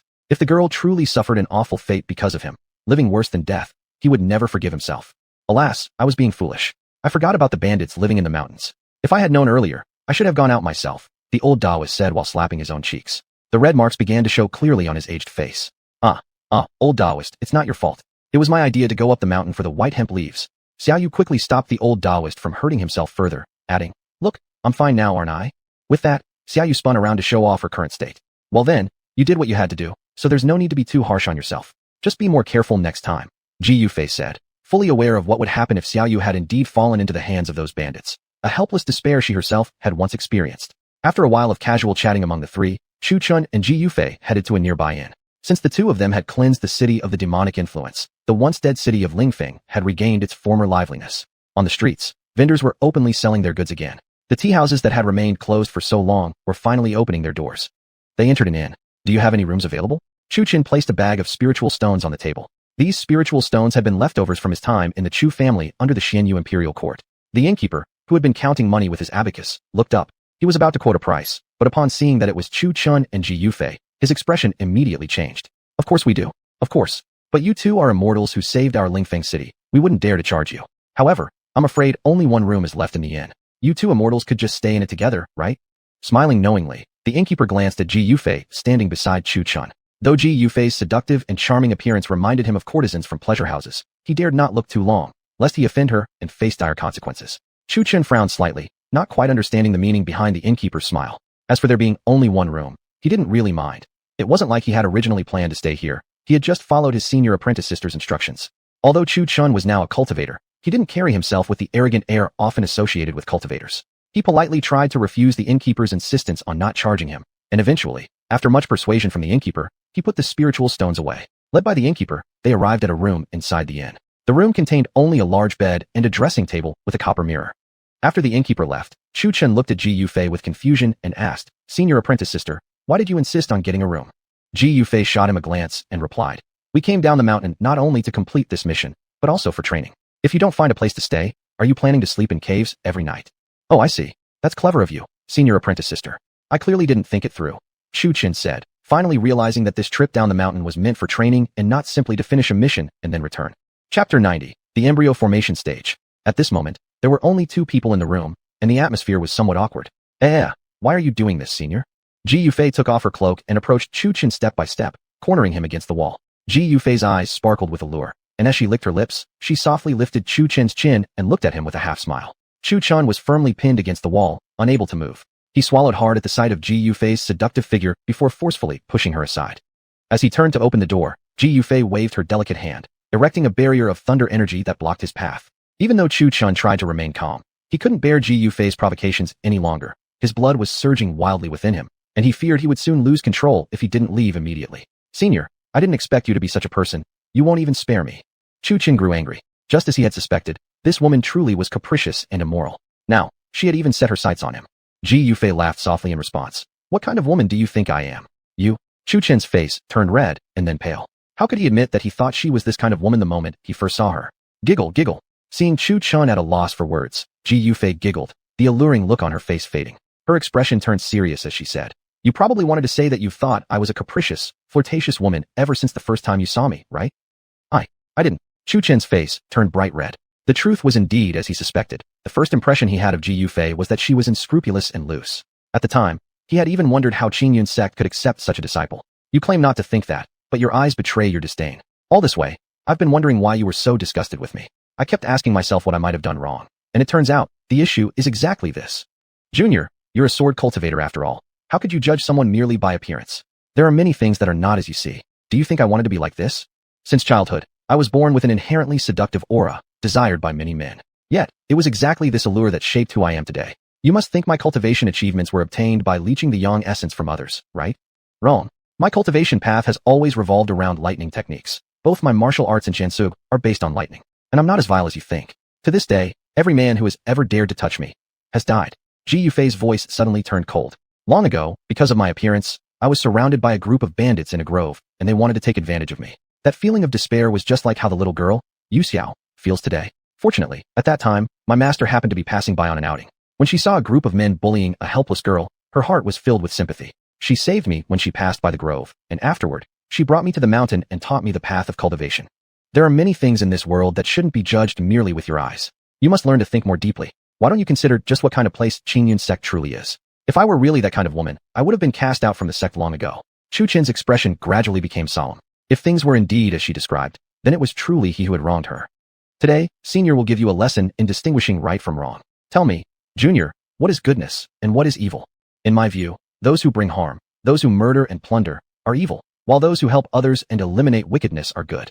Chu Chen thought for a moment before replying earnestly, "What you said isn't wrong, Junior, but there are some people who were originally good-hearted, but because they were too kind, they suffered oppression and injustice. Their families were destroyed, and they were separated from their wives and children. Then, their inner nature completely changed, and they became evil. Do you think that this person is still evil?" Chu Chen hesitated for a while before remaining silent. He is evil, but not entirely. If his family hadn't been destroyed, if he hadn't suffered so much, he wouldn't have become evil. He merely felt that heaven had betrayed his kindness, and he only wanted to seek revenge. Chu Chen pondered. If he had faced such a situation, he would have reacted the same way. That person was living in a dark world, yet he was innocent, and he had done nothing wrong. Why would the world treat him like that? Then he would surely develop a certain mentality. If the world is unjust to me, then I will kill those who deserve death. Ji Yufei continued. There is also another type of goodness. Imagine a child who was born and raised among demons, cultivating demonic arts. His parents and relatives were all demon cultivators despised by everyone. But he alone is not like other evil cultivators. He is exceptionally kind and wants to befriend ordinary people. However, because he is a demonic cultivator, the moment he shows himself, humans across the world chase him everywhere. I ask you, what wrong did he commit? So, at times, good and evil may not be as clear-cut as you see them. A sword cultivator should always have a clear sword heart. When you reach a certain stage, you must learn to perceive the world with your heart, rather than only relying on your eyes. Otherwise, if you kill the wrong person, how would you be any different from a demon? Just like the way you look at me, I'm actually innocent. I only appear to be a flirtatious woman, but I'm truly not that kind of person. If it weren't because you're my junior fellow disciple and master ordered me to protect you carefully, I generally wouldn't care about other people's opinions. Senior, I was wrong. I judged you wrongly. I'm really sorry. After hearing Ji Yufei's words, Chu Qin suddenly understood. That's right. If Senior truly were that kind of woman, how could Master possibly not know? After all, he had placed too much trust in what his eyes showed him, including the time when Lin Long had drugged him back then. Seeing with a clear sword heart, huh? Perceiving the world with your heart. Chu Qin murmured to himself. Then Senior, what did you mean earlier? Chu Qin asked, puzzled. If she wanted to tell him the truth, why not just say it directly instead of? Looking at Chu Qin's naive expression, Ji Yufei smiled playfully and said, I was just kidding. Chu Qin. Nighttime. Stars filled the sky. Lingfeng's city, originally peaceful and quiet, was unusually bustling tonight. When people learned that Chu Chan and Ji Yufei were going to fight the monster in the lake, everyone suddenly couldn't sleep anymore. Under the guidance of the old Taoist priest, they all moved far away. Firstly, the citizens feared that the battle between both sides would harm innocent bystanders. The old Taoist priest said his cultivation was low and he couldn't see the monster's level, but it definitely wasn't low. Both immortals' cultivation stages were similarly high. If a fight broke out, it could possibly destroy an entire city, so the old priest led them far away. Secondly, rather amusingly, people weren't truly sad about the old priest's warning that the city might be destroyed. If the city were destroyed, it could always be rebuilt. But the monster inside the lake was an unknown danger, like a ticking time bomb. Who knew when the monster might come ashore and swallow the entire city's population? Then even if the city remained standing, what use would it be if the people were gone? The townspeople weren't sad at all. They were excited instead. In their eyes, Chu Chun and Ji Yufei were truly immortal cultivators. Isn't that much better than begging for help at a temple? After all, staying alive is better than dying. At this moment, someone in the crowd secretly made a decision. After the two defeated the monster, he would erect a statue here in the city to worship them as immortals. That man in the crowd was none other than the city's mayor himself, Zhao Zilong. The monster in the lake and the demonic energy inside the city had been troubling him for a long time. Just today, he had decided to relocate all the citizens out of the city, but unexpectedly, heaven gifted him such a pleasant surprise. Two cultivators arrived. Though he didn't truly know what a cultivator was, just by hearing the word cultivation, he knew the two weren't genuine immortals, but people who practiced immortal techniques. However, for him, anyone who could subdue the lake monster was an immortal cultivator. Now it was almost nighttime's third watch. A gentle breeze blew from the lake carrying a cool chill, causing all the onlookers to shiver involuntarily. Whoosh!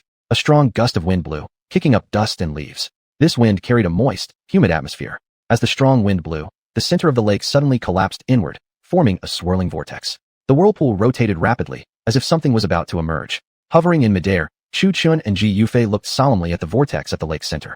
This demonic aura probably possessed a formidable cultivation level. Roar! A huge brown python shot out of the lake and let out a fierce hiss at the two people hovering in the air.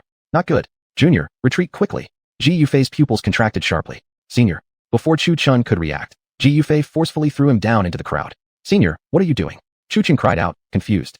This water snake is at the embryo formation stage. It looks like it just broke through recently. Ji Yufei's expression turned grim. Her own cultivation level was merely at the peak of Golden Core stage. Although only a single step separated them, the difference between those two cultivation stages was immense. Ji Yufei could tell this water snake wasn't infected by demonic energy. Rather, it had long secretly lived within the lake, only using the demonic energy to help it break through. As the water snake emerged, dark shadows rose from the lake. These shadows gradually became visible. It turned out that the fish and shrimp in the lake had become demonic spirits. Those fish stood as tall as a human, with sharp teeth and eyes like those of a grim reaper, staring coldly at the crowd behind Chu Chun. Chu Chun wasn't particularly frightened by these fish demons. What truly shocked him was discovering that the water snake was at the embryo formation stage, 5 stages above his current level. Its cultivation power couldn't have risen this quickly in merely 5 years of demonic influence alone. Chu Chin's expression turned gloomy as he coldly stared at the townspeople behind him and said, "You're hiding something from me, aren't you? There's no way this water snake could have cultivated to such a high level within only 5 years. It must have lived here for many years all along." Even the old Taoist priest, who was protecting the crowd, furrowed his brows. The old priest was not originally a resident of Lingfeng City and didn't know much about it. He had merely lived here for quite some time. Upon hearing Chu Chin's words, he immediately sensed something suspicious and coldly demanded in a low voice, "What exactly is going on?" The common townspeople looked at each other nervously, no one willing to speak up. "I'm immortal cultivator, I know." A young boy from the crowd stammered nervously. "Guirer, don't go." A middle-aged woman stopped a child named Guirer who was about to step forward. "Let him go. Let him speak," Chu Chin coldly shouted. The woman who had been holding Guire back was frightened by Chu Chen's sudden roar and immediately loosened her grip on the child. Chapter 91, Hidden Truth. 4 years ago, Auntie Wang's son, Ergo, Changla would his stuff and beat me up. I fought back and accidentally cut Ergo's skin. Auntie Wang then secretly had someone throw me out of the city to fend for myself. Such a thing actually happened? Guire, why didn't you tell me before? Xiao Yu looked at him with concern. She had never known about this before. Back then, she had wandered around the entire street looking for him but couldn't find a trace, yet he reappeared a few days later. When she asked where he had gone, he refused to say. The looks everyone in the crowd gave Auntie Wang just now all changed. They never expected this woman to be so cruel. No, listen to me. Auntie Wang felt unnaturally stared at, panicking and stammering. Guire, go on, what happened after? Chu Chen wasn't interested in this part, but wanted to hear about the water snake. Guire continued. After I was thrown out of the city, I met a tiger in the woods. I thought I was done for, but then a huge white snake appeared in the lake. The true appearance of this water snake. It saved me. I asked why it rescued me. It said that it was originally the guardian beast of Lingfeng City, protecting the city for over 1,000 years. 1,000 years ago, it had made a pact with an immortal cultivator. It was originally supposed to protect the city for 100 years, but it had grown accustomed to this place. At first, I thought I could return to Lingfeng City alive. However, the forest was too close to the demonic realm, disturbing the demonic cultivators in the woods. The water snake fought to protect me against the 2 demons. Though the water snake was very powerful, the 2 demons were also strong. Although the snake drove them away in the end, it was injured, having too much demonic energy lodged in its body. I believe its mind was corrupted by this demonic energy. According to what you said earlier, how could an old Taoist priest defeat such a powerful water snake? I think maybe it regained its senses during the battle and retreated to the lake. Immortal brother, please don't kill it. It saved my life, and its nature is good. It's just been corrupted by demonic energy. The little boy pleaded with Chu Chen not to kill the water snake. Chu Chen rubbed his chin. According to Guire's explanation, everything now made sense. No wonder it had the cultivation level of Tai Ching Jing, because it had already existed 1,000 years ago. Don't worry. Since it's only its mind that's been affected by demonic energy, we'll remove the demonic energy from its body. Although it's a Yao, not all Yao are evil. We understand that clearly. Chu Chen squatted down and patted Guire's head gently. Guire let out a breath of relief and nodded. He cast a wary look toward Auntie Wang, who had previously blocked him. I knew it. So that's how you came back. You conspired with Ao. Upon hearing this, the auntie immediately twisted the facts, shifting the blame onto Guire and absolving herself completely. Everyone has heard it too. The kid claims that this water snake is the guardian beast of Lingfeng City. I think he just wants to save the water snake, so he said this. In that case, this kid must have made some pact with the water snake, planning to destroy our Lingfeng City. The auntie kept stoking the fire, thoroughly clearing herself of any wrongdoing. Guire turned red with anger facing this shameless person. When he looked at the people around him, the original angry looks toward Auntie Wang now became odd glances directed at him. Immortal Master, I think Auntie Wang has a point. If the water snake indeed guarded Lingfeng City for 1,000 years, why didn't it come out when the bandits invaded the city before? A man knelt on one knee. Yeah, why didn't it come out before when those bandits came into the city to plunder? When the man brought this up, the crowd behind also chimed in. In this way, Guire's previous words became seen as colluding with the enemy, making the young boy's face flush with embarrassment as he angrily stared at the crowd. Immortal brother, everything I said is true. Guire's face was filled with desperation. He feared that Chu Chen would believe these people's nonsense. GGG. At that moment, distant sounds of GGG cried out. Chu Chen had originally thought some chicken had become demonic, but when he turned his head to look, wow. Indeed, a group of demonic fish and shrimps were running toward them. These fish and shrimps stood upright, with fangs protruding from their mouths, and terrifying, hideous appearances. The people who had been arguing just now immediately showed signs of terror. Qi Xiao Go. Chu Chen didn't take these shrimp soldiers and crab generals seriously. The highest cultivation among them was only at the Qi drawing stage. A sword emitting a white glow flew from the sheath behind Chu Chen, and with a buzz, a white sword beam shot forth. Boom. As the white light flashed, the charging shrimp soldiers and crab generals were all sliced in two by this sword slash. Instantly, green liquid spewed from the bodies of the shrimp and crab demons. This must be their demonic blood. The people behind looked at the puddle of green liquid on the ground, their faces darkening and their stomachs churning. The liquid wasn't only disgusting to look at, but it also stank, and they could smell the foul odor even from a distance. Old Taoist, protect those two. Chu Chen's face turned serious. Ji Yufei was being pushed back relentlessly by the water snake. Although the snake had low cultivation, its foundation was deep, and it could still interfere with the snake. Wang Shui, Jing Hong, Ling Han, come forth. 3 flying swords emerged from the gourd at Chu Chen's waist. He rode one of them forward, bringing the other 2 toward Ji Yufei, while Qi Xiao remained behind to protect the civilians. His sword cultivation had now reached such a level that his swords possessed sentience. Even without direct control, Qi Xiao would follow orders like a guard and attack automatically upon sensing enemies. Little brother, why did you come back? Ji Yufei wiped a streak of blood from the corner of her mouth. Her beautiful face was pale as she looked at Chu Chen riding beside her on the flying sword. Her originally scant clothing was now tattered from the fight with the water snake, and one could practically say she was half naked. Chu Chen avoided looking at Ji Yufei. Li Jin Lei Jia, lightning golden armor. Chu Chen clenched his palm toward Ji Yufei from afar. Ji Yufei suddenly felt her whole body tighten, a sensation of heaviness and a tingling numbness throughout. At first glance, she had unknowingly put on a set of golden armor, glowing with a faint red electricity. She lifted her beautiful eyes toward Chu Chen, surprised. Where had this armor come from? Chu Chen smiled at Ji Yufei and said, "Senior sister, this is an armor I refined from my Li Jin Lei Ti, lightning golden body. Since Li Jin Lei Ti can control metal properties, I did a little experimenting with it." "Then why are you up here? Get back down." If it was only to help her put on armor, that would be fine, but fighting was another matter entirely. Chu Chen was only at the foundation building stage, and the water snake was 5 realms higher than him. Even she couldn't beat it. If anything happened to Chu Chen, how could she explain it to the master? Wu Xing, Jimia, 5 elements, annihilation. Ignoring Ji Yufei's words, Chu Chen gave a light shout as his true energy surged through his body. Ding ding ding. A metallic clinking sound came from Chu Chen's body.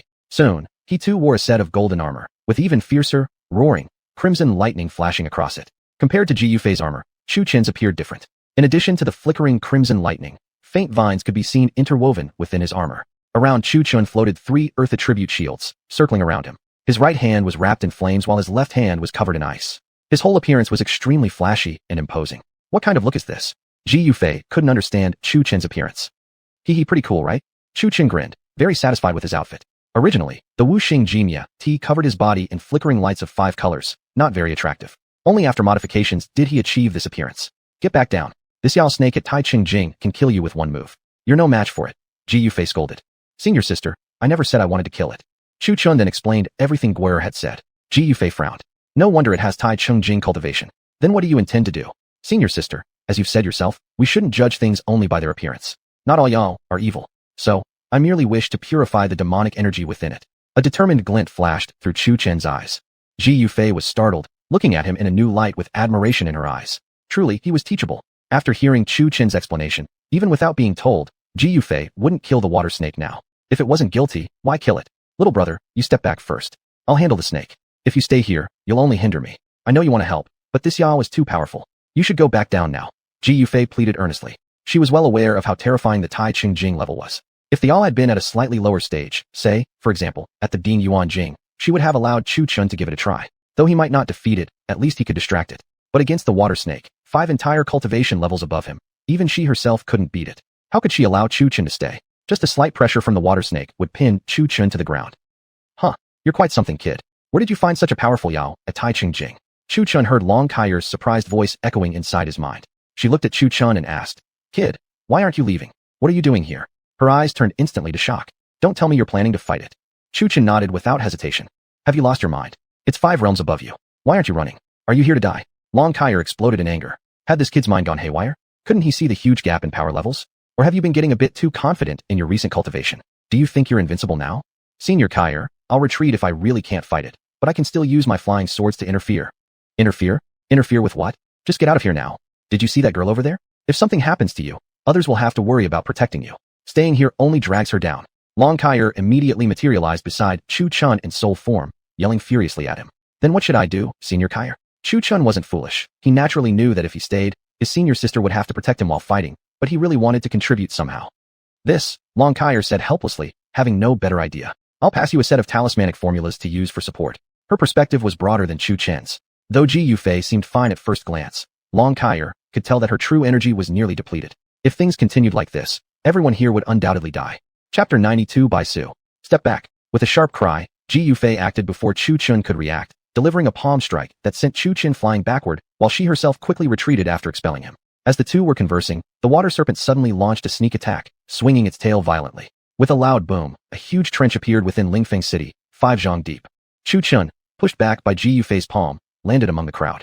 Thanks to the 5 elements annihilation body he wore, he wasn't seriously hurt, although now there was a big crater, and 2 swords flew along with the impact. Sweating, Chu Chen looked at the trench on the ground. If it weren't for his senior sister's quick reaction pushing him away, he'd surely be reduced to paste after being hit like that. Take everyone and retreat 100 li away. You are not allowed to come back. Ji Yufei formed a hand seal, activating a restriction over 100 li in radius, which enveloped Lingfeng City like a cage. Chu Chen and the others were forcibly pushed out by the barrier, 100 li away. Senior sister. Looking at Ji Yufei trapped inside the barrier, Chu Chen gritted his teeth at his own helplessness and weakness, feeling like he could do absolutely nothing. Big Sister Kaiyer, can the talisman technique you mentioned work through the barrier? It can, Long Kaiyer affirmed. She waved her delicate hand, causing a cluster of golden characters to appear before Chu Chen's eyes, which then entered his mind. Instantly, he felt new knowledge filling his brain. Knowing there was nothing he could do now, he simply sat cross-legged on the ground and started cultivating the Langyue formula given by Long Kair, a technique originally used to amplify true energy but now directed toward enhancing a specific person. Purity brings essence, yang brings strength, the sky moves with vigor, the duality follows the eternal path, the 100-jong peak, the pine waves rise, the earth carries the gentle virtue, capable of bearing all things. Chu Chun chanted the incantation. The dragon roars within his body intensified, and his entire form was shrouded in a Inyang Bagua aura, surrounded by swirling golden characters. Then, from within the Inyang Bagua formation, another stream of ancient golden glyphs floated out, circling around Ji Yufei. Ji Yufei, who was already near exhaustion, felt her energy surge again as the golden glyphs wrapped around her, filling her nearly dried spiritual reservoirs with fresh energy. A monster, Long Kair muttered, unable to hide her admiration for Chu Chen's comprehension. Ji Yufei cast a brief glance at Chu Chen below and gave a sweet smile. Thanks. Her gaze turned cold once more. The water serpent before her was now completely corrupted by demonic energy. Trying to purify it forcibly would be impossible, so she had no choice but to knock it unconscious. Thunder serpent. Lightning surged over Ji Yufei's entire body, making her long hair flutter wildly, as booming thunder echoed around her. A massive thunder serpent appeared behind her, its forked tongue flickering, facing off against the water serpent. Roar. The two serpents roared simultaneously as they locked together. The two snakes entangled violently. The water serpent constricted its body with all its might, trying to crush the thunder serpent, but the latter refused to back down, unleashing violent purple lightning that tore open the water serpent's flesh. Stellar thunderstorm. Lightning flashed in Ji Yufei's hands. She raised her arm, and instantly, a colossal heavenly maiden manifestation appeared behind her. From the halo on its back, bolts of lightning continuously rained down like meteors. Boom, boom, boom. Dust rose high as the ground was bombarded. The water serpent screamed shrilly, its flesh ripped open by the lightning storm, exposing white bones beneath its skin. Yet, it refused to give in, tightening its body and opening its bloody jaws to unleash a massive whirlpool of water at Ji Yufei. Anticipating the attack, Ji Yufei had already prepared. She clasped her hands together, just like her manifestation behind her did, and then pushed both hands forward. Thunder surged. A purple lightning bolt followed the water whirlpool straight into the water serpent's mouth. Roar. With another scream, the water serpent was struck directly in the mouth by the purple lightning, smoke rising from its lips. But that wasn't the worst part. The lightning bolt surged from the serpent's open mouth into its body, striking it from both the inside and outside with excruciating electric shocks. The water serpent screamed in agony as the violent crimson in its pupils began fading, its head swaying dizzily. Zhu Tian's sword go. At this moment, Chu Chen sent out his spiritual awareness to control the Zhu Tian sword. The sword flew from his body like an arrow, slicing through the air toward the water serpent. Its blade carried a cold, piercing sword chi, far more powerful than Chu Chen's other swords. The water serpent was still struggling, the lightning coursing over its body, and inside it sent sharp jolts that made it bare its teeth. CHT. Just as it was about to shake off the thunder serpent, a sword pierced through its most vulnerable spot. The moment the sword struck, the water serpent's strength vanished entirely, collapsing lifelessly onto the ground. The violent fury in the water serpent's eyes dissipated, and it closed its eyes forever. Huff. Ji Yufei finally exhaled in relief and helplessly fell from the sky. Chu Chun controlled the Zhu Tian sword, enlarging it to catch her. The battle is over, Chu Chen said quietly, allowing everyone to finally relax. As Ji Yufei lost consciousness, the restriction she had originally imposed instantly vanished. Is this what a deity looks like? Guerra murmured as she watched Ji Yufei and the water serpent fight, her eyes filled with fascination. As the Zhu Tian sword returned to Chu Chen's hand, he caught Ji Yufei and held her in his arms, gently stroking her cheek and saying softly, "Senior sister, you've worked hard." Afterward, he handed Ji Yufei to Xiaoyu and rode his flying sword toward the water serpent. Gazing at the enormous body of the water serpent, Chu Chen couldn't help but sigh. This was a spirit beast that had lived for thousands of years. With a wave of his hand, he scattered green specks of light like powder into the air. The glowing particles landed on the water serpent's body, healing its wounds before everyone's very eyes. Pure breeze brushes lightly disperse. Chu Chen formed a hand seal and struck his palm against the massive body of the water serpent. Pooh! A stream of black blood spewed from the serpent's mouth. Just like Xiaoyu's grandfather earlier, the black blood touched the ground, steaming and emitting white smoke, as if it were corroding the earth. The water serpent's original brown color faded away, revealing an enormous white serpent beneath. At a glance, the white serpent was actually quite beautiful, its scales as bright and clean as snow-covered fields. It's her. This is her original appearance. I didn't lie to you, Gui'er shouted joyfully upon seeing the white serpent return to its true form. It was this very water serpent that had once saved her life. She also felt thankful toward Chu Chun for not believing their false accusations and killing the water serpent. Seeing the serpent turn white, the crowd realized that Gui'er had been telling the truth, exclaiming in awe, "No wonder Lingfeng City has endured for so long. It truly had a guardian spirit beast all along. This can't be real." Madame Wang, terrified, covered her mouth while stepping backward. However, once she spoke, all eyes turned toward her, filled with hostility. Good one, Madame Wang Linfang. We almost believed your lies. How ruthless of you to throw Gui'er outside the city wall over a trivial matter. Bitch, get out of Lingfeng City. We don't want your kind of filth here.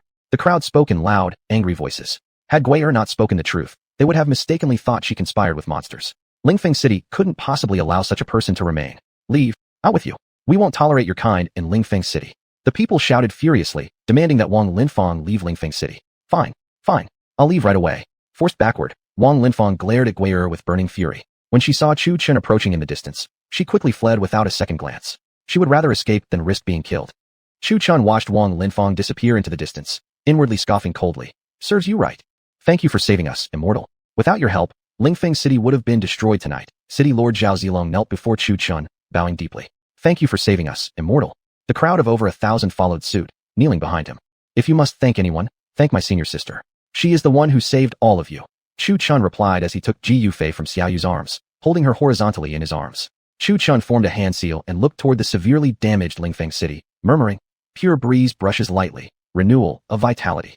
Under the shocked gazes of everyone present, the previously ruined city walls and houses instantly restored themselves to their original state. The people's astonishment was no less than what they had just witnessed in battle. Is this immortal artistry? Is this truly immortality?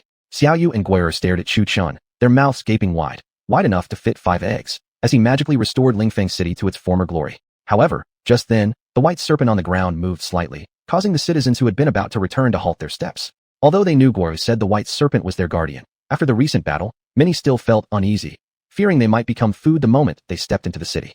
To everyone's surprise, however, the giant white serpent suddenly radiated a white glow, its body continuously shrinking until it transformed into a humanoid woman.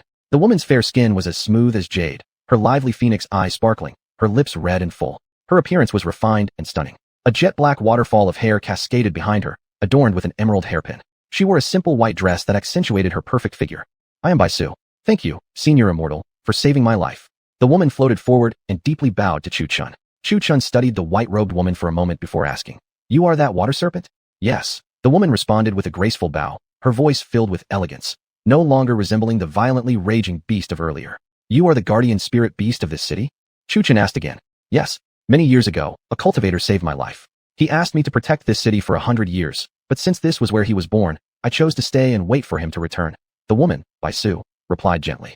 "Whitesnake sister, do you remember me?" Gui'er joyfully rushed out from the crowd and tightly hugged the woman in white. The white-robed woman smiled warmly, lifted him into her arms, and sweetly said, "Of course. I saved you 4 years ago." Gui'er giggled happily. Chapter 93. You're quite the lucky fellow. Senior, there's something I've been wanting to ask, but I'm not sure if I should. An old man approached Baisu respectfully. "Go ahead," Baisu replied with a sweet smile.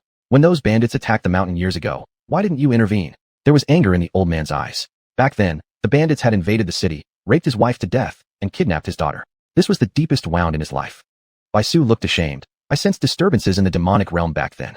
My physical body was sleeping under the lake while my soul went to investigate."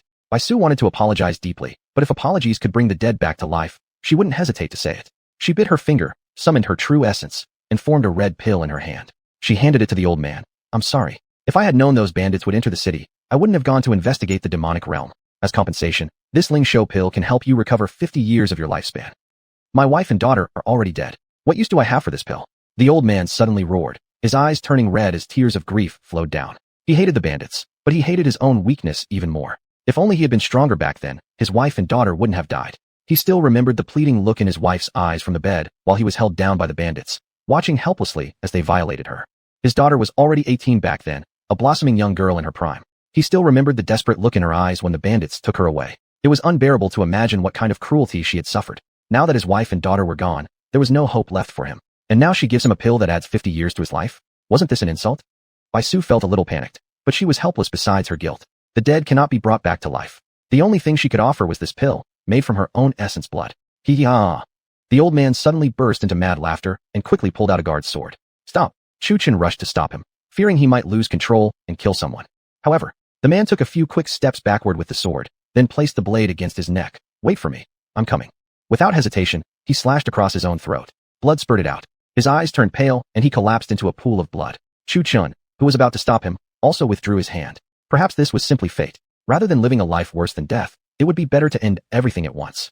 Looking at the old man dying in a pool of blood, the onlookers couldn't help but feel pity. They sighed softly. Perhaps death was indeed a form of liberation for him. Morning. This was the most peaceful day since Lingfeng City had recovered.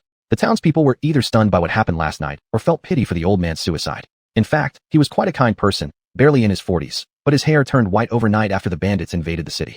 The incident with the old man made Baisu regret her actions deeply. She transformed into human form and constantly stayed within the city. Moreover, she set up a barrier around the city. Only those permitted by her could enter. Anyone who attempted to break through forcefully would suffer the backlash of the barrier.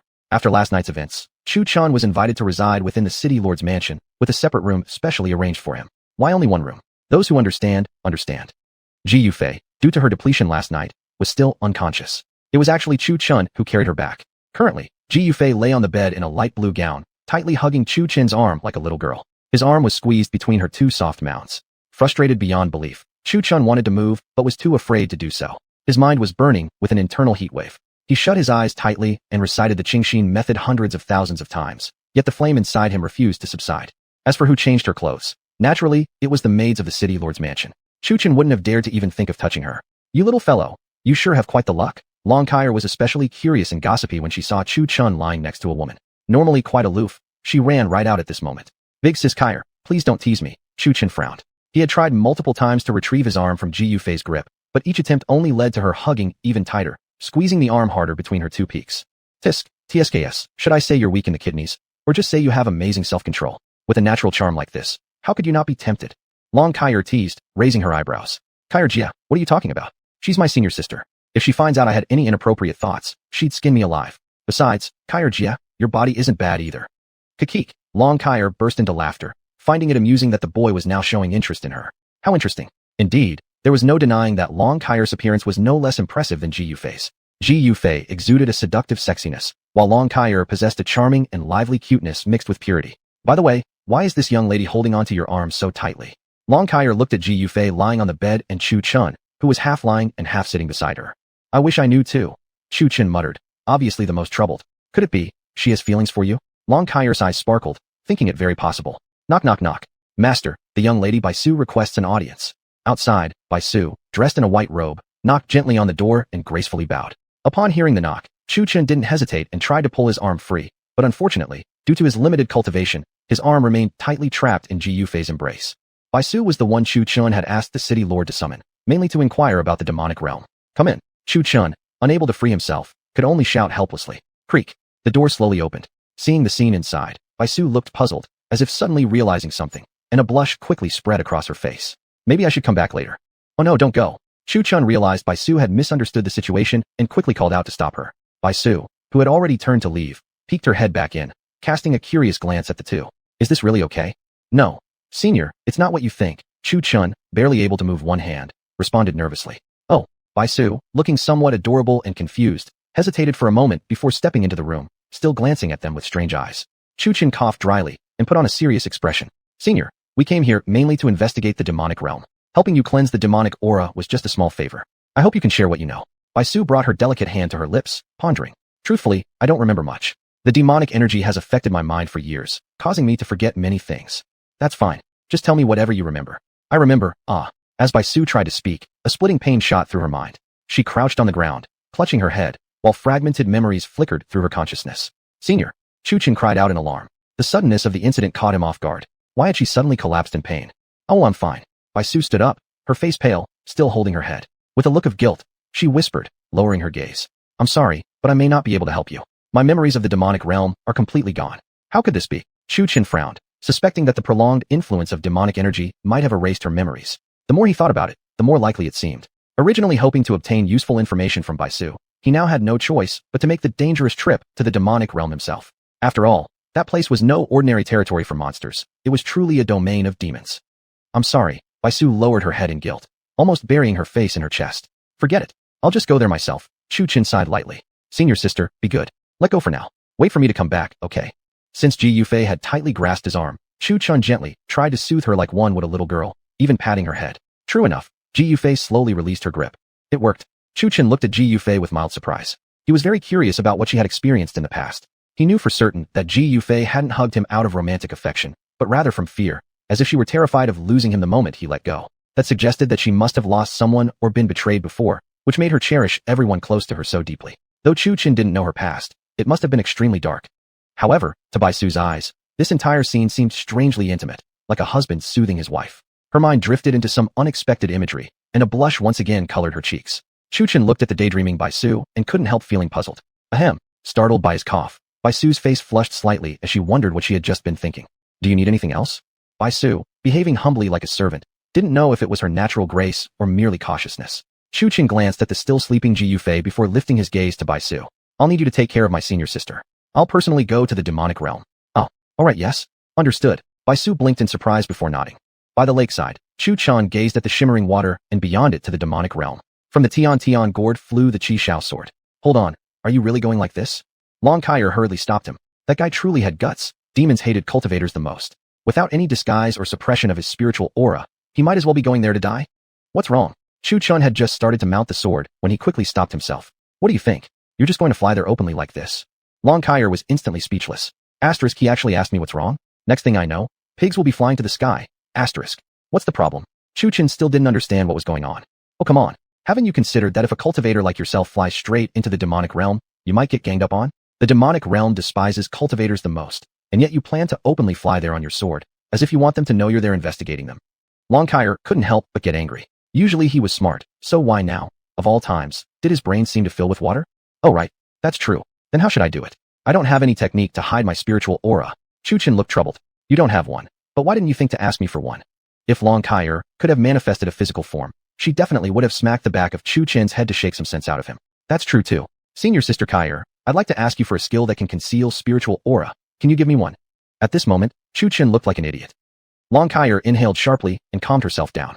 No getting angry. No getting angry. This kid isn't doing this on purpose, she told herself. Then she waved her hand, and a mass of golden words flowed into Chu Chen's mind. The aura hiding technique? Chu Chen murmured, seeing the golden text in his mind. This aura hiding technique was extremely simple. Chu Chen understood it after just one read-through. Thanks to his natural talent and quick mind, it didn't take long for him to begin casting it. But after a popping sound, Chu Chen didn't notice any change. Senior Sister Kaier, why isn't there any effect? Long Kaier shot him a glare. Check your cultivation level now. Chu Chen closed his eyes and tried to sense himself, but noticed nothing different. I mean, sense your cultivation level from the outside. Long Kaier felt like exploding with anger for the first time. She started suspecting whether Chu Chen was intentionally messing with her. Actually, it wasn't on purpose. However, pretending to be stupid earlier had indeed been a tactic to coax a spiritual concealing technique out of Senior Sister Kaier. But after that, it really turned into genuine cluelessness. Chu Chen sensed his spiritual aura and cultivation level from an external perspective and discovered that he could no longer feel either. At that moment, Chu Chen appeared just like an ordinary person. Roar. Senior Sister Kaier's products were definitely premium quality. Excited, Chu Chen hopped onto his sword again, ready to fly straight toward the demonic realm, when suddenly, Long Kaier's soul manifested and poked his head furiously, scolding him. Are you really trying to give me a heart attack? Did water really get into your brain? Riding your sword in like that is no different than not using the aura hiding technique at all. Oh right, I almost forgot, Chu Chen suddenly realized, immediately returning the Qi Shao sword to the Tian gourd, and then placing the gourd inside the Chaos Pagoda. Only after doing all this did Chu Chen proceed toward the demonic realm with peace of mind. Chapter 94, The Qingyun Zhong Selection. Qingyun Sect. It was the flourishing spring season when trees were lush and flowers bloomed in full glory. Today marked the Qingyun Sect's once-in-a-decade recruitment for new disciples. Qingyun City outside the Qingyun Sect had been filled with visitors a month in advance, martial artists from all regions, and of course, also wandering cultivators. These wandering cultivators' cultivation at most only reached the Mingyuqi stage, and all came here for the chance to join the Qingyun Sect. Most people aimed to grow stronger, yet a small portion of elderly seekers came for extended life through cultivation at Qingyun. Everyone knew the lifespan of a cultivator could reach up to millions of years, an eternity, almost like being coexistent with the heavens themselves. However, life expectancy was indeed linked to a cultivator's cultivation level. Even attaining the Duji stage could prolong one's life by 60 years, which would be more than sufficient for these old men to live comfortably. Even if cultivation progress was lacking, it wasn't an issue. The Qingyun sect had alchemists. If lifespan was insufficient, alchemical pills would compensate. Even the lowest tier pills could extend life by 5 years.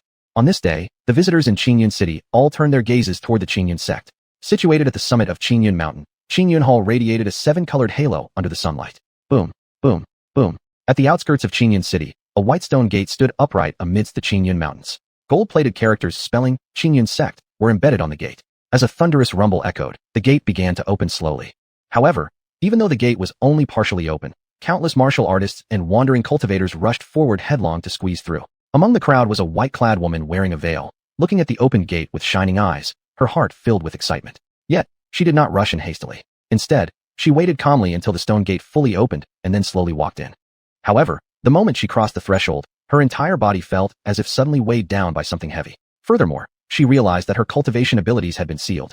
Many martial artists who rushed in without preparation were flattened to the ground by the sudden gravitational force like dogs with their faces shoved in dirt. This young lady, since you came for the Qingyun selection, why wear a veil? A handsome man, just like the white-clad woman, followed slowly behind the crowd. The veiled woman cast a glance at the young man with her beautiful eyes and then averted her gaze again toward the upward path. With a light leap, she ignored the young man's question and proceeded directly toward Qingyun's sect. Interesting, the young man murmured while shaking his folding fan and followed after her. Humph. The white-clad woman let out a suppressed grunt, sensing the stronger the gravity became with each step upward. Hey, give it to me, give it to me. Hurry up with your lines. 3 faint voices echoed from high atop Qingyun's sect, initially quite comical. Ahem, welcome to all who've come for the Qingyun selection. You are now at the first round, which is also the most basic one. Whoever makes it up the mountain to Qingyun's sect shall advance to the next round. Elder Chong Su Xiaojian, seeing the gate was opened, quickly snatched the script from Xiao He's hand and used his true energy to amplify his voice, turning it into a distant and grand sound. The crowd climbing the mountain. Even the previously emotionless white-clad woman appeared somewhat speechless. In her view, were all the cultivator sects not supposed to be lofty and dignified? Yet how come these 3 sounded so hilariously silly? She even questioned for a moment if she had come to the wrong place. The climbing crowd only paused briefly to listen to the elder's proclamation before resuming their arduous climb upward. Many among them had been eliminated in the selection 10 years ago and naturally understood the rules. As the white-clad woman climbed higher, the pressure she experienced intensified. She looked toward the disciples who had charged up ahead earlier, now all sprawled on the ground, too weak to proceed. As she ascended further, more disciples could be seen giving up midway. By the time she reached halfway, however, the number of abandoning disciples significantly dropped. Those still climbing were of no weak cultivation abilities, and some noble disciples even secretly brought pills. The Qingyun sect simply chose to ignore this, taking no action. Inside the grand martial arts arena of Qingyun sect sat various peak masters, each accompanied by their personal disciples. Though some brought only a few disciples, there were exceptions, such as Mu Feng's Mu Hanbing, who had only 10 disciples originally, and 2 were out on missions, leaving 8 with her now. Another was Jian Changfeng of the Sword-Hiding Peak. Apart from Chu Chun, they only had 5 disciples altogether, so naturally, he brought all available ones along, maximizing presence and aura. As for these 2, no other peak masters raised objections. Hey, Hanbing, I've heard that your Mu Peak recently accepted a new disciple, even a personal one. Why not bring him out so we can all have a look? The one speaking was a middle-aged man with a golden right arm. He was Yuyun, the master of Jinfeng Peak, the leading sect among the 5 major peaks. This man was no ordinary figure. He was the crown prince of the ancient Fenghuang kingdom. 1500 years ago, when he arrived at Qingyun sect, he fell for Mu Hanbing. Ever since he became a peak master, he had continuously pursued her, yet Mu Hanbing never paid him the slightest attention. She hadn't even spared him a single proper glance. Mu Hanbing, once again, completely ignored his provocation, her expression still icy cold. Yuyun had long become accustomed to such treatment. Though even the sect leader of Qingyun showed 7/10 of respect toward Mu Hanbing, apart from Jian Changfeng, only he dared to speak to her this way. The reason was that his cultivation had already reached the Shenghan realm, though not a very high level. Proud of himself, he considered himself a genius and believed that reaching such a realm placed him at the top rank within Qingyun sect. Yet, all the peak masters cast toward him glances filled with contempt, as if staring at an idiot. Among all present, yours truly was the weakest cultivator. If not for having taken in several capable disciples, among all the peaks, he would have been dead last. Yuyun, interpreting the gazes from others as envy and jealousy, wore a proud expression. Hanbing. Jian Changfeng couldn't bear watching the fool any longer. Why don't you come and sit over here? Since both were mentors of Chu Chun, and considering that Mu Hanbing had essentially been raised by Jian Changfeng, the 2 naturally shared a closer bond, though definitely not of the romantic sort, just a familiar intimacy. Otherwise, Mu Hanbing wouldn't have brought Chu Chun to the Sword-Hiding Peak for Jian Changfeng's training. Fine. Mu Hanbing agreed, as she could no longer endure the sight of this fool before her. She strode toward Jian Changfeng with her 8 disciples in tow, then with a casual wave of her hand, conjured a magnificent frozen throne beside Jian Changfeng. Upon Mu Hanbing's arrival, the peak leader of the 100-Flower Peak, who had originally been sitting near Jian Changfeng, slightly shifted his position and offered Mu Hanbing a slight smile. In response, Mu Hanbing merely nodded before taking a seat. Yuyun felt deeply humiliated by this incident, clenching his teeth while glaring at Jian Changfeng. Old man, just wait. I'll definitely make you pay. Once this brief incident passed, Yuyun returned to his seat and gazed at the glowing screen before him. At this moment, all the participating disciples gradually appeared at the martial arts arena for the second round. After this first elimination, from an original group of over 2,000 contestants, now only more than 1,000 remained. But even that number was still excessive. The 3 elders had long been waiting at the second checkpoint. Elder Su Xiaojian shot a glance at the white-clad woman who arrived first, his mind involuntarily marveling. Looks like there was yet another prodigy this time. He then looked at the young man beside the white-clad woman. This fellow wasn't bad either. As soon as the white-clad woman stepped onto the martial arts stage, this young man immediately followed.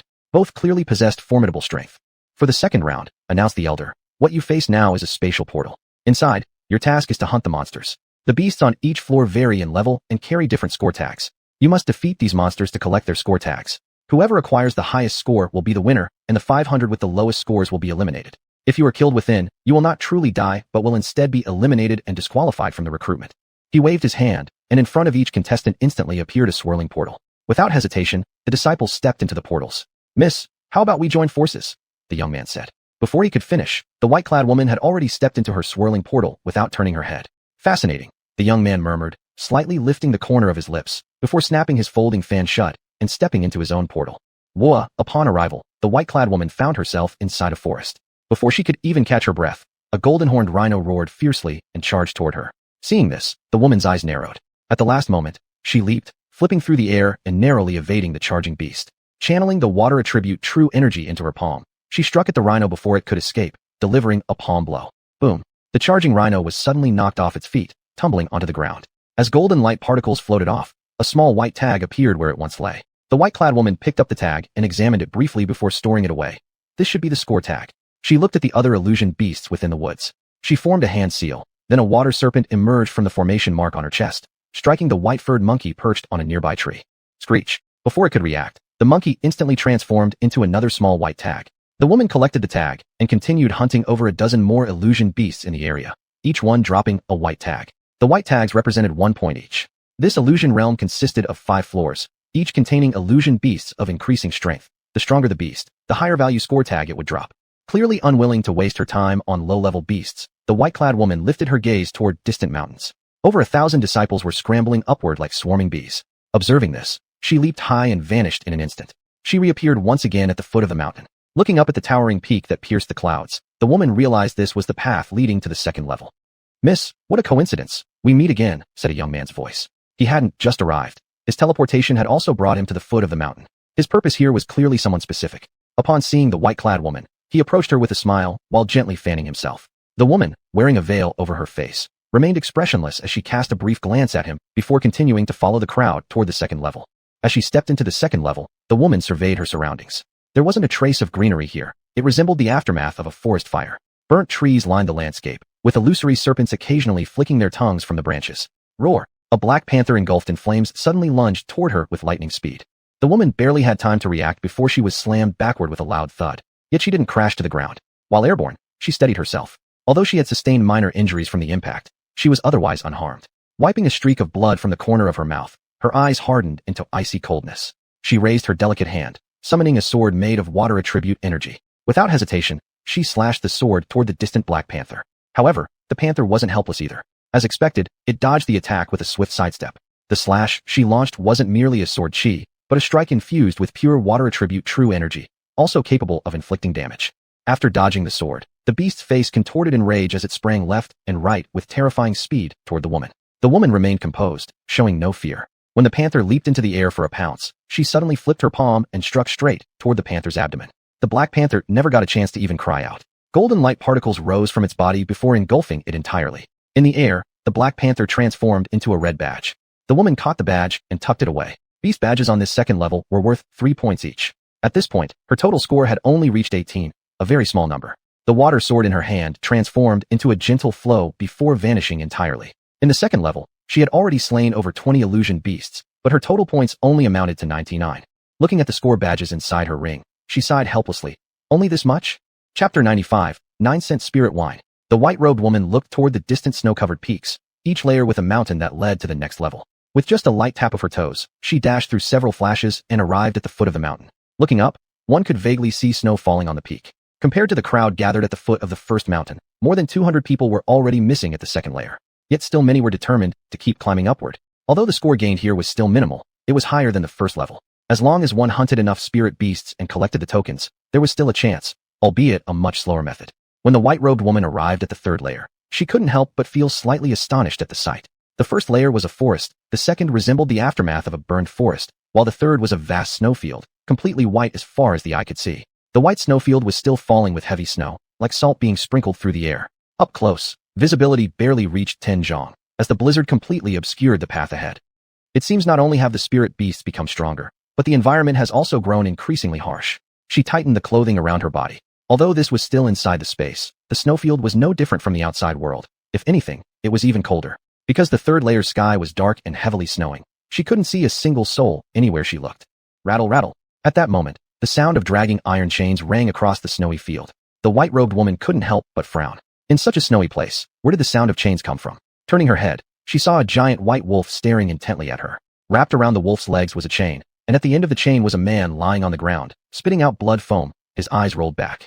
The chain was linked to the wolf, and since the man still had the slightest breath of life left, he couldn't even be eliminated properly. This man's weapon was an iron chain. He had originally tried to bind the wolf, never expecting the wolf's strength to be so overwhelming. Unable to hold it back, he was dragged helplessly along. Since he still possessed a glimmer of life, meaning he had not yet died, he wasn't considered eliminated.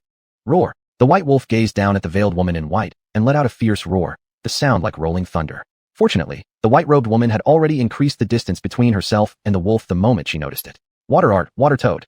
With a sharp cry from the woman, her true essence surged through her body. Her delicate hands formed seals. As the pomegranate released rippling waves like water, with a loud rumble, a giant toad formed entirely of water dropped from the sky, landing heavily on the wolf's head. Croak. The giant water toad let out a loud croak, then crouched and leaped high into the air. Roar. The white wolf appeared enraged by the woman's attack. As the water toad leaped upward, relieving the weight momentarily, the wolf gazed up at the descending toad. It crouched and leapt backward with a splash. The water toad slammed into the snow, missing entirely, immediately bursting into a pool of water. Without continuous infusion of essence, the water quickly froze. As the wolf jumped back, it accidentally crushed the man it had been dragging. Sparkling light enveloped the man's body, sweeping him away. He was eliminated. Yet what followed shocked the woman. That the man had been eliminated wasn't strange.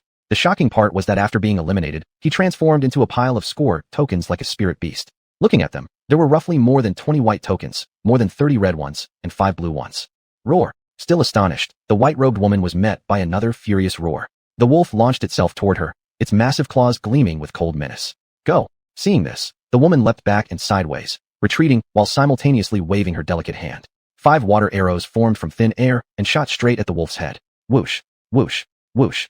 Since the third layer was a frigid snowscape, as the arrows left her control, the true essence sustaining them dissipated. Instantly, the water arrows froze, becoming ice arrows. Roar! The ice arrows pierced through the wolf's head. It fell lifeless, its body surrounded by floating points of light. As it vanished, a blue score token fell upon the snow. Picking up the blue token, the white-robed woman carefully surveyed the surroundings before collecting all the tokens the previous man had dropped. Her cold, delicate face bore a trace of confusion. Could this person also have been a spirit beast? She muttered to herself in puzzlement. Although she hadn't expected it, since they had dropped right before her eyes, it would have been a waste not to collect them. She picked up all the tokens and placed them into her spatial ring. She counted briefly. The man had dropped a total of 146 points. Combined with her previous 99, she now had 245 points in total. A faint trace of joy finally surfaced on her cold and delicate face. It was all thanks to the points the man had brought her. Otherwise, if she had to grind for them point by point, who knew how long it would have taken? The white-robed woman gazed at the endless snowy expanse and slowly walked deeper into the snowfield. Demon territory. Chu Chun, wrapped in a black robe, stealthily entered the demon territory. To his astonishment, it wasn't as wild, violent, and chaotic as he had imagined. Instead, it was quite similar to the other continent. There were streets and markets. There were palaces, and the demons here weren't as savage and bloodthirsty as he had expected. In fact, they laughed and spoke like ordinary people. Wearing his black robe, Chu Chin sat alone at the furthest corner of a small tavern inside Demon Wind City. Sir, what wine would you like to order? The waiter asked with a friendly smile. What wines do you have? Originally, Chu Chun hadn't intended to order anything, but thinking about it, since he was already here, he might as well indulge his curiosity and try what made the wines of the demon territory different from those of his homeland. We have the 3 famous wines here, the Hong Sang Immortal Wine, Huiyan Liquor, and the 9-cent Spirit Wine. The waiter said proudly as he mentioned these 3. These wines were renowned in their tavern, praised even by members of prominent families in the demon territory. Oh, what's special about these 3 wines? Chu Chun asked with interest. The waiter slightly leaned closer and whispered into Chu Chen's ear. They say someone who drank our wine actually broke through in cultivation. Isn't that amazing? There's no ranking among these 3 wines. Take the Hong Sang Immortal Wine first. They say the drinkers feel euphoric, unable to stop after just 1 cup. As for the Huiyan liquor, it's supposedly scorching and fiery going down, as if fire were burning inside your stomach. If you can endure it, it's a blessing. If not, it's deadly. There's such a saying? Chu Chin asked curiously. In recent years, many people have come to challenge our Huiyan liquor. Except for the prodigies from certain powerful families, most either vomited it out or stubbornly endured and burned to death. You aren't afraid of being taken by the authorities? Chu Chin questioned in surprise. What's there to fear? Their deaths have nothing to do with us. We only serve the wine, and they pay for it willingly. It's a legitimate transaction. Besides, if they succeed, it's a rare blessing. If they fail, they can't blame us. The waiter shrugged his shoulders. What about the third wine then? The third wine is a bit mysterious. Unlike the previous two, it's not that extraordinary, nor is it that delicious. But everyone who has smelled its fragrance claims to have sensed the aroma of 9 different spirit fruits. It's said that drinking a pot of 9-cent spirit wine surpasses drinking 100 cups from the Chong family. It's said that this wine was brewed by a great master in the demon territory during his spare time. One wine can emit the fragrance of 9 different spirit fruits? That's strange. Then bring me a pot of the 9-cent spirit wine. Driven by curiosity, Chu Chun ordered a pot. Coming right up. The waiter immediately agreed with a bright smile. He quickly brought over a jade pot and a jade bowl. Sir, anything else you'd like to accompany your wine? Chu Chun thought for a moment and replied. Bring me a plate of peanuts. How could one drink without some bar snacks? Chu Chun poured a bowl of the 9-cent spirit wine. He inhaled, his nose flaring slightly. What an intense aroma. Indeed, he could smell the fragrances of 9 different spirit fruits. Sir, here's your peanuts. The waiter, in high spirits, came jogging over with a plate of peanuts. He gently placed the plate of peanuts on the table. Please enjoy at your leisure. With that, the waiter left, his heart filled with joy. This customer was clearly a traveler from afar. Although their tavern's famed wines were well known, they were also extremely expensive, not something the average disciple could afford. Chu Chun picked up a peanut from the plate and popped it into his mouth. Crunchy. He lifted the bowl from the table and took a sip of wine. As the 9-cent spirit wine passed through his throat, it first had a slightly sour and spicy taste, then became bitter as it entered his stomach. But soon after the bitterness faded, all that remained was sweetness lingering in his throat. Not bad at all. Already having a drink, huh? Long Kaier always had a knack for showing up at the most inconvenient times. Seeing Chu Chun drinking so leisurely, she couldn't help but tease him. Long Kaier leaned closer to the wine pot and sniffed. Her eyes immediately sparkled like stars. Wow, smells amazing. Instinctively, she reached out to lift the pot. But the moment her hand touched it, her fingers passed right through. Long Kaier sheepishly withdrew her hand, pretending nothing had happened. Chu Chun almost snorted with laughter upon witnessing the scene, then poured a bowl of wine and gulped it down in one go. After finishing, he slapped his stomach and chuckled. Truly amazing. This wine is great. So damn good. Long Kaier, seeing this, instantly turned red with anger. She glared at him with her delicate face flushed and snorted with pursed lips. Before long, Chu Chun had finished off the entire pot of wine and plate of peanuts. Although he thought the wine was fantastic, he felt it wasn't quite enough to satisfy him. He turned to Long Kaier and asked, Sister Kaier, do you know a secret technique that can multiply the amount of wine? There is one. Long Kaier answered with a displeased tone. Really? Then tell me. This wine is too good to drink just once. Plus, I discovered something. After drinking it, I noticed the dragon's roar within my spiritual field became more frequent and significantly louder. If it weren't for the fear of being discovered, I might have broken through just now. Chu Chun said enthusiastically. The heaven-swallowing gourd can contain everything. I remember that old drunkard back then never poured wine into the gourd, yet he always had an endless supply of wine that never ran out. But of course, only if you pour wine into it first, Long Kaier explained. She had been planning to tell him all along, but deliberately waited until he finished drinking, seeing how delighted he was. Oh, so it works that way. Chu Chun suddenly realized, and then cast a dark look at Long Kaier. Then why didn't you tell me earlier? Giggles. Serves you right for laughing at me earlier, hee. Long Kaier teased him with a mischievous grin. Chu Chun was left speechless. He lifted the lid of the pot that contained the 9-cent spirit wine and took a quick glance. Finding there was still a little left, he pulled out the heaven-swallowing gourd hanging at his waist and poured the remaining wine into it. After a short while, the fragrance of the wine wafted out from the heaven-swallowing gourd, unmistakably the scent of the 9-cent spirit wine. Chu Chun tilted the mouth of the gourd over the bowl. A gushing sound filled the air as a bowlful of the 9-cent spirit wine was poured out. Looking at Long Kaier's darkening expression, Chu Chun felt an overwhelming sense of satisfaction deep inside. Smart move to keep a trick up his sleeve. Hee. As soon as Chu Chun withdrew his spiritual sense, Long Kaier's lips curved upward slightly, her expression equally playful as she let out a soft chuckle. Chapter 96, Dragon Blood Wine. Chu Chun downed the bowl of wine in one gulp, feeling slightly unsatisfied. This was the first time he had ever drunk alcohol since childhood, spicy and slightly bitter. Curious about the other 2 wines, he called out loudly, Waiter! Coming right up, sir. The waiter beamed happily. Bring me a pot each of the Hong Sang Immortal wine, and that Huasian wine. Chu Chun didn't use his true essence to neutralize the alcohol, his tone bold and slightly drunk. Sir, are you sure? These 3 wines shouldn't be consumed together, or they may poison you. The waiter kindly warned. Anyone who could afford all 3 wines must be of noble origin, and if they died here, it would be a huge trouble. This man clearly seemed like an outsider. The local aristocratic families were well aware of the tavern's reputation and wouldn't dare to cause trouble. But if Chu Chun was indeed from a powerful clan, they wouldn't care about the tavern's fame. Such powerful people could easily have someone eliminated in secret, even if they couldn't touch the establishment openly. It's fine. Just bring them out. I'll take responsibility if anything happens, and I've got plenty of money. Chu Chun didn't care about the poison. He just wanted to taste it. This? The waiter hesitated. You're dilly-dallying. If I die from drinking here, I wouldn't have come in the first place. Chu Chin's remark misled the waiter into thinking he had secretly investigated the place and might actually be someone powerful. Yes, yes, yes. I'll get them prepared for you right away. The waiter nodded repeatedly. Soon, the waiter came running with 2 jade jugs. Sir, your wines. After placing the wine on the table, the waiter left with a heavy heart. His excitement had turned into worry. If Chu Chin really died here, he wouldn't just lose the tavern money, but possibly his life as well. But he didn't dare to stop Chu Chin, either. If he angered someone like this, who knew what might happen? If they summoned someone from their family in anger, even if he obtained the money, he wouldn't live to enjoy it. Now, he could only pray that Chu Chin would remain fine after drinking the wine. As for the money, he believed a nobleman from such a family wouldn't worry about such small change. Drip, drip, drip. Chu Chin poured the Hong Sang immortal wine from the red jade jug into the bowl. The liquid was blood red with a darker hue, resembling a bowl of blood. He sniffed lightly at it. Although it looked like blood, it lacked the salty and fishy scent. Instead, it was sweet and fragrant. Gulu gulu. Lifting the bowl, he threw his head back and drank deeply. Compared to the Jiuxiangling wine, this one was sweeter, as if he had drunk a sip of cool stream water, though the water had a touch of sweetness and a tingling numbness on his tongue. Chu Chin glanced at the Tun Tian Hu. This wine tasted good too, not only sweet, but also refreshingly fragrant. Since this is an immortal artifact, if I pour the Hong Sang immortal wine into it, will it mix with the Jiuxiang immortal wine? He muttered, eyeing the Tun Tian Hu. He poured some of the remaining wine from the red jug into the Tun Tian Hu. Truth be told, he just wanted to test it. If it didn't work out and the wines mixed together, wouldn't that be a waste? Soon, Chu Chin squinted one eye shut while peeking into the Tun Tian Hu. To his surprise, the 2 wines didn't blend, but remained in separate sections. Inside the Tun Tian Hu, the space was now divided into 4 regions. The first was the sword cultivation area. Placing a sword inside the Hu would refine out impurities and enhance its spirit, making it more lively. The second area was for cultivating pills. Placing a pill inside could possibly enhance its refinement, turning 1-mark pills into 2-mark ones.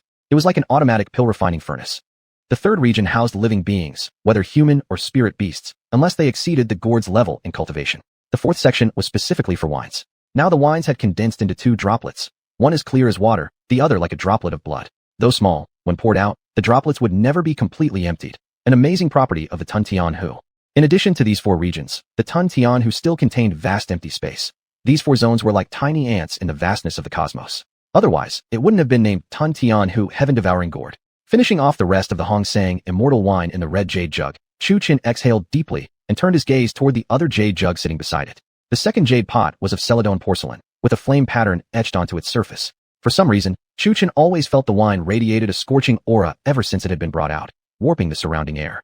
His cheeks flushed and his figure swaying. He looked like a drunkard found on the side of the road. Only unlike such a drunkard who would spill wine all over himself, Chu Chin remained surprisingly clean. Burp. Chu Chin let out a long burp, the breath from his mouth reeking of alcohol, then shook his head slightly to clear it. Placing his hand on the Huosian wine's pot, an instant sharp pain shot through him.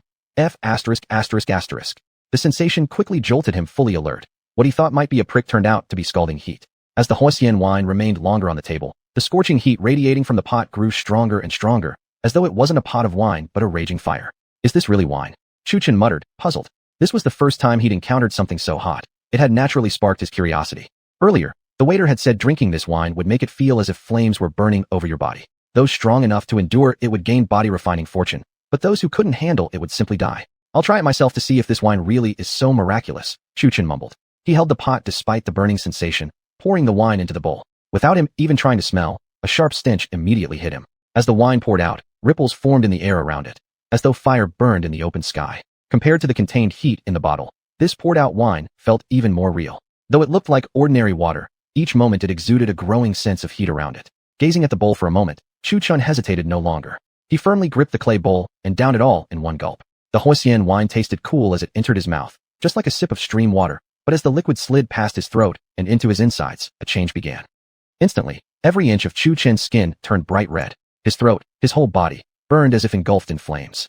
Huge beads of sweat dripped from his forehead.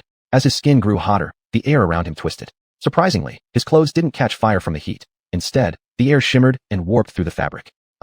Unable to bear the agony any longer, Chu Chin cried out in pain, the breath expelled from his mouth scalding hot. As Chu Chin endured immense pain, the veins and meridians inside his body, his blood, even the rumbling of dragon's roars within his core and energy palace all became increasingly frequent and powerful. His meridians burned wider, his blood surged more powerfully, his tibia became more flexible and resilient. If Chu Chin were to use the reverse dragon step at this moment, even without the enhancement of true essence or mystical power, his body alone could carry him a full 10 feet in a single step. As Chu Chin's skin gradually cooled down, he now looked like someone who had been scorched black, his previously crimson skin now pitch dark. Inside his body, the burning sensation disappeared completely. The agony from just moments ago seemed like a fleeting dream. Upon waking, he remembered nothing, not even the nature of the pain itself. Staring at his charred skin, Chu Chun gave his body a firm shake. The blackened layer immediately sloughed off, revealing smooth, pale skin, flawless, brighter even than a young girl's. This wine really is a good thing for purifying skin and refining bones. Long Kyer once again appeared beside Chu Chun, inspecting the wine pot with a look of admiration. Big sis Kyer, what's the origin of this wine? Chu Chun asked, experiencing firsthand the benefits of the Huixian wine. Watching the approving gaze in Long Kyer's eyes, he instantly felt he had discovered a treasure. Few things could earn Long Kyer's approval unless they were truly special. How should I put it? This wine is somewhat similar to one I've had before. Its scent is almost the same, yet there's something. It's missing. Long Kyer sniffed hard with her nose. The more she smelled, the more convinced she became. Oh, really? Chu Chin's interest perked. Any wine Long Kyer had tasted was surely far beyond ordinary brews. If it really was the same as what Long Kyer drank, this journey into the demon territory would be well worth it. I once drank a type of wine called Long Shuejiao, dragon blood wine. The formula requires a full 180 fire-type medicinal ingredients brewed together, with the most important being a single drop of dragon blood. Otherwise, it can't be called Long Shuejiao. Brewed with these fiery herbs and dragon blood, it is used to strengthen the physical body. The burning effect is about 50 times more intense than this Huixian wine. It could almost melt a person alive. Yet while your wine achieves a similar effect, it lacks the necessary fire herbs. The Huixian wine I smelled here only contains 88 fire-type herbs, nowhere near matching the dragon blood wine. What puzzles me, though, is that this wine can only be brewed in one specific place, and its original recipe has long been lost. Why would it appear here? Long Kyer slightly arched her eyebrows, her expression turning strange. You could store this wine inside the swallowing heaven gourd. It might help heal wounds when necessary. Although not as potent as dragon blood wine, it's still useful for body refinement. Later I'll give you the complete formula for dragon blood wine. That goes without saying. Even if you hadn't mentioned it, I'd planned to store it in the swallowing heaven gourd. By the way, after drinking this wine, the dragon roars coming from my spirit field and energy palace have become more frequent. Every time I hear the roar, my true essence increases, but my energy palace also expands. The originally approaching breakthrough point now feels half finished because my energy palace grew larger. Could this affect me negatively? Chu Chin examined his condition, asking with concern. Kyer clearly understood his physical state. Perhaps because it involved his own background, she intentionally withheld the truth. Don't worry, there won't be any problems. Otherwise, you'd already be dead. Long Kyer remained unwilling to reveal even a bit of information, casually answering Chu Chin's question. All right then. Chu Chin helplessly sighed. Yet thinking about it, Kyer wouldn't do anything to harm him. If she truly wanted to, her divine soul would have already perished alongside his. Besides, as she'd previously stated, she specifically came to be his guardian. Furthermore, he didn't possess anything particularly worth plotting for. The swallowing heaven gourd? The Zhutian sword? Kyer had seen both, yet hadn't shown any great surprise. That proved she had even more powerful weapons and broader knowledge. The only thing that had genuinely astonished her was the Chaos Pagoda. However, the Chaos Pagoda appeared only after Kyer arrived. Surely, Kyer couldn't have foreseen that he would obtain such an item. So even if he trusted no one else, Chu Chin placed 100% trust in Long Kyer's words. Chapter 97. The Free Meal. Waiter, check please. Chu Chun loudly called after finishing all the wine, even pouring some into the swallow heaven gourd. Coming right up. The waiter was exceptionally happy, even excited, and felt a great sense of relief at the same time. It seemed this big shot was still alive, meaning he wouldn't have to suffer pressure and could actually make a fortune. Tap tap tap. The waiter began to click his abacus rapidly. Soon, he came up with the total. Sir, it's a total of 40,000 demon crystals. Let me give you a small discount. How about 39,999 demon crystals? If converted into blood crystals, that'll be 19,999.5, or 13,333 if converted again. The price is extremely favorable. Gazing at the huge number on the abacus, the waiter's eyes sparkled with excitement as he naturally stretched out his hand toward Chu Chun with a bright smile. Chu Chin's expression at this moment grew slightly awkward. Deep down, he asked inwardly, Sister Kyer, what exactly is a demon crystal? This is it. He hadn't even heard of these terms before. 3 jugs of wine costing almost 39,999 demon crystals. Why don't you just rob me? Besides, he didn't have a single demon crystal on him, not to mention anything like blood crystals or demon cores. Demon crystals are basically what you call currency on the Tianyan continent. Xian stones, spirit stones, yuan stones, or copper coins, silver coins, and gold ingots. Long Kyer wasn't sleepy at all now. Sitting upright within Chu Chin's spiritual consciousness, she rested her chin on her hand and looked at him with a sly smile, clearly enjoying herself. Chu Chun had just opened his mouth to ask what he should do when he turned his spiritual senses inward. Well then, instantly, Chu Chun felt tricked and his face darkened. Sister Kyer, did you know all this beforehand? That's right. Sister Kyer replied cheerfully, her tone carrying a slight affected lilt as she continued to observe the show. Sister Kyer, I freaking love you. Chu Chun was so angry his teeth were clenched. Looking at the waiter, smiling sweetly and holding his hand out toward him, Chu Chin's facial expression turned slightly unnatural. He rolled his eyes left and right. then suddenly pointed behind the waiter and shouted, "Look, a naked girl is running around." This sudden yell caused the waiter to spin around immediately, as did all the surrounding drinkers. After all, the crowd here was all burly men. Upon hearing the words, "naked beauty," they instinctively leaned their heads out for a peek. Swoosh! The waiter looked behind, only to find a hole had suddenly appeared in the tavern wall, and just now, the man in the black robe standing right in front of him was gone.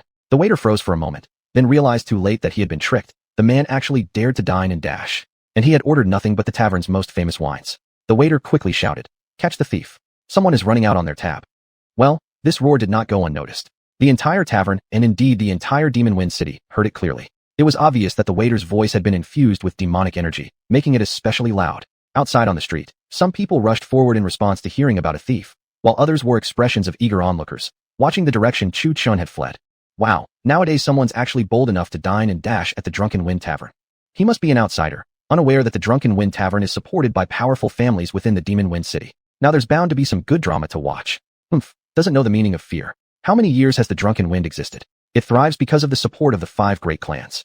Even someone at the Yuan Demon Realm wouldn't dare cause such a disturbance. This kid sure has guts. Let's go see what happens. The 5 great clans will surely send people to catch him. There's no way this kid will escape. Oh man, I wonder whether they'll send someone from the Refinement Demon level or the Spirit Demon level. PFF. As for this kid's strength, I'd say maybe the first heaven of the Refinement Demon Realm. Need the Spirit Demon? Send 5 or 6 from the third heaven of the Refinement Demon Realm, and we'll have him back. A few spectators exchanged opinions, one after another. They were all demons. Demons are classified into levels: Refinement Demon, Spirit Demon, Yuan Demon, Demon Soldier, and so on. Drunk Wind Tavern. The waiter who had served Chu Chun was now on the top floor of the Drunken Wind Tavern, kneeling and crawling on the ground, shivering with fear as he spoke. "Master, someone just dined and dashed at our Drunken Wind Tavern." "Oh, what did he have?" The woman seated appeared around 30 years old, holding a tobacco pipe in one hand and playing with 2 red stones in the other. She lazily reclined on her seat, her fair, bare foot casually crossed over her leg. Her slender legs stretched elegantly, wearing an elaborate yellow qipao dress, her white hair pinned with a vermilion hairpin. This woman was the head of the Drunken Wind Tavern, Lu Russian. Say that again. The woman's face immediately darkened, and even the delicate hand playing with the red stones gripped tighter. Please forgive me, Madam Leader. That little thief." The waiter stuttered, his voice barely audible. Bang. Enough. Before the waiter could finish, the woman flew into a rage. The red stone she had been playing with was instantly crushed into powder. The atmosphere around her turned bitterly cold.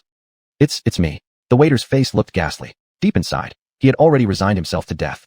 Boom. Lu Russian threw the red powder in her hand outward with force.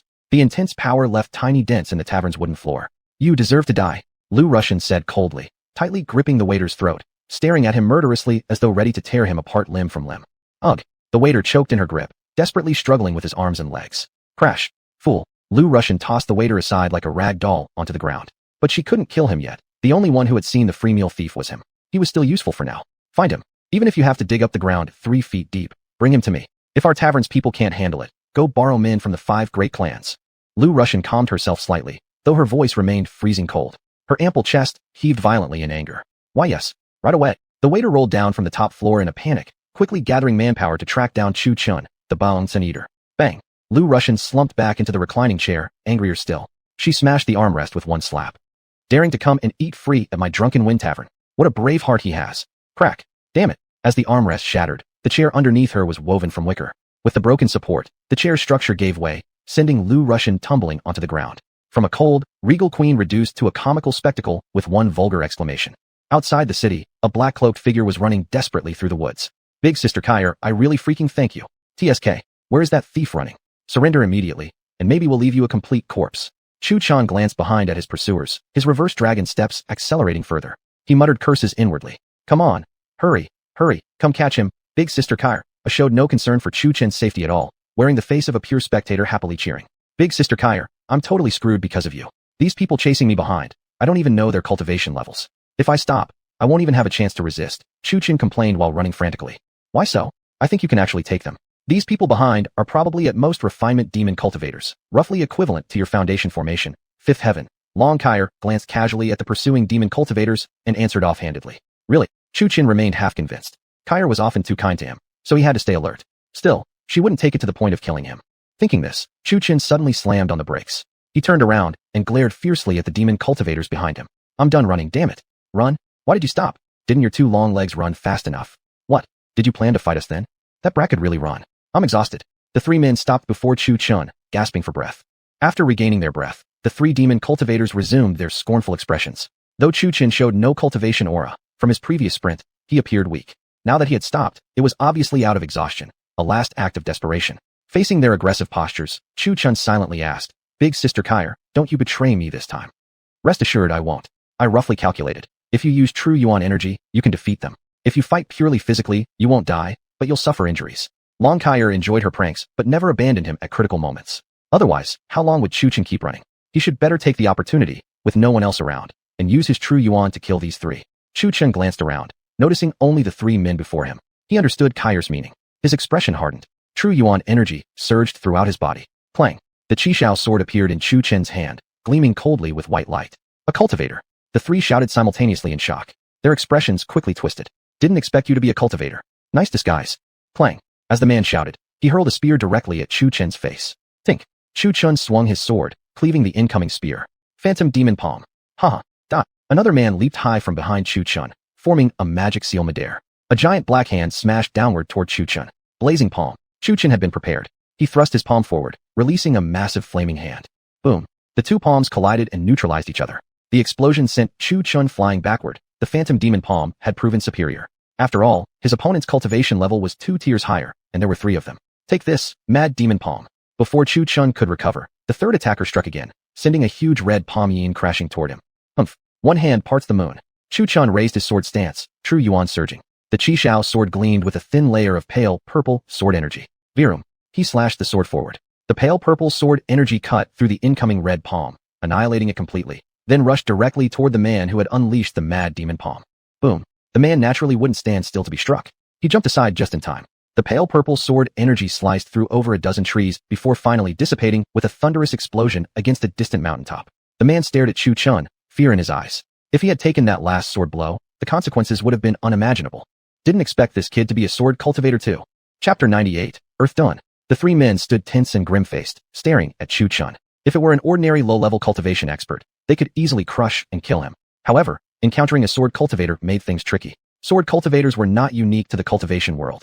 Their demon region had them too, and they knew firsthand how formidable they could be. If they reached a certain level of enlightenment, they could even slash open the heavens with a single sword strike. What's wrong? Scared. Chu Chen smiled slightly, observing the expression on the three men's faces, quite satisfied with his sword technique. Scared?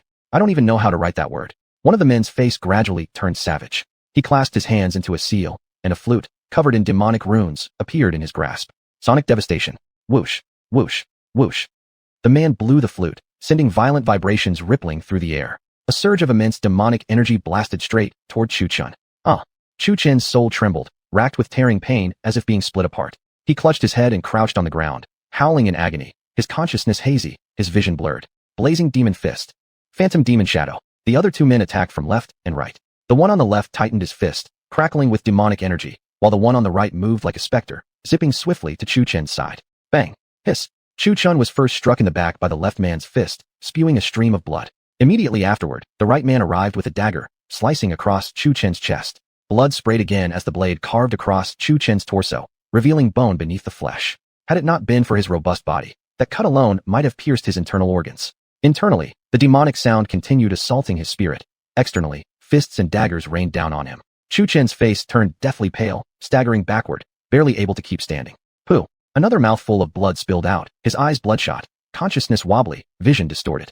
He shook his head fiercely, bit his tongue, and forcibly pulled himself into focus. The flute sound still echoed in his ears. He sealed his hearing with true essence, calmed the raging energy in his body, and staggered to assume a proper sword stance, holding the Qishao sword. Dragon's roar. Chu Chen ran his hand along the Qishao sword, and with a buzz, it let out a shrill sword resonance. A golden glow shimmered across the blade. Roar. With one slash, a sword chi laced with a dragon's roar shot out, slicing directly toward the flute-blowing man. Fast as lightning. Hiss. The man hadn't even time to react when the sword chi struck.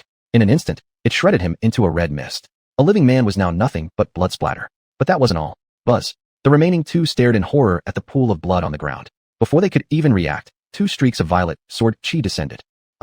Slicing with precision, the 2 beams struck their marks, reducing the 2 to mangled meat. The pools of flesh in the woods continued to squirm, nauseating to the eye. After dealing with everything, Chu Chen sheathed the Qishao sword back into the Tianhu, then slumped down weakly, leaning against a tree. He took a breath and unsealed his ears with true essence, then grabbed the Tianhu at his waist, tilted its opening into his mouth, and poured in a stream of cool wine. Ah!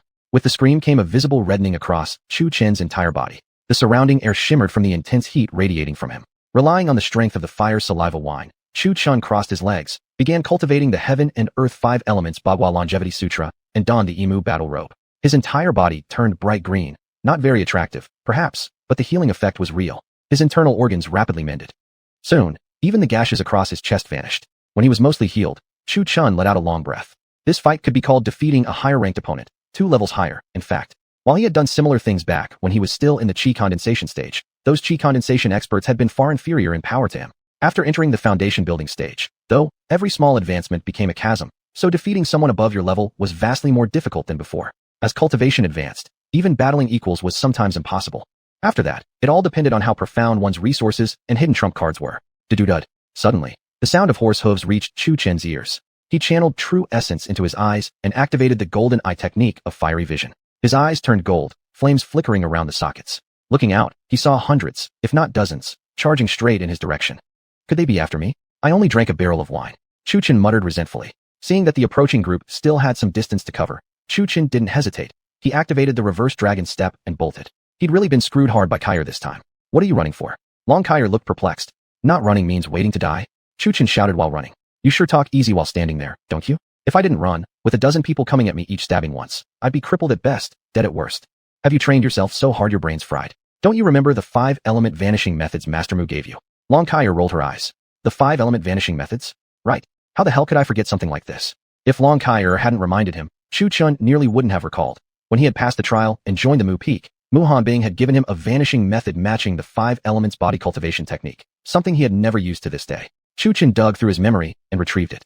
This cultivation method he had mastered long ago. Actually, he had perfected it before even completing the 5 elements body cultivation technique. Golden step, slaughter, wooden step, entangle, water step, shape shift, fiery step, burn, earthy step, shield. Earth vanishing, combined. The 5 elements silent vanishing step. Chu Chen formed a mudra with his hand and cast the earth step. Earth vanishing, as the name suggested, meant vanishing underground like a groundhog. Combined with the breath-hiding method Long Kyer gave him, no one would be able to locate him. Don't. Just as he ran, Chu Chen vanished completely, a wisp of white smoke rising from the ground. He was now buried inside the earth. To prevent being discovered, he burrowed about a zhang deeper. Do-do-do-do.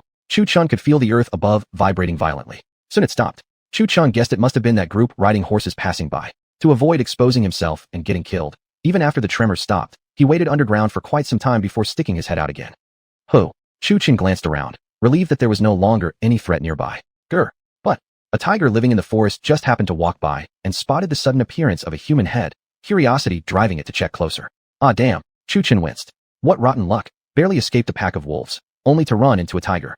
The round-eyed tiger looked at Chu Chen's protruding head, and without even thinking, lunged to bite. Don't! Right before the tiger's jaws could close on Chu Chen's head, he activated the earth vanishing method again and withdrew into the earth. The tiger chomped on nothing. The tiger smacked its lips. It had tasted nothing at all, and then, squatting, left behind a pitch-black present exactly where Chu Chen's head had popped out. Wagging its tail, it sauntered off. Feeling the tiger finally leaving, Chu Chen poked his head out from the earth again. He felt something warm stuck on his head. Reaching up, he touched it. F***K, you bastard. Just wait till I get my hands on you. His face darkened instantly. That tiger had actually shat on the ground, and it landed perfectly on his head. Unforgivable. Furious, Chu Chen quickly stood up and washed his head over 10 times with the water attribute. Though he used true essence to remove the filth, he still couldn't shake the mental trauma. It was shit after all. Chu Chen glared in the direction the tiger had left, muttering curses. Then, muttering to himself, he formed the Madrow again and vanished underground. So. Tracking the tiger's footsteps, Chu Chen crouched in the earth, gripping the Qishao sword tightly. He arrived at the tiger's location. Chi! Suddenly, his sword slashed upward. Roar! The tiger stiffened. Blood sprayed from a wound, sending pain shooting up. A surge of indescribable discomfort jolted through it. It perfectly demonstrated. Chrysanthemum garden covered in injuries. Your nostalgic charm remains forever. The tiger turned its head violently, only to find nothing behind. But the pain just now was unforgettable. It stomped angrily on the spot. Chi! Chu Chen struck again from behind. Oh, the sensation was just too unbearable. Tears of anguish welled up in the tiger's eyes. As it turned its head this time, it finally saw. It was that human head that had popped out of the ground earlier. Growling, the tiger roared furiously. So it was this bastard the whole time. It hurt like hell. Enraged, it charged toward the spot where Chu Chen's head had appeared and prepared to stomp hard. But before its paw even landed, Chu Chen suddenly shot out of the earth, eyes burning with fury at the tiger. You dared to crap on my head. Let me show you what pain really feels like. Meanwhile, the tiger, still facing away, hadn't noticed Chu Chen had surfaced. It kept furiously stomping at the ground, creating a small crater beneath its feet. Little White, want to try eating Ahua meat? Chu Chun pulled out a tiny creature from the Chaos Pagoda who had been sleeping peacefully. The small creature flailed its limbs and growled, showing its fangs in protest. How dare you interrupt my beautiful dream? I'll bite you to death. Eat. Little White was a clever white beast, quick to notice the key term. As soon as the word eat appeared, its anger disappeared immediately, turning its head to stare curiously at the distant tiger. Hey, what the hell is this thing doing looking so much like Ahua? Little White was confused. Although this thing looked somewhat similar to Ahua, Ahua was white. This one had a reddish skin, not very good looking, but edible. Ow, ow.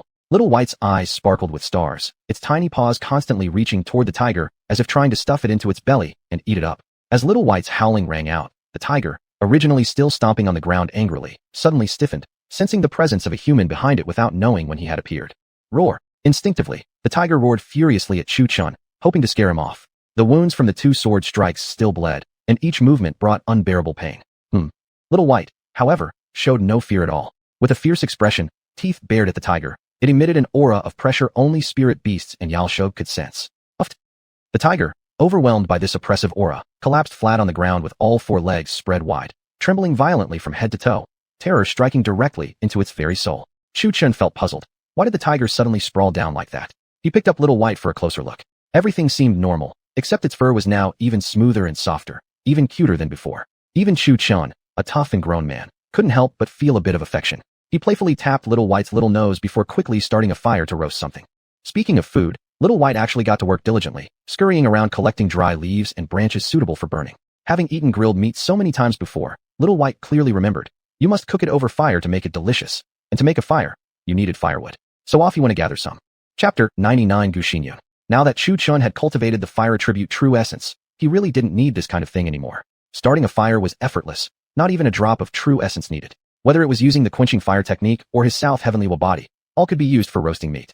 However, since this was the first time seeing Xiao Bai being so diligent and looking so cute, Chu Chun didn't want to disappoint its goodwill. He cleaned the tiger's organs and hung the body over the kiln to roast.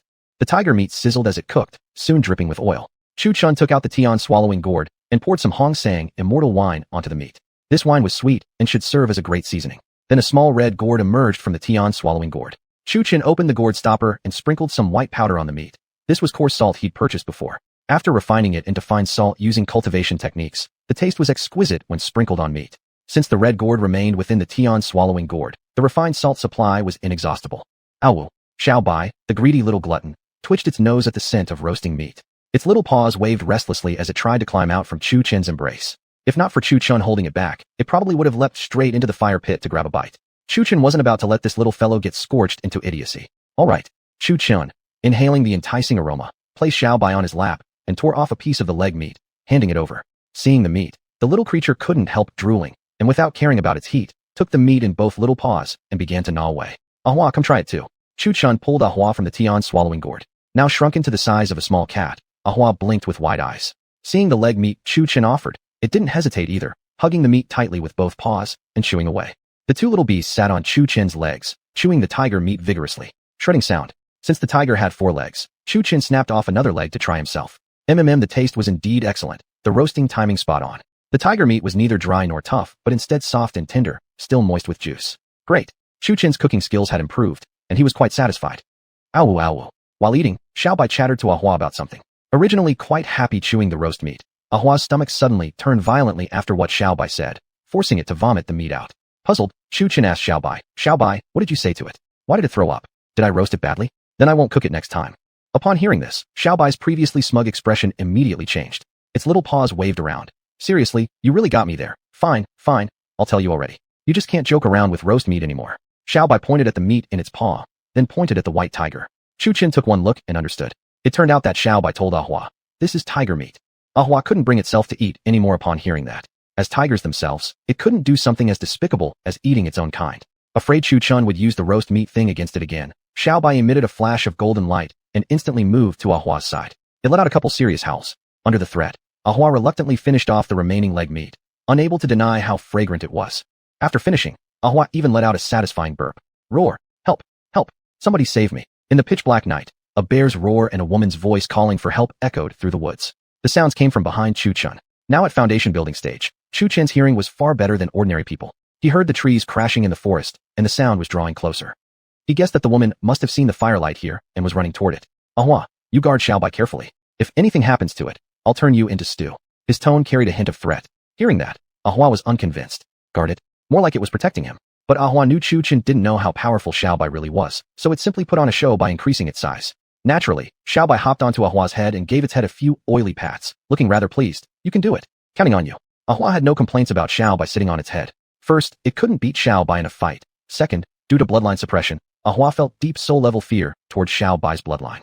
Seeing this, Chu Chen felt reassured. But not long after walking a few steps, he looked back and said, "You two better not eat any more tiger meat while I'm gone." His gaze settled on Xiaobai, saying meaningfully, "Especially you. If I come back and notice any missing meat, I won't invite you to any delicious meals ever again." Upon hearing that, Xiaobai's expression changed. Forever? No more? That wouldn't do it all. Immediately, Xiaobai gave up the idea of secretly nibbling the tiger meat. Losing the chance for future treats for a momentary pleasure wasn't worth it.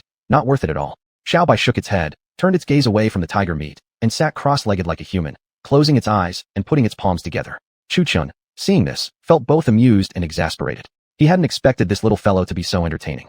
In the forest, Chu Chen once again donned a black robe, activated his chi concealment technique to hide his presence, and looked toward the woman fleeing from the black bear. He leaped forward like an arrow, soaring toward the bear, then struck with his palm.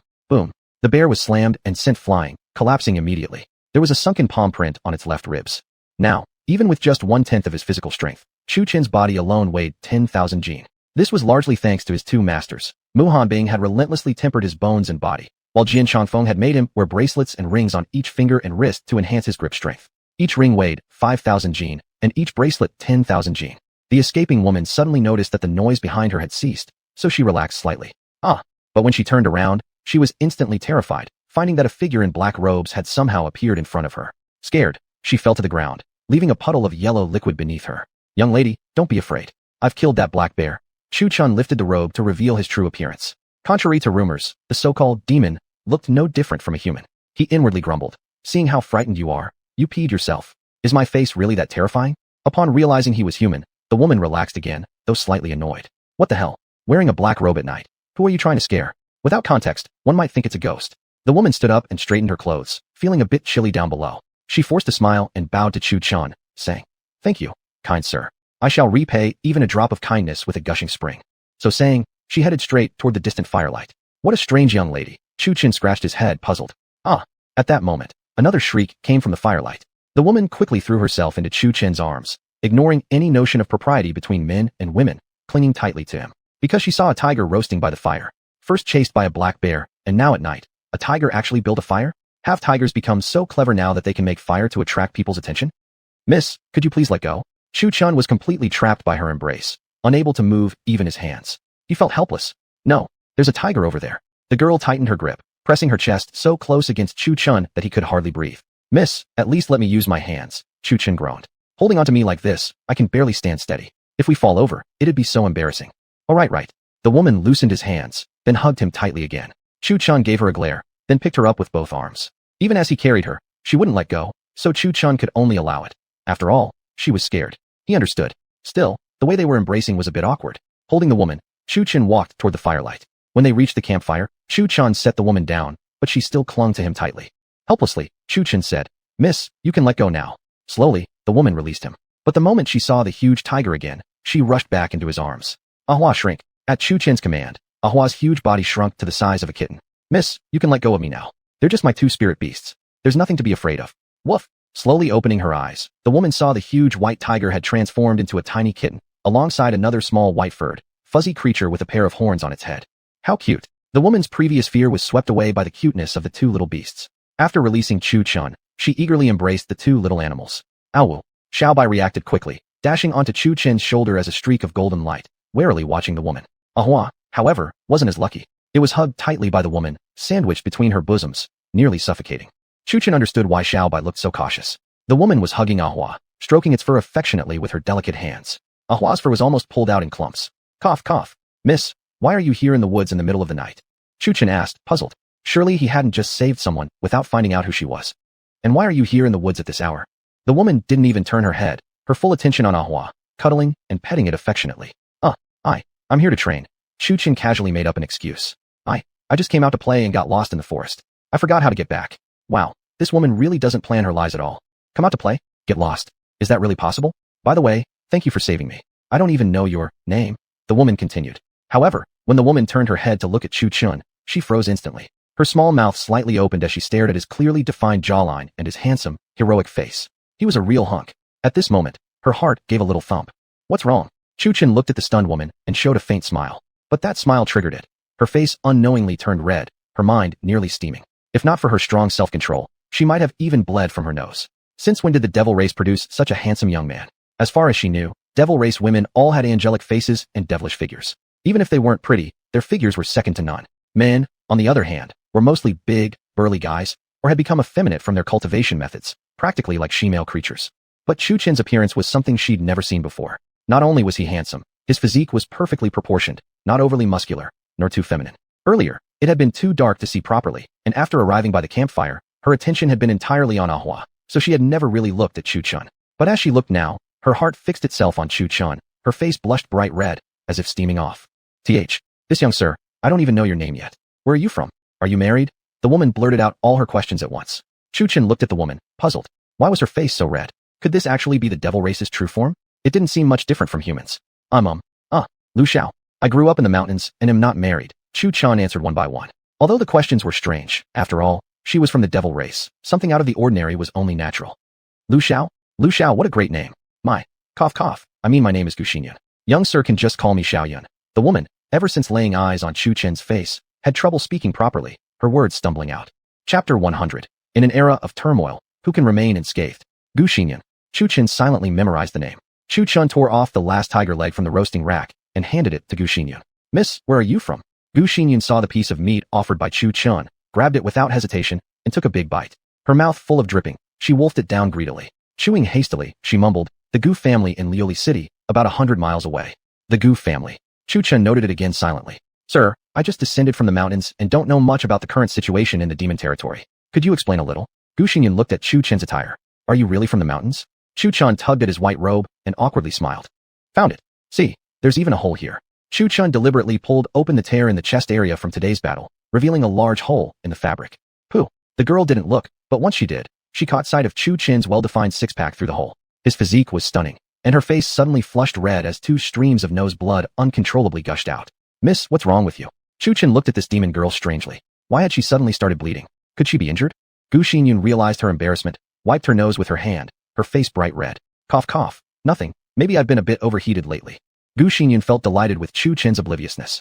Looking at him, it was obvious he didn't understand anything. Not understanding was good. Not understanding was better still. Not understanding meant she could guide him. No, educate him, and bring him home first. Master, have you ever considered leaving? Gu Xinyun cautiously asked. Of course. That's exactly why I'm asking you about the current situation in the demon territory. Chu Chun gave her a side eye, doubting whether this girl had transformed from a fish. Oh, no need to ask anymore. Come back with me to my family. With your abilities, you could become an honored guest elder. Although our family isn't one of the highest ranked in the demon territory, we're certainly a mid-tier family. Nothing ordinary lower-tier families can match. As she spoke, Gu Xinyun unknowingly kept moving closer to Chu Chun, peeking continuously through the hole in his robe. Chu Chun pondered. That wouldn't do. He was here to investigate the demon territory. If he entered someone else's clan and later couldn't leave, what then? He shook his head. Thank you for your kindness, miss, but I'm accustomed to living freely. Gu Xinyun looked momentarily disappointed. Okay, miss, you may stay here tonight. Tomorrow, go back to wherever you came from. From your demeanor, you don't seem lost at all. Chu Chen actually figured it out. What kind of lost girl lay around carefree and showed no signs of fear or worry? I didn't expect you'd see through that. Gu Xinyun felt embarrassed at being caught lying. Chu Chen shook his head in disbelief. Your lie was just too obvious. I almost believed it. They spent the night without further incident. The next morning, Chu Chun looked down at Gu Xinyun, who lay naturally in his arms, feeling the urge to strangle the girl. She had been sleeping peacefully, but during the night, she had unconsciously snuggled into him repeatedly. He didn't know if she was doing it on purpose or not, which prevented Chu Chen from sleeping or cultivating properly the entire night. The woman yawned and opened her eyes sleepily, seeing Chu Chen's well-toned abs before her. Not awake yet. Then I'll sleep a bit more. Then she started snuggling again into Chu Chen's chest, making his irritation shoot up. Chu Chun yanked her up, glumly staring at the girl. Did I owe you money or something? Why keep burrowing into my arms like you're looking for a treasure? Yeah? How did you end up in my dream too? Gu Xinyun exclaimed, thinking since it was a dream, it wouldn't hurt to take a little kiss. She puckered her lips, about to plant a kiss on Chu Chen's mouth. Stop. Chu Chun abruptly blocked her incoming lips, his forehead filled with black lines. You're not weird. You're simply being smitten. Gu Xinyun felt the sensation. So vivid. Wait, this isn't a dream? What the heck am I doing? Stunned, Gu Xinyan turned bright red from her neck to her earlobes. Once she realized, she sat upright, panicking internally. Her image as a lady had been utterly ruined. Covering her burning cheeks, she peeked at Chu Chun through her fingers. At first glance, wow. Again, 2 streams of nose blood gushed forth. This time it wasn't his abs she was looking at, it was Chu Chin's profile, glowing with a particularly dashing demeanor under the morning sunlight, which added a masculine aura to his character. Thud thud thud. At that moment, hoofbeats were heard again, but this time from the south. Miss, it's time for you to return home. The leading plump man dismounted and bowed respectfully toward the young woman. Uncle Zhou, why did you come here? Gu Xinyan looked at the plump man before her and asked in confusion. Miss, you've truly made me search high and low for you.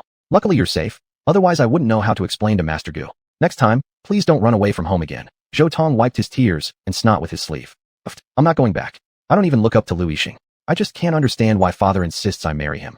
Gu Xinyan pouted, expressing her deep disdain for the person she just mentioned. Miss, you must prioritize the family's interests. If you must blame someone, blame your being born as a woman. Ah, Zhou Tong sighed. Born as a woman in a clan, one becomes merely a tool for political marriages, completely devoid of freedom. Compared to that, ordinary women are much better off, unless of course they are beautiful and attract the attention of a young master from a clan. Then they too are doomed. That's simply fate. In times of chaos, who can preserve their integrity? Master Gu said if you refuse to return, your younger sister will take your place and marry into the Lu family. The young woman clenched her fists. Though fury swelled in her heart, she had no way to vent it, and finally could only sigh helplessly. I'll go back. Gongzi. The girl had wanted to thank Chu Chen properly, but when she turned around, there was already no sign of him. Did he leave already? Her expression showed some disappointment, and then she rode a few steps forward on her horse. She paused, looking back at the fire pit, now blackened. Last night's fire had burned brightly, bright enough to reach the depths of her heart. Her once cold heart had gradually melted due to Chu Chen's presence, but now it would freeze again. Uncle Zhou, let's go. Gu Xinyan spoke with an icy tone, no longer the mischievous and playful girl she had been last night. From his hiding spot atop the tree, Chu Chan saw Gu Xinyan leave and couldn't help but sigh. In times of chaos, who can preserve their integrity? After speaking, Chu Chun chuckled bitterly, thinking of his days in the Chu family in Qingfeng City. Clan struggles, imperial struggles, even struggles between sections. In this world, might makes right. Sometimes, when one has many attachments, even great strength can be used to seize vulnerabilities. Thud thud thud. After Gu Xinyan's group had departed, Chu Chun heard another group arriving from behind, coming from the opposite direction of Gu Xinyan's entourage, probably sent to capture him. Are they really going this far? I just drank 2 jugs of their wine. Using the fire-eyed and golden-eyed art, Chu Chun looked ahead and saw quite a sight. This group was even larger than the previous one, around 50 men or so. Looking around carefully, Chu Chun finally climbed all the way to the top of the tree. These people approached rapidly, nearly arriving, and if he fled underground now, he'd definitely be seen. Since he was in the tree already, he might as well climb higher. Surely no one would bother to look up? Search. Search carefully. A leading man shouted loudly, trying to coordinate his subordinates. That thief definitely fled this way. Even if you must dig 1,000 miles into the ground, find him. The clan head said whoever captures the thief and brings him back will be rewarded with a chance to drink Hong Sang immortal wine from the Lu Pavilion Master. To motivate his subordinates, the leader exaggerated the reward. He made that last part up entirely himself. Yes. Upon hearing of the Hong Sang immortal wine, the troops behind him became instantly excited. For them, the wine was a sort of precious medicine, capable of enhancing cultivation. Who wouldn't want to taste? However, the leader's actual clan head had merely said, bring the thief back, or I'll have your head cut off and fed to dogs. So the leader had to use both threats and incentives to encourage more effort. Stop. The man pulled his reins and halted the horse abruptly. They had arrived at the place Chu Chun had been warming himself last night. The embers hadn't yet been cleared. He placed his hand over the embers. Although a night had passed, traces of residual warmth could still be felt. Search. That thief must be nearby. These coals still hold warmth, which proves the thief must have left them last night. Search thoroughly. Don't miss a single corner. As the man shouted, the troops behind scattered to search. Among them were soldiers from the clan, people who had joined for the reward, and even some strong juniors from the clan. The leader examined the pile of coals and glanced around, whispering to himself, where could that kid have gone? He searched the surrounding area for possible hiding places like caves, yet after a thorough check, they found no trace of him. Wang Ba, do you still remember what the thief looked like? The leader asked respectfully to the middle-aged man in a coarse robe wearing a bamboo hat beside him. This was exactly the inn waiter who had previously served Chu Chun, the instigator of this whole affair. But they couldn't kill him. It was only he who could recognize Chu Chen's appearance. He had indeed climbed into a fortunate position, but that position would soon pass to someone else. Of course I remember. Wang Ba's tone had become much firmer since ascending to his current position. He never imagined he'd have the chance to command people from powerful families in Mofeng City, one he previously dared not even dream of, thanks entirely to that young thief. Though he now basked in confidence and pride, once they found that thief, his own days would surely be numbered. But what did it matter? He'd still get to enjoy a bit of power and prestige before his end. Though Wang Ba confidently claimed he could recognize the thief, Chu Chun had been cloaked in a black robe from beginning to end yesterday, never revealing his true face. At this moment, He secretly hoped that the young thief wouldn't be caught so soon. As long as the thief remained at large, he could remain in his seat and stay alive a little longer. Chapter 101, Pursuit and Slaughter. At that moment, the leading man glanced at the shadow on the ground and slightly furrowed his brow. Logically speaking, this tree had sparse leaves and was nearly withered, so it shouldn't have borne fruit. Even if it were a bird from the forest, it shouldn't be that big. Otherwise, it would be a demonic beast. Out of concern for the group's safety and curiosity, the man's gaze slowly moved upward along the tree trunk. However, he found nothing. But when he looked down again, he clearly saw something hanging on the shadow of the tree. Yet when he looked up, there was absolutely nothing. Chu Chun, hiding on the tree, felt extremely depressed. Had he been discovered? The reason the man couldn't see Chu Chun was because he'd used the Emu Xian body to blend into the tree's color, creating an illusion when the man looked up, but still casting a shadow on the ground below. Strange. If there's nothing on the tree, why does the ground show a dark shadow? The man scrutinized the tree, puzzled. Could this tree have some magical property? If so, then hadn't he just stumbled upon something valuable? Come here. The man lightly called out, and the disciples who had been searching turned their heads. Did Commander Li spot that thief? Wang Ba broke out in cold sweat from the sudden shout. If they really found the brat, he might just die on the spot. Li Yuan, what's going on? One disciple stepped forward and asked bluntly. He was a disciple from the Meng family of Demon Wind City. Though he owed no reverence to a mere commander, his father had instructed him to follow along on this journey. Li Yuan's eyes flickered. If he brought back this tree alone, people might suspect him. Better to curry favor with this young Meng heir. If the young master felt generous and gave him some spirit pills or something, even better. Li Yuan bowed and said, Master Meng, I've discovered this tree seems rather unusual. I've heard of your great reputation, how you enjoy collecting peculiar items, and I naturally thought of offering this tree to you. A tree? Meng Yu examined the tree Li Yuan had pointed out, but no matter how he looked, he saw nothing special. He thought Li Yuan was making fun of him and became instantly irritated. Li Yuan, are you trying to fool me? I see absolutely nothing strange about this tree. Do you take me for a fool? By the end, Meng Yu's tone had turned icy cold. No, I certainly didn't mean that. Li Yuan quickly knelt down and waved his hands in fright. Then he pointed at the black shadow on the ground and gestured toward the tree, saying, Master Meng, look, there's nothing on the tree, yet there's a shadow beneath it. Isn't that strange? Oh, Meng Yu followed Li Yuan's pointing finger and looked, his previously angry expression instantly turning into excitement. Indeed, there was nothing on the tree, yet there was a shadow cast upon the ground below, somewhat mysterious. Out of curiosity, Meng Yu specially stepped forward and stomped a couple of times onto the shadow on the ground, checking whether it could be some beast lying in ambush on the earth. However, when he stepped on it, the shadow simply projected onto his feet, definitely not a beast hiding within the shadows. He must study this carefully. However, doing so publicly like a fool would invite ridicule. He patted Li Yuan's shoulder appreciatively and said, Good work.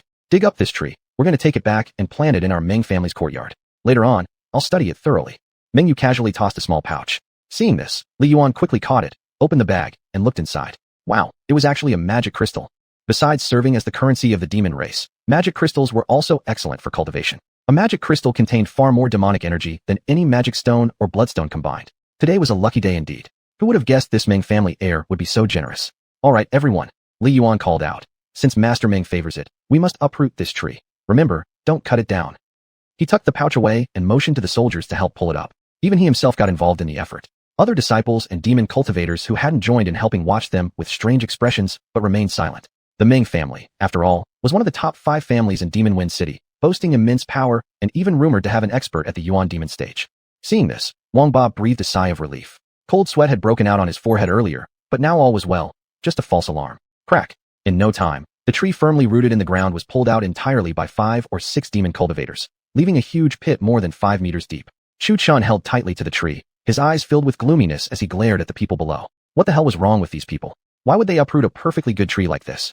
Couldn't find the person they were after, so they were bored out of their minds? Oh my god, if the tree had been carried horizontally, Chu Chun could have held on firmly, but just now someone had flipped the entire tree upside down, leaving its roots pointing upward and its branches downward. Chu Chun, now upside down and off balance, finally fell. When Chu Chun let out a cry, everyone froze in shock. What the heck was that thing?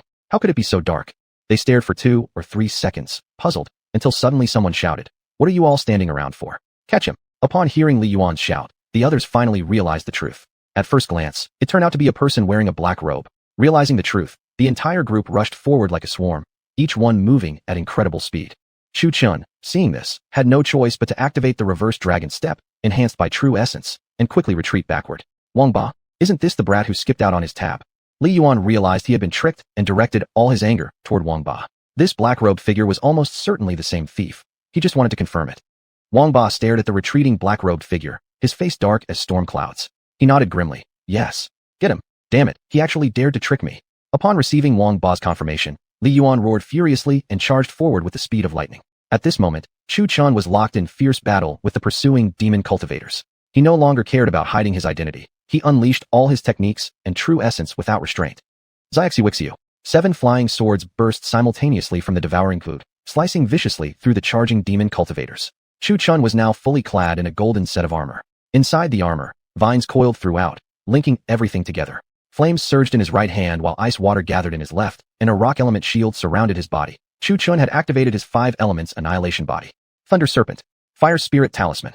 Go! Chu Chun bellowed, dividing his focus while rapidly drawing a yellow talisman during the battle. He then hurled it straight into the center of the advancing crowd. A dark red Thunder Serpent coiled around his left arm. As Chu Chun flung the Fire Spirit Talisman forward, the Thunder Serpent also shot into the air. Zizizi. Boom. The Thunder Serpent darted wildly through the crowd, while the Fire Spirit Talisman exploded among them. With the added force of Heavenly Punishment Lightning, the explosion instantly reduced their original 50-strong group to barely 30 survivors. But even that was still too many for Chu Chun. His 7 flying swords were equal to 7 fighters, each far more nimble than Chu Chun himself. With their speed, they struck down 7 of the enemy. Dragon Roar. Chu Chun bellowed loudly, and the blades of the 7 swords radiated brilliant golden light before slicing out in unison. Roar. The dragon's roar echoed throughout the mountains. Ping ping ping. Sword Chi slashed across the battlefield, cutting down another 15 disciples. Blazing Devil Palm. As Chu Chun was locked in battle against the swarm of demon cultivators, a thunderous roar rang out from afar. A colossal demonic palm surged toward him. Moving with blinding speed, Chu Chun barely had time to react before a thunderous boom shattered the air. Struck by the palm, Chu Chun crashed through several trees and smashed into the distant mountaintop, leaving a deep depression carved into the rock, a giant palm-shaped imprint. Cough, cough. Chu Chun spat out a mouthful of blood. His golden armor was shattered beyond repair, not to mention the protective rock shield surrounding him. Struggling free from the palm-shaped crater atop the mountain peak, Chu Chun tumbled down to the ground below. The cliff stood 10 zhang high, and under his serious injuries, such a fall could have left him dead or crippled. Luckily, right before his face met the earth, he used his true essence to slow his fall. Chu Chun staggered forward, his vision blurring. He could barely stand. Stop! Don't run! Li Yuan's roar came from behind. Who would have thought this little thief was actually a cultivator of the Dao sect? This changed everything. Cultivators of the Dao sect were sworn enemies of the demonic race. If a cultivator had truly infiltrated the demonic lands, it was a disgrace to Demon Wind City. If the high-ranking families learned of it, severe punishment would surely follow, bringing calamity upon the entire city. Chu Chun stared at the chasing crowd behind him, biting his tongue hard to stay conscious. The 7 swords returned to the devouring Gu, as he threw all caution to the wind and furiously activated the reverse dragon step. Clutching his chest, he darted through the forest like a ghost, startling birds and awakening slumbering beasts as he passed. Before getting far, Chu Chun coughed up another mouthful of blood. That palm strike had come from at least a half-step spiritual devil king, equivalent to a late-stage foundation convergence expert. For Chu Chun, still only at the 3rd stage of foundation building, the attack was devastating. If not for the protection of his 5 elements annihilation body, he wouldn't just have been crippled, he would have been reduced to meat paste. Damn it, how is this brat's movement technique so bizarre? Li Yuan stared into the distance at Chu Chun, who moved like a ghost through the shadows. If they kept chasing at this rate, they might never catch him, only fall further behind. Gritting his teeth, Li Yuan halted in place. Well, devil mayhem. Li Yuan's aura suddenly surged, and with one step forward, boom, the ground beneath his foot caved into a deep crater. Li Yuan shot toward Chu Chun like lightning, his speed now more than double what it had been before, further enhanced by his superior cultivation level. Kid, where do you think you're running now? In the blink of an eye, Li Yuan caught up to Chu Chun. Chu Chun cast a quick glance at the approaching Li Yuan and immediately sensed danger. He pushed his speed even harder, faster, faster, burning devil fist. With a sudden burst of acceleration, Li Yuan vanished in a flash and reappeared directly in front of Chu Chun, throwing a fierce punch at him. Rumble. Chu Chun was sent flying backward more than 10 zhang before crashing onto the ground. Puh. Chu Chun spat out a powerful stream of blood. Li Yuan's punch had shattered his ribcage and thrown his internal organs completely out of place. With sheer willpower, Chu Chun struggled back to his feet. Knowing the huge gap in cultivation between them, he didn't attempt to retaliate, but instead continued channeling his true essence to activate the reverse dragon step and flee. To increase his speed, red lightning crackled beneath his right foot while flames burned beneath his left. Swoosh. Each step Chu Chun took covered 10 zhang, draining his Dantian's true essence rapidly. Yet the dragon's roar from his spirit field grew more frequent, continuously replenishing his energy as it was consumed. As he fled, the Heaven-Earth 5 Elements 8 trigrams longevity technique automatically activated to heal his wounds. As long as Chu Chun had breath, even if his internal organs were shattered and limbs severed, everything could regrow. The healing speed of the Heaven-Earth 5 Elements 8 trigrams longevity technique was truly miraculous. While escaping, Chu Chun pulled out the devouring glue and poured a mouthful of 9 aroma spirit wine into his mouth. With the enhancement from medicinal herbs, his rate of true essence recovery now exceeded his consumption. The dragon-roaring spirit field was no ordinary thing, and combined with the wine, his recovery grew even stronger, like a tiger gaining wings. Chapter 102. Surviving a Great Calamity. Li Yuan watched as Chu Chen's speed suddenly increased and inwardly cursed. Damn it. How can this foundation-building realm cultivator be like a cockroach, refusing to die even after taking a direct hit from me? Not only did he survive, but he even has the strength to run away. Swoosh. Still grumbling, Li Yuan's entire body burned with magic, accelerating even further. Yet, he was still left trailing behind Chu Chen by a considerable distance, no matter how hard he tried to catch up. Suddenly, his speed gradually slowed, and a slight smirk curled his lips. Looks like I don't need to chase anymore. Chu Chen, who had been fleeing, suddenly came to a stop. Before him lay a bottomless cliff. Chu Chen looked at the approaching Li Yuan, gritted his teeth, his entire body's true energy surging, his expression grim to the extreme. He glanced sideways at the seemingly endless abyss below, then back at Li Yuan, who slowly approached. Could today really be the day I die? How unfair. My grandfather's killer is still unavenged. The truth behind the tragedy from years ago remains uncovered, and I've never even met my own birth parents. Is there truly no escape? Ha ha ha. Run. Keep running. Why stop now? Li Yuan wore an evil grin as his palm suddenly transformed into a clawed shape, lunging straight for Chu Chen's heart. Die? Damned cultivator. Chu Chen's face twisted with rage. Damn it. Seeing this, Chu Chen did not attempt to dodge. Since either way it was death, he might as well strike back with everything he had, even if there was only a sliver of hope. For the first time facing a life-and-death battle, Chu Chen was fully focused. He activated every possible battle-enhancing technique he knew, including the fiery eye golden sight art, increasing his previously 7 flying swords to 8, and also brought out the heaven-sundering sword. Moreover, from the heaven-devouring gourd, a blinding white light flashed, and a giant white tiger materialized beside Chu Chen. The white tiger's body bore a pair of swan-like wings, and the heaven-devouring gourd joined the formation of flying swords, floating in the air. This time, Chu Chen held absolutely nothing back, revealing all his hidden trump cards. Bang! Li Yuan's demonic claw shot forward, and Chu Chen grabbed his wrist head-on. Crack! Chu Chen exerted all his strength and twisted with all his might. Li Yuan's wrist was snapped, causing him to cry out in agony. Bloodshot eyes burning with fury, he stared at Chu Chen with hatred, growling through clenched teeth. I will make you die. Wind demon art, activate. Crackle, crack, crack. Li Yuan's entire body emitted popping and cracking sounds like stir-fried beans. Right before their eyes, his body expanded rapidly, and the cliff beneath Chu Chen's feet started developing cracks. His aura became overwhelmingly stronger, more violent. Boom. The cliff finally cracked and collapsed. In the split second before falling, Chu Chen leapt onto the back of the white tiger, who immediately spread its wings and took flight. Come down. Bang. Li Yuan's massive body stomped heavily on the ground, sending a crushing gravitational force toward Chu Chen, still in midair. Crash. Chu Chen and the white tiger slammed violently into the ground. Damn it. This overwhelming pressure pressed down on Chu Chen, making even the slightest movement impossible. One hand grabs the moon. Chu Chen roared from the ground. Far away, the 8 flying swords glimmered with a faint purple light along their blades. Slash. With a loud shout from Chu Chen, all 8 swords released violet sword beams, striking Li Yuan simultaneously. Boom, boom, boom. Yet the sword beams were like mere tickles against the demonically enhanced Li Yuan, leaving not a single scratch. Ha ha ha. Are you trying to give me a massage? Li Yuan scratched his back casually, the sword beams doing absolutely nothing. He laughed maniacally. Hiss. At that moment, the heaven-sundering sword unleashed a violet sword beam that carried a gleam of white frost. Eek! The blade carved a blood-red gash along Li Yuan's back, spewing out blood, revealing white bone beneath. The white-cold sword energy of the heaven-sundering sword continued to ravage his insides, wreaking havoc on his internal organs. Eek! I will kill you. Li Yuan immediately erupted in rage, raising his massive arm and throwing a fist down toward the prone Chu Chen. Boom. Luckily, right before the fist struck, Chu Chen struggled to rise, leaping up with the white tiger just in time to dodge the deadly blow. In midair, Chu Chen activated the reverse dragon step, disappearing in a flash and reappearing directly in front of Li Yuan. Chu Chen faced Li Yuan's face and slowly extended his right hand. His arm's muscles swelled, cords of veins bulging. Xian Gang Cun Jin, inch force of divine steel. Boom. With a punch, Li Yuan staggered backward, his forehead cracked open, skin peeled back, muscles torn, bones slightly deformed. Li Yuan stared at Chu Chen in shock. What technique was that? How could such a small body produce a punch with so much force? Li Yuan reached up and touched his forehead, blood flowing down his face. Die! With a furious shout, Li Yuan raised both arms and formed his hands into claws, aiming straight for Chu Chen.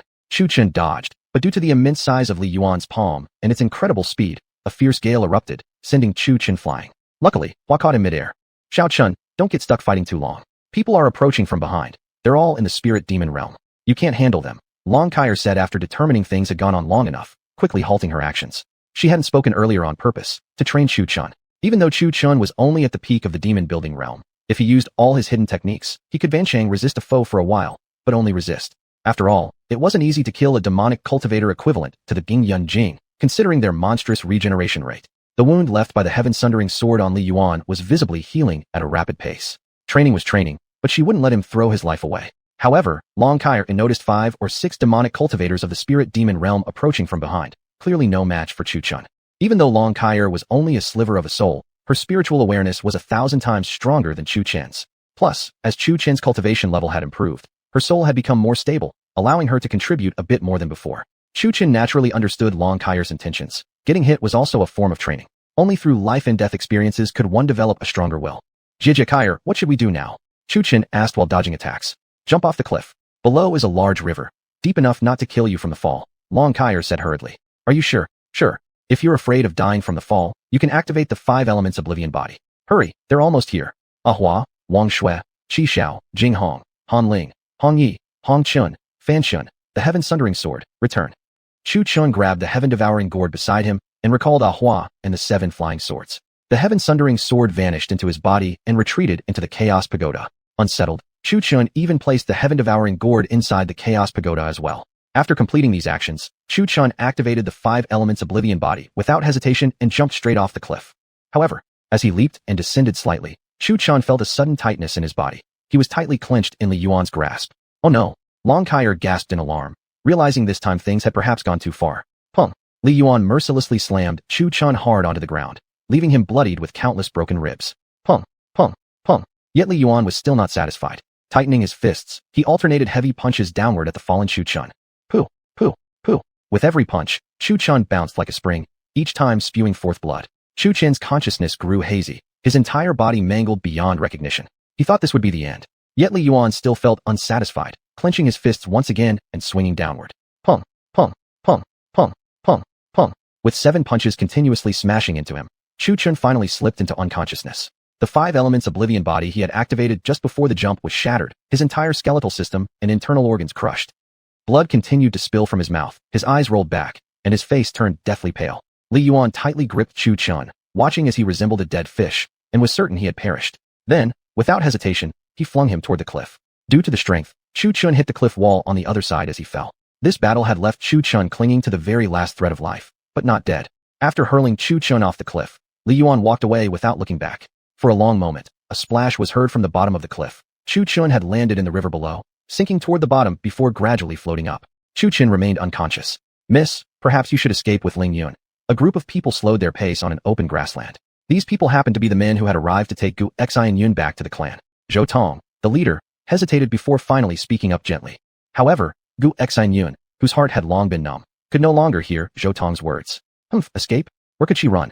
Gu Xian Yun bitterly mocked herself, remaining expressionless throughout the journey. She held no sentiment for the Gu family. Miss, I'm serious. You and Ling Yun should both run. I've watched you both grow up since childhood. What the clan head has done has truly chilled my heart. To appease the Liu family, even you have been sacrificed. Zhou Tong pleaded earnestly. Zhou Shu, your words sound nice enough, but where exactly could I run to? Gu Xian Yun sighed. You can flee to the human domain. If you hide your cultivation, those people won't be able to find you. Humans? If not for them back then, my mother would still be alive. Upon hearing this, Zhou Tong gave her a complicated stare, as if he wanted to say something but dared not. Her mother's matter was tied to a disgraceful episode in the Gu family's history. Enough, Zhou Shu, let's continue our journey. I won't yield. Marriage? Fine, but even if I die, Lu Yixing will never lay a finger on me. Zhou Tong originally wanted to persuade her further upon hearing this, but finally sighed helplessly. Such is fate. The group of people resumed their journey at a faster pace. Soon, Gu Xian Yun and the others left the grassland and entered a forest. After crossing this mountain, Lilicheng, Lili City, would be just behind it, where the Gu family resided. Halt! Gu Xian Yun suddenly tugged the reins and stopped her horse. We've been riding for so long. Let's rest a bit before continuing. Gu Xian Yun wasn't actually tired. She simply wasn't ready mentally. Her engagement to Lu Yixing was set for 3 days later, but she had never liked Lu Yixing.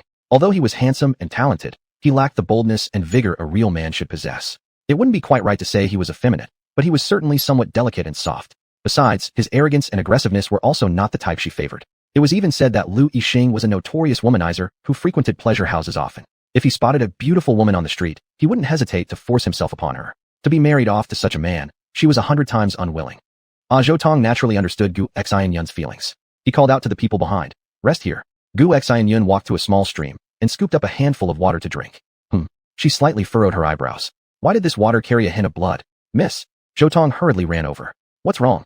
Gu Xianyun asked. Miss, we discovered someone floating on the surface of the water. I had the guards fish him up. Zhou Tong's overweight body jiggled with each panting step as he rushed to speak hurriedly. Quickly, take me to see him. Gu Xianyun felt something odd. How could there be a person floating in the stream? Miss, it's him. We originally came here to drink water, but found a man floating on the stream.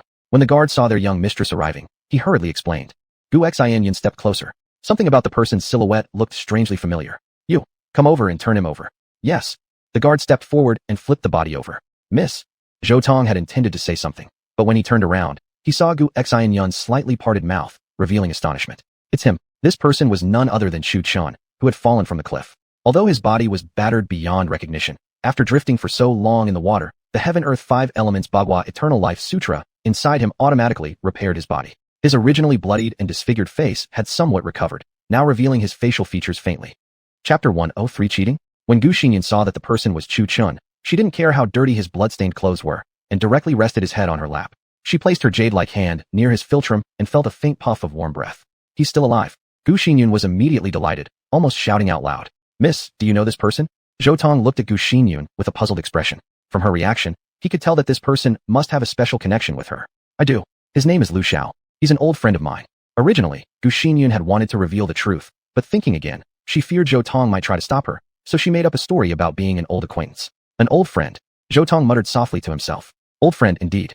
That's a brilliant idea. Miss, what do you plan to do now? Gu Xinyan gave him a strange look and replied. What else? Carry him back for treatment, of course. Without another word, and ignoring the stares of the people around her, she simply hoisted the unconscious Chu Chun over her shoulder. From the outside, it looked rather fierce for a lady. Everyone at the scene looked at her in confusion. Is this really a woman? Her way of rescuing someone seemed overly bold. You could at least carry him on your back. Picking someone up over your shoulder was indeed quite.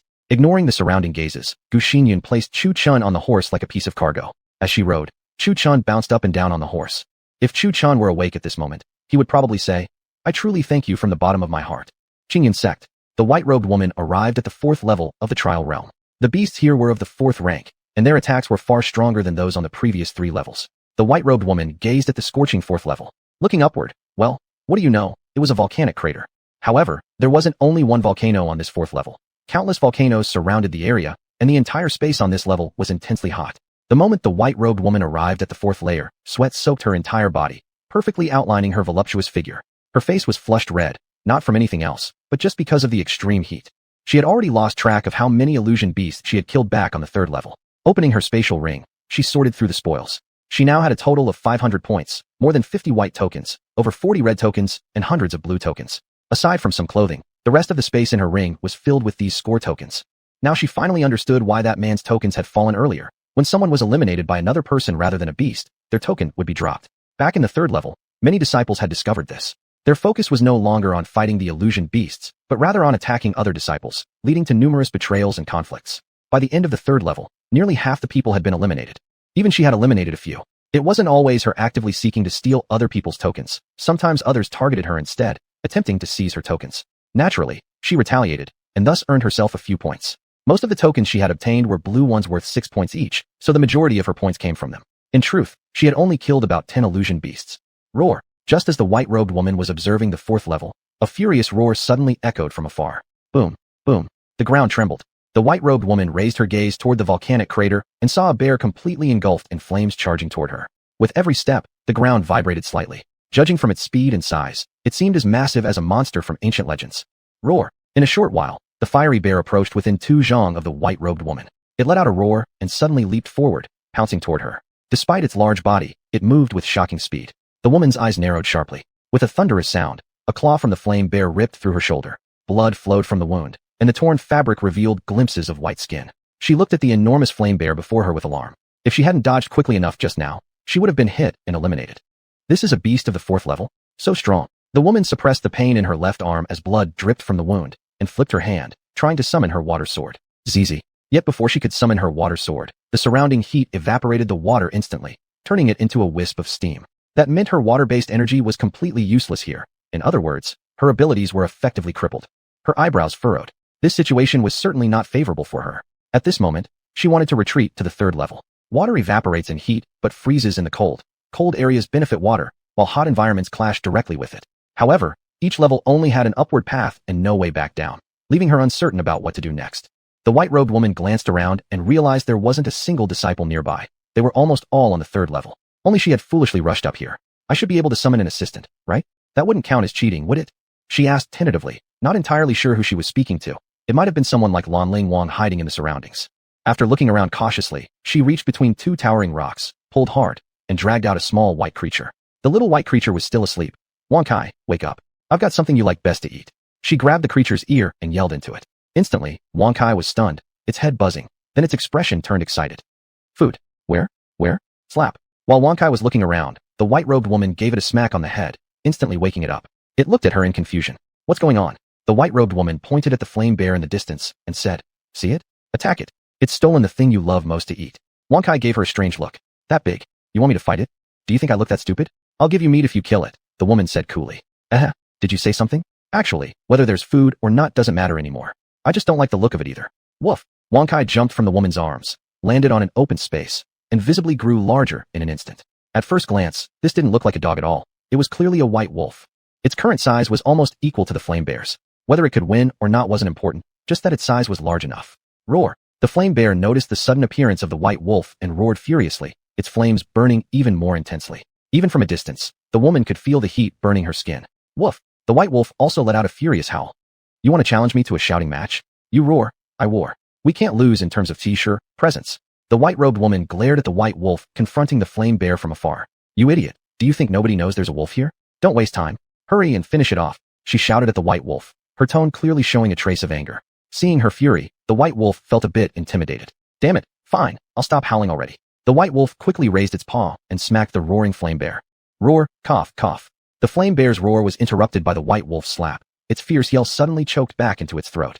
Interrupted mid-roar, the flame bear's eyes flared with fury. Are you crazy? Can't you wait for me to finish roaring before attacking? Woof woof, woof woof. The white wolf mimicked the flame bear's roar from a moment ago in a comically exaggerated way, as if saying, what are you barking about? Big voice makes you better, huh? Witnessing this, the flame bear's flames flared even more violently. Its expression twisted as it glared at the white wolf. You've gone too far. The white wolf was just as defiant as it stared back. Suddenly, the white wolf gathered its spiritual energy into its paw, taking advantage of the flame bear's distraction, and smashed down toward its head. Hey, a sneak attack. Boom. The flame bear was struck so hard it slammed heavily onto the ground, leaving a deep crater where it landed. Holy crap, you stupid dog, attacking from behind. The white-robed woman clearly hadn't expected the battle to end in such a manner. Although the method was rather silly, it was undeniably effective. Black cat, white cat, it's a good cat if it catches the mouse. Similarly, any method was a good one as long as it got the enemy down and secured a token. The flame bear dissolved, dropping a red token. This level's token was worth 9 points, not bad at all. The woman decided to stay on this 4th level. If she couldn't even handle the 4th level's illusion beast, going to the 5th level would be suicide. Crackle, crackle. At that moment, a fiery red snake crawled out from the crater's edge. It was as large as the previous flame bear. Wang Kai charge. The woman encouraged the white wolf, picked up the token from the ground, then stepped back several meters. The white wolf looked back at the woman in confusion, its eyes full of disbelief. You're serious? Seeing Wang Kai's hesitation, the woman gave a firm nod. Finally, she shot up her middle finger at the wolf. Oh, got it wrong, she muttered, pulling the middle finger down and quickly flipping up her thumb. Yes, this time it was correct. Wang Kai. Outside the trial realm, 3 elders and the various peak leaders were watching the white-robed woman's actions and discussing animatedly. Elder, do you think this counts as cheating? Elder Yanming turned to him. Hearing Yanming's words, 2nd Elder Xiao, he also looked toward Grand Elder Su Xiao. After all, he was the one who had overseen this recruitment for Qingyun's sect. Su Xiao felt a bit awkward under the gazes of the 2 elders. How should he put it? If he said it was cheating, she had managed to bring it into the trial realm. If he said it wasn't cheating, she had brought it in secretly without anyone noticing. With both 2nd Elder and 3rd Elder looking at Su Xiao, all the peak leaders also turned their eyes toward him. Whether it was cheating or not depended entirely on his words. Grand Elder, this one believes that since she brought it in secretly while evading everyone's notice, it should be considered cheating. Just then, Yu Yun from Jin Peak stepped forward, bowed, and declared. When the other peak leaders saw that the one speaking was Yu Yun, their expressions immediately turned sour. Some of the peak leaders who originally thought it was cheating now shifted their opinions upon hearing his words. Chapter 104, Escape. Grand Elder, this seat believes that if the trial space itself has acknowledged it, then it should be considered a part of her strength. This seat does not believe it's cheating. A muscular man said respectfully as he bowed. This man was Yang Yun from Yin Peak. Grand Elder, I believe what Peak Master Yang Yun said is reasonable. If even things recognized by the trial space are considered cheating, then are we not questioning the founding ancestor of the Qingyun sect? Li Qingchuan of the sword-casting peak stepped forward to speak. This man, similarly muscular as the Yin Peak Master, clearly possessed the physique built from years of forging metal. If one didn't have such strength, not only would casting iron be impossible, one wouldn't even be able to lift the hammer. The Grand Elder was in a difficult position. Some opposed, others agreed, 2-1. Originally, it shouldn't be considered cheating, yet the Grand Elder feared that someone else might object. Looking left and right, he cleared his throat and said, "Whoever objects or agrees, speak up." At the same time, he glanced at the two most mysterious individuals from the Qingyun sect, only to find them chatting joyfully while their disciples mingled together, laughing and chatting away. What he didn't know was that this was simply because Chu Chun was a direct disciple of both peaks, and Mu Hanbing had practically been raised by Jian Changfeng. Thus, those two peaks naturally felt a bit closer to her. Speaking of the founding ancestor of the Qingyun sect, nobody knew that the person standing beside Mu Hanbing was indeed the sect's founding patriarch. However, he had instructed future generations to erase all records of his existence from Qingyun sect's history. To the people of Qingyun Hall, he was merely a very mysterious figure. Even Tong Litan didn't think anything was amiss. Only Jian Changfeng knew this secret. Even Mu Hanbing herself was unaware. Lang Wei Fengju, Nimen Jue Ta San Shu Zuobina, Hai Shi Busan Zuobina, Da Zhangla, Doilangren Bi Gong Bi Jing, Thilongyo, Gal Galjar San de Jazik, Zai Suyo Fengju Zhizhong, Jiusu, Zhirlangwei Jiwei Kongbu, Yinwei Si Do Tancha Budao, Taman de Xiu Wei, Zhishu Yue Jue de Taman de Qi Shi Kongbu. This seat believes what sword casting peak master said makes sense. Anything one can bring into the trial space should be considered part of her power, and thus this seat doesn't think it's cheating. Unlike the others, Mu Hanbing did not act superior. In front of everyone, she stood up to bow politely before sitting back down. After all, he was the Grand Elder of Qingyun sect, while they were only peak masters. That kid Qingchuan analyzed it well enough. This old man also believes the girl from the trial space isn't cheating either. Compared to Mu Hanbing, Jian Changfeng didn't even stand up to return the bow. How could the founding patriarch bow to his descendants? Even if he dared to bow, could the younger generations dare to accept it? I also think the argument makes sense. I agree with the opinions of peak masters Jian, Mu, and Li. The same logic applies. Since the two great authorities of Qingyun sect had already approved, what else could others say? They could only agree. Every person present turned their gaze to Yu Yun. How dare you disagree? Faced with the stares of everyone, Yu Yun coughed dryly and awkwardly. After such analysis by the three peak masters, I think it does make sense now. She's not cheating. After all, it's acknowledged by the ancestor, he. Good. Excellent. Full consensus. That girl's action shall not be deemed cheating, the Grand Elder loudly declared. To be honest, what he truly valued was the white-robed woman's talent and strength. During the conversation, aside from that white wolf slaying several fourth-stage illusion beasts, she had also cut down several fourth-stage beasts without even drawing upon her true energy. In that desperate situation, she seemed to unleash wind element energy.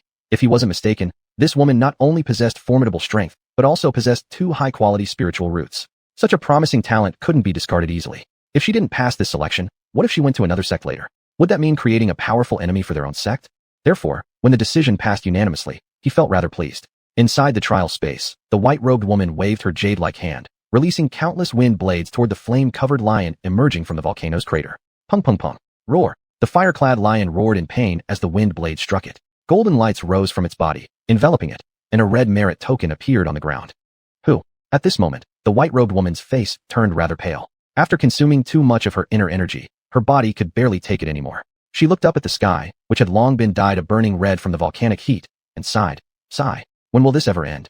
She looked down at the score displayed on her merit token, barely over 600 points. Since fourth-stage illusion beasts were extremely strong, even with the help of the white wolf, they could barely handle it.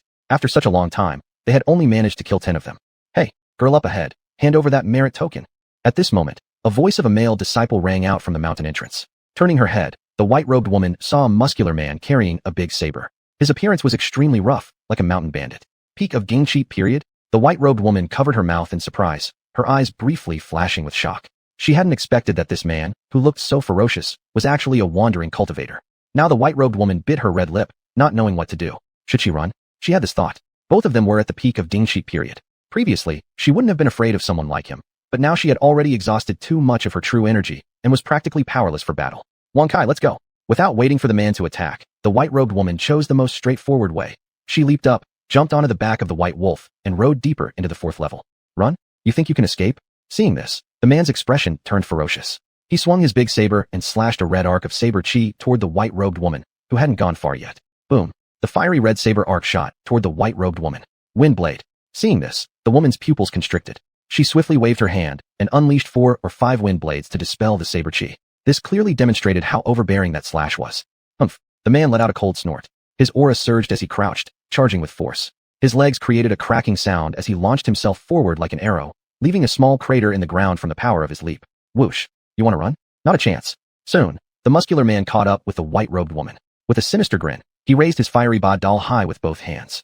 How chi slashed. With a mighty shout, he slashed out a pale blue arc of saber chi at the white-robed woman. With a thunderous roar, since the distance was very close, the woman had no time to dodge. The attack struck her, sending her flying. Beneath her veil, the white-robed woman's lips were bleeding. Looking around, she realized she was still inside the trial space. At least she hadn't been killed and eliminated. Yet now, she was faced with another issue. Although she was still alive, given the man's speed, he would catch up with her again soon. If she fled, where could she go? She glanced back at him. During the chase, he had also encountered illusion beasts, but his strength was formidable. With one slash, he simply cut them down one by one. Unlike the white-robed woman, whose true energy was suppressed by the environment of the 4th level, this man's true energy was fire attribute. From the very first slash he performed, one could tell. The environment of the 4th level perfectly resonated with him, further boosting his strength. With 2 advantages provided by the illusion's enhancement, the man was like a tiger with wings. In contrast, the white-robed woman couldn't use her familiar water element true energy. She had to rely on her newly grasped wind element instead. However, the only attack technique she knew with wind element was the wind blade. She didn't know anything else. This round practically pushed the white-robed woman to the brink. Her jade-like hand clenched tightly inside her sleeve. She refused to accept this. She refused to accept that all her efforts would ultimately result in elimination. She refused to let the over 600 points she had painstakingly gathered become someone else's spoils. Taking a deep breath, she closed her eyes as if making a decision. Suddenly, she opened them wide, determination shining in her gaze. She looked toward the peak of the 4th level, the place where the 5th trial awaited. Though even the 4th level illusion beasts had been difficult for her to handle, she still refused to give up. Even if the beasts in the 5th level were even stronger, it would be better than being eliminated here. Wang Kai, head toward that mountain peak. Run as fast as you can. Don't hold back any of your energy. With a leap, the white-robed woman jumped back onto the white wolf's back. She patted the wolf's head gently with her jade-like hand. Roar! Letting out a fierce roar, the white wolf became serious. This moment was one of life or death. Though it didn't know this was a trial space where death wasn't real, in its mind, death here was truly death. The white wolf's forelegs ran like they were greased, dashing desperately. Its feet carried traces of wind element true energy. Yes, the white wolf's true energy was also of the wind element. Now, the wolf was finally exerting itself for real. Although it wanted to fight the saber-wielding man, its opponent was simply stronger. Fighting would only result in a sure loss, so fleeing was the only choice, running for its life. Otherwise, one slash from the man, and it would be wiped out entirely. Cursed. Did this crazy dog eat shit? How come it runs so fast? And in that direction, a slightly shocked expression appeared on the man's face. That's the path to the 5th level. This woman's insane. The 4th level is already the limit for us trial disciples. The 5th level's illusion beasts are equivalent to the strength of ancient period cultivators. At this moment, the man stopped chasing as well. He didn't dare to go up to the 5th level. It was a place only true cultivators could enter. Even someone at the peak of the Dingxi period wouldn't be able to withstand a single strike from the illusion beasts of the 5th level. After all, the difference between the Lanshit and Yangshit periods was just a single step, but within the cultivation system, only the Langshit, Juji, and higher stages were officially recognized. The stage before Ninshi wasn't considered a true cultivation stage. It was merely regarded as part of the martial artist's realm and thus wasn't included in the official system. It was added later by later generations. The power used in the Bingxi period was called True Energy, Jinshi, while that used in the Lanshit period was known as True Origin Energy, Jinyuan. They were different. Only in the Lanshit period did one truly refine True Energy into True Origin Energy, thereby progressing to Duji and truly embarking on the path of cultivation. To put it plainly, True Energy would be more accurately referred to as Mystic Power. It was just that some bastard long ago had unnecessarily added an extra stage into the system. Wang Kai, go up. The white wolf carried the white-robed woman to the foot of the mountain peak.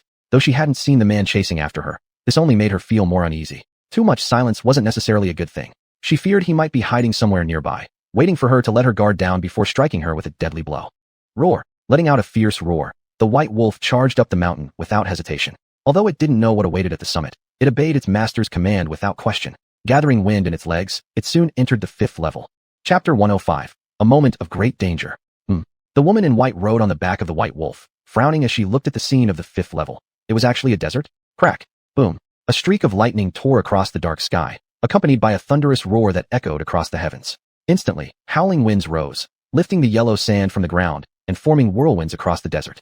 The woman in white had only paused for a moment on the 5th level when she immediately felt her throat dry, a wave of heat sweeping over her. Compared to the volcano of the 4th level, the environment here was even harsher and much drier. In the desert cacti, various insects such as striped black and white snakes and scorpions coiled and rested. She 11 Su. She 11 Su. A raised trail emerged from the yellow sand. As the woman in white gazed in confusion at the unusual raised path, suddenly, the sand before her erupted into the sky. A massive black sandworm appeared before her eyes. It was called a worm, but its body was even larger than a Jiao dragon, covered in thick scales. Half of its body remained buried in the sand while half was exposed, staring fiercely at the woman in white, as if it wanted to devour her whole. Is this the beast of the 5th level? The woman's face darkened. She stared in shock at the colossal worm before her, completely different from the one show of the 4th level. She couldn't even sense the power of this beast. Roar! A roar rang out from the distance. Looking ahead, it was a lion. This lion didn't look much different from ordinary lions, yet its aura was countless times stronger than the woman's. At this moment, both the woman and the white wolf were overwhelmed by this natural, domineering pressure. The white wolf's 4 legs were visibly trembling. The lion's body was as massive as the sandworm. Rumble, rumble, rumble. Originally walking slowly, the lion suddenly accelerated, charging furiously toward the woman. As it ran, the sand on the ground flew into the air from the impact. It was a miracle the white wolf hadn't collapsed entirely. SSSSS. The sandworm turned its head and stared at the approaching hisser, its pincers snapping open and shut with a hiss, as if declaring war on the Wind Lion King. Roar! Seeing this, the Wind Lion was truly enraged. Winds surged beneath its paws as it leaped forward to attack the Jifeng Sachong. She 11 Su. Seeing this, the sandworm spun like a top and quickly burrowed underground. Boom! The lion lunged fiercely but struck empty air, kicking up a storm of yellow sand. Dong dong dong. The lion snarled angrily, feeling mocked, and violently clawed at the ground. The ground shook violently under its blows. Because the lion was so angry about being ridiculed by the worm, it had completely forgotten there was still a white wolf nearby. Wang Kai, run quickly. Still deep in fear, the white wolf was only reminded to flee by the woman's cry. Glancing at the Wind Lion, who was furiously smashing the ground, the white wolf quietly stepped away. At first walking, it then sped into a run, and finally sprinted at a comically exaggerated pace, as if its legs were on fire, fleeing like lightning. Huh, what just happened? As the white wolf fled, a large cloud of yellow sand flew up and hit the face of the Wind Lion. When the Wind Lion finally reacted, the white wolf had already carried the woman in white far away. Huff! Seeing that the Wind Lion had not pursued, the woman in white patted her chest in relief. These beasts were beyond her capabilities. Oh, miss, we meet again. Still dazed from the previous danger, the woman in white immediately turned and attempted to strike the source of the voice upon hearing it. Hey, don't hit, it's me. Seeing that the woman was about to strike him, the man hastily raised his hand to block, fearing she might truly unleash an attack he wouldn't be able to withstand. Fortunately, seeing the figure clearly now was the young man she met when first entering the trial, she slowly dissipated her attacking move. What are you doing here? What? If the miss can be here, why not me? Seeing the woman's attacking posture disappear, the young man unfolded his folding fan and gently waved it in front of his chest, resembling the manner of a privileged young master from a noble family, his smile particularly teasing. Are you also here to steal my score token? She couldn't think of any other reason for the young man's sudden appearance here. Anyone capable of entering the 5th level must be powerful, and although the woman hadn't launched an attack, her heart was growing more cautious. Miss, you're too formal with me. Actually, miss, since we seem to be fated to meet, maybe we should properly introduce ourselves. My name is Guqinggo, and yours, miss? Lung Ling. The woman in white replied briefly. Lung Ling, Guqinggo murmured, then laughed. Haha, what a great name. It really suits your personality, miss. The woman in white didn't speak, looking at Guqinggo and asking, why have you come to this 5th level? According to other disciples, the ones showed here are all of foundation building realm strength. Miss, you think I came here to throw my life away because I don't have the same level of strength? Guqinggo smiled, spreading his arms as a powerful aura erupted from his entire body, emanating intense spiritual energy. Foundation building realm. Beneath her veil, the woman's small mouth opened slightly, showing some surprise. Could it be that he had intentionally let her take first place in the first trial?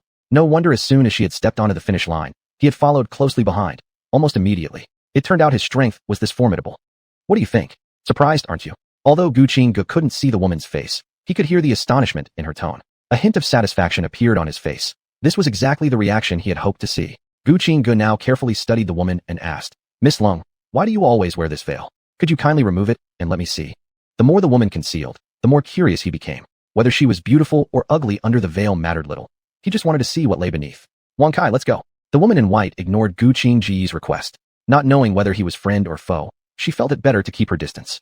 Seeing the woman walk away without acknowledging him, Guqinggo's lips twitched slightly, and a meaningful smile appeared on his face. Interesting. I like you even more now, miss. Boom. Guqinggo stamped his foot and shot forward like an arrow, chasing after the woman in white.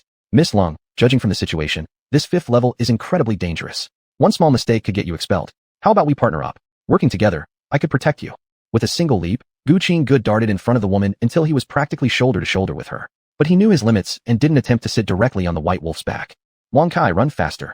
Ignoring Guqinggo, the woman patted the white wolf's back, and immediately the wolf picked up speed, leaving Guqinggo far behind. Zah! Just then, a raised trail rapidly caught up to the woman in white across the ground, followed closely by a jinhe behind it. Seeing this, the woman's face grew even more grim beneath her veil. Neither of these creatures were pushovers. Frustrated, she glanced at the sandworm beneath her. You ran away, why follow me? This scene was now unfolding in the desert of the 5th level. The woman in white was fleeing, as she lacked spiritual energy and was outmatched against the one showed here. She was trying to escape their pursuit. But behind her came Gu Qingge, desperately trying to catch up with the woman. Yet beside the woman, yet another chase began to unfold. The sandworm frantically tried to escape, yet seemed to want to block the woman. And pursuing the sandworm was the Jifeng Shi, trying to dig the worm out and give it a severe beating. Miss Lung, won't you reconsider what I suggested? Gu Qingge suddenly accelerated, keeping pace with the woman, smiling. Inwardly, he thought, how convenient.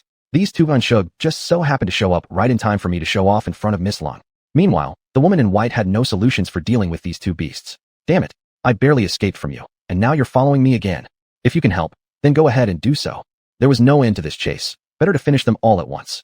Wang Kai stopped. Suddenly the woman in white stopped running, slamming on the brakes hard with the white wolf.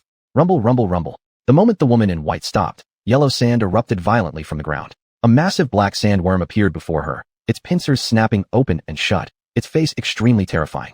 Roar! The Jifeng immediately leapt forward as it saw the sandworm halt. Because the sandworm was so close to the woman in white, it was unclear whether the Jang'er would even catch it, but the woman would certainly be crushed beneath the beast. Thunderous pierce. Gu Qingge roared, rushing forth. The folding fan he had held was gone, replaced by a long spear exuding a chilling gleam. Hiss! Even as the Jifeng Shi launched itself forward, Gu Qingge had already switched from his fan to the spear. The weapon streaked through the air, crackling with purple lightning, and pierced through the Jifeng Shi mid-air. The beast was skewered on the spear, golden lights erupting from its body, wrapping around it before gradually fading away. On the ground, a golden scoring token fell down. SSSSS. At that moment, the sandworm in front of the woman raised its body slightly, and suddenly leapt upward. Boom. The sandworm opened its pincer-filled mouth, diving downward in an attempt to swallow both the woman in white and the white wolf whole. Oh no. Gu Qingge didn't immediately pick up the golden scoring token on the ground, and his expression suddenly changed. A python dragon. Gu Qingge grabbed his long spear and hurled it forward. The spear, roaring with the sound of a dragon and crackling with purple lightning, pierced straight through the sandworm's mouth, bursting violently from the worm's tail. The sandworm came to a stop mere centimeters above the woman in white, no more than 5 centimeters between them. The spear shot out from the worm's body as golden light erupted from its entire form, consuming it until only a golden scoring token remained, which gently fell and landed right on the woman's forehead. Before the sandworm fell, the woman had already shut her eyes tightly, bracing herself for elimination. Her face beneath the veil had turned pale with terror. Slowly opening her eyes, the woman saw a warm token land gently on her forehead. She looked at the scene before her in shock. Wait, I wasn't eliminated. Relieved and delighted, she stretched her delicate hand toward her forehead, picking up the golden token and handing it over to Gu Qingge. She then dismounted the white wolf and gracefully bowed. Thank you. Who? Even Gu Qingge had been shaken by what just happened. Fortunately, he had reacted in time.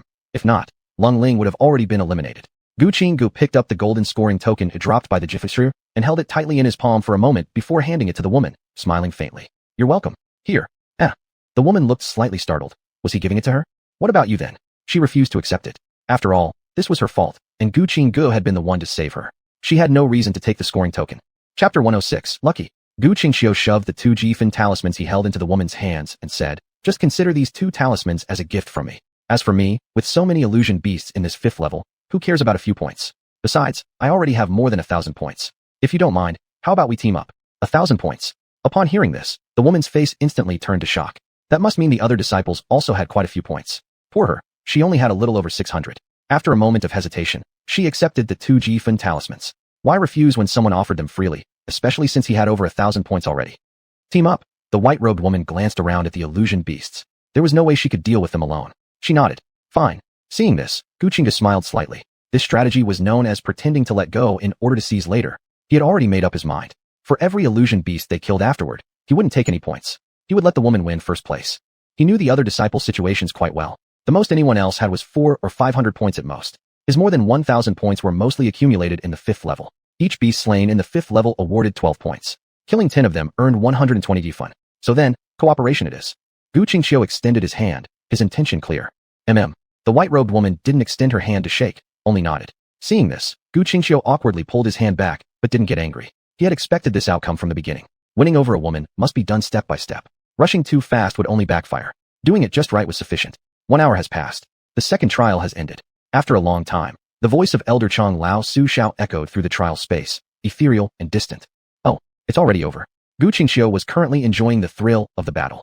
Meanwhile, the white-robed woman was hugging a pile of golden Jifeng talismans, far too many to fit into her spatial ring. A golden light shone from both of them. Whoosh. They reappeared in the Qingyun sect's martial arts arena. What met everyone's eyes included not only the 3 previously known elders, but also 10 peak masters sitting on the arena's stage. They were Jin Peaks Yu Yun, Mu Peaks Mu Hanbing, Shui Peaks Yin Ryu, Yin Peaks Xiao Qian, Yin Peaks Yang Yun, Sword Hidden Peaks Jian Chongfeng, Baiwas Yin Peaks Zhou Chuyao, Shenglong Peaks Wen Ziqing, Jianfeng's Li Qingchuan, and Dan Peaks Su Wuchen. For women, 3 men, and 3 elderly figures. Greetings to the elders and all esteemed peak masters. The disciples immediately clasped their hands and bowed. They didn't need to guess to know these were the various peak masters. Elder Chang looked at the 500 disciples before clearing his throat and saying, "Now bring out your Jifan talismans. Anyone who scores more than 500 points can proceed to the next round of the competition." 500 points? I only have 300. Oh no, it actually requires 500 points? I only got 499.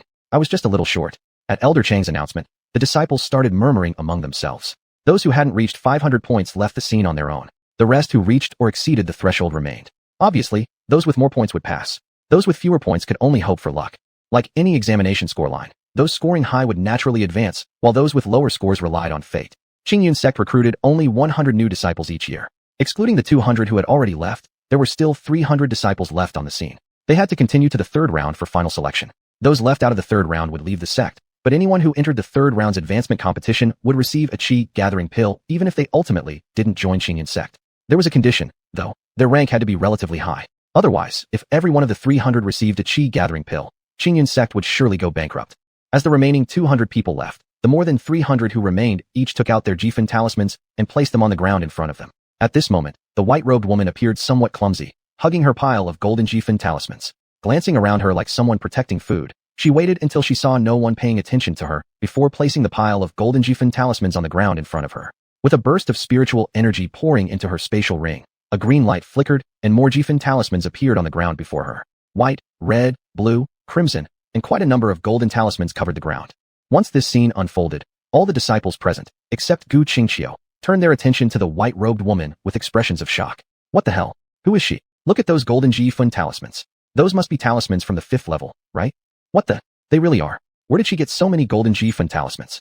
Is she already at the foundation building stage? Those golden Jifan talismans are practically spilling out. Sigh? All the others could feel was envy and a deep sigh. Look at her golden talismans. They outnumber all the others. Then look at your own. Most of them are white, crimson, and blue, with only a small portion being red. Clatter, clatter. As the white-robed woman poured out all her Jifan talismans, Gu Qingqiu roughly counted them. Hers totaled over 1,500, while his only reached 1,200. Second place should be secured. At the moment Gu Qingqiu poured out his Jifan talismans, all eyes shifted toward him. Wow, every single one of his talismans was golden, none of the other colors. This guy was truly amazing.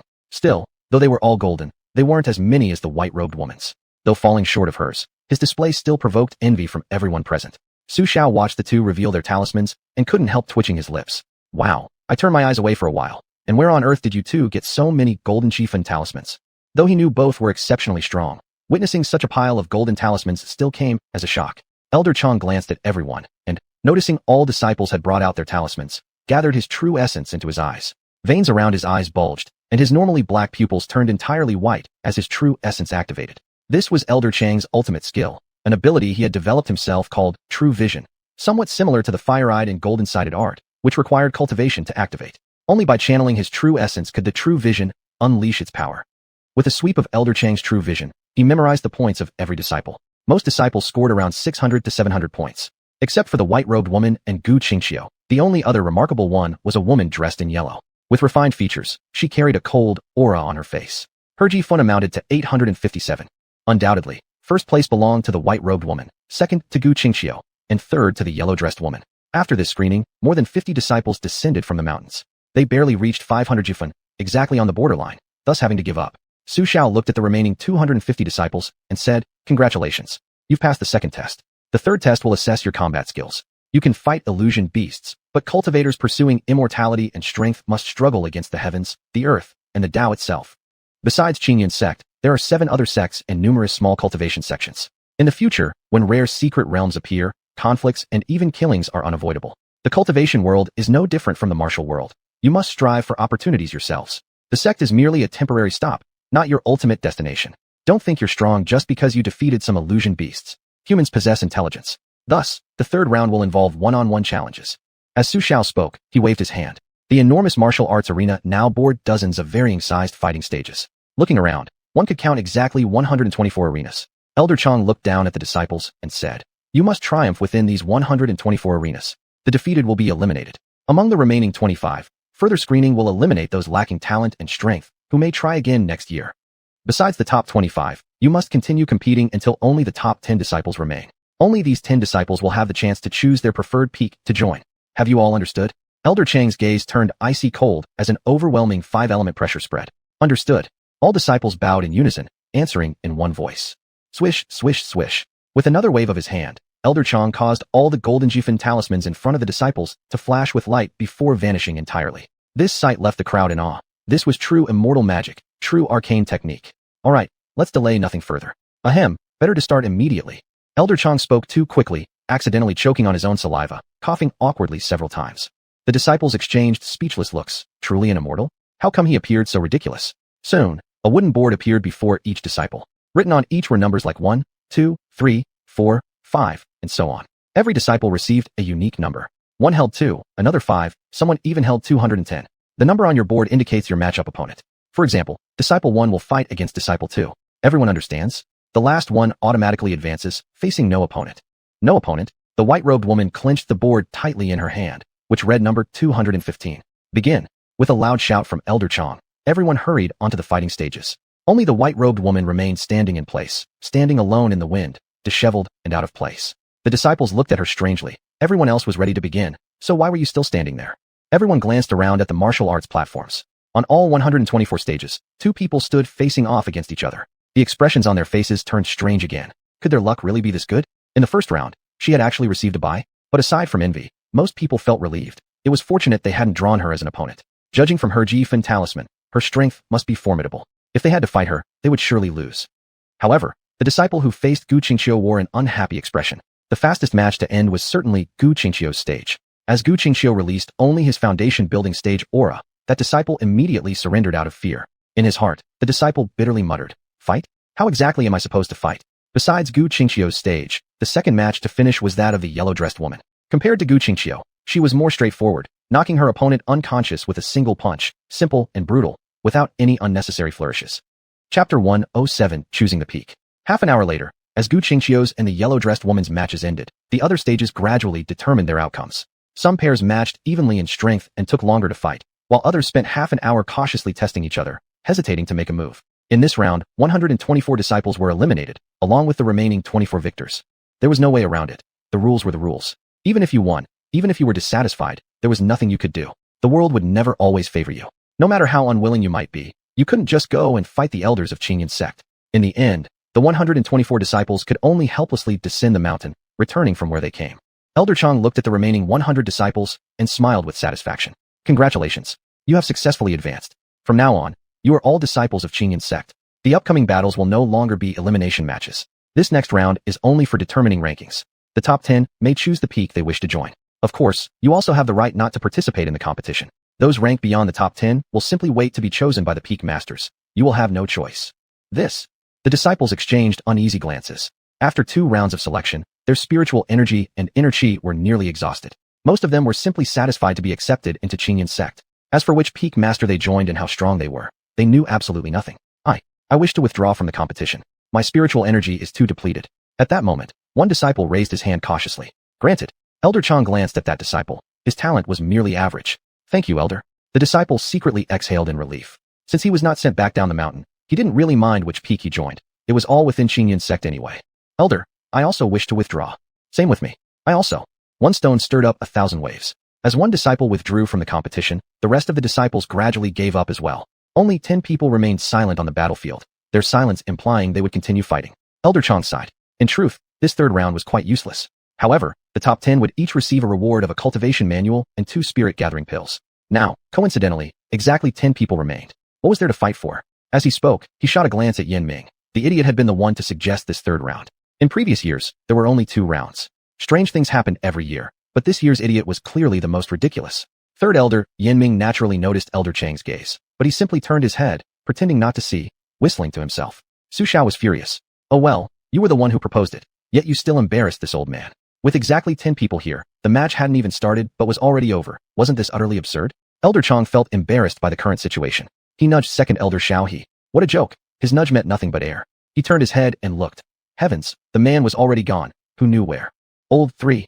Elder Chang looked back, only to find that Yin Ming, who had been standing beside him earlier, had already vanished. Su Zhao's anger rose beyond control. His face darkened, teeth clenched tightly. These two scoundrels, when it came to giving suggestions, were more excited than those who had eaten shit, yet when trouble struck, they ran faster than rabbits. Under the watchful eyes of the 10 peak masters and 100 disciples on the stage below, Elder Chang felt furious but could not express it openly.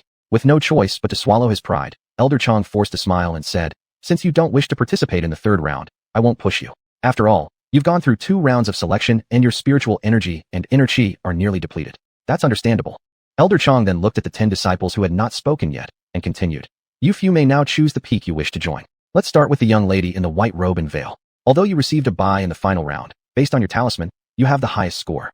The white-robed woman stepped forward with a bow. "Thank you, Elder. You may call me Lung Yu." She then looked toward the 10 peak masters on the stage, each followed by several disciples. She glanced through them carefully but failed to spot any familiar faces. Seeing her extraordinary talent, several peak masters were eager to recruit her. However, as senior figures, they still maintained decorum, wanting to wait until there was a moment of hesitation before offering their advice and trying to claim her. Among the 10 disciples of this generation, this young woman was undeniably the most outstanding. She possessed a dual-element constitution, not the conflicting fire-water type, but rather a harmonious wind-water type, which could be considered of top quality. As she scanned again, without spotting the person she was looking for, a slight look of disappointment crossed her face. She finally spoke softly. I'd like to ask which peak is Chu Chun on." Her voice was quiet, yet clear enough for everyone present to hear. "Chu Chun? Who's Chu Chun? I've never heard of him. Is Chu Chun powerful? Chu Chun? Why don't I know that name?" Similar murmurs rippled through the crowd. Not only the disciples exchanged puzzled glances, but the peak masters on the stage also began secretly communicating. The only 2 who remained calm were Mu Hanbing and Jian Changfeng, who continued chatting as if the selection ceremony had nothing to do with them, as if they were only there to fill numbers. Truth be told, if they could easily accept disciples, their sects would not have only a few disciples to begin with. Their peaks operated differently, while other peaks allowed newly accepted disciples to choose freely. These 2 had special requirements. Those who failed to pass their tests had to either join other peaks or leave the mountain entirely. Because of this screening process, although their sects were small, especially Jian Changfeng's sword sect where disciples were known for their eccentric personalities, the disciples remained united and respectful, without any arrogant or disrespectful behavior. The 2 chatting just moments ago suddenly changed expression, not into seriousness, but into confusion, because Chu Chun was actually a direct disciple under both of their peaks. "Chu Chun is in my wood peak," Mu Hanbing replied calmly to the woman's question. "Then I choose the wood peak." The woman's face lit up instantly. Mu Hanbing's expression remained cold as she looked at the white-robed woman and then shot a glance at Jian Changfeng, clearly implying, "Your sect has so few disciples. Why not take her? Then I can reveal later that Chu Chun is also a sword peak disciple." Jian Changfeng, upon meeting Mu Hanbing's gaze, shook his head and sent a voice message through concentrated spiritual energy. "This disciple's root quality is excellent. I'll pass. She suits cultivation well, but not swordsmanship. Plus, the girl seems quite gentle, and look at my 5 disciples. They're strange." Mu Hanbing glanced at Jian Changfeng's disciples and twitched her lips slightly. Indeed, they were a bit unusual. One of them, Lin Hua, she hadn't really noticed before, but looking now, it was clearly male. Despite appearing in the yin-yang aura, the yang was dominant. After Jian Changfeng made it clear, Mu Hanbing nodded and turned her cold gaze back to the white-robed woman. "Are you sure? Joining my peak requires passing 2 trials before officially becoming a wood peak disciple. The first and most important is a test of mindset. The second is a sparring match against senior apprentices, where you must last a full incense sticks time. If you fail to hold your sense of self during the first trial, you will not qualify to join the wood peak. You would then either choose another peak or be sent back down the mountain. Have you really thought this through? 2 more trials?" The white-robed woman murmured, a flicker of determination in her eyes before she nodded firmly. "I thought it through. I still choose the wood peak." "Good. Then come up here." Mu Hanbing approved immediately, calling her to the stage, officially acknowledging her choice of the wood peak. "Yes." The white-robed woman bowed and leapt gracefully upward, moving like a celestial being, creating ripples with each step until she stood before Mu Hanbing. Kneeling on one knee, she bowed again and whispered just low enough for only them to hear, "My name is Chu Linghua. Lung Yu is just my alias. I beg your peak master's forgiveness." However, when she raised her eyes to look at them, she saw their expressions were strange, perhaps even resentful and sorrowful. Chu Linghua felt a moment of confusion. She couldn't recall doing anything unusual just now. Mu Hanbing looked at her with a complicated expression and said indifferently, "Stand up first. Prepare yourself for the peak entrance trial tomorrow. Meng Yao, you take her to Lingyun Peak now. That will be her home from now on." "Yes." Meng Yao nodded obediently. She then summoned her flying sword and smiled slightly at Chu Linghua. "Miss, please step aboard." Oh, all right." Chu Linghua hesitated briefly. Was it really happening this suddenly? The disciples below watched as Chu Linghua followed Meng Yao on the flying sword and soared into the sect compound. Murmurs of amazement arose again, mixed with envy. "Chu Chun? Who exactly is Chu Chun?" Gu Qing Song, seeing the white-robed woman had chosen the wood peak and realizing he had never even heard of the name Chu Chen before, now wore an expression so dark it seemed on the verge of eruption. Before coming here, he had already learned thoroughly about the strengths and resources of each peak in Qingyan sect.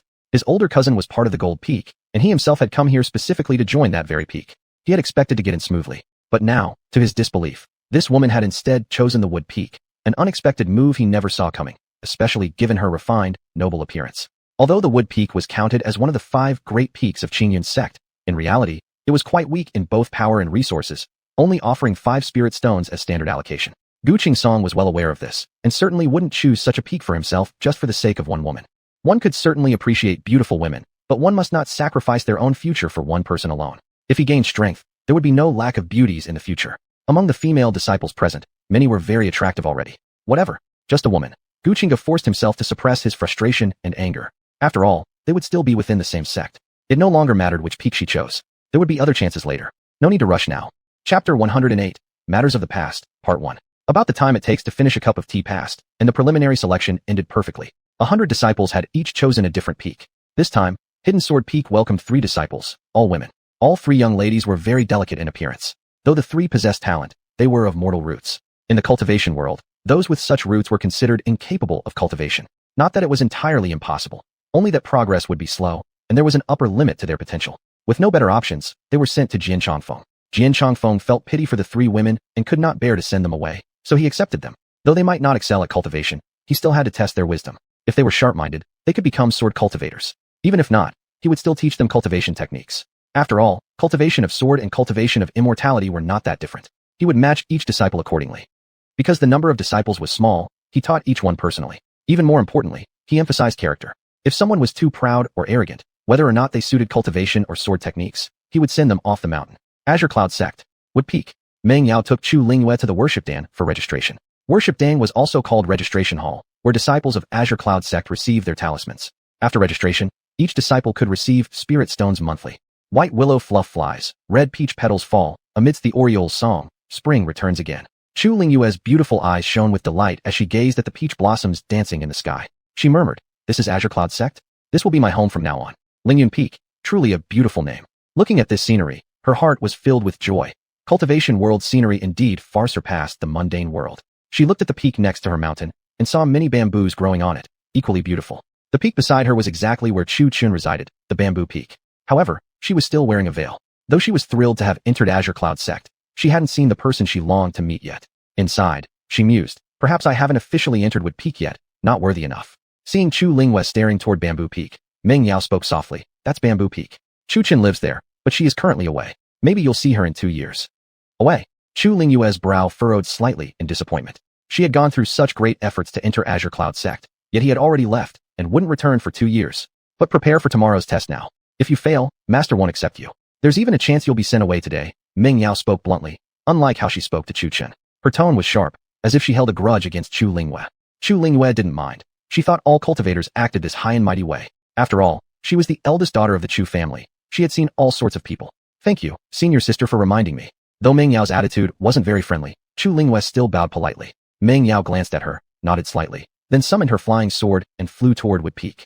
The next day, the rising sun slowly emerged, casting its gentle light over the sleeping earth. A light breeze drifted by, carrying fresh air and the faint scent of flowers. In the distance, mountains floated within a thin veil of mist, faintly visible, like an ink painting. At Lingyun Peak, a fairy riding a flying sword had been waiting for quite some time. Good morning, senior sister. Chu Lingyue smiled gently at Meng Yao, an elegant noblewoman indeed. Let's go. Meng Yao only gave a brief nod in response.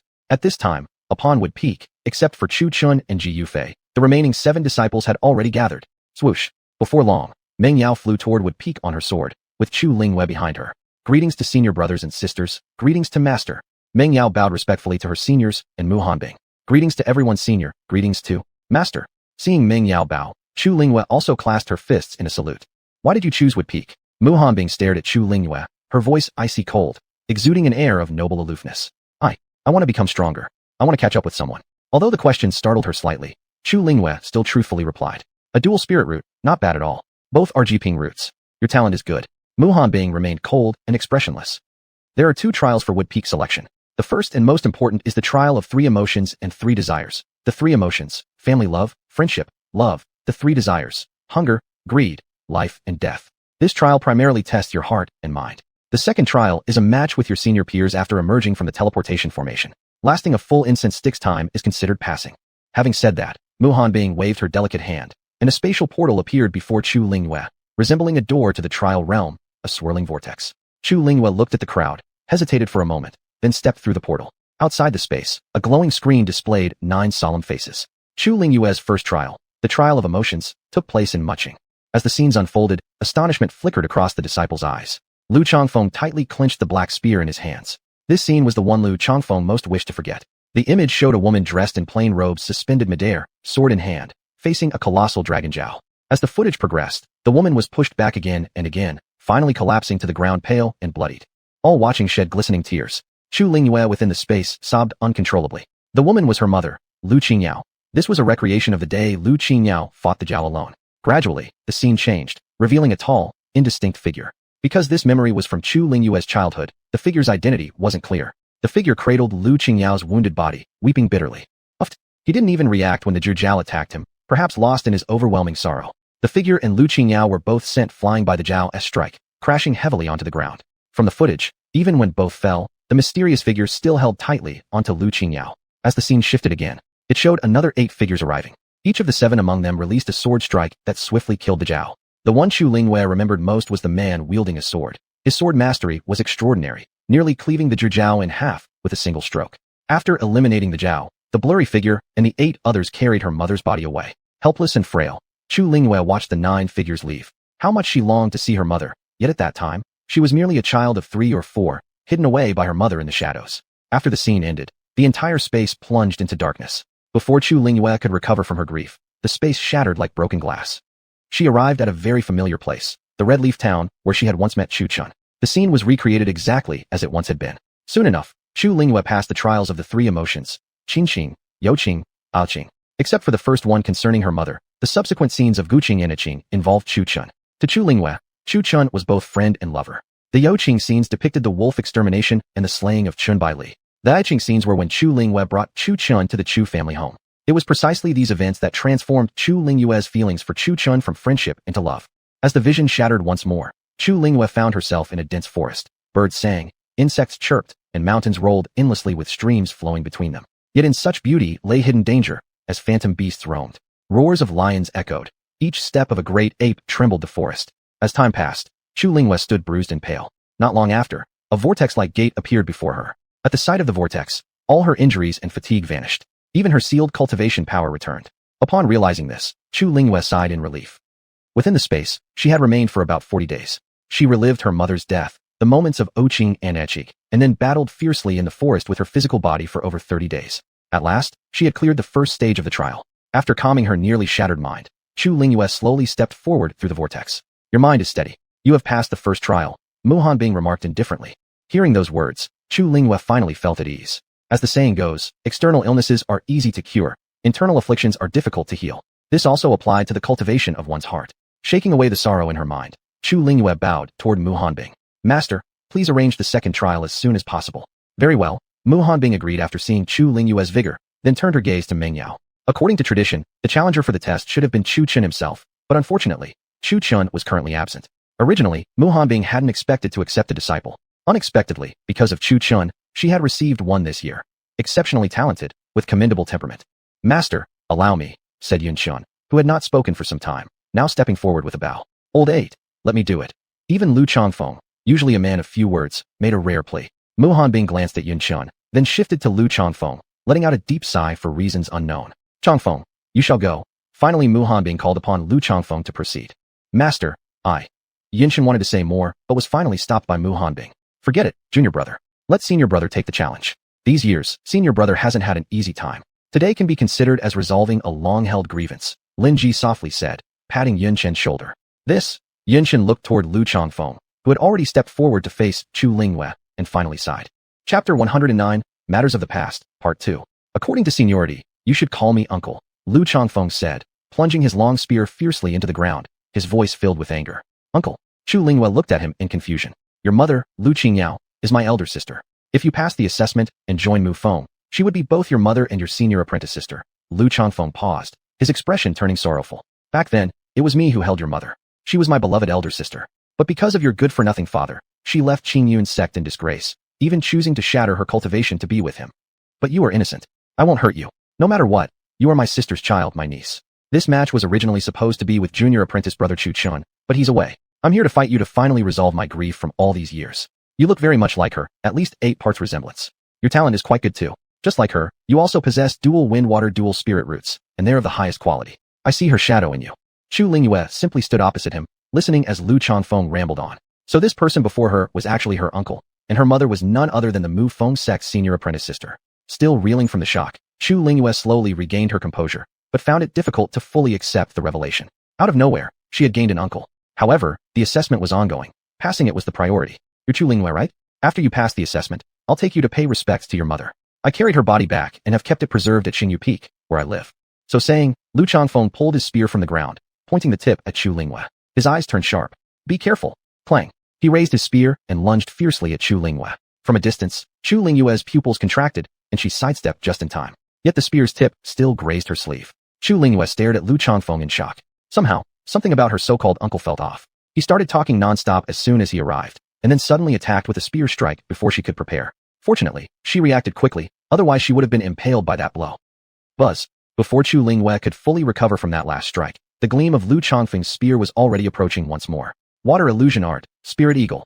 Screech. A piercing eagle's cry cut through the air. The water-formed eagle screeched, then shot straight at Lu Chanfeng like an arrow. Ding. As the water eagle descended, Lu Chanfeng immediately blocked it by firmly gripping his spear horizontally with both hands. The eagle's claws struck the spear pole. The eagle tightly clung to Lu Chanfeng's spear, attempting to wrest it from his grasp. Scatter. Crackle. With a light shout from Lu Chanfeng, power erupted from his body. A surge of energy burst outward from his surroundings, creating powerful gales that lifted dust from the ground. Even the 8 spectators watching the battle from a distance instinctively took a step back, covering their noses with sleeves or hands. Cough cough. Since Chu Lingyue was closest, the immense force sent her staggering backward a few steps. Blood spattered from her mouth, leaving her face pale and her inner energy in turmoil. Chu Lingyue wiped the blood trickling from the corner of her mouth, quickly steadied herself, then raised her delicate hand and waved. Whoosh, whoosh, whoosh. Several streaks of cyan light shot toward Lu Chanfeng. These were wind blades she had learned within the trial realm. Watching the wind blades speeding toward him, Lu Chanfeng's face remained as calm as ever. He gently lifted his spear and swung forcefully, releasing several streaks of white spear light. Not only did they shatter Chu Lingyue's wind blades, the remaining energy continued racing toward her. Realizing this, Chu Lingyue's expression changed. The spear light was incredibly fast, too swift for escape. Tightly clenching her fists, she crossed her arms in front of her chest, channeling all her true energy into her arms. Bang, bang, bang. The spear light arrived. Though she managed to block, she was forcefully sent flying again. Her once intact sleeves were shredded by the spear light, revealing her smooth white arms. Chu Lingyue halted herself forcefully midair, then turned her gaze toward Lu Chanfeng, her hands forming seals. Water illusion art, rain sword. With a soft shout, Chu Lingyue's true energy surged. Behind her appeared a seal-like formation. Whoosh, whoosh, whoosh. Within the seal, countless tiny water-formed swords materialized and attacked Lu Chanfeng like raindrops. Lu Chanfeng's expression changed sharply, with his hands constantly twisting the spear in his grip. Za, za, za. The countless water swords struck his spear, each one deflected by Lu Chanfeng, and immediately shattered into water droplets, drenching the entire battlefield. Stop. One incense stick has burned, Mu Hanbing said softly, looking at the incense in her hand. Upon hearing this, Chu Lingyue stopped her attack. Lu Chanfeng's spinning spear also halted quietly. Looking at Chu Lingyue's face, which bore an almost 80% resemblance to her elder sister's, he revealed a satisfied smile. Your temperament is quite good, and your talent is also acceptable. Mu Hanbing examined Chu Lingyue again before sighing and continuing. With your talent, you could have been my personal disciple, but I already have one. Unfortunately, you can only become an ordinary disciple of Mu Feng sect, just like your senior apprentices. That's fine. I came here to grow stronger within Qingyun's sect, to catch up with him. He has my gratitude. Chu Lingyue bowed slightly, for she had never aspired to be a personal disciple. She had only wanted to enter Qingyun's sect to stay by his side. Mu Hanbing nodded gently, then extended her white jade hand to press her fingertip against Chu Lingyue's forehead. As the tip emitted flickers of green, blue, and cyan light, Chu Lingyue immediately felt her mind swell with pain. After she adjusted, 3 new cultivation techniques appeared in her consciousness: the Water Decree, the Wind Decree, and the Celestial Elemental 8 Trigrams Longevity Decree. The first 2 are cultivation techniques your mother once practiced. You share the same wind-water dual spirit roots with her. As for the Celestial Elemental 8 Trigrams Longevity Decree, it is a required cultivation method for all disciples of Mu Feng sect, including personal disciples, Mu Hanbing explained. Disciple Chu Lingyue pays homage to Master. Chu Lingyue knelt on one knee. Now, At last, she had fulfilled her dream of becoming a disciple of Qingyun's sect, and was even assigned to the same peak as Chu Chun, gaining an uncle as well. Rise. Mu Hanbing did not stop her kneeling. After all, the initiation ritual could not be omitted. She was now a disciple of Mu Feng's sect, and more importantly, her disciple. With a wave of Mu Hanbing's right hand, cyan light flickered from her palm, and a 3-foot-long cyan breeze sword emerged. She handed the sword to Chu Lingyue, saying, "This will be your sword. Its name is Clear Wind Sword." Looking at the sword in Mu Hanbing's hand, Chu Lingyue accepted it with both hands and bowed deeply. "Thank you, master." Later, Mu Hanbing explained the cultivation realms, the layout of the cultivation world, and the ranks of artifacts. Chu Lingyue listened attentively to every word. The disciples of Mu Feng each introduced themselves. "Chu Lingyue, come. I will take you to see your mother." Lu Changfeng finally spoke after everything was done. Chu Lingyue nodded. She stepped onto Lu Changfeng's flying sword. So many years had passed since she last saw her mother that she could barely remember her face. Only a faint image remained, her mother smiling, playing with her in her childhood. Once they had left, Mu Hanbing gazed at the 7 disciples still remaining on Mu Feng, and sighed. "I know you harbor resentment toward her, but she is innocent. Back then, she was only a child, and her mother's death was not her fault. Why must you direct your anger toward an innocent child? I want you to remember, she is innocent. Do not associate her with Qingyao's affair. Qingyao is Qingyao, and Lingyue is Lingyue. I hope you can distinguish between them. Treat her as you would treat your junior apprentice sister. If I discover anyone causing her trouble, I won't hesitate to expel you from Mu Feng." Mu Hanbing's tone suddenly turned icy cold as she turned her gaze toward Yin Chun, her tone carrying a clear warning. "Especially you, Yin Chun. She is your junior apprentice sister, not your enemy, not the murderer of Qingyao. All that happened in the past is now gone. You must let it go. Pick up your Baihong sword again." Yin Chun, feeling fear under Mu Hanbing's stare, quickly bowed and said, "Yes, I will obey." He summoned a long sword he had kept hidden for years. Though over 50 years had passed, its blade's pattern remained clearly visible. He ran his fingers over the sword and stared in the direction Lu Changfeng and Chu Lingyue had taken, sighing, "Yes, it's time to let go of some things." With those words, he mounted his flying sword and flew toward his Zongjin Peak. Originally named Jinlai Peak, he had renamed it to Zongjin Peak 50 years ago because he had sealed his heart and stopped using the sword. So now the mountain not only held buried swords, but also a buried love. 50 years ago, he had long pursued Lu Qingyao, who finally accepted him. She promised she would become his Dao companion upon her return, but he waited 5 whole years. What he received in the end was not news of her return, but news of her pregnancy. Back then, Lu Qingyao had specifically returned to Qingyun's sect to beg forgiveness from Mu Hanbing. Feeling ashamed toward the sect and Mu Feng, she even shattered her cultivation. Feeling pity, Mu Hanbing stopped her and tried to preserve the life within her womb. In the end, she only stripped Lu Qingyao of her status as a personal disciple and sent her away from the mountain. Yet a few more years passed before suddenly a terrible news spread. A Zheng, hornless dragon, at the Taiching Jing cultivation stage had appeared in Muching. Upon hearing this, all 9 disciples of Mu Feng immediately descended the mountain. However, on their way, they were ambushed by a group of cultivators from the Devil sect. By the time they reached Mucheng, Lu Qingyao had already died. From then on, all the disciples of Mu Feng became dispirited and fell into deep sorrow. Mu Hanbing also started withdrawing into herself, locking away her heart ever since. Therefore, sometimes Mu Hanbing showed gentleness, while at other times she seemed very cold. Her tenderness came from the depths of her soul, whereas her coldness was an intentional suppression of her inner feelings. Chapter 110. Qing Feng the Swordman. "So, uncle, you got this injury from that dragon all those years ago. Can your cultivation recover?"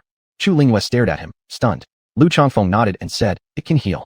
I could recover, but for all these years, I simply didn't want to." "Why not?" "Because I couldn't get over my sister's death. I punished myself all this time. But since I met you, I finally let go of that sorrow. The path she couldn't finish. Let you walk it for her." Lu Changfeng gazed at Chu Lingyue, as if seeing her older sister once again. "Little Ling, wait until your sister becomes strong enough. No one will ever hurt you again." In Lu Changfeng's mind, memories of those days long ago surfaced. Back then, their parents passed away early. The 2 siblings relied on each other for survival. Yet, the village bully lusted after his sister and tried to force himself on her. During her struggle, she ended up killing the bully. To avoid pursuit from the authorities, the 2 fled their village, not knowing where to go. Along the way, they encountered a Taoist who told them about a sect deep within the Qingyun Mountains, called Qingyun Sect.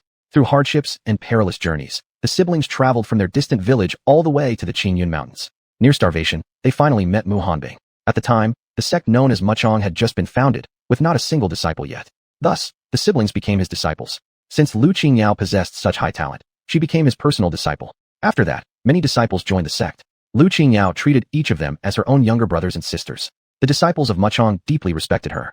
Yunqin even pursued her romantically once, but fate had other plans. Then one time, after descending the mountain, she became pregnant. Soon after leaving Qingyun's sect, she died. "Alright, we've arrived at Xingyu Peak now," Jian Changfeng spoke casually while walking. In no time, they had reached the mountain he called home. The mountain peak was extremely simple, yet 2 small houses stood there. Chu Lingyue looked around, comparing this place to Qingzhou Peak and Lingyun Peak. The trees here seemed rather sparse. Lu Changfeng retrieved his flying sword and strode directly into one of the houses. From afar, Chu Lingyue already felt the bone-chilling coldness emanating from that house. As Lu Changfeng approached that icy cold building, Chu Lingyue quickened her pace to follow closely behind. Creak. With the sound of the little wooden door opening, a wave of bitter cold rushed out. Even though Chu Lingyue specially used her inner energy to protect herself, she couldn't help but shiver involuntarily. The room inside was entirely coated in thick layers of ice. The little house was pitch dark, with no windows or lamps, probably to preserve the icy atmosphere inside. Chu Lingyue followed Lu Changfeng into the house. There, an ice coffin lay in the corner. Within the icy coffin lay a woman with a deathly pale face. Dressed in a blue gown, her jet black hair flowed like a waterfall beneath her, making her appear like a sleeping beauty. Mother! Upon seeing the woman, tears streamed uncontrollably down Chu Lingyue's face. The faint image of her mother's face in her mind suddenly became clear again. Big sister, your daughter has come to see you. Look how much she resembles you now. It nearly made me believe you had truly come back. Lu Changfeng gently touched the coffin, his tears once again slipping silently down his cheeks. Mother, uncle said so himself. Your unfinished journey, I will complete for you. I remember how much you love peach blossoms. The place where I live in Qingyun sect is now planted with them all around. Once I attain immortality, I promise, I'll make this entire world bloom with peach blossoms. At this moment, Chu Lingyue wept uncontrollably, not caring about appearances as she leaned against the coffin, crying tears of longing, her drops falling one by one onto the icy surface. Lu Changfeng wiped away the tears from the corner of his eyes. Watching Chu Lingyue sob over the coffin, he sighed deeply, his voice choked with emotion. Child, spend a bit more time with your mother. Just remember to close the door behind you when you leave. Okay. Chu Lingyue sniffled softly in reply, then once again buried her face into the coffin, crying, yet smiling, speaking as though in a dream. Lu Changfeng cast one last glance at Chu Lingyue, then turned and walked away without looking back. He made his way to the backyard of his small house, where there stood a single peach tree. Looking at the tree, Lu Changfeng sighed again. Big sister, I understand now. You really are gone. These years I've struggled to accept it, drowning myself in despair. But ever since I met Lingyue, I've realized I must act like a proper elder. I couldn't protect you, but I can protect your daughter, Chu Lingyue. With those words, he bowed deeply before the peach tree. Then, in his hand appeared a long spear. Crack. Without hesitation, Lu Changfeng drove the spear straight through the peach tree, utterly destroying it. This act did not signify coldness or forgetting. Destroying this peach tree was the ultimate proof. He had finally let go. Ever since his sister's death, he had fallen into despair and self-abandonment. Every day he would hold a wine jug, sitting beneath the peach tree drinking alone, talking endlessly to the tree as though it were his sister herself. The wounds on his body remained untreated, and his cultivation level kept plummeting. In recent years, almost all the disciples from Muchong Peak had been like this. Thus, from once being the strongest peak in the entire sect, they had fallen to the weakest peak in the sect. Even the spiritual stones they received every month were not as much as those from Zhongjin Peak. At least disciples from Zhongjin Peak each received 500 spiritual stones per month, while Muchong Peak's allocation dwindled year after year, until finally they were left with only 5 spiritual stones per person each month. Night fell, the sky studded with countless stars, resembling a dazzling Milky Way. Creak. Chu Lingyue stepped out of the small house and closed the wooden door behind her. As she was about to return to Lingyun Peak, she suddenly realized she couldn't fly, which left her feeling rather awkward. At this moment, Lu Changfeng was nowhere to be seen, and with nothing better to do, Chu Lingyue aimlessly wandered around Xingyu Peak. When she arrived at the second small house on this mountain peak, she found the interior extremely simple, just a small tea table and a bed. As soon as she pushed open the door, she could see everything inside the house, but Lu Changfeng was nowhere to be found. She wandered off elsewhere. As she strolled around, she arrived at the back courtyard, where amidst the darkness of night, she spotted a glowing golden light. Curious, Chu Lingyue approached to take a look, and discovered it was Lu Changfeng undergoing treatment for his injuries. This wound had been inflicted by a dragon years ago, an injury he had never recovered from after Lu Qingyao's death. Behind Lu Changfeng, Chu Lingyue seemed to notice something blackened and burned beyond recognition. At first glance, it turned out to be a peach tree, its scorched remains still littered with some red peach blossom petals that hadn't fully burned. Chu Lingyue knew all too well about these peach blossoms. Chu Lingyue glanced at Lu Changfeng, who was still immersed in healing. She couldn't help but feel puzzled. Why had he set a peach tree ablaze for no apparent reason? Cough, cough, spit. Suddenly, Lu Changfeng's face twisted into a look of unbearable pain, turning deathly pale. With a plop, he spat out an intense stream of old, dark blood, flowing ceaselessly like an unending river. Well, slightly off topic, but you get the idea. That stream of blood wasn't even bright red, it was black, the accumulated blood clot from years of damage. But it didn't end there. After spitting out the black blood, Lu Changfeng seemed on the verge of death, barely alive. His hair turned white at an alarming speed, visibly transforming him before Chu Lingyue's eyes into an old man. She could even feel his lifespan rapidly decreasing, and deep wrinkles crept over his face. At that moment, Lu Changfeng looked like a dying elder, completely aged, his hair white, face lined with deep creases. Boom. Suddenly, Lu Changfeng's aura violently surged.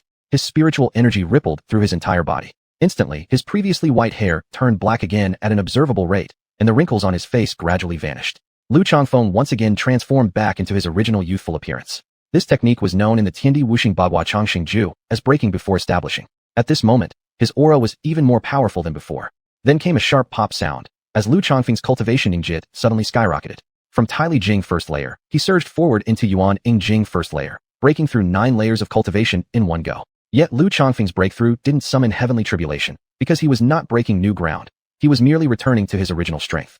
He had long since endured the tribulation for rising from Taili Jing to Yuaning Jing. With the sudden change at Xingyu Peak, at Zongjin Peak, a man dressed in a cyan robe sat beneath a tree, cross-legged, a sword resting on his lap, gleaming with white light. Buzz. Suddenly, a sword's resonance pierced through the silence, echoing across the entire Muchong Peak, as an immense sword pressure shot into the sky. The man beneath the tree slowly opened his eyes. In Yunshen's gaze, a trace of emotion had vanished, replaced with icy coldness and sharpness. Since Chu Lingyue's arrival, he had already put aside his love for Lu Qingyao. He forcefully severed his emotional ties. Not that he had become emotionless, but he had cut off the emotional chain of romantic love. He vowed never to touch love again, never to dwell in longing again. From this moment on, his life was for the sword path alone. He would reclaim his old title, Qingfeng Swordman. Muchong Peak. Inside his cave dwelling, Mu Hanbing sat cross-legged, sensing the auras emitted from both Zongjin Peak and Xingyu Peak, and he revealed a faint smile, a smile so beautiful that even blooming flowers would pale beside it. The next day, the sun rose early, and Lu Changfeng was still in meditation. Beside him sat a young woman who had not dared disturb him. Having nothing better to do, she had begun to meditate as well. Needless to say, the spiritual energy atop Qingyun Mountain was countless times more abundant than the ordinary world.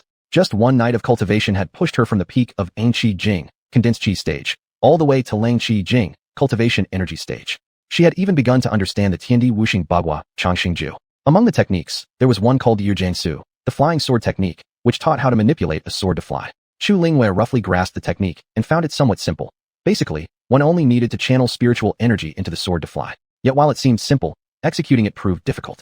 Forget about flying. She had tried all night long and failed to even activate the Qingfeng sword with her spiritual energy. If Chu Chun had been here, he could have mastered the technique simply by glancing at it. Lingyue, why are you still here? Aren't you going back to Lingyun Peak? Just then, Lu Changfeng, who had been in deep meditation, suddenly woke up without Chu Lingyue noticing, and he turned to look at her, puzzled. Have you ever considered the possibility that I just can't fly? Chu Lingyue said somewhat awkwardly. Can't fly? Didn't Master give you the Tiandi Wuxing Bagua Changxing Ju yesterday? There's the flying sword technique in there, Lu Changfeng asked again. Have you ever considered the possibility that I understood it, but just haven't mastered how to use it yet? I see. But if I recall correctly, the flying sword technique is actually quite simple, said Lu Changfeng, who really was speaking without feeling any pain, like someone standing comfortably while giving advice. With that, he even demonstrated the technique in front of Chu Lingyue. Though not as smoothly as Chu Chun would have handled it, he still performed it with practiced ease. As Chu Lingyue watched Lu Changfeng glide effortlessly before her eyes, for some reason, a sudden urge to punch him welled up inside her. Chapter 111. Lu Yixing. Joking aside, Lu Changfeng still sent Chu Lingyue back to Lingyun Peak. Looking at Lingyun Peak, a place he hadn't visited in a long time, the peach blossoms were still in full bloom, and Lu Changfeng lingered at the sight before him. You uncle, what's wrong with you? Although Chu Lingyue knew that Lu Changfeng was her uncle, she couldn't get used to calling him so just yet. Being called uncle by Chu Lingyue snapped Lu Changfeng back to reality. To be honest, it felt quite awkward. Although Chu Lingyue was indeed his niece, there was something oddly paternal about the term. You can still call me senior apprentice brother from now on. This feels a bit too strange. Lu Changfeng awkwardly cleared his throat. That's fine. Chu Lingyue strongly agreed with this suggestion. Although he was her uncle, he was also the senior apprentice brother of Mu Peak, so there was absolutely nothing wrong with addressing him that way. Lingyun Peak. It's been a while since I came here. Back then, your mother lived on this peak. She loved peach blossoms the most, and every blossom you see today was planted by her. As Lu Changfeng spoke, he casually picked a peach blossom and brought it to his nose to smell. He wouldn't tell Chu Lingyue that back then. Even when he had cultivated to the foundation building stage, he was still afraid of ghosts. He used to fly his flying sword to Lingyun Peak in the dead of night just to visit his sister. Thinking of that, his face flushed with embarrassment. Mother lived here. Chu Lingyue completely missed the expression on Lu Changfeng's face, murmuring to herself while gazing at the scenery of Lingyun Peak, almost imagining the sight of her mother planting peach trees when she was young. Whoosh! Just as he was sniffing the peach blossom, Lu Changfeng's expression suddenly changed. His grip tightened on his spear, and without hesitation, he stabbed backward. Hey, senior apprentice brother, it's me. The intruder turned out to be Yun Chun, who seemed much more relaxed and carefree than before. It's because of you, Xiaozik, that I have to be extra cautious. Saying so, Lu Changfeng thrust his spear forward a bit more. Senior apprentice brother, you've misunderstood me. This time, I really didn't come to trouble the junior apprentice sister. Yin Chun hurried to explain. Then what are you here for? Lu Changfeng still looked wary. I only came here to see the peak she once lived on. I have severed the emotional strings of love. From now on, there is no love, no longing. When Yunshin said this, his tone was more casual and at ease. Lu Changfeng gave him a careful look and noticed that his entire aura had changed. Even his previously shaky flying sword was now stable. Seeing this, Lu Changfeng slowly lowered his spear. He wasn't really trying to hurt Yunshin. It was only to protect Chu Lingyue. After all, in Yunshin's eyes, he loved his sister, and Chu Lingyue was the child of his sister with another man, and so he might bear resentment toward her. But from the current situation, it seems he really has let go. Once regarded as the most powerful sword cultivator in Qingyun sect, he locked away his sword and his heart after the affair with Lu Qingyao. Since then, his preferred fighting style became his weakest skill, sorcery, and his sword flying had always been wobbly and lackadaisical. If it could fly on its own, he wouldn't bother to control it. Back then, he became the sword saint of Qing Peak to prove his strength to Lu Qingyao. Now that he had let go, he had picked up his Baihong sword again. His Baihong sword was a terrestrial tier weapon, and at the time, it was the only terrestrial tier sword in Mu Peak. Still, Master Mu Hanbing gave it to him. His talent in the sword path was not inferior to Chu Qin at all, and he was even fortunate enough to receive instruction from Jian Changfeng. However, after he abandoned the sword path, he felt too ashamed to face Jian Changfeng again. She had a great daughter, who inherited her dual elemental spirit roots of wind and water, and they are top tier, quite rare indeed. The wind boosts fire, and wind can also boost water. They complement each other marvelously, Yunshin said, smiling at Chu Lingyue. All right, senior apprentice brother, if you have time, let's have a match. No use of true energy, just a duel in swordsmanship and spear techniques. Yunshin took one last look at the peach blossoms of Lingyun Peak and, riding his Baihong sword, left behind a final challenge. Fine, you can choose the location. Hearing that, Lu Changfeng's fighting spirit surged as he shouted loudly. Then let it be Jianlai Peak. Even after Yunshin left, his final faint voice echoed through the skies. This kid. Watching the direction he left, Lu Changfeng rolled up his sleeves, gave Chu Lingyue a glance, and said, train well. In 2 years, that brat Chu Qin will return. The reason you came to Qingyun sect this time is mostly for him, right? Chu Lingyue blushed, and, looking at Lu Changfeng, couldn't help but give a strange expression. Why does everyone know I'm here for Chu Chun? Is there a spy, or did I make it too obvious? F.A.S.I.N.T.'s amusing, but also better this way. The fertile water doesn't flow to outsiders. With that, he mounted his flying sword and flew toward Jianlai Peak. Chu Lingyue. What kind of analogy is the fertile water doesn't flow to outsiders?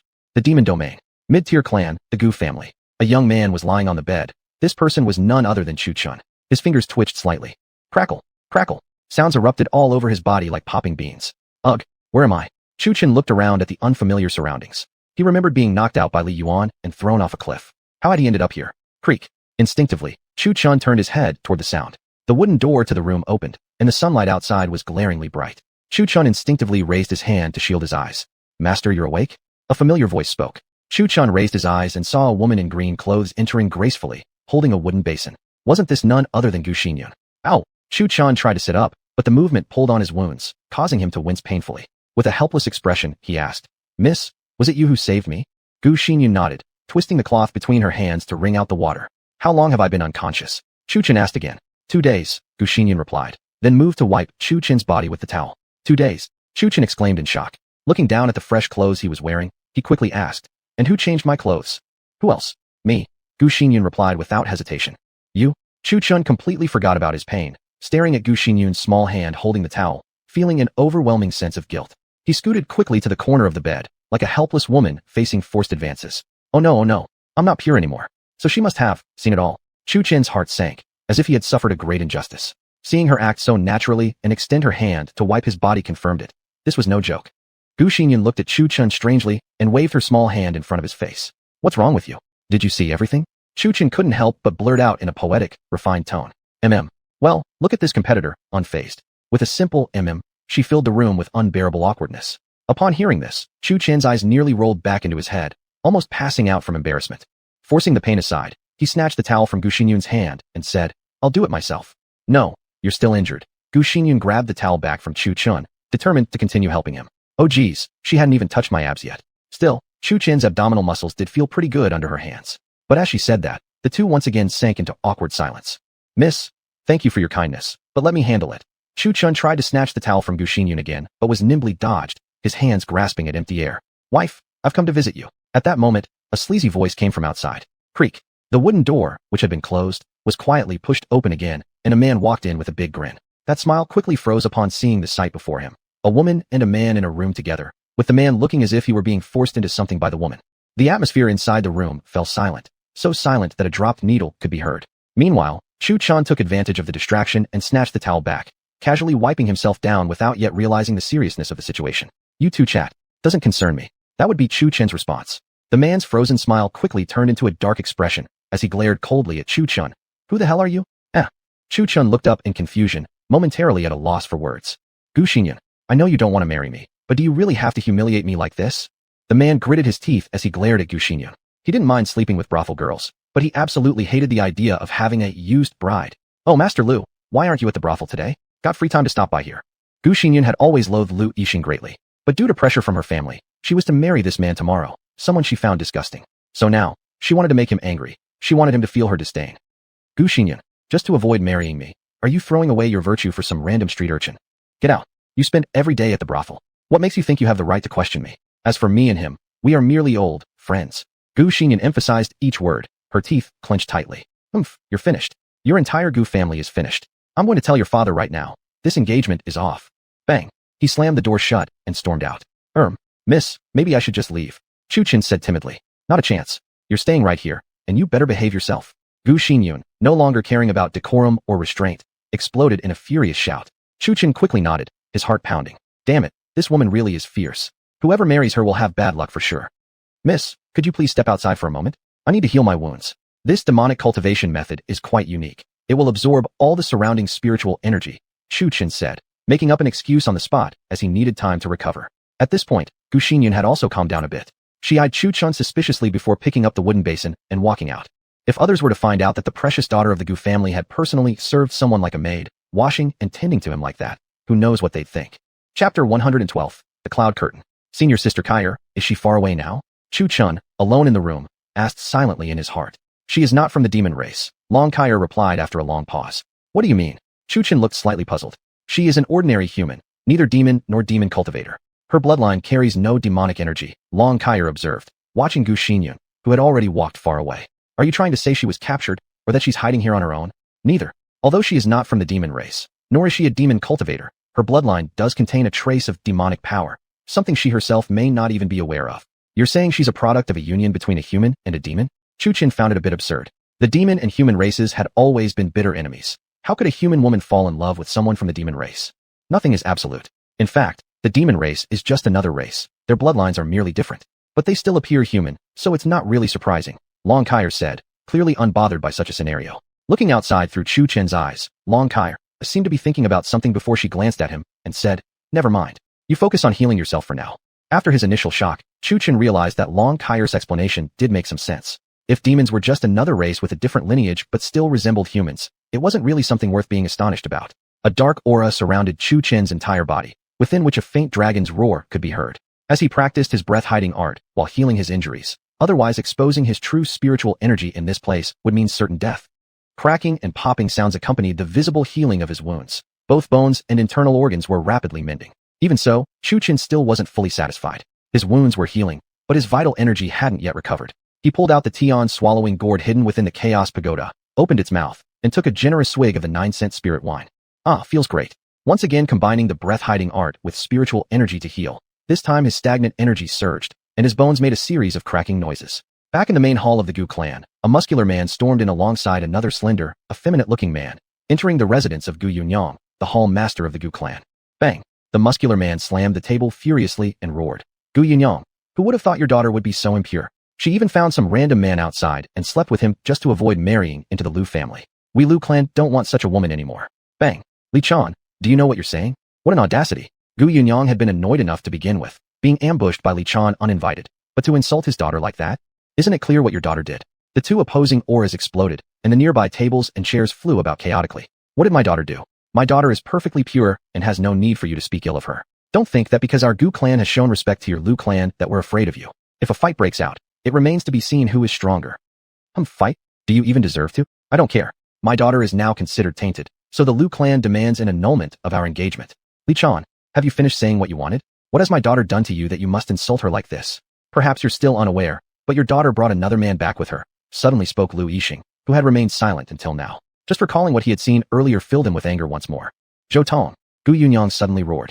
My lord, what is it? Zhou Tong, hearing the call, hurried in quickly. Observing the situation in the hall, he couldn't help but feel puzzled. Didn't you pick up Gu Xinyan 2 days ago? What exactly happened? Gu Yunyang shouted furiously. His immense spiritual pressure erupted, causing Zhou Tong's blood to boil and a hint of blood to rise in his throat, which he forcefully swallowed back. Bowing, Zhou Tong replied, "My lord, that is indeed true. Did Gu Xinyan bring a man back with her?" "Yes." "Then why didn't you inform me?" Gu Yunyang roared again. "The young miss said he was an old friend of hers. I assumed you were already aware, so I didn't feel the need to report it," Zhou Tong replied. He, of course, knew that Gu Xinyan had returned with a man named Lu Xiao. He had hoped Lu Xiao could take her away, so he made up an excuse. Old friend. Gu Yunyang frowned. He was fully aware of Gu Xinyan's hobbies, acquaintances, and friends. How could there be an old friend he had never heard of? Did you personally meet this person before? No, I dare not speculate about the young miss's affairs. Zhou Tong shook his head, clearly implying, she's the young lady of our clan. How would I know all her friends? All right, take me to see her, Gu Yunyang said, feeling puzzled. Although Zhou Tong didn't know who Gu Xinyan had met, Gu Yunyang himself did. Those people were all from other clans. If she had truly fallen for a young master from another family, then it was better to abandon the engagement with the Lu clan altogether. In no time, led by Zhou Tong, a group made their way toward the room where Chu Chun was staying. Inside, Chu Chun sensed someone approaching from far away. He withdrew his spiritual energy and lay back on the bed, pretending to be weak and ill. "Father, where are you going?" Just then, Gu Xinyan happened to be heading toward Chu Chen's room as well. Seeing her father leading a crowd somewhere, she couldn't help asking, her palms sweating. "I heard you brought a young man back with you when you returned. Zhou Tong says he's an old friend of yours. Whose family son is he?" Gu Yunyang, who had originally looked grim, smiled as soon as he saw Gu Xinyan. He's someone I met a long time ago," Gu Xinyan answered casually, unaware all along that her every move was being monitored by her father. "How coincidental. We were just about to meet this friend of yours. Young Master Lu says you've been involved with him. I'm curious to see who has made my beloved daughter so devoted." Gu Yunyang continued smiling. Unbeknownst to him, Gu Xinyan felt a wave of nausea at his smile. So sweet-sounding, yet in the end, wasn't he still trying to force her into marrying Lu Yixing? If she refused the marriage, he would replace her with her younger sister, Gu Lingyan. Since that time, she had hated her father. He knew exactly what kind of man Lu Yixing was, yet still insisted on throwing his own daughter into a living hell. He's injured and resting now," Gu Xinyan stuttered. Gu Yunyang's expression changed instantly upon hearing that. This wasn't good news. If a young master from another family had an accident at the Gu clan, wouldn't they have to come demanding an explanation? Then I must go see him. What if something happens to him while staying at our home? Gu Yunyang thought his daughter was hiding something. Was it something so awkward she couldn't say it out loud? Zhou Tong, lead the way. Gu Yunyang grew even more curious about who his daughter had taken a liking to. "Yes, sir." Zhou Tong bowed and began guiding the way toward the small room where Chu Chun was resting. "Uncle Zhou." Gu Xinyan wanted to stop him, but Zhou Tong merely sighed, indicating his own helplessness. Seeing this, Gu Xinyan quickly followed behind. If her father discovered that the person inside was a complete stranger, things would get very awkward. "Father, you can't go in." Gu Xinyan once again blocked Gu Yunyang's path, but instead of deterring him, her opposition only fueled Gu Yunyang's curiosity. Ignoring her, Gu Yunyang, together with the two men from the Lu clan, pushed past Gu Xinyan and stepped toward Chu Chen's room.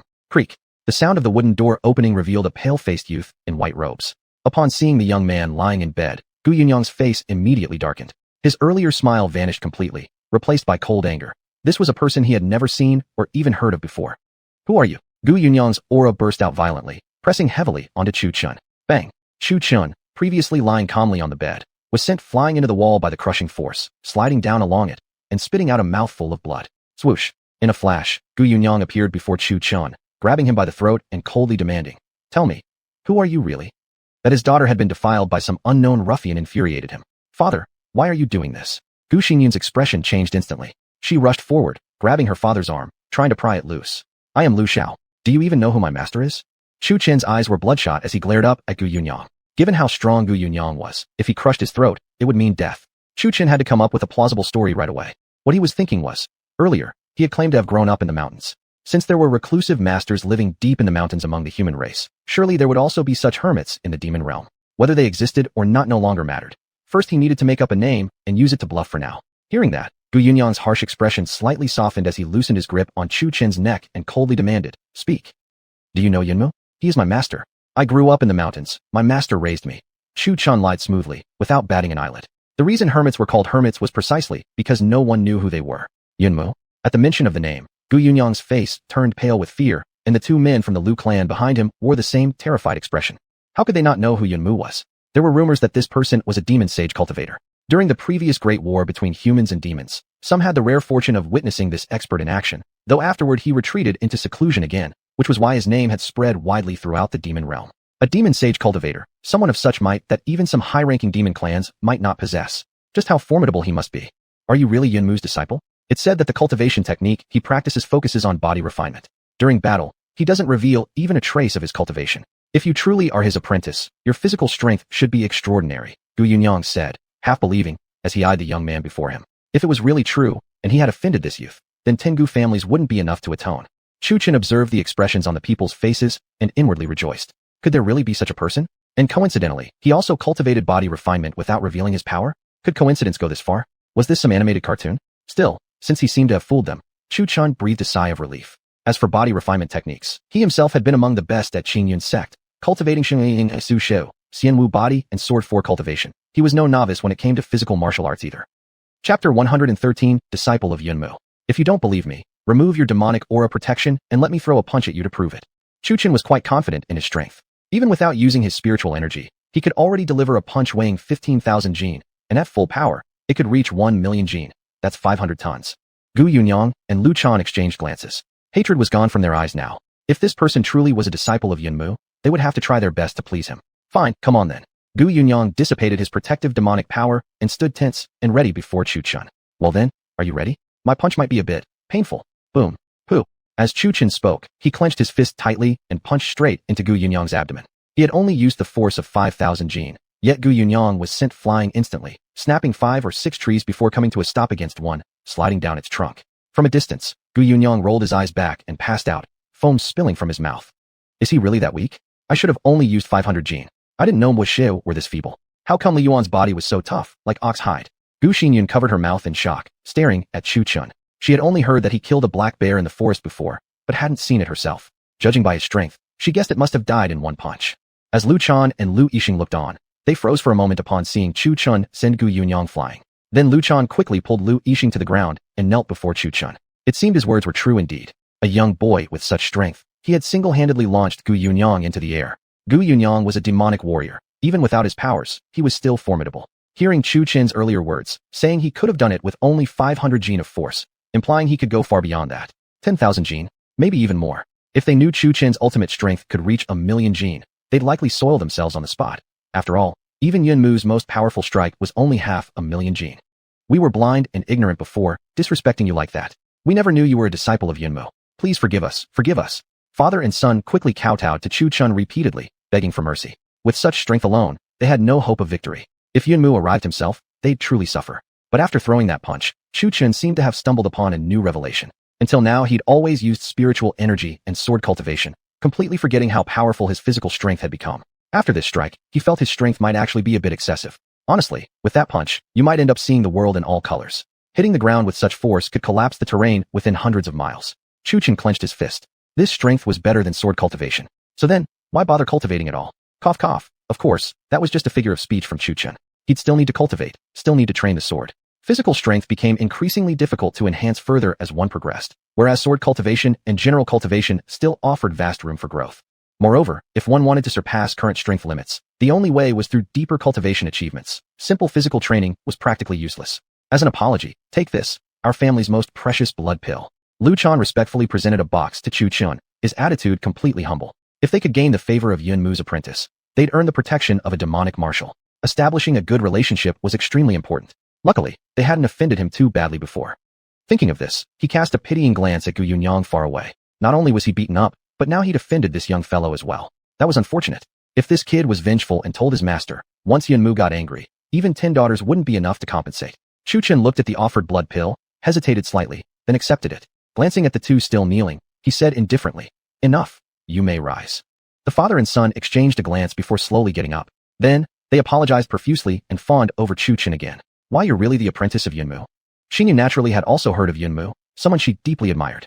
Who would have thought she would actually meet his disciple? Someone not only handsome, but radiating immense masculinity, fitting his earlier powerful punch quite well. Of course. Otherwise, do you think when I rescued you that night, there were no demonic fluctuations? The black bear was smashed to death with a single palm strike. That part Chu Chen did say truthfully. But sir, then why were you lying in the stream? And so badly injured? Gu Xinyun was puzzled again. Where were the two little beasts that had been with Lu Xiao? Because I was hunted by a black-clothed fool. That man wore all black robes and threw me off a cliff after injuring me. Fortunately, there was a river below, so I survived. Chu Chen said without the slightest blush. He was a master of lying, smooth and fluent. Bold, daring to hunt a disciple of Yunmu to death. This man is practically asking for it. Sir, there's no need to inform your master about this matter. Just describe roughly what he looked like, and I'll immediately send people to capture him. Upon hearing this news, Lu Chan's jealousy instantly boiled over as he spoke fiercely and righteously. Indeed, our Gu family will definitely find this man. Gu Xinyun was furious upon hearing this. Someone actually dared to harm the man she had fallen for. Did he want to die? Seeing the two so full of hatred, Chu Qin simply described Li Yuan's appearance, and both listened with serious expressions. Once done, Lu Chan was already eager to rush back to his clan to draw the wanted poster, desperate to send people out to search immediately. Sir, I'll take my leave now. Wait a moment, what about Miss Gu Xinyun's engagement? Chu Chun, seeing how this girl had done him a favor by rescuing him, naturally wanted to offer some help. Sir, you're kidding. It's Miss Xinyun's honor that you took interest in her. How could we ever dare to compete with you? The engagement must be broken immediately. I'll wake up Gu Yunyang right now. Saying this, Lu Chan really did drag Lu Yixing forward and poured a stream of water-type demonic energy. A basin of icy water was splashed over him, instantly awakening Gu Yunyang from his unconsciousness. As he recalled what had just happened, excitement instantly surged in his heart. This strength absolutely belonged to a disciple of Yunmu. Even if Jesus came, he'd believe it now. However, when he enthusiastically tried to run toward Chu Chun, Lu Chan immediately stopped him. What now? Didn't you forget? The engagement hasn't been officially cancelled yet. Upon hearing this, Gu Yunyang's mind quickly clicked. Right. Then he immediately pulled out a thick scroll of paper and without hesitation, tore it in one clean rip. Now that he could associate with Yunmu's disciple, what use was there for families like the Lius or Fans? Our Gu family already had a demigod general protecting it. This was a huge gain. Though joy was joy, he was well aware that his earlier actions might have deeply offended Chu Chun. He not only needed to apologize, but also to shower him with expensive gifts. You couldn't get a tiger cub without entering the tiger's den. Only by properly appeasing this young master could he also appease Yunmu. Master, please overlook my earlier mistake. Honestly, I didn't realize you were actually Yunmu's disciple.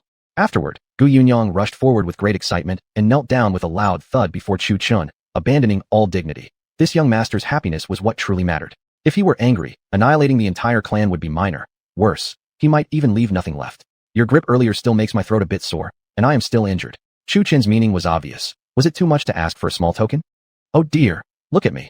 I nearly forgot that you were injured. Gu Yunyang smacked his forehead. As he looked around the shabby little room, his expression turned sour. How could such a distinguished guest be placed in such conditions? Xinyun, take him inside the family estate. Have the servants prepare a room near yours. If Sir Chu wishes, he could even stay together with you. Gu Yunyang's intentions were crystal clear, to help foster a deeper connection. He was a sharp man and had already noticed his daughter's untouched maiden's mark, though he had previously been too focused on anger and curiosity to pay much attention. Now that he'd calmed down, he suddenly realized this mark was rather unusual. Why hadn't it been taken by Lu Xiao? Okay, Gu Xinyun became incredibly happy. Lu Xiao was not only handsome, but also had an impressive background.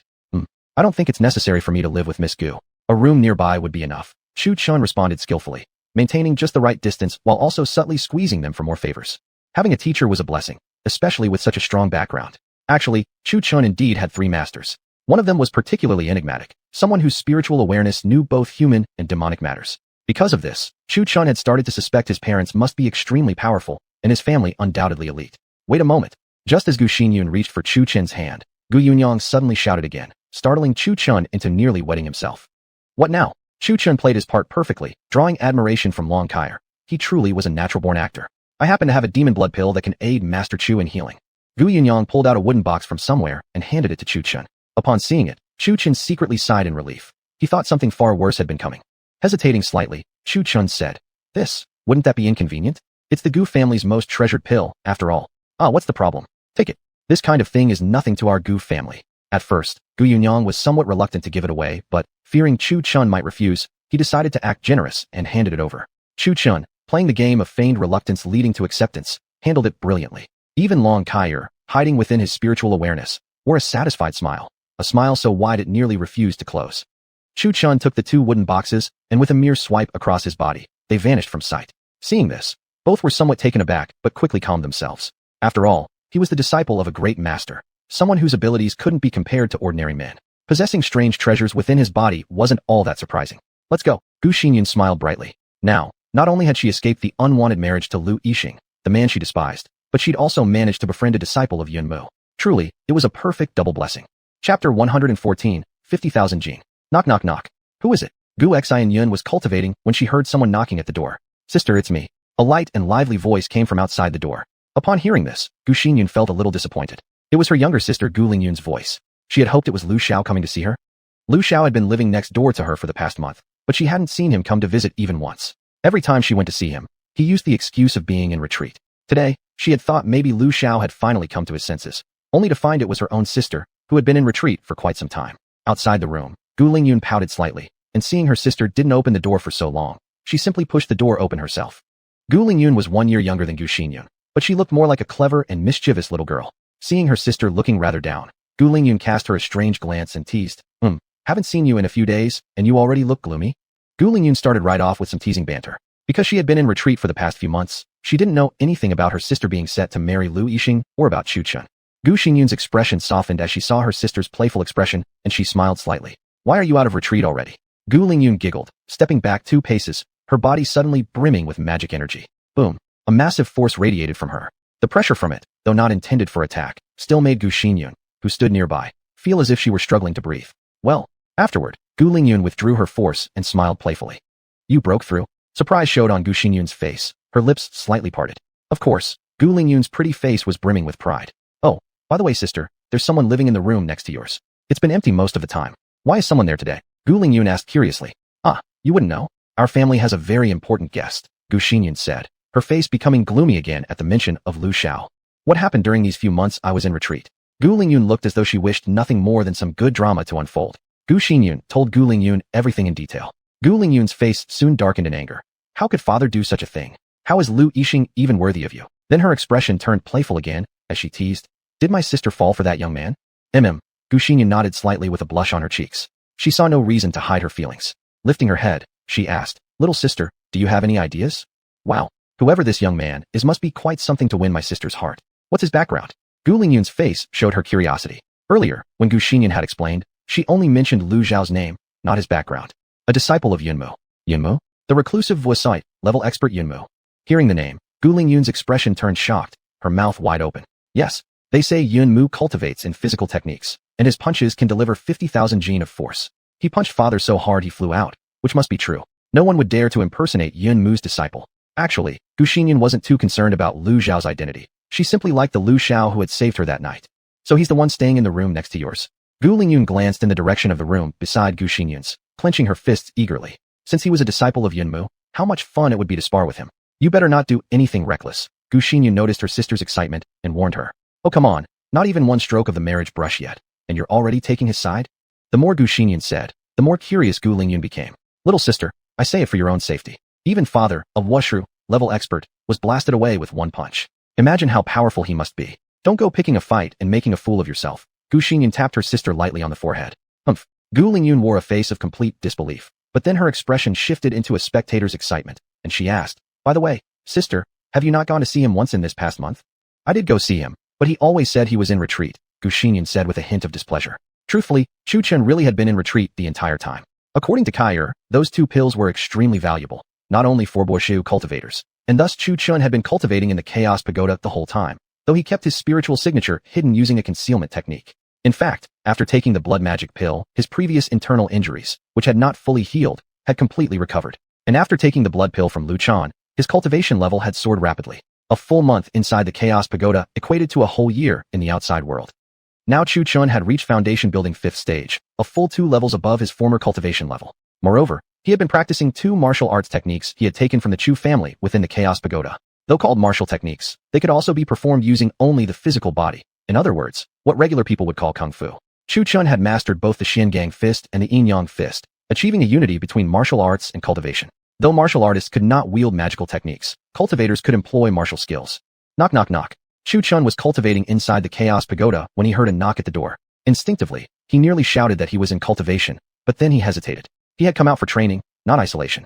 He should find time to sneak out. After all, he was in a den of wolves. No one could predict what might happen. It wouldn't be fun if he were discovered.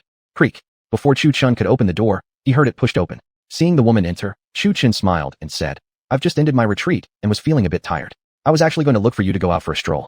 I've been in the mountains for too long and haven't seen the prosperity of the Devil Realm yet. Great. Then fight me first, and I'll take you out.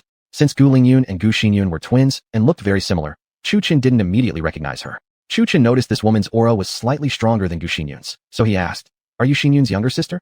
Chu Chun had heard about this before. Gu Xinyun had told him she had a younger sister who looked just like her, and back then she had even teased him, warning him not to mistake them. This must be Gu Lingyun, Gu Xinyun's younger sister. Honestly, they looked so alike. If not for the small black mole on her temple, he would have mistaken her for Gu Xinyun. You figured it out on your own? Gu Lingyun looked slightly annoyed. How come her sister had told him everything? She had just been planning to tease her future brother-in-law a little. I recognized you. You have a stronger aura than your sister. Chu Qin didn't hide the truth. Indeed, he spoke truthfully. That made sense. Gu Lingyu nodded. No wonder he was a disciple of Yunmo. Even though the two looked identical, he could distinguish by aura. His strength must be considerable. Looking at Lu Xiao, she said, "You're Yunmu's disciple. My sister says you're very strong. Do you dare to spar with me?" Chu Qin gave a bitter smile. This girl really was interesting. Your father, such a strong expert, was sent flying by me. Aren't you afraid? What is there to be afraid of? My father had suppressed his magic when you hit him. I want a fair fight with you. Winning or losing doesn't matter. Fine. Just broke through cultivation, so stretching my limbs sounds good. Chu Chun stretched his waist. Lingyun, how come you're already bothering the young master? Outside the door, Gu Xinyun's voice sounded. Moments later, a graceful figure appeared in Chu Chen's room, looking at Gu Lingyun with a slight frown. Looking at the faces of the two women, Chu Chen couldn't help but exclaim inwardly. Wow, they really looked exactly the same. Even their voices sounded identical. Now that was interesting. It's okay. I was about to spar with Lingyun anyway. Just broke through cultivation, stretching my limbs is good exercise, Chu Chun replied carelessly. Master, don't take her words too seriously. Her cultivation level isn't even enough for one punch from you. Gu Xinyan spoke like a caring wife. But she just said if I win, you'll take me out for a stroll. I haven't even seen the grandeur of the devil realm since coming out of my retreat. Chu Chun replied with obvious meaning. This, Gu Xinyan glared at her sister, cheeks slightly blushed. Going out together sounded nice. Gu Lingyun shrank her head, smiling with a little grin and sticking her tongue out playfully. Soon, the three arrived at the martial arena outside the Gu family. Chu Chun and Gu Lingyun stood facing each other while Gu Xinyun watched from a distance like a spectator.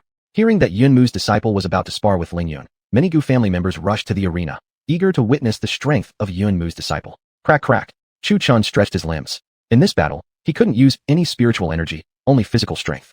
Firstly, to hide his identity. Secondly, because the master he claimed to follow was a body cultivator. Miss, are you ready? Chu Chen asked, looking at the distant Gu Lingyun after warming up. That's all I've been waiting for. Take this. Gu Lingyun's eyes sharpened as she thrust her palm forward, moving swiftly with graceful steps. Although in the eyes of others it was fast, it still appeared slow to Chu Chun. Chu Chun sidestepped her strike, caught the momentum of her flying attack, and used her force against her. With his left hand, he caught her incoming right hand, then unleashed a palm strike with his left. To avoid injuring her, Chu Chun used only 5,000 Jin of force. Boom. In just a few breaths, Chu Chun had completed the entire sequence. As his palm struck, Gu Lingyun's expression immediately turned pained, her face distorted in agony. In Chu Chen's eyes, 5,000 Jin was a very weak force, yet he had overestimated Gu Lingyun. Pooh! Struck by Chu Chen's palm, Gu Lingyun flew backward, her face turned pale, blood spurted from her mouth, and her chest hurt painfully. Gu Lingyun looked up at Chu Chun, her face flushed, not sure whether from pain or embarrassment, because she was a woman, and Chu Chen's palm had struck right at her chest. But Chu Chun, that old straight guy, didn't understand such things at all. Since joining the Qingyun sect, he had become like a monk with all 6 senses purified, completely clueless about romance and feelings. Still want to fight. Chu Chen was once again surprised by his own strength. He had always thought his power was extremely low, but after today's display, it seemed otherwise. Previously, he believed a cultivator's strength should reach millions of Jin, though that was merely his guess. In reality, even the strongest cultivators could barely deliver a strike of 10,000 Jin. The reason his strength had improved so rapidly was partly due to the harsh training from his 2 masters, and partly from a bloodline he himself didn't even know he possessed. But Long Kaier knew better. Delivering a strike of even 10 million Jin was considered light for her. Chapter 115, The Secret Auction. Cough cough. No more fighting. Gu Lingyun originally wanted to stubbornly insist, but she realized that Lu Zhao's palm strike, although seemingly at 5,000 Jin, still carried inner energy surging within. Gu Lingyun spat out another mouthful of blood. Chu Chen realized he had perhaps overestimated the martial cultivator. He helped Gu Lingyun up, a look of apology on his face as he said, Sorry. I just couldn't control myself for a moment. Little sister, are you okay? Gu Xinyun, from afar, hurried over to support Gu Lingyun. It wasn't Chu Chen's fault. It was her own idea to challenge him. After all, in martial combat, injuries are common and unavoidable. Really sorry. Chu Chen apologized to Gu Xinyun. No problem, it's not your fault. That girl brought it upon herself. Gu Xinyun said understandingly, smiling. At this moment, Chu Chen's expression suddenly changed. Furrowing his brows and with a low, apologetic voice, he said, Miss Xinyun, I might not be able to accompany you shopping anymore. Why? What's the matter? Gu Xinyun couldn't help asking as she saw the solemn expression on Chu Chen's face. My master is here, just over there. She sent me a message, saying she wants to take me on an adventure to train. Just now, after practicing the Heaven and Earth 5 Elements Bagua longevity method, the same cultivation method as all of Mu Feng's disciples, Chu Chen sensed Ji Yufei's aura within 100 miles. Perhaps because Chu Chen had been gone too long, Ji Yufei worried he was in danger in the demon region and had come to look for him. This definitely wasn't a good thing. When the senior female disciple appeared, wouldn't she be chased by almost everyone in the demon region? Training? This sudden, Gu Xinyun's face darkened slightly. How come right after she broke through cultivation, he needed to leave already? My master previously said that once we go down the mountain for a month, she would take me on a journey to cultivate. Where exactly we're going, I don't know either, Chu Chan said apologetically with a smile. He never truly belonged here. Now it was time for him to leave. Although he hadn't yet investigated the demon region thoroughly, he did have a good understanding of its family branches. Oh, right, Chu Chan suddenly blurted out. There's a letter beside my bed. It's for you. You can only read it alone. Upon hearing this, Gu Xinyun immediately felt delighted. A letter? Could it be a love letter? Oh, wait until I'm far away before reading it, Chu Chan added. Gu Xinyun's eyes sparkled with stars now. Was he suddenly feeling shy? Still, she quickly accepted this. Perhaps he's just the timid type. Although slightly displeased about Lu Xiao leaving for training so suddenly, Lu Xiao did care about her feelings. It was just a training journey, not a suicide mission. He surely would return. Thinking of this, she relaxed. But Chu Chun, on the other hand, was consumed with apologies toward his senior female disciple. He had left without notice for a month, causing her worry to the point that she came to the demon region. If something happened to his senior female disciple, he would never forgive himself. Sensing his senior female disciple drawing nearer, Chu Chen said, "My master is urging me. I must go now. Don't worry, I'll come back." That much was true, though he wasn't sure exactly when he would return. Okay, Gu Xinyun said reluctantly, as she watched Chu Chen walk away. For a moment, she wanted to follow and see him off, but she still had her sister Ling Yun leaning on her. Glancing at her younger sister, Gu Xinyun's expression showed clear displeasure. Why did she have to insist on a martial arts challenge, wasting time and forcing her to care for her? After Chu Chen left, the distance to Ji Yufei felt increasingly shorter. Deep in the forest stood a man dressed in a black robe with a mustache. At first glance, he looked rather handsome. Chu Chen glanced at the man before him, thinking to himself, "Senior sister should be here already. Why is there someone here instead? This is troublesome." "Yo, little junior brother, it's been a month and you're doing pretty well for yourself," said the mustached man before Chu Chen while he was still confused. Senior, sister, Chu Chen asked timidly at the mustached man before him. "You just figured it out?" Ji Yufei glared at Chu Chen with a gloomy expression. She continued, annoyed. "You run off to the demon region to enjoy yourself, and made me think you had been captured. I even got a case of urgent urination worrying about you." Chu Chen scratched his head slightly uncomfortably. He had left in too much of a rush to recognize her immediately. Now that he thought about it, he did feel familiar. It turned out his senior female disciple had dressed as a man. Truthfully, she looked incredibly handsome doing it. "Junior brother, the way that girl looked at you, it felt slightly off," Ji Yufei said with a playful tone as she edged closer to him. "Senior sister, please don't say nonsense. Me and her, completely innocent and pure." Chu Chen declared this solemnly. Ji Yufei didn't believe him and looked at him skeptically. Truthfully, she didn't really have any bias. Whether someone was from the demon race or human race, they were still human. Though everyone viewed demons as unforgivably evil beings, there are still good and bad demons. Don't condemn an entire group just because of a few bad ones. "Right, senior sister, how come you're here?" Chu Chen asked. "What do you think? You just vanished without a word. I thought you'd been captured." Ji Yufei shot him a sidelong glance. Cough cough. Chu Chen felt somewhat embarrassed, but even more touched. He hadn't expected his senior sister to come all the way into the demon region just for him. After all, he had Sister Kai by his side. Even if he got caught, it wouldn't matter. He was clever enough to escape. But for Ji Yufei, getting captured meant certain death.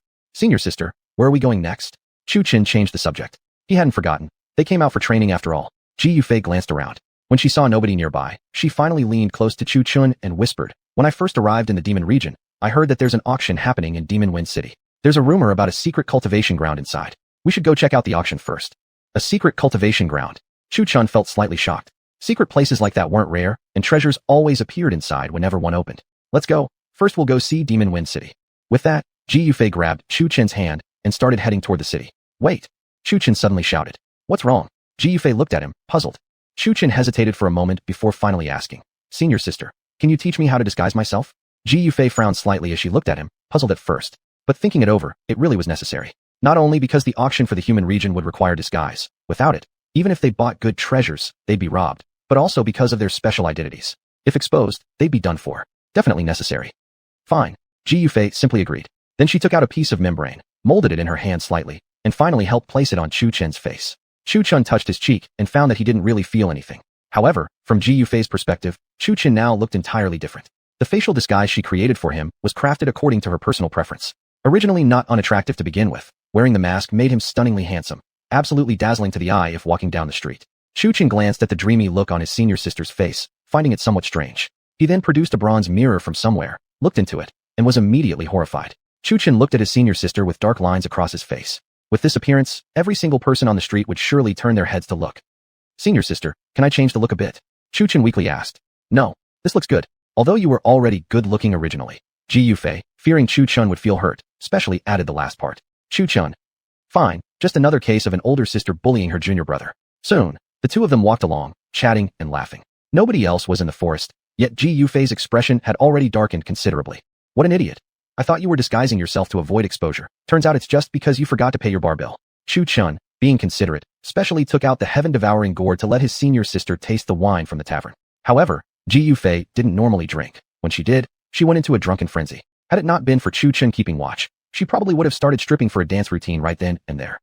After that, Chu Chun never dared to let Ji Yufei touch alcohol again. As the two walked along, it seemed like they had both forgotten something. Chu Chun suddenly asked, "By the way, senior sister, since we're going to this auction, do you have any demon stones?"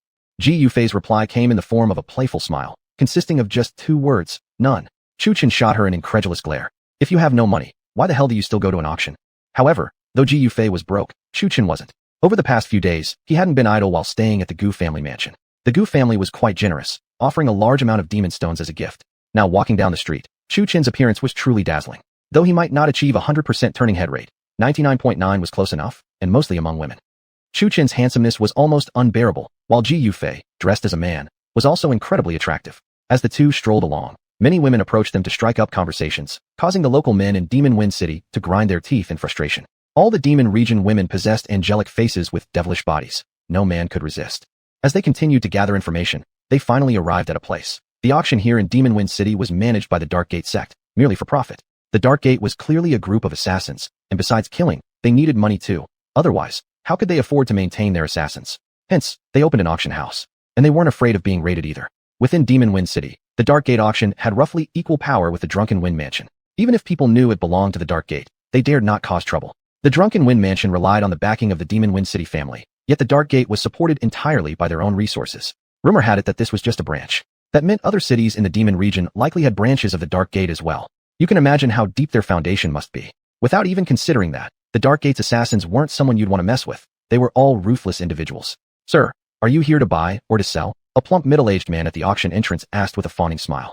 The people coming to this auction weren't ordinary by any means, and they were all strong cultivators. Therefore, whether they had money or not didn't really matter. The ones without funds could just enjoy the spectacle, while those with means could participate in the bidding. "Oh, you can also sell items here?" Chu Chun asked with interest. "Of course, sir. If you wish to sell, you may go that way." The man pointed toward the back entrance of the auction hall. Chu Chun followed the direction of the man's hand. How come he hadn't noticed there was a door there when he first arrived? "Let's go in and have a look," Chu Chun said, and before Ji Yufei could react, he had already taken the lead toward the back entrance of the auction house. So what was he planning to sell? The Gu family had gifted him many treasures and pills. Considering they might need more demon stones, selling a few things was a reasonable idea. Chapter 116, The Spirit Wind Zither. "What do you have to sell?" Ji Yufei caught up with Chu Chun in a few steps and asked. "Picked it up." Chu Chun grinned. "Huh, what a great way to get things. Just pick them up for free." Chu Chun and Ji Yufei arrived at the auction hall. Looking at the grand and luxurious interior, shelves were filled with all sorts of peculiar and exotic items. Chu Chun's heart itched to just grab everything with his heaven-swallowing gourd, but he held back. Attempting such here would be nothing short of suicide. "Esteemed guest, what would you like to sell?" A beautiful woman asked. Anything one dared to bring for sale was surely extraordinary, thus deserving proper hospitality. Chu Chun reached into his robe. In reality, he was reaching into the heaven-swallowing gourd inside the Chaos Pagoda. Soon, 2 wooden boxes appeared in his hands. He slowly opened the boxes, revealing 10 pills each, one box containing blood pills from the Lu family, and the other containing demon blood pills from the Gu family. "Will these sell?" Chu Chun asked cautiously while observing the pills in his hands. Yet, when he looked at the woman, he found her already dazzled, staring intensely at the 2 boxes of pills. Ahem. Chu Chun gave a couple dry coughs, snapping the woman back to her senses. She nodded eagerly. "Of course they'll sell. Estimated value at 1 million demon stones." "A million stones." Chu Chun and Ji Yufei both murmured in astonishment. Clearly, an amazing profit. And this was just a start. There were still dozens more boxes inside his heaven-swallowing gourd. These additional boxes weren't given by the Gu or Lu families. Instead, the heaven-swallowing gourd had another unique function. When one pill was placed inside, it could multiply into 2, 3, 4. Over the past month inside the Chaos Pagoda, one pill had become 10 boxes, with pills even purer than those provided by the Gu and Lu families. Moreover, within the heaven-swallowing gourd not only could pills multiply, but they could also be refined, upgrading from a single one pattern to double, then to triple, the maximum achievable level being 5-1. The pills Chu Chun had just presented were the most recently multiplied ones, all bearing only a single one. The 5-1 pills he needed to preserve were far more effective than spirit-gathering pills. Not only demonic cultivators could use them, but ordinary cultivators could enhance their cultivation as well. "My name is Qing'er. I'm in charge of this auction house." The woman smiled. "What I just mentioned was only the minimum estimate. It could be higher. After all, blood pills and demon blood pills are items possessed only by middle-tier noble families, and even if available, they're very rare. Bidders will definitely be eager to snatch them up." "Then that's good," Chu Chun said with a subtle smile, while stroking his imaginary beard. 2 million demon stones should suffice to buy the information about that secret realm. As they walked out the door, Ji Yufei looked at Chu Chun with curiosity and asked, "Little Junior, where did you get so many pills?" "Pick them up." This guy gave another mysterious smile, which for some reason provoked Ji Yufei's sudden urge to punch him. Once inside the auction hall, they casually took a seat at a corner. Chu Chun glanced at the audience. Everyone was draped in black cloaks, some even wearing demonic masks. What a sight. It felt like thieves were gathering. Yet, attendees of the auction needed not only wealth but strength as well. The auction itself was just superficial. The true challenge was whether one could safely leave the venue with their acquired treasures. As Ji Yufei thought, the reason she insisted on coming despite not having much money was to discover who would win the information about the secret realm and steal it later. As she put it, demons were of different kinds, yet even if you yourself refrained from stealing, others would. "Little Junior, tell me a number. How many demon stones do you have?" Ji Yufei whispered. Senior sister, just bid for whatever you desire. "I'm not short on these things," Chu Chun said proudly. Ji Yufei gave him a suspicious look. It seemed that since leaving the Qingyun sect, this kid had become slightly comedic. Perhaps an illusion or something? Not long after, several more people trickled in through the door, most still wearing black cloaks and face masks. Chu Chun couldn't discern their appearances. After a while, a young, beautiful woman walked onto the stage. Her every move and smile openly exuded seduction. Her curves were perfect in every sense, and her beauty rivaled Ji Yufei's without falling short. Ji Yufei cast a glance at Chu Chun, finding him openly staring at the woman on stage. Anger surged inside her. What was wrong with him? With such a beautiful girl sitting right beside him, why was he looking at someone else? Was she not pretty enough? For some reason, Ji Yufei felt quite displeased. She had the figure, the looks, and cleanliness. Unlike the woman on stage who, while seemingly charming, might well be dirty, most likely coming from a brothel. Ahem. Unable to bear watching any longer, Ji Yufei gave a dry cough. Finally, Chu Chun averted his gaze. Actually, it wasn't the woman on stage that Chu Chun was watching. It was the bracelet on her hand. Kyer had told him it was a treasure. "This humble servant, Huang Ying, greets all esteemed guests." The woman on stage elegantly bowed. However, the bow wasn't important. What mattered was that during the bow, a faint glimpse of whiteness peeked through, making the men in the audience act all pervy. Except for Chu Chun. Since entering the Qingyun sect, for some unknown reason, Chu Chun had become as serene as a monk. What exactly was love? He simply didn't understand. This would be Chu Chun's response. Although everyone already knows the auction rules, some guests may be first-timers, so allow me to explain again. There are 6 auction items in total, and the price of each may not drop below the starting bid. Now, the auction begins. As Huang Ying spoke, a zither appeared on the table. First auction item, the Spirit Wind Zither. This zither was discovered within an ancient ruin in the Devil Domain. It bears the lingering aura of a demon general expert. If one can refine and remove the imprint, this zither can unleash an attack equal to the strength of a demon general. Starting bid, 30,000. One attack from a demon general. How powerful would that be? Enough to beat you so badly, even your mother wouldn't recognize you. Sigh. Although the zither contains a thread of power from a demon general, what if no one can refine the imprint? Then this is just a useless zither. Nonsense. There are sword cultivators, spear cultivators. Naturally, there are also zither cultivators. A skilled zither cultivator can wound a person's spirit and soul with a song. Its external power is formidable. Just one strum can release a sword-like aura. That amazing. As Huang Ying finished speaking, the crowd erupted into murmurs. 40,000. Suddenly, a hooded figure raised a bidding paddle. The voice sounded female, and indeed, it was a woman. Even beneath the black cloak, people could see the curves of her 2 prominent hills, clearly indicating her gender, though her face remained hidden. 50,000. This time, the voice also belonged to a woman. Unlike the rest, she wore no black cloak, just like Chu Chun and Ji Yufei. She was the young miss of the Chiu family from the Spirit Wind City, a name that could stand even in the face of danger. No one would dare kill her after an auction. It's her, Chiu Shinner. A big family is a big family, not afraid of being hunted. One word, dauntless. Many people like Chiu Shinner were also present. Most were famous figures that the Spirit Wind City dared not provoke. The people sitting near her were likely her bodyguards, mostly at the Spirit Demon realm. The hooded woman, seeing Chiu Shinner raise the bid, instantly gave up. A family like that wasn't something ordinary people could compare with. 60,000. Wow, there was truly someone fearless. When everyone looked toward the source, it was a man who didn't wear a black cloak. He had a gentle face and a seductive smile. Ji Shi, the young master of the Ji clan. Shinner, do you insist on opposing me? Chiu Shinner immediately grew furious. How dare someone try to snatch something she had her eyes on? Dear Shinner, why get so upset? A fair bid, just raise the price if you want it. This young master won't stop you. Ji Shi smiled seductively, carelessly. Ji Shi, senior sister. I feel like his name somehow sounds off. Chu Chun whispered beside Ji Yufei. At this, Ji Yufei couldn't help but laugh, nodding in agreement. Ji Shi, chicken shit indeed sounded a bit suggestive. Her laughter attracted all eyes in the hall. Everyone saw the mustachioed young man and the strikingly handsome young man laughing together. As the women in the crowd gazed at Chu Chen's face, they couldn't help but pause. Even Huang Ying on stage was momentarily stunned. The mustache looked too perverted, making Chu Chen's gentle smile stand out even more. This smile melted the hearts of every woman in the room. The mustache, naturally, belonged to Ji Yufei. After disguising herself and attaching the fake mustache, originally a fine young master, for some reason, she suddenly looked somewhat lewd when she smiled. It wasn't that Ji Yufei laughed lewdly. It was those two little mustaches that made everything seem so comically absurd. Yet, before the whole crowd, Qiu Xian'er glided gracefully forward, taking a few steps amidst gazes to stand before Chu Chun. With an air of superiority, she declared, "Young master, I find your looks quite pleasing. Become my husband, and you shall be honored." At Qiu Xian'er's words, both immediately stopped laughing. Ji Yufei glared at her as if saying, "You're trying to steal my junior brother?"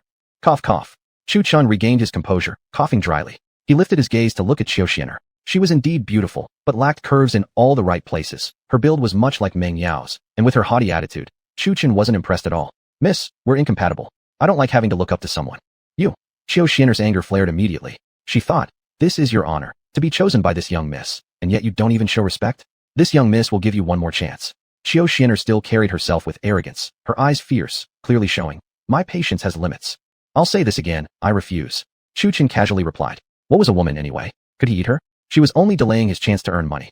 Good, very good. Qiu Xian'er glared fiercely at him, flames seemingly bursting from her eyes, her chest rising and falling rapidly from anger. But there were too many people around, and the auction was guarded by experts, including 5 cultivators at the Yuan Demon Realm. Even all her guards combined couldn't protect her here. Though she was proud, she wasn't foolish. After glaring at Chu Chun once more, she returned to her seat. Then, she shot another glare toward Chu Chen's direction. Chapter 117, The Zhuxian Sword. After a brief interlude, due to Qiu Xian'er causing trouble halfway through, the item wasn't successfully auctioned off. Ultimately, Ji Shi purchased it for 60,000 bushra. Huang Ying's hands held a wooden box, inside of which were the Moxiedan pills that Chu Chun had sold to the auction house. These pills were originally healing medicines given by the Gu family, and their effects were exceptional. This is the Moxiedan. It possesses extremely potent healing properties. Besides that, it can also extend one's lifespan. Huang Ying gently cradled the wooden box in her delicate hands, her face glowing with a warm smile as she introduced it. Did I hear that right? Moxiedan. Moxiedan? The one rumored to belong exclusively to the mid-tier noble Gu family? How did such a rare treasure end up here in this remote backwater auction? The moment the pill was unveiled, many elderly cultivators whose cultivation progress had stalled, and whose lifespans were nearing their ends, became envious. Such people were desperate for pills to replenish their limited lifespans. Wah? Moxiedan. Everyone turned toward the voice. It was none other than Chu Chun. Look at his face, all flushed with excitement. He'd even stood up in enthusiasm. Next to him, Ji Yufei looked at Chu Chun with confusion. What was he doing now? Feeling everyone's eyes on him, Chu Chun cast his gaze aside, gently patted his forehead, and pretended he didn't know this guy at all. Everyone looked at Chu Chun in bewilderment. He was a young and energetic fellow with plenty of vitality. Why would he get so excited? Chu Chun, under the gaze of the crowd, coughed awkwardly. Cough cough. I'm just from a remote backwater village. Never seen something like this before, so I got a little excited. Starting price is 500,000. Well then, no wonder it's a mid-tier noble family's pill. The starting price had actually reached 500,000.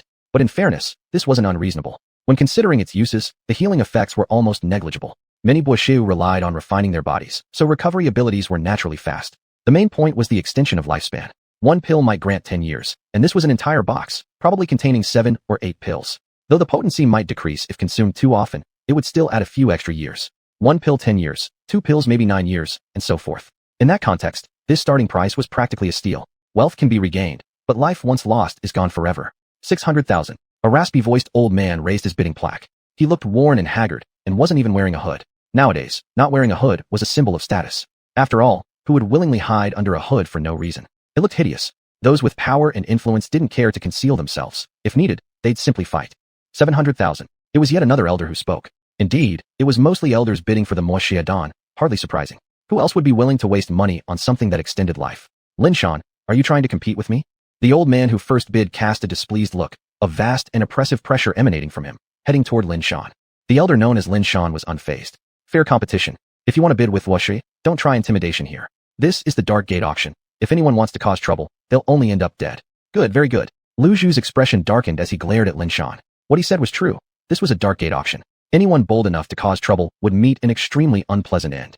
The sheer pressure of 5 Yuanwujing experts could crush you on the spot. What Lu Zhu had done was merely an intimidation tactic against Lin Shan, never expecting that the man would be unfazed. But perhaps it made sense. They were both about the same age and at similar cultivation levels, both Ling Mojing peak, at the very least, 7th or 8th heaven stage. In these low-tier families, Yuanwujing cultivators were few and far between. 800,000. Fixing his gaze on the wooden box Huang Ying held, the fragrance wafting from it was intoxicating, heart-pleasing just to inhale. He had to obtain this box of Voice Xiadan. 900,000. Lin Shan also locked his gaze onto the wooden box Huang Ying held. No one would stop him from acquiring these pills. Other treasures could be given up, but the pills to prolong life? No, not this one. He had brought 200 million moisture today, so 50,000 was just pocket change to him. 1 million. Lu Zhu increased his bid once more. His family resources weren't shallow either, and he also carried 200 million moisture. 2 million. Just then, someone suddenly shouted out. Judging from the clear and crisp voice, it clearly wasn't an elderly person. Everyone turned to look. It was actually Chu Chen again. That shout of his was full of vigor and energy. At that moment, everyone looked at him sideways. What was a robust young man like him doing getting involved in something like this?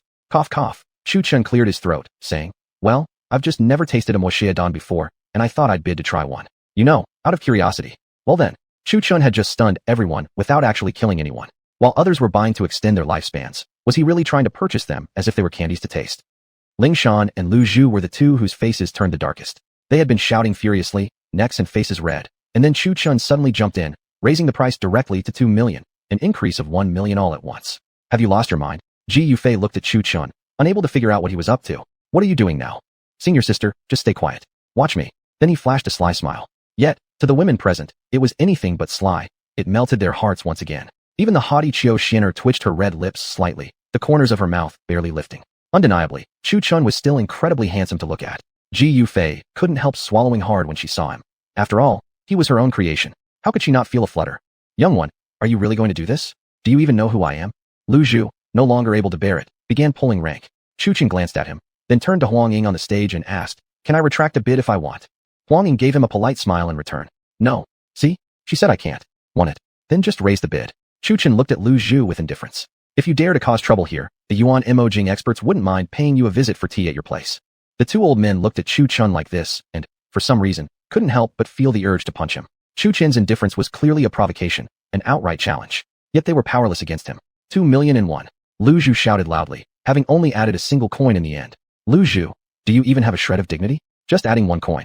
Ling Shan couldn't help but interject. He had shouted so loudly, yet only raised the bid by 1 coin. How cowardly. What? You got a problem with it? Then raise the bid yourself. Lu Zhu sneered arrogantly at Ling Shan. So what if he raised by only 1 coin? 1 coin was still an increase. 20,000 was still an increase. You gonna bite me? 2,200,000. Ling Shan loudly shouted out. This guy really meant business, going up by 200,000 directly. Unlike certain people who shouted the loudest, but ended up adding only 1 coin in the end. 2,999,000. Everyone turned again toward the voice. What a surprise. Chu Chen was at it again. Chu Chen, same old line. I've never tasted it before. Just curious. Lu Zhu's veins popped. Are you trying to challenge us old men to the bitter end? 5 million. Ling Shan gave up on reason. What's the point of raising tens of thousands? Just push it straight to 5 million. Let's see who dares to challenge me for it. Oh my god. Lu Zhu's face turned deep green with fury, yet he couldn't explode outright. 5 million and 1. What a spectacle. Again, the loudest shout for just 1 more coin. 20 million. A calm voice suddenly spoke up. The voice itself was calm, but the words stunned everyone. The bid shot straight to 20 million, skyrocketing like never before.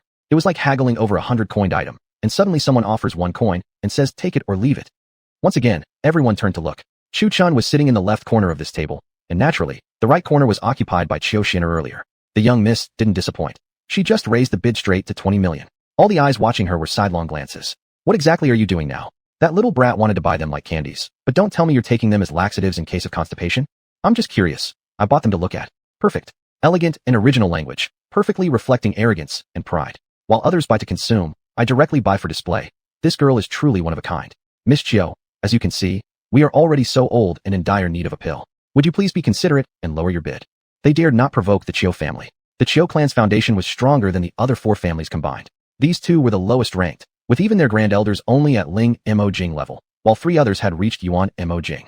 It was even said that Qiu Wang had already broken into the 7th heaven of Yuan Mo Jing, an existence capable of crushing them with a breath. Moreover, Qiu Wang, that stubborn devil, was notorious for favoring his granddaughter Qiu Xian'er immensely. If they offended her, they would definitely regret it. At this moment, the 2 acted in unison, exchanging glances and smirking, as if scheming. If they keep raising the bid, and eventually win, they might get invited for tea, but if they don't, their lifespan was still running short. Lang Wei. 2 old men, Huang Ying, seeing that enough time had passed, and no one raised the bid anymore, noted that Chu Chen had also sat back down. Well, we elders wouldn't stoop to compete with a young lad. We'll let it go to her. Their response was surprisingly in unison, claiming to be yielding, but truthfully, only because they couldn't match the strength of her grandfather.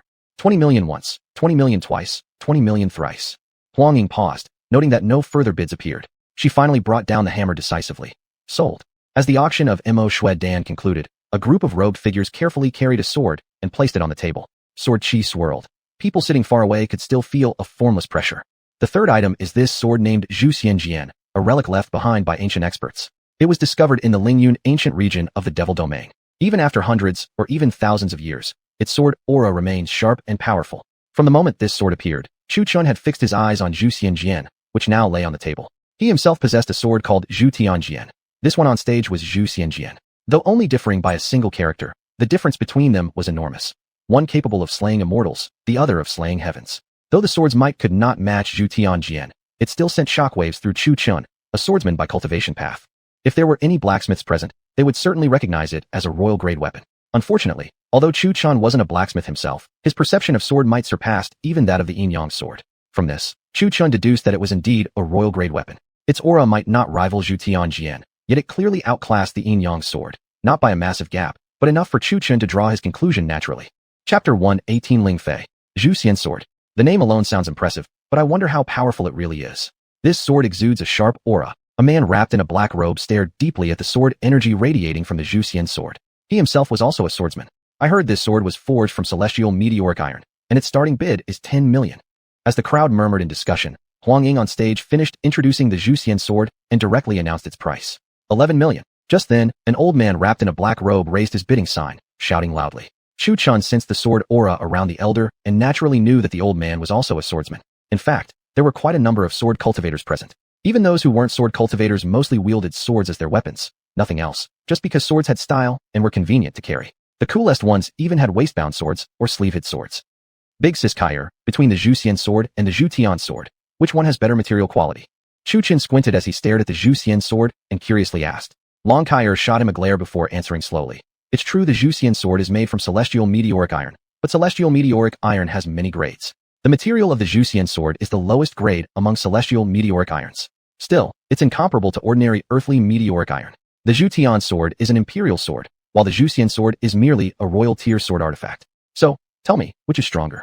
Actually, Long Kaier had missed one important point. Calling the Zhu Tian sword imperial sword was merely its title. It was, in fact, a divine tier sword artifact. Currently, Chu Chun could barely wield even less than 0.5% of its power. Were it not for the Zhu Tian sword having sentience, with Chu Chun just being a low-level cultivator, the sword's aura within a 100-mile radius would have crushed him into dust. Of course, this information would stay with her. If revealed, it might damage Chu Chin's Dao heart and plant a deep-rooted sense of inferiority within him, causing even bigger problems. Mystery was better. Mystery meant safety, and sometimes, she could even pretend to be dead. Big Sis Kaier, how do you know so much? Could it be you're from the celestial realm? Look, he asked seemingly about celestial meteoric iron but had, in fact, dug a hole for Long Kaier, showing how sly he really was. It wasn't his fault alone. Kaier had told him his parents were alive, but hadn't revealed anything else. The more anxious Chu Chin grew, the more people reminded him of his orphan status when he was young. Every holiday season, he'd see other kids with their families laughing and enjoying happy reunions, while he, though taken in by Chu Xiong's family, subconsciously always knew he didn't really belong, knowing he was only adopted. He longed for family, yearned for parents. How pitiful is a child's heart. Realizing his ploy, Long Kaier was both amused and annoyed. After all, she had lived tens of thousands of years. How could she fall into a young brat's trap? But she didn't snap at him. Instead, she answered coolly, I picked you up. Great. Found him, for free. Wow. With one simple word, found. She shut Chu Chin up completely. He had tried to deduce her background to discover his origins, only to have the hole he dug instantly refilled. Chu Chin's face turned dark with frustration, but was also helpless. Big Sis Kaier, what cultivation stage are you at now? Not giving up, Chu Chun tried a different angle. Long Kaier glanced sideways at him, saying indifferently, higher than yours. There it was. Chu Chun felt like cussing someone out. His face turned as black as charcoal. Long Kaier stole another glance at him, somewhat remorseful. How could she not understand Chu Chin's pain? Then she softly said, don't ask anymore. When I feel the time's right, I'll tell you. See, that sounded like a proper useless statement. Not speaking was better than speaking. Chu Chin's anger boiled over. He looked into the soul consciousness at Big Sis Kaier. She was indeed pretty. Suddenly, a bold idea sprouted in Chu Chin's mind. When I surpass your power, I'm definitely going to eat you. Of course, this eat didn't mean literally eating, and those who understood would know exactly what he meant. 25 million. While the two talked, the bid had already risen to 25 million. 26 million. Chu Chun raised his placard, yelling loudly enough that Ji Yufei sitting beside him was startled nearly out of her wits. Ji Yufei clenched her fist and struck Chu Chun hard on the back of his head. Bang! Chu Chin's head buzzed. Rubbing his head with a grimace, he turned to look at Ji Yufei and asked darkly, Senior sister, why did you hit me? Ji Yufei crossed her arms, replying casually, there was a mosquito. As Ji Yufei crossed her arms, under her disguise as a male, Her developed chest caught everyone's attention, who previously had been drawn over by Chu Chen's loud cry, but their gazes landed somewhat inappropriately. Is this guy even a real man? How could he have such a well-developed chest? Then again, looking at his small arms and legs, he doesn't seem built like a big guy at all. The onlookers looked puzzled for a moment, and Ji Yufei also noticed this. She lowered her arm, which had been hugging her brother, coughed dryly a few times, and then immediately leaned on the table. No particular reason, just too damn awkward. Then everyone's gaze shifted consistently toward Chu Chun, the message in their eyes obvious. Why are you buying a sword this time? You better not say you're going to use it to chop firewood, or else you'll get beaten up bad the moment you walk out. Chu Chun scratched his head, meeting the crowd's stares with an awkward smile. My home's lacking something to cut vegetables. Oh wow, speaking again with a shocker, 2 million for a vegetable cutting tool? Not a soul believed him. But you see, Chu Chun wasn't intentionally inflating the price. He really wanted to buy it. How could anyone not be tempted by a royal tier sword artifact? Although Chu Chun already had Zhu Tian's sword, an imperial tier weapon, who would say no to more hidden strengths? Kid, said a man beside him, I have tons of vegetable knives at home. I'll give you one later, just stop raising the price. What the speaker feared most was the wild bidding pattern. Every raise came by hundreds of thousands, so what if the kid didn't have enough money in the end? That'd be a massive ripoff. He would rather incrementally compete with others by smaller amounts than fight this kid all the way. Even if the kid had money, spending it like this wasn't proper. What he didn't know was Chu Chun had no demon stones, not even one, yet he had blood stones, even rarer than demon stones. Comparing to the usual way, others paid with copper coins, while Chu Chun used silver. Bloodstones were more precious, serving as symbols for middle-tier, noble families' transactions. Even a low-tier clan would be proud to own one bloodstone. Valuable and potent and contained magic, they stood much higher compared to black stones, spirit stones, or yuan stones. Brother, if it's a fair competition, why shouldn't I bid? Chu Chun responded with a smile. You really want to buy this sword? The man seemed to grasp Chu Chen's meaning. Indeed, Chu Chun wanted it. Sword cultivator's eyes were sharp, and he could sense the Wuxing Jinshu, an invisible sword aura, around Chu Chun, though subtle. Clearly, Chu Chen's level of sword cultivation far surpassed his own. This was an intuition unique to sword cultivators. Staring at Chu Chen's determined eyes, the man found no fear in them. He finally withdrew his gaze, simply outmatched. Chu Chen's sword art surpassed his, and perhaps Chu Chun could even see some other secret in this sword. I yield. With that calm phrase, the man stepped back. If another skill exceeded yours, even if you obtained the sword, it might slip through your hands anyway. Huang Ying glanced below, noticing no one was bidding higher. She felt slightly disappointed. The sword's quality should easily fetch up to 100 million, or at least 50 million. Now at only 26 million, she was quite unsatisfied. 26 million once. Huang Ying paused, then scanned the crowd again. No one raised the bid. 26 million twice. She glanced again, still hoping someone would raise it, but after waiting a while without any response, she sighed helplessly. 26 million THR. Wait, 30 million. Suddenly, a young man stood up and shouted with his bidding sign raised high. Since the entire room had been silent before, the sudden roar startled many audience members, some nearly wetting themselves in shock. On the stage, Huang Ying's expression darkened as she glared at him. Are you looking for trouble? I've kept looking sideways this many times, and you didn't bid at all, until I was about to say the last three. You popped up. Are you mentally ill? All eyes now shifted to that direction when the young man stood up. Look at this guy, again without a cloak. It was Ling Fei, young master of the Ling family. He was another sword cultivation prodigy. The Ling family was the only full sword cultivation family in Demon Wind City, ranking second in overall power. Most believed that, although their sword aura seemed weak, real sword cultivators could kill you in a single strike before you even understood how you died. Chu Chun, though, was the most annoyed. His deal was just about sealed when this bastard came to ruin everything. Kid, I remember you now, just wait. This young gentleman, I am also a swordsman. May I ask you to give this sword to me? It was Ling Fei speaking. His sudden politeness surprised Chu Chun a little. Looking at the big families usually, they would start by asking, do you know who I am? But Ling Fei instead bowed to show his gratitude, causing a flicker of warmth in Chu Chun's heart. Yet warmth was one thing. Possession of the sword mattered more. Not for other reasons, but because Big Sis Kyer had said this sword wasn't ordinary. A sword that a mysterious person like Kyer claimed to be special must have something unique indeed. Apologies, young gentleman, but I also need this sword. After speaking, Chu Chun smiled politely to express regret. How others treated him, he'd return the same. This was how Chu Chun treated people. Ling Fei was also momentarily stunned by Chu Chun's sudden courtesy. He originally thought Chu Chun was just another arrogant and domineering type. Being a fellow swordsman, he could naturally sense the faint sword aura surrounding Chu Chun. It was much stronger than his own. He had expected Chu Chun to overpower him with strength and status, but never thought he would respond with politeness. Ling Fei gritted his teeth slightly, glancing at the Zhu Xian's sword on the stage, and then at Chu Chun. Finally, he sighed.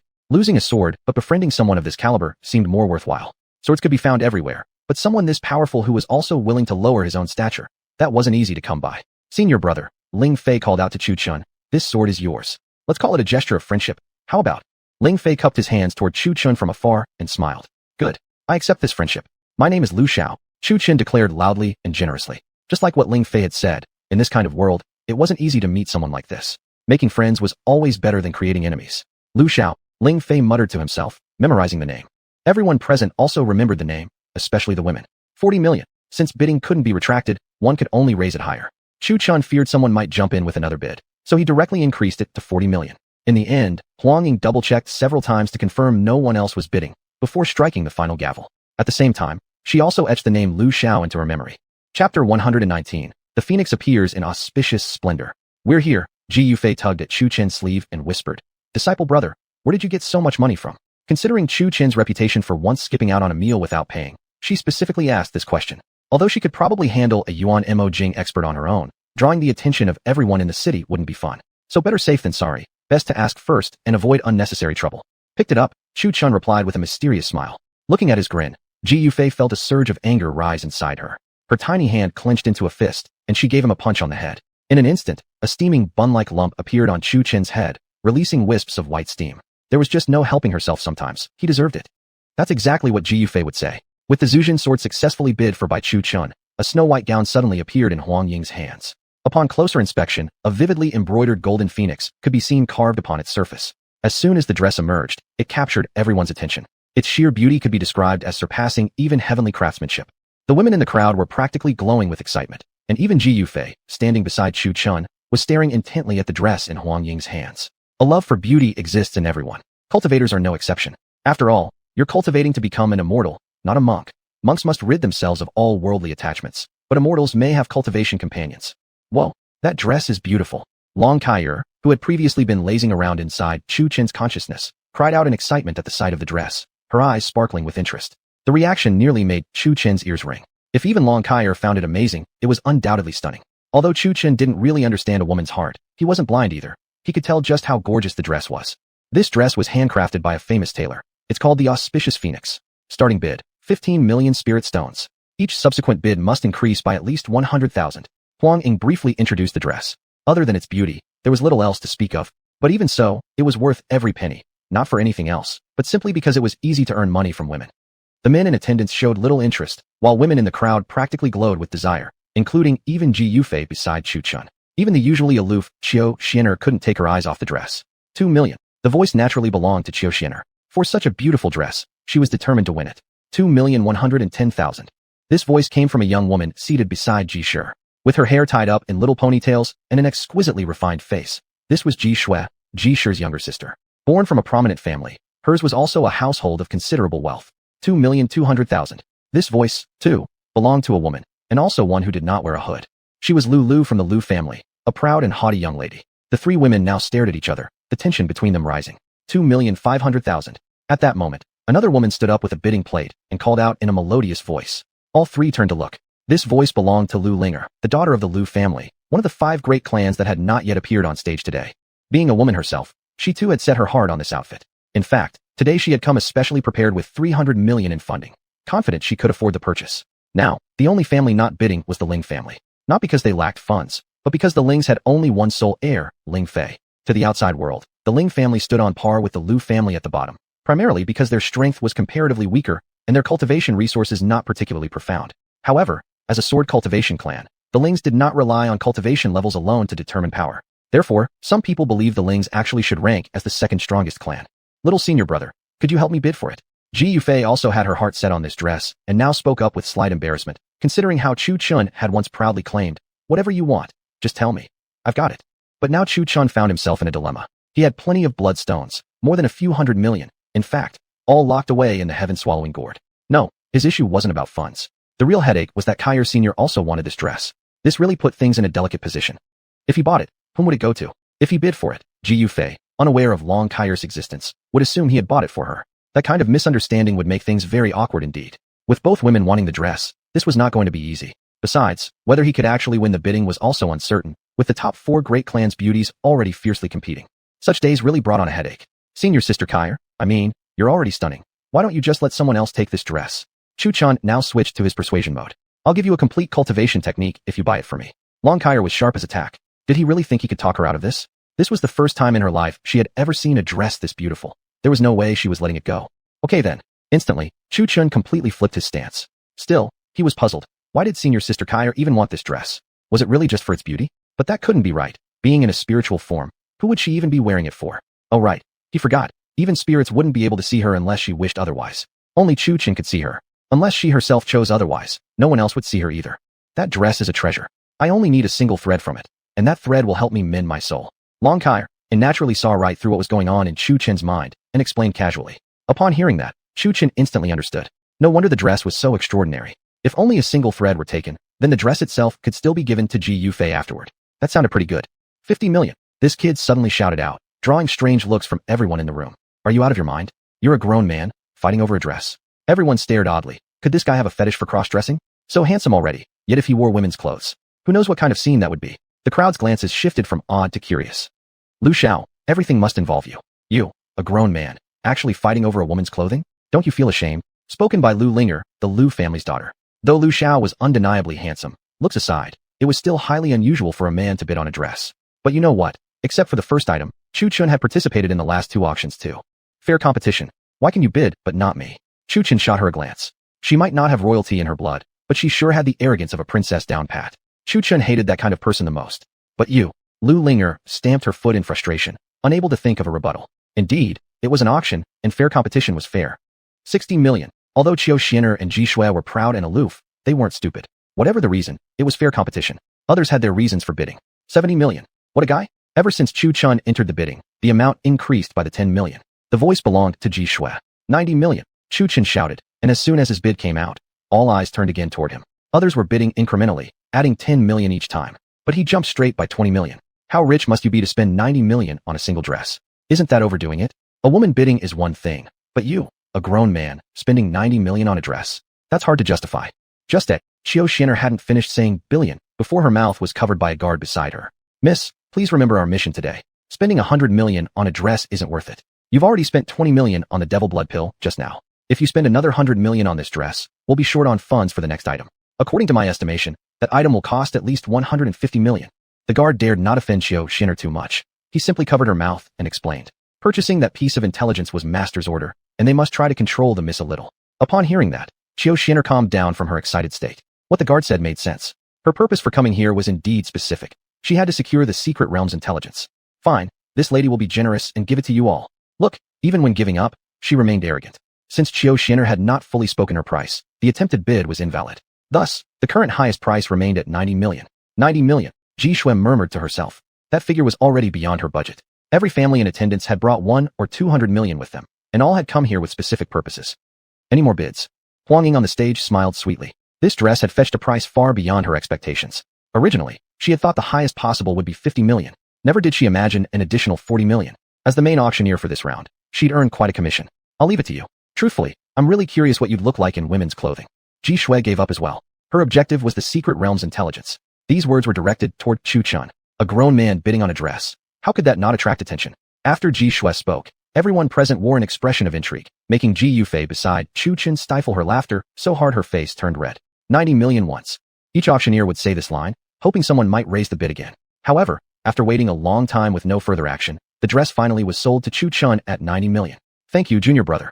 The happiest one of all was Ji Yufei beside Chu Chen. She gave him a tight hug.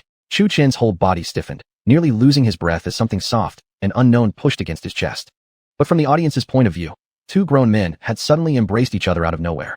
Could this be the so-called legendary true love? Then everyone thought again of the dress Chu Chen had just purchased. Could it be he intended to wear it, and then, in that very moment, everyone let their imaginations run wild. Even more people began watching the two with meaningful looks. Nowadays, young people sure know how to play. To women, this scene was filled with hope, but to men, it was particularly disgusting. Even Ling Fei, who had previously wanted to befriend Chu Chen, couldn't help but feel a shiver of revulsion. Looks like one had to be cautious when making friends. Otherwise, your jiwa might end up broken and your smile might turn into an awkward smirk. Senior sister, let go of me first. I'm about to suffocate. Chu Chen pushed at Ji Yufei slightly, but unfortunately, her cultivation was higher than his. He couldn't budge her at all. If Chu Chen had used full force pushing, Ji Yufei might have been sent flying, so he could only speak to remind her. Cough, cough. Ji Yufei looked at Chu Chen's face, now flushed from suffocating, and realized her rudeness. A tinge of red rose across her cheeks. However, this little scene was no big deal. It was undoubtedly true love in the eyes of everyone. Long Kaier, hiding within Chu Chen's spiritual consciousness, couldn't stop smiling. She wasn't laughing at the two, but at the thoughts of the crowd. With her abilities, she could read minds whenever she wanted. If she hadn't already known Ji Yufei was a woman, she probably would have thought like everyone else, that the two were truly in love. But Long Kaier had to admit, Chu Chin's romantic luck was a little too strong. There was no telling that in the future all female disciples from Mu Peak wouldn't end up falling for him. Chapter 1:20 Secret Realm Information. As Chu Chin successfully bid for the Phoenix auspicious skirt, Huang Ying once again held up a box. This one was identical to the Blood Demon pill box, but this one shimmered with a faint glow. The pill I'm holding is also a blood pill, something that only middle-tier clans possess. This pill can not only increase cultivation, but also fill your magic power if it's running low. Starting bid is 20 million. Huang Ying sweetly explained with a smile. What the F*******? Did I hear that right? Blood pill. I've heard that only the Lu family among the middle-tier clans possesses it, and it's extremely rare. How could it appear here of all places? Damn, this thing is way better than magic blood pills. If the magic blood pill extends life, this one elevates cultivation realms. Once you reach a higher realm, lifespan increases naturally. Just one level up grants at least 60 years. Few glad I held on to my money. Didn't expect such a treasure here. And there's a whole box in her hand. Must have 5 or 6 pills at least. When did the Dark Gate get so powerful? 5 or 6 pills. You could literally stack yourself into a new realm through pills alone. The power inside these blood pills isn't low at all. After Huang Ying finished introducing, murmurs rippled throughout the crowd. Aside from elderly cultivators coveting the pills, many younger ones also lusted after them. Magic blood pills only served healing and lifespan extending functions. Blood pills directly elevated cultivation, making the former mainly useful for elders, but the latter beneficial for all. 30 million. Out of nowhere, someone called out, adding 30 million instantly. Heads turned toward the voice, hooded figure, clearly an old man from the tone. 35 million. Another voice sounded, none other than Lu Zhu. According to his budget, as long as it didn't exceed 100 million, no matter how high the price, he would fight for it, because what he really wanted was that final item, the treasures hidden within the secret realm. 40 million. This time it was Lu Linger. Besides Chu Chin, she was the wealthiest among the attendees, having brought 3 full 100 million, also desperately wanting the secret realm information. 60 million. Who else but Chu Chin would shout such a price? Everyone naturally looked in his direction. Sure enough, the shout came from him, face flushed red and neck veins popping, scaring Ji Yufei, who was awkwardly leaning on the table. Bang! A lump immediately rose on Chu Chin's head from behind. Why did you hit me again? Chu Chin glared at Ji Yufei's gloomy face, asking confusedly, what did I do this time? You scared me. Ji Yufei frowned angrily at Chu Chin, her small face flushed red with rage. Even the stick-on mustache was skewed. Seeing this, Chu Chin instinctively reached out, whether from some obsessive-compulsive tendency or whatever, and carefully realigned Ji Yufei's misplaced mustache. To everyone watching, it was undeniably an act of true affection. Meanwhile, Ling Fei, witnessing this scene, instinctively covered his backside, silently chanting in his mind, careful in choosing friends, careful in choosing friends. Then clasped his hands together like a monk, praying to unknown deities. As long as you don't plan anything on me. That's what Ling Fei said. 70 million. Suddenly, a hooded figure shouted, clearly female, judging from the voice, emotionless and frigid.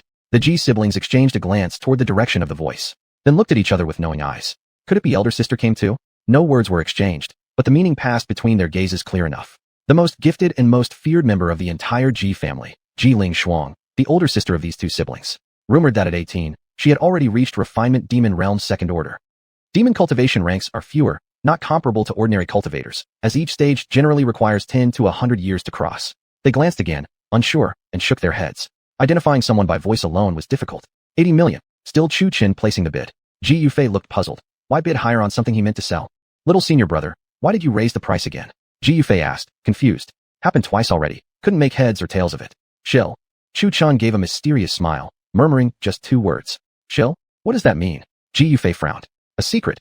Chu Chin grinned again, a kind of grin that truly begged for a punch. Bang! Another swollen bump rose on Chu Chin's forehead, fresh and steaming with vapor.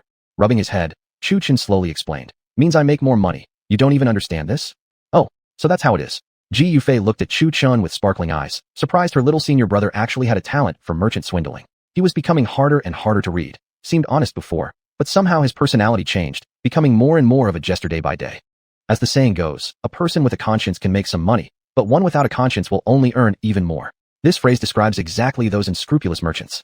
100 million. Another voice rang out, a cold and clear female tone. But as the crowd scanned everyone present, no one raised a bidding sign. Even Huang Ying on stage was trying to spot the person who made the call, having not seen anyone open their mouth just now. Creak. At that moment, the auction hall's previously closed door was pushed open by a jade-like hand, letting an array of light from outside. A woman in a cheongsam slowly walked in. Her white hair was adorned with an emerald jade hairpin.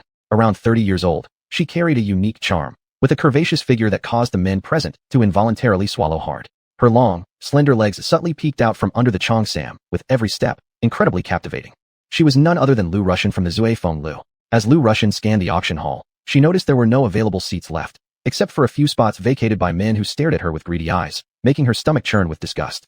Suddenly, her gaze landed on the empty seat next to Chu Chun. These two people had barely glanced at her since she entered, unlike the others who greedily ogled her body. Fascinating. Lu Russian's lips slightly lifted. Then she walked straight toward Chu Chun and Ji Yufei. Would these two young gentlemen mind if I sit here? Lu Russian sweetly pointed at the empty spot on Chu Chun's left, her voice carrying a touch of languid charm. Ji Yufei looked up and frowned slightly, inexplicably feeling annoyed. Chu Chun merely glanced at her, coolly uttering two words. Please, go ahead. Chu Chun's attention was completely on the blood pill now, his heart bursting with joy. He was making a fortune. 100 million. He was going to strike gold big time. Upon hearing that, Lu Russian looked at Chu Chun deeply, lips curling. Truly an interesting person. Even with such a beautiful woman beside him, he barely spared her a glance. The more Chu Chun acted like this, the more intrigued she became. As she saw Chu Chun standing up straight, Lu Russian gently tugged at his sleeve. What is it? Chu Chun turned and shot her a glance. What should I call this young gentleman? Lu Russian carefully examined his face. Truthfully, he was quite good-looking. Lu Xiao. Chu Chun didn't even look at her this time, just casually stated a name. After all, it wasn't his real name, so no one could track him down anyway. Chu Chun was practically desperate at this point. Staring at Huang Ying on the stage, he wondered what she was waiting for. Since no one else was bidding, why didn't she close the sale already? He wanted to purchase an item. Damn it. Is there anyone else who wants to bid? Because everyone's attention had been on Lu Russian, many had nearly forgotten about the auction itself. Huang Ying's reminder snapped them back to reality. 111,111,111. Someone suddenly called out a strange number, filled with nines. The crowd turned toward the voice. It was yet another cloaked figure. His face was hidden, and his tones sounded dull, part feminine, part masculine, but altogether it resembled a child's voice the most. Though his face couldn't be seen, judging by his tall frame, he was about 5 feet 7 inches tall, clearly not a child. The crowd's expressions turned slightly odd, but no one voiced their confusion. Everyone's voice was different, so it wasn't worth questioning either. 120 million. Chu Chun cast a glance at the woman beside him. Upon hearing that bid, he inwardly rejoiced. Whoa, she's loaded? If he knew this woman was the head of the Zue Feng Lu, what would he think? In terms of wealth, even the top 5 families combined couldn't match her. Her business at Zue Feng Lu was incredibly profitable, earning buckets of money, and naturally, she brought plenty of magic stones here, worth a total of 500 million. She came specifically for the secret realm information. Who said that a boss can't cultivate? This one certainly could, earning money and practicing cultivation without compromising either. That would be Lu Russian's words. Eventually, no one else placed a bid. Huang Ying scanned the audience below and noticed they didn't seem to be interested in bidding any further. 120 million once. Looking around the hall again, she said, 120 million twice. Pausing, confirming no further bids, she finally announced, 120 million, 3 times. Sold. Huang Ying's heart burst into joy. Of all the auctions she'd overseen, this one brought the most profit. Yet, even this number hadn't reached its upper limit. Wait and see, the final treasure was going to generate an astronomical sum. The auction manager had deliberately arranged for information about this auction to be leaked, preparing to rake in a fortune, all for this secret realm information. Huang Ying herself didn't even know the specifics, only that it was something delivered from above, likely a map or similar item. Though just a piece of paper, it proved incredibly profitable. Cough, cough, she cleared her throat. Now, we present the highlight of tonight's auction. I believe every one of you came here for this very item. Technically not a treasure, but rather a piece of intelligence. An intelligence concerning a certain secret realm. Huang Ying smiled mysteriously as she uttered the final 2 words. That smile was all it took for the entire crowd to instantly snap to full attention, eyes blazing with anticipation fixed on the scroll-like object in Huang Ying's hand. Everyone's eyes sparkled greedily, including Chu Chun and Ji Yufei. Nearly everyone in the room had come for this one item. Some with insufficient resources had held off on bidding, even ignoring other items perfectly suited to them, gritting their teeth to let those go, just waiting for this intelligence about the secret realm. In the eyes of those present, no treasure could compare with the value of this single piece of paper. That was a secret realm, boundless treasures lay within. Once inside, what more could you possibly need? Chapter 121, Auction ends.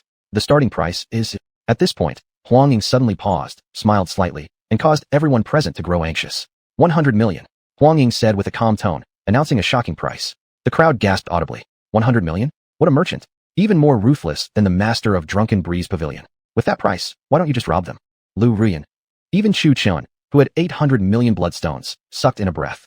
A price of 100 million was truly startling. But something expensive must have its value. Perhaps the treasures within the secret realm were worth more than the auctioned items. Even if it couldn't be used, it could be sold again at another auction. Profit could still be made. However, after a long while, no one made the first bid. The scene instantly fell into silence. 100 million was no small sum. More people inclined towards the idea of snatching it. Or wait for someone to purchase it, then secretly follow. That would also work. 103 million. The first bidder was the beauty beside Chu Chun, of course, not the one with the mustache. The one with the mustache didn't have any money at all, and had been thinking all along about how to snatch it instead. 105 million. This time it was Lu Linger, the the daughter of the Liu family. She had brought 300 million specifically to purchase this intelligence. Her family was wealthy and had 3 experts at the Yuan Mo realm guarding outside, so she wasn't afraid of being robbed. 110 million. Xiao Xin'er spoke slowly, raising the bid by 5 million all at once, pushing it to 110 million. She still had 180 million Moshe, originally bringing 200 million. She had spent 20 million earlier on vol blood pills. She felt uneasy, unsure whether this amount would be enough to secure the auction. 113 million. Another bid was placed by a person wrapped in a black robe. Judging by the voice, he must be an old man.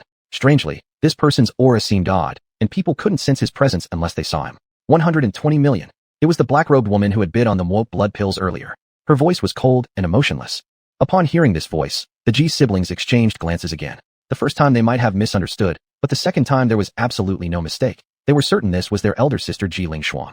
130 million. Lu Zhu spoke again. 140 million. Wherever Lu Zhu was, Ling Shan would follow. The two families had no previous feud, yet for some unknown reason, they always wanted to one-up each other. 150 million. Chu Chan heard this familiar voice, turned to look at the source, and saw. Oh, wasn't this Meng Yu who had chased him before? 200 million. This time, the speaker was Chu Chun. But whenever Chu Chun spoke, everyone would turn their eyes toward him in unison, and this time was no exception. Damn it, it's always you in every auction. What's your reason this time? Ahem, my stomach hurts and I don't have any paper. Alright, Chu Chin's words were still as straightforward as ever, vividly describing the scene of wiping one's ass with money. Ji Yufei quickly turned her head away, pretending she didn't know him. Beside her, Lu Rian also looked at him strangely. He was quite good-looking, so why were his words so profoundly crude? Chu Chan directly raised the price to 200 million, leaving most of the attendees without the qualification to compete, as most of them only had 200 million at most. Chu Chen's bid eliminated them all at once. 210 million. No need to look. It was Lu Linger, who had brought 300 million specifically for this intelligence. Only these three were the real competitors. Seeing this, Chu Chun narrowed his eyes slightly. Although he had 800 million bloodstones, he couldn't recklessly spend. Combined with the purchases of the Zhuxian sword and the Fengwang Chengxiang dress costing him 130 million, even if converted back to Made, that was still 13 million. 240 million. Lu Rian, standing beside Chu Chun, raised her paddle. She was equally wealthy, having brought 500 million in total. Chu Chun had just opened his mouth when Ji Yufei tugged his sleeve slightly and asked via voice transmission, "Junior apprentice brother, where have you been this month? If you keep raising the price like this and spend 400 million this time, that's no small sum. You should at least tell me something. Otherwise, if you run out of money later, we won't be able to escape either." This time, Su Chen didn't play coy. He held up 8 fingers and grinned. Ji Yufei's small mouth parted in shock, wide enough to fit 2 eggs. However, what shocked her even more was that Chu Chun didn't have 800 million Mosher. He had 800 million bloodstones, nearly depleting 7/10 of the Gu family's resources. The Gu family would likely be furious when they found out, so as an apology, he had left a letter for Gu Xinyun. At this moment, Gu Xinyun, who was at the Gu residence, was reading the letter's content. After reading it, a trace of anger appeared on her face. She crumpled the letter in her hands and muttered 2 words in a low voice. Chu Chun, 250 million. Lu Linger was panicking inside, silently praying the two would stop raising the price. She only had 300 million, which had practically emptied her family's savings. 300 million was truly an enormous sum. Other clans at most had 1 billion in total wealth, and bringing 200 million was already their limit.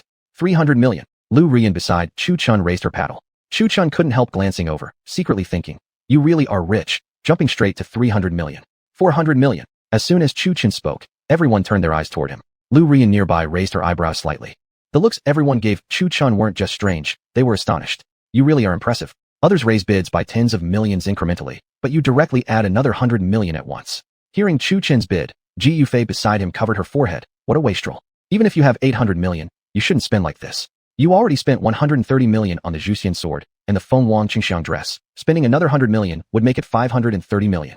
Out of 800 million, you'd only have 270 million left. Although it's Moisher currency from the devil domain, you can't be certain you won't need it again. Are you trying to spend it all in one go? What's there to panic about? I have plenty of money. This was Chu Chen's response. 500 million Moisher truly meant nothing to him. It was equivalent to merely 3.6 million bloodstones. 430 million. Once the price went beyond 300 million, Lu Linger no longer had the qualification to participate in the auction. The next bid came from Lu Rian beside Chu Chun. Despite being wealthy herself, Lu Rian was somewhat startled at this point. Originally, she had thought buying the intelligence would cost no more than 300 million at most, but unexpectedly, this Lu Xiao guy directly raised the price to 400 million. This had somewhat exceeded her budget. She was rich, yes, but this price seemed way too expensive. Eventually, she gritted her teeth and raised it to 430 million. 450 million. This time, Chu Chun dared not raise the bid too drastically because he noticed many people locking their spiritual pressure on him. After all, he was rich. Kidnapping would earn quick money. 460 million. 470 million. 480 million. When Lu Ruyan shouted the last number, her heart was bleeding. 480 million was not a small sum. She had only brought 500 million in total, so going beyond 500 million meant she'd have no more to bid. 490 million. Chu Chen remained calm, as always. On the other hand, Ji Yufei frowned beside him. Raising another 10 million would reach 500 million, leaving less than 700 million behind. Ji Yufei glanced at Chu Chun. Was this kid planning to leave no money at all? Where else could he possibly pull money from? Ji Yufei's gaze at Chu Chun grew more and more suspicious. 500 million. After hesitating for a moment, Lu Ruyan finally announced the 500 million bid. By now, her heart wasn't just bleeding, it was pouring blood. If even this couldn't secure the auction item, she was powerless. 501 million. Chu Chun kept raising the price. In contrast, Lu Ruyan beside him had turned deathly pale, lifting her gaze to stare at Chu Chun. How much money do you actually have? Lu Ruyan couldn't understand. This was the first time she ever lost to someone in a money war? For a long while, the entire venue fell silent, spiritual pressure locking on Chu Chun. It wasn't for any other reason. First, Chu Chun was rich. Second, he had bid for the intelligence on the secret realm. Robbing him was definitely inevitable. 501 million once. 501 million twice. 501 million 3 times. Sold. Compared to the previous 2 times that had dragged on, this time the hammer fell quickly. There was no prolonged pause between calls. Huang Ying also knew how much money the people present had brought. She had been in the auction business long enough to understand the foundation of every clan. The only exception this time was this Ma Lu Xiao, whose true depth she couldn't figure out. Thank you for your support. The auction is now over. Please come backstage to collect your items. Huang Ying gathered all the displayed treasures, pulled open the backstage curtain, and disappeared behind it. As expected, the crowd dispersed, but everyone lingered near the exit where the auctioned items were handed out. The auction was just a formality. Whether one could actually take the item home was what mattered. Every auction was inevitably followed by robbery. Naturally, things differed for major clans. These powerful families were well established, and none dared provoke one another. But Chu Chun was different. In their eyes, he was just an ordinary guy with no background, foolishly rich. Soon, the 4 of them arrived backstage, and Huang Ying handed them the auction treasures one by one. Master Ji, this is your Lingfeng Qin. So saying, she handed a Guzheng zither to Ji Shi. Ji Shi's ring finger touched his ring against Huang Ying's. Both rings flickered, and in Huang Ying's spatial ring, 6,000 wushri were added. Then Ji Shi moved his right hand across the Lingfeng Qin. His spatial ring on the middle finger flickered, and the once large Guzheng instantly vanished. He took a few steps toward the door, then turned back for a final glance at Chu Chun, his eyes deep and unfathomable. This is your demon blood pill, Miss Qiu. Huang Ying took out a small box and handed it to Qiu Xin'er with a slight smile. Qiu Xin'er didn't take it right away. Ever since entering the backstage area, her eyes had been fixed on Chu Chun. After a moment, her spatial ring on the right middle finger lightly touched Huang Ying's ring. Both rings shimmered faintly, and 2 million musri were added to Huang Ying's spatial ring. Only after that did Qiu Xin'er finally take the box containing the demon blood pill. Having done all that, she didn't rush to leave. Her eyes remained on Chu Chen's face, deep in thought. Ji Yufei beside them couldn't bear to watch any longer and frowned slightly. Shouldn't have made him this handsome in the first place. After a while, she slowly walked out, even pausing midway to glance back at Chu Chen once more. Once Qiu Xin'er had exited, Huang Ying once again took out a wooden box and handed it to Lu Ruyan, softly saying, Miss Lu, this is your blood pill. After Lu Ruyan completed the Vuoshu transaction, she tucked the wooden box away. Glancing at Chu Chun, she narrowed her eyes slightly before walking out slowly. At this point, only Chu Chun and Ji Yufei remained in the room. Huang Ying looked at Ji Yufei meaningfully, clearly suggesting, why don't you step out for a moment? Chapter 122, Hidden Valley. He's my senior fellow disciple. Chu Chen naturally noticed Huang Ying's expression. He had to admit, the auction house did have its merits. Only bringing out items after the crowd had left was a form of protection in itself. Huang Ying understood immediately and took the opportunity to study Ji Yufei, sensing something odd. First, Huang Ying took out the Zhu Xian sword, followed by the phoenix presenting auspiciousness dress, and finally a scroll. Chu Chen felt a bit embarrassed looking at the items before him. Why? Everyone else simply touched spatial rings to pay, but he didn't even own one. His bloodstones were all stored in the devouring heaven gourd. They stood there for a long time. Huang Ying's expression grew increasingly displeased. Could this guy possibly be broke? At a single glance from Huang Ying, 5 Yuan Mo Jing experts surrounded him, ready to strike. Do you guys accept bloodstones? Chu Chen suddenly asked this, causing Huang Ying to be momentarily stunned. Bloodstones? This kid actually has bloodstones? They were the standard currency among middle-class clans. Thinking back to the demon blood pill and the snow pill he had sold earlier, she somewhat understood. Chu Chen made a rough calculation. The demon blood pill and blood pills together had earned him 140 million spirit stones, just enough to offset the cost of the Zhu Xian sword and the phoenix presenting auspiciousness dress. Subtracting that, with 1 million remaining, converting spirit stones into bloodstones. Since 1 bloodstone equaled 10 spirit stones, he still needed to provide 491 million more. Yet, contrary to Huang Ying's expectation that Chu Chan would hand over payment, he made no move to do so, prompting her to start withdrawing the previously displayed items. At this moment, Chu Chen couldn't feel more awkward. She had money, true, but he needed a way to access it. This was, after all, the devil's domain. If he dared to draw out even a tiny amount of true energy, these 5 yuan Mo-Jing cultivators could each release a single attack that would reduce him to a pile of meat paste. Chu Chen glanced at Ji Yufei, then looked inward with his spiritual sense at Long Kaier. Inside his consciousness, Long Kaier lazily reclined like a sleeping beauty. She shot Chu Chen a glance, then slowly raised her jade-like hand, lightly touching his forehead. Instantly, an ancient technique called the illusion magic appeared in his mind, a method capable of transforming true energy into magic energy, making it indistinguishable from real power. Chu Chen grasped it after just a few glances. The technique wasn't complicated, and his innate enlightened body certainly played a role. Soon, Chu Chen reached into his robe and pulled out a small gourd. Though it appeared ordinary, when Huang Ying and the 5 yuan Mo-Jing experts attempted to scan it, they detected nothing at all. Ignoring the 6 of them, Chu Chen held the gourd in his right hand and transformed his true energy into magic energy. As he poured the energy into the devouring heaven gourd, a small golden light ball was spit out from its mouth and landed on the ground. Voila! A pile of red stones appeared before the crowd. Smaller than regular spirit stones, but much rarer, the rich devilish aura radiating from them was so powerful that even the 6 people present, none of whom could absorb their devilish energy directly, could feel it. The 6 people's eyes instantly gleamed with desire and greed. Sir, these are your belongings, please take them. Huang Ying handed over the Zhu Xian sword, the phoenix presenting auspiciousness dress, and the intelligence about the secret realm. Chu Chen took them one by one. Upon holding the Zhu Xian sword, he felt an immediate weightiness, and almost slipped from his hands. Feeling the sword qi emitted from the Zhu Xian sword, it was far more powerful than that of the Yin Yang sword. It even felt like the sword qi of Zhu Tian's sword was inferior to this one. But only Chu Chen knew the Zhu Tian's sword had already acknowledged him as its master, hence holding back its power. Otherwise, as Kaier had once said, if the Zhu Tian's sword were left uncontrolled, it could cleave the Qin Yun sect in half with just one slash. Great sword. Chu Chen smiled in satisfaction and stored it into the devouring heaven gourd. Other than objects superior to his cultivation level, the gourd could hold anything else.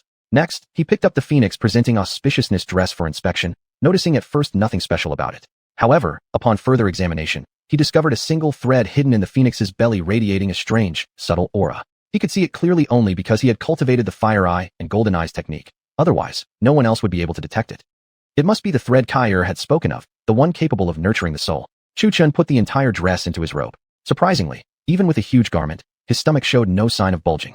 Ji Yufei looked at him strangely. Where had the dress gone? In truth, Chu Chen had placed the dress inside the Chaos Tower. Since the Chaos Tower resided within his body, Long Kaier could also enter its interior, so this action was meant to let Kaier retrieve that special thread. Finally, there was the scroll in his hand.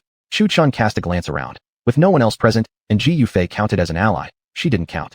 As for the other 6, all their attention was fixated on the mound of bloodstones. Chu Chen slowly unrolled the scroll, revealing a yellowed map. More precisely, it was a map leading to a secret realm, the Hidden Valley Secret Realm, located at the border between the 2 devil domains and Tianyun continent. Surrounded by mountains, the Hidden Valley could only be reached after crossing one of these mountain ranges. Each mountain spanned about 2,500 li and possessed its own unique characteristics. From the map, some mountains appeared eerie with trees and gold and white jade scattered everywhere, while others resembled forests teeming with strange demonic beasts. Yet others displayed dead trees above ground, but vibrant life below. Suddenly, Huang Ying, who was collecting the bloodstones, froze in place and stopped her actions. She gracefully walked towards Chu Chen and Ji Yufei and bowed slightly. The president invites both of you to a private room for a talk. Oh, what? Chu Chen and Ji Yufei asked simultaneously while examining the map. As for why they were still inside instead of going out, the reason was simple. Who would go out to die? Knowing there were people waiting outside, would anyone be foolish enough to rush out and get beaten up? Thus, the two remained inside the auction hall, neither side willing to move first. Let's see who gets impatient first. However, seeing that the two had not emerged for such a long time, some of those waiting outside, with limited patience, truly couldn't endure as Chu Chen had expected. Initially, more than 50 people waited for Chu Chen's exit. Gradually, about half left, circling the auction house again to ensure the kid wouldn't escape through a third entrance. After all, everyone's purpose was to obtain the secret realm intelligence Chu Chen possessed. Huang Ying shook her head. I don't know. I'm merely relaying orders. What if I refuse? Chu Chen countered. He wasn't the kind to cause trouble, but others approaching him must have ulterior motives. So, 5 Yuan Mo-Jing experts unsheathed their swords simultaneously, their oppressive aura directly aimed at the two. Ji Yufei and Chu Chen frowned, their faces cooling. Chu Chen glanced at Huang Ying and then smiled. So, refusal isn't an option? We have no wish to force you. Please, master, do not resist. Our president will not mistreat you. Huang Ying smiled.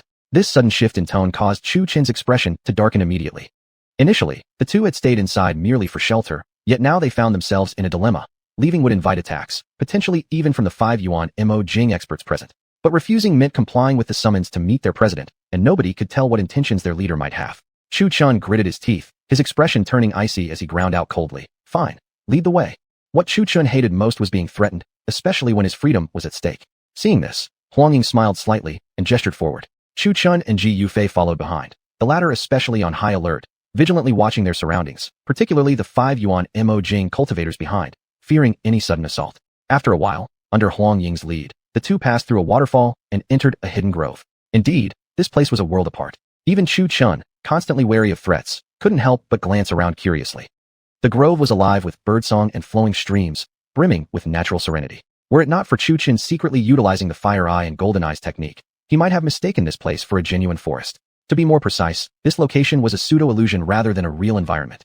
Though all these elements didn't truly exist, the surrounding people were undeniably real. The area had been transformed using an illusion technique, not by trapping a person within illusions, but rather by altering the actual environment, which marked a significant difference. Soon, Huang Ying guided the two to a large white hall in the grove. She bowed slightly before the hall's entrance. "Master, I've brought them." She gestured invitingly towards the two. "Please, both of you go inside." Chu Chun and Ji Yufei exchanged suspicious glances with the hall, hesitantly stepping forward. Meanwhile, Huang Ying remained at the entrance, bowing without any intention to follow. Reaching the front of the hall, the towering white doors still stood tightly shut. Hong long long. Jia. Slowly, the white doors creaked open, allowing outside light to pour in. The brightness expanded gradually, like an unfolding scroll. Chu Chun and Ji Yufei exchanged glances before cautiously lifting their feet and entering the white hall. Hong long long. Jia. As the two stepped inside, the white doors, which had been open, slowly shut once again. Instantly, their expressions turned alert. Clearly, they were being trapped here. As the doors closed, the sole source of light vanished. The grand hall fell pitch black, and nothing could be seen. In the darkness, Chu Chun suddenly felt his arm being gently gripped by a pair of soft, delicate small hands. Chu Chun could clearly feel the slight tremor in the small hand holding his. Naturally, this hand belonged to Ji Yufei. What puzzled Chu Chun was that, how could a cultivator who had lived for hundreds of years still fear the dark? However, after recalling Ji Yufei's words to him earlier, he suddenly understood, deeply ingrained darkness in one's heart could never truly fade, no matter how powerful one became. Reflecting on this, Chu Chun felt a pang of guilt. He had misunderstood his senior sister earlier. He tightly gripped Ji Yufei's small hand, trying to comfort her. At the moment her trembling hand was gently held by Chu Chun, Ji Yufei felt a wave of calmness. Chu Chun's hand was large and warm, a warmth that not only soothed her cold fingers, chilled by fear, but also melted the icy dread in her heart caused by the darkness. Chapter 123, The Move.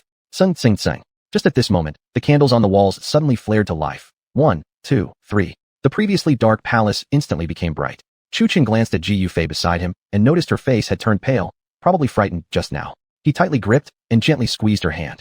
To be honest, her hand was warm, soft, and smooth. Ji Yufei snapped back to reality with a start as Chu Chun squeezed her hand. A rush of red quickly rose to her cheeks. For some reason, she gave Chu Chun a somewhat resentful glance, like a wife looking at her husband. Cough, cough. Ji Yufei awkwardly cleared her throat.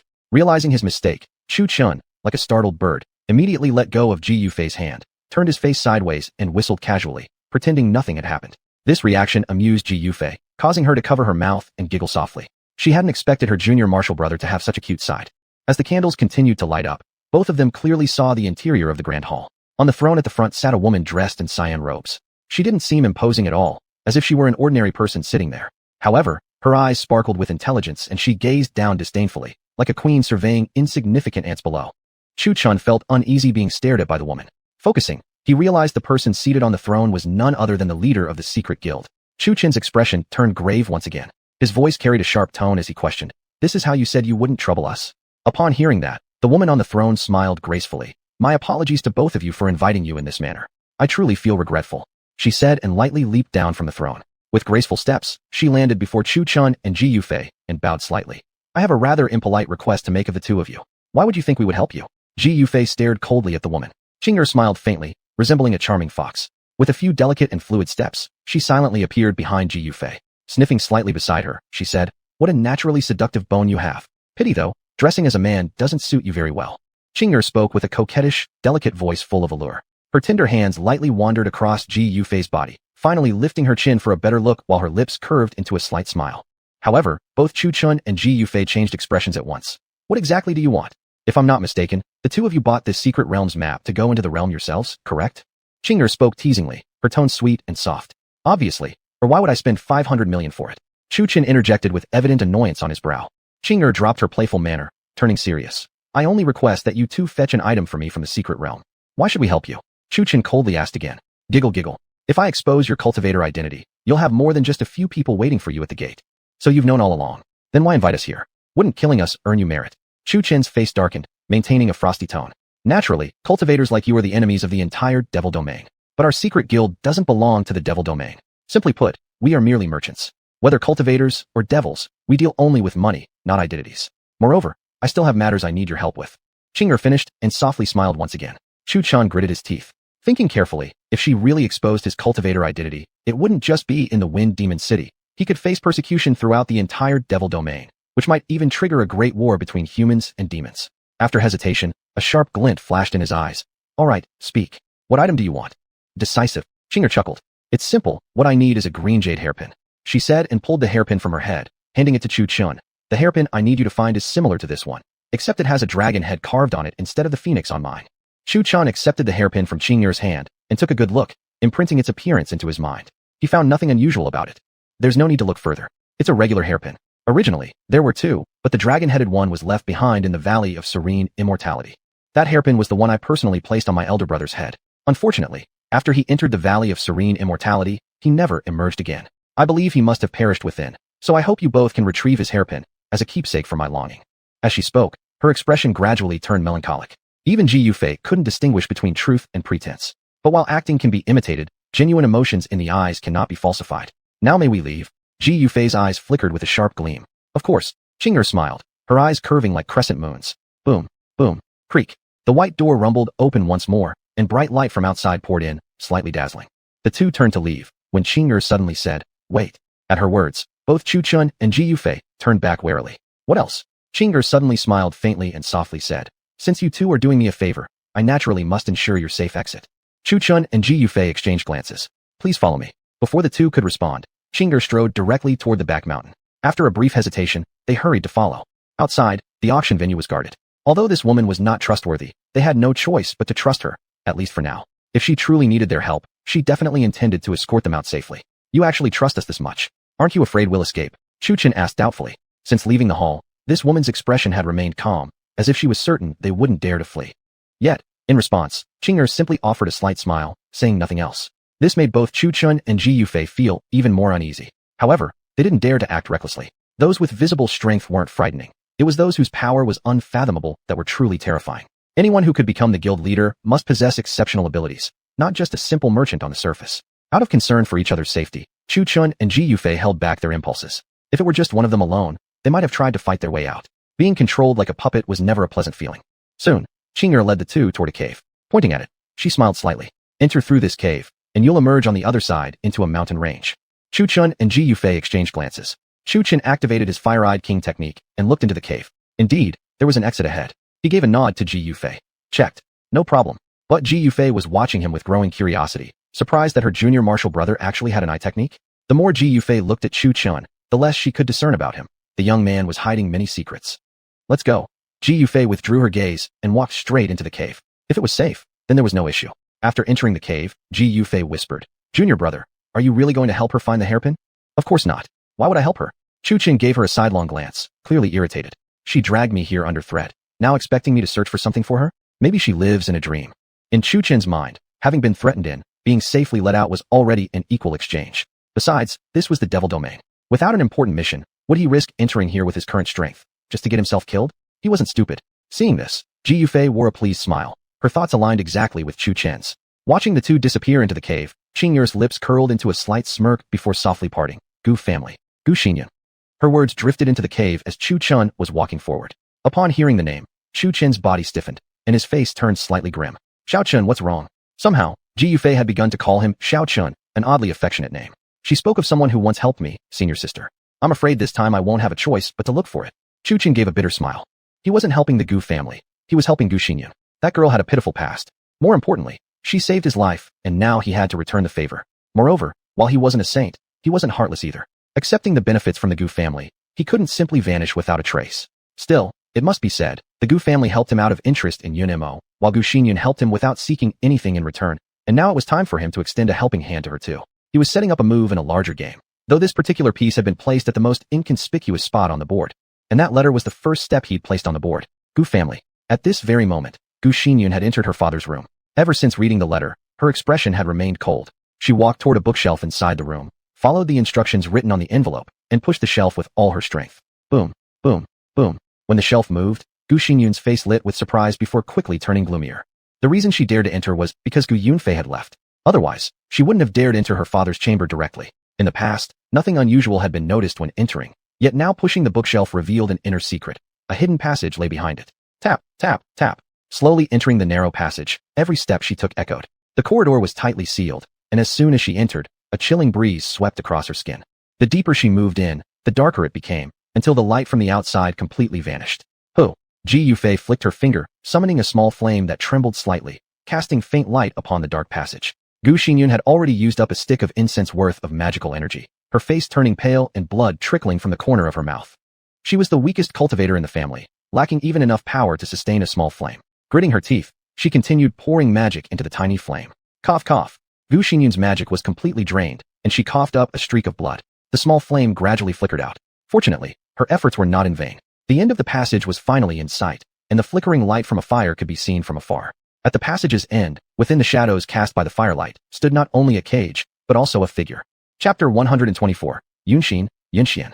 Gu Xinyun leaned against the wall and slowly walked toward the end of the passage. Due to excessive consumption of magical energy, her body was now weak, and her face was pale. As Gu Xinyun ventured deeper, what came into view was a wide, secret chamber. At a second glance, it was more accurately a cage. Looking at the scene before her, Gu Xinyun couldn't help covering her mouth in horror. In front of the huge iron cage was a naked woman shackled to a rack. Her hair was messy, her face was haggard, her eyes were vacant, and drool was trailing from her mouth.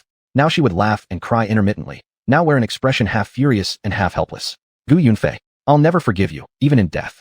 Without even looking at who had come, the woman turned her head and screamed hoarsely at Gu Xinyun. However, when she realized that the newcomer was Gu Xinyun, she roared again. Who are you? Are you here to torture me too? Gu Xinyun ignored the woman's scream. Looking at the pitiful sight before her, she paused, a thin mist rising in her eyes, followed by a tear as large as a soybean rolling down her cheek. With a trembling voice, she asked, Mother? The woman frowned at the words. A struggle flickered briefly in her eyes before she asked, Who are you? I'm Yun'er, Gu Xinyun. Gu Xinyun replied with a voice thick with tears. Yun'er? Yun'er, Gu Xinyun. Who are you really? The woman mumbled, then fell into a dazed, almost mad state again. Gu Xinyun couldn't stop the tears from falling. She wanted to walk forward and untie the woman, but as she drew closer, Stay away. Don't touch me. The woman suddenly screamed. Mother! Gu Xinyun felt even more heartache as she looked at the woman's state. Kill me, kill me. Suddenly, the woman went into a frenzy, begging Gu Xinyun to kill her. Tears were also flowing from her eyes. She had once been a martial cultivator. 20 years ago, while traveling through the Tianyan continent, she was captured by demons and eventually sold to the Gu family as a servant. Back then, she thought that her suffering had peaked. But it turned out, that was just the beginning of her nightmare. Because she had a beautiful appearance, one day, Gu Yunfei got drunk and forced himself on her. Later, she became pregnant with her rapist child. Gu Yunfei cared greatly about his image and would never allow anyone to know that he had relations with a human woman. Yet he also needed heirs. In the end, he forced her to give birth to twin daughters, Gu Xinyun and Gu Lingyun. Originally, she thought Gu Yunfei would kill her after she gave birth. Unexpectedly, he forced her to consume a pill to maintain her youth, and since then, she had been imprisoned in this cell and abused day after day for over 20 years. Even though she took the pill of eternal youth, her face was now yellowish and withered. No one knew what non-human treatment she had endured over the past 2 decades. It was known only that half of the men in the Gu family had violated her. In between, she got pregnant many times. But the demon Gu Yunfei took the children she bore and turned them alive into pills in front of her. These were the so-called demon blood pills, formed from the lives of innocent beings. Over the years, she had no idea how many children she had birthed. She only knew every day meant endless violation, and not the kind one person did, but multiple men, with no part of her body spared. She had long grown numb to this life. At this point, she no longer wished for rescue. She only sought death. She was already too dirty, utterly, completely dirty. Even her soul was tainted. Unlike a courtesan who chose her body as her trade, she was forced unwillingly, day after day, relentlessly violated. Every single day was an unending torment, without a moment of respite. I don't care who you are, kill me, okay? Kill me. The woman's voice was filled with desperation. This time at least, the visitor wasn't a man. She only begged for death. Mother! Gu Xinyun called again. Guided by curiosity, she had followed the letter provided by Chu Chun to find this place. The letter had stated she was not truly of demon lineage, that there was a woman locked deep within the dungeon who shared her bloodline. Originally, she'd been only half believing. After all, in the letter, Chu Chun revealed himself to be a cultivator. From what she remembered, her mother was said to have been killed by humans. She had never seen it herself. Everyone in the Gu family told the same story, telling her how her mother had loved and cherished her during her childhood. Yet in her own memory, there was not even a fragment of such a memory. But now, coming here and seeing this woman, she became fully convinced this truly was her mother. Although the woman's face was yellow and withered, Gu Xinyun could still see the 7 out of 10 resemblance. With the possibility of a blood connection, Her heart ached deeply for the woman. Kill me, kill me. I beg you, kill me. Do you even know what 20 years I have endured? Day and night, I was abused by the Gu family. Each violation lasted the entire day without a moment's respite. Child, I don't care who you are, kill me. Please, please kill me, I beg you. The woman paid no heed to Gu Xinyun's crying. In her memory, all the children she had born had been turned into demon blood pills by Gu Yunfei. A torment she alone had witnessed, watching helplessly as a living soul was painfully burned away. Gu Xinyun hesitated for a moment before gritting her teeth. From the pleading in the woman's eyes, she could tell what these 20 years must have been like. There was nothing she hadn't endured. Who would long for death so desperately? Only those who had been tormented to the point of despair. Only those whose bodies had been defiled beyond redemption. This was her lifelong shame, something that could never be cleansed, even if she had been rejuvenated. Even if her body had been restored, a stain remained deep within her soul, one that could never be erased. Gu Xinyun took out a dagger from her robe and trembled all over as she stepped toward the woman. Her hand holding the dagger shook uncontrollably, and tear streaks ran down her cheeks. In contrast, when the woman saw Gu Xinyun approaching with the dagger, instead of fear, she wore a look of relief. After 20 years of torment, finally, she could be freed. Gu Xinyun moved the dagger slowly toward the woman's heart, inch by inch, until it was only an inch away from the target. Then she stopped. Peng dang. The dagger in her hand dropped to the ground. Her entire body trembled. She couldn't do it. She just couldn't. This woman in front of her was her mother. Though she could guess at the unspeakable suffering the woman had endured, she was still her mother. Having met once, she was expected to kill her with her own hands. Gu Xinyun wasn't heartless. That was precisely why she couldn't bring herself to do it. Child, be a good girl. Pick it up and stab. In contrast, the woman wore an anxious expression. She didn't understand why the girl was crying, but she was desperate to die now, paying no attention to anything else. Gu Xinyun picked up the dagger and, through tear-filled eyes, gazed at the woman and choked out. Can you hear me speak just one sentence? Before the woman could respond, Gu Xinyun continued on her own. Although I don't know exactly what torment you have endured, I only know that you are my mother. I will help you find freedom, and I will also make the Gu family pay back 100-fold. Having said that, she raised the dagger, aimed at the woman's heart, closed her eyes, and thrust down without hesitation. The scene became bloody. The heart was pierced, blood bursting out, splashing all over Gu Xinyun's face. The woman convulsed violently, her eyes rolled up, and her head, which had been raised, now hung limply. Her legs, shackled to the rack, slackened due to her body relaxing, and she fell to the ground along with the iron rack. After taking a life, Gu Xinyun's hands couldn't stop trembling. She curled up into a ball and cried uncontrollably. Whoa, mother! It was unknown how long had passed before Gu Xinyun wiped away her tears, her eyes red from crying. At this moment, hatred and a killing intent surfaced in her gaze. Gu Yunfei, I will make the Gu family wish for death without a grave to lie in. Gu Xinyun glared fiercely toward the tunnel's exit, her tear-rimmed eyes turning ice cold. She untied the ropes binding the woman's body and took out a piece of clothing from her spatial ring, dressing the woman. Perhaps this was the only piece of clothing the woman had worn in the past 20 years. With a flicker from her spatial ring, Gu Xinyun took out a white cloth and wrapped the woman's body in it before carrying her slowly toward the exit of the tunnel. After confirming that there was no one outside, Gu Xinyun carried the corpse toward the distant mountains.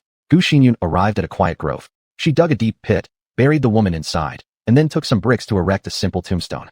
Gu Xinyun knelt before the tombstone, kowtowed 3 times, and said in a cold voice, "This place won't hold just one tombstone. I will make every member of the Gu family become your grave attendants." Having said that, Gu Xinyun walked away without looking back. Returning once again to the hidden prison chamber, Gu Xinyun erased every trace of her presence, making it impossible for anyone to notice any abnormalities. She took out the 2nd and 3rd letters from the envelope. The envelope Chu Chun had given her contained only one sealed envelope, but there were 3 pieces of paper inside. The 2nd letter read, "If this woman truly is your mother, then kill her, and place the blame on Chu Chun." Gu Xinyun finished reading the 2nd letter with icy eyes before opening the 3rd one. As soon as she opened the 3rd letter, the words on the paper turned golden and sank into her mind. A cultivation technique had now appeared in her mind. This technique wasn't the Azure Cloud sex absorption method, but rather one that Chu Chun had specially requested for her from Long Kair. Gu Xinyun possessed a special bloodline. She wasn't half human and half demon, but was instead born with the heavenly spirit body. As for how Chu Chun had known this, Kair was someone who was willing to answer questions even when things weren't clear. Her explanations were simple and easy to understand. Whether it was out of gratitude or for the sake of this move, he had asked Kair for a cultivation technique only once. Not for himself, but for her. "Sister, what are you doing?" Gu Lingyun had just recovered from her injuries when Gu Xinyun pulled her out, and she hadn't said a single word throughout the entire process. Gu Lingyun could only feel that her elder sister had changed, gaining a certain sharpness. Even though Gu Xinyun tried her best to conceal her killing intent, Gu Lingyun, as a genius in demonic cultivation, naturally could sense it. "Kneel down." Without a word, Gu Xinyun dragged Gu Lingyun into the woods and made her kneel in front of a tomb. Gu Lingyun stumbled and fell directly in front of the grave. On the tombstone, the names Ling and Xinyun were carved beneath Mother, both with the surname omitted. "Sis." Gu Lingyun looked at the tombstone before glancing at her sister Gu Xinyun. "Kowtow," a brief command, yet filled with merciless coldness. Alright. Gu Lingyun, seeing her sister like this for the first time, without hesitation, kowtowed 3 loud times to the grave. Just as she tried to stand up, Gu Xingyun pressed her down again. Remember this, grave. She is our mother. What about father? Don't ever mention that beast to me again. Also, from now on, I am not Gu Xingyun anymore. I am Yunxian. You won't bear the Gu surname anymore either. Change your name to Yunxian. Before Gu Lingyun could finish speaking, Gu Xingyun interrupted, her eyes radiating silent, killing intent. See. Stunned, Gu Lingyun looked at the drastically changed Gu Xingyun. No, she should now be called Yunxian. There are some things I can't tell you yet. From now on, just follow my instructions. I will make sure every member of the Gu family meets a fate worse than death, leaving them with no grave to lie in. Yunxian spoke the last 6 words slowly and bit by bit through clenched teeth. Okay. Though Yunxian didn't know exactly what had happened, her sister wouldn't suddenly change so drastically without cause, and there wouldn't suddenly appear a mother's tombstone she had never before paid respects to. Yunxian closed her eyes tightly, then slowly opened them. From this day on, Gu Xingyun was gone. She had become Yunxian, sealing her heart in ice. But one person, Chu Chun, she would remember for the rest of her life. If not for him, she would never have seen her mother again. Her mother might still be suffering endlessly, and she would never have known that beneath Gu Yunfei's human skin was a true demon. Well, she's truly pitiful then. After hearing Chu Chen's words, Ji Yufei couldn't help but feel Xintung for Yunxian. At this time, the two had already walked out of the cave. Looking at the unfamiliar mountain range, Chu Chen muttered, "Where are we?" He wasn't familiar with the demon region. Beside him, Ji Yufei somehow pulled out a map from somewhere. She spread it open and looked around, then pointed at a spot on the map and said, "We're here, Lingyao Mountain." "Senior apprentice sister, where did you get this map?" Chu Chen looked at Ji Yufei with a strange expression. Ji Yufei gave a playful smile, picked it up. Chu Chen picked it up indeed, and for free. After leaving the cave, the two removed their disguises, revealing their true appearances. After taking off his mask, Chu Chen naturally put it away, which left Ji Yufei, who had reached out, feeling quite embarrassed. Chu Chen glanced sideways at her as if nothing had happened and turned his head to whistle. In Chu Chen's opinion, there was no way he would ever let go of something he already had. Ji Yufei gave him a glare and murmured in resentment, "Hand it over." "Huh? What did you say? Where's there a pretty girl?"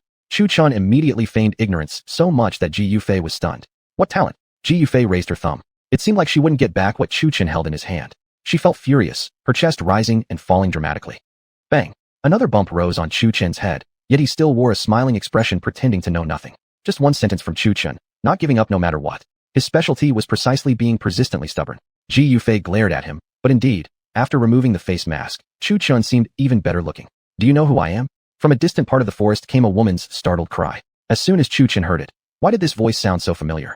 "I don't care who you are, just obediently hand over the blood pill and let us boys have a little fun." In addition, a coarse voice came from the distant part of the forest, probably trying to rob someone.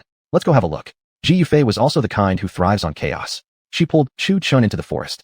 Anyone who didn't know the situation would think she was eager as a monkey. "I am the head of the Zue Feng building.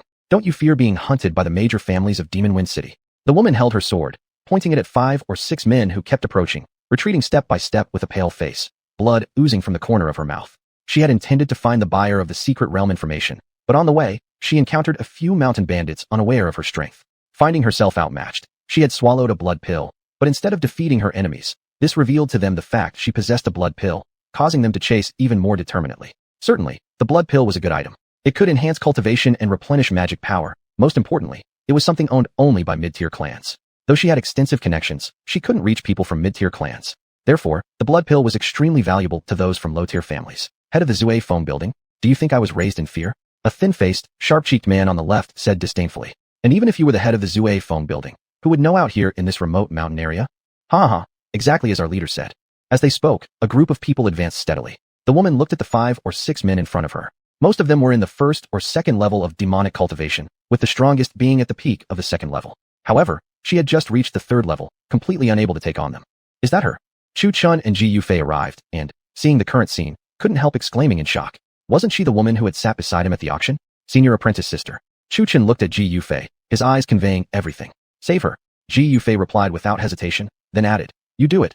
I'll cheer you on." There was nothing to be done. Ji Yufei didn't possess Chu Chen's magical illusions. Once she revealed her true power, her cultivation would certainly be sensed by demons from the Demon Wind City not far away, and neither of them would escape. Chu Chen readily agreed. The reason was obvious. Then, with a slight movement of his body, he suddenly leaped forward. "Oh my, what kind of wind is blowing today? Bandits on the mountain are really numerous." Chu Chen lazily walked into the middle of the 7 people. The 7 regarded the suddenly appeared youth with caution. "Who are you?" The 7 people, including Lu Ruyan, asked in unison with amazing coordination. Chu Chen patted Lu Ruyan's shoulder and said, "Relax. I'm here to save you." Watching Chu Chen's entrance, which looked as though he were molesting her, From the shadows, Ji Yufei's mouth twitched slightly. This junior apprentice brother really was versatile. Save someone? With your weak little arms and thin legs. The bandit leader disdainfully looked at Chu Chun, eyes filled with contempt. Kid, it's okay to play the hero, but playing heroes can get you killed. A bandit next to the muscular man sinisterly stared at Chu Chun with a grin. The air between the two sides was tense, weapons drawn, and battle imminent. When the fight starts, run in that direction. Someone will be waiting for you. Chu Chun pointed toward where Ji Yufei was hiding and said to Lu Rian. All right. Lu Rian nodded without hesitation. She couldn't figure out why she trusted this young man so completely, but there was something oddly familiar about his figure, as if she had seen him somewhere before. Trying to run? Not a chance. The muscular leader launched an attack directly at Chu Chun, swinging a ghost-headed saber downward. Go! Chu Chun shoved Lu Rian aside and quickly turned around, clenching his fists tightly. He could easily deal with these bandits using just his physical strength. His physical strength far surpassed his cultivation. Chu Chun forcefully pulled forward with the large blade in his hand. The muscular bandit instinctively moved forward, drawn closer. As he approached Chu Chun, the young man struck the man's abdomen with a palm. Boom.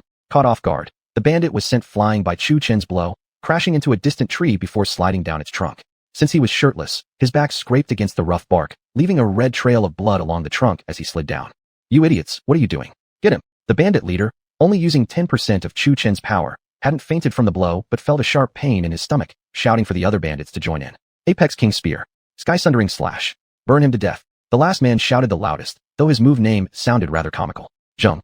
A long spear lunged toward Chu Chun's chest. At the last moment, Chu Chun dodged sideways, grabbed the spear shaft, aimed it at the bandit's chest, and then pushed it forcefully in the opposite direction. Boom. Hiss. Since the back end of the spear was also sharp, the man who had thrust it was pushed backward by Chu Chun and slammed into a tree. The sharp end of the spear pinned him to the tree trunk, blood flowing from his chest. The man struggled against the spear lodged in his body, but soon his eyes turned dark, and he died. However, following the spear came another saber, slashing toward Chu Chun's face. He grabbed the blade with his hand, forcefully shook it until it snapped, then punched the bandit in the stomach with a blow carrying 10,000 gene of force. Boom. The man was sent flying from Chu Chun's punch, spitting out a large mouthful of blood dramatically, his muscular body embedded in the mountain wall so tightly that no one could pull him out. Because the three had attacked simultaneously but targeted different moments, as the saber and spear wielders fell, the last one finally completed his incantation. Whoosh. A ball of cyan flame ignited on Chu Chun's body. Seeing this, Chu Chun's previously calm expression immediately changed. Cyan flame should be true fire. True fire was categorized into beast fire, mysterious fire, spirit fire, earth fire, and heavenly fire. He never expected mountain bandits in the demon region to possess true fire, which surprised Chu Chun. However, the flame this man wielded was the lowest rank of beast fire, even the weakest of that category, but it was still more than enough to trouble Chu Chun. These flames did not burn with intense heat, but with a cold and corrosive sensation. Even Chu Chun, with his ironclad physique, felt goosebumps rise. This cyan flame was like ghostly fire from the underworld. More than cold, it was eerily chilling, and it even corroded Chu Chun's consciousness, which was the most disgusting part. Scatter. At this moment, Chu Chun had no choice but to use true energy to dispel the flame. Otherwise, it would penetrate into his soul. However, Chu Chun infused his magic arts with true energy at this moment, transforming the true energy into dark power. Unless there was an expert here at the demon sage level, no one could detect that this power was actually an illusion. Earth-shaking palm. Chu Chun roared loudly, delivering a palm strike. Since the true energy had transformed into magical power, the massive palm that flew out was purplish-black, exuding a demonic aura. Boom. The bandit who had unleashed the true fire didn't have time to react before being struck by the palm and sent flying. He landed on the ground spitting foam. Since his combat style revolved around using true fire, his physical stamina was not as strong as other demon cultivators. Usually, just a single burst of true fire would leave a person half dead. Unfortunately, he had encountered Chu Chun, someone who could infinitely adjust his attributes. Naturally, Chu Chun had studied fire-based techniques as well, such as flame-tempering formula from Yin Peak.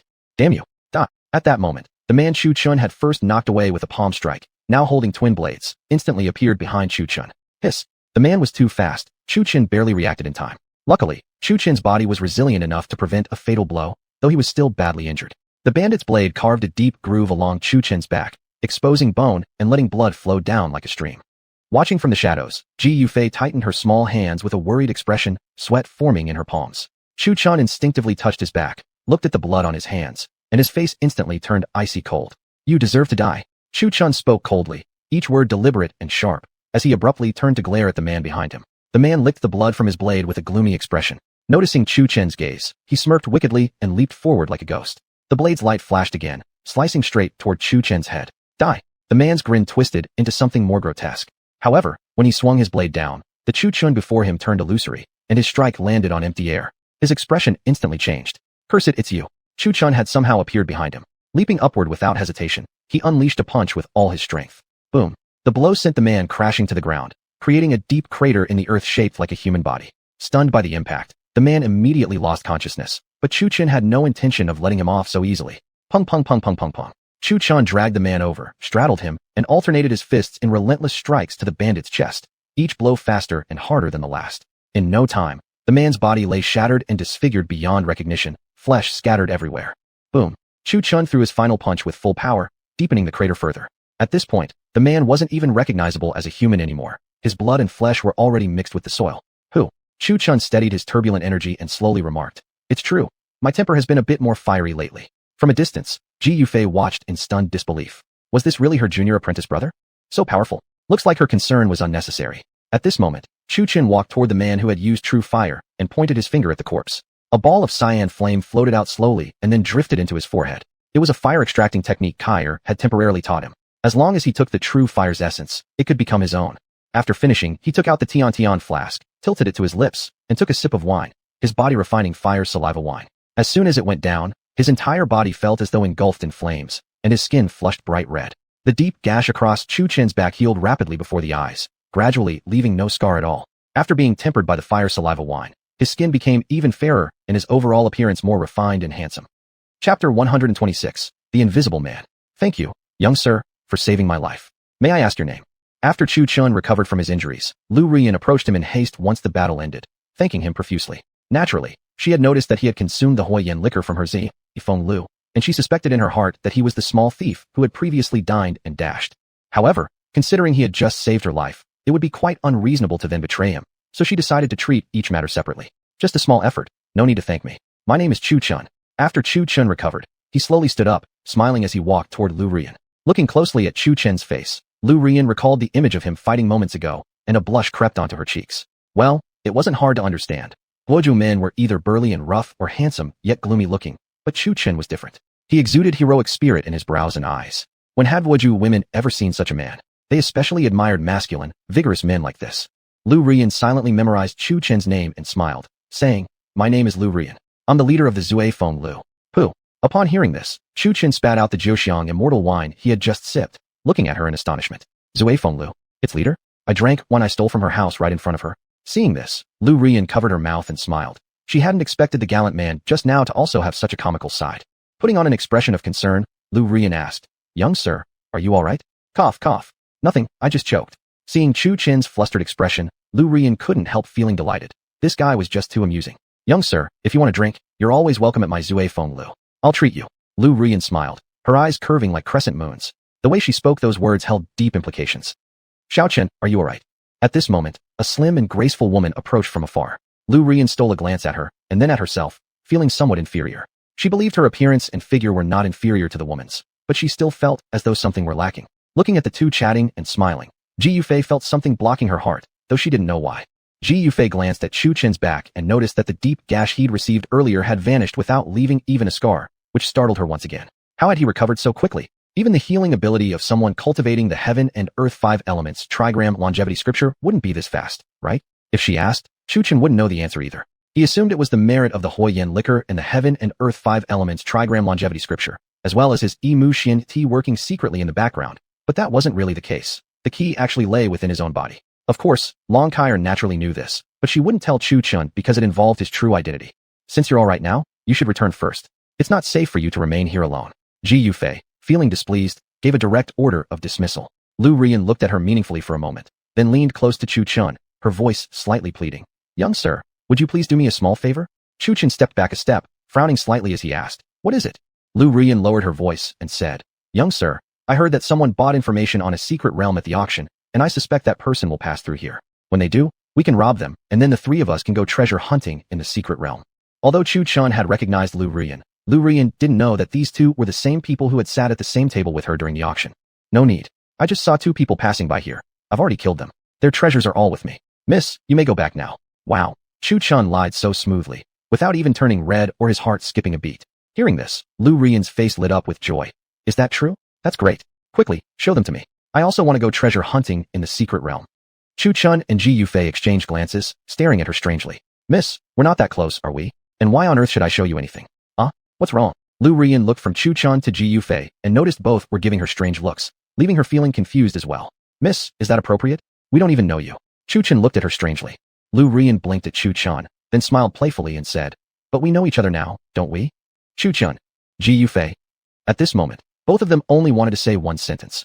We've never met such a shamelessly bold person before. In short, she just refused to leave. Ji Yufei came to Chu Chen's side, glanced at Lu Rian, and whispered to him, maybe we should let her follow. After all, she's alone. Chu Chen looked at the cheerful Lu Rian hesitantly for a while, then said, all right, but you can only follow us. If you get lost, don't expect me to come back for you. Great. Lu Rian agreed without hesitation, her lips curving slightly upward. Forget what kind of intelligence it was, as long as she could reach the secret realm. Let's go. Although now there were 3 people instead of 2, Chu Chen didn't think it was a big deal. Ji Yufei, on the other hand, felt an unfamiliar bitterness in her heart for reasons she couldn't explain. Chu Chun had long memorized the map. All they had to do was head straight north from here. Starting from the demon territory, they had to pass through the Qinqiu mountain range. The autumn breeze was chilly, golden leaves covering the ground. The wind carried a touch of cold. They left the demon territory and continued north for over 20 days before reaching the foot of the Qinqiu mountain range. During this time, they traveled countless miles.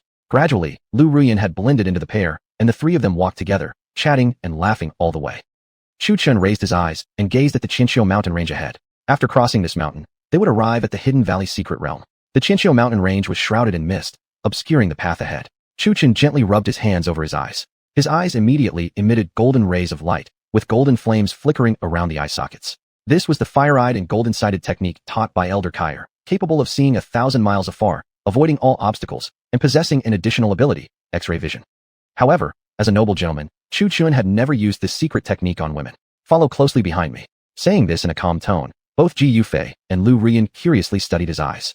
Could this be the celestial eye? Both silently decided not to ask. After all, didn't everyone have their own trump cards? Lu Rian now knew they were cultivators.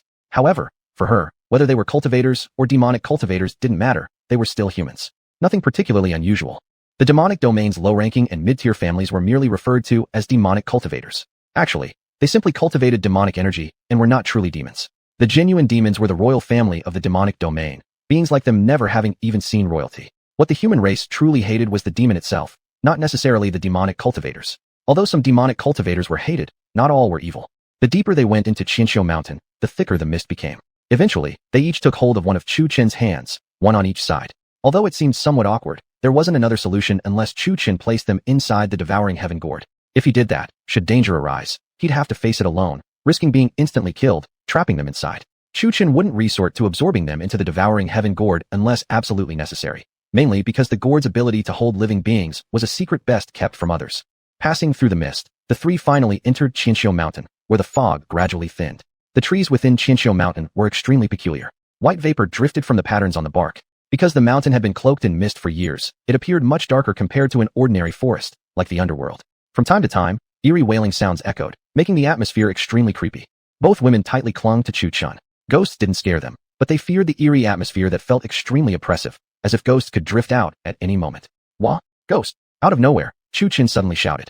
Oh! The 2 women closed their eyes and screamed loudly. Chu Chun felt both sides of his arms tightly squeezed between 2 mountains, feeling a strange sensation. He got you. Chu Chun burst into a grin. That was really fun. Smack. Smack. Funny was funny, but he immediately received a slap on each cheek. Instantly, his smile vanished. It hurt. It burned. Damn, it really hurt. Chu Chun wanted to reach out and touch his cheeks, but realized his arms were tightly embraced by the 2 women, his arms sandwiched between their mountains, unable to move. Due to Chu Chen's prank, the tension of the 2 women increased. They were now even more scared, as if something terrifying could emerge at any moment. Roar! Just then, a deep growl echoed from the distant dark forest. Thinking they had misheard, the 2 women instinctively looked at Chu Chun, only to see him staring seriously ahead. Chu Chen's fire-eyed and golden-sighted technique had remained active. He spotted a group of flesh-rotting figures approaching them with a hopping gait. Some bodies were so rotten that bones were exposed. Others had disgusting maggots wriggling on their faces and green liquid dripping from their mouths. In fact, some had green liquid spilling from their entire bodies. Zombies. Chu Chun murmured. Zombies? What zombies? Xiao Chun, don't scare me. Upon hearing this, both women's faces turned pale with fear, wishing to cling tightly onto Chu Chun. Judging from his solemn expression, this must be real. The golden flames around Chu Chen's eyes burned even fiercer. Thump, thump, thump. Suddenly, the ground shook as if a massive force was heading their way. They're coming. Chu Chun stared ahead, his expression grave. Hearing this, the 2 women exchanged a glance, then loosened their grip on Chu Chen's arms.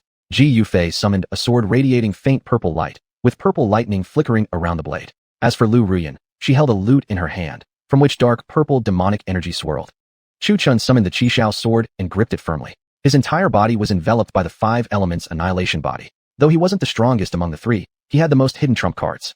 If he couldn't defeat the enemies directly, he could still support Ji Yufei with assistance techniques. In soldiers passing through, living souls should step aside. At this moment, an ethereal voice rang out, and a large group of armored zombies charged toward Chu Chun and the others. Looking ahead, Chu Chun furrowed his brows. He saw a man leading the pack of armored zombies. The reason he frowned was that when he used his fire-eyed and golden-sighted technique, he saw only zombies, not the man. What puzzled him most was that though he had clearly seen rotten, decaying corpses before, now he saw them wearing armor. Chu Chun rubbed his forehead, suspecting he was hallucinating. Chapter 127, Sweeping Away the Army. Wait, something's off. Chu Chun reached out and stopped the two, taking a step back. The man in the distance revealed a row of yellow teeth and grinned sinisterly at Chu Chun. This cackling sent chills down the spines of all 3. As the man laughed, his figure gradually faded away, along with the entire horde of zombies behind him. Frowning again, the trio found it eerie. Damn it, way too freaking eerie. Their bodies tightened, and not for a moment did they let their guard down. With the zombies and the strange man gone, black mist began to drift through the dark forest.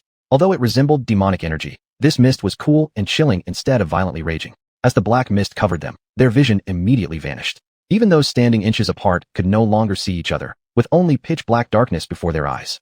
Thud, thud, thud. The ground shook again, and through the mist, vague white figures began floating into the air. 1, 2, 3, then more and more. In addition, Chu Chun noticed a large group of human figures approaching. The barren ground sprouted greenery, except these plants were blue, glowing faintly. Against the backdrop of the pale white figures, they looked like ghosts. As the black fog finally cleared, everything around had transformed. Chu Chen's view opened up, revealing an expanse of blue grassland. The once thick forest was now sparse, with only a few trees remaining.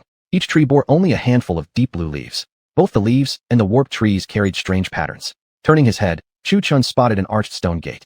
Outside the gate stood several children and 2 elderly men.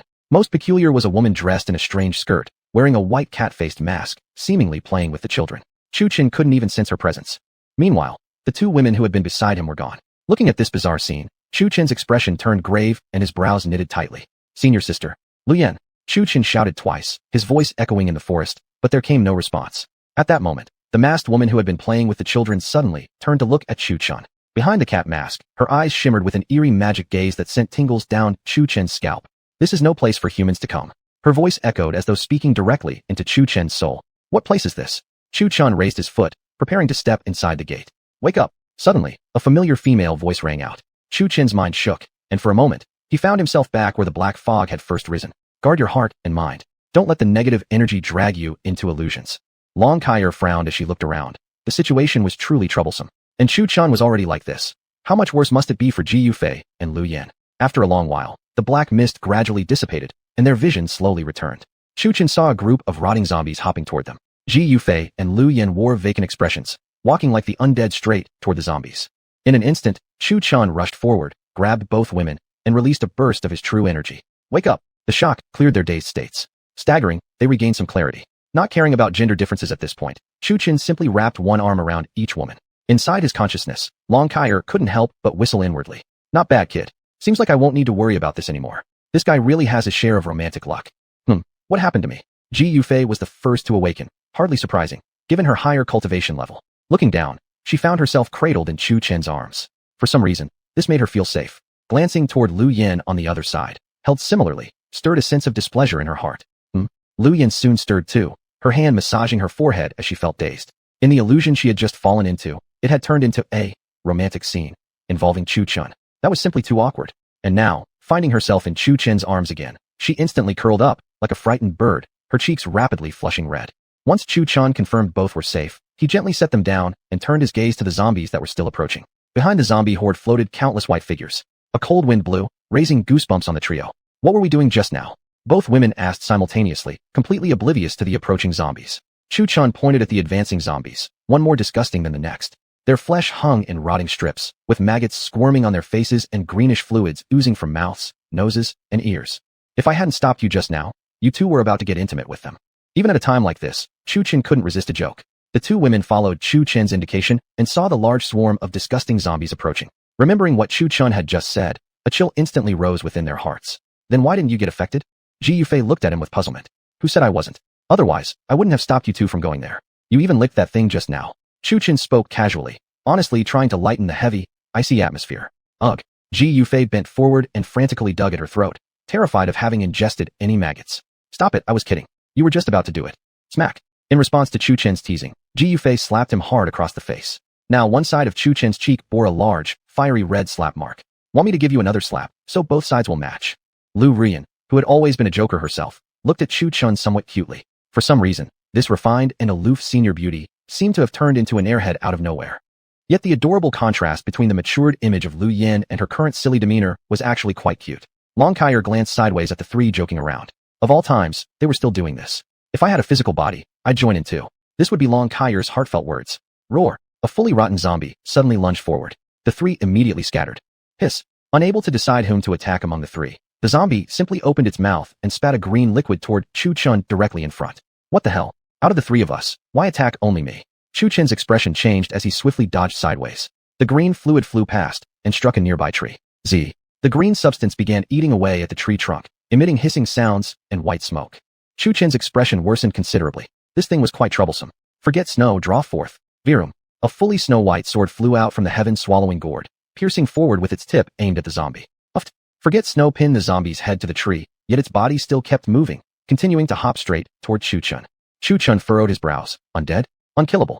Thinking further, it made sense. It was already a corpse. How could it die again? True energy surged throughout Chu Chen's body as flames encased his fists.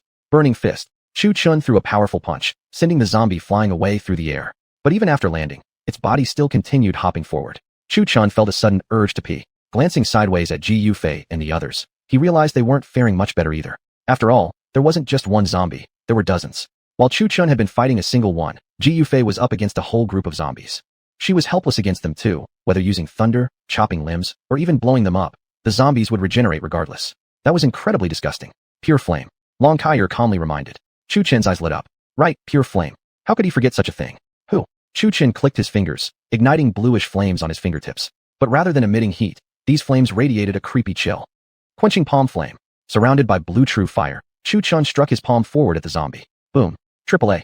A massive palm imprint formed on the mountain, and the zombie let out an odd, piercing scream. Its entire body burned in the blue flame, gradually reduced until only a streak of blue smoke remained. It works. Chu Chen was overjoyed. He surged forth more of his true energy, surrounding both hands in true fire. Boom. Boom. Boom. Boom. Massive flaming hands shot forward one after another. Triplet. Triplet. Most of the remaining zombies were incinerated by the blue flames. Chu Chen didn't fear exhausting his power. What he possessed wasn't just true fire, but the source of true fire itself. As long as his true energy lasted, he could endlessly release these flames. Finally, Lu Rian and Ji Yufei were freed. Among them, Lu Rian had the worst time, nearly falling victim to the zombie. Thankfully, Chu Chen had eliminated them. Just thinking about the zombie's appearance sent chills down her spine. The two women hurried back to Chu Chen's side. Against such zombies, they had no means to destroy them, but Chu Chen had the true fire needed to end them fearlessly. They looked again at Chu Chen, who had just unleashed such a massive amount of energy, and yet his face showed no trace of paleness. His cultivation base was truly deep. Roar. Right at that moment, a dense crowd of zombies came surging again. Their faces darkened once more. This many, Chu Chen muttered.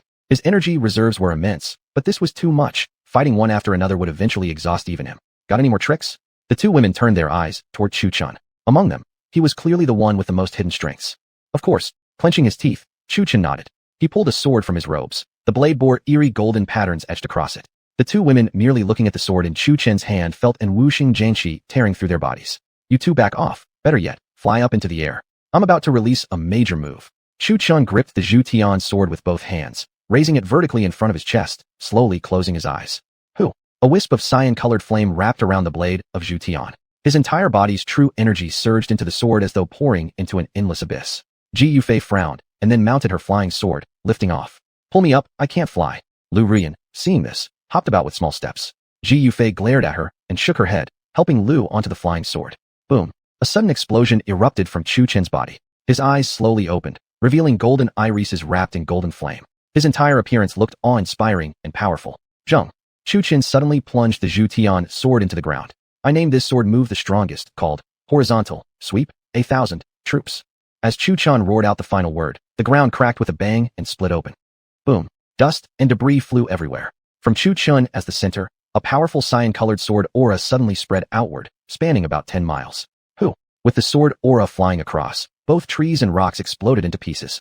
Roar. The The zombies rushing toward them all let out strange cries, their bodies igniting in cyan-colored flame. The two women flying above saw it most clearly. Ji Yufei's mouth was wide open, seemingly able to fit 2 eggs. If Ji Yufei was that shocked, how much more so for Lu Ruyan, who had never seen anything like this before. Her face wore an expression of total disbelief, her mouth wide into a big O, seemingly able to hold 3 eggs with ease. Pooh! Chu Chun, deep within the pit, suddenly spat out a mouthful of blood. His face was as pale as paper. His originally upright body had collapsed into a half-kneeling stance from exhaustion, supporting himself with the Zhu Tian's sword. He wore a satisfied smile while looking at his own incredible achievement. Even Long Kaier within Chu Chen's spiritual consciousness sat upright, staring at Chu Chun with astonishment. That single sword strike matched up with the full fury of the 10 directions of hatred. Last time, the sky-severing sword Chu Chun had used was boosted by hatred and resentment, but this sword strike was self-invented by Chu Chun himself, not part of the Changsheng sword manual, nor was it among the sword techniques taught by Jian Changfeng. What an amazing horizontal sweep of 1,000 troops. A slight smile curled on Long Kaier's lips as she admired Chu Chun. This name, combined with this scene, was absolutely perfect. Chapter 128, A Strange Sound. Xiao Chun.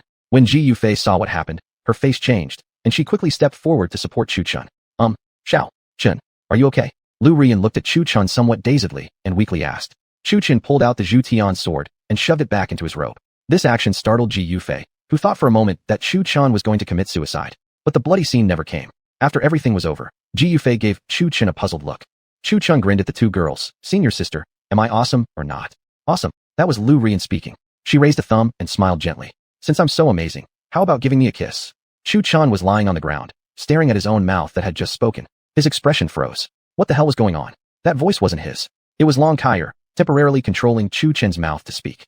She couldn't control Chu Chen entirely, but with her current restored strength, she could manage to control a single mouth. Chu Chen glanced back at Kaier inside his consciousness. That girl was covering her mouth and sneaking a laugh. Chu Chen's face instantly darkened. Kaier Jia, that's not morally right. What? You said you wanted 3,000 companions, right? Don't worry, Kaier Jia will help you.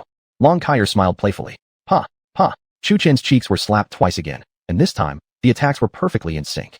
This fellow had the audacity to joke around even when so weakened. Clearly, he wasn't seriously hurt, just exhausted his true energy. Given his profound foundation, he'd recover soon enough. Ji Yufei had just taken a step forward when she paused. Thinking for a moment, she gently brushed her red lips with her fingertip and lightly touched Chu Chen's cheek. This is a reward for you. Just this once, no more being naughty next time. After speaking, Ji Yufei turned around, touched her red lips, and found the sensation quite pleasant. Her lips curled up slightly. At this moment, Chu Chen's true energy had been completely depleted, making him temporarily unable to fight. As the strongest among the three, Ji Yufei naturally had to prepare to protect them. She couldn't let the senior sister title be meaningless. Muwa. Then, Lu Ruyan also lightly touched Chu Chen's other cheek with her fingertip, smiled playfully, then turned and walked away, skipping like a lively little girl. Even though she looked like a mature woman, her cute and playful character was truly endearing. Chu Chen's cheeks flushed red. As a straightforward guy, he couldn't handle such a powerful attack. His heart remained disturbed for quite some time. Long Kaier glanced at Chu Chun with a mischievous smile. Seems like I still need to give you a hand. After a while, Chu Chen pulled out the Tianhu from his robe and took a big gulp of Jiuxiang immortal wine. Then he sat cross-legged, and immediately after drinking the wine, the spiritual roots inside his spirit field began roaring like dragons. Every roar restored a portion of true energy into his drained energy reservoir. The rate at which his energy was recovering was no ordinary level. But Chu Chun needed to compress again this energy, making it even purer and more potent. It was precisely because of his meticulous process every time that his strength was far beyond ordinary foundation building cultivators. An ordinary foundation building stage 3 cultivator definitely couldn't unleash such powerful sword techniques. GGGG. Little brother is so amazing. Suddenly, a seductive female voice came from the dark forest. This voice was different from Ji Yufei's seduction. Ji Yufei's voice had a hint of stiffness, but this female voice could literally soften one's bones. Chu Chun, who was in cultivation, immediately opened his eyes. Who? Chu Chun looked around, but saw no one. Ji Yufei and Lu Ruyan. However, upon hearing Chu Chen's shout, both turned their heads simultaneously. Ji Yufei walked up to Chu Chun and asked, "What's wrong?" Chu Chun glanced around once again, but found nothing. Could he be hallucinating? Chu Chun shook his head. Nothing. Probably just hallucinations from exhaustion. Ji Yufei looked at Chu Chun suspiciously for a moment, then continued keeping alert around them. Still, she kept part of her awareness on Chu Chun. That shout of his definitely wasn't baseless. Although he was a bit of a joker, he would never interrupt his cultivation like that. Ji Yufei was afraid Chu Chun might suffer a spiritual deviation, so she decided to stay by his side in case something went wrong. Ho! Chu Chun immersed himself in cultivation again. The dragon roars within his body continued rising, and the sound inside his energy reservoir grew even louder. Although this roar sounded more like a decoration, careful observation would reveal that with every roar, his energy reservoir expanded slightly. The expansion was almost imperceptible, but over time, his energy reservoir became comparable to that of a fifth-stage foundation building cultivator. Chu Chen slowly exhaled a breath of turbid air, stretched his bones and muscles, then slowly stood up. That fast? Ji Yufei looked at him in surprise. It hadn't even been the time it took to drink a cup of tea. Had his true energy really recovered already? Not fully recovered, but about 70 to 80%. To be precise, Chu Chen had already compressed his true energy to that level. Though not fully restored, this showed what it meant to be a prodigy. If it were Ji Yufei, within this span of a cup of tea's time, she would be lucky to recover even 30%. Chu Chen's original gun was ordinary, but after being tempered by heavenly punishment, it had transformed into a spiritual field. As for its rank, Chu Chen temporarily classified it as high grade. He named his internal spiritual field the Dragon Roar Spiritual Field, and his ring gun the Dragon Roaring. His true energy and arcane power were inseparable from the Dragon Roar. Yet, Chu Chen couldn't find an explanation, so he simply stopped worrying about it. Kakik, little brother is so handsome. How about being my husband? Just then, Chu Chen heard that seductive female voice again, so bone-piercingly alluring. His true energy surged violently as he shouted. Who? That single shout rumbled like a roaring dragon, echoing throughout the entire forest. Beside him, Ji Yufei was so startled she nearly peed. She glanced sideways at Chu Chen, finding him scanning the surroundings with a stern expression. His eyes were golden, and golden flames burned in their sockets. Ji Yufei frowned, keeping alert as she watched the surroundings. Senior sister, did you hear any sound just now? Chu Chen suddenly asked. Ji Yufei frowned even more deeply and shook her head. No. Chu Chen closed his eyes and fell into thought. This was strange. Once might be a hallucination, but the second time he had heard it clearly. Kairjia, did you hear anything just now? Chu Chen asked, looking at Long Kair who was lazily lying inside his consciousness. What do you think? Long Kair glanced at him, then lazily lay back down again. She even wandered into the Chaos Pagoda to tease Xiaobai. Within the Chaos Pagoda, Xiaobai could see Long Kair, and naturally, Long Kair could reach and touch Xiaobai as well. Since the Chaos Pagoda was within Chu Chen's body and Long Kair also resided there, they were connected. Long Kair would go into the Chaos Pagoda to play every few days. That's strange. Chu Chen rubbed his chin, pondering the woman's voice earlier. He assumed Long Kair hadn't heard it, but actually, Long Kair had clearly heard the sound too. Chu Chen simply misunderstood her meaning. Little brother, come play with me. The enchanting female voice echoed again. Chu Chen frowned once more. This time he felt the sound came from his left, almost as if luring him toward that direction. Chu Chen narrowed his eyes slightly. After all, he had nothing better to do here. Since the zombie outbreak, Chu Chen had completely lost his bearings. Otherwise he would have taken the two girls and moved forward long ago. He lifted his foot and slowly walked toward where the sound came from. Xiao Chun, where are you going? Ji Yufei noticed something was off and immediately called out. Chu Chun turned back, almost forgetting there were still two others here. He pointed ahead. That sound earlier wasn't a hallucination. It came from this direction. You two can come along too. Ji Yufei frowned slightly upon hearing this, sensing that Chu Chun might be controlled somehow.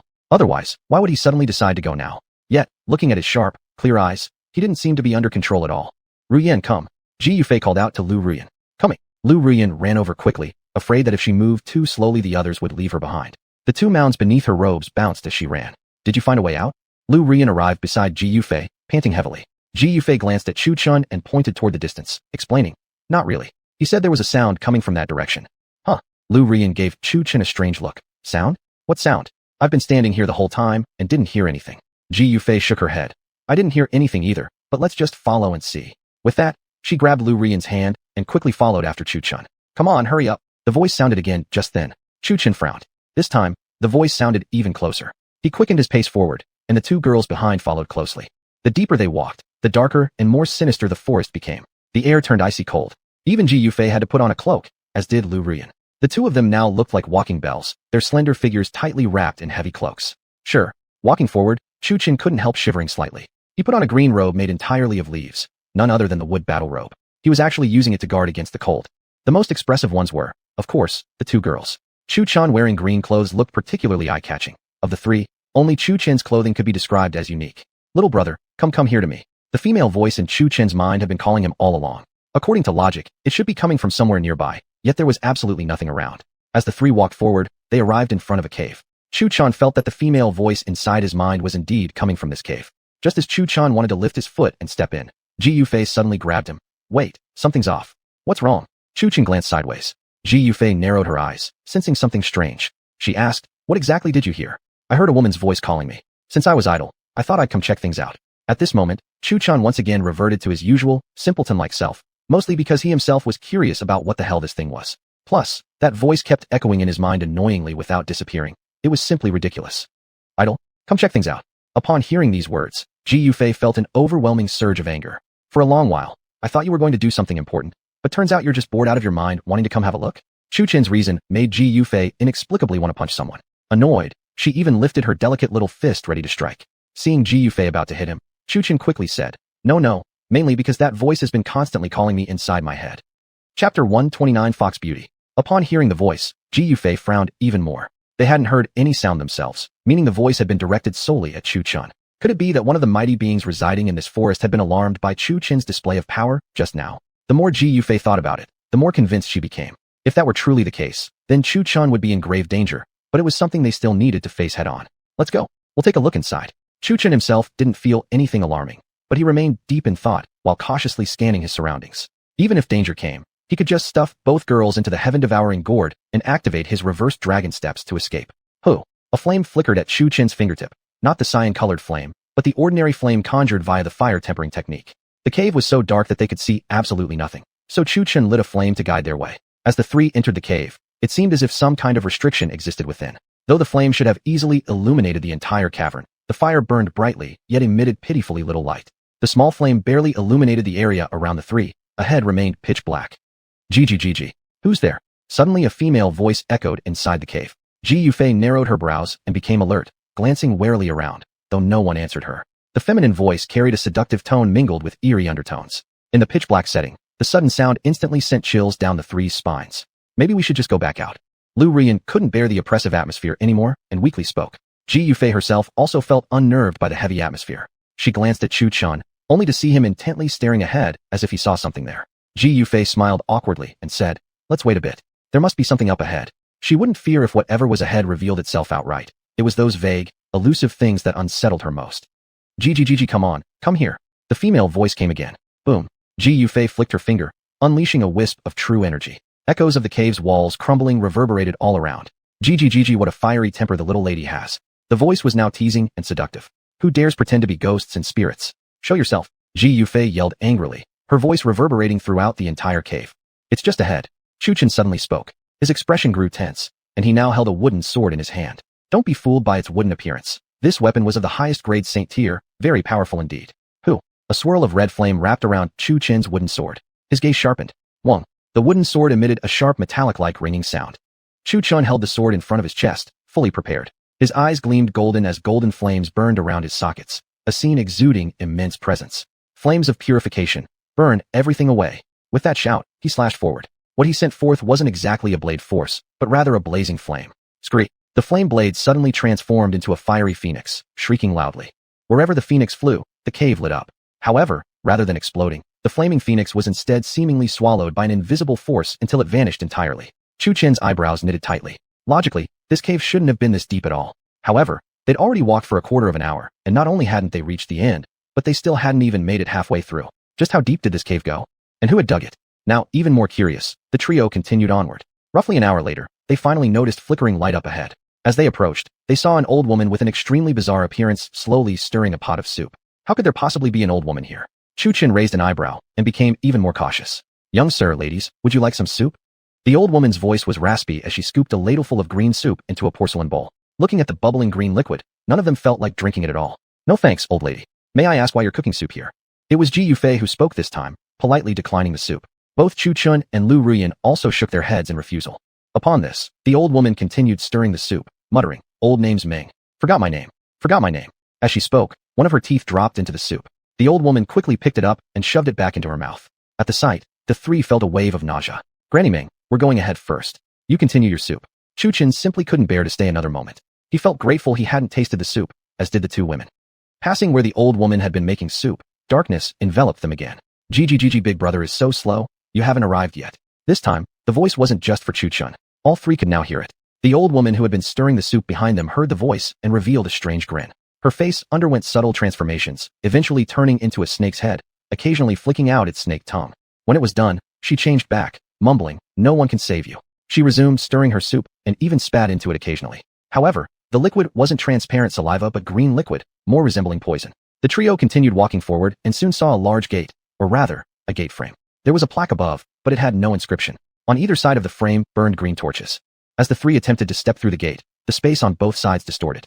On the left appeared a creature with a horse's head and a human body, but its lower half was a horse's tail, more of a monster than a man. On the right stood another creature, bull-headed with a human torso, its lower body a bull's tail. The two beings appeared extremely eerie and emerged unnoticed before the three. One raised its left hand while the other extended its right, blocking the trio's way forward. Pay up before entering. In unison, the two creatures spoke. Frowning, the three scrutinized the creatures and instinctively drew their weapons. The two creatures, the ox-head and the horse-face, mirrored their actions. Upon sensing the trio's hostility, the bullhead wielded a giant axe while the horse-face brandished a large pitchfork, both assuming battle stances. How much? Seeing that the two hadn't yet launched an attack, Chu Chun sheathed his weapon. 5 tails of Een stones each. Once again, the ox-head and horse-face spoke simultaneously. The three exchanged glances. Een stone? What's a Een stone? No one knew. Just let them in. The female voice echoed from within the gate. The ox-head and horse-face exchanged confused looks, their eyes darting about, before the space twisted again and the two vanished. What kind of place is this? Lu Rian's face tightened with tension as she tightly gripped Chu Chen's sleeve with her small hands. Chu Chun and Ji Yufei exchanged glances, hesitating slightly on whether they should enter. Ever since stepping into the cave, every corner radiated an eerie aura. We came all the way here. Let's just go inside. It was Ji Yufei who spoke. Although fearful, she feared more for Chu Chen's safety, so she simply nodded in agreement. At the very moment the three stepped through the gate, space twisted once more, causing them all to furrow their brows and draw their weapons cautiously. Once the spatial distortion ceased, a burning sensation rushed over them. Before them lay a vast sea of flames, and ahead stood a mountain glowing red-hot. Sitting atop, it was an exquisitely beautiful woman. Chained tightly, her attire was nonetheless extravagant and minimal, exposing 2 fair arms and a pair of long, shapely legs. Only the essential parts of her body were modestly covered, the rest remained bare. Even Chu Chun, filled with youthful vitality, couldn't help but feel his blood surge. As for the 2 girls standing beside him, their faces turned sour. They glared at him. This guy had not one, but 2 beauties at his side. Yet he'd never stared so intensely at them like this before. Moreover, Ji Yufei herself wasn't particularly covered either. In terms of appearance, both women were undoubtedly beautiful as well. So, it's you, madam, squawking inside my head this entire time? Fixing a sharp yet seemingly benign gaze on the chained woman, Chu Chun furrowed his brows. God damn it, finally found you. You kept squawking in my head nonstop the entire way here. I've been itching to beat you up for ages. In Chu Chen's divine consciousness, Long Kai's eyes rolled sideways. I thought you were finally getting some sense, staring like that. But turns out you're only seeking revenge. This mindset isn't so good. It could trip you up from gathering 3,000 concubines. Truly pure you are. Monks aren't even this clean-minded. That came from Long Kai. Ji Yufei and Lu Rian first looked startled at Chu Chen's words, then somehow felt their moods slightly lifted. Upon hearing his words, the woman's face darkened. You call my Miyin, charm voice, nothing but annoying squawks? Do I even still have a reputation? Chu Chun then fixed his gaze upon the woman's eyes. Her eyes were unique, fox-like in shape. Even without defined brow bones, they held a natural charm. This was the Miyan, charm eye. Slightly smiling upon noticing his attention, the woman balanced herself again. She pointed at her crimson lips with her fingers and lay there like a sleeping beauty. Master, do I look pretty? Ji Yufei and Lu Rian turned to glance at Chu Chun, their eyes filled with a sense of grievance, as if saying, say it's pretty and you're a dead man. Strangely enough, despite being surrounded by roaring flames, Chu Chun felt an icy chill down his back. He studied the woman across from him carefully. Pretty, yes, but you've got an eye booger. Upon hearing this, the 3 women's expressions froze. The fox-eyed beauty couldn't hold it anymore, tumbling forward headfirst onto the ground with a loud puff, the sound oddly pleasing. That's all you've been holding on to saying this whole time? Ji Yufei and Lu Rian looked at Chu Chun with strange expressions. Could it be that all this time you were staring because she had something in her eye? They suspected whether Chu Chun might actually be into men. Otherwise, with 3 beautiful women here, how could he not feel even a bit attracted? Cough, cough.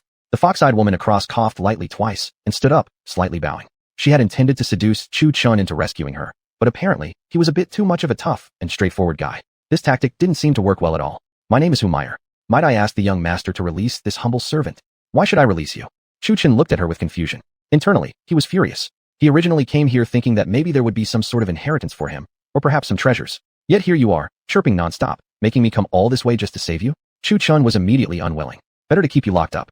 It's safer that way. No special reason. Your eyes have something in them. Chapter 130. Let them go. But who has ever let me go? Master, don't you think I'm so beautiful that you feel even the slightest desire? Humiliation said, deliberately tossing her long white hair to one side. Her fox ears were lively and alert. She lightly bit her red lips, looking delicate and pitiful. The 2 girls felt a wave of nausea upon seeing this. Although Ji Yufei also had a naturally enchanting air, it wasn't something she put on intentionally. Rather, it radiated naturally from her very bones. She deliberately tried to act strong to cover the seductive charm that emanated unconsciously from her. But Humiliation exuded an especially strong, overt sensuality, the kind that belonged to a fox. Desire? Oh yes, tons of desire. By the way, did you bring anything valuable out with you? Chu Chun casually replied, his eyes sparkling with greed as he looked at Humiliation. To him, women weren't that important. If he hadn't thought there was some kind of treasure involved, he definitely wouldn't have come in. Treasure? Could anything else possibly be more beautiful than me? Humier flirted again with exaggerated gestures, her seductive moves leaving Chu Chin momentarily dazed. You're what kind of nobody? Chu Chin looked at her with disdain. He wanted power, treasures, and opportunities. What good was sending a woman here? The two girls couldn't help but laugh, finding the young man's words extremely wise and hilariously entertaining.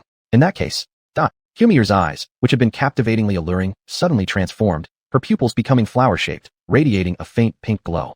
Watch out! Ji Yufei's expression changed instantly. In her hands appeared a sword shimmering with purple light. Chu Chun didn't need Ji Yufei's warning. He had already prepared himself the moment he stepped into this space. Though earlier he seemed to joke with the girl, in truth, he had been carefully scanning the area for a way out, having realized that the door through which they had entered had vanished the moment they came in, meaning they were trapped here. That was certainly no good sign. A sword materialized in Chu Chen's hand, shimmering with blue light. It was called Fanshin, a heavenly tier grade 9 weapon gifted to him by Jian Changfeng. Activating his Hui Yin Jin Jing Ju, he met Humier's gaze.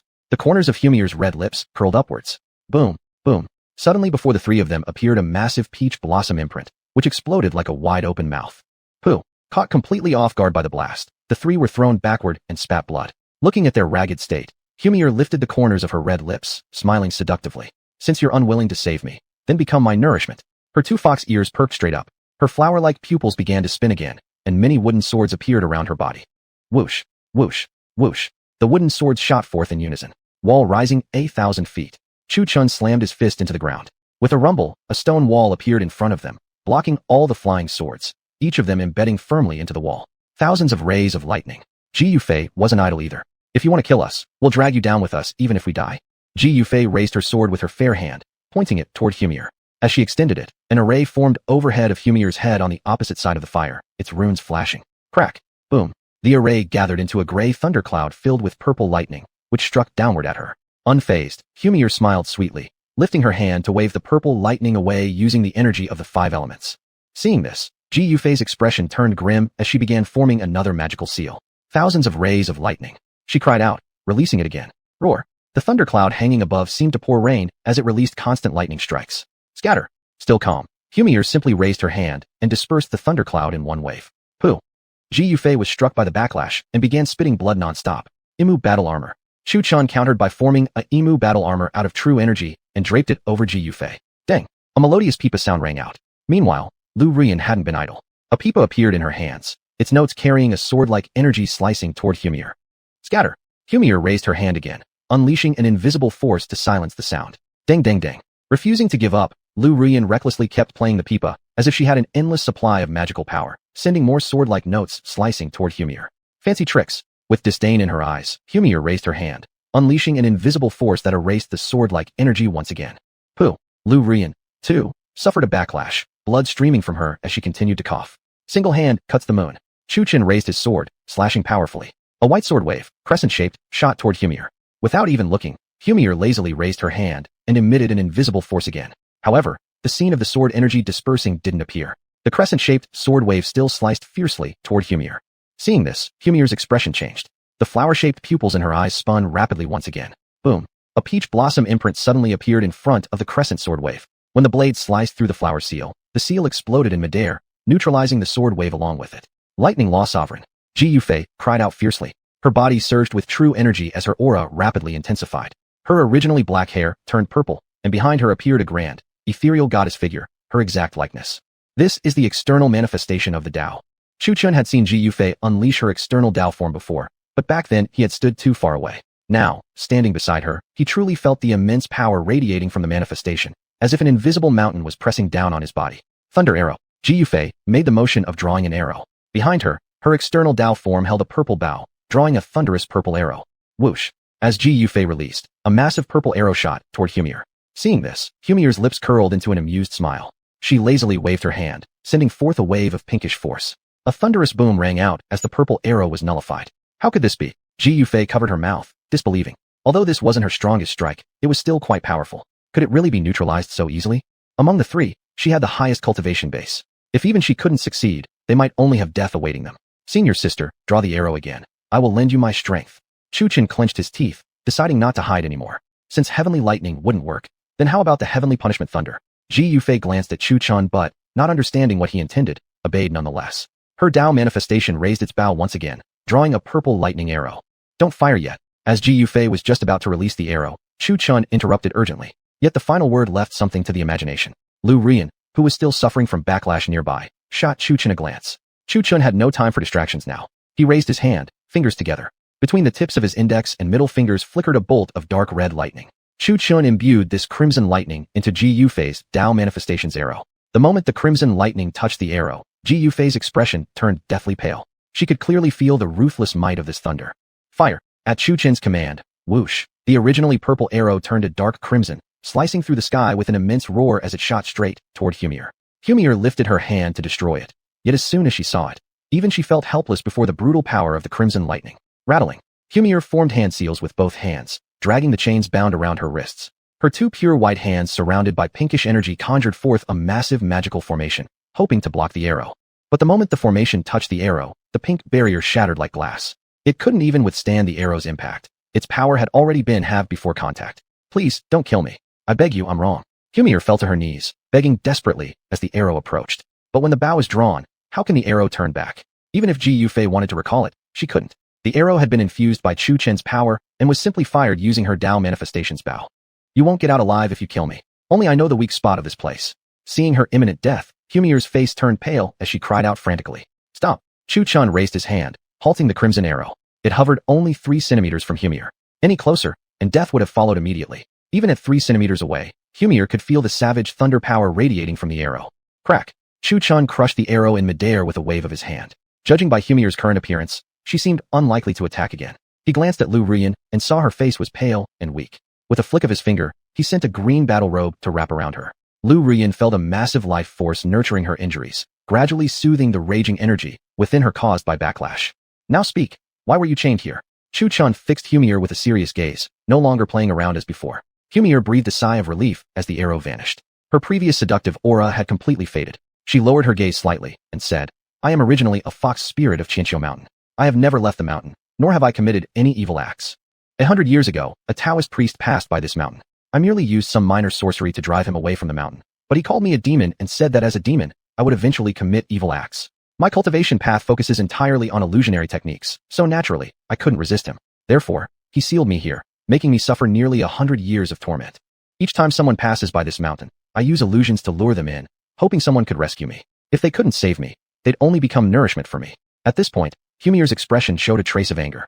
Chu Chun and Ji Yufei remained calm, while Lu Rian stared at her with slight resentment. If it weren't for you humans arbitrarily judging who is righteous, I wouldn't have been sealed here. Tell me, what exactly did I do wrong? I only wanted to protect my own sacred land, yet suffered such a cruel fate. Therefore, all of you deserve to die.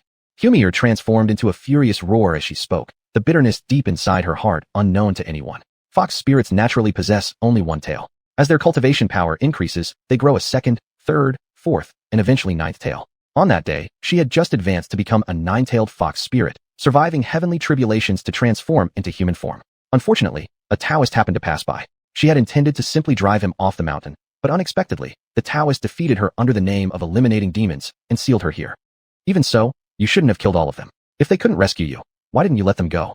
After hearing this, Lu Rian's heart felt complicated. Let them go? Then who will ever set me free? Chapter 131, Bloodline Aura. If I let you out, will you go out and do evil? Chu Chun gazed deeply at her. No matter who it was, being imprisoned somewhere without reason for a long time would naturally lead to resentment. Master, please rest assured. I admit I do carry some resentment from being trapped here, but if you release me, I promise not to kill innocents. However, as for that Taoist priest, no matter what secret methods I use to torment him, I ask that you do not interfere. Chu Chun stared at her silently. Truthfully, he was hesitating. If he didn't release her, all 3 of them would remain trapped here. But if he did let her out, though she promised not to recklessly kill, being a demoness, who could be sure she would keep her word? Seeing Chu Chun hesitate, Humir continued. If you don't trust me, I'll pledge to follow you loyally for 3 years. After 3 years, please allow me to return to Qianqiu Mountain. To escape, she was willing to accept any condition. Staying here endlessly tortured was worse than trading 3 years of servitude for freedom. Fine. Chu Chun agreed without hesitation. The 3 women glanced sideways at each other. He agreed so quickly? Humir's mind began to race. Could it be that this master? A faint blush crept onto Humir's face. She gritted her teeth and relented. Well, a small sacrifice was worth it. But the most bewildered person of all was Chu Chun himself. His expression was extremely dark. Looking at Long Kaier's cheerful face, he inexplicably felt a surge of urge to teach her a lesson. Blah blah. Long Kaier stuck out her tongue playfully and grinned. In truth, there was another reason. The fox spirit in front of them wasn't an ordinary fox. She was a Jiuyang Tianhu, a nine-tailed fox blessed with the bloodline of immortals. Though not quite as powerful as the 5 divine beasts, she was still among the top tier of mythical beasts, and her illusion arts were second to none. Long ago, she had once fought against a Zhejiang Tianhu that had achieved transcendence. That fox had refined illusion techniques into dreamscapes, dragging Long Kai'er into a dream realm during battle. Within that dream, she was the supreme deity, and even when Long Kai'er was at her peak, she couldn't defeat her. Her dream techniques were just that damned bizarre. While Chu Chun was still thinking how to take back what he had just agreed to, a small, delicate pink peach-shaped mark drifted toward him. Chu Chen's eyebrows furrowed immediately. He looked at Humiliation in confusion. Was she trying to attack him? He raised the sword in his hand and eyed her cautiously. Master, don't misunderstand. This is a contract mark of our Huxian clan. It's just that mine is a bit unusual. Seeing the wariness in Chu Chen's eyes, Humiliation hurriedly explained. Senior Sister Kai'er, she's not cheating me, right? Chu Chun timidly asked inwardly. Long Kai'er, who had been teasing Xiao Bai, glanced over briefly. Examined. It's okay. No cheating. You can accept it. After saying that, Long Kai'er went back to playing with Xiao Bai. Chu Chin did not immediately accept the mark. He looked at Humiliation and asked, You trust me that much? Humiliation smiled slightly and said, I trust you. This condition is acceptable. Better 3 years with you than endless days trapped here. There have been many people before you who couldn't rescue me. Why are you so certain that you can? As soon as Chu Chin spoke, Ji Yufei also looked at Humiliation with confusion. From the very beginning, the girl had set her sights on Chu Chun as if she was certain he could rescue her. Yet she, the strongest among the three, had ended up as just a bystander. Humiliation smiled radiantly. Because you, Master, possess a bloodline aura. An aura so profound even I cannot fathom it. A bloodline aura? Ji Yufei spoke this time. Although her words seemed to question herself, her gaze drifted toward Chu Chun. From his expression, however, he clearly had no idea what secret he might have. But then again, it made sense. He had been found by his grandfather, not knowing who his real parents were, let alone anything about his bloodline. The same question Ji Yufei had was also on Chu Chen's mind. What bloodline aura could possibly frighten you? Chu Chun asked with a furrowed brow. Long Kai'er had always refused to tell him anything, so now he could only seek answers elsewhere. You have a very strong bloodline aura indeed, but there is a mist-like veil concealing it. I can barely sense it. Aside from that, I also cannot perceive your fate. Fate. The three women gasped in unison. Fate was a mysterious and profound concept. Only the most powerful cultivators could glimpse the fate of others. Ordinary beings couldn't perceive such things, and yet this woman in front of them claimed she could see fate itself? So what do you think my fate is like? Lu Rian spoke, gazing at Humiliation in disbelief. Your fate appears shallow, but shrouded in a layer of mist. Humiliation said lightly, her eyes flickering with subtle light. Mist? What does that mean? Lu Rian insisted, determined to get to the bottom of it. Humiliation shook her head and said, I don't know. It should be that your fate has mysteriously changed. In other words, your originally shallow destiny might be a bit different now. After speaking, she also felt frustrated. She was usually very accurate in reading someone's fate, so why today could she not decipher the destinies of two people? Well, Chu Chun could be an exception. She couldn't sense even a trace of his destiny. But with Lu Rian, she could read the beginning, only for everything afterward to become a haze. This baffled her greatly. How do I save you? Chu Chun accepted the mark. It drifted into his mind, and a sliver of the woman's memories entered his consciousness. In those memories, he saw her suffering and truly confirmed her words. She hadn't done anything wicked, having been framed and sealed here. As for those who had previously tried to rescue her, they all had ulterior motives, lusting for her body. Those people deserved death. What surprised Chu Chun the most, however, was Humiliation herself. Despite her seductive appearance, she was still untouched. Just sever the chains binding my wrists and ankles. These chains seem ordinary, but they have sealed away 90% of my power. The three women inhaled sharply. If 90% of her strength was sealed and she was still this powerful, then even Ji Yufei, a late-stage Yuaning cultivator, couldn't overpower her. At this, Ji Yufei shot Chu Chun another deep look. If not for his crimson lightning enhancement, her arrow earlier would have been nullified. Ji Yufei grew increasingly curious about how many hidden cards Chu Chun truly possessed. First came that sword strike, then this crimson lightning. He was full of surprises. She still remembered the Ba Dao lightning, so overbearing that it nearly backfired on her. Her gaze lingered on the gourd hanging from Chu Chun's waist, eyes glimmering with thought. This gourd surely held its own secrets. In all their battles so far, she had never actually seen Chu Chun unleash his true strength. The only time he had attacked was with that single sword strike, but it had been so abstruse even she couldn't comprehend it. Chu Chun pulled the Zhu Tian sword from within his robes. Even from a distance, Humiliation felt chills. It radiated sharpness so intense that merely gazing at it seemed capable of dissolving her soul. After a long while, she finally looked away. Ji Yufei, observing the Zhu Tian sword in Chu Chun's hands, immediately grew puzzled again. All his other swords were stored within the gourd. Why was this one drawn from his body? Pung! Rumbling power surged through Chu Chun's body, and flames seemed to engulf him entirely as he lifted his left foot and stepped forward, slowly walking into the sea of fire. Wait! Ji Yufei hurriedly called out. Chu Chun turned around and asked, What is it? Ji Yufei pointed toward the flames. Are you really going to just walk in like this? Won't you fall in? Upon hearing this, warmth stirred in Chu Chun's heart. He grinned widely and said, It's a secret. Looking at Ji Yufei's expression, she was clearly furious, but seeing Chu Chun still had the mood to crack jokes, she gave him an extra glance. Forget it. This guy has more hidden tricks than anyone. He'll probably be fine. And he really would be fine. Of course he would, with Long Kaier around. Just earlier, during their conversation, Long Kaier had taught him a movement technique for walking across water, the Lingbo Weibu. The ocean was a sea, and so was the firestorm. Fundamentally, both were just flowing liquids. Chu Chen's power surged, and a gentle breeze rose beneath his feet. He slowly placed his left foot down and walked atop the magma. If he could walk on molten rock, why not fly? They would have flown long ago, avoiding the fiery chasm entirely, but flight was forbidden in this space. The gravitational force prevented it. Walking was allowed, but attempting to take off would be like carrying a mountain on one's back, forcing a crushing descent.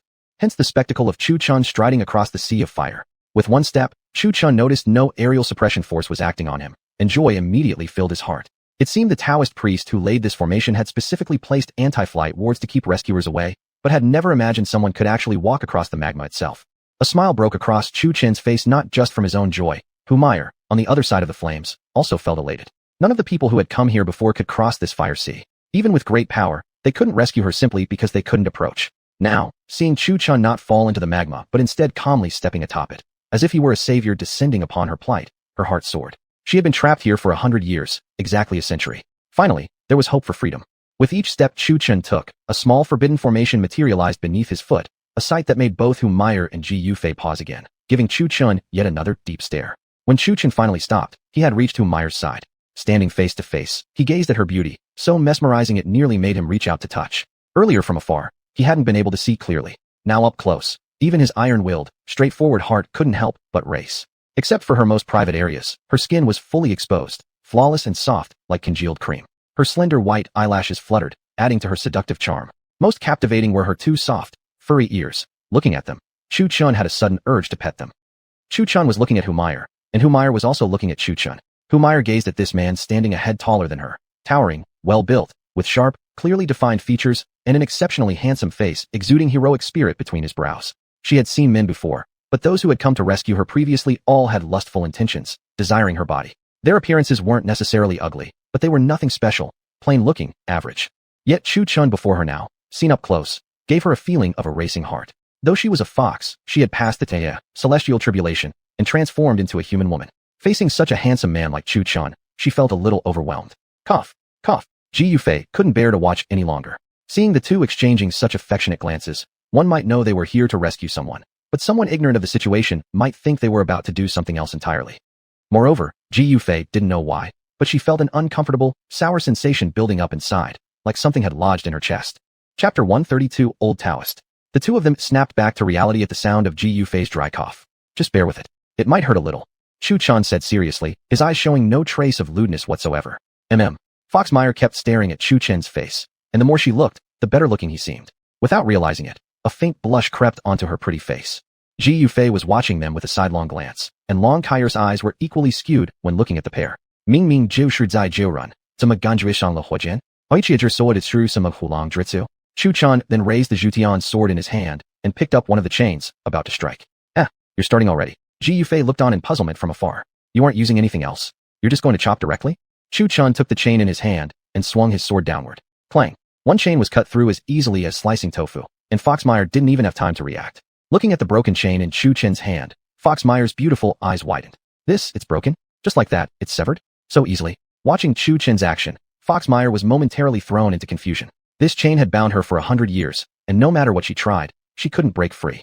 Furthermore, it sealed away 90% of her powers. Yet now, it was severed as easily as cutting tofu. This action shocked Foxmire completely. What the hell is this thing? How strong is this? However, she didn't realize that the power didn't come from Chu Chen himself, but from the Zhutian sword he held, once wielded by an emperor.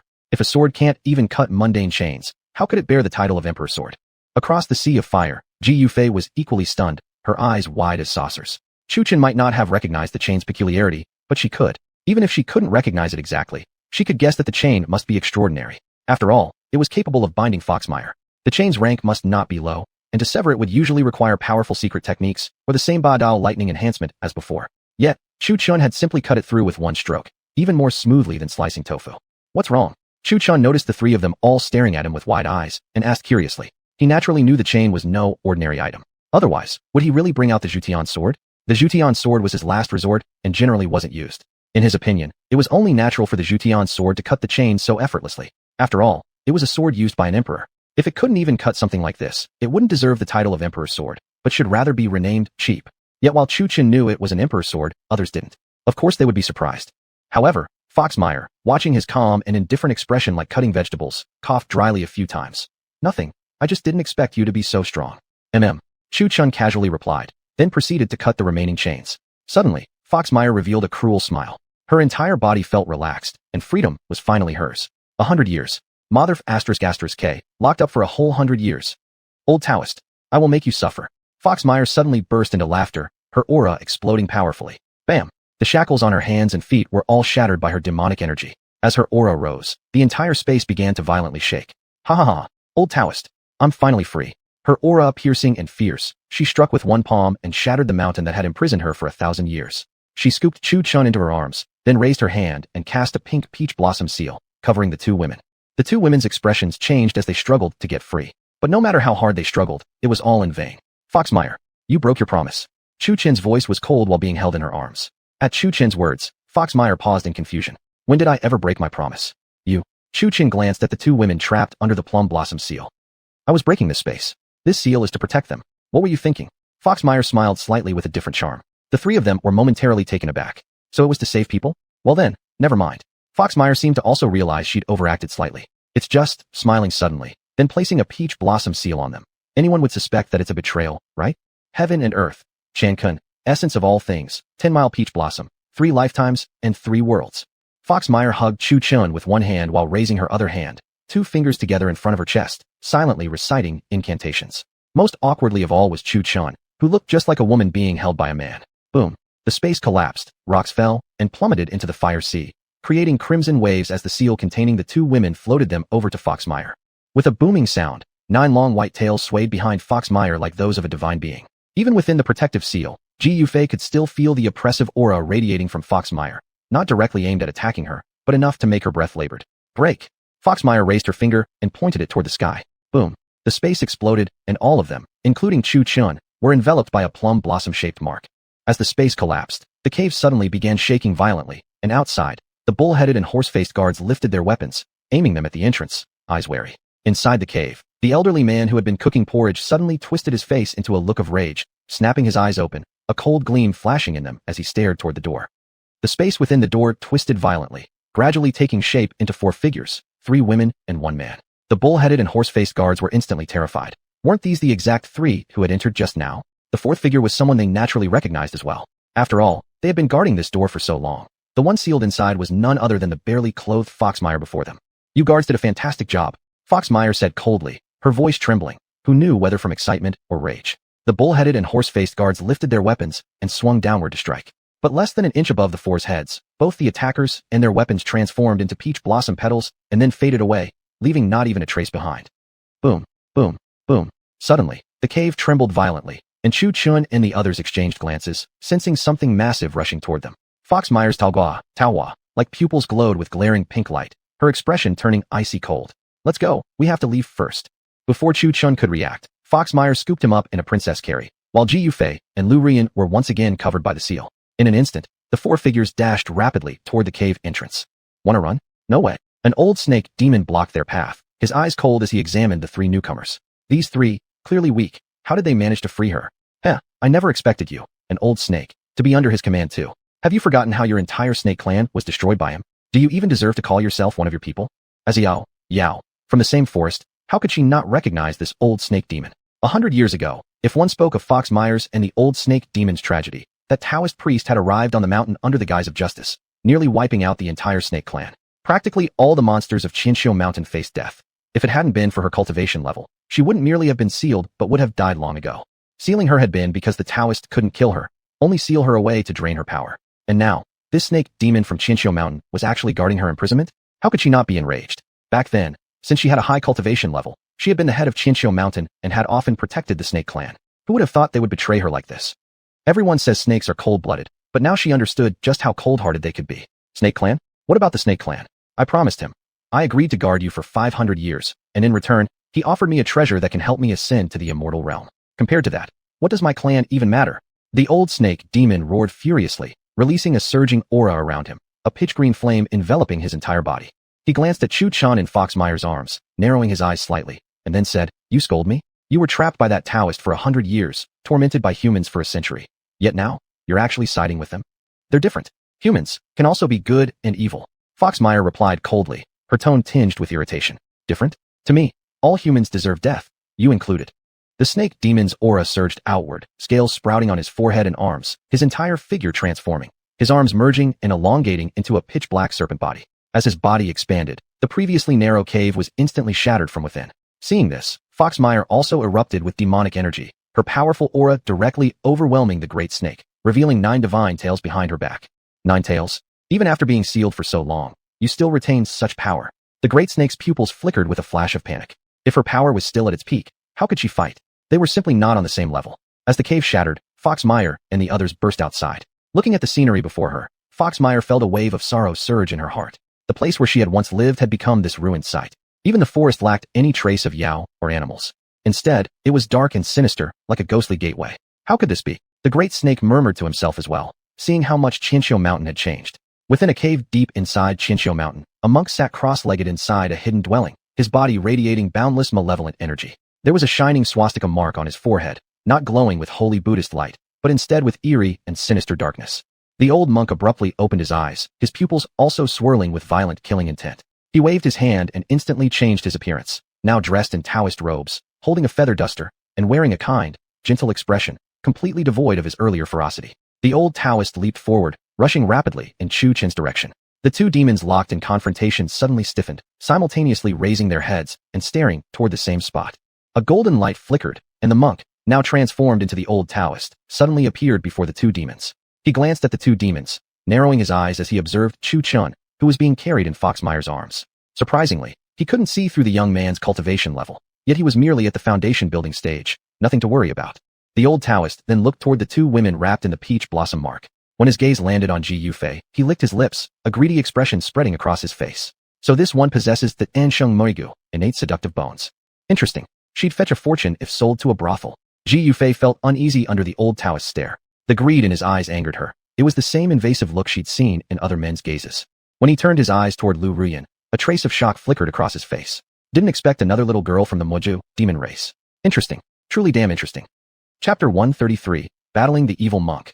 You're still alive. Humier looked at the old Taoist priest before her, a fierce expression crossing her face. Since you're still alive, how could this old Taoist dare to die? The old Taoist smiled kindly, waving his feathered whisk. Not dying is good. After imprisoning me for 100 years, it's time to settle the debt. Humier gritted her teeth, her face twisted with rage as she glared at the Taoist priest, humming, "Throw him limb from limb. Settle the debt? You didn't defeat me back then, and now." As he spoke, the old Taoist's true essence surged, a thunderous boom erupting as a mighty pressure crushed all around him. The expressions of Haitian and Humier changed instantly. How is this possible? His cultivation has improved again. Humier's face darkened as she muttered under her breath. Chu Chin narrowed his eyes at the old Taoist, then struggled free from Humier's embrace and flew into the air. "You're not a Taoist priest. You're an evil Buddhist." As soon as Chu Chin spoke, everyone's expressions changed. Evil Buddhist? Ji Yufei looked at the old Taoist. The true essence radiating from him wasn't purely that of a cultivator, but was mixed with something violent and bloodthirsty. Ji Yufei activated her seal and rose into the sky, standing side by side with Chu Chun. Interesting. A little brat at foundation building stage can actually see through my identity. Truly amusing. The old Taoist stopped pretending. He discarded his disguise, revealing himself as an evil monk, a red swastika clearly visible on his forehead. Chu Chin remembered that symbol well. The inverted swastika signified an evil Buddhist, while the upright represented a Buddha of all sentient beings. The 2 concepts were vastly different. The inverted swastika stood for a Buddha of slaughter, selfishly killing people in the name of salvation, always ending with a solemn Amitabha, claiming he was liberating all living beings. The upright swastika, however, belonged to the guardian Buddha, who protected all beings. Such a Buddha could not tolerate any sand in his eyes and made no distinction between righteous or evil, seeing all demons as demons, all Taoists as Taoists. No matter whether a demon was good or bad, it would be killed, all in the name of defending the world. The evil monk revealing his true appearance startled everyone again. Everyone turned their gazes toward Chu Chun. This fellow had actually seen through the disguise. Compared to others, the evil monk licked his lips, a greedy expression crossing his face. A great evil monk indeed. Claiming to uphold the heavens, you occupied my Qianqiu Mountain. Humier sneered, even Haitian beside her showing a flash of hesitation in his eyes. Blame it on your low cultivation base. You deserve to be sealed. A smirk curled on the evil monk's lips as he gloated. But well, there's no need for a seal now. Go to hell for me. The evil monk emanated a murderous aura, no longer just true essence, as a giant demonic hand surged toward Humir. The two people standing in front of her changed expressions. Chu Chun reacted immediately, activating his 5 elements obliteration body. He grabbed Ji Yufei beside him, his feet pressing against heaven and earth as he danced like a dragon, evading the demonic hand. Bang! Humir's Yao Li coursed through her hands as she likewise threw a palm strike. The colliding palms unleashed a powerful shockwave. Chu Chun and Ji Yufei both spat blood at the same time. Lu Russian had been prepared, raising a magical shield to protect herself.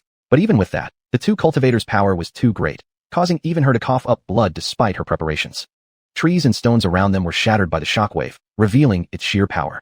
From that single palm strike, trees for 100 miles in every direction were broken, leaving the entire area bare and empty. Roar! At that moment, Haitian suddenly opened his blood-red maw wide toward Humir. Humir, wary but defenseless at that moment, could do nothing. Pooh! Left with no choice, Humir had to release the force of her palm strike, suffering backlash. A mouthful of blood erupted from her lips. She had no choice but to retreat, otherwise, she would be swallowed whole by Haitian. Outnumbered 2-1. The situation isn't in our favor. Chu Chun wiped the blood from the corner of his mouth and muttered. One snake and one person jointly attacking Humir. Humir simply couldn't hold her ground, being pushed back step by step. Pooh! Humir spat blood again, barely enduring the joint assault. She wasn't afraid of Haitian's attack. She was stronger than Haitian, but she couldn't withstand the evil monk's blows. Lightning Law Ancestor. Ji Yufei cried softly. Her entire body surged with electricity as a giant Dharma image appeared behind her. Purple Lightning Tempest. The Dharma behind Ji Yufei shot a lightning bolt. The snake and human attacking Humir simultaneously narrowed their eyes and turned their heads, instantly forming 2 seals to block the purple lightning. With the assistance of the lightning attack, Humir finally had a moment of respite. Ahwa, come out and fight. Chu Chun shook the gourd, and a white kitten appeared beside him. Meow. The white kitten rapidly grew, becoming a white tiger with swan-like wings on its back. Wang Xue, Qi Xiao, Jinghong, Hanliang, Hongya, Hongchen, Fanshin unsheath.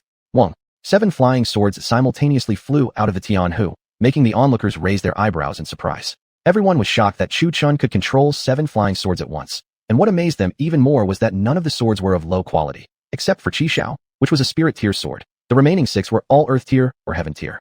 Go! Chu Chun pointed his finger at the black snake. The 7 swords shot forth simultaneously, surrounding the enormous creature. Roar! The black snake let out a furious roar as it saw the swords circling around it. A surge of its power blasted outward, sending all 7 swords flying. However, the 7 swords seemed to have their own will.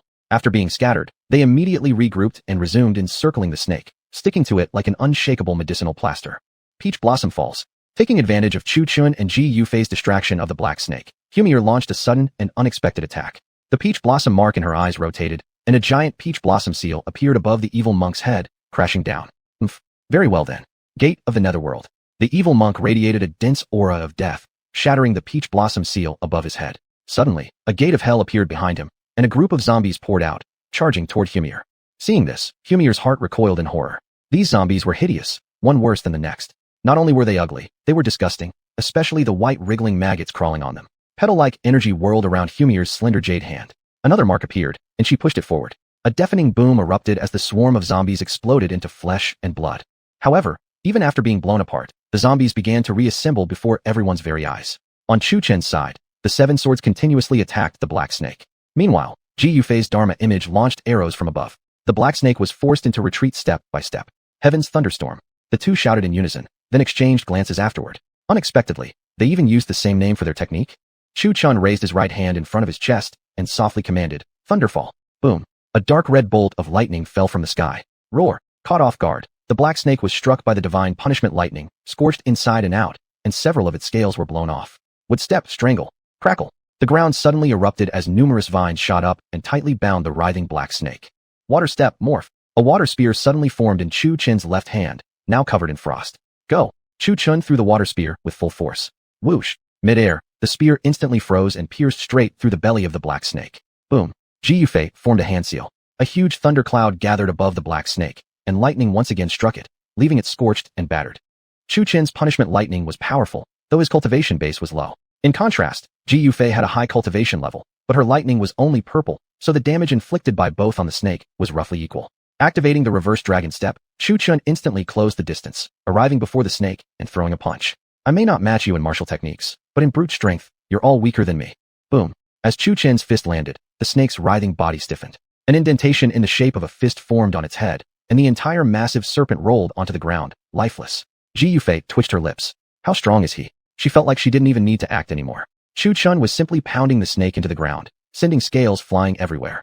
Just as Chu Chun had claimed, in terms of pure physical power, even Ji Yufei couldn't rival him. After a brutal beating from Chu Chun, the black snake was shredded to pieces, its 2 vertical pupils now lifeless, utterly dead. Wiping blood off his face, Chu Chun's breath turned turbulent. Lifting his head, he saw Humir retreating in the air, clearly overwhelmed. Without hesitation, he vanished with a sudden dash, and Ah Hua caught him midair. 7 flying swords followed behind, like 7 streams of light, streaking toward Humir. Seeking death, the evil monk sneered coldly, then smashed his palm toward Chu Chun. As Chu Chun charged forward, he was flung into the air by the black palm strike. So powerful was the blow that a palm-shaped indentation was left on the mountaintop behind, with Chu Chun and Ah Hua embedded into the rock. Little Chun, Ji Yufei cried out in alarm, dismissing her Dharma image before rushing to Chu Chun's aid on her sword. Chu Chun looked terrible. His 5 elements obliteration body had been shattered by a single palm strike, his body bloodied and bruised, his bones likely broken in several places. Chu Chun, embedded into the mountain peak, twitched his fingers. A cracking sound of bones echoed through his body as he abruptly turned his gaze toward the distant evil monk, his eyes flashing with icy determination. Grabbing a sword from among the 7 without hesitation, Chu Chun suddenly leaped from the stone, shooting forward like an arrow toward the evil monk. Dragon's roar. Chu Chun swung the sword across his chest, releasing a slash of sword chi in the form of a dragon rushing at the evil monk. You dare defy me. The evil monk raised his hand and swiped. The sword chi exploded midair. Cursed, Chu Chun spat, furious. He was nearly invincible up close, but his major weakness was his short range. Mid-flight, he activated the reverse dragon step once more and charged again toward the evil monk. Die. Distracted, the evil monk waved his sleeve, unleashing an invisible slash of wind blades. He naturally wanted to know what Chu Chun was up to.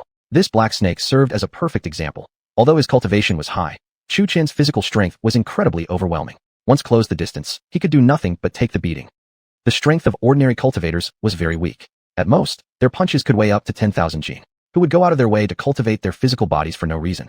Chu Chun sidestepped the incoming wind blades, his face twisted with ferocity as he silently wished to go even faster.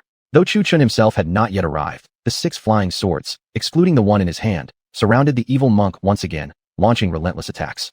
Although each strike from the swords caused him no real harm, the sheer number of them was troublesome. The moment he lost focus, the swords would seize the opening, find his weakness, and one slash would be all it took to end him. He wasn't afraid, but he couldn't afford to be careless.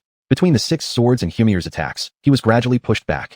At first, he thought the victory was already in his grasp. However, a mere foundation formation cultivator had ruined everything, greatly worsening the evil monk's expression. Chapter 134, Defeat of the Evil Monk. Purifying Wind Technique. Ji Yufei formed a hand seal, and a gentle breeze blew past, blessing Chu Chun. Little Chun, I'll assist you. Empowered by Ji Yufei, Chu Chun's feet became swift, his reverse dragon steps increasing his speed like a startled wild goose. Swoosh. Chu Chun dashed toward the evil monk like a ghostly wraith, astonishingly fast. Bang. Facing the enemy head-on, Chu Chun threw a punch, his fist roaring like a dragon. Caught off guard, the evil monk was sent flying by the punch. Even knowing of Chu Chun's strength, he still underestimated him. He had thought Chu Chun's punch was at most 10,000 jin, but he never expected it to be 100,000 jin. Even prepared, he ended up eating dirt like a dog. The evil monk wiped blood from the corner of his mouth. He couldn't win, completely outmatched. That was his thought. If brute strength wouldn't work, he would rely on cultivation. Evil heart devil dance. The evil monk roared, his body exuding a rolling murderous aura. He thrust his palm forward, conjuring a devilish hand made purely of killing intent. There was no way he'd dare fight Chu Chun up close. Seeing this, Chu Chun shifted slightly, activated his reverse dragon steps, and dodged the devilish palm with a sidestep, rushing straight toward the evil monk. The evil monk wasn't stupid. He immediately struck again with another palm and retreated swiftly with a ghost-like movement technique. Since Chu Chun was charging straight ahead, this palm became impossible to dodge. Heavenly Demon Palm. Humire moved from behind, a massive palm pulling Chu Chun back. Another palm was simultaneously formed, and behind her, her 9 tails each resembled massive palms. Then, the remaining 7 tails launched strikes while Chu Chun's 7 flying swords constantly swarmed the evil monk without ever leaving. Zheng. A lute's note rang out as Lu Ruyan launched her attack. Her melody disturbed the evil monk's spirit. High cultivation did not necessarily mean strong soul. Distracted momentarily by the melody, the evil monk was hit simultaneously by 8 pink palms. Ugh. The evil monk spat blood, his face pale. But it wasn't over yet. I'll join in. Imperial Purple Lightning Finger. Ji Yufei shouted fiercely, her 2 fingers together before pointing sharply forward. The purple lightning on her fingertip pierced through the weakened evil monk like a sword. Chi. The evil monk spat blood again, his face twisted in rage. He never imagined that he'd end up in such a predicament. Heaven slaughter of 5 directions. The evil monk gritted his teeth. His murderous aura raged wildly, his eyes blood red. This move was extremely domineering. It came at the cost of burning his bloodline, temporarily enhancing all his strength. He wouldn't have used it unless in desperation, but he had no choice now. A massive phantom appeared behind him, exuding killing intent and having 3 heads and 6 arms, each holding a different weapon. Heaven's sundering slash. All 6 arms raised their weapons and struck fiercely. 6 chilling blades emerged, all aimed directly at Chu Chun. Among the 4 opponents, only Chu Chen's strength could threaten him. As long as he died, the other 3 combined could do nothing to him. Chu Chen's strength was what he feared most. You really think I'm a soft target? Chu Chen's expression twisted with rage. His true chi rolled across his body, enhanced by the 5 elements annihilation body. Landing on the ground, Chu Chun placed both hands on the earth. Boom, boom, boom. 3 massive stone walls emerged in front of him. Then, extending his arms wide, he traced a circle. Before him appeared a formation filled with water element chi, surging like ocean waves. See dragon roar. Chu Chun roared, and a massive dragon head emerged from the formation. Roar. Then, a water dragon surged forward and charged at the evil monk. Seeing the water dragon coming, the evil monk simultaneously formed a protective array in front of himself. Boom. The water dragon crashed onto the evil monk's barrier and instantly turned into a puddle. The evil monk snorted coldly. While his strength was inferior, his cultivation was superior. How could a little bug like him harm him? Boom, boom, boom. The 6 weapon attacks had already arrived, each capable of smashing one of the stone walls in a single strike. Water curtain heaven splendor. A massive water shield appeared before Chu Chun. One-handed moon slice. Chu Chun slashed with his sword, releasing a crescent sword beam that blocked one attack. Realizing it was effective, Chu Chun waved his sword repeatedly, unleashing one-handed moon slice again and again. After neutralizing all 6 attacks, apart from his massive strength, Chu Chun also displayed impressive sword cultivation talent. Dragon's roar. Chu Chun lightly shouted, and the 7 swords simultaneously emitted a pale yellow glow. 7 swords, why 7? 6 of the swords surrounding the evil monk were emitting pale yellow light, and the sword in Chu Chun's hand was also glowing similarly. Slash. Chu Chun controlled the 7 swords to unleash dragon's roar simultaneously. Roar, roar, roar. 7 dragon roars sounded abruptly. The 6 swords around the evil monk were closest, so their dragon's roar struck him first. However, with the interference of the evil monk's Dharma body, the 6 sword beams struck the Dharma figure instead. Each time a sword beam hit, the evil Dharma body shimmered with light, and its power diminished slightly. When the final sword beam landed, the evil monk was sent staggering backward. Chu Chun seized the moment of his distraction, activated the reverse dragon steps, and dashed forward with a devastating punch. Bang! Chu Chun had put 50,000 gene of force into this punch. With incredible speed and overwhelming power, he didn't just send the evil monk flying. He pierced straight through his chest. The evil monk's Dharma body behind him immediately vanished into thin air, and a trail of blood shot out from the corner of his mouth, painting a grimly majestic scene. Finally, he collapsed lifelessly to the ground. Seeing this, Chu Chun fell to the ground panting, his face pale, and blood seeping from the corner of his mouth. The 3 women also let out a breath of relief, their faces equally drained. All in all, this battle hadn't been easy. Though the fight had been 4 against 2, it appeared like an overwhelming advantage, but in reality, their opponents were much stronger in cultivation. Without Chu Chen's immense strength, all 4 of them might have perished. The most expressive were Ji Yufei and Humiliation, especially the latter. After all, Humiliation had reached the 5th heaven of void observation, while the evil monk had been 3 levels above her. Chu Chun was still at foundation building, yet his strength rivaled someone at the 8th heaven of void observation. If his cultivation advanced, who could stand against him? At this moment, Humiliation felt somewhat relieved. It seemed that following him might not be a bad thing after all, not that she had stumbled upon an opportunity, but rather, she had encountered Chu Chun, who was the true opportunity. Ji Yufei found herself increasingly unable to comprehend Chu Chun. You could say he was just at foundation building, but his strength was extraordinary. Say he was powerful, yet his cultivation was low. Once his enemies couldn't get close, they would be finished. Yet Chu Chen's mysterious footwork had perfectly compensated for that cultivation disadvantage. Every time he activated his reverse dragon steps, she couldn't even catch sight of his shadow. Thank you, master. Humiliation ran up to Chu Chun with a slight bow and a bright smile. She had originally thought she could easily kill the old Taoist priest, but Mei Shangdao, the old priest, turned out to be the evil monk, and was 3 levels higher in cultivation. No problem. If we didn't kill this devil, we wouldn't be able to leave either. He had already marked us the moment he came out. After saying this, Chu Chun applied a sealing formation to his mouth, anticipating that Long Kair was about to cause trouble. However, seeing this, Long Kair, who was just about to act up, immediately frowned and shot Chu Chun an angry glare. Seeing her get thwarted, Chu Chun couldn't help but smirk. Thrilled? Surprised? Gotcha. However, Humiliation looked at him suspiciously. Why would he seal his own mouth? Looking at the forest around them, Humiliation sighed with a feeling of melancholy. This place was no longer the home she had once known. Glancing at Chu Chun, she pursed her red lips and made a bold decision. Master, is the 3-year contract still valid? Chu Chun looked at her with surprise, then nodded. But he couldn't help feeling suspicious. Was she planning to break the contract? Thinking it over, he shrugged it off. If she wanted to break it, so be it. People are living beings after all. Nobody could be forced into something unwillingly. It wasn't about right or wrong. Why should he chain someone here? Why? Are you leaving? Ji Yufei and Lu Ruyan walked over, their gazes sharp with disapproval. No. Humiliation shook her hands frantically, her expression briefly panicking. Then why bring it up? Ji Yufei frowned, her eyes icy as she stared at her. Humire smiled slightly and said, 3 years is not enough. I want to follow master forever, even if it means being your servant. Pooh. Chu Chun, who was drinking, choked on the wine, startled by her words. Follow forever? Was this a marriage proposal? If Chu Chun had said something like that before, Humire would have definitely agreed, without hesitation. Heroes attract beauties, and beauties adore heroes. That's an age-old truth.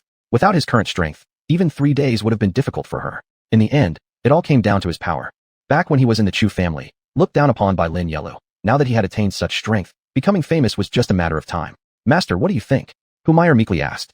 Ji Yufei's expression turned gloomy. Forever follow could only mean one thing. Offering herself to him? Great. While Chu Chun was hesitating, his mouth spoke on its own. Instinctively, he covered his mouth, but it was already too late. Humire's face lit up with a radiant smile, filled with joy. Chu Chun glanced back at Long Kyer, who was petting Little White as if nothing had happened. Afterward, she even playfully smiled at him. Chu Chen's face darkened. Since things had come to this, an evil idea formed in Chu Chen's mind. I will take your path so that you have nowhere to go. Ji Yufei glanced at him sideways. Was she not attractive? Or did he think she lacked charm? She had the curves, the looks. Nothing about her was worse than that girl's. Why? Looking at Humire, Chu Chen asked, do you know how to get out from here? Chu Chen hadn't forgotten. He was heading to the Hidden Realm for an adventure. It just so happened that he got into a fight, but that wouldn't stop him from going to the secret land in search of treasures. Like he always said, treasures, resources, and opportunities were the most important things. As for women, well, they were important too. Humire looked at the drastically changed Xinyo Mountain. Forget about finding the way out. She couldn't even tell north from south anymore. Finally, she shook her head apologetically. What if you returned to your original form? Would you know the direction then? Chu Chen suddenly asked. Humire nodded enthusiastically. Yes. Seeing this, Chu Chen glanced at Ji Yufei, who gave her a cold stare in response. Fine, so I'm just here for show. I still have to be the tool. How freaking delightful. She was the most frustrated person on the scene. Originally the strongest among the three in both cultivation and combat ability, she now ended up accomplishing nothing. Worse still, with Humire joining, she was now only second in cultivation and third in fighting power. Why third? Well, first was obviously Chu Chen himself. Even a cultivator at the transformation stage like Mu Hanbing would suffer greatly once Chu Chen got close.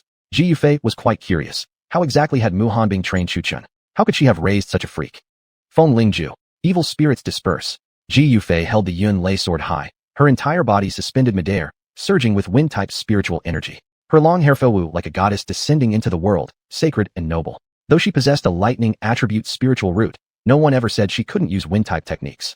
A powerful gust rose within Qianxiu Mountain, scattering the evil and ominous qi from the forest. The dark black mist was blown away, and sunlight poured through in wide beams, adding a soft golden hue to the land. Cough cough.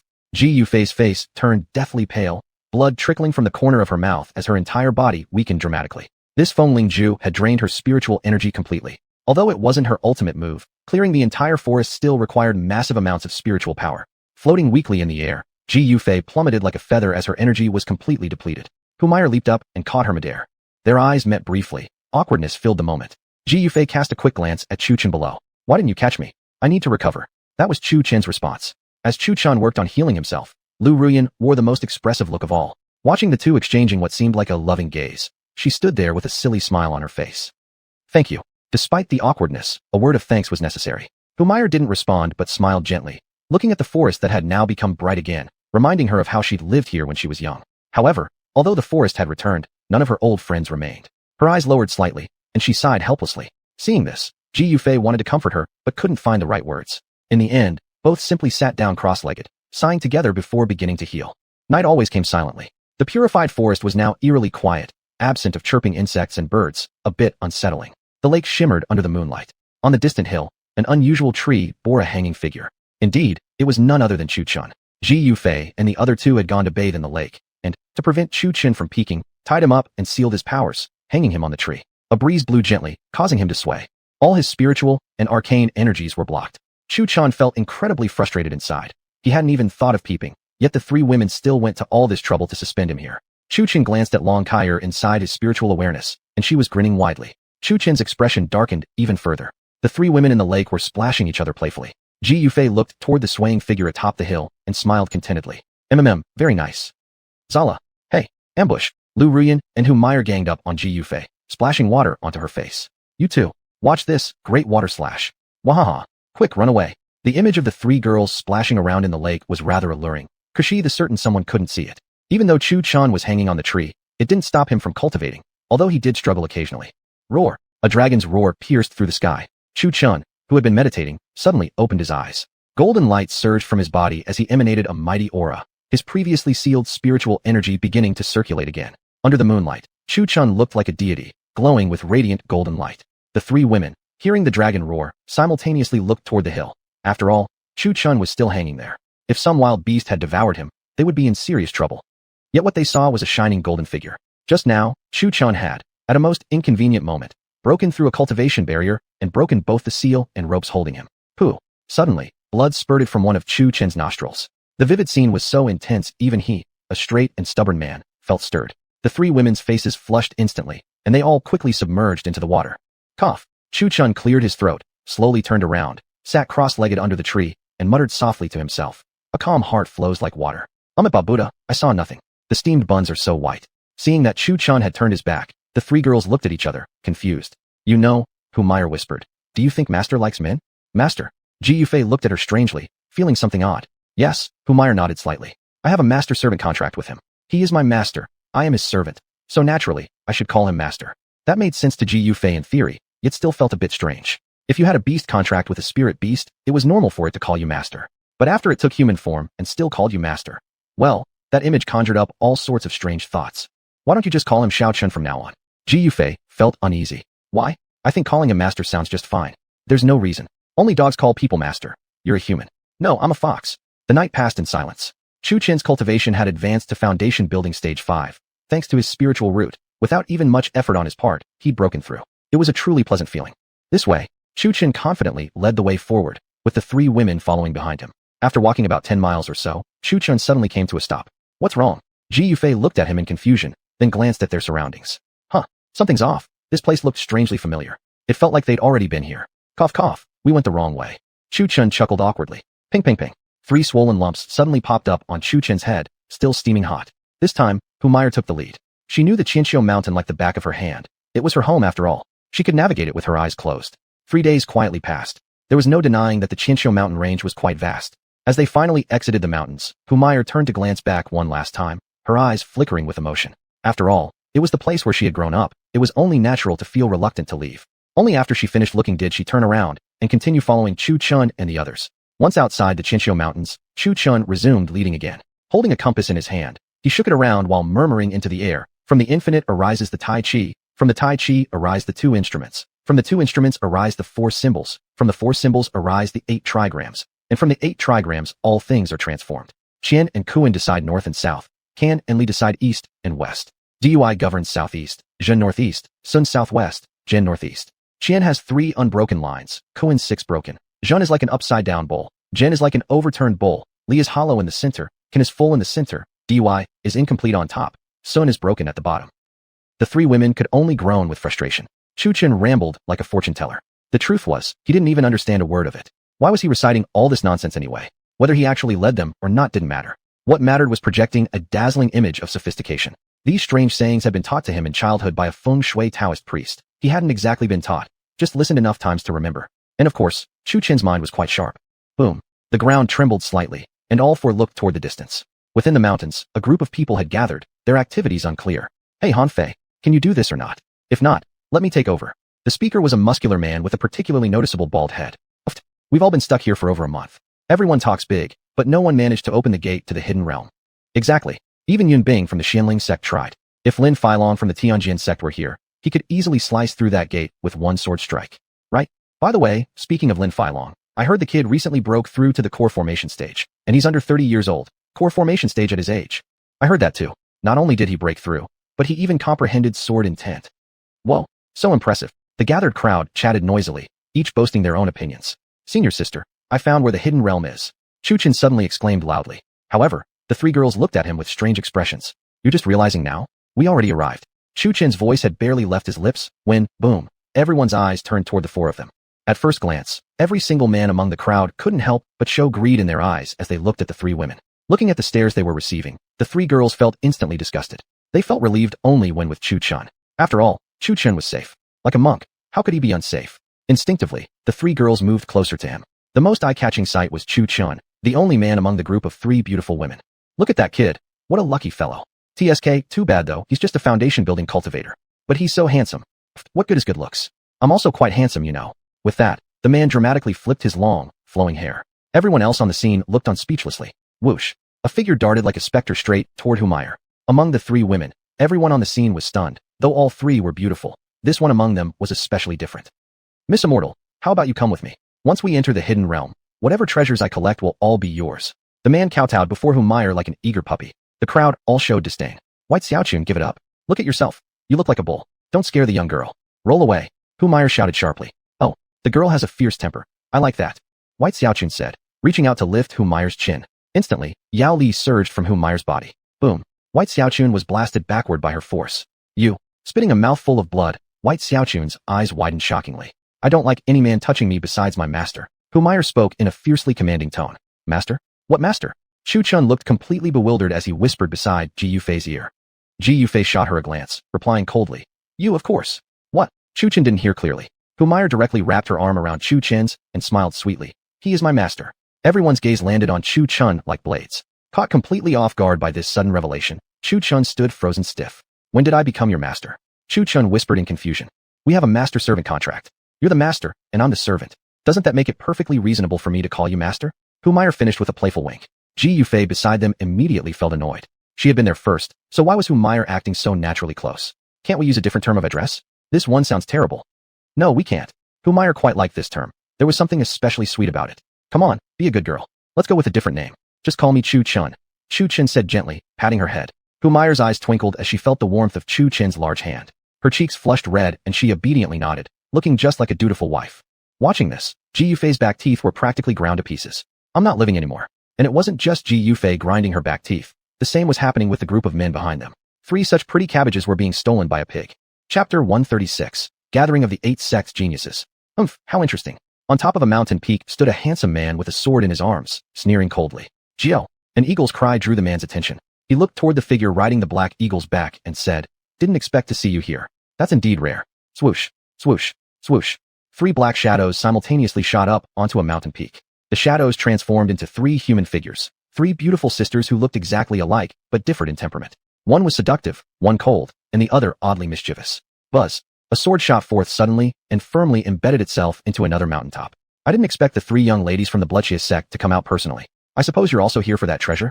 A sharply defined man walked forward from the sky, stably stepping on the sword's edge atop the mountaintop. In recent days, you Lin Filong have become quite the hotshot. If even you have come, then this treasure must truly be extraordinary. A Buddhist chant sounded. A string of ancient golden words floated down from the heavens and transformed into a female figure on one mountaintop. She wore robes white as snow and exuded an aura untainted by the mundane world. Zhou Chuyao?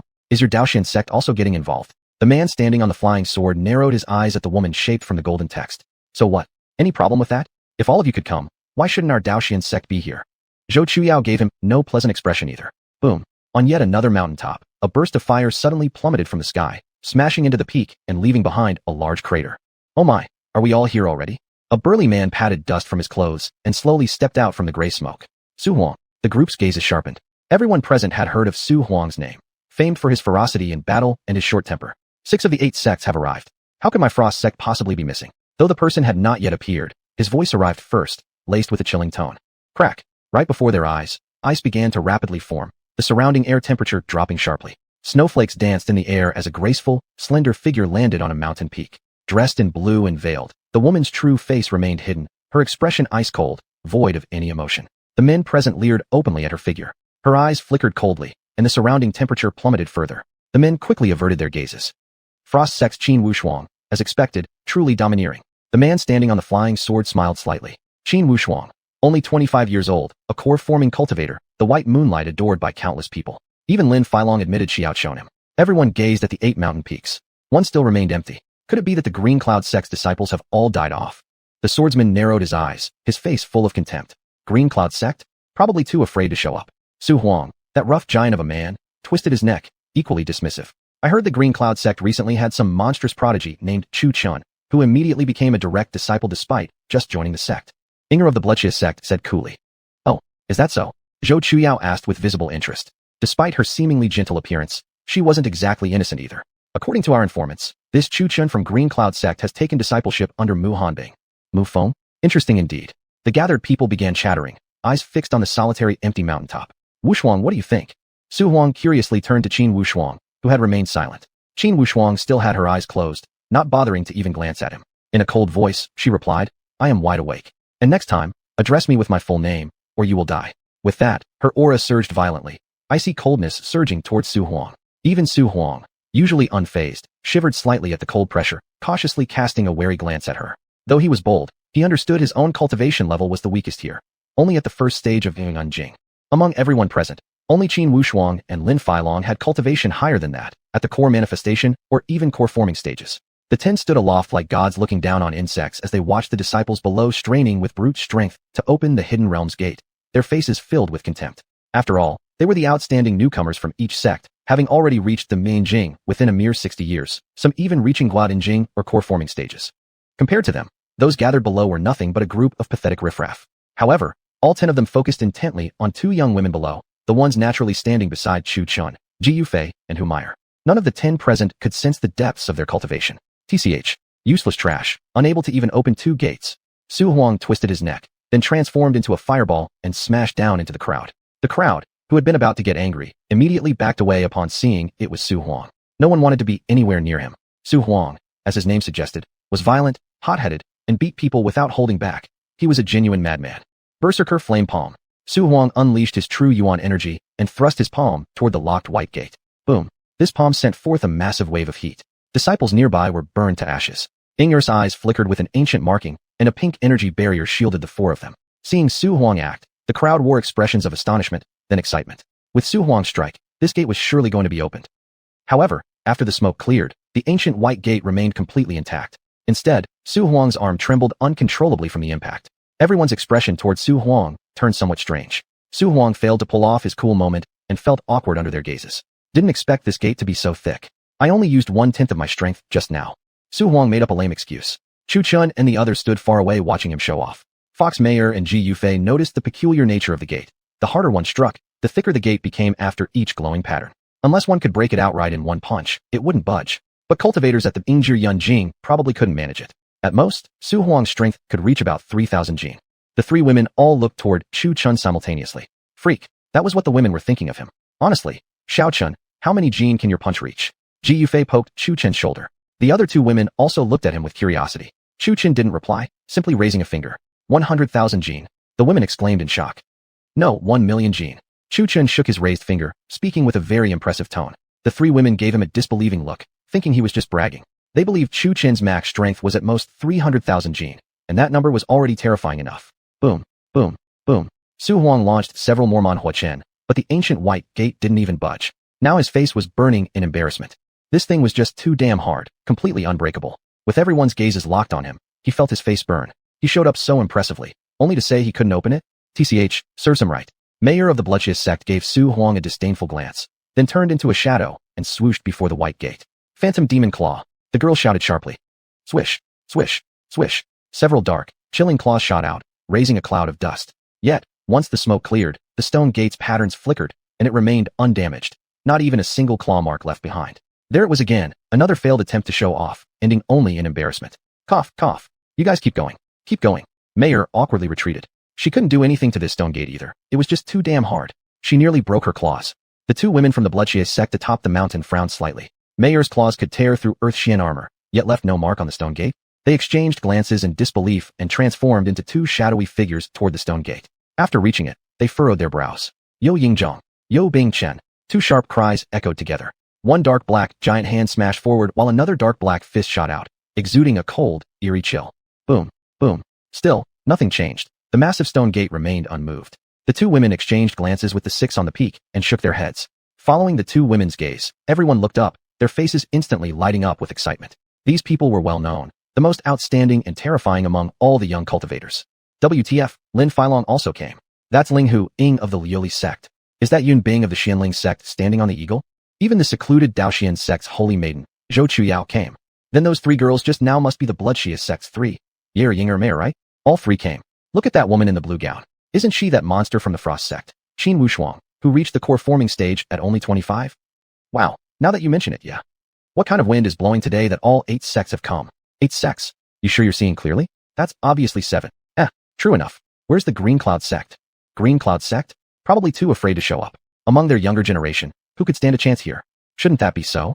I recently heard that the Green Cloud sect produced a prodigy named Chu Chun, who even became a direct disciple under Muhanbing. Muhanbing? That female demon from Green Cloud sect? I heard she trains disciples to the brink of death. It's no wonder Chu Chun is called a prodigy. By the way, speaking of Chu Chun, what kind of achievements does he have? He doesn't have any notable feats, but I heard this kid cultivates crazily. Muhanbing threw him into thunderous seas to endure lightning, tossed him into volcanic craters to forge his body. There's lots more, all about how insane his training was. Reportedly, not long ago, he even killed a foundation building stage 3rd-tier monster while at the peak of Chi gathering stage. Holy shit, is that real? Chi gathering stage and foundation building stage aren't even comparable concepts. He actually crossed 3 substages and killed it. The disciples present gasped in astonishment. Su Huang and others couldn't believe it either. They'd crossed minor cultivation stages to kill people before, many times, but crossing a major cultivation stage? This was the first time they'd heard of it. Startling sword. Just as the group was talking, Lin Filong atop the peak suddenly roared. Whoa! The flying sword he had been standing on shot straight toward the stone gate, its momentum tearing through space itself. Boom. The gate slightly trembled, ancient patterns glowing again, sending a thick cloud of smoke rolling outward. Lin Filong has attacked. No one knew exactly who among the disciples had shouted. With Filong attacking, it's either golden grade or forbidden grade. Can this gate still remain unbroken? A group of girls stared passionately at Lin Filong. Truth be told, he was indeed very handsome. Ji Yufei and Fox Mayer, however, were entirely unimpressed. They could see past his good looks to the pimple-covered, ugly face beneath. Chuchin could see it too. As his cultivation improved, using the Fire Eye Golden Vision more frequently, even without deliberately activating it, he could see clearly, like seeing through things. If Chuchin wanted, everyone here would be as good as naked regardless of whether they wore clothes or not. Chapter 137. Step aside, I'm about to show off. Boom. The flying sword struck the stone door, once again kicking up a cloud of dust. The ancient stone door's carvings flickered. This strike was like hitting an iron plate. Lin Filong slightly furrowed his brows. Even he couldn't break through it. Again, falling petals among the flowers. 6 or 7 flying swords split from beside Lin Filong. Buzz. The swords hummed together, simultaneously lunging toward the stone door. Boom. The stone door slightly trembled, showing cracks, but immediately the patterns glowed and the cracks healed once more. How can this be? Lin Filong held the sword that had just returned to him, feeling it tremble slightly in his palm, not out of fear, but from being shocked by the door's extreme hardness. Boom. Qin Wushuang couldn't bear to watch anymore. So many people couldn't even open a door. Cold energy surged from his entire body, sharply dropping the surrounding temperature. The plants and flowers along his path frosted over with a thin layer of ice. Even the disciples who walked past found frost forming on their skin. Although Chu Chun and others had stepped far away, they faintly felt cold air sweep toward them, raising goosebumps on the 3 girls' arms. Chu Chun didn't feel uncomfortable at all, just recalling how Muhanbing once threw him into icy water. Compared to that, this place was much warmer. Qin Wushuang stepped to the stone door, casting a glance at the gathered people, then coldly spat out 2 words, worthless. Everyone present immediately grew angry, but dared not speak. Who wouldn't be upset, but who could challenge him when his cultivation and power exceeded theirs? Frost palm. Qin Wushuang's cold energy gathered into his right palm, then he thrust forward with it. Seeing that even Lin Filong had suffered a setback, he had used full strength in this palm strike. Boom. As he thrust, waves of icy chill surged outward. The disciples standing before the gate quickly scattered, afraid of getting caught in the backlash. Crackling. A core formation cultivator truly was a core formation cultivator. The power of this palm surpassed anything Lin Filong and the others could manage. The stone door slightly shuddered, opening a crack, then shutting once more. The entire gate still felt completely immovable. Seeing this, Qin Wushuang's brows knit together. If even she couldn't open the door, who among those gathered could? Upon seeing even Qin Wushuang meet defeat, everyone else wore scornful expressions. A moment ago, weren't you so arrogant? What now? Can't even open a door? Despite their disdain, no one dared voice it aloud. They certainly didn't want to anger someone like Qin Wushuang and die without even knowing how. Staring at the tightly closed stone door, Qin Wushuang's pretty face looked grim. Still feeling resentful, her delicate white hand curled into a fist, and she threw a punch, likewise imbued with cold aura. This punch was even more violent than the previous palm strike, and everyone quickly stepped back again. Boom. The giant ice-covered fist smashed forward, the icy energy bursting outward violently, releasing another chilling gust. Yet looking again at the ancient white gate, it remained tightly shut without moving so much as a hair's width, while the patterns on its surface glowed even brighter. 5,000 Jin. Standing far away, Chu Chun looked at the ancient stone door, muttering softly. The 3 girls on the ground stared at him, utterly baffled.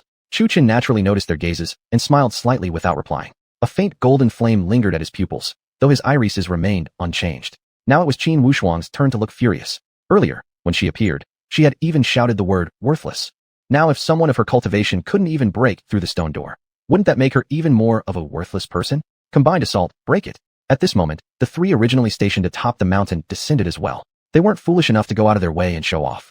If even Qin Wushuang couldn't break it, how could they? After hesitating for a while, they all nodded. Whether or not they could actually obtain the treasures inside was another matter. So many powerful people had arrived in a show of might, yet couldn't even open the door. They were all prodigies famous in the cultivation world. Wouldn't this become a laughingstock? They couldn't bear such a humiliation. All right. The gathered prodigies responded in unison. The 9 gathered together, each circulating their true essence. Su Huang, feral flame palm. Gu Ying, thunder rain sword technique. Yun Bing, wind and cloud palm. Cheer, nether claw.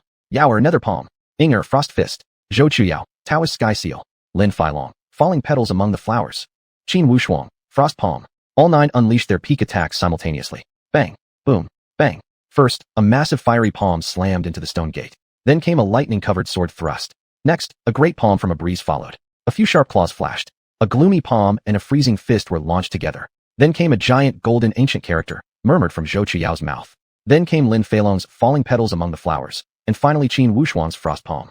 The 9 unleashed their secret techniques one after another, attack following attack, without a moment's pause. However, the combined might of these 9 prodigies, each giving their peak attack, didn't even shake the stone gate a single inch. The glowing patterns on the door only grew brighter. It remained unmoved, unyielding. Having exhausted their combined technique, each of them showed pale complexions, every soul drained from the immense effort. Everyone stared at the unscathed stone gate, hopelessness creeping into their hearts. How can this be? One female disciple murmured, eyes fixed on the immovable gate, her delicate hand covering her mouth in shock. This. Even Qin Wushuang, who was always cold and proud, was so surprised she covered her mouth in disbelief. The 9 of them had combined attacks powerful enough to rival a core formation cultivator, yet they couldn't even open a mere door? How could they accept that? Even they began to doubt if they had cultivated in vain. If their combined might couldn't even break through the door, then even if there were legendary opportunities inside, they would never obtain them. The entire area fell silent. Everyone looked at each other helplessly, some even secretly considering retreat. If they couldn't even open the door, what legendary opportunities were they fighting for? 10,000 Jin. Right at this moment, Chu Chun, hiding far away, glanced at the stone door and suddenly said. Everyone turned to look at the source of the voice, wearing expressions of disdain. Thought it was who? Just a mere foundation-building 5th-stage cultivator. The 3 girls looked at Chu Chun with confusion at first, but now they watched him slowly walk toward the stone gate. At this moment, they seemed to understand the meaning behind Chu Chen's words. Ji Yufei, and whom Meyer's lips curled slightly, someone was about to start showing off. As Chu Chen slowly stepped forward, the 3 girls followed behind, greatly adding to Chu Chen's aura of confidence. Hey, isn't that the guy who arrived with the 3 beauties just now? Amidst the 9 extraordinary talents, Chu Chun had been completely overshadowed. Until this moment they suddenly recalled there was such a person. The 9 prodigies looked at the 3 girls behind Chu Chun. Male's eyes lit up, shamelessly eyeing the girls' figures, while the female's eyes dimmed in comparison. Among these 9 prodigies, 6 were beauties, but none matched Ji Yufei, Hu Meyer, and Lu Rian. So beautiful. That was from Meyer. Among the 3, Hu Meyer stood out the most. At this moment, everyone's gaze was fixed on the 3 girls, completely ignoring the figure walking ahead of them, Chu Chun. Chu Chun arrived before the stone gate, taking a careful look. 10,000 Jin should be enough? This was what Chu Chun thought to himself. Who is he? Does he actually want to open this gate? Who can't show off a little? Just now, a male was about to say more with a smug tone when he nearly got himself into trouble. He had intended to say, who among those who showed off wasn't full of swaggering ego. But seeing the gazes from the 9 people, he swallowed his words back. He patted his chest, letting out a sigh of relief. Good thing, good thing. Otherwise, if he offended the 9 prodigies here, he wouldn't even know how he'd die. Chu Chun looked at the stone gate in front of him and frowned slightly. What's wrong? Can't open it? Your senior sister just created a perfect stage for you. Ji Yufei whispered softly while watching Chu Chun frown, yet her voice was clear enough for everyone to hear. Hu Meyer also looked at Chu Chun. You had better open it, or we will lose face. It's easy to open. I'm just thinking about how much force to use. Chu Chen's indifferent reply possessed an even more impressive aura than Su Huang's arrogance. Ji Yufei. As soon as those words were spoken, the gathered crowd burst into laughter. Just you? Huh. Look at your little arms and legs. One slap from me, and you descend. If he can open it, I'll eat feces upside down. I'll eat 10 Jin. Su Huang looked at Chu Chun with interest. Interesting. Actually more arrogant than me. Nothing but an ant. Lin Filong didn't even deign to glance at Chu Chun. Qin Wushuang gave him a sidelong glance before lowering her gaze and closing her eyes to meditate, her expression haughty. This kid is interesting, Yin Bing said, one of the few who had even slightly favorable thoughts about Chu Chun, but even he didn't believe Chu Chun could open this gate. Foundation building stage, maximum strength probably around 3,000 Jin. That was even if Yun Bing gave Chu Chun a generous evaluation. Chu Chun narrowed his eyes as he observed the carvings on the stone door. He didn't take their words to heart. He turned his head, glancing at the gathered people. An amusing idea formed, and he smiled. How about we make a bet? What do we bet? Some male disciples, upon hearing bet, rubbed their hands together eagerly. Obviously no stranger to gambling houses. If I open the gate, each of you must give me 10,000 spirit stones. And if you don't, Su Huang narrowed his eyes and asked. If I fail, my head stays here. You can take it. As soon as Chu Chun spoke, A chill ran through the crowd. This bet, was it really that big? You're insane. Upon hearing Chu Chen's words, Ji Yufei immediately frowned in disapproval. They could bet anything, but not their own lives. Humiliation looked at him strangely, her expression serious. The master-servant contract. Should the master die, the servant perishes. Should the servant perish, the master survives. Faced with Ji Yufei's scolding, Chu Chun did not answer. He turned his gaze to the others and asked, "Are you afraid to bet?" Why could he be so confident? By his strength alone, he wouldn't dare make such a bet, but he had Kyer on his side. Long Kyer told him the maximum force this door could withstand was 50,000 jin. As long as he could break it in one strike, there would be no problem. If not, he wouldn't dare bet his life. Don't mention 10,000 spirit stones. Even 50,000 wouldn't matter. I'll offer 10,000.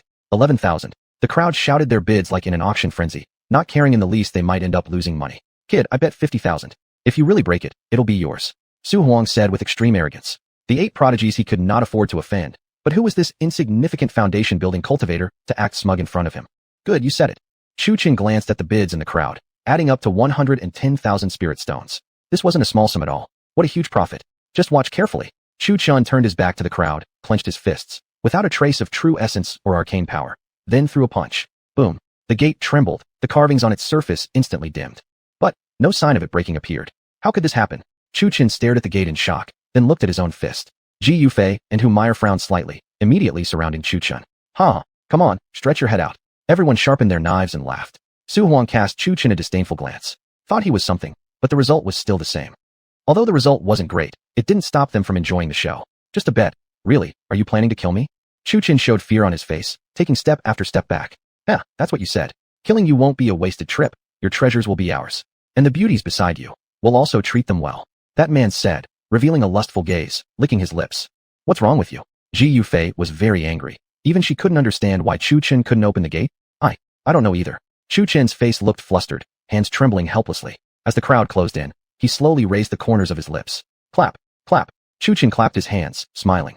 That's enough acting. Now, time to pay up, everyone. Caught off guard by Chu Chen's sudden change in demeanor, one male shouted. The door didn't even open. Still trying to bluff us? Exactly. Just stick your head out quietly. Everyone shouted in unison. Ji Yufei and Humiliation looked strangely at Chu Chen. Chu Chen no longer seemed anxious like before. Instead, he calmly raised his right hand, clenching all 5 fingers into a single tight fist. Boom. With those words, he suddenly spread his 5 fingers wide. Crack. Boom. The stone gate behind him exploded into pieces. Everyone stared with widened eyes, even the 9 prodigies raising their eyebrows slightly. Chapter 138. The 9 Sacred Words. As Chu Chen watched the stunned expressions on everyone's faces, for some unknown reason, he felt an immense sense of satisfaction. Long Kyer, seeing this, nodded with even greater delight. What a fine disciple. Very gratifying indeed. He had not only slapped everyone's faces hard, but also made a tidy profit. Pum, pum. 2 tender fists struck unexpectedly, and 2 steaming lumps formed on Chu Chen's head. Why did you hit me? Chu Chen looked at the 2 girls with a pitiful expression. Nothing much, you just deserved it. That was what the 2 girls would have said. One couldn't really blame them. Just now, Chu Chen had gotten too into his role. They had all thought he really couldn't break open the stone door, especially since even so many prodigies working together before had failed. Though it turned out to be a false alarm, they still felt greatly relieved. I told you so. How could Chu Chen possibly not be strong enough to break it? In reality, what looked like a simple punch from Chu Chen had in fact used a strength of 600,000 jin. As long as the strength exceeded the limit the stone door's engravings could withstand, it could be shattered in one blow. Among everyone present, he was the only one capable. Unless all of them combined their strength. But obviously, these 9 proud prodigies would never work together. Time to pay up. Chu Chen naturally extended his hand, collecting all the spatial bags others had thrown out, and placing them into the Tian swallowing gourd. Some people had not been so arrogant, only talking big, but debt must be repaid. How could one be punished when losing, but get no reward when winning? Oh right, someone also said they'd eat shit standing on their head just now. Chu Chen casually dug his ear, looking indifferently at the crowd. The faces of everyone present darkened. Take it. Grumbling but grudgingly, they still obediently paid up. After all, they were among the loudest mockers earlier while Chu Chen was performing his little act. Ji Yufei, Humiliation, and the other 3 girls. They couldn't afford to lose face in front of everyone. Chu Chen swiftly collected the spatial bags thrown by everyone and placed them into the Tian swallowing gourd. The most shocked were definitely the 9 prodigies. They knew very clearly how thick and solid that stone door was, yet it had been shattered by a foundation building stage cultivator. After collecting all the spatial bags, Chu Chen turned his gaze towards Su Huang. This generous fellow, didn't you just mention offering 500,000 spirit stones? Hand it over. Chu Chen naturally extended his hand again. Su Huang glared furiously at Chu Chen. Even if I give it, you must live long enough to keep it. Saying so, Su Huang's body surged with true energy as he threw a punch toward Chu Chen. He couldn't allow this person into the secret realm. Otherwise, Chu Chen would become a formidable obstacle. Su Huang had already seen Chu Chen's strength. Even Qin Wushuang couldn't withstand a single punch from him. Pung, you pay when you lose. How come you start a fight now? Ji Yufei grabbed Su Huang's descending arm, her tone icy. Su Huang, the so-called crazy venerated, isn't surely afraid of such a small sum of money? Or, do you not want to pay? If such news spreads out, the mighty crazy venerated Su Huang lost to a foundation-building cultivator and then reneged on his debt. How will others see you? Hu Meyer spoke teasingly. Though Chu Chun had endured plenty of beatings, the result was simply exhilarating. As Hu Meyer spoke, murmurs spread among the crowd. After all, they had all paid up. Would Su Huang really make such an unreasonable move? Su Huang listened to the growing murmurs, glaring angrily at Hu Meyer. Hu Meyer curled her lips slightly. What? Want to fight? She transformed her demonic energy into true energy, pressing it heavily onto Su Huang. Pooh! Unable to withstand this terrifying pressure, Su Huang spat out a mouthful of blood. Though the pressure wasn't directed at the other 8 prodigies, all 8 changed expression simultaneously. If Chu Chun hadn't broken the stone door just now, with this woman alone, none of them would have succeeded in killing him. No wonder he was so fearless. Senior, with such cultivation, why didn't you step in earlier? It was Qin Wushuang speaking. Used to being proud and spoiled, she addressed everyone like this. Hearing this, Hu Meyer narrowed her eyes slightly. In a flash appeared before Qin Wushuang, lifted her chin with her finger, and smirked. Why would I step in just to let you all in? Though Qin Wushuang wished to step back from Hu Meyer's provoking gesture, Hu Meyer's power suppressed all her movement. Doesn't Senior desire the treasures inside? Upon hearing this, Hu Meyer's lips curved slightly upwards. Treasures? I'm merely accompanying my young master on this trip. Even if there were great treasures within, they wouldn't belong to me. Also, the young master never asked me to intervene just now. With these words, Hu Meyer rendered everyone speechless. The world is vast. With your puny cultivation levels, you are practically insignificant. Hu Meyer released the restraint on Qin Wushuang and slowly walked back beside Chu Chun. Everyone's gaze toward Chu Chun no longer carried contempt, but instead a sense of fear and reverence. Just imagine, for someone to be recognized as a master by such a powerful existence, either they had a formidable background, possessed immense strength themselves, or had done great favors for that powerful being. Clearly, no one could recognize Chu Chun's identity. If there had been senior disciples from their respective sects present, someone might have recognized Ji Yufei, but no such people were here. Chu Chun entered the secret realm with the 4 girls, and the realm clearly exerted suppression. Ji Yufei's and Hu Meyer's cultivation levels were restricted to the peak of the Bingzhi Yunjing. Additionally, a layer of mist blanketed the entire realm. Watching Chu Chun and others enter the secret realm, everyone followed closely behind. When Lin Feilong and Qin Wushuang entered, a force suppressed their cultivation. Both were now at the 5th stage of Ging Yunjing. When Qin Wushuang noticed the restriction, her expression changed, and her thoughts turned to Hu Meyer. It was the first time in her life she had been touched so intimately by a woman. And again, she was a cold and proud individual, one who couldn't tolerate even a speck of dust. Within this place, she would seek an opportunity to kill Hu Meyer. Chu Chun and the others led the way through the secret realm.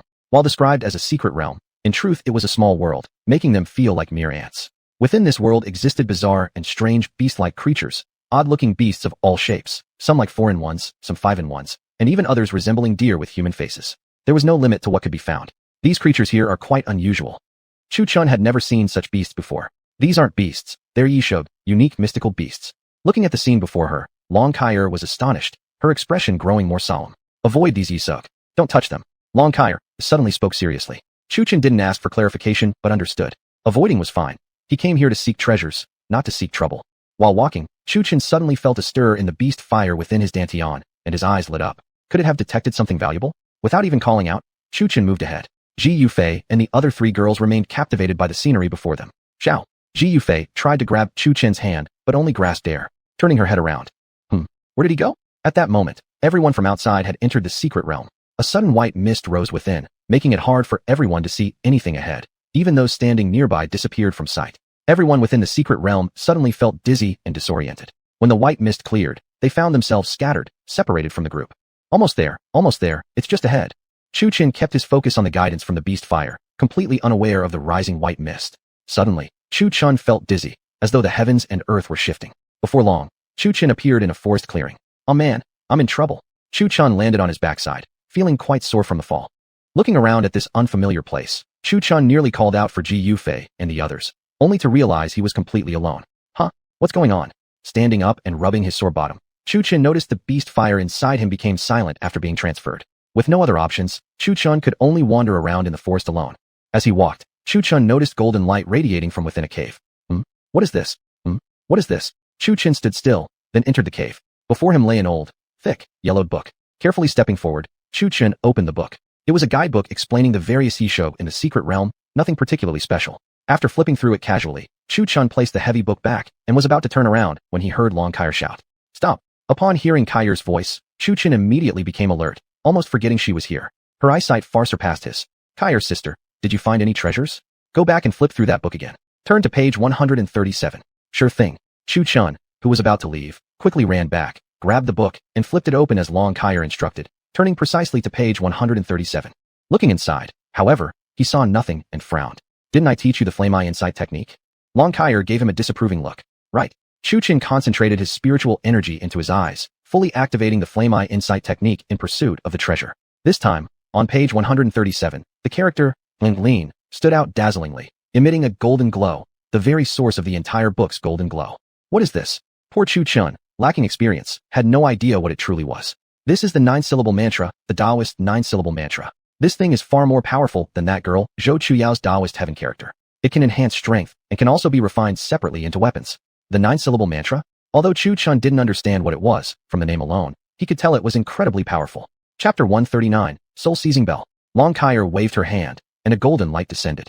The light transformed into golden characters that sank into Chu Chen's mind. A Taoist secret manual appeared in Chu Chen's consciousness. Within Taoism were techniques like the 8 gates of divine trigrams, the Qi Min Dunjia, the manual of hidden hexagrams, the 9-spell mantra, named for its 9 words, Lin, arrival, Bang, soldier, Do, struggle, Zhe, practitioner, Jie, universally, Zhan, formation, Lai, line up, Qian, before, and Xing, proceed. There was also the celestial phenomenon manual, in simple terms, observing the shifting constellations, reading the heavenly signs, and interpreting geomancy. Surprisingly, there was even medical knowledge. The 5 elements and yin-yang theories within medicine also belonged to Taoism. Though not closely related, they did share some connection. Chu Chen trembled slightly in midair, as if murmuring something. The word Lin in the manual drifted out with Chu Chen's whisper and entered his forehead. Once the character Lin had settled, the book in Chu Chen's hand no longer emitted golden light. Chu Chen touched his forehead, his face immediately lighting up with joy. He threw a punch outward, and the word Lin manifested in a giant form before him. Boom. The entire secret realm shuddered violently from that punch. Pooh. Chu Chen's face turned pale, and he spat out a mouthful of blood with immense force. Powerful, extremely powerful, but it completely drained his strength, spiritual power, and arcane energy. Chu Chen collapsed on the ground like a pile of mud, unable to move. Though strong, the power cost an insane amount of energy. Even with his spiritual field inside him, Chu Chen had to rest for a whole day before his complexion improved. Damn, this thing is freaking strong. Sitting on the ground, Chu Chen recalled that surge of power just now, as if a divine king had descended into the world. Meanwhile, outside, things weren't as pleasant. The area was now littered with corpses. The 3 young women had reunited but were in a bad state. Each wore a pale face, blood trickling from their lips. Although Ji Yufei and Hu Meyer were strong, the suppression of their cultivation levels meant that no matter how powerful they were, they couldn't withstand such continuous attacks from so many enemies. Right now, the 3 girls were hiding in a cave to recover. Hee, beautiful ladies, where are you hiding? A lewd laugh echoed from outside the cave. Outside, the cave was concealed by a barrier set by 2 people. Normally, no one could find it unless they understood formations. Unfortunately, out of the 3 men outside, one happened to be a formation master. Feeling the traces of formation energy, the young man narrowed his eyes. Third brother, did you find something? Among the 3, this formation expert had the weakest combat strength, but his mastery of formations gave him power. An entire array, if given enough time, could be devastating. The young man smirked darkly. They're in here. A thin, sharp-eyed young man exchanged a glance with another skinny youth beside him, both revealing lewd smiles. Hee, beautiful ladies, here I come. Perfect, 3 of them. 1 for each of us. The formation expert began forming seals with his hands and snapped his finger, shooting out a green ray of light. Wong. The barrier covering the cave immediately collapsed, revealing the entrance. Inside, the 3 women, who had been healing, changed expression and stood up warily, facing the cave's entrance. Ji Yufei drew her sword, while Lu Ruyan picked up her pipa. Hu Meyer's eyes gleamed with koi blossom marks. As the formation faded, the 3 young men slowly entered the cave. Eyeing the beautiful women, the men shamelessly ogled their figures. Though the women were powerful, after being battered by the 9 abominations, they had become weak, like the last gasp of a bowstring. Zung. Lu Ruyan strummed her pipa first, the sound waves forming a blade of sword chi slicing toward the trio. The sharp-eyed youth in front raised his hand, easily dispersing the attack, while sneering, out of your league. Just lie down, Gai Guai, and let the big brother enjoy himself. The skinny youth wore a lewd smile, his hands already formed into dragon claws, opening and closing menacingly. Seeing this, the 3 women frowned slightly. The men were repulsive. Peach Blossom Mark. Hu Meyer had been charging her Peach Blossom Mark the moment the formation was broken, waiting for them to enter to unleash it all at once. Boom. A peach blossom symbol erupted from the center of the trio, exploding without warning. The scene turned gruesome. The weakest in combat, the formation master, was instantly killed. The 2 ugly youths weren't faring well either. One lost his left arm, the other his right. Both cried out in pain, glaring hatefully at the 3 women. I swear you will beg for mercy under my crotch. Rift wind slash. The sharp-eyed youth swung his robe, unleashing a blade of wind. Cold shadow punch. The skinny youth followed up with a punch. Boom. Rocks shattered and debris flew. The three women reacted swiftly, scattering in different directions. Run! Ji Yufei shouted first, dashing out of the cave, followed closely by the other two. Think you can escape? Heavenly net. The two men simultaneously formed hand seals. A huge net descended from the sky, covering the three women who had just rushed out of the cave. Damn it! Ji Yufei silently cursed, halting in place and gripping her lightning sword. Shwa shwa shwa. Several cold blades surged forth, sword chi laced with purple lightning. Yet, she had underestimated the net. Her sword chi could not sever it. By the time she tried to flee, it was already too late. The vast net unfurled across the sky, ensnaring her tightly. Humiliation and Lu Rian paled upon seeing this. Now that Ji Yufei had been captured, they couldn't just run away. Go! Ji Yufei shouted while trapped inside the net. However, no matter how desperately she called out, Humiliation and Lu Rian remained firmly rooted in place, their eyes glaring intensely at the two young men approaching. They both clearly understood what kind of torment Ji Yufei would suffer if she fell into the hands of such people. Back in the distant cave, Chu Chun, who had been cultivating, felt a sudden tug within the master-servant mark inside his body. Humiliation. Chu Chun shot up abruptly, his eyes locking onto the west. Humiliation was in that direction. Vital energy surged through his body, unrestrainedly propelled to the extreme. His reverse dragon step launched him 3 zhong forward in a single bound. Faster, faster. Chu Chun kept activating the reverse dragon step, his face turning pale. As the urgency of the contract call intensified, he wished he could teleport straight to Humiliation's side in an instant. Although they had only just met, Chu Chun deeply trusted Humiliation's integrity. She honored her word, even choosing to remain by his side as a servant girl to repay him. Without the restrictions of this secret realm, Humiliation would have made an excellent enforcer. Whether out of gratitude or personal feeling, Chu Chun absolutely refused to let her get hurt. Zone. Devil's sound pierces the ears. Lu Rian frantically strummed the strings of her pipa, as if her life depended on it. Pooh! The two advancing men spat blood from the force of Lu Rian's music. Immortal Peachwood sword technique. Humiliation formed hand seals, the peach blossom mark within her eyes spinning. Before her appeared over a dozen small wooden swords, their tips aimed directly at the two men advancing toward Ji Yufei. Xiao, xiao, xiao. All 10 tiny wooden swords shot forward simultaneously. Chi, the skinny young man, caught off guard, was pierced through by all 10 peachwood swords. His wide-open eyes fixed on the sky as he fell into a pool of blood. Only the young man with a weaselly expression remained. Damn it! The young man glanced at his eldest brother lying dead in a pool of blood, the highest cultivated among the three. Already severely weakened, the two women had exhausted their last reserves with that strike, leaving them without even a trace of remaining energy to fight. Seeing the women barely clinging on, the young man initially thought about charging forward and finishing them off himself, but he feared they still had hidden aces. He gritted his teeth and pulled out a small firework from his spatial ring. Ju. The small firework soared into the sky and burst. They're over there. That's the direction where the Yun brothers are hiding. They sure found a remote place to hide. Across the secret realm, numerous cultivators searching for the three women all raised their heads at once.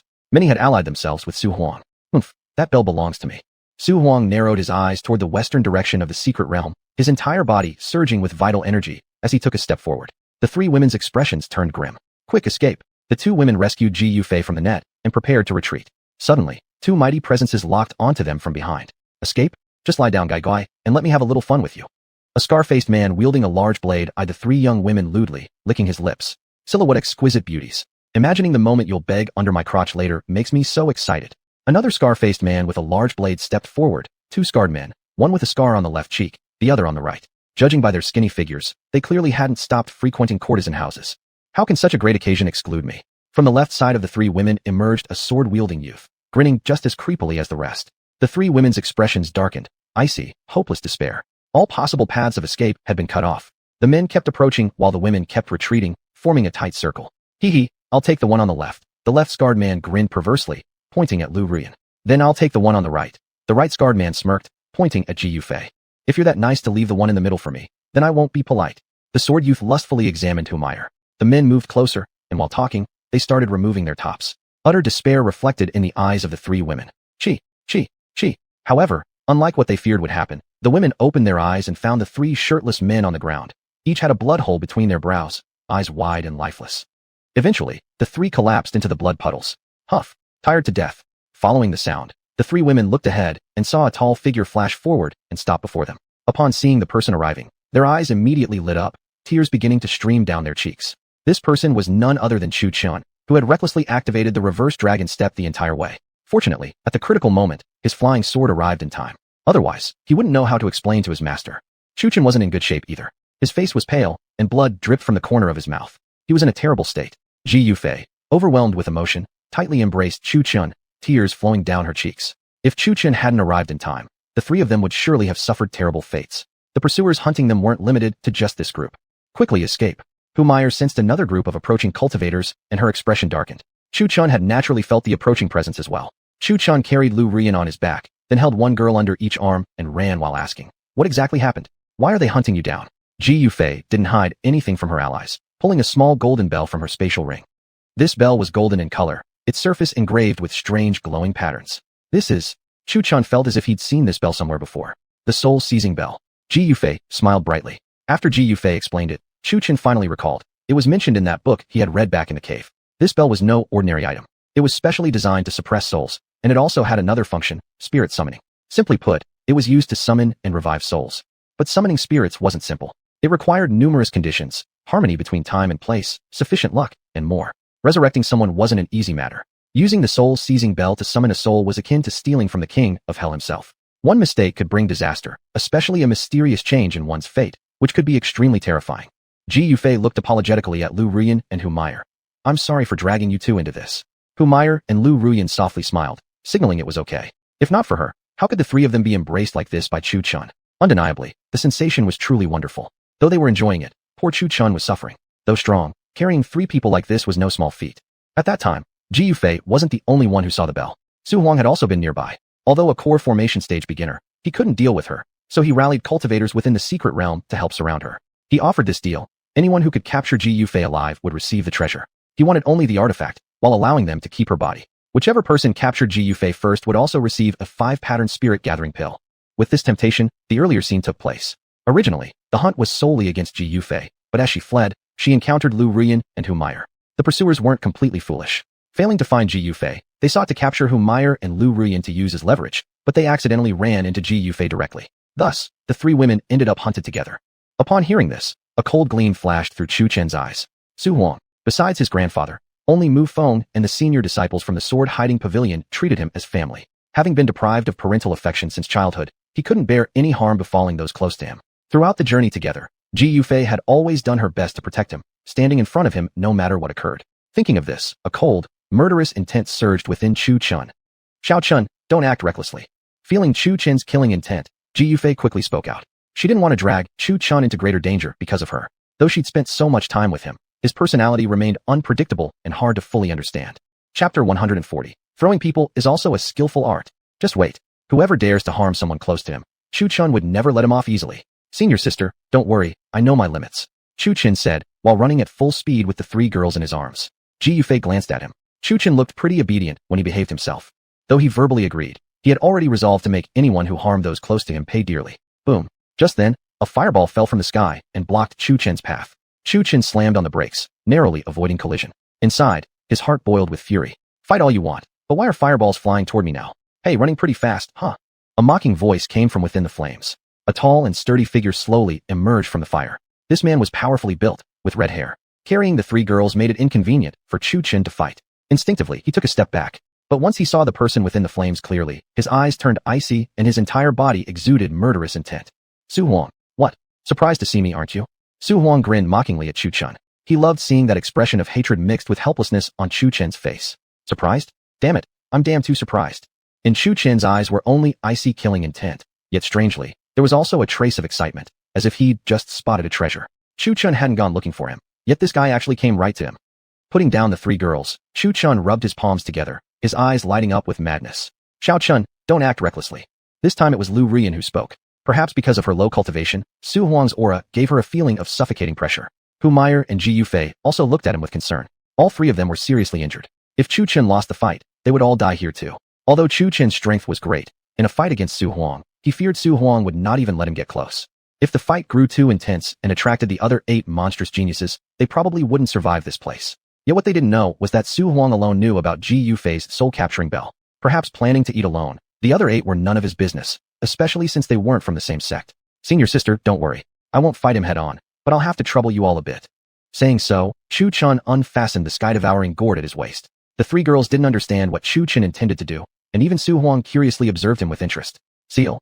Before the three girls could react, a powerful suction force surged from the gourd, pulling them all inside. After finishing, Chu Chun reattached the sky-devouring gourd to his waist. Oh, interesting. Greed flashed in Su Huang's eyes. A gourd that could hold living beings was definitely a treasure. Chu Chun coldly stared at Su Huang, saying, "We don't have any enmity between us, right? Why are you chasing me? Was it just because I swindled you out of 500,000 spirit stones?" Hearing that, Su Huang laughed. Did this kid really think he was that dumb? "I'm not after you. Hand that girl over to me." Instantly, Su Huang erupted with might, releasing the pressure of the nascent refining stage, first level, onto Chu Chun. Frowning slightly, Chu Chun asked, "I have 3 women here, so which one do you want? Has one of the 9 monstrous geniuses developed a taste for stealing others' beauties?" "Enough nonsense. I have no interest in your women. Hand over the soul-capturing bell, and that gourd of yours also interests me.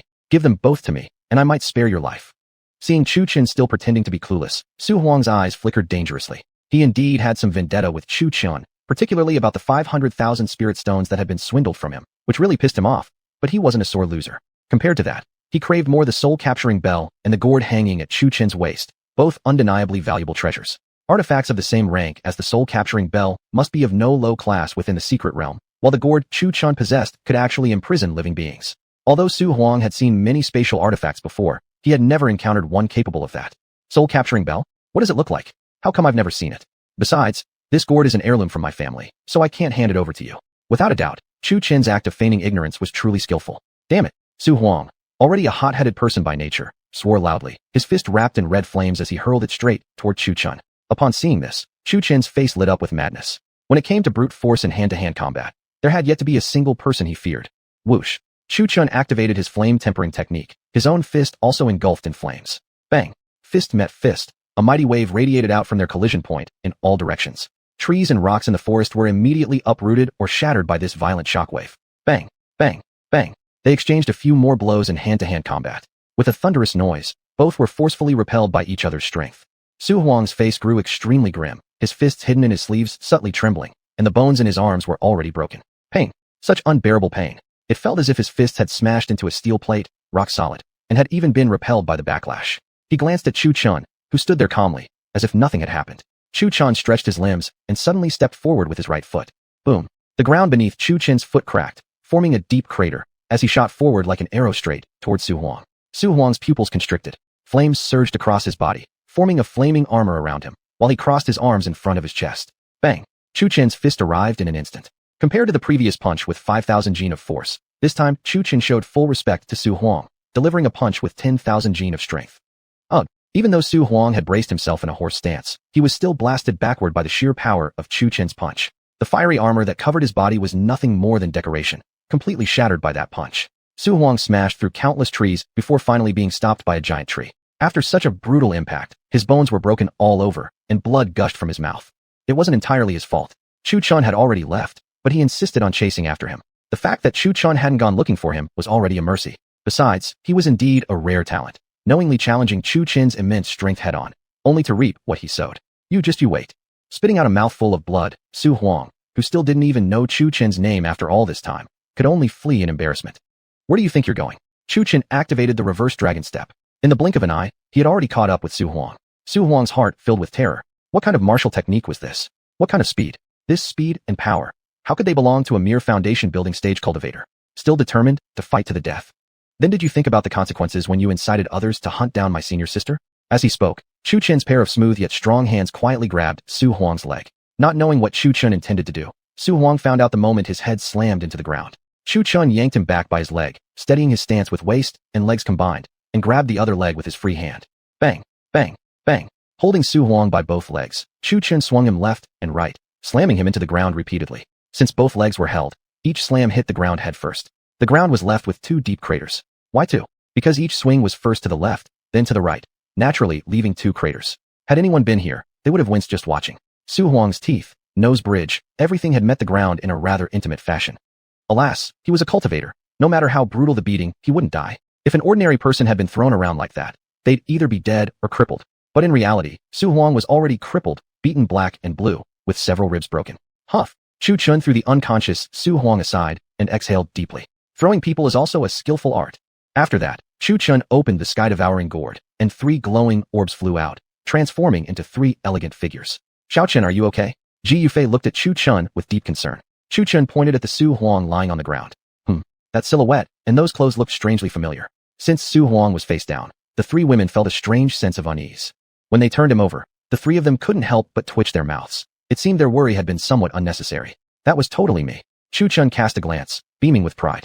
Awesome. Without hesitation, all three gave him a thumbs up. Seeing Su Huang like this, one couldn't help but feel pain just by watching. Chapter 141, 9 Swords Reunite, the Dragon-Slaying Sword. Chu Chun didn't let Su Huang go after giving him a beating. Instead, he bound him tightly with ropes and added 6 or 7 seals on him, as if the seals cost him nothing.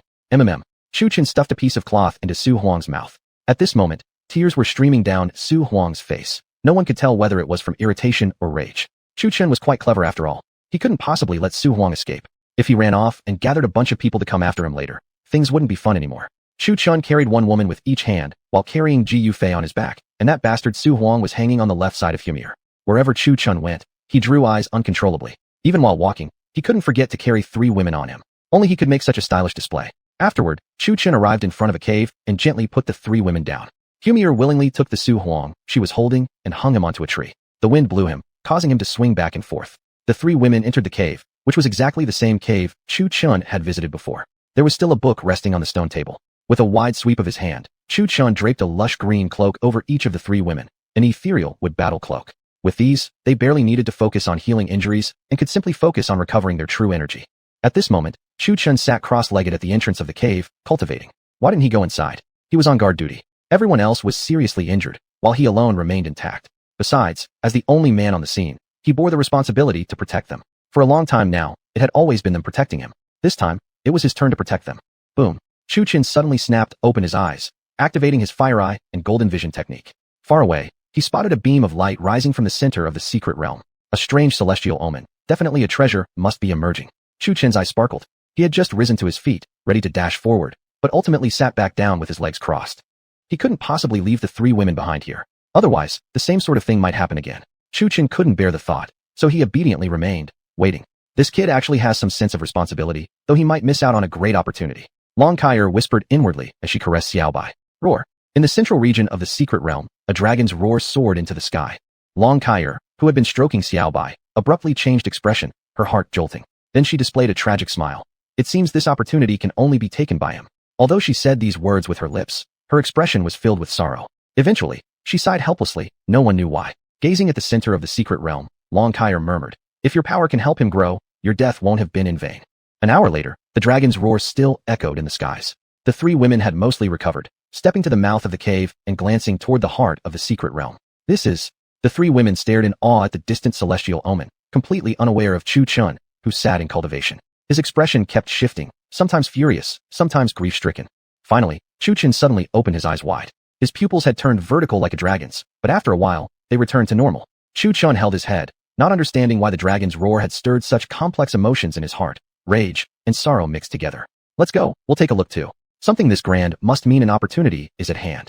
At this moment, Chu Chun's face was eerily calm, with a hint of coldness in his eyes. This sudden shift left the 3 women puzzled. For a moment, they nearly suspected he had switched personalities. The 4 halted again in a grand hall. Inside, a crowd of people sat cross-legged throughout the hall. At its center lay a massive skeleton, from which only golden light emerged, with no treasure visible. Chu Chun guessed that these people were meditating to seize the chance for this opportunity, and that dragon's roar was the sign of that chance. To Ji Yufei and the other 2, the dragon's call was delightfully melodious. Their inner true energy, demon power, and devilish essence became extraordinarily excited, as if about to ascend. Without hesitation, the 3 sat cross-legged right away. Only Chu Chun felt differently toward that dragon's roar. Slowly, he walked toward the skeleton. As he walked, tears slid from his eyes, and anger surged from deep in his heart. This sudden change startled Chu Chun. What's happening to me? Chu Chun's vision blurred, his eyes becoming dull and lifeless. While everyone else cultivated, Chu Chun's movements went completely unnoticed. He arrived before the skeleton, gently touching it.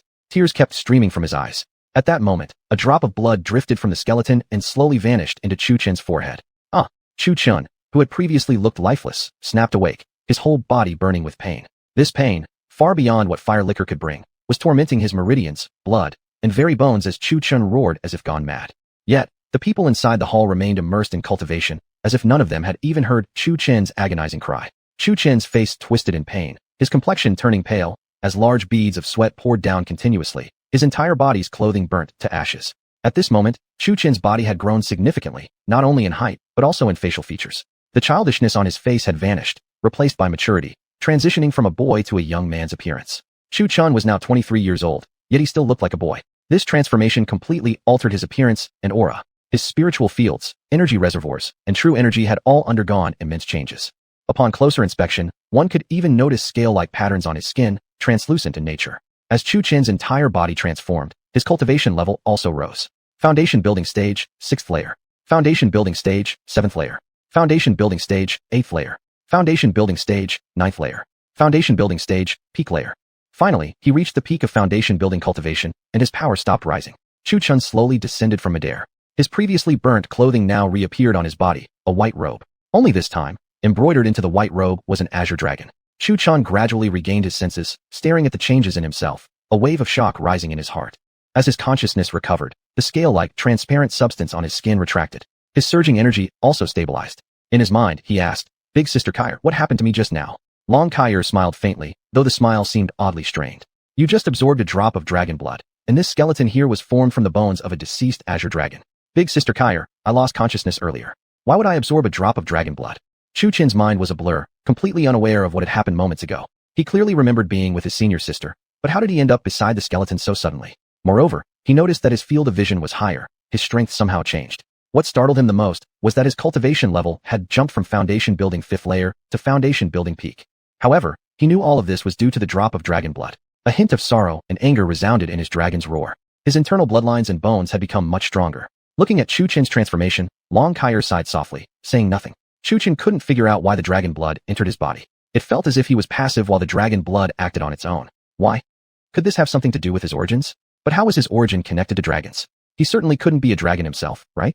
Chu Chen shook his head, immediately dismissing the thought as ridiculous. Long Kair's spirit resided within Chu Chen's mind, fully aware of his thoughts. She glanced at him with a calm gaze, sighed softly, sorrow filling her eyes as she gazed toward the sky, as though something was floating above the heavens. Still unaccustomed to his new body, Chu Chen took one step forward before stumbling and falling to the ground. It would have been fine if Chu Chen had remained silent, but as soon as he spoke, his voice was completely different. If someone were here, they'd be astonished to hear Chu Chen shout, as his voice was now tinged with a faint dragon's roar. The dragon's roar echoed through the grand hall once more. Except for Chu Chen, everyone else's expressions darkened, as if enduring some sort of torment. The golden light emanating from the dragon skeleton shrank with this roar, eventually becoming a small golden orb. The golden orb of light kept shifting in front of Chu Chen. His heaven-swallowing gourd vibrated slightly before the 9 swords, beyond Chu Chen's control, flew out and merged into the glowing sphere. Though completely bewildered, when Chu Chen saw his swords being absorbed into the orb, a sense of panic surged through him. He tried reaching out to grab the orb, but his hand passed right through. Unwilling to give up, Chu Chen attempted to command the swords with his sword technique. However, it was still completely ineffective. The 9 swords were entirely unresponsive to him. "Give them back, my swords. Damn it." Chu Chen roared furiously, releasing a punch charged with true energy. The sound accompanying this punch was actually a dragon's furious roar, surprising Chu Chen even further. Inside the orb, continuous transformations were taking place, as if lightning crackled within. At this moment, the orb suddenly shifted, forming into a sword. The blade's patterns resembled dragon scales, while its hilt appeared like a dragon's open mouth, with the blade extending from its jaws. Staring at the sword before him, Chu Chen's expression turned dazed, not unconscious, but rather stunned by the sword's immense presence. The sword's aura was no weaker than the dragon-slaying swords, its power extremely domineering. Yet, the fierce blade intentionally evaded harming him, almost as if unwilling to do him any injury. The sword did not merely vibrate, it roared with a dragon's fury, as if imprisoning a real dragon within. Instinctively, Chu Chen reached out and grabbed the sword. Only after touching it did he truly sense its terrifying power. Its sword force rivaled the dragon-slaying swords, capable of matching it evenly. Chu Chen gripped the sword and swung it casually. This sword chi was merely a casual swing, without any true energy enhancement. Yet the moment the sword was swung, a dragon's roar erupted. It could even be said that this dragon roar surpassed the terrifying might of his dragon roar sword technique. Boom. However, those below were not so fortunate. The sword slash Chu Chen had casually unleashed wasn't aimed at harming anyone. Yet the residual sword chi left behind could subtly cut through anything in its path, barely perceptible but ever present. Since the slash flew over the heads of the people below, all of them were subtly affected by this faint sword chi. Fortunately, whether due to the sword resonating with Chu Chen's will or some other reason, the sword light left a trace of chi on everyone present, except Ji Yufei and a few others. Chu Chen could clearly sense that. Chu Chen had initially wanted to return the sword to the heaven-swallowing gourd, but unfortunately, the sword's power had increased too much after the fusion. Thankfully, Long Kair stopped him in time. Otherwise, if the two divine artifacts clashed, not only the people here, but even the entire secret realm could be destroyed. Left with no choice, Chu Chen placed it inside the Chaos Pagoda instead. Indeed, Anything containing the word chaos was naturally of higher rank than ordinary objects. Gazing into the chaos pagoda at the sword, Chu Chen finally gave it a name, Dragon Roar Sword. Seeing how powerful the Dragon Roar Sword was, after merging the 9 flying swords, he no longer felt any regret. Capable of matching the Zhu Tian sword's power, this sword was undoubtedly extraordinary, and he could fully wield all its abilities, unlike the Zhu Tian sword which suppressed him due to its higher rank. This made all the difference to him, and was extremely favorable. Chapter 142. Who are you? As Chu Chen obtained the cosmic chance and the dragon-slaying sword, the dragon's roar gradually faded away, and everyone slowly awoke from their cultivation. The awakened crowd held their heads in a moment of dizziness. Someone raised their head and looked toward the center, where an unfamiliar man had somehow appeared. This man was someone they had never seen before they entered. Why would he suddenly be here now? Strange happenings often imply hidden danger. Everyone frowned and watched the white-robed man with evident caution. Their suspicion was not unjustified. Chu Chen's aura at this moment was extremely powerful, like a mountain pressing down on them, making them unable to breathe. Chu Chen noticed all the eyes on him and felt slightly awkward. This was the first time he had been the center of so much attention. Where's Xiao Chun? At this time, Ji Yufei and the other 2 girls slowly woke up as well. They realized that out of their original group of 4, one person was missing, prompting them to frown in confusion. Humiliation gently tugged at Ji Yufei's sleeve. Her gaze locked onto Chu Chen's face. Something about this man felt strangely familiar. Why? Ji Yufei glanced sideways at her, then lifted her eyes to the man in the center, frowning slightly. He feels really familiar. Lu Rian also stared at Chu Chen's face. Familiar or not, the now-grown Chu Chen was more handsome than before. Almost all the women present couldn't help but blush. Of course, the 9 monstrous female talents didn't show such expressions. They remained proud and aloof. Cough cough. You all keep doing whatever you were doing. After saying that, Chu Chen started walking, then suddenly turned into running, and in the blink of an eye, reached Ji Yufei's side. Senior sister, let's escape while they haven't recognized us. Chu Chen quietly said to Ji Yufei and the others nearby. As Chu Chen entered the scene, everyone's gazes shifted to Ji Yufei and the 3 girls.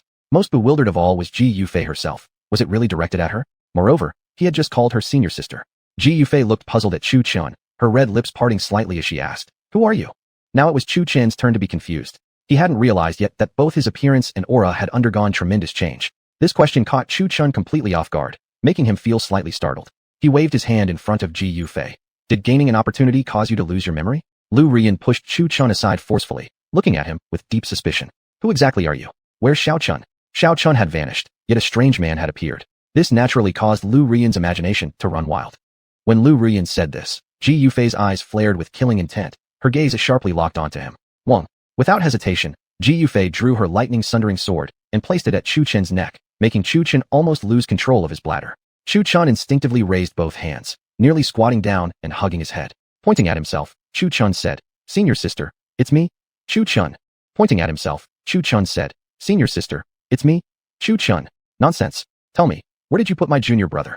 Ji Yufei refused to believe it. Chu Chen's cultivation level was only foundation building stage 5, but this man before her had reached the peak of foundation building stage. Who would fall for such a lie? There was nothing about his appearance, aura, or true energy that resembled Chu Chen at all. Are you really telling me that you are him? Who would believe that? Seeing Ji Yufei's disbelief, Chu Chen's heart pounded with anxiety. How could he prove that he truly was Chu Chen? He couldn't prove it at all. All 9 of his flying swords had fused into one. How could he prove his identity now? Wait a second, I know how I can prove that I'm really Chu Chen. As if recalling something, Chu Chen's expression brightened. He then reached into his robe and pulled out a gourd. Look, this is my gourd. Now you must believe me, right? Wong. Chu Chen's explanation might have seemed harmless, but upon hearing it, Ji Yufei instantly attacked without hesitation. Crackling purple lightning surged from her lightning-sundering sword, interwoven with faint traces of dragon's roar. Perhaps it had undergone some transformation from the obtained fortune. The purple lightning had become even fiercer and more chaotic. What the hell? Why did she suddenly attack? Luckily, Chu Chen was quick to react and dodge sideways. From the audience's perspective, this scene looked as if the two were merely teasing and playing around. Ji Yufei chased after Chu Chen without pause. Not that he wanted to fight back, it was more like he didn't dare. What if he accidentally hurt his senior sister too badly? Thankfully, within the secret realm, cultivator power was suppressed. Otherwise, Chu Chen really would have had to retaliate. After all, his strength as a core formation peak expert was still formidable. Humiliation, save me. While running, Chu Chen shouted. Upon hearing him call Humiliation by name, Ji Yufei's steps hesitated slightly. How could he possibly know Humiliation's name?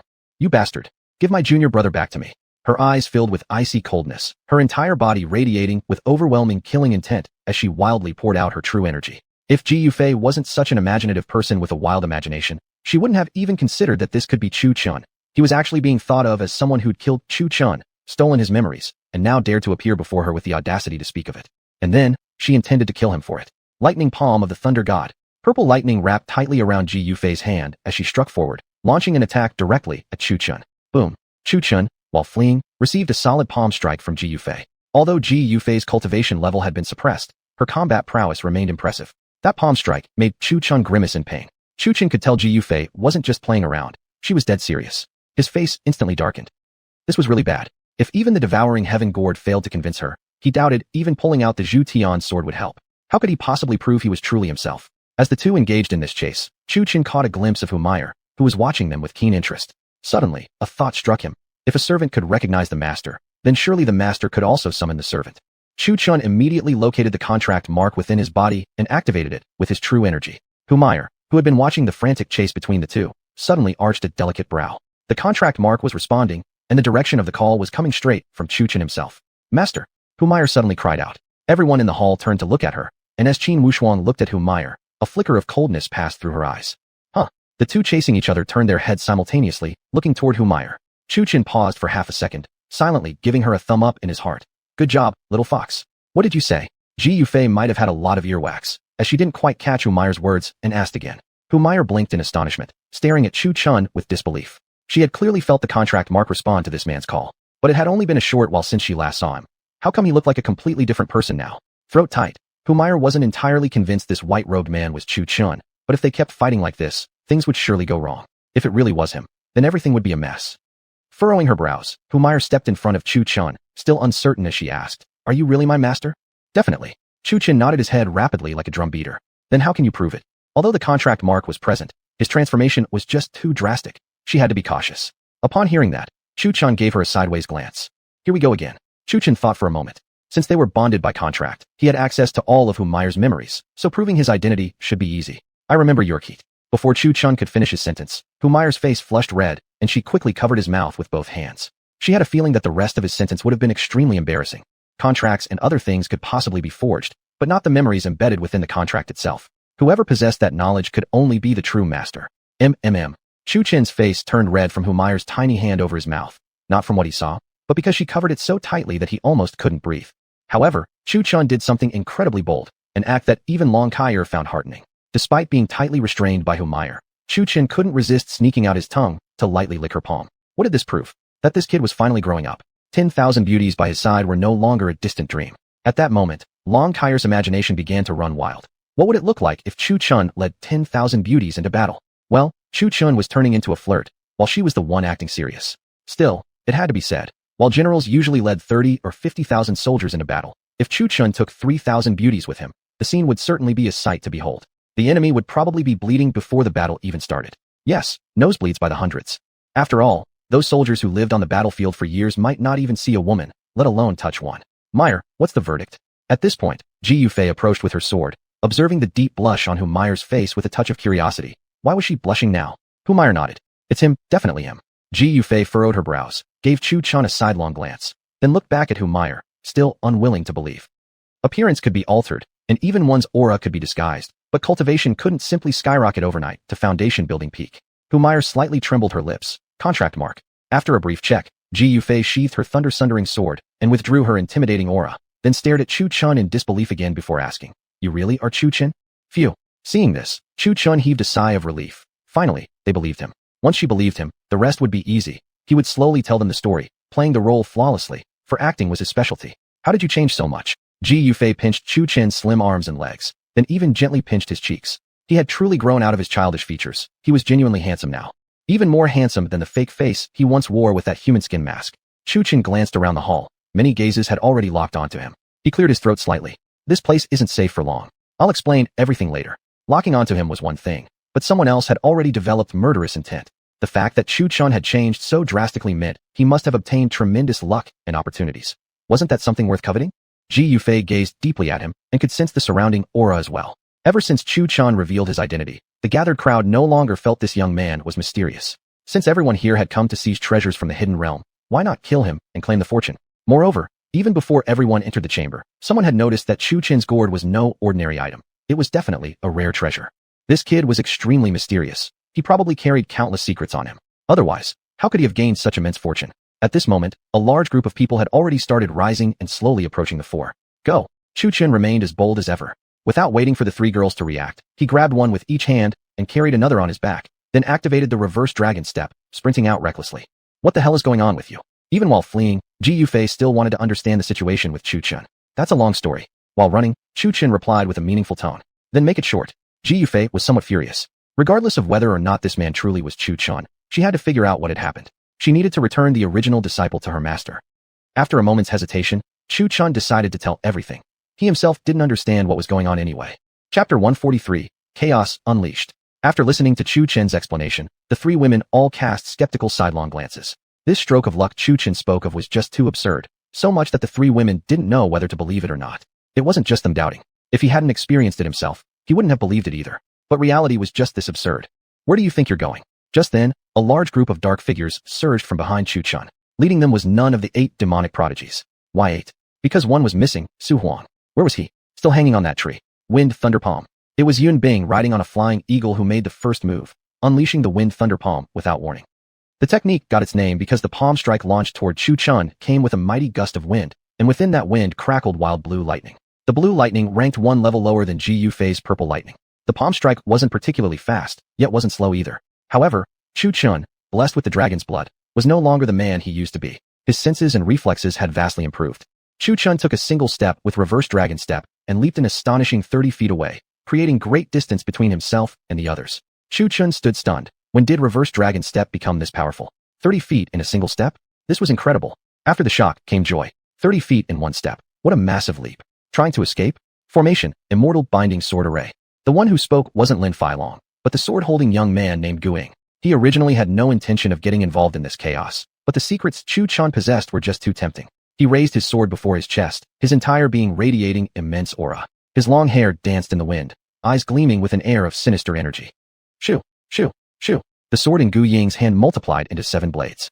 The 7 swords flew out simultaneously, encircling Chu Chun. Chu Chun nearly stumbled forward in surprise. Luckily, his reflexes were sharp.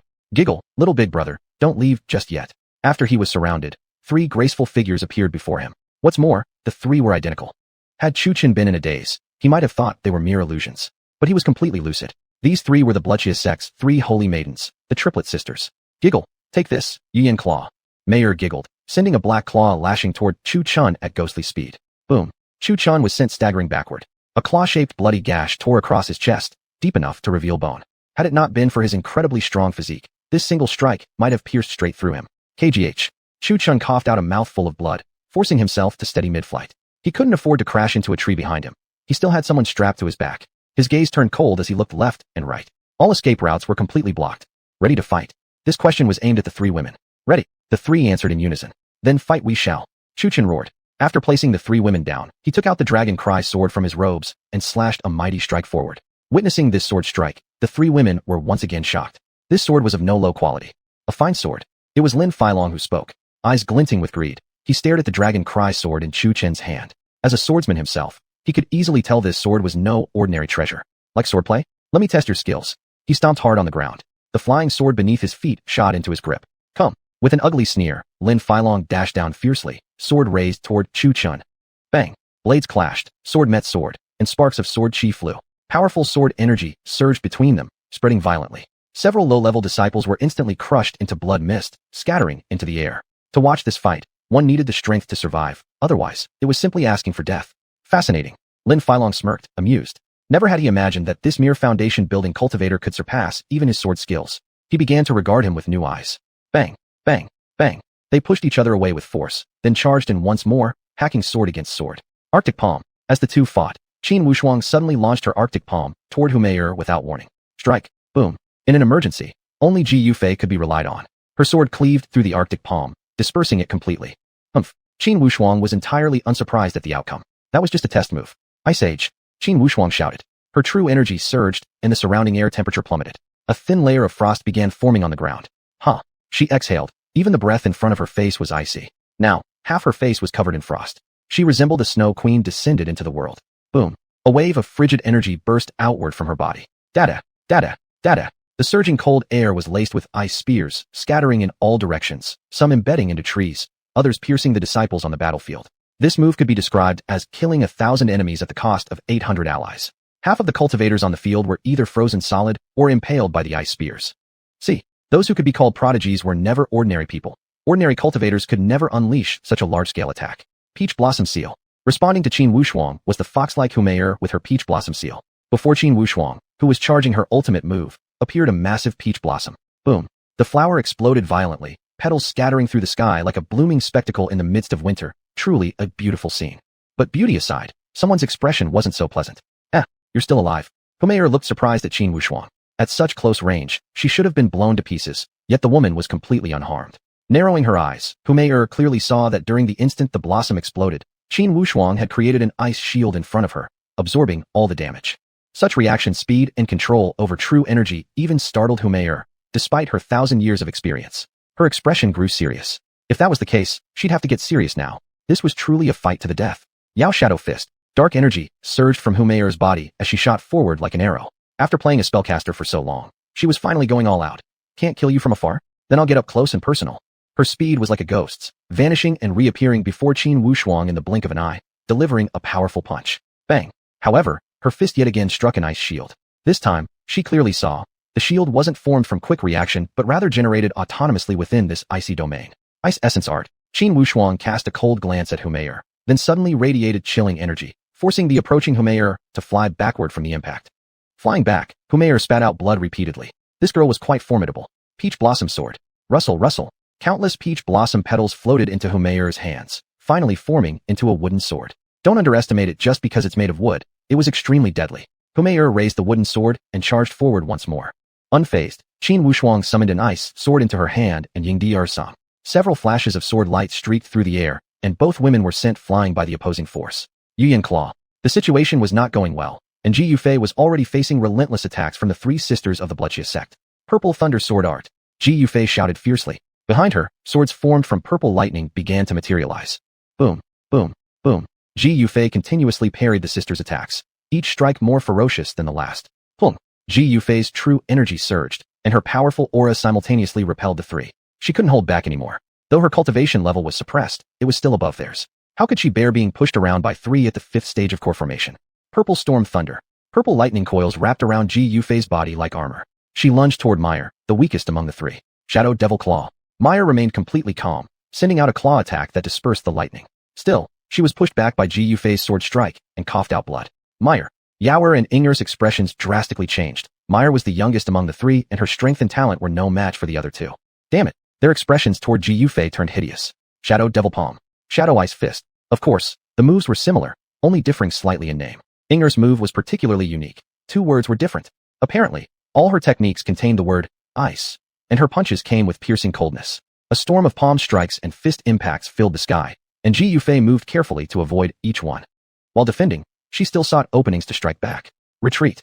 Ji Yufei shouted fiercely, unleashing her aura and forcing the 3 women back. All 4 spat blood. Why 4? Because while repelling the others, Ji Yufei herself suffered backlash, making it 4 in total. However, none of the 4 looked well. The worst was Ji Yufei. With this kind of relentless assault, even at her peak, let alone with suppressed cultivation, she couldn't endure. Zheng. A note of killing intent echoed from a zither. Nowhere to run. A young man grinned with lust, dashing straight toward Lu Rian. Lu Rian's face changed drastically. She quickly retreated while sending a zither blast back at him. Taoist Art. Heavenly Character Seal. A soft shout came from behind Lu Rian as an ancient golden character fell down. Damn, Lu Rian's face changed. There was no way to dodge at such close range. Pooh. Lu Rian was struck down by the massive ancient character, crashing heavily to the ground, blood continuously spilling from her mouth. Rian. The 3 fighting warriors' expressions changed drastically, all turning their heads at once. Heaven's Sundering Slash. Lin Filong swung his sword down.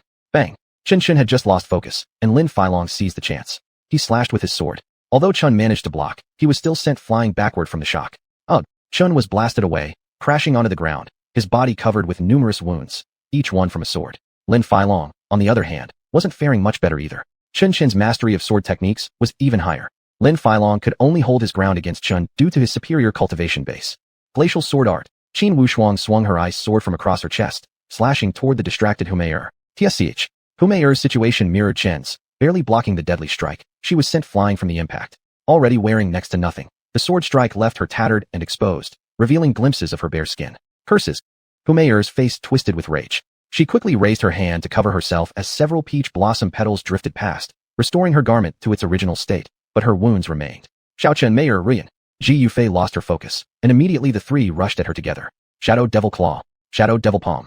Shadow Ice Fist. The three sisters of the Bloodshia sect seized the moment Ji Yufei lost her balance, relentlessly launching a continuous series of techniques.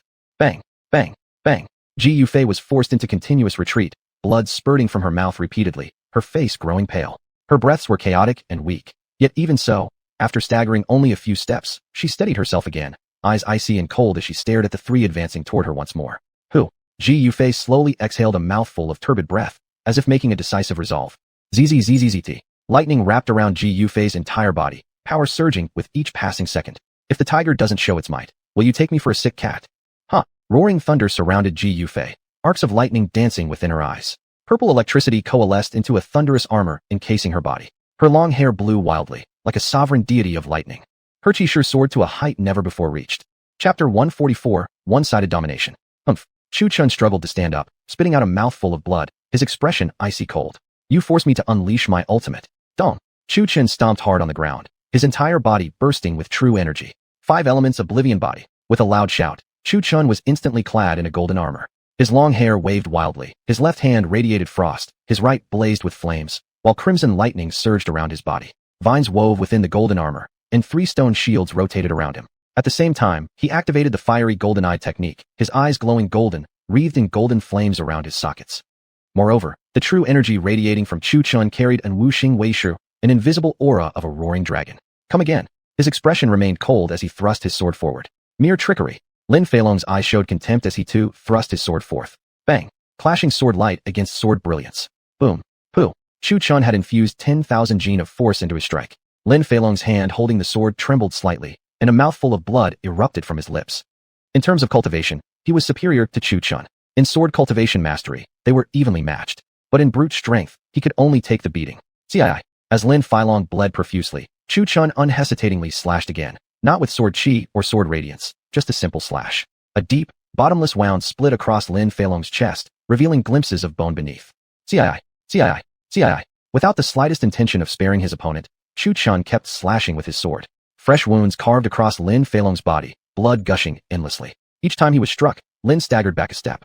The more he retreated, the more relentlessly Chu pressed forward to strike. After fighting this long and constantly being dominated, how could he not be furious?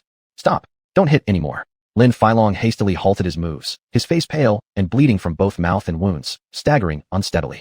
The genius of the 8 sects, ranked second, was reduced to such a miserable state by a mere foundation-building realm cultivator. How could he face others afterward? CII. Chu Chun raised his hand and slashed again. Stop hitting me. CII. Another slash. Don't fight anymore. CII. Chu Chun pierced Lin Feilong's shoulder with his sword. Screaming in pain, the latter twisted his face in agony, now fully transformed into a blood-soaked mess. You struck me with so much force earlier. Now it's my turn. CII. Another slash pierced Lin Feilong's right shoulder. You pursued and tried to kill me for no reason, and now you expect me to stop? CII. Another strike pierced his left knee. Stop. Beaten back relentlessly, Lin Feilong shouted with all his strength. Only then did Chu Chun halt his sword hand. Lin Feilong glared at him viciously. Do you really want mutual annihilation? Do you even know who I am? CII. As he finished speaking, he received another slash. This time, his right knee was pierced, and he collapsed weakly to his knees. The spectators watching were all grimacing in sympathy. It hurts just looking at it. Had they not seen it with their own eyes, they wouldn't have dared to believe that Lin Feilong of Sky Sword Sect, 27 years old and a core formation cultivator, could be so mercilessly beaten by a mere foundation-building cultivator. Even though the secret realm imposes cultivation suppression, everyone clearly witnessed Chu Chun's opening strike. Even at the peak of core formation, he could do nothing but suffer the beating. Tragic. This was just damn tragic. Wong. Chu Chun's sword pressed against Lin Feilong's forehead as he stared at him coldly. Threatening me? Too bad. I don't fall for that crap. This statement Chu Chun made sounded absolutely domineering. Combined with his posture and aura, he exuded a regal and overbearing might. Watching this, the female disciples observing the scene felt their hearts flutter. What charisma. What looks. Handsome. So damn handsome. I'd bear his child. I'd bear him 10. Shouts rang out from the female disciples watching the fight. The few engaged in combat nearby were also drawn over by the noise. Some smiled, while others frowned. Those smiling naturally were Ji Yufei, Hu Meyer, and Lu Rian. Those frowning were undoubtedly the 6 monsters. Mei Shangdao Ta Jingran Hui Bai Ge Yiger Juji Jing de Xiushi. Mei Shangdao Ta Jingran Hui Bai Ge Yiger Juji Jing de Xiushi. Translation note. This sentence seems to repeat in the original, so it's translated twice. Who would have thought he'd lose to a mere foundation-building cultivator? Lin Feilong's sword techniques are incredibly advanced. Even I couldn't defeat him. How could he lose to an unknown nobody? This was spoken by Yun Bing and Gu Ying, who had yet to find suitable opponents. They had been watching the battle unfold from the start.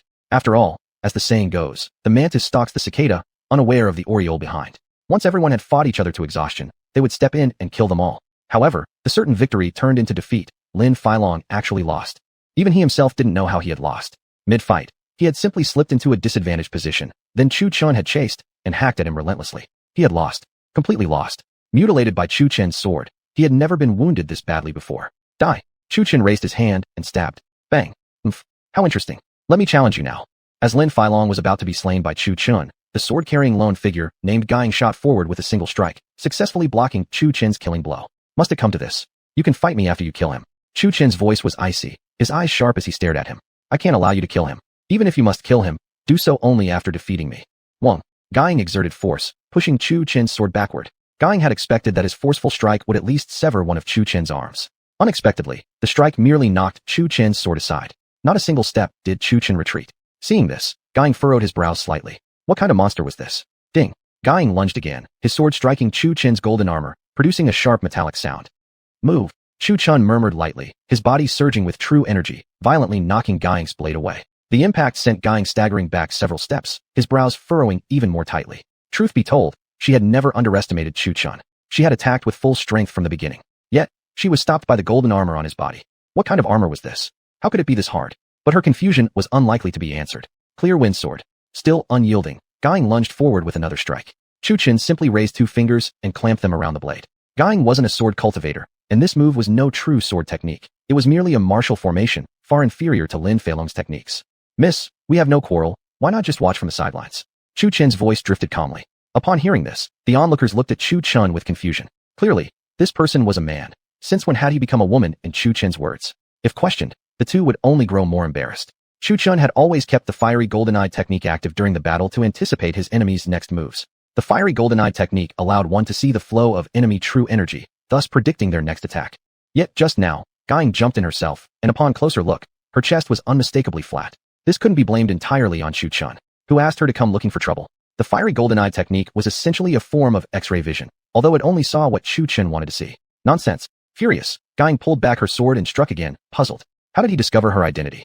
Miss, you truly insist on this? We hold no grudge, and I could pretend nothing happened just now.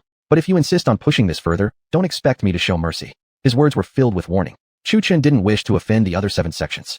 He wanted to avoid bringing enmity upon Azure Mist sect and trouble to his master. Though none here recognized him, he still preferred to avoid conflicts if possible. This didn't mean Chu Chun would spare her out of pity. His view knew no gender, only humans and beasts. TSK. I heard De Lijong only takes female disciples. I've always wondered how a male disciple ended up here. If I'm not mistaken, you must be Lu Guiying of the Lijong. Yunbing stepped forward, looking up and down at her. He couldn't help but admit, he saw no trace of femininity at all. You even have a masculine name. I almost believed you were a man. You better not listen to his nonsense. I'm a man. Flames of fury burned in Guiying's eyes. I've long heard that Li Lijong's female disciples are all peerless beauties. Let me see what you truly look like under that mask. With a lecherous grin, Yunbing moved swiftly before Guiying could react and ripped off her flesh-colored face mask. A breathtakingly beautiful face emerged before the crowd. Blue pupils, long lashes, refined features. Beautiful. Exceedingly beautiful. Even her hair was blue. Yunbing was stunned for a moment before breaking into a mocking smile. As I suspected, it's really you, Lu Guiying. Lu Guiying instinctively reached for her cheek, only to realize her mask was gone. Enraged, she snapped, Yunbing, we have no feud. Why are you targeting me? Targeting? I merely wanted to catch a glimpse of the renowned beauty, Miss Lu. Yunbing replied, his gaze shifting toward Lu Guiying now with a touch of rage. Chapter 145, The Battle Turns. Back then, before he had joined the Xianling sect to cultivate, he had fallen in love with a woman. However, the woman's younger brother had offended a female disciple of the Liuli sect, so the Liuli sect sought to silence them both, killing not only the brother, but also the woman he loved. And the one who carried out the killings was Lu Guiying. Hatred drove his growth, and soon after, he joined the Xianling sect to cultivate, all for the sake of one day avenging his beloved. He had never found any news of his enemy, but now, unexpectedly, the person he sought was far away, yet close before his eyes. Boom. Yunbing's entire being radiated a surging aura. He suddenly opened his eyes, and they had transformed into eagle-like eyes. As Yunbing walked forward, his invisible killing intent filled the air. He advanced step by step toward Lu Guiying, speaking coldly. Do you know who the woman you killed 10 years ago was? Lu Guiying frowned. She had killed countless people, and among them, many women had died in the past decade. How would she remember which one Yunbing was talking about? Feeling the intense killing intent from Yunbing, Lu Guiying became alert and looked at him warily, stepping backward as she was overwhelmed by his pressure. Just who exactly are you? Who am I? I'm that man who knelt before you 10 years ago, begging you to spare Shengwan Shuer. Yun Bing shouted the last words, his aura erupting suddenly, sending Lu Guiying flying backward with blood spilling from her mouth. Lu Guiying stared at him in disbelief, whispering, "It's you? You finally recognize me now." A mocking grin curled the corner of Yun Bing's mouth as his murderous aura surged even more intensely. The longer he looked at Lu Guiying, the more anger boiled within him. Back then, he had knelt before her like a dog, pleading for her to spare Shangwan Shuer, but this woman had ruthlessly beheaded her right in front of him. He had helplessly watched his beloved die before his eyes, unable to do anything at all. The longer he gazed at her, the more a crimson tint filled his eyes. He wanted to torment Lu Guiying and make her taste the bitterness of despair beneath him. His woman was gone. Then he would take his vengeance on Lu Guiying to satisfy his wild, primal rage. Hey, damn, how interesting. Chu Chen showed absolutely no sign of stepping forward to help. In his mind, what the hell does this have to do with me? And besides, both of them had once hunted him down. Wasn't it better to just watch their fight break out? As Yun Bing's aura grew stronger, Lu Guiying grew more fearful and instinctively backed away, then turned to flee. Yun Bing instantly rushed forward and grabbed her wrist. "Wanna run?" Bang! He struck her at the back of the head, and Lu Guiying instantly blacked out. Before losing consciousness, she desperately looked at Chu Chun, her red lips trembling slightly, as if saying, "Save me." But Chu Chun ignored her completely. With the big show over, he turned to leave, planning to go help Ji Yufei and the others. "Where do you think you're going?" Yun Bing locked his aura onto Chu Chun, his giant hand reaching out to grab him. Furrowing his brows slightly, Chu Chun dodged it with a reverse dragon step and stared coldly at him. "I have no grudge with you. Why attack me? Hand over your treasures, and I'll grant you a quick death." Yun Bing's eyes turned fierce. Without another word, he launched a foaming palm strike toward Chu Chun. Chu Chun sneered, "Wanting both the beauty and the treasure? Dream on." Roar. Chu Chun slashed a sword strike. It was a casual one, but even without deliberately using the longing sword technique, the innate sword chi released was like a dragon's roar. "Humph." Yun Bing snarled, lifting his hand and swiping to dispel the sword chi. His left hand became a claw, aiming directly at Chu Chen's heart. The claw was like an eagle's talon, strong and fast. Chu Chun arched an eyebrow and blocked it with the longing sword horizontally. Bang! The claw and the sword collided, creating a large burst of dazzling sparks. Boom! Chu Chen's true yuan energy surged, pushing Yun Bing backward. However, Yun Bing was thrown back only a meter before stabilizing his stance again. Eagle strikes the sky. Yun Bing raised his hand skyward, and in the sky above, a black eagle formed from his true yuan energy appeared. Screech! The eagle shrieked sharply and dove straight down toward Chu Chun, its talons glinting coldly. Crack! The eagle's talons aimed to wound Chu Chun, but alas, the 5 elements oblivion body was just too overpowered defensively. Originally, the 5 elements oblivion body was quite fragile. However, as Chu Chen's cultivation advanced, the 5 elements oblivion body had also undergone a transformation. Unless it was an attack from a Ganjing peak or even higher level expert, no one else could penetrate it. Although the talons failed to tear the armor, the sheer force was massive, and the body inside could not withstand it. Chu Chun turned pale, blood spilling from the corner of his mouth. His internal organs seemed to have shifted places, the pain unbearable. Disperse. Chu Chun slashed a sword energy toward the black eagle. Screech. The eagle cried in pain before vanishing into nothingness. Spit. With the black eagle destroyed, Yun Bing suffered a backlash as well. He wasn't faring much better. He was actually more severely wounded than Chu Chun. Chu Chun possessed the 5 elements oblivion body, capable of healing wounds instantly. As long as the oblivion body wasn't shattered, it was like having a constant healer, mending his body as he fought. Look, only moments ago Chu Chun had been pale-faced, but now he had returned to his energetic self. One could only say that the 5 elements oblivion body was incredibly powerful. Chu Chun returned the longing sword to the Chaos Pagoda and, now barehanded, looked sharply at Yun Bing, who was in pretty bad shape. No fancy techniques, no tricks, pure brute force, one punch and you're bald for life. Xian Gang boxing technique, Heaven's punishment fist. Chu Chun roared loudly. In his bare fists, dark red lightning flickered. He stomped the ground, activating the reverse dragon step, instantly appearing before Yun Bing and unleashing a simple, straightforward punch. Boom. 5,000 gene of power in one punch.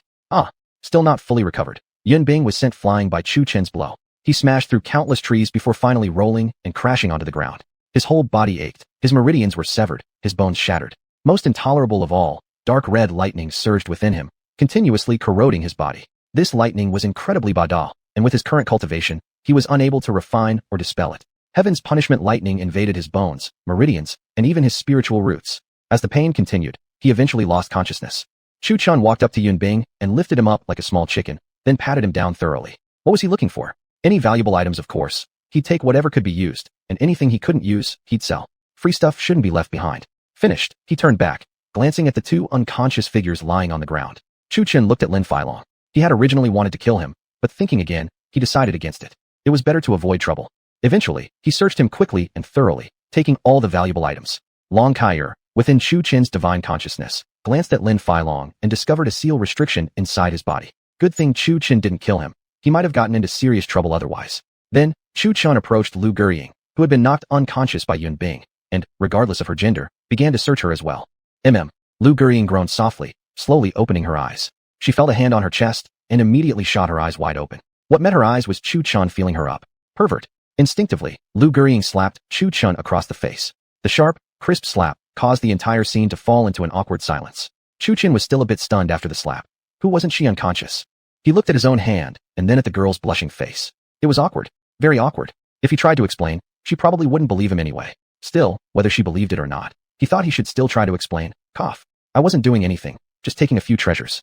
It would have been better if he hadn't said anything. As soon as he spoke, Lu Gurying's face flushed even redder. She glared at him in humiliation. You touched me and still took my treasures? You disgusting, shameless man. Lu Gurying spat. Chu Chun swore he hadn't done it on purpose. He truly wasn't interested in women. Of course, that was impossible. He definitely wanted to know what it felt like to have a harem of 3,000 beauties. Perhaps due to his transformation from boy to man, he had grown up and had become a little more interested in romance. I'm very pleased indeed. Long Kaier heartily approved of Chu Chun's thoughts. Cough. Miss, I didn't do it on purpose. Chu Chun nervously waved his hands, then immediately slipped away like a streak of oil. Was he supposed to stay and get beaten? Where do you think you're going? Lu Gurying shouted, her face filled with shame. That shout only made him run even faster. Seeing how fast Chu Chun had fled, as if from a ghost, Lu Gurying stomped her feet in frustration, muttering under her breath. Am I that terrifying? Thinking about how Chu Chun had just saved her, and also, an unconscious blush crept onto her cheeks, and for a moment, she nearly started thinking of names for their future child. Needless to say, Chu Chun's looks were quite handsome, exceptionally so. His charm was full of masculine vigor, unlike some superficially upright men who might secretly be something else entirely, or others who looked handsome but had a soft, feminine interior. Those were the most disgusting of all. Heavenly rain, storm, thunder. Ji Yufei shouted in a melodious voice as the thunder sword roared. Hiss. She slashed a sword strike forward, and thunder rolled with immense force. The three female disciples of the Blood Evil sect were simultaneously forced backward, blood spilling from their mouths. Seeing that Ji Yufei had no problem, Chu Chun turned his gaze toward Humayr. Qin Wushuang and Humayr were locked in a relatively balanced fight, though Humayr appeared to have a slight upper hand. Next, Chu Chun looked toward Lu Rian's direction. Zheng. The zither sound rang again. Lu Rian's face was pale, and blood spurted from her mouth. Her condition was extremely poor, and her energy flow was chaotic. Furrowing his brows slightly, Chu Chun gripped the longing sword and rushed forward. Hee, little beauty, be a good girl and submit to this young master. If you make this young master feel good, I might even grant you a quick death. The silver-robed man grinned lecherously, shamelessly leering at Lu Rian's body. Lu Rian, who had suffered severe injuries, was covered in wounds, and her clothes were torn beyond repair. Rags hung from her body, revealing faint glimpses of her bare skin, which made the silver-robed man indulge in lewd thoughts. In your dreams. Lu Rian glared viciously at the silver-robed man before her, filled with disgust. Taoist Tian character. Suddenly, from the sky came Zhou Chuyao's calm voice. An ancient, powerful character fell from above. This seemingly ordinary Tian character, meaning heaven, hadn't even landed yet, but Lu Rian already felt immense pressure. She felt only despair in her heart. While the man's sword stabbed toward her, the heavenly character fell upon her as well. Lu Rian closed her eyes tightly, swapping the zither in her hands for a sword capable of purging demonic energy. Strange patterns lined the blade. Rian, don't do anything foolish. From afar came Chu Chen's voice. He slashed his sword forward, unleashing a sword beam accompanied by a dragon's roar straight toward the two people. Their expressions changed drastically. The two attackers who were about to strike Lu Rian immediately halted their movements, turning around sharply. Go! Chu Chun threw the longing sword in his hand like a spear. Uffed. A mouthful of blood sprayed from the silver-robed man, his eyes popping outward in shock as he looked down at his own abdomen. Somehow, without him even noticing, he had already been pierced through by a sword. Arg! The silver-robed man let out a painful shriek before collapsing. The terrifying power of the longing sword could not be dispelled by him no matter how hard he tried. It only grew stronger with every attempt to resist. Eventually, the silver-robed man brought about his own demise. Chapter 146, Glutton. Hiss. Chu Chun darted forward in a flash, yanking the dragon's howl sword from the man's chest. Then, he placed a hand gently on Lu Rian's shoulder, channeling a stream of warm spiritual energy into her. The raging, wild force inside her began to calm. Lu Rian slowly lifted her gaze. Seeing the man in front of her, perhaps still caught in the exhilaration after being pulled from despair, she suddenly threw her arms around Chu Chun and planted a fierce kiss on his cheek. Longkar looked on, visibly pleased. Bravo! The corners of Longkar's red lips curved into an indulgent smile. If only the circumstances were different, maybe something more interesting could be witnessed. The two quickly turned red-faced, the most embarrassed of all being Chu Chun himself. I was just here to save the day. This reward feels excessive, doesn't it? Lu Rian let go of Chu Chun and took a couple steps back, naturally finding a place to sit down. Her beautiful eyes blinked innocently as she watched the scene unfold, as though enjoying a performance. Now that Chu Chun had arrived, She didn't need to intervene anymore. Truth be told, her power wasn't enough to compete. Staying alive this long was already her limit. Among the four of them, Lu Ruyan was by far the weakest. Chu Chun said nothing, simply raising his gaze to Zhou Chuyao hovering in the sky. Her aloof, arrogant expression irritated him. He despised this type most, someone pretending to be high and mighty. If you're actually strong, then sure, flaunt it. But if you can't hold up to the talk. He coiled a wisp of dark crimson lightning around his fingertip and pointed directly at Zhou Chuyao. Come down. Boom. As if summoned, a streak of heavenly punitive lightning slashed down from the sky. Indeed, the higher you stood, the harder you fell. Zhou Chuyao was the perfect example of this. Caught completely off guard, she was struck dumb by the lightning, plummeting from the sky like a meteor, slamming into the ground, and leaving behind a crater shaped like a person. Dazed and disheveled, Zhou Chuyao crawled out of the crater, her face livid with rage. That cold, indifferent expression was long gone. After climbing out, the first thing she didn't do was confront Chu Chun. It was lie down flat. She had no choice. Even as a cultivator, a fall from such a height would have been fatal or left her crippled at the very least. Bones shattered across her body. Attack? Forget it. She couldn't even stand. Chu Chun waited for quite a while with the dragon's howl sword in hand, but Zhou Chuyao made no move to attack. He scratched his head, confused. As he walked closer, he saw it plainly. Zhou Chuyao was flat on the ground, not moving.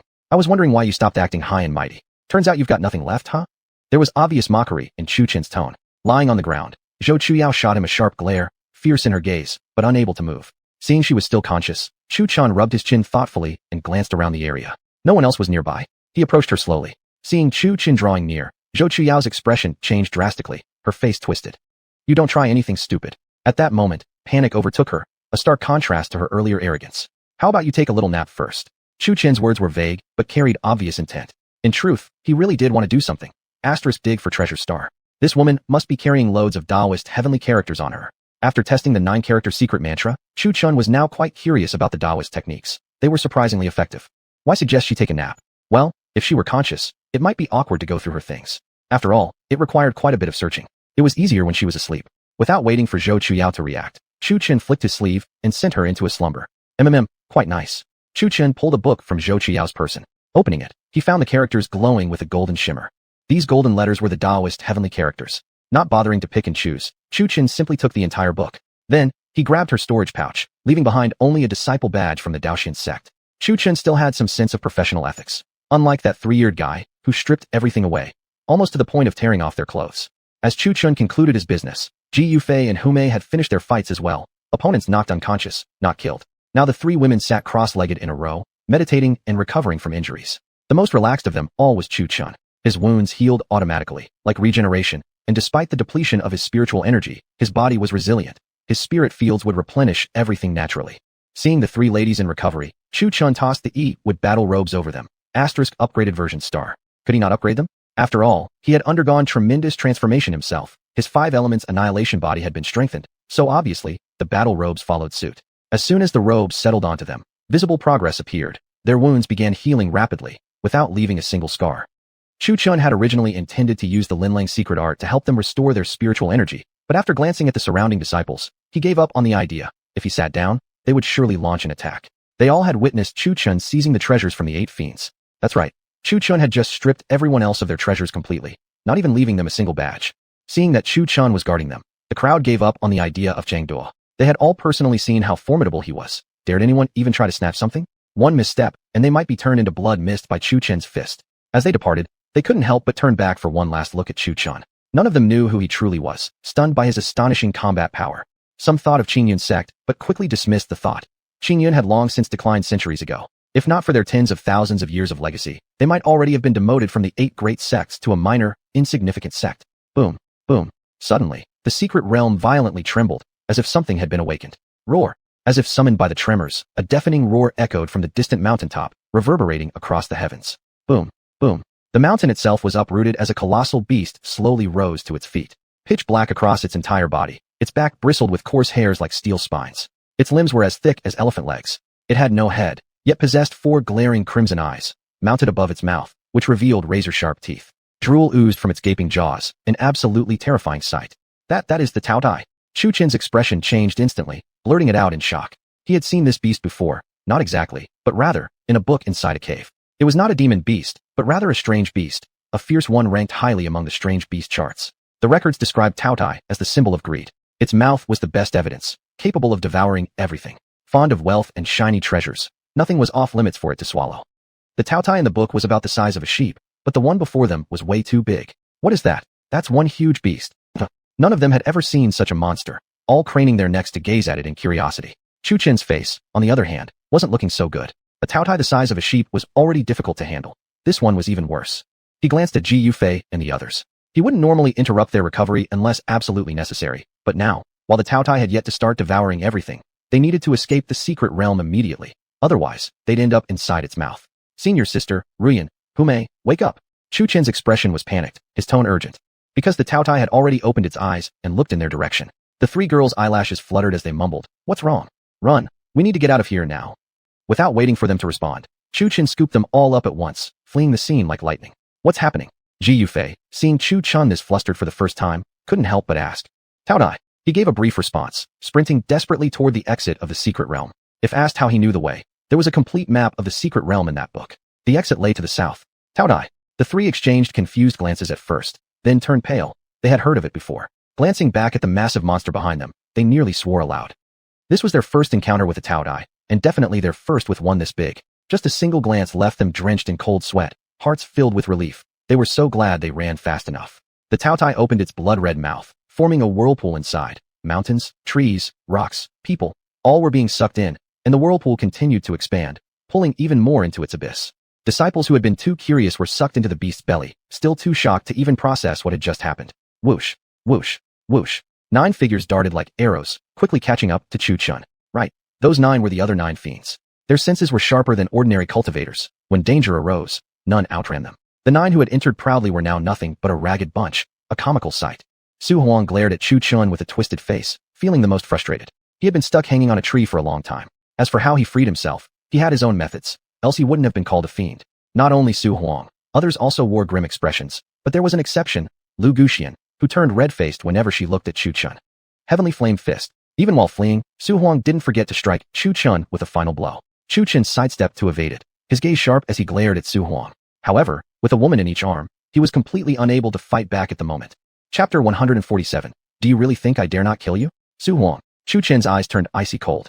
He hadn't killed him before, not out of fear, but to avoid causing trouble for the Qingyan sect. Now, in this critical moment, he still dared to attack? But Chu Chen didn't strike back. With a single reverse dragon step, he instantly increased the distance between himself and the others by 10 zhang. Where are you going? A giant eagle claw surged toward Chu Chen. Bang! Chu Chen didn't have time to dodge or defend. He was smashed backward by the strike, blood seeping from the corner of his mouth. The one who struck was Yunbing. Chu Chen had ruined his plans and even took away his treasure. How could he not be furious? Chu Chen glanced at him but didn't choose to retaliate immediately. Instead, he dashed forward again at an extreme speed. He had no intention of fighting them in this moment.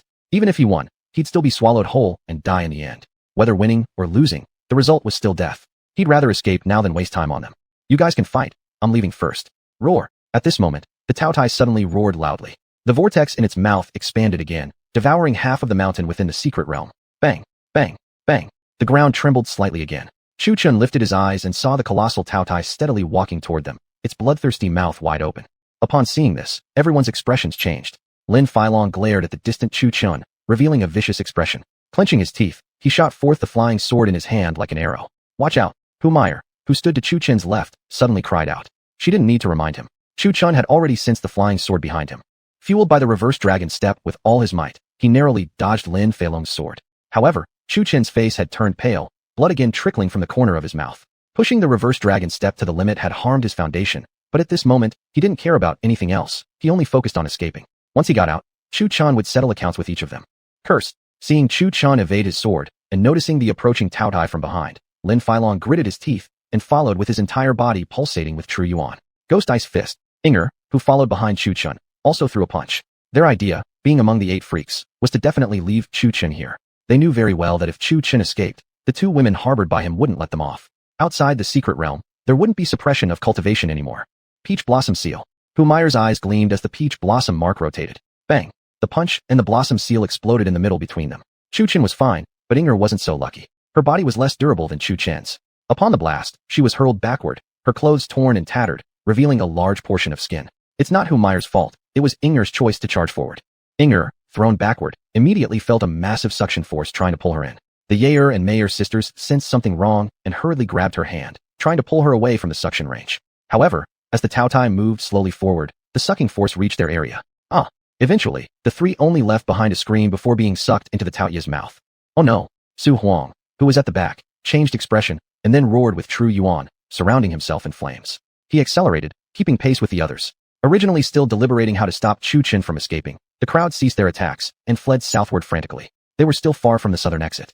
Faster! Faster! Chu Chen murmured inwardly, frowning, casting a cold glance at Lin Feilong. This grudge, he would certainly repay. Bang! Bang! Bang! Suddenly, those flying forward collided into a blue wall. A blue ray of light zoomed past the escaping crowd, Qin Wushuang. Seeing the group crashing helplessly, a slight smile curled on his lips. Farewell, everyone. Truthfully, he didn't want to trap so many people, but unfortunately, everyone had been too close to Chu Chen. If so, then trap them all together. Despicable woman. Su Huang roared furiously, seeing the Tao Tai constantly approaching from behind. Despair filled the hearts of the group.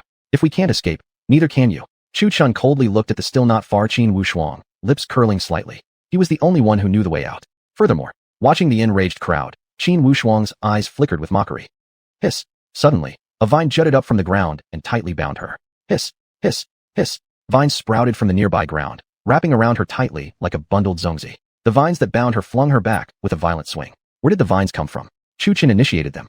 The wood steps were entwined around. No seals were needed to use them. Caught completely off guard, a baffled Qin Wushuang was bound tightly in an instant. Ji Yufei caught Qin Wushuang, who was tightly bound in vines, and gave a slight smile. To Qin Wushuang, that smile looked like the grim reaper laughing at her, like she was about to be devoured alive. Unprecedented fear clawed at Qin Wushuang's heart. Beneath the vines, her face turned panic-stricken, her lips trembling repeatedly. No, no. However, no one could hear her murmurs. Soon afterward, a powerful suction force surged. Chu Chen and the 9 freaks were all pulled inside. After a violent, earth-shaking commotion, everyone arrived in a completely different world. The surroundings were soaked in blood. They were on a small island, or more accurately, on a massive mountain within the Taoya's stomach. At the foot of the mountain lay an expanse of foul-smelling acidic liquid, undoubtedly the creature's gastric acid. In addition, many other things continued pouring into this place. As far as the eye could see, there was no bottom. They had heard the Tao Tai was insatiable, its appetite like an endless abyss, and now they had first-hand proof. They were lucky enough to land on the mountain. Some people had fallen directly into the gastric acid and were instantly dissolved. Continuous screams of agony echoed within the Taoya's belly. However, some others who landed on mountains or hills began attacking the Taoya's stomach fiercely. Yet, as soon as their attacks touched the stomach walls, they seemed to evaporate and disappear. Seeing this, Chu Chen and the others revealed expressions of despair. On this mountain, Chu Chen encountered many familiar faces. His eyes flashed coldly as he locked his gaze on Lin Feilong. With a single step forward, he extended his massive hand, grasping Lin Feilong's crown chakra. His eyes showed no trace of emotion. No, I beg you, I was wrong. Lin Feilong writhed desperately, his face twisted with terror as Chu Chen's palm pressed onto his head. However, Chu Chen showed no mercy toward his pleas. Originally intending to crush his skull, he instead glanced down at the flowing gastric acid below. With a casual flick of his hand, he hurled Lin Feilong into the bubbling acid. No! Lin Feilong screamed as his true yuan burst forth into a protective shield. He thrashed desperately in the acid like a drowning man. SSSSS. A trail of white vapor rose from beneath his body. The lower part of him had been completely eroded, leaving not even a bone intact. SSS. With a final hiss, the acid swallowed Lin Feilong. In an instant, the man turned into a puff of white smoke, vanishing without leaving a single trace. A chill crept into the hearts of the others when they saw the icy glare in Chu Chen's eyes. Chu Chen stared at them with no emotion in his eyes either. He then took Qin Wushuang from Ji Yufei's hands, producing what looked like a fishing rod. Binding Qin Wushuang's hands, he attached the vines to one end of a pole before handing it to Humayr. Fishing, Chu Chen simply said, offering no explanation. Oh okay. Humayr responded uncertainly, accepting the fishing rod, with a confused expression as she looked at Chu Chen. Chu Chen glanced at Humayr, his eyes still icy cold. Let me demonstrate. He snatched the rod from her hands and walked to the edge of the mountain, tossing the tightly bound Qin Wushuang over the edge. However, just as Qin Wushuang was about to plunge into the acid, Chu Chen suddenly pulled the vine taut, suspending her midair. Watch carefully. Chu Chen shot a glance at Humayr, his tone unchanged. Slowly, he lowered Qin Wushuang into the Taoya's gastric acid. Ah! Qin Wushuang screamed as soon as her feet touched the acid. Her toes melted instantly, exposing white bones. After a second, Chu Chen lifted her up again, keeping her from full submersion. Lifting the fishing rod, he turned to Humayr with a calm gaze. Your turn. Trembling, Humayr walked forward to take the rod from Chu Chen's hand, her heart pounding with fear. She had never seen this side of him. Even Ji Yufei and the other 2 women were startled, suspecting if Chu Chen's body had been taken over. Chu Chen patted the space beside him. Sit. Play with her the way I just did. Understanding his meaning, Humayr sat down beside Chu Chen and slowly started the repetitive motion, releasing the line, then yanking it back, again and again. Kill me. Kill me. Qin Wushuang shrieked as each plunge brought her unbearable pain. With every drop, another piece of her disappeared, bit by bit. Her screams were met with silence. Chu Chun didn't even spare her a glance. Then, Chu Chun slowly stood up, cracked his neck, and strolled towards Su Huang. His aura was frigid and kingly. Su Huang saw Chu Chun approaching, his legs trembling violently from fear. He could barely stand straight. He'd watched helplessly as Chu Chun threw Lin Feilong into the acid and tortured Qin Wushuang. How could he not be terrified? Moreover, the cold look on Chu Chen's face resembled that of a grim reaper collecting souls. With every step Chu Chen took, Su Huang's heart pounded in terror. The sight sent several other monstrous cultivators into a panic, all of them attempting to escape. Chu Chen glanced at them coldly, then flicked his finger. Several streaks of green light shot toward the group. Except for Lu Guxiang, everyone else was immediately entangled in Chu Chen's vines. Su Huang, who had been planning to flee, suddenly felt his feet locked tightly. Looking down, he saw a vine had bound his legs without him noticing. With a flick of green light, Su Huang was bound tightly. Following Qin Wushuang's earlier example, he was lifted up and hung. Then Chu Chun handed the fishing rod to Ji Yufei, who wore a terrified expression. Senior sister, hold it. His voice remained indifferent and emotionless. Little Chen, are you really Xiao Chen? Ji Yufei asked weakly. Hu Meyer and Lu Ruyan, who were fishing, both turned to look at Chu Chun. Upon hearing this, Chu Chen curled his lips into a faint smile. Yes. Looking at the tightly bound enemies before him, his expression turned icy again. He spoke coldly. Earlier, I was too merciful. Some debts must be repaid now. In the end, they're all going to die anyway. Upon hearing these words, the three women first froze. Then their expressions turned equally cold. They had been chased and hunted without cause. After defeating these villains, they had spared them rather than killing immediately. But time and again, these enemies had crossed their limits. Thinking back to this, the three women immediately understood Chu Chen's intentions. Showing mercy to enemies was only cruelty to themselves. If they were let go once, they would only return to cause trouble again. Then, better to wipe them out. Since they were all going to die here, they might as well vent their anger now. From the moment they entered the Forbidden Realm until now, they had always been passive. Now, it was finally their turn to take the initiative. Ji Yufei accepted the fishing rod, with Su Huang tied to the end. Naturally, she sat beside Hu Meyer and joined her in repeatedly lowering and lifting the rod. Ah, you won't die peacefully. From below came a pig-like scream, yet no one felt sympathy for him. He was only reaping what he had sown. Third time's the charm. After being spared once, they still showed no remorse. One word described them: deserved. After finishing with them, Chu Chen once again picked up Yun Bing, who was tightly bound. This one also deserved death. Chu Chun had never offended him, yet Yun Bing had tried to kill him for his treasures and was ready to act like a beast. Here, Chu Chun handed the bound Yun Bing's fishing rod to Lu Ruyan. Lu Ruyan smiled faintly at Chu Chun. Okay. Without hesitation, Lu Ruyan took the fishing rod for Yun Bing, and soon, the three women sat together fishing, releasing the lines and pulling them back. Please, have mercy on us. The three sisters from the Blood Fiend sect kowtowed to Chu Chun, begging for forgiveness. During the escape attempt, only Inger had attacked while the other two had desperately tried to flee. Chu Chun narrowed his eyes, hesitating momentarily before flicking a ray of golden light, severing the vines that bound them. Seeing this, the three women's faces immediately lit up. Thank you for sparing our lives. Yet they had thanked too soon. Chu Chun walked in front of them and lightly touched each sister's forehead with his index finger. Ugh. Together, the three sisters groaned, their minds feeling momentarily dizzy before they collapsed onto the ground. When they awoke again, their gazes first turned blank, then gradually clear. The three sisters bowed deeply to Chu Chun. Greetings, Master. Chapter 148. Is this really your ultimate move? Compared to Qin Wushuang and the others, these three sisters were as good as dead, destined to obey Chu Chun unconditionally for their entire lives. Yet, what they didn't know was that Chu Chun hadn't actually controlled their minds. He had merely altered them slightly. You could say they were Chu Chen's spies, but not puppets. When faced with choices, they would naturally opt for whatever favored Chu Chun. In other words, they were completely and utterly loyal to him. How did Chu Chun learn such a secret technique? It was taught to him by Long Kaier. She too despised the ways of these people. She hated how weak and cowardly Chu Chun had been before. If he had killed them earlier, none of this would have happened. Chu Chen's current demeanor had been awakened through Long Kaier's scolding. A cultivator must fight the heavens, the earth, and even the Tao itself. If one couldn't even kill another person out of fear of offending this or that side, what was the point of cultivating? If someone couldn't even handle small matters like this, how could they aspire to greater things? After thinking it through, Chu Chen finally understood, and that's why he displayed such a cold demeanor. Wasn't the reason he entered the Mufeng sect and chose Muhanbing because he admired the unyielding spirit in his eyes? Lifting his cold gaze, Chu Chun looked toward Zhou Chuyao. What surprised him slightly was that Zhou Chuyao maintained her haughty expression throughout, seemingly untainted by the world, her expression serene as if she had seen through the illusions of the mortal realm. Even bound tightly with ropes, her pride remained intact. It's your turn. After a moment of surprise, Chu Chen's eyes turned icy cold toward Zhou Chuyao. He didn't sense that she had done anything unforgivable. He looked her over for a moment, then decided not to kill her. It might be better to let her become one of his informants. At least she had some use. Walking up to her, he placed his index finger against her forehead. The tip shimmered with golden light. However, Chu Chun discovered that her mind was completely blank. His spiritual sense was instantly destroyed once it attempted to penetrate. This naturally piqued Chu Chen's curiosity. The immaculate body. Long Kai's voice echoed from within Chu Chen's spiritual sense. What is the immaculate body? Chu Chen asked, puzzled. The immaculate body is a pure, unblemished physique, devoid of any emotions or attachments. In simpler terms, a puppet whose sole purpose is to cultivate and fulfill a task. Such a body is void of feeling. It's quite suitable for soul transference. Your spiritual unpo cannot control her. Kill her. Long Kai explained indifferently. Chu Chan observed her as though she were some peculiar work of art, analyzing her from head to toe. The immaculate body. Is it really that extraordinary? After a moment's thought, he realized that special physiques were hard to come by. Taking out the devouring heaven gourd, he sealed her inside.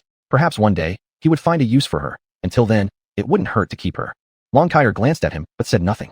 Ah, you despicable creatures shall never be forgiven. Do you even know who I am? Do you understand the consequences of angering me? Roars came from below the mountain. Su Huang and Yun Bing were furious. Looking down, Chu Chen saw that both had lost their legs. Glancing at Qin Wushuang, her lower body had been completely melted, and pain had rendered her unconscious. However, as her body came into contact with the stomach acid, she would still wrinkle her brow in pain. When you chased us, did you ever consider this consequence? We gave you a chance, yet you didn't chunshi it. Now, let me show you what a real devil looks like. Chu Chen said coldly, motioning for the women to lift their fishing rods. Wooden battle robe. Chu Chen's true essence surged throughout his body. A layer of the wooden battle robe enveloped them. The previously severed legs and corroded lower bodies were now regenerated under the miraculous restorative powers of the robe. The sudden change left the three bound figures stunned at first, before they glared at Chu Chen with increasing hatred. You monster! I curse you to suffer eternally without salvation. Ah! As Chu Chen let go, the three women simultaneously lowered the bound figures into the acid, slowly corroding them away. Looking back at her junior martial brother, Ji Yufei hadn't expected him to ever wear such an expression. Perhaps the world was just too evil. She hoped he wouldn't fall into darkness. Humiliation and Lu Ruyan looked at Chu Chen as well. Though they hated him, this kind of torment felt somewhat too cruel. Chu Chen naturally understood their hesitation. He looked at Humiliation and said, think about the century you spent suppressed within that space. Was there ever anyone who sympathized with you? Anyone who truly understood your suffering? Did those who rescued you do so for your sake, or simply for your body? Humiliation paused for a moment upon hearing this. Then her entire aura became piercingly cold, infused with killing intent. Indeed, who pitied her during that century of suppression? Who ever sacrificed their life for her sake? At this thought, the bound figures no longer seemed pitiable. It was their own fault. Had it not been for them, she might already have escaped. As Humiliation recalled nearly dying right after breaking free from the space restriction, frustration and bitterness surged within her. Clenching her teeth, she abruptly plunged Qin Wushuang completely into the stomach acid, allowing her to perish within it. Why did you let me go? At this moment, Lu Guiying, who had remained stunned for a while, finally found her voice and weakly asked. She looked at Chu Chen with a frightened expression, like a terrified little rabbit curled into a ball. Yet Chu Chen simply replied, I'm not a demon. If you all hadn't provoked me, would I have become like this? I have no grudge against you. Whether I kill you or not doesn't really matter. In the end, it's just death. Only they died a bit sooner than you. A calm sentence fully revealed Chu Chen's cold-heartedness. Upon hearing it, Lu Guiying's eyes dimmed. Indeed, what difference did it make whether she was killed or not? In the end, it was still death. Isn't there any other way then? Lu Guiying looked at Chu Chen with hope in her eyes. Truthfully, she didn't want to die here. She didn't want to die so pathetically. There is. Chu Chen's simple reply caused all four women to simultaneously look up at him. Really? The four women, surprisingly in unison, asked with anticipation shining in their eyes. Chu Chen nodded, glanced around, and then smiled as he said, we just need to wait until it pulls us out. After finishing his serious business, Chu Chen once again became playful, and this complete 180-degree shift left the four women utterly unprepared. A moment ago, he had still been that aloof, cold-hearted god. How come he had suddenly turned into such a joker? Smack. Ji Yufei's slap was still as sharp as ever. Wait until it pulls us out. By the time it pulled them out, they'd all be dead. Even if they somehow survived, leaving in that manner. Ugh, it would be absolutely stinking. Even if Chu Chen could bear it, they couldn't accept it. They were all women, after all. If others found out they had crawled out of a pile of feces, who would still want them? But I want you. That was actually Chu Chen's reply. Chu Chen watched as the stomach acid was about to melt the entire mountain. He stretched lazily and said, time to get out now.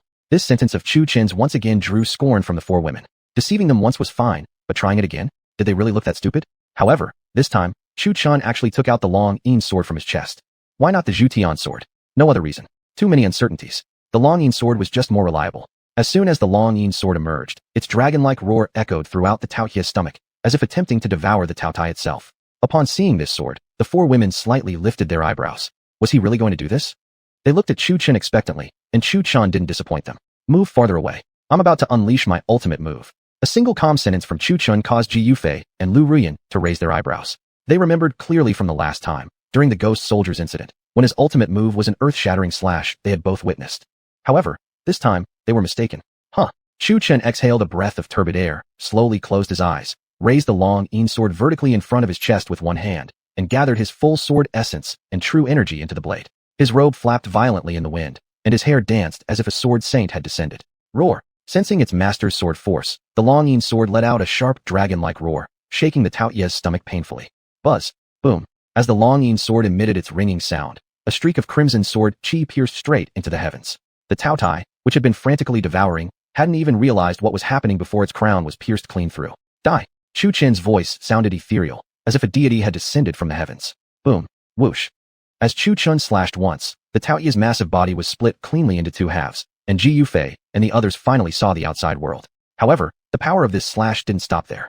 These were living resentments, formed from people who had just died not long ago. This single slash shattered the entire secret realm entirely, completely destroying every rune-carved gate and door, cleaving through them all. Outside the secret realm, flowers and grass, trees, and beasts in the mountains all felt as if facing a great calamity. Roars of monsters filled the air, birds and insects flew up in panic, and plants, trees, and mountains vanished in an instant, turning into nothingness. This single slash could pierce the heavens and split mountains. However, this wasn't even Chu Chen's strongest sword strike. It required the perfect convergence of timing, environment, and effort to unleash such devastating power.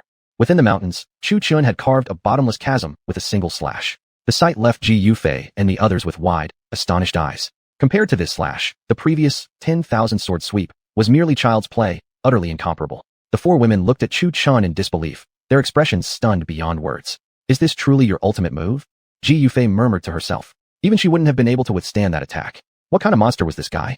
Chapter 149. Come on, do your best. As the secret realm was split apart, the seals binding Ji Yufei and the others were also broken. Everyone looked at Chu Chun with eyes full of astonishment. We are out. This? Who exactly is he? The disciples couldn't believe their eyes as they looked up at the sky outside, then all turned to stare at Chu Chun. The 9 abominations had been sucked in and could do nothing about it, and now this previously unknown young cultivator actually broke through the entrance? Shock. And yet, shock quickly turned into excitement. They were out. Finally, they wouldn't die. May I ask for your honorable name, sir? At this moment, a young man walked up to Chu Chun and bowed. Someone who could kill the Taotai and shatter the entrance of the secret realm, which even the 9 abominations couldn't penetrate, must certainly be no ordinary person. Earlier, no one asked, but now someone finally did, and everyone turned their heads to look at Chu Chun. Even Lu Guiying was staring at him curiously. The more Lu Guiying looked at him, the more pleasant his face seemed to her. As she gazed, an involuntary blush crept across her cheeks. Thinking about it, this white-robed man had saved her twice. Once when she was captured by Yun Bing, and the second time from the stomach of the Taotai. Plus, Chu Chun had touched. Chu Chun hesitated for a moment, glanced around, thought for a second, and finally replied slowly. Chu Chun of Qingyun sect. This simple sentence from Chu Chun immediately caused an uproar among the crowd. Lu Guiying's beautiful eyes widened in shock. He's Chu Chun. Chu Chun's reputation wasn't something he built himself. It came from being accepted as a direct disciple of Mu Hanbing. That's why even the 9 abominations had heard of Chu Chun. After all, becoming a personal disciple of Mu Hanbing so soon after joining the sect could not fail to attract attention. Qingyun sect itself wasn't much, and the disciples of Qingyun's Mu Peak weren't particularly special either, but becoming a direct disciple of Mu Hanbing definitely made one worth a second look. After all, Mu Hanbing's reputation was formidable. People often called her the Iceheart Devuless, because she fought recklessly and fearlessly, and her cultivation level remained mysterious. Even the sect leader himself didn't know how strong Mu Hanbing truly was. Other sects, of course, had no idea either. They had always been curious about who could become Mu Hanbing's disciple and what extraordinary talents one would need to be accepted by the cold and beautiful Devuless. Now, the moment Chu Chen's name was spoken, the entire crowd was stunned. Every face present wore a look of shock. All eyes were wide. He is Chu Chun. He's Mu Hanbing's personal disciple, who said earlier that everyone from Qingyun sect is trash. Step forward. So that's who Mu Hanbing's personal disciple is. No wonder he's so powerful. I knew someone chosen by Mu Hanbing couldn't possibly be ordinary. No wonder he can slay the Taodai, break open the gate, and kill 4 of the 9 abominations. Who knew Qingyun's monstrous genius was among us all along? Compared to Chu Chun, what are those other 9 abominations worth? The most stunned was the young man who had asked for his name, his eyes bulging like a copper bell. You are the personal disciple of Mu Hanbing, Chu Chun? The young man naturally skipped over the name Qingyun sect and directly addressed Chu Chun as the personal disciple of Mu Hanbing. In their eyes, Qingyun sect had long fallen into decline. The only true powerhouse was Mu Hanbing herself. What they didn't know was that Qingyun sect was full of hidden experts. Even the sect leader himself was unaware of their origins. He only knew they had been in Qingyun sect long before he assumed his position. Yes, Chu Chun did not carry himself with the arrogance typical of other monstrous geniuses. He was approachable and answered with a slight smile. His affirmation only deepened their shock. However, even others being shocked was nothing compared to the expression Fu Meyer now wore. Shock mingled with obvious admiration in her eyes. As a fox demoness, Fu Meyer had heard the name Muhanbing before. Back when she was young, a group of evil cultivators in Qinxiu Mountain had tried to extract her yin energy, but a female cultivator just happened to be flying over the mountain at that time.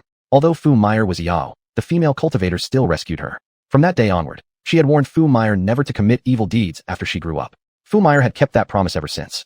That female cultivator was none other than Muhanbing. Fu Meyer remembered it clearly. But although she had honored the promise made with the female cultivator, she was soon suppressed by an evil monk, imprisoned for 100 years. At the mere mention of Muhanbing's name, any lingering resentment Fu Meyer felt had vanished completely. Muttering softly, she said, "My master is the disciple of my savior?" Whether by coincidence or fate, she hadn't met Muhanbing, but she had encountered Muhanbing's disciple. At this thought, Fu Meyer felt another wave of joy, meaning she could meet Muhanbing again and repay the debt of saving her life long ago. Suddenly, Chu Chan felt a tightness over his whole body, a soft warmth pressing against his back. When he turned around, it was Fu Meyer. Perhaps out of excessive excitement, she had flung herself onto him directly, then rubbed gently against Chu Chen's back, her face brimming with happiness, like a little bride. Meyer. Chu Chen looked puzzled as the suddenly clinging Fox Meyer stuck to him. Cough. Upon hearing Chu Chen's voice, Fox Meyer realized how undignified she had behaved, actually rubbing against his back. Her face instantly flushed red. "Meyer, what's wrong with you?" Ji Yufei asked in confusion, her tone subtly laced with jealousy. I. Fox Meyer was flustered, at a loss for words. "Let's go." At this moment, Chu Chen spoke with a grave expression. Saying so, he directly lifted the three girls and strode southward, heading toward the entrance. "The secret realm is already split open. Why are we going back there?" Ji Yufei questioned, puzzled. The other two women also looked at Chu Chen curiously, his solemn expression mixed with slight delight, leaving them utterly bewildered. "There's true fire over there." Chu Chen replied casually. He had noticed the presence of true fire on his way here. Now that the secret realm was split apart and the suppression on their cultivation had been lifted, they could openly search for treasures. As for returning, they still had 2 years given by Muhanbing. Why rush? Even after finishing treasure hunting, they could just stay here to cultivate. The spiritual energy here was far denser than at Qinyan sect, even comparable to the chaos pagoda inside Chu Chen's body. Such a secret realm, such a rare opportunity, would be foolish to let go to waste. However, what they did not know was that time inside this secret realm differed from the outside world.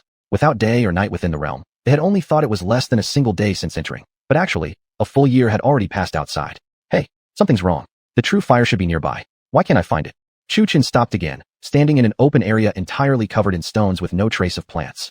Chu Chen felt the true fire nearby, but saw no caves or anything. It was strange to find such an open expanse around. Ji Yufei frowned as well, seeing nothing here, not even a trace of any rare beast. "Do you think it's above?" Lu Gaing, who often had wild ideas, pointed upward. Everyone tilted their heads upward, only to find nothing, though the blue sky and white clouds were indeed beautiful. Underground. At this moment, Long Kaier's voice floated from within Chu Chen's spiritual sense. Then, with a wave of her hand, numerous golden ancient characters poured out and vanished into Chu Chen's mind. "The Ganying Jia perception art?" Chu Chen exclaimed suddenly. The three girls turned back toward him in unison. "What perception art?" Faced with the three girls' confused gazes, Chu Chen felt awkward. He had been too excited and forgot others were present. "Cough, I forgot. When I was little, still playing in the sand, I dug up a cultivation technique called the Ganying Jia and nearly forgot about it." There he went again, making up lies effortlessly. The three girls stared at him suspiciously. Did he really dig up a cultivation method while playing in the sand? Come on. Though they didn't believe him, Chu Chen's gaze was so sincerely earnest they couldn't say anything. What a prodigy. Long Kaier slapped her forehead, sighing with admiration. As the Ganying Jie settled into Chu Chen's mind, after reading through it only a few times, he grasped its essence. Closing his eyes, he realized that this Ganying Jie allowed perception of surrounding energy, whether from living beings or inanimate objects. Very soon, everything within a 100-mile radius appeared clearly in his mind. What surprised him most was finding a man and a woman engaging in intimate activities deep in the forest wilderness. For Chu Chan, who had never experienced anything like that, curiosity got the better of him, and he unintentionally focused on the scene a bit longer. As his sensing range gradually expanded, Chu Chan discovered an underground palace beneath them, with the true fire situated in the altar deep within it. Chu Chan suddenly opened his eyes, drawing his perception back, his gaze flashing with excitement. "I found it," Chu Chan blurted suddenly, startling the three girls, making them all glare at him with dark expressions. "Where?" The three asked in unison, surprise showing on their faces. They had not expected him to actually find it. This boy really knew how to do everything. Chu Chan pointed downward with his finger and said, "Underground. There's an underground palace below." An underground palace. The three girls exclaimed together. This secret realm was clearly more complicated than imagined. Likely, the outside world was false while the real dangers and treasures lay in the palace beneath the secret realm. How do we get down then? Finding the underground palace was one thing, but figuring out how to descend was another. Dig our way down. Us alone. How could that be? Saying so, Chu Chan took out the heaven-swallowing gourd from his waist and released the three Shuesh sect sisters and Lu Gaing. Upon appearing, the four looked confusedly at their surroundings and simultaneously asked, "Where are we?" This is a good place. That would be Chu Chen's reply. What did you call us out for? Lu Guiying was the one who spoke. Chu Chen had neither killed her nor disturbed her mind. As for what he was going to do, that depended on his mood. There was absolutely no way to send her back now that she had discovered his identity. If he sent her back, wouldn't it bring disaster to himself and Qinyan's sect? As for those who previously learned Chu Chen's identity, their memories had been erased. After all, the two women beside Chu Chen were no mere decorations. Cultivators of higher cultivation levels naturally had more formidable means. Chu Chen pointed at the ground and said leisurely, "You, dig a hole, 500 meters down." Upon hearing that, Lu Guiying was angry enough to laugh. Asking her to dig a hole? She was a woman, and even an extraordinary genius. However, as Lu Guiying hesitated, the three sisters from Shue's sect had already rolled up their sleeves and were working swiftly. "Are you going to dig or not?" Chu Chen looked at her with narrowed eyes, his tone carrying a hint of threat. "You tried to kill me multiple times. Since I didn't kill you, shouldn't you do something for me?" "I won't dig." Lu Guiying coldly and proudly refused. Then her expression suddenly changed. What are you doing?" Chu Chen raised his right index finger, the tip shimmering with golden light. "I'll give you one more chance. Dig or not." As Chu Chen spoke, his finger drew closer and closer to Lu Guiying's forehead. I'll dig. Lu Guiying let out a shriek, whether out of fear or something else. Everyone turned to look at Chu Chen. Before their eyes, Chu Chen wore a sinister grin, his index finger flashing golden light. Those who knew what was going on realized he was just threatening her to dig, but someone unaware might think he was about to force himself on her. Then, they saw the four beauties digging holes there, covered in mud, yet still oddly adorable. As for Chu Chen and the other three girls, they were chatting over by the rocks, laughing joyfully, yet subtly radiating tension like a battlefield. "Come on, work hard." While basking in the sunlight, Chu Chen urged them, looking exactly like a boss who forced his slaves to mine. After speaking, he even displayed a very content smile. This sight made Lu Guiying, who was already unhappy, glare at him, fire flickering in her eyes. Compared to her, the three sisters from Shue's sect, whose minds were disturbed, diligently dug the hole. Upon hearing Chu Chen's command, they bowed in unison, saying with utmost respect, "Understood, master."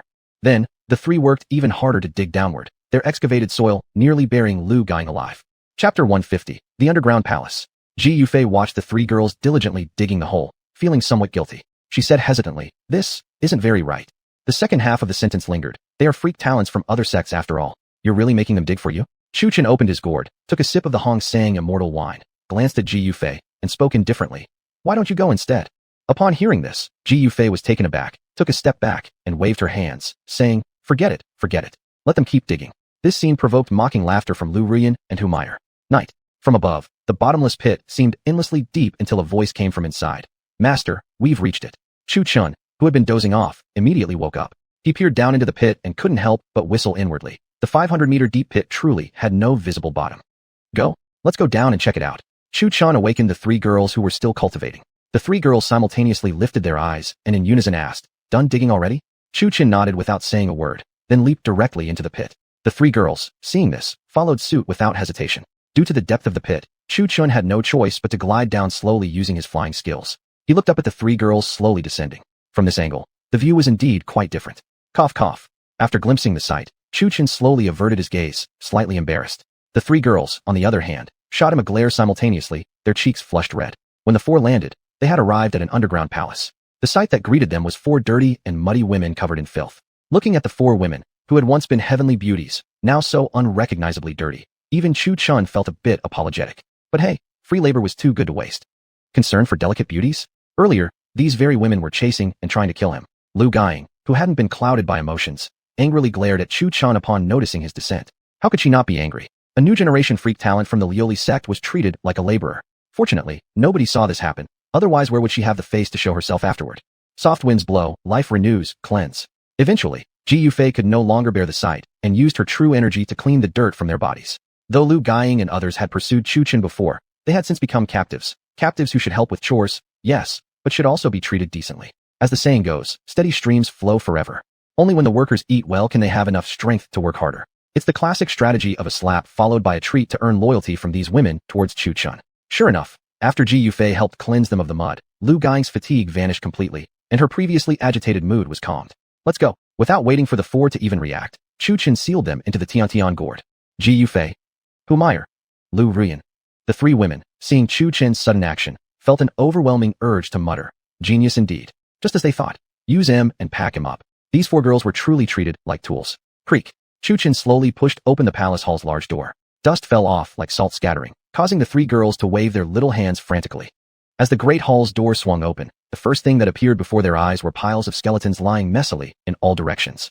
Some were pierced against the wall by swords, while others leaned lifelessly against the walls with a hole in each skull, obviously stabbed. Besides the bones, scattered on the ground were countless weapons, fans, gourds, vermilion hairpins, bows, spears, zither, and more. Of course, there were also spatial rings and storage bags. However, this was just the outermost layer of the entire palace. The people here had probably been killed during fights over treasures. Even Ji Yufei and the other two girls, experienced as they were, couldn't help turning pale upon seeing the remains. It wasn't exactly the sheer number of corpses that was scary, but what would be really terrifying was if one of those skulls moved even a finger. Tightly clinging to Chu Chun, the three girls displayed visible fear. In contrast, though his face looked serious, Chu Chen's eyes betrayed more excitement. Without hesitation, he pulled out the Tian gourd. Absorb. With a mere thought, weapons strewn across the ground, spatial rings, storage bags, literally everything, were swept into the Tian gourd. Of course, Chu Chen still maintained professional ethics. He left behind the skeletons. Watching Chu Chen's bold actions, the corners of the three girls' mouths twitched slightly. Lu Rian carefully asked, "Could I have some of it?" "Sure." Chu Chun agreed generously. Then a zither appeared in his hand. He handed it to Lu Rian with a slight smile and said, "This is yours." Lu Rian dai de jigua, ganjue zhiqin bi ta de pi pai, li ha bu sao, ta shi yin xiu, kao qin yi, he qin yin lai sharan, dangran, ye hui dang jin shen boi do de su fa, ro shi zhu xiu qin, na dan shi bu xing de, yi dan bei jin shen, zhu su chao chao le, qin xiu hai you ge zhi ming de ro dan, ro shi ren jia, yi jin yan feng zhu ke do, na ni de qin yin, zhang doi ta, bu zai, zao qing sangi, dangran, 这个缺点一些大能不算在内，但语言不是大能，这种缺点还是有的。他感受到这把琴的部分之处，由于琴刚刚放进了吞天壶里，琴上的烙印也不见了。陆燕抱着此琴，眼中甚是满意，满意的不只是琴的好，而是楚尘送他的。楚尘也是个人才，说个一点就一点，没人就一件，完事临时啥的都没有。不过楚尘倒是会给人掏东西，例如烟修琴。他就给了人家一把琴，只非修累，他就给了一把能累的剑，他的剑有雷铁铸成，不等于修炼的时候放在身边也是个极好的修炼体验，而且那把剑还附着着一束比这类更高一级的血泪，血泪乃是暗红色的，看似和出尘的天发泪差不多，是这天发泪比他抗暴多了，有武器自然就有功法，出尘给了红儿一篇名为《桃花生诀》的功法。虽然他没看过是什么内容，但跟桃花有关的就行。楚尘检查了一番吞天壶内的诸多宝物，而他们要帮衬找的龙头珠钗也刚好在里面。铸造他的铁盒工艺都一样，铁定是一对的。除了速不生速的武器外，还有许多服装、面具啥的奇奇一大堆的东西。最让楚尘关心的是灵石，居然一共收到了2个灵石。这个意外之喜让楚尘心情大为愉悦，赚大发了。不虚此行，不虚此行。瞧，这货边走路还边哼着小曲呢，看得3年für一阵气呀，见到钱了，这么高兴，别说还真是，这会是楚尘的武力大。此时楚尘已经迫不及待地走进宫殿的内卫了，外围的宝物都这么多，那么里面的宝物定然更不凡。他决定了，收来的宝物能用得上就用，用不上的分给师兄师姐或者2位师傅，完事再把不能用的卖了换灵石。还别说。楚尘虽然看起来不咋地靠谱，但是对门兵和剑长风一直心存感激。轰隆隆，楚尘踢开大殿内部的门，入目，便是一片狼藉，祭坛中央放着一坛红色的紫色的小火苗，不，准确来说是地火级别的真火。随后便是大殿顶部破开了个洞，从洞内射进来一束阳光，给这番的大殿内增添了一分光芒。之后呢，又是一片横七竖八的持股，显然。这些人都是为了夺宝葬身在此。除此外，这座大殿马术还是个藏书阁，周围的墙壁上如同书架般绑了书籍，数十年所开旧，书籍都发了黄，横七竖八的书本笔记被覆盖上了一层厚厚的尘土。摆在的书架上最高那2层不是书籍，而是小木盒，许是弹药，许是珍贵的灵草，而书架上因常年无人打扫，还有着不少的蜘蛛网。这在一次。楚尘没有立即拿出吞天壶收入地上的宝贝，而是让3女自己选。毕竟若是全都自己收了，岂不是显得自己很自私？这些黑都好，多了会遭人厌恶的。他收着的都是外围不这么值钱的玩意儿，而这里面可都是珍宝。3女也知道楚尘的意思，马上动手掏钱，就快有，就忙碌，对知道出拳的会会不一下子收的。1. 就是会，得等他们逃完之后再收着，毕竟都是送的，不要白不要。趁着三人在逃生宝贝时，出拳走到机关中央，闭上眼了几指，只见他眉心的手抛出地上的地火了，颜色变的，内火为青色，外火为紫色，但由于吞噬的根级别不够，即便蜕变了，也就只是低火级别的真火。融合后的真火火入出拳的眉心，只见出拳没见多了一道火印记。当然，要是用真火的情况下，才会出现火印记，一般情况下是不会出现的。Chapter 151, Primordial Dragon God Technique. As the true flame submerged into Chu Chen's forehead, a golden flame-shaped mark flickered across his brow. At first glance, one might even mistake him for a deity descending into the mortal world. Come to think of it, add in his handsome face, a floating stance, and just the right amount of aura, and he really could pass for one. After landing, the three girls collected all the treasures they could use. The remaining items were either useless to them or too many to carry. After all, unlike Chu Chen, who had the heaven-devouring gourd, capable of containing countless items, indeed, even larger things, for the gourd was still smaller than the Chaos Pagoda. Chu Chen glanced at the books on the shelves within the underground palace, thinking since he had come this far, he might as well take advantage, so he gathered them all up. After all, the secret realm was destroyed. Who in their right mind would bother coming here to hunt for treasures? The top right corner of the farthest shelf on the left. Suddenly, Long Kaier, residing in Chu Chen's spiritual consciousness, spoke up. Upon hearing this, Chu Chen raised his eyebrows. There was something there. Something caught Kaier's attention was definitely extraordinary. When Chu Chen looked, beneath the wooden box, which should have occupied the spot, was a thick book glowing with golden light. Kaier, is it the book or the box? Chu Chen asked inwardly. Both. Long Kaier's reply came back in a bland tone. Chu Chen took down the box first, which was covered in thick dust. He gave it a hard blow, sending dust flying into the air, causing him to cough repeatedly. As he slowly opened it, just as a crack formed, brilliant golden light poured out from inside. Inside was an orange little pearl. There were some intricate patterns on the pearl's surface, and what stood out most was the five-pointed star upon it. Kaier, what's this? Chu Chen carefully examined the pearl. Interestingly, the pearl carried its own dragon's roar, a resonance that harmonized with the dragon's roar within his body. Before Chu Chen could inspect it further, the orange pearl suddenly sank into his chest and floated above his spiritual field. The pearl's roar synchronized with that of his spiritual roots and energy palace. This is the dragon roar pearl. There are 9 in total, each corresponding to the five-pointed star on the pearl. Long Kaier explained blandly after glancing at the pearl floating within Chu Chen's dantian. What's the use of this thing? Chu Chen entered his spiritual field with his consciousness, curiously observing the pearl, even poking it a bit. It can transform you into a dragon. Transform into a dragon? What do you mean? Chu Chen asked, puzzled. Kaier always spoke in riddles that left him confused. The dragon roar pearls contain dragon power. When you collect all 9, you'll be able to transform into a dragon. Of course, merely having the pearls isn't enough. You'll also need to refine your body and bones in an evolved dragon pool. However, with the pearls as an aid, your chance of successful transformation increases by 50%. Long Kaier explained. So awesome. A gleam of excitement flashed in Chu Chen's eyes. Transforming into a dragon.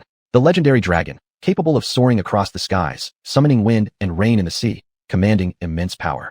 But for now, focus on gathering them. The dragon roar inside the pearls can resonate with your spiritual roots, enhancing your cultivation base and providing more true energy. So, does that mean my true energy is practically limitless? Chu Chen became excited. His recovery from the dragon's roar was already quite substantial.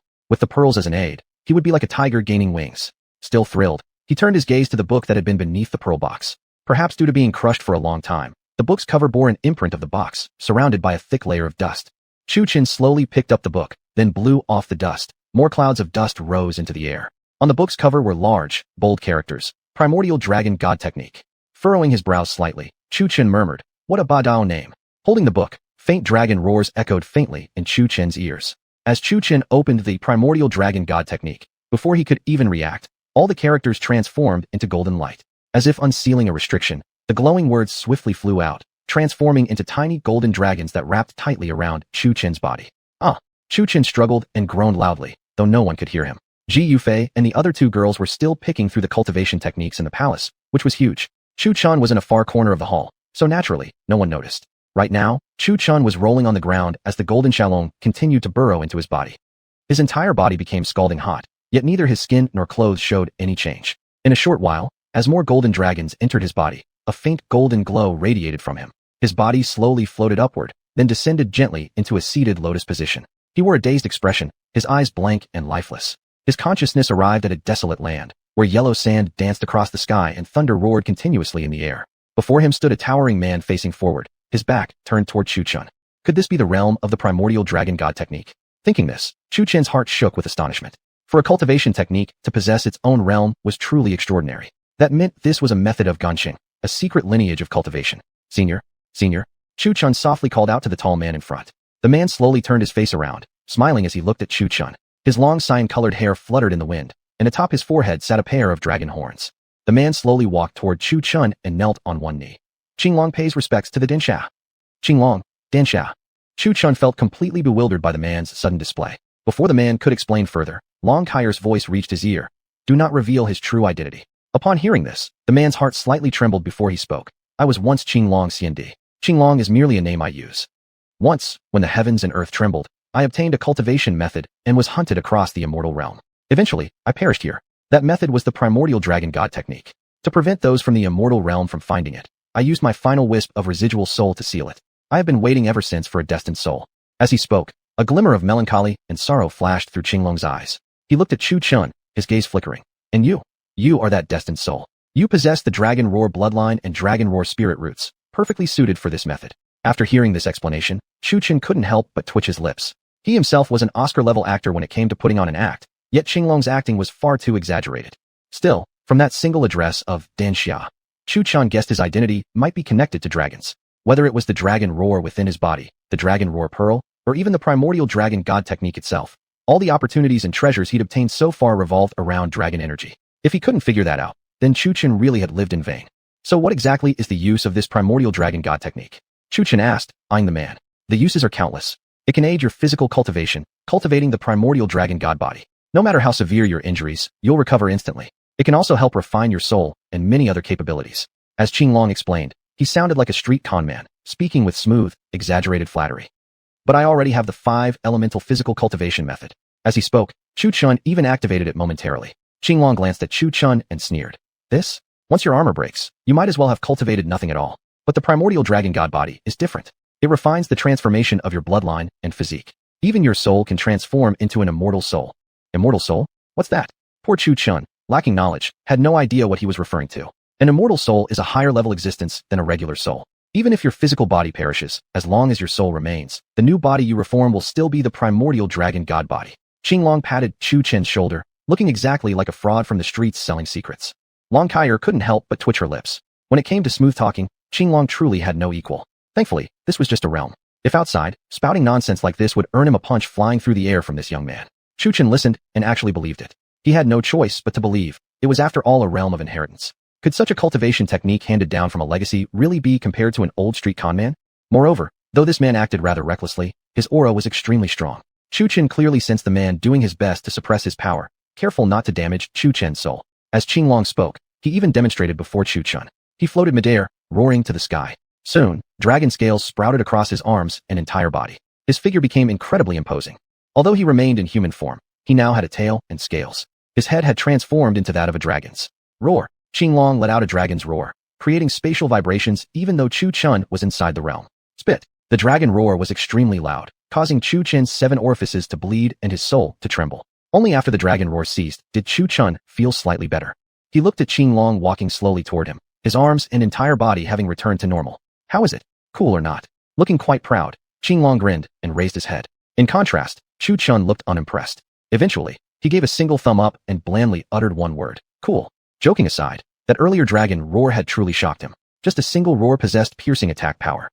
Originally, Qinglong appeared like an old con man, and Chu Chen was half believing, half doubtful toward his inheritance. But now, Chu Chen was truly tempted. Qinglong glanced at Chu Chen with a faint smile, his eyes carrying a trace of sorrow. Alright, time is up.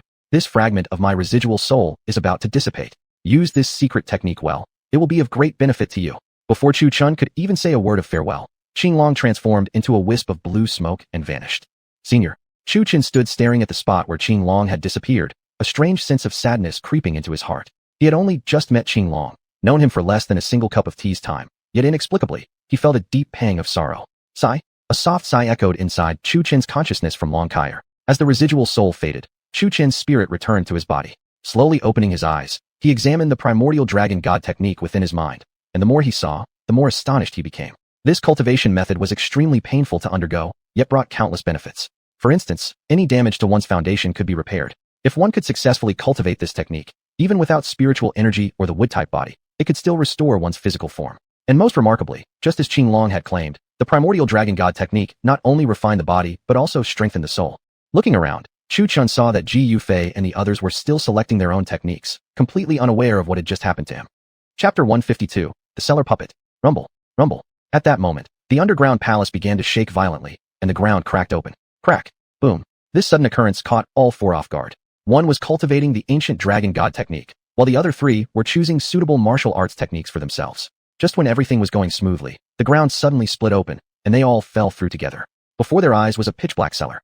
Ouch! Holy crap! The most unfortunate among them was Chu Chun. He had been cultivating the ancient dragon god technique quite well when he suddenly fell. Falling wasn't the issue. The real problem was the backlash he suffered. His behind nearly cracked open when it hit the ground, leaving him pale-faced, panting for breath, bleeding from 7 orifices. Where are we? It was Lu Rian who spoke, looking baffled at the pitch-dark cellar beneath the underground palace. Finally, Chu Chun conjured up a flame in his palm, illuminating the surrounding darkness. This sudden illumination startled Ji Yufei, who already feared the dark, causing her to tightly hug the seductive Humeyer. Why did she hug Humeyer instead of Lu Rian? No particular reason.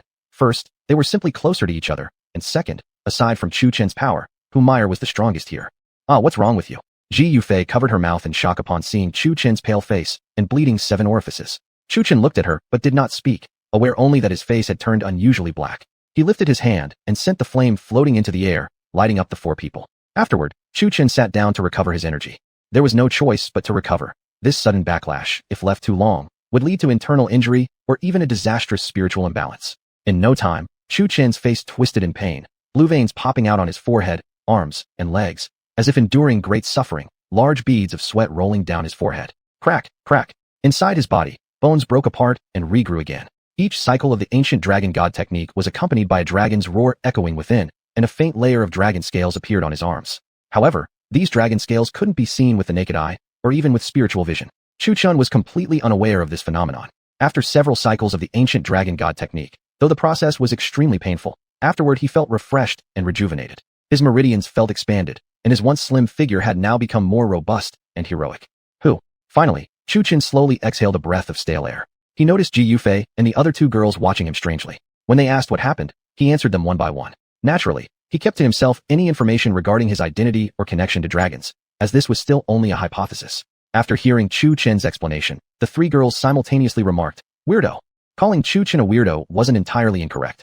After all, since entering the secret realm, he first gained the dragon cry's inheritance, then in the underground palace obtained flame essence and the ancient dragon god technique.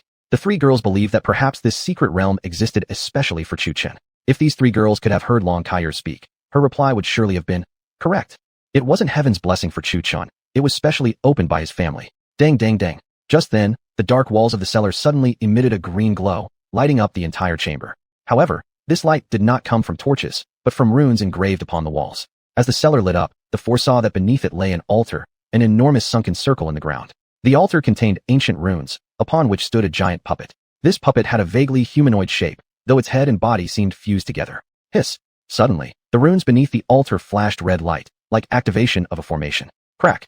Crack! The previously dormant puppet moved. At the center of its head, where its face would be, a small flame flickered, a flame like an eye that now fixed its gaze upon Chu Chun and the others. That thing, what is it? Lu Rian curled behind Chu Chun, cautiously peering out to watch the puppet in the distance. However, no one answered her question. They merely realized they had never seen such a puppet before. Zzz. Suddenly, the puppet's head rotated 360 degrees. The flickering flame now focused directly on Chu Chun and his companions. Then, the massive puppet slowly rose to its feet. % Yuan. A strange voice echoed from within the puppet, speaking some ancient language whose meaning was unclear. Dong, dong, dong. Step by step, the puppet slowly approached Chu Chun and the others, its eye flame growing brighter and more intense. As the one-eyed puppet drew closer, it suddenly stopped just before reaching them. Its body then twisted 180 degrees, facing away with fire now flaring from its back. Scatter! Seeing this, Chu Chen's face turned pale, and he was the first to react, pulling Lu Rian's hand and quickly scattering away. Pung pung pung. Suddenly, fireballs formed on the puppet's back and fired toward Chu Chun and the others. However, Chu Chun had thought scattering would keep them safe, never expecting these flames to lock onto him with homing capabilities. Chu Chen's expression instantly turned extremely grim. Why were they targeting only me? But Chu Chen wasn't foolish. Since he couldn't escape, he decided to destroy them outright. He had somehow drawn the Dragon Cry sword, and with a slash at the 4 incoming fireballs, released a golden sword beam roaring with dragon cries. Boom. With one slash, the 4 flames chasing Chu Chun exploded, unleashing a wave of heat that sent both Chu Chun and Lu Ruyan crashing against the cellar wall. Cough, cough. Chu Chun was fine, only with a small trail of blood from the corner of his mouth. Overall, he was unharmed. In contrast, Lu Ruyan was nearly glued to the wall by the searing wave. Her face turned pale and blood also trickled from her lips. Compared to Chu Chun and Lu Ruyan, Ji Yufei and Hu Meyer were much better off. First, they were far from the shockwave, and second, they had higher cultivation and protective spiritual energy. 5 thunder smashing heaven, peach blossom sword art, Ji Yufei and Hu Meyer attacked simultaneously. Boom. A bolt of lightning shot from Ji Yufei's lightning summoning sword and crashed downward.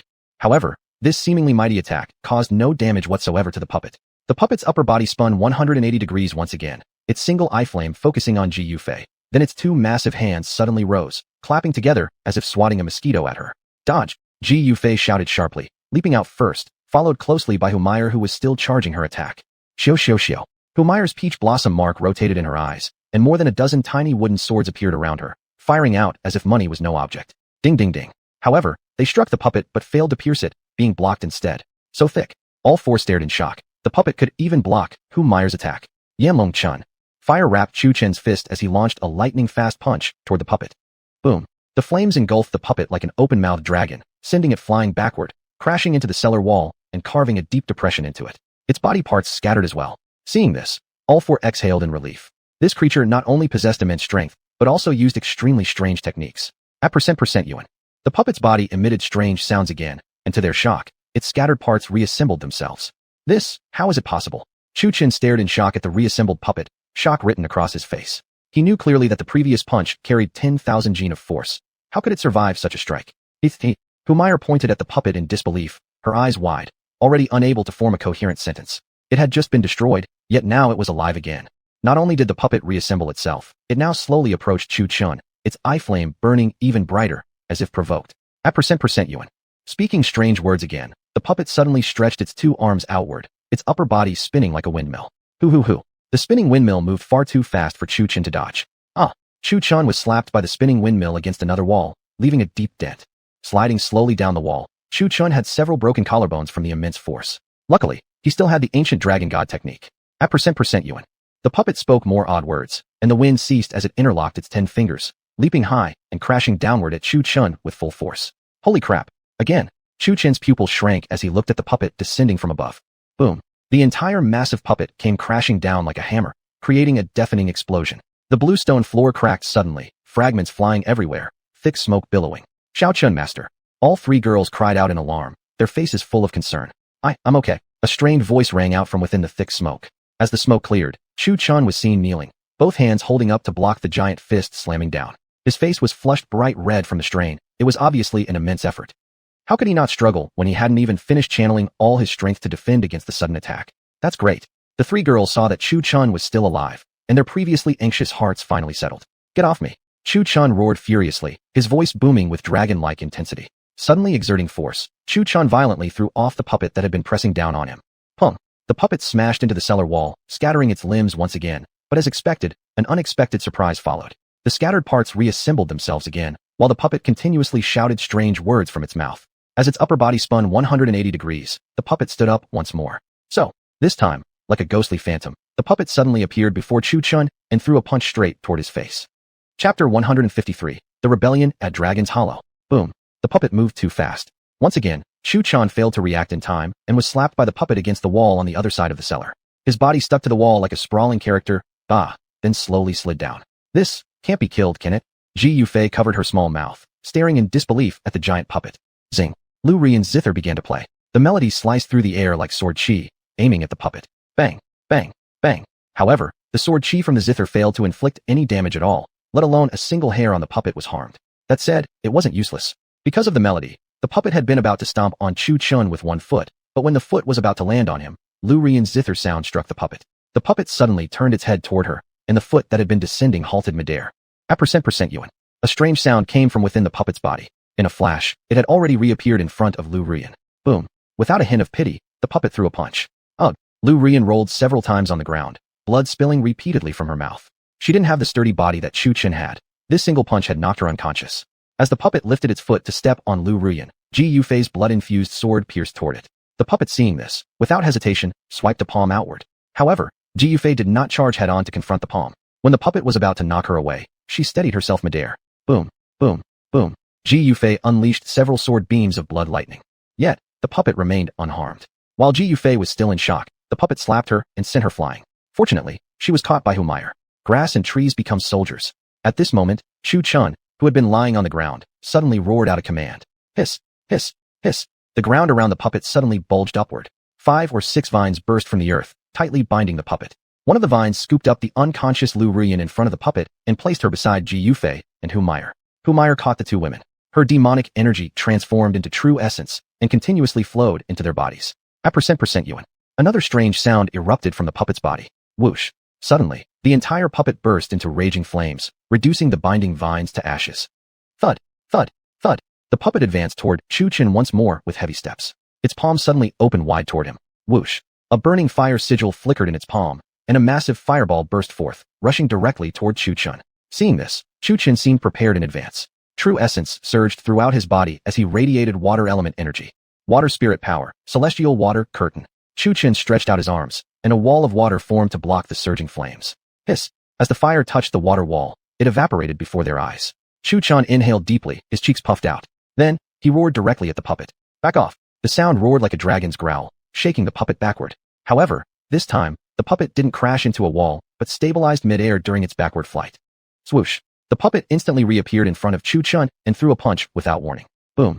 Chu Chun also threw a punch in response. The cellar erupted with a fierce gale once again.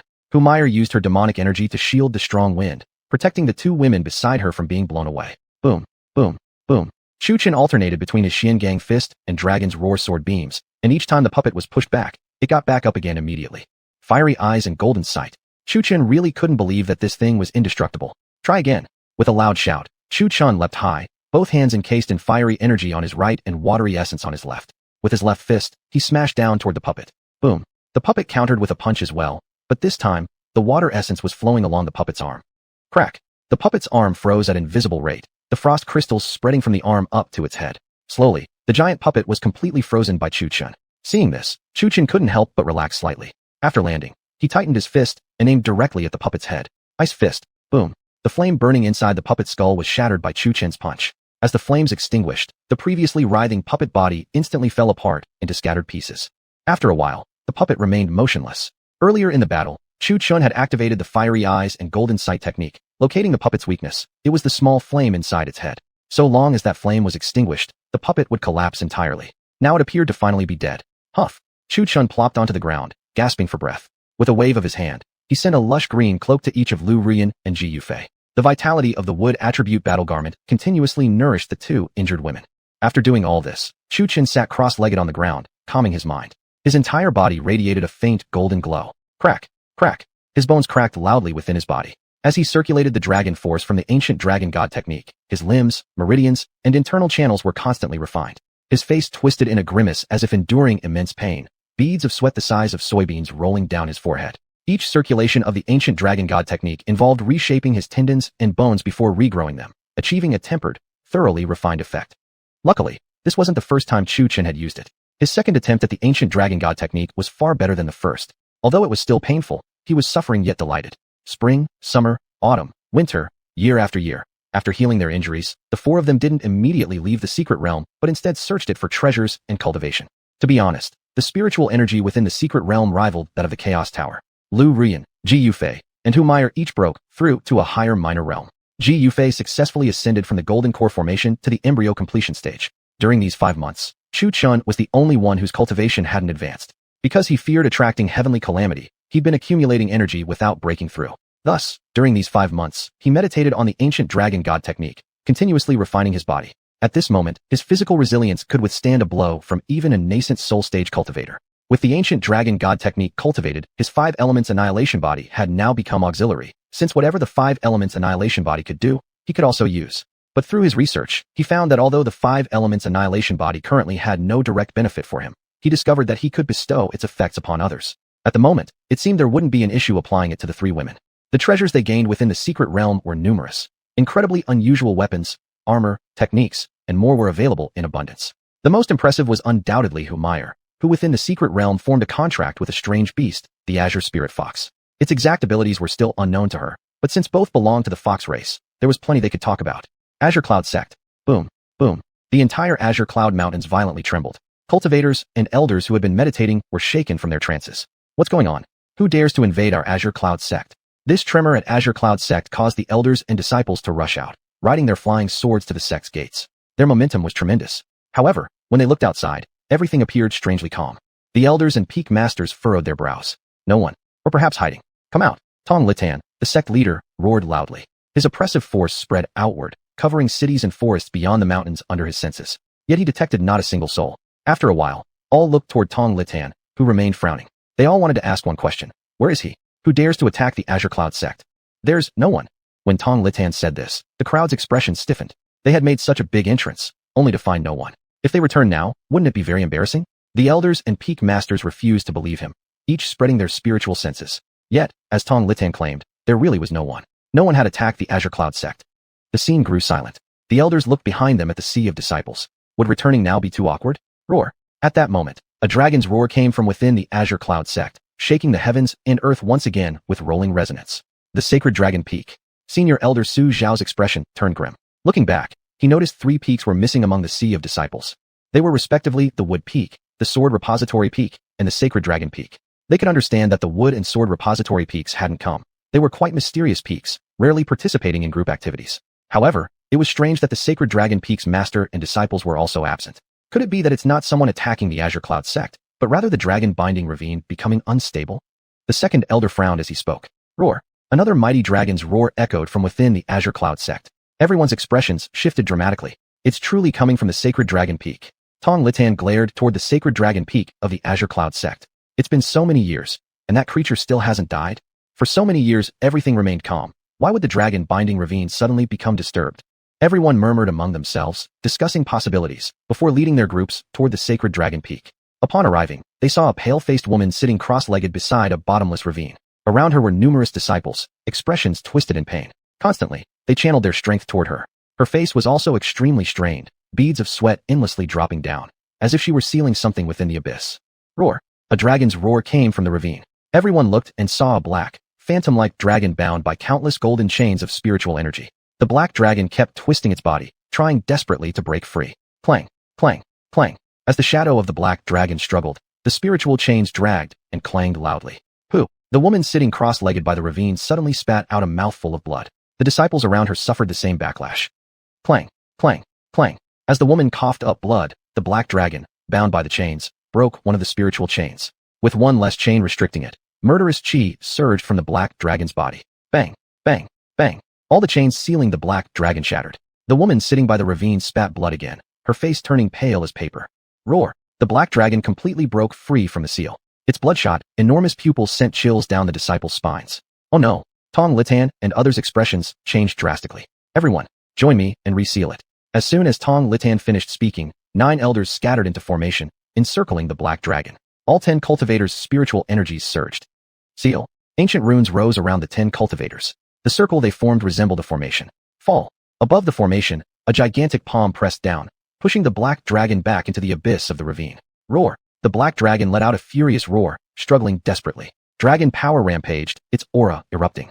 Pooh. All 10 cultivators simultaneously spat blood, pushed back by the black dragon's aura. Boom.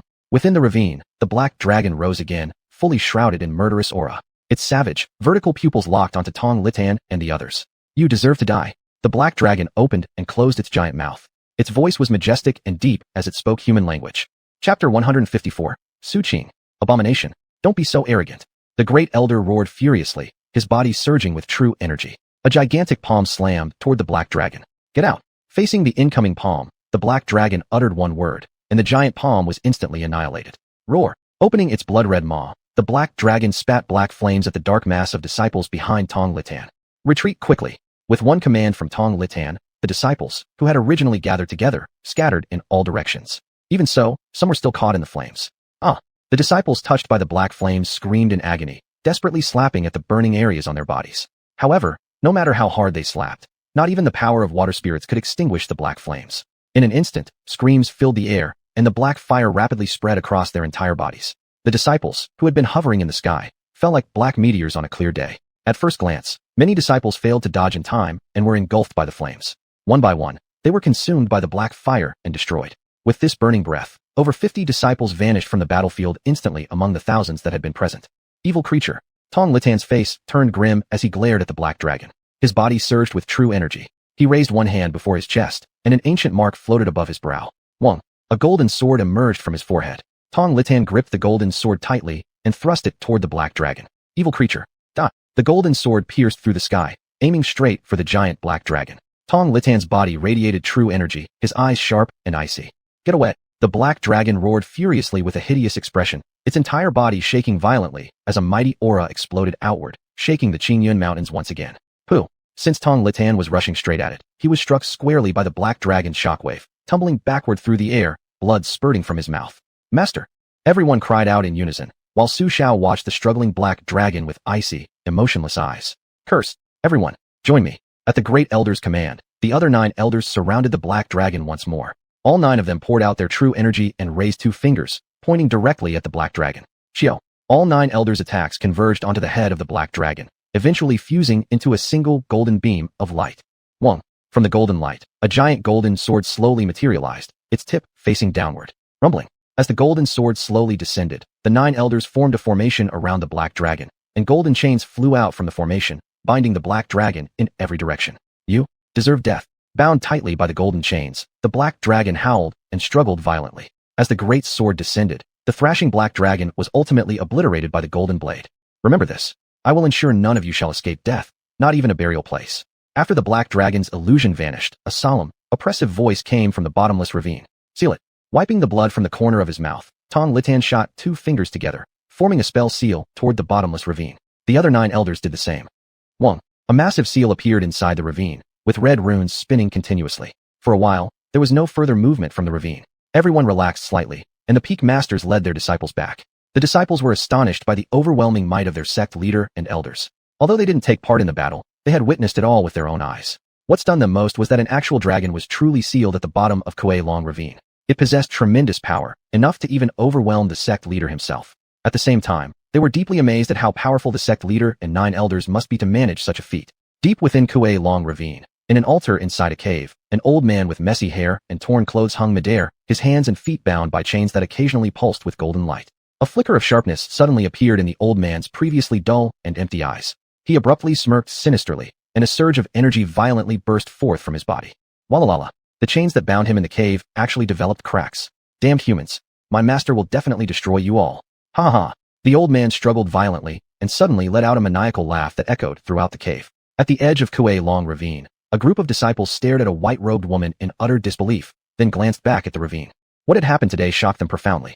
Originally, they thought this ravine was simply named Kuei Long Ravine because some ancient powerful being had carved it with a slash of his sword. Never did they imagine that a real black dragon had been sealed beneath it, and an extremely powerful one at that. Moyu, Mofeng City. The market was bustling with crowds, and people flowed constantly. Occasionally, carriages rushed by, and vendors called out loudly. Wah? So this Drunken Wind Mansion really is quite extravagant. Arriving at Drunken Wind Mansion, Lu Rian immediately became the host, personally inviting the 3 guests to the 5th floor. The higher the floor, the more expensive and exclusive it was, with delicacies unavailable on the lower 4 levels. Back at Drunken Wind Mansion, Lu Rian once again transformed into her commanding older sister persona, greeting Chu Chun and the others. Chu Chun stared at the table full of delicacies, drooling uncontrollably. The decor of Drunken Wind Mansion was even more extravagant than he had imagined. Look at this bowl, these spoons and chopsticks, made entirely of gold. Chu Chun didn't care about any of that. He filled a large bowl with rice and shoveled it into his mouth furiously, as if someone might take it from him. Although cultivators no longer needed to eat after achieving the Bigu state, that didn't mean they couldn't enjoy food. Of course, one wouldn't let oneself go hungry. The 3 women watched Chu Chun eat with slight twitching lips. Although Chu Chun's eating manner wasn't very elegant, he was undeniably handsome, his white robe fluttering, high ponytail tied neatly. If he stood atop a city wall wearing armor, he would surely enchant countless girls. And now, he had captivated the 3 women. Bang! The door was suddenly kicked wide open, drawing everyone's attention to the entrance. Boss, I want the most expensive private room. A fat man barged in, flanked by 2 beauties, with black-clothed guards behind him. Oh, Master Su is here. Seeing the man arrive, the waiter quickly came forward with a beaming smile, rubbing his hands together in a subservient gesture. However, the private rooms on the 5th floor are all taken today. Would you like to go to the 4th floor instead? The waiter was extremely respectful toward the fat man. All taken. The man frowned, then pointed at himself and asked, You want me to go to the 4th floor? Yes. The waiter smiled nervously, afraid the fat man would get angry. You dare send someone of my status to the 4th floor? The man asked again, his tone growing more forceful. Master Su, please forgive us. As you can see today, we're completely full. The waiter apologized repeatedly while gesturing toward the interior of the Drunken Wind mansion. Indeed, all the private rooms, whether on the 1st floor or the others, had lights on, except for one room on the 4th floor. Who came here today? The man's expression darkened as he asked. The Chiu family's Miss Chiu, the Ji siblings, and the Lu family. The waiter continued naming the guests on the 5th floor. And the last one. The man clearly came here often enough to know there were 4 private rooms on the 5th floor. This, the last one, is a guest personally invited by the hostess. After a moment of hesitation, the waiter finally said, "A guest." The man narrowed his eyes toward the private room where Chu Chun and others were seated. From what he knew, the hostess of Drunken Wind Mansion was a true beauty, and yet she had not accompanied the Chiu, Ji, or Lu families. His curiosity grew even more. Just who is the hostess entertaining today? Do you know who the hostess's guest is? He asked again. No idea. The waiter shook his head, also glancing at Chu Chen's room. No idea? The man narrowed his eyes further and started heading up the stairs to the 5th floor with a woman clinging to each arm, his guards following closely behind. Master Su, please don't. The waiter nearly wet himself, knowing the rule at Drunken Wind Mansion that guests in high-level private rooms must not be disturbed. If this man went up and caused trouble, the hostess would surely be furious. The waiter scrambled up the stairs and blocked the man's path, pleading desperately. Master Su, please don't. Don't make things difficult for me. He even dropped to his knees, begging the man not to go forward. He absolutely didn't want to anger the hostess over someone like Su Qing. Compared to her wrath, this man was nothing. Su Qing only represented one family, not even among the top 5 in Mo Feng City, with much less power and influence compared to those top families. But their hostess could command the guards from those 5 great families. Get out of my way. Without looking at the waiter still on his knees, Su Qing kicked him down the stairs. Despite the intense pain, the waiter tried to block Su Qing again, but he was restrained by the guards behind Su Qing. Soon enough, Su Qing arrived outside the private room where Chu Chun and his companions were. With a cold smirk, he said, I'd like to see who exactly is worthy of being personally invited by the hostess of Drunken Wind Mansion. Thinking about the hostess of Drunken Wind Mansion, his mind filled with imagination. She was said to be a true beauty, but he had never laid eyes on her himself. Zala. Su Qing violently pushed open the door. Inside, the sight was shocking. 3 gorgeous women were all competing to serve a single man food, each of them undeniably beautiful. Everyone in the room paused mid-action, all turning to look toward the doorway. Chapter 155, Talking Big, Acting Like a Coward. Before them was a meaty ball, or rather, a man so fat he looked like a ball. The man's appearance was extremely sleazy, yet he was hugging 2 beauties with outstanding looks, behaving flirtatiously and provocatively. Compared to the 3 women in the room, the girls in the man's arms were clearly overshadowed. Wah! Su Qing's eyes lit up as soon as he saw the 3 women. He glanced at the 2 beauties beside him and immediately found them far inferior to Ji Yufei and her companions. He casually shoved the 2 girls away, rubbed his hands together, and began openly ogling the figures of Ji Yufei and the others with a lecherous gaze. Su Qing. Lu Russian frowned, her voice turning icy with displeasure. Boom. Before Su Qing could react, Humiliation abruptly rose, her aura surging. In one swift motion, she hurled Su Qing's hefty frame straight out of the room. Madam Lu, seems like it isn't very safe coming here to dine today. Humiliation remarked with a slight curl of her lips, a playful glint in her eyes. In the face of enemies, they could unite and fight together. But when it came to competing for Chu Chun, they wouldn't hold back one bit. They had just been dining peacefully when someone suddenly barged in. No one was pleased about that.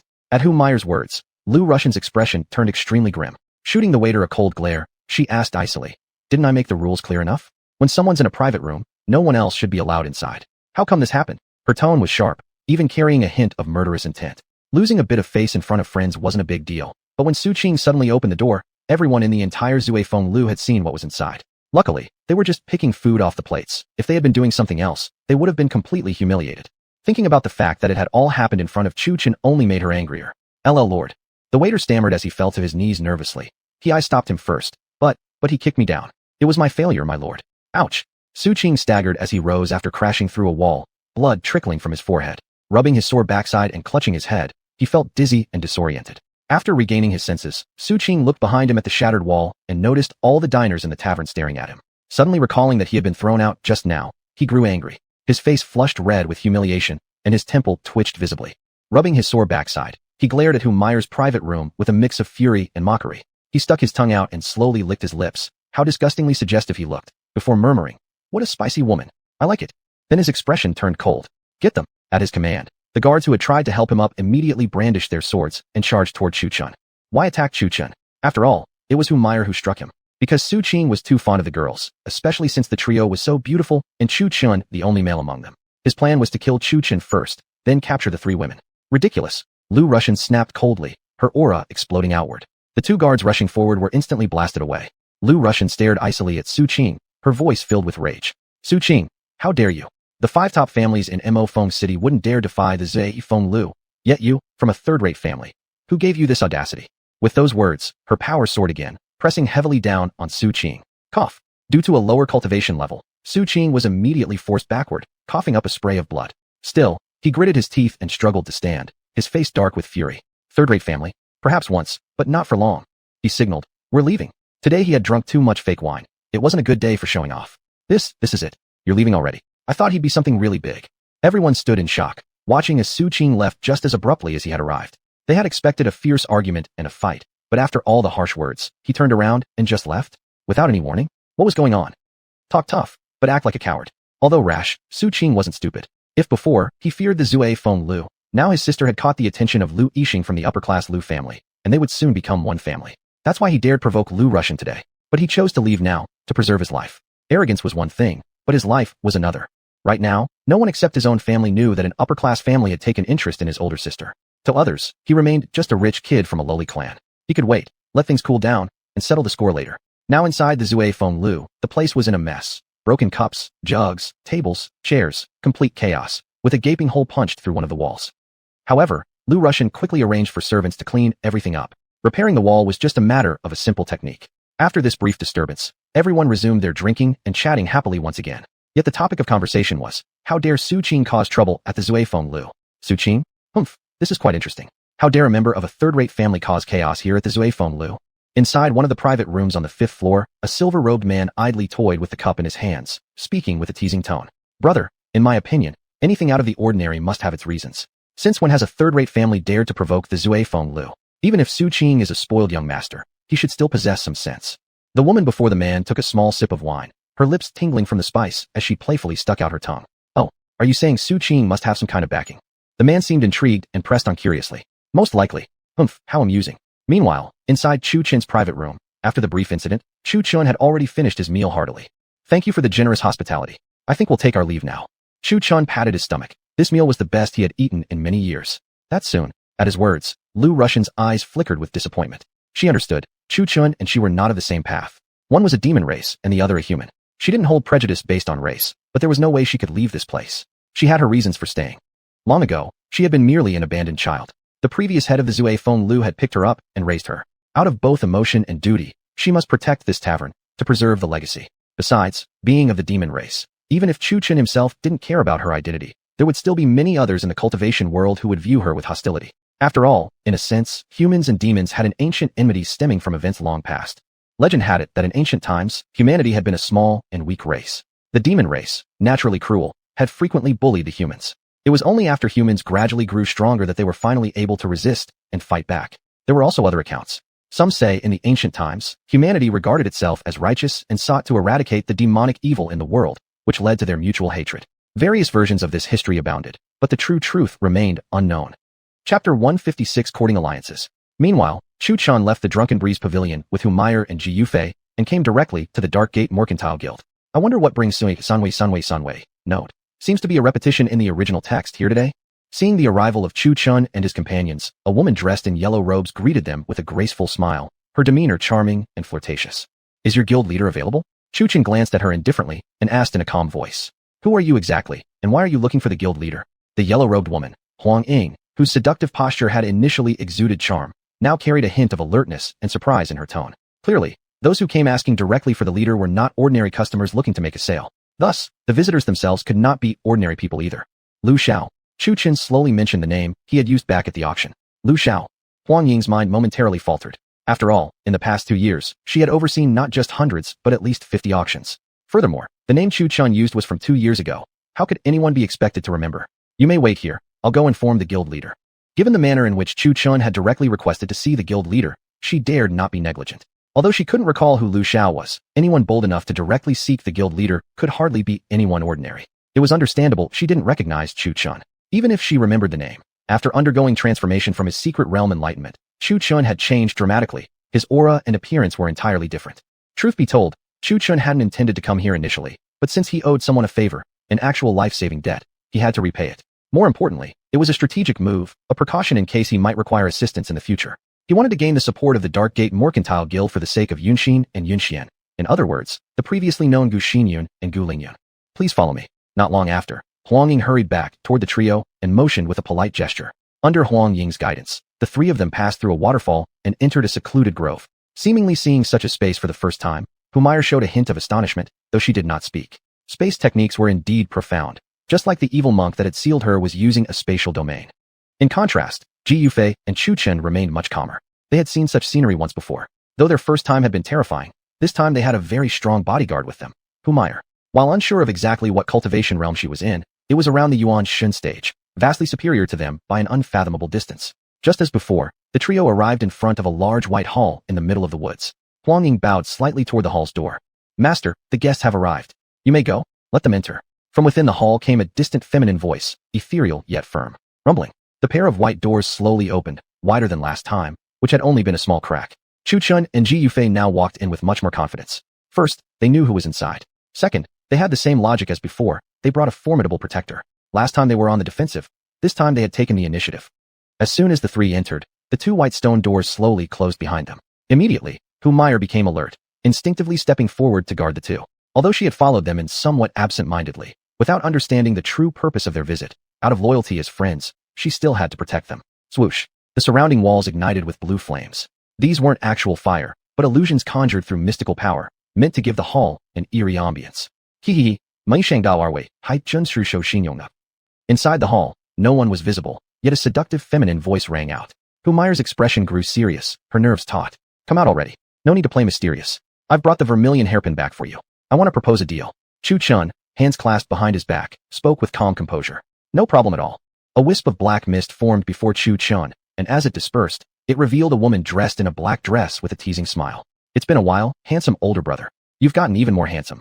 Suddenly, Qinger's face appeared very close to Chu Chen's. Then she even reached out and touched his face, and oddly enough, a faint blush appeared on her cheeks. Could she not blush? After all, one could glance at Chu Chen casually, but when one looked more carefully, the more handsome he seemed, especially the masculine air between his brows that gave off an aura of natural authority. Chu Chen himself was slightly taken aback by Qinger's actions and stepped back cautiously. The look on his face was none too happy. How could he be happy? Ji Yufei treated him this way, Humire did too, and now even Qinger was acting the same. He began to wonder if all women were like this. Seeing Chu Chen slightly flustered, Qinger smiled mischievously. Then, her expression turned serious as she asked, All right, what's your deal?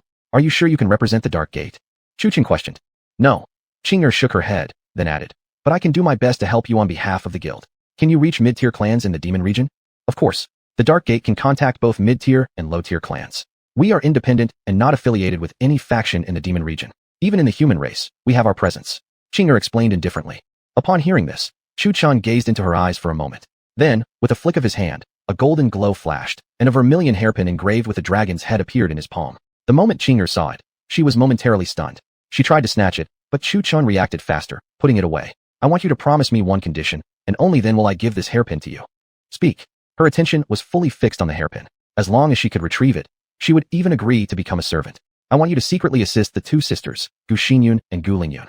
Remember, it's Gu Xinyun and Gu Lingyun, not the Gu clan. Fully support whatever they do. Chu Chen opened his hand and revealed the vermilion hairpin once more. Oh, what? Qinger asked in surprise. She wasn't the only one astonished. Humire was also giving Chu Chen a puzzled look. At the sound of those names, it was clear they belonged to women. Could they be his romantic interests?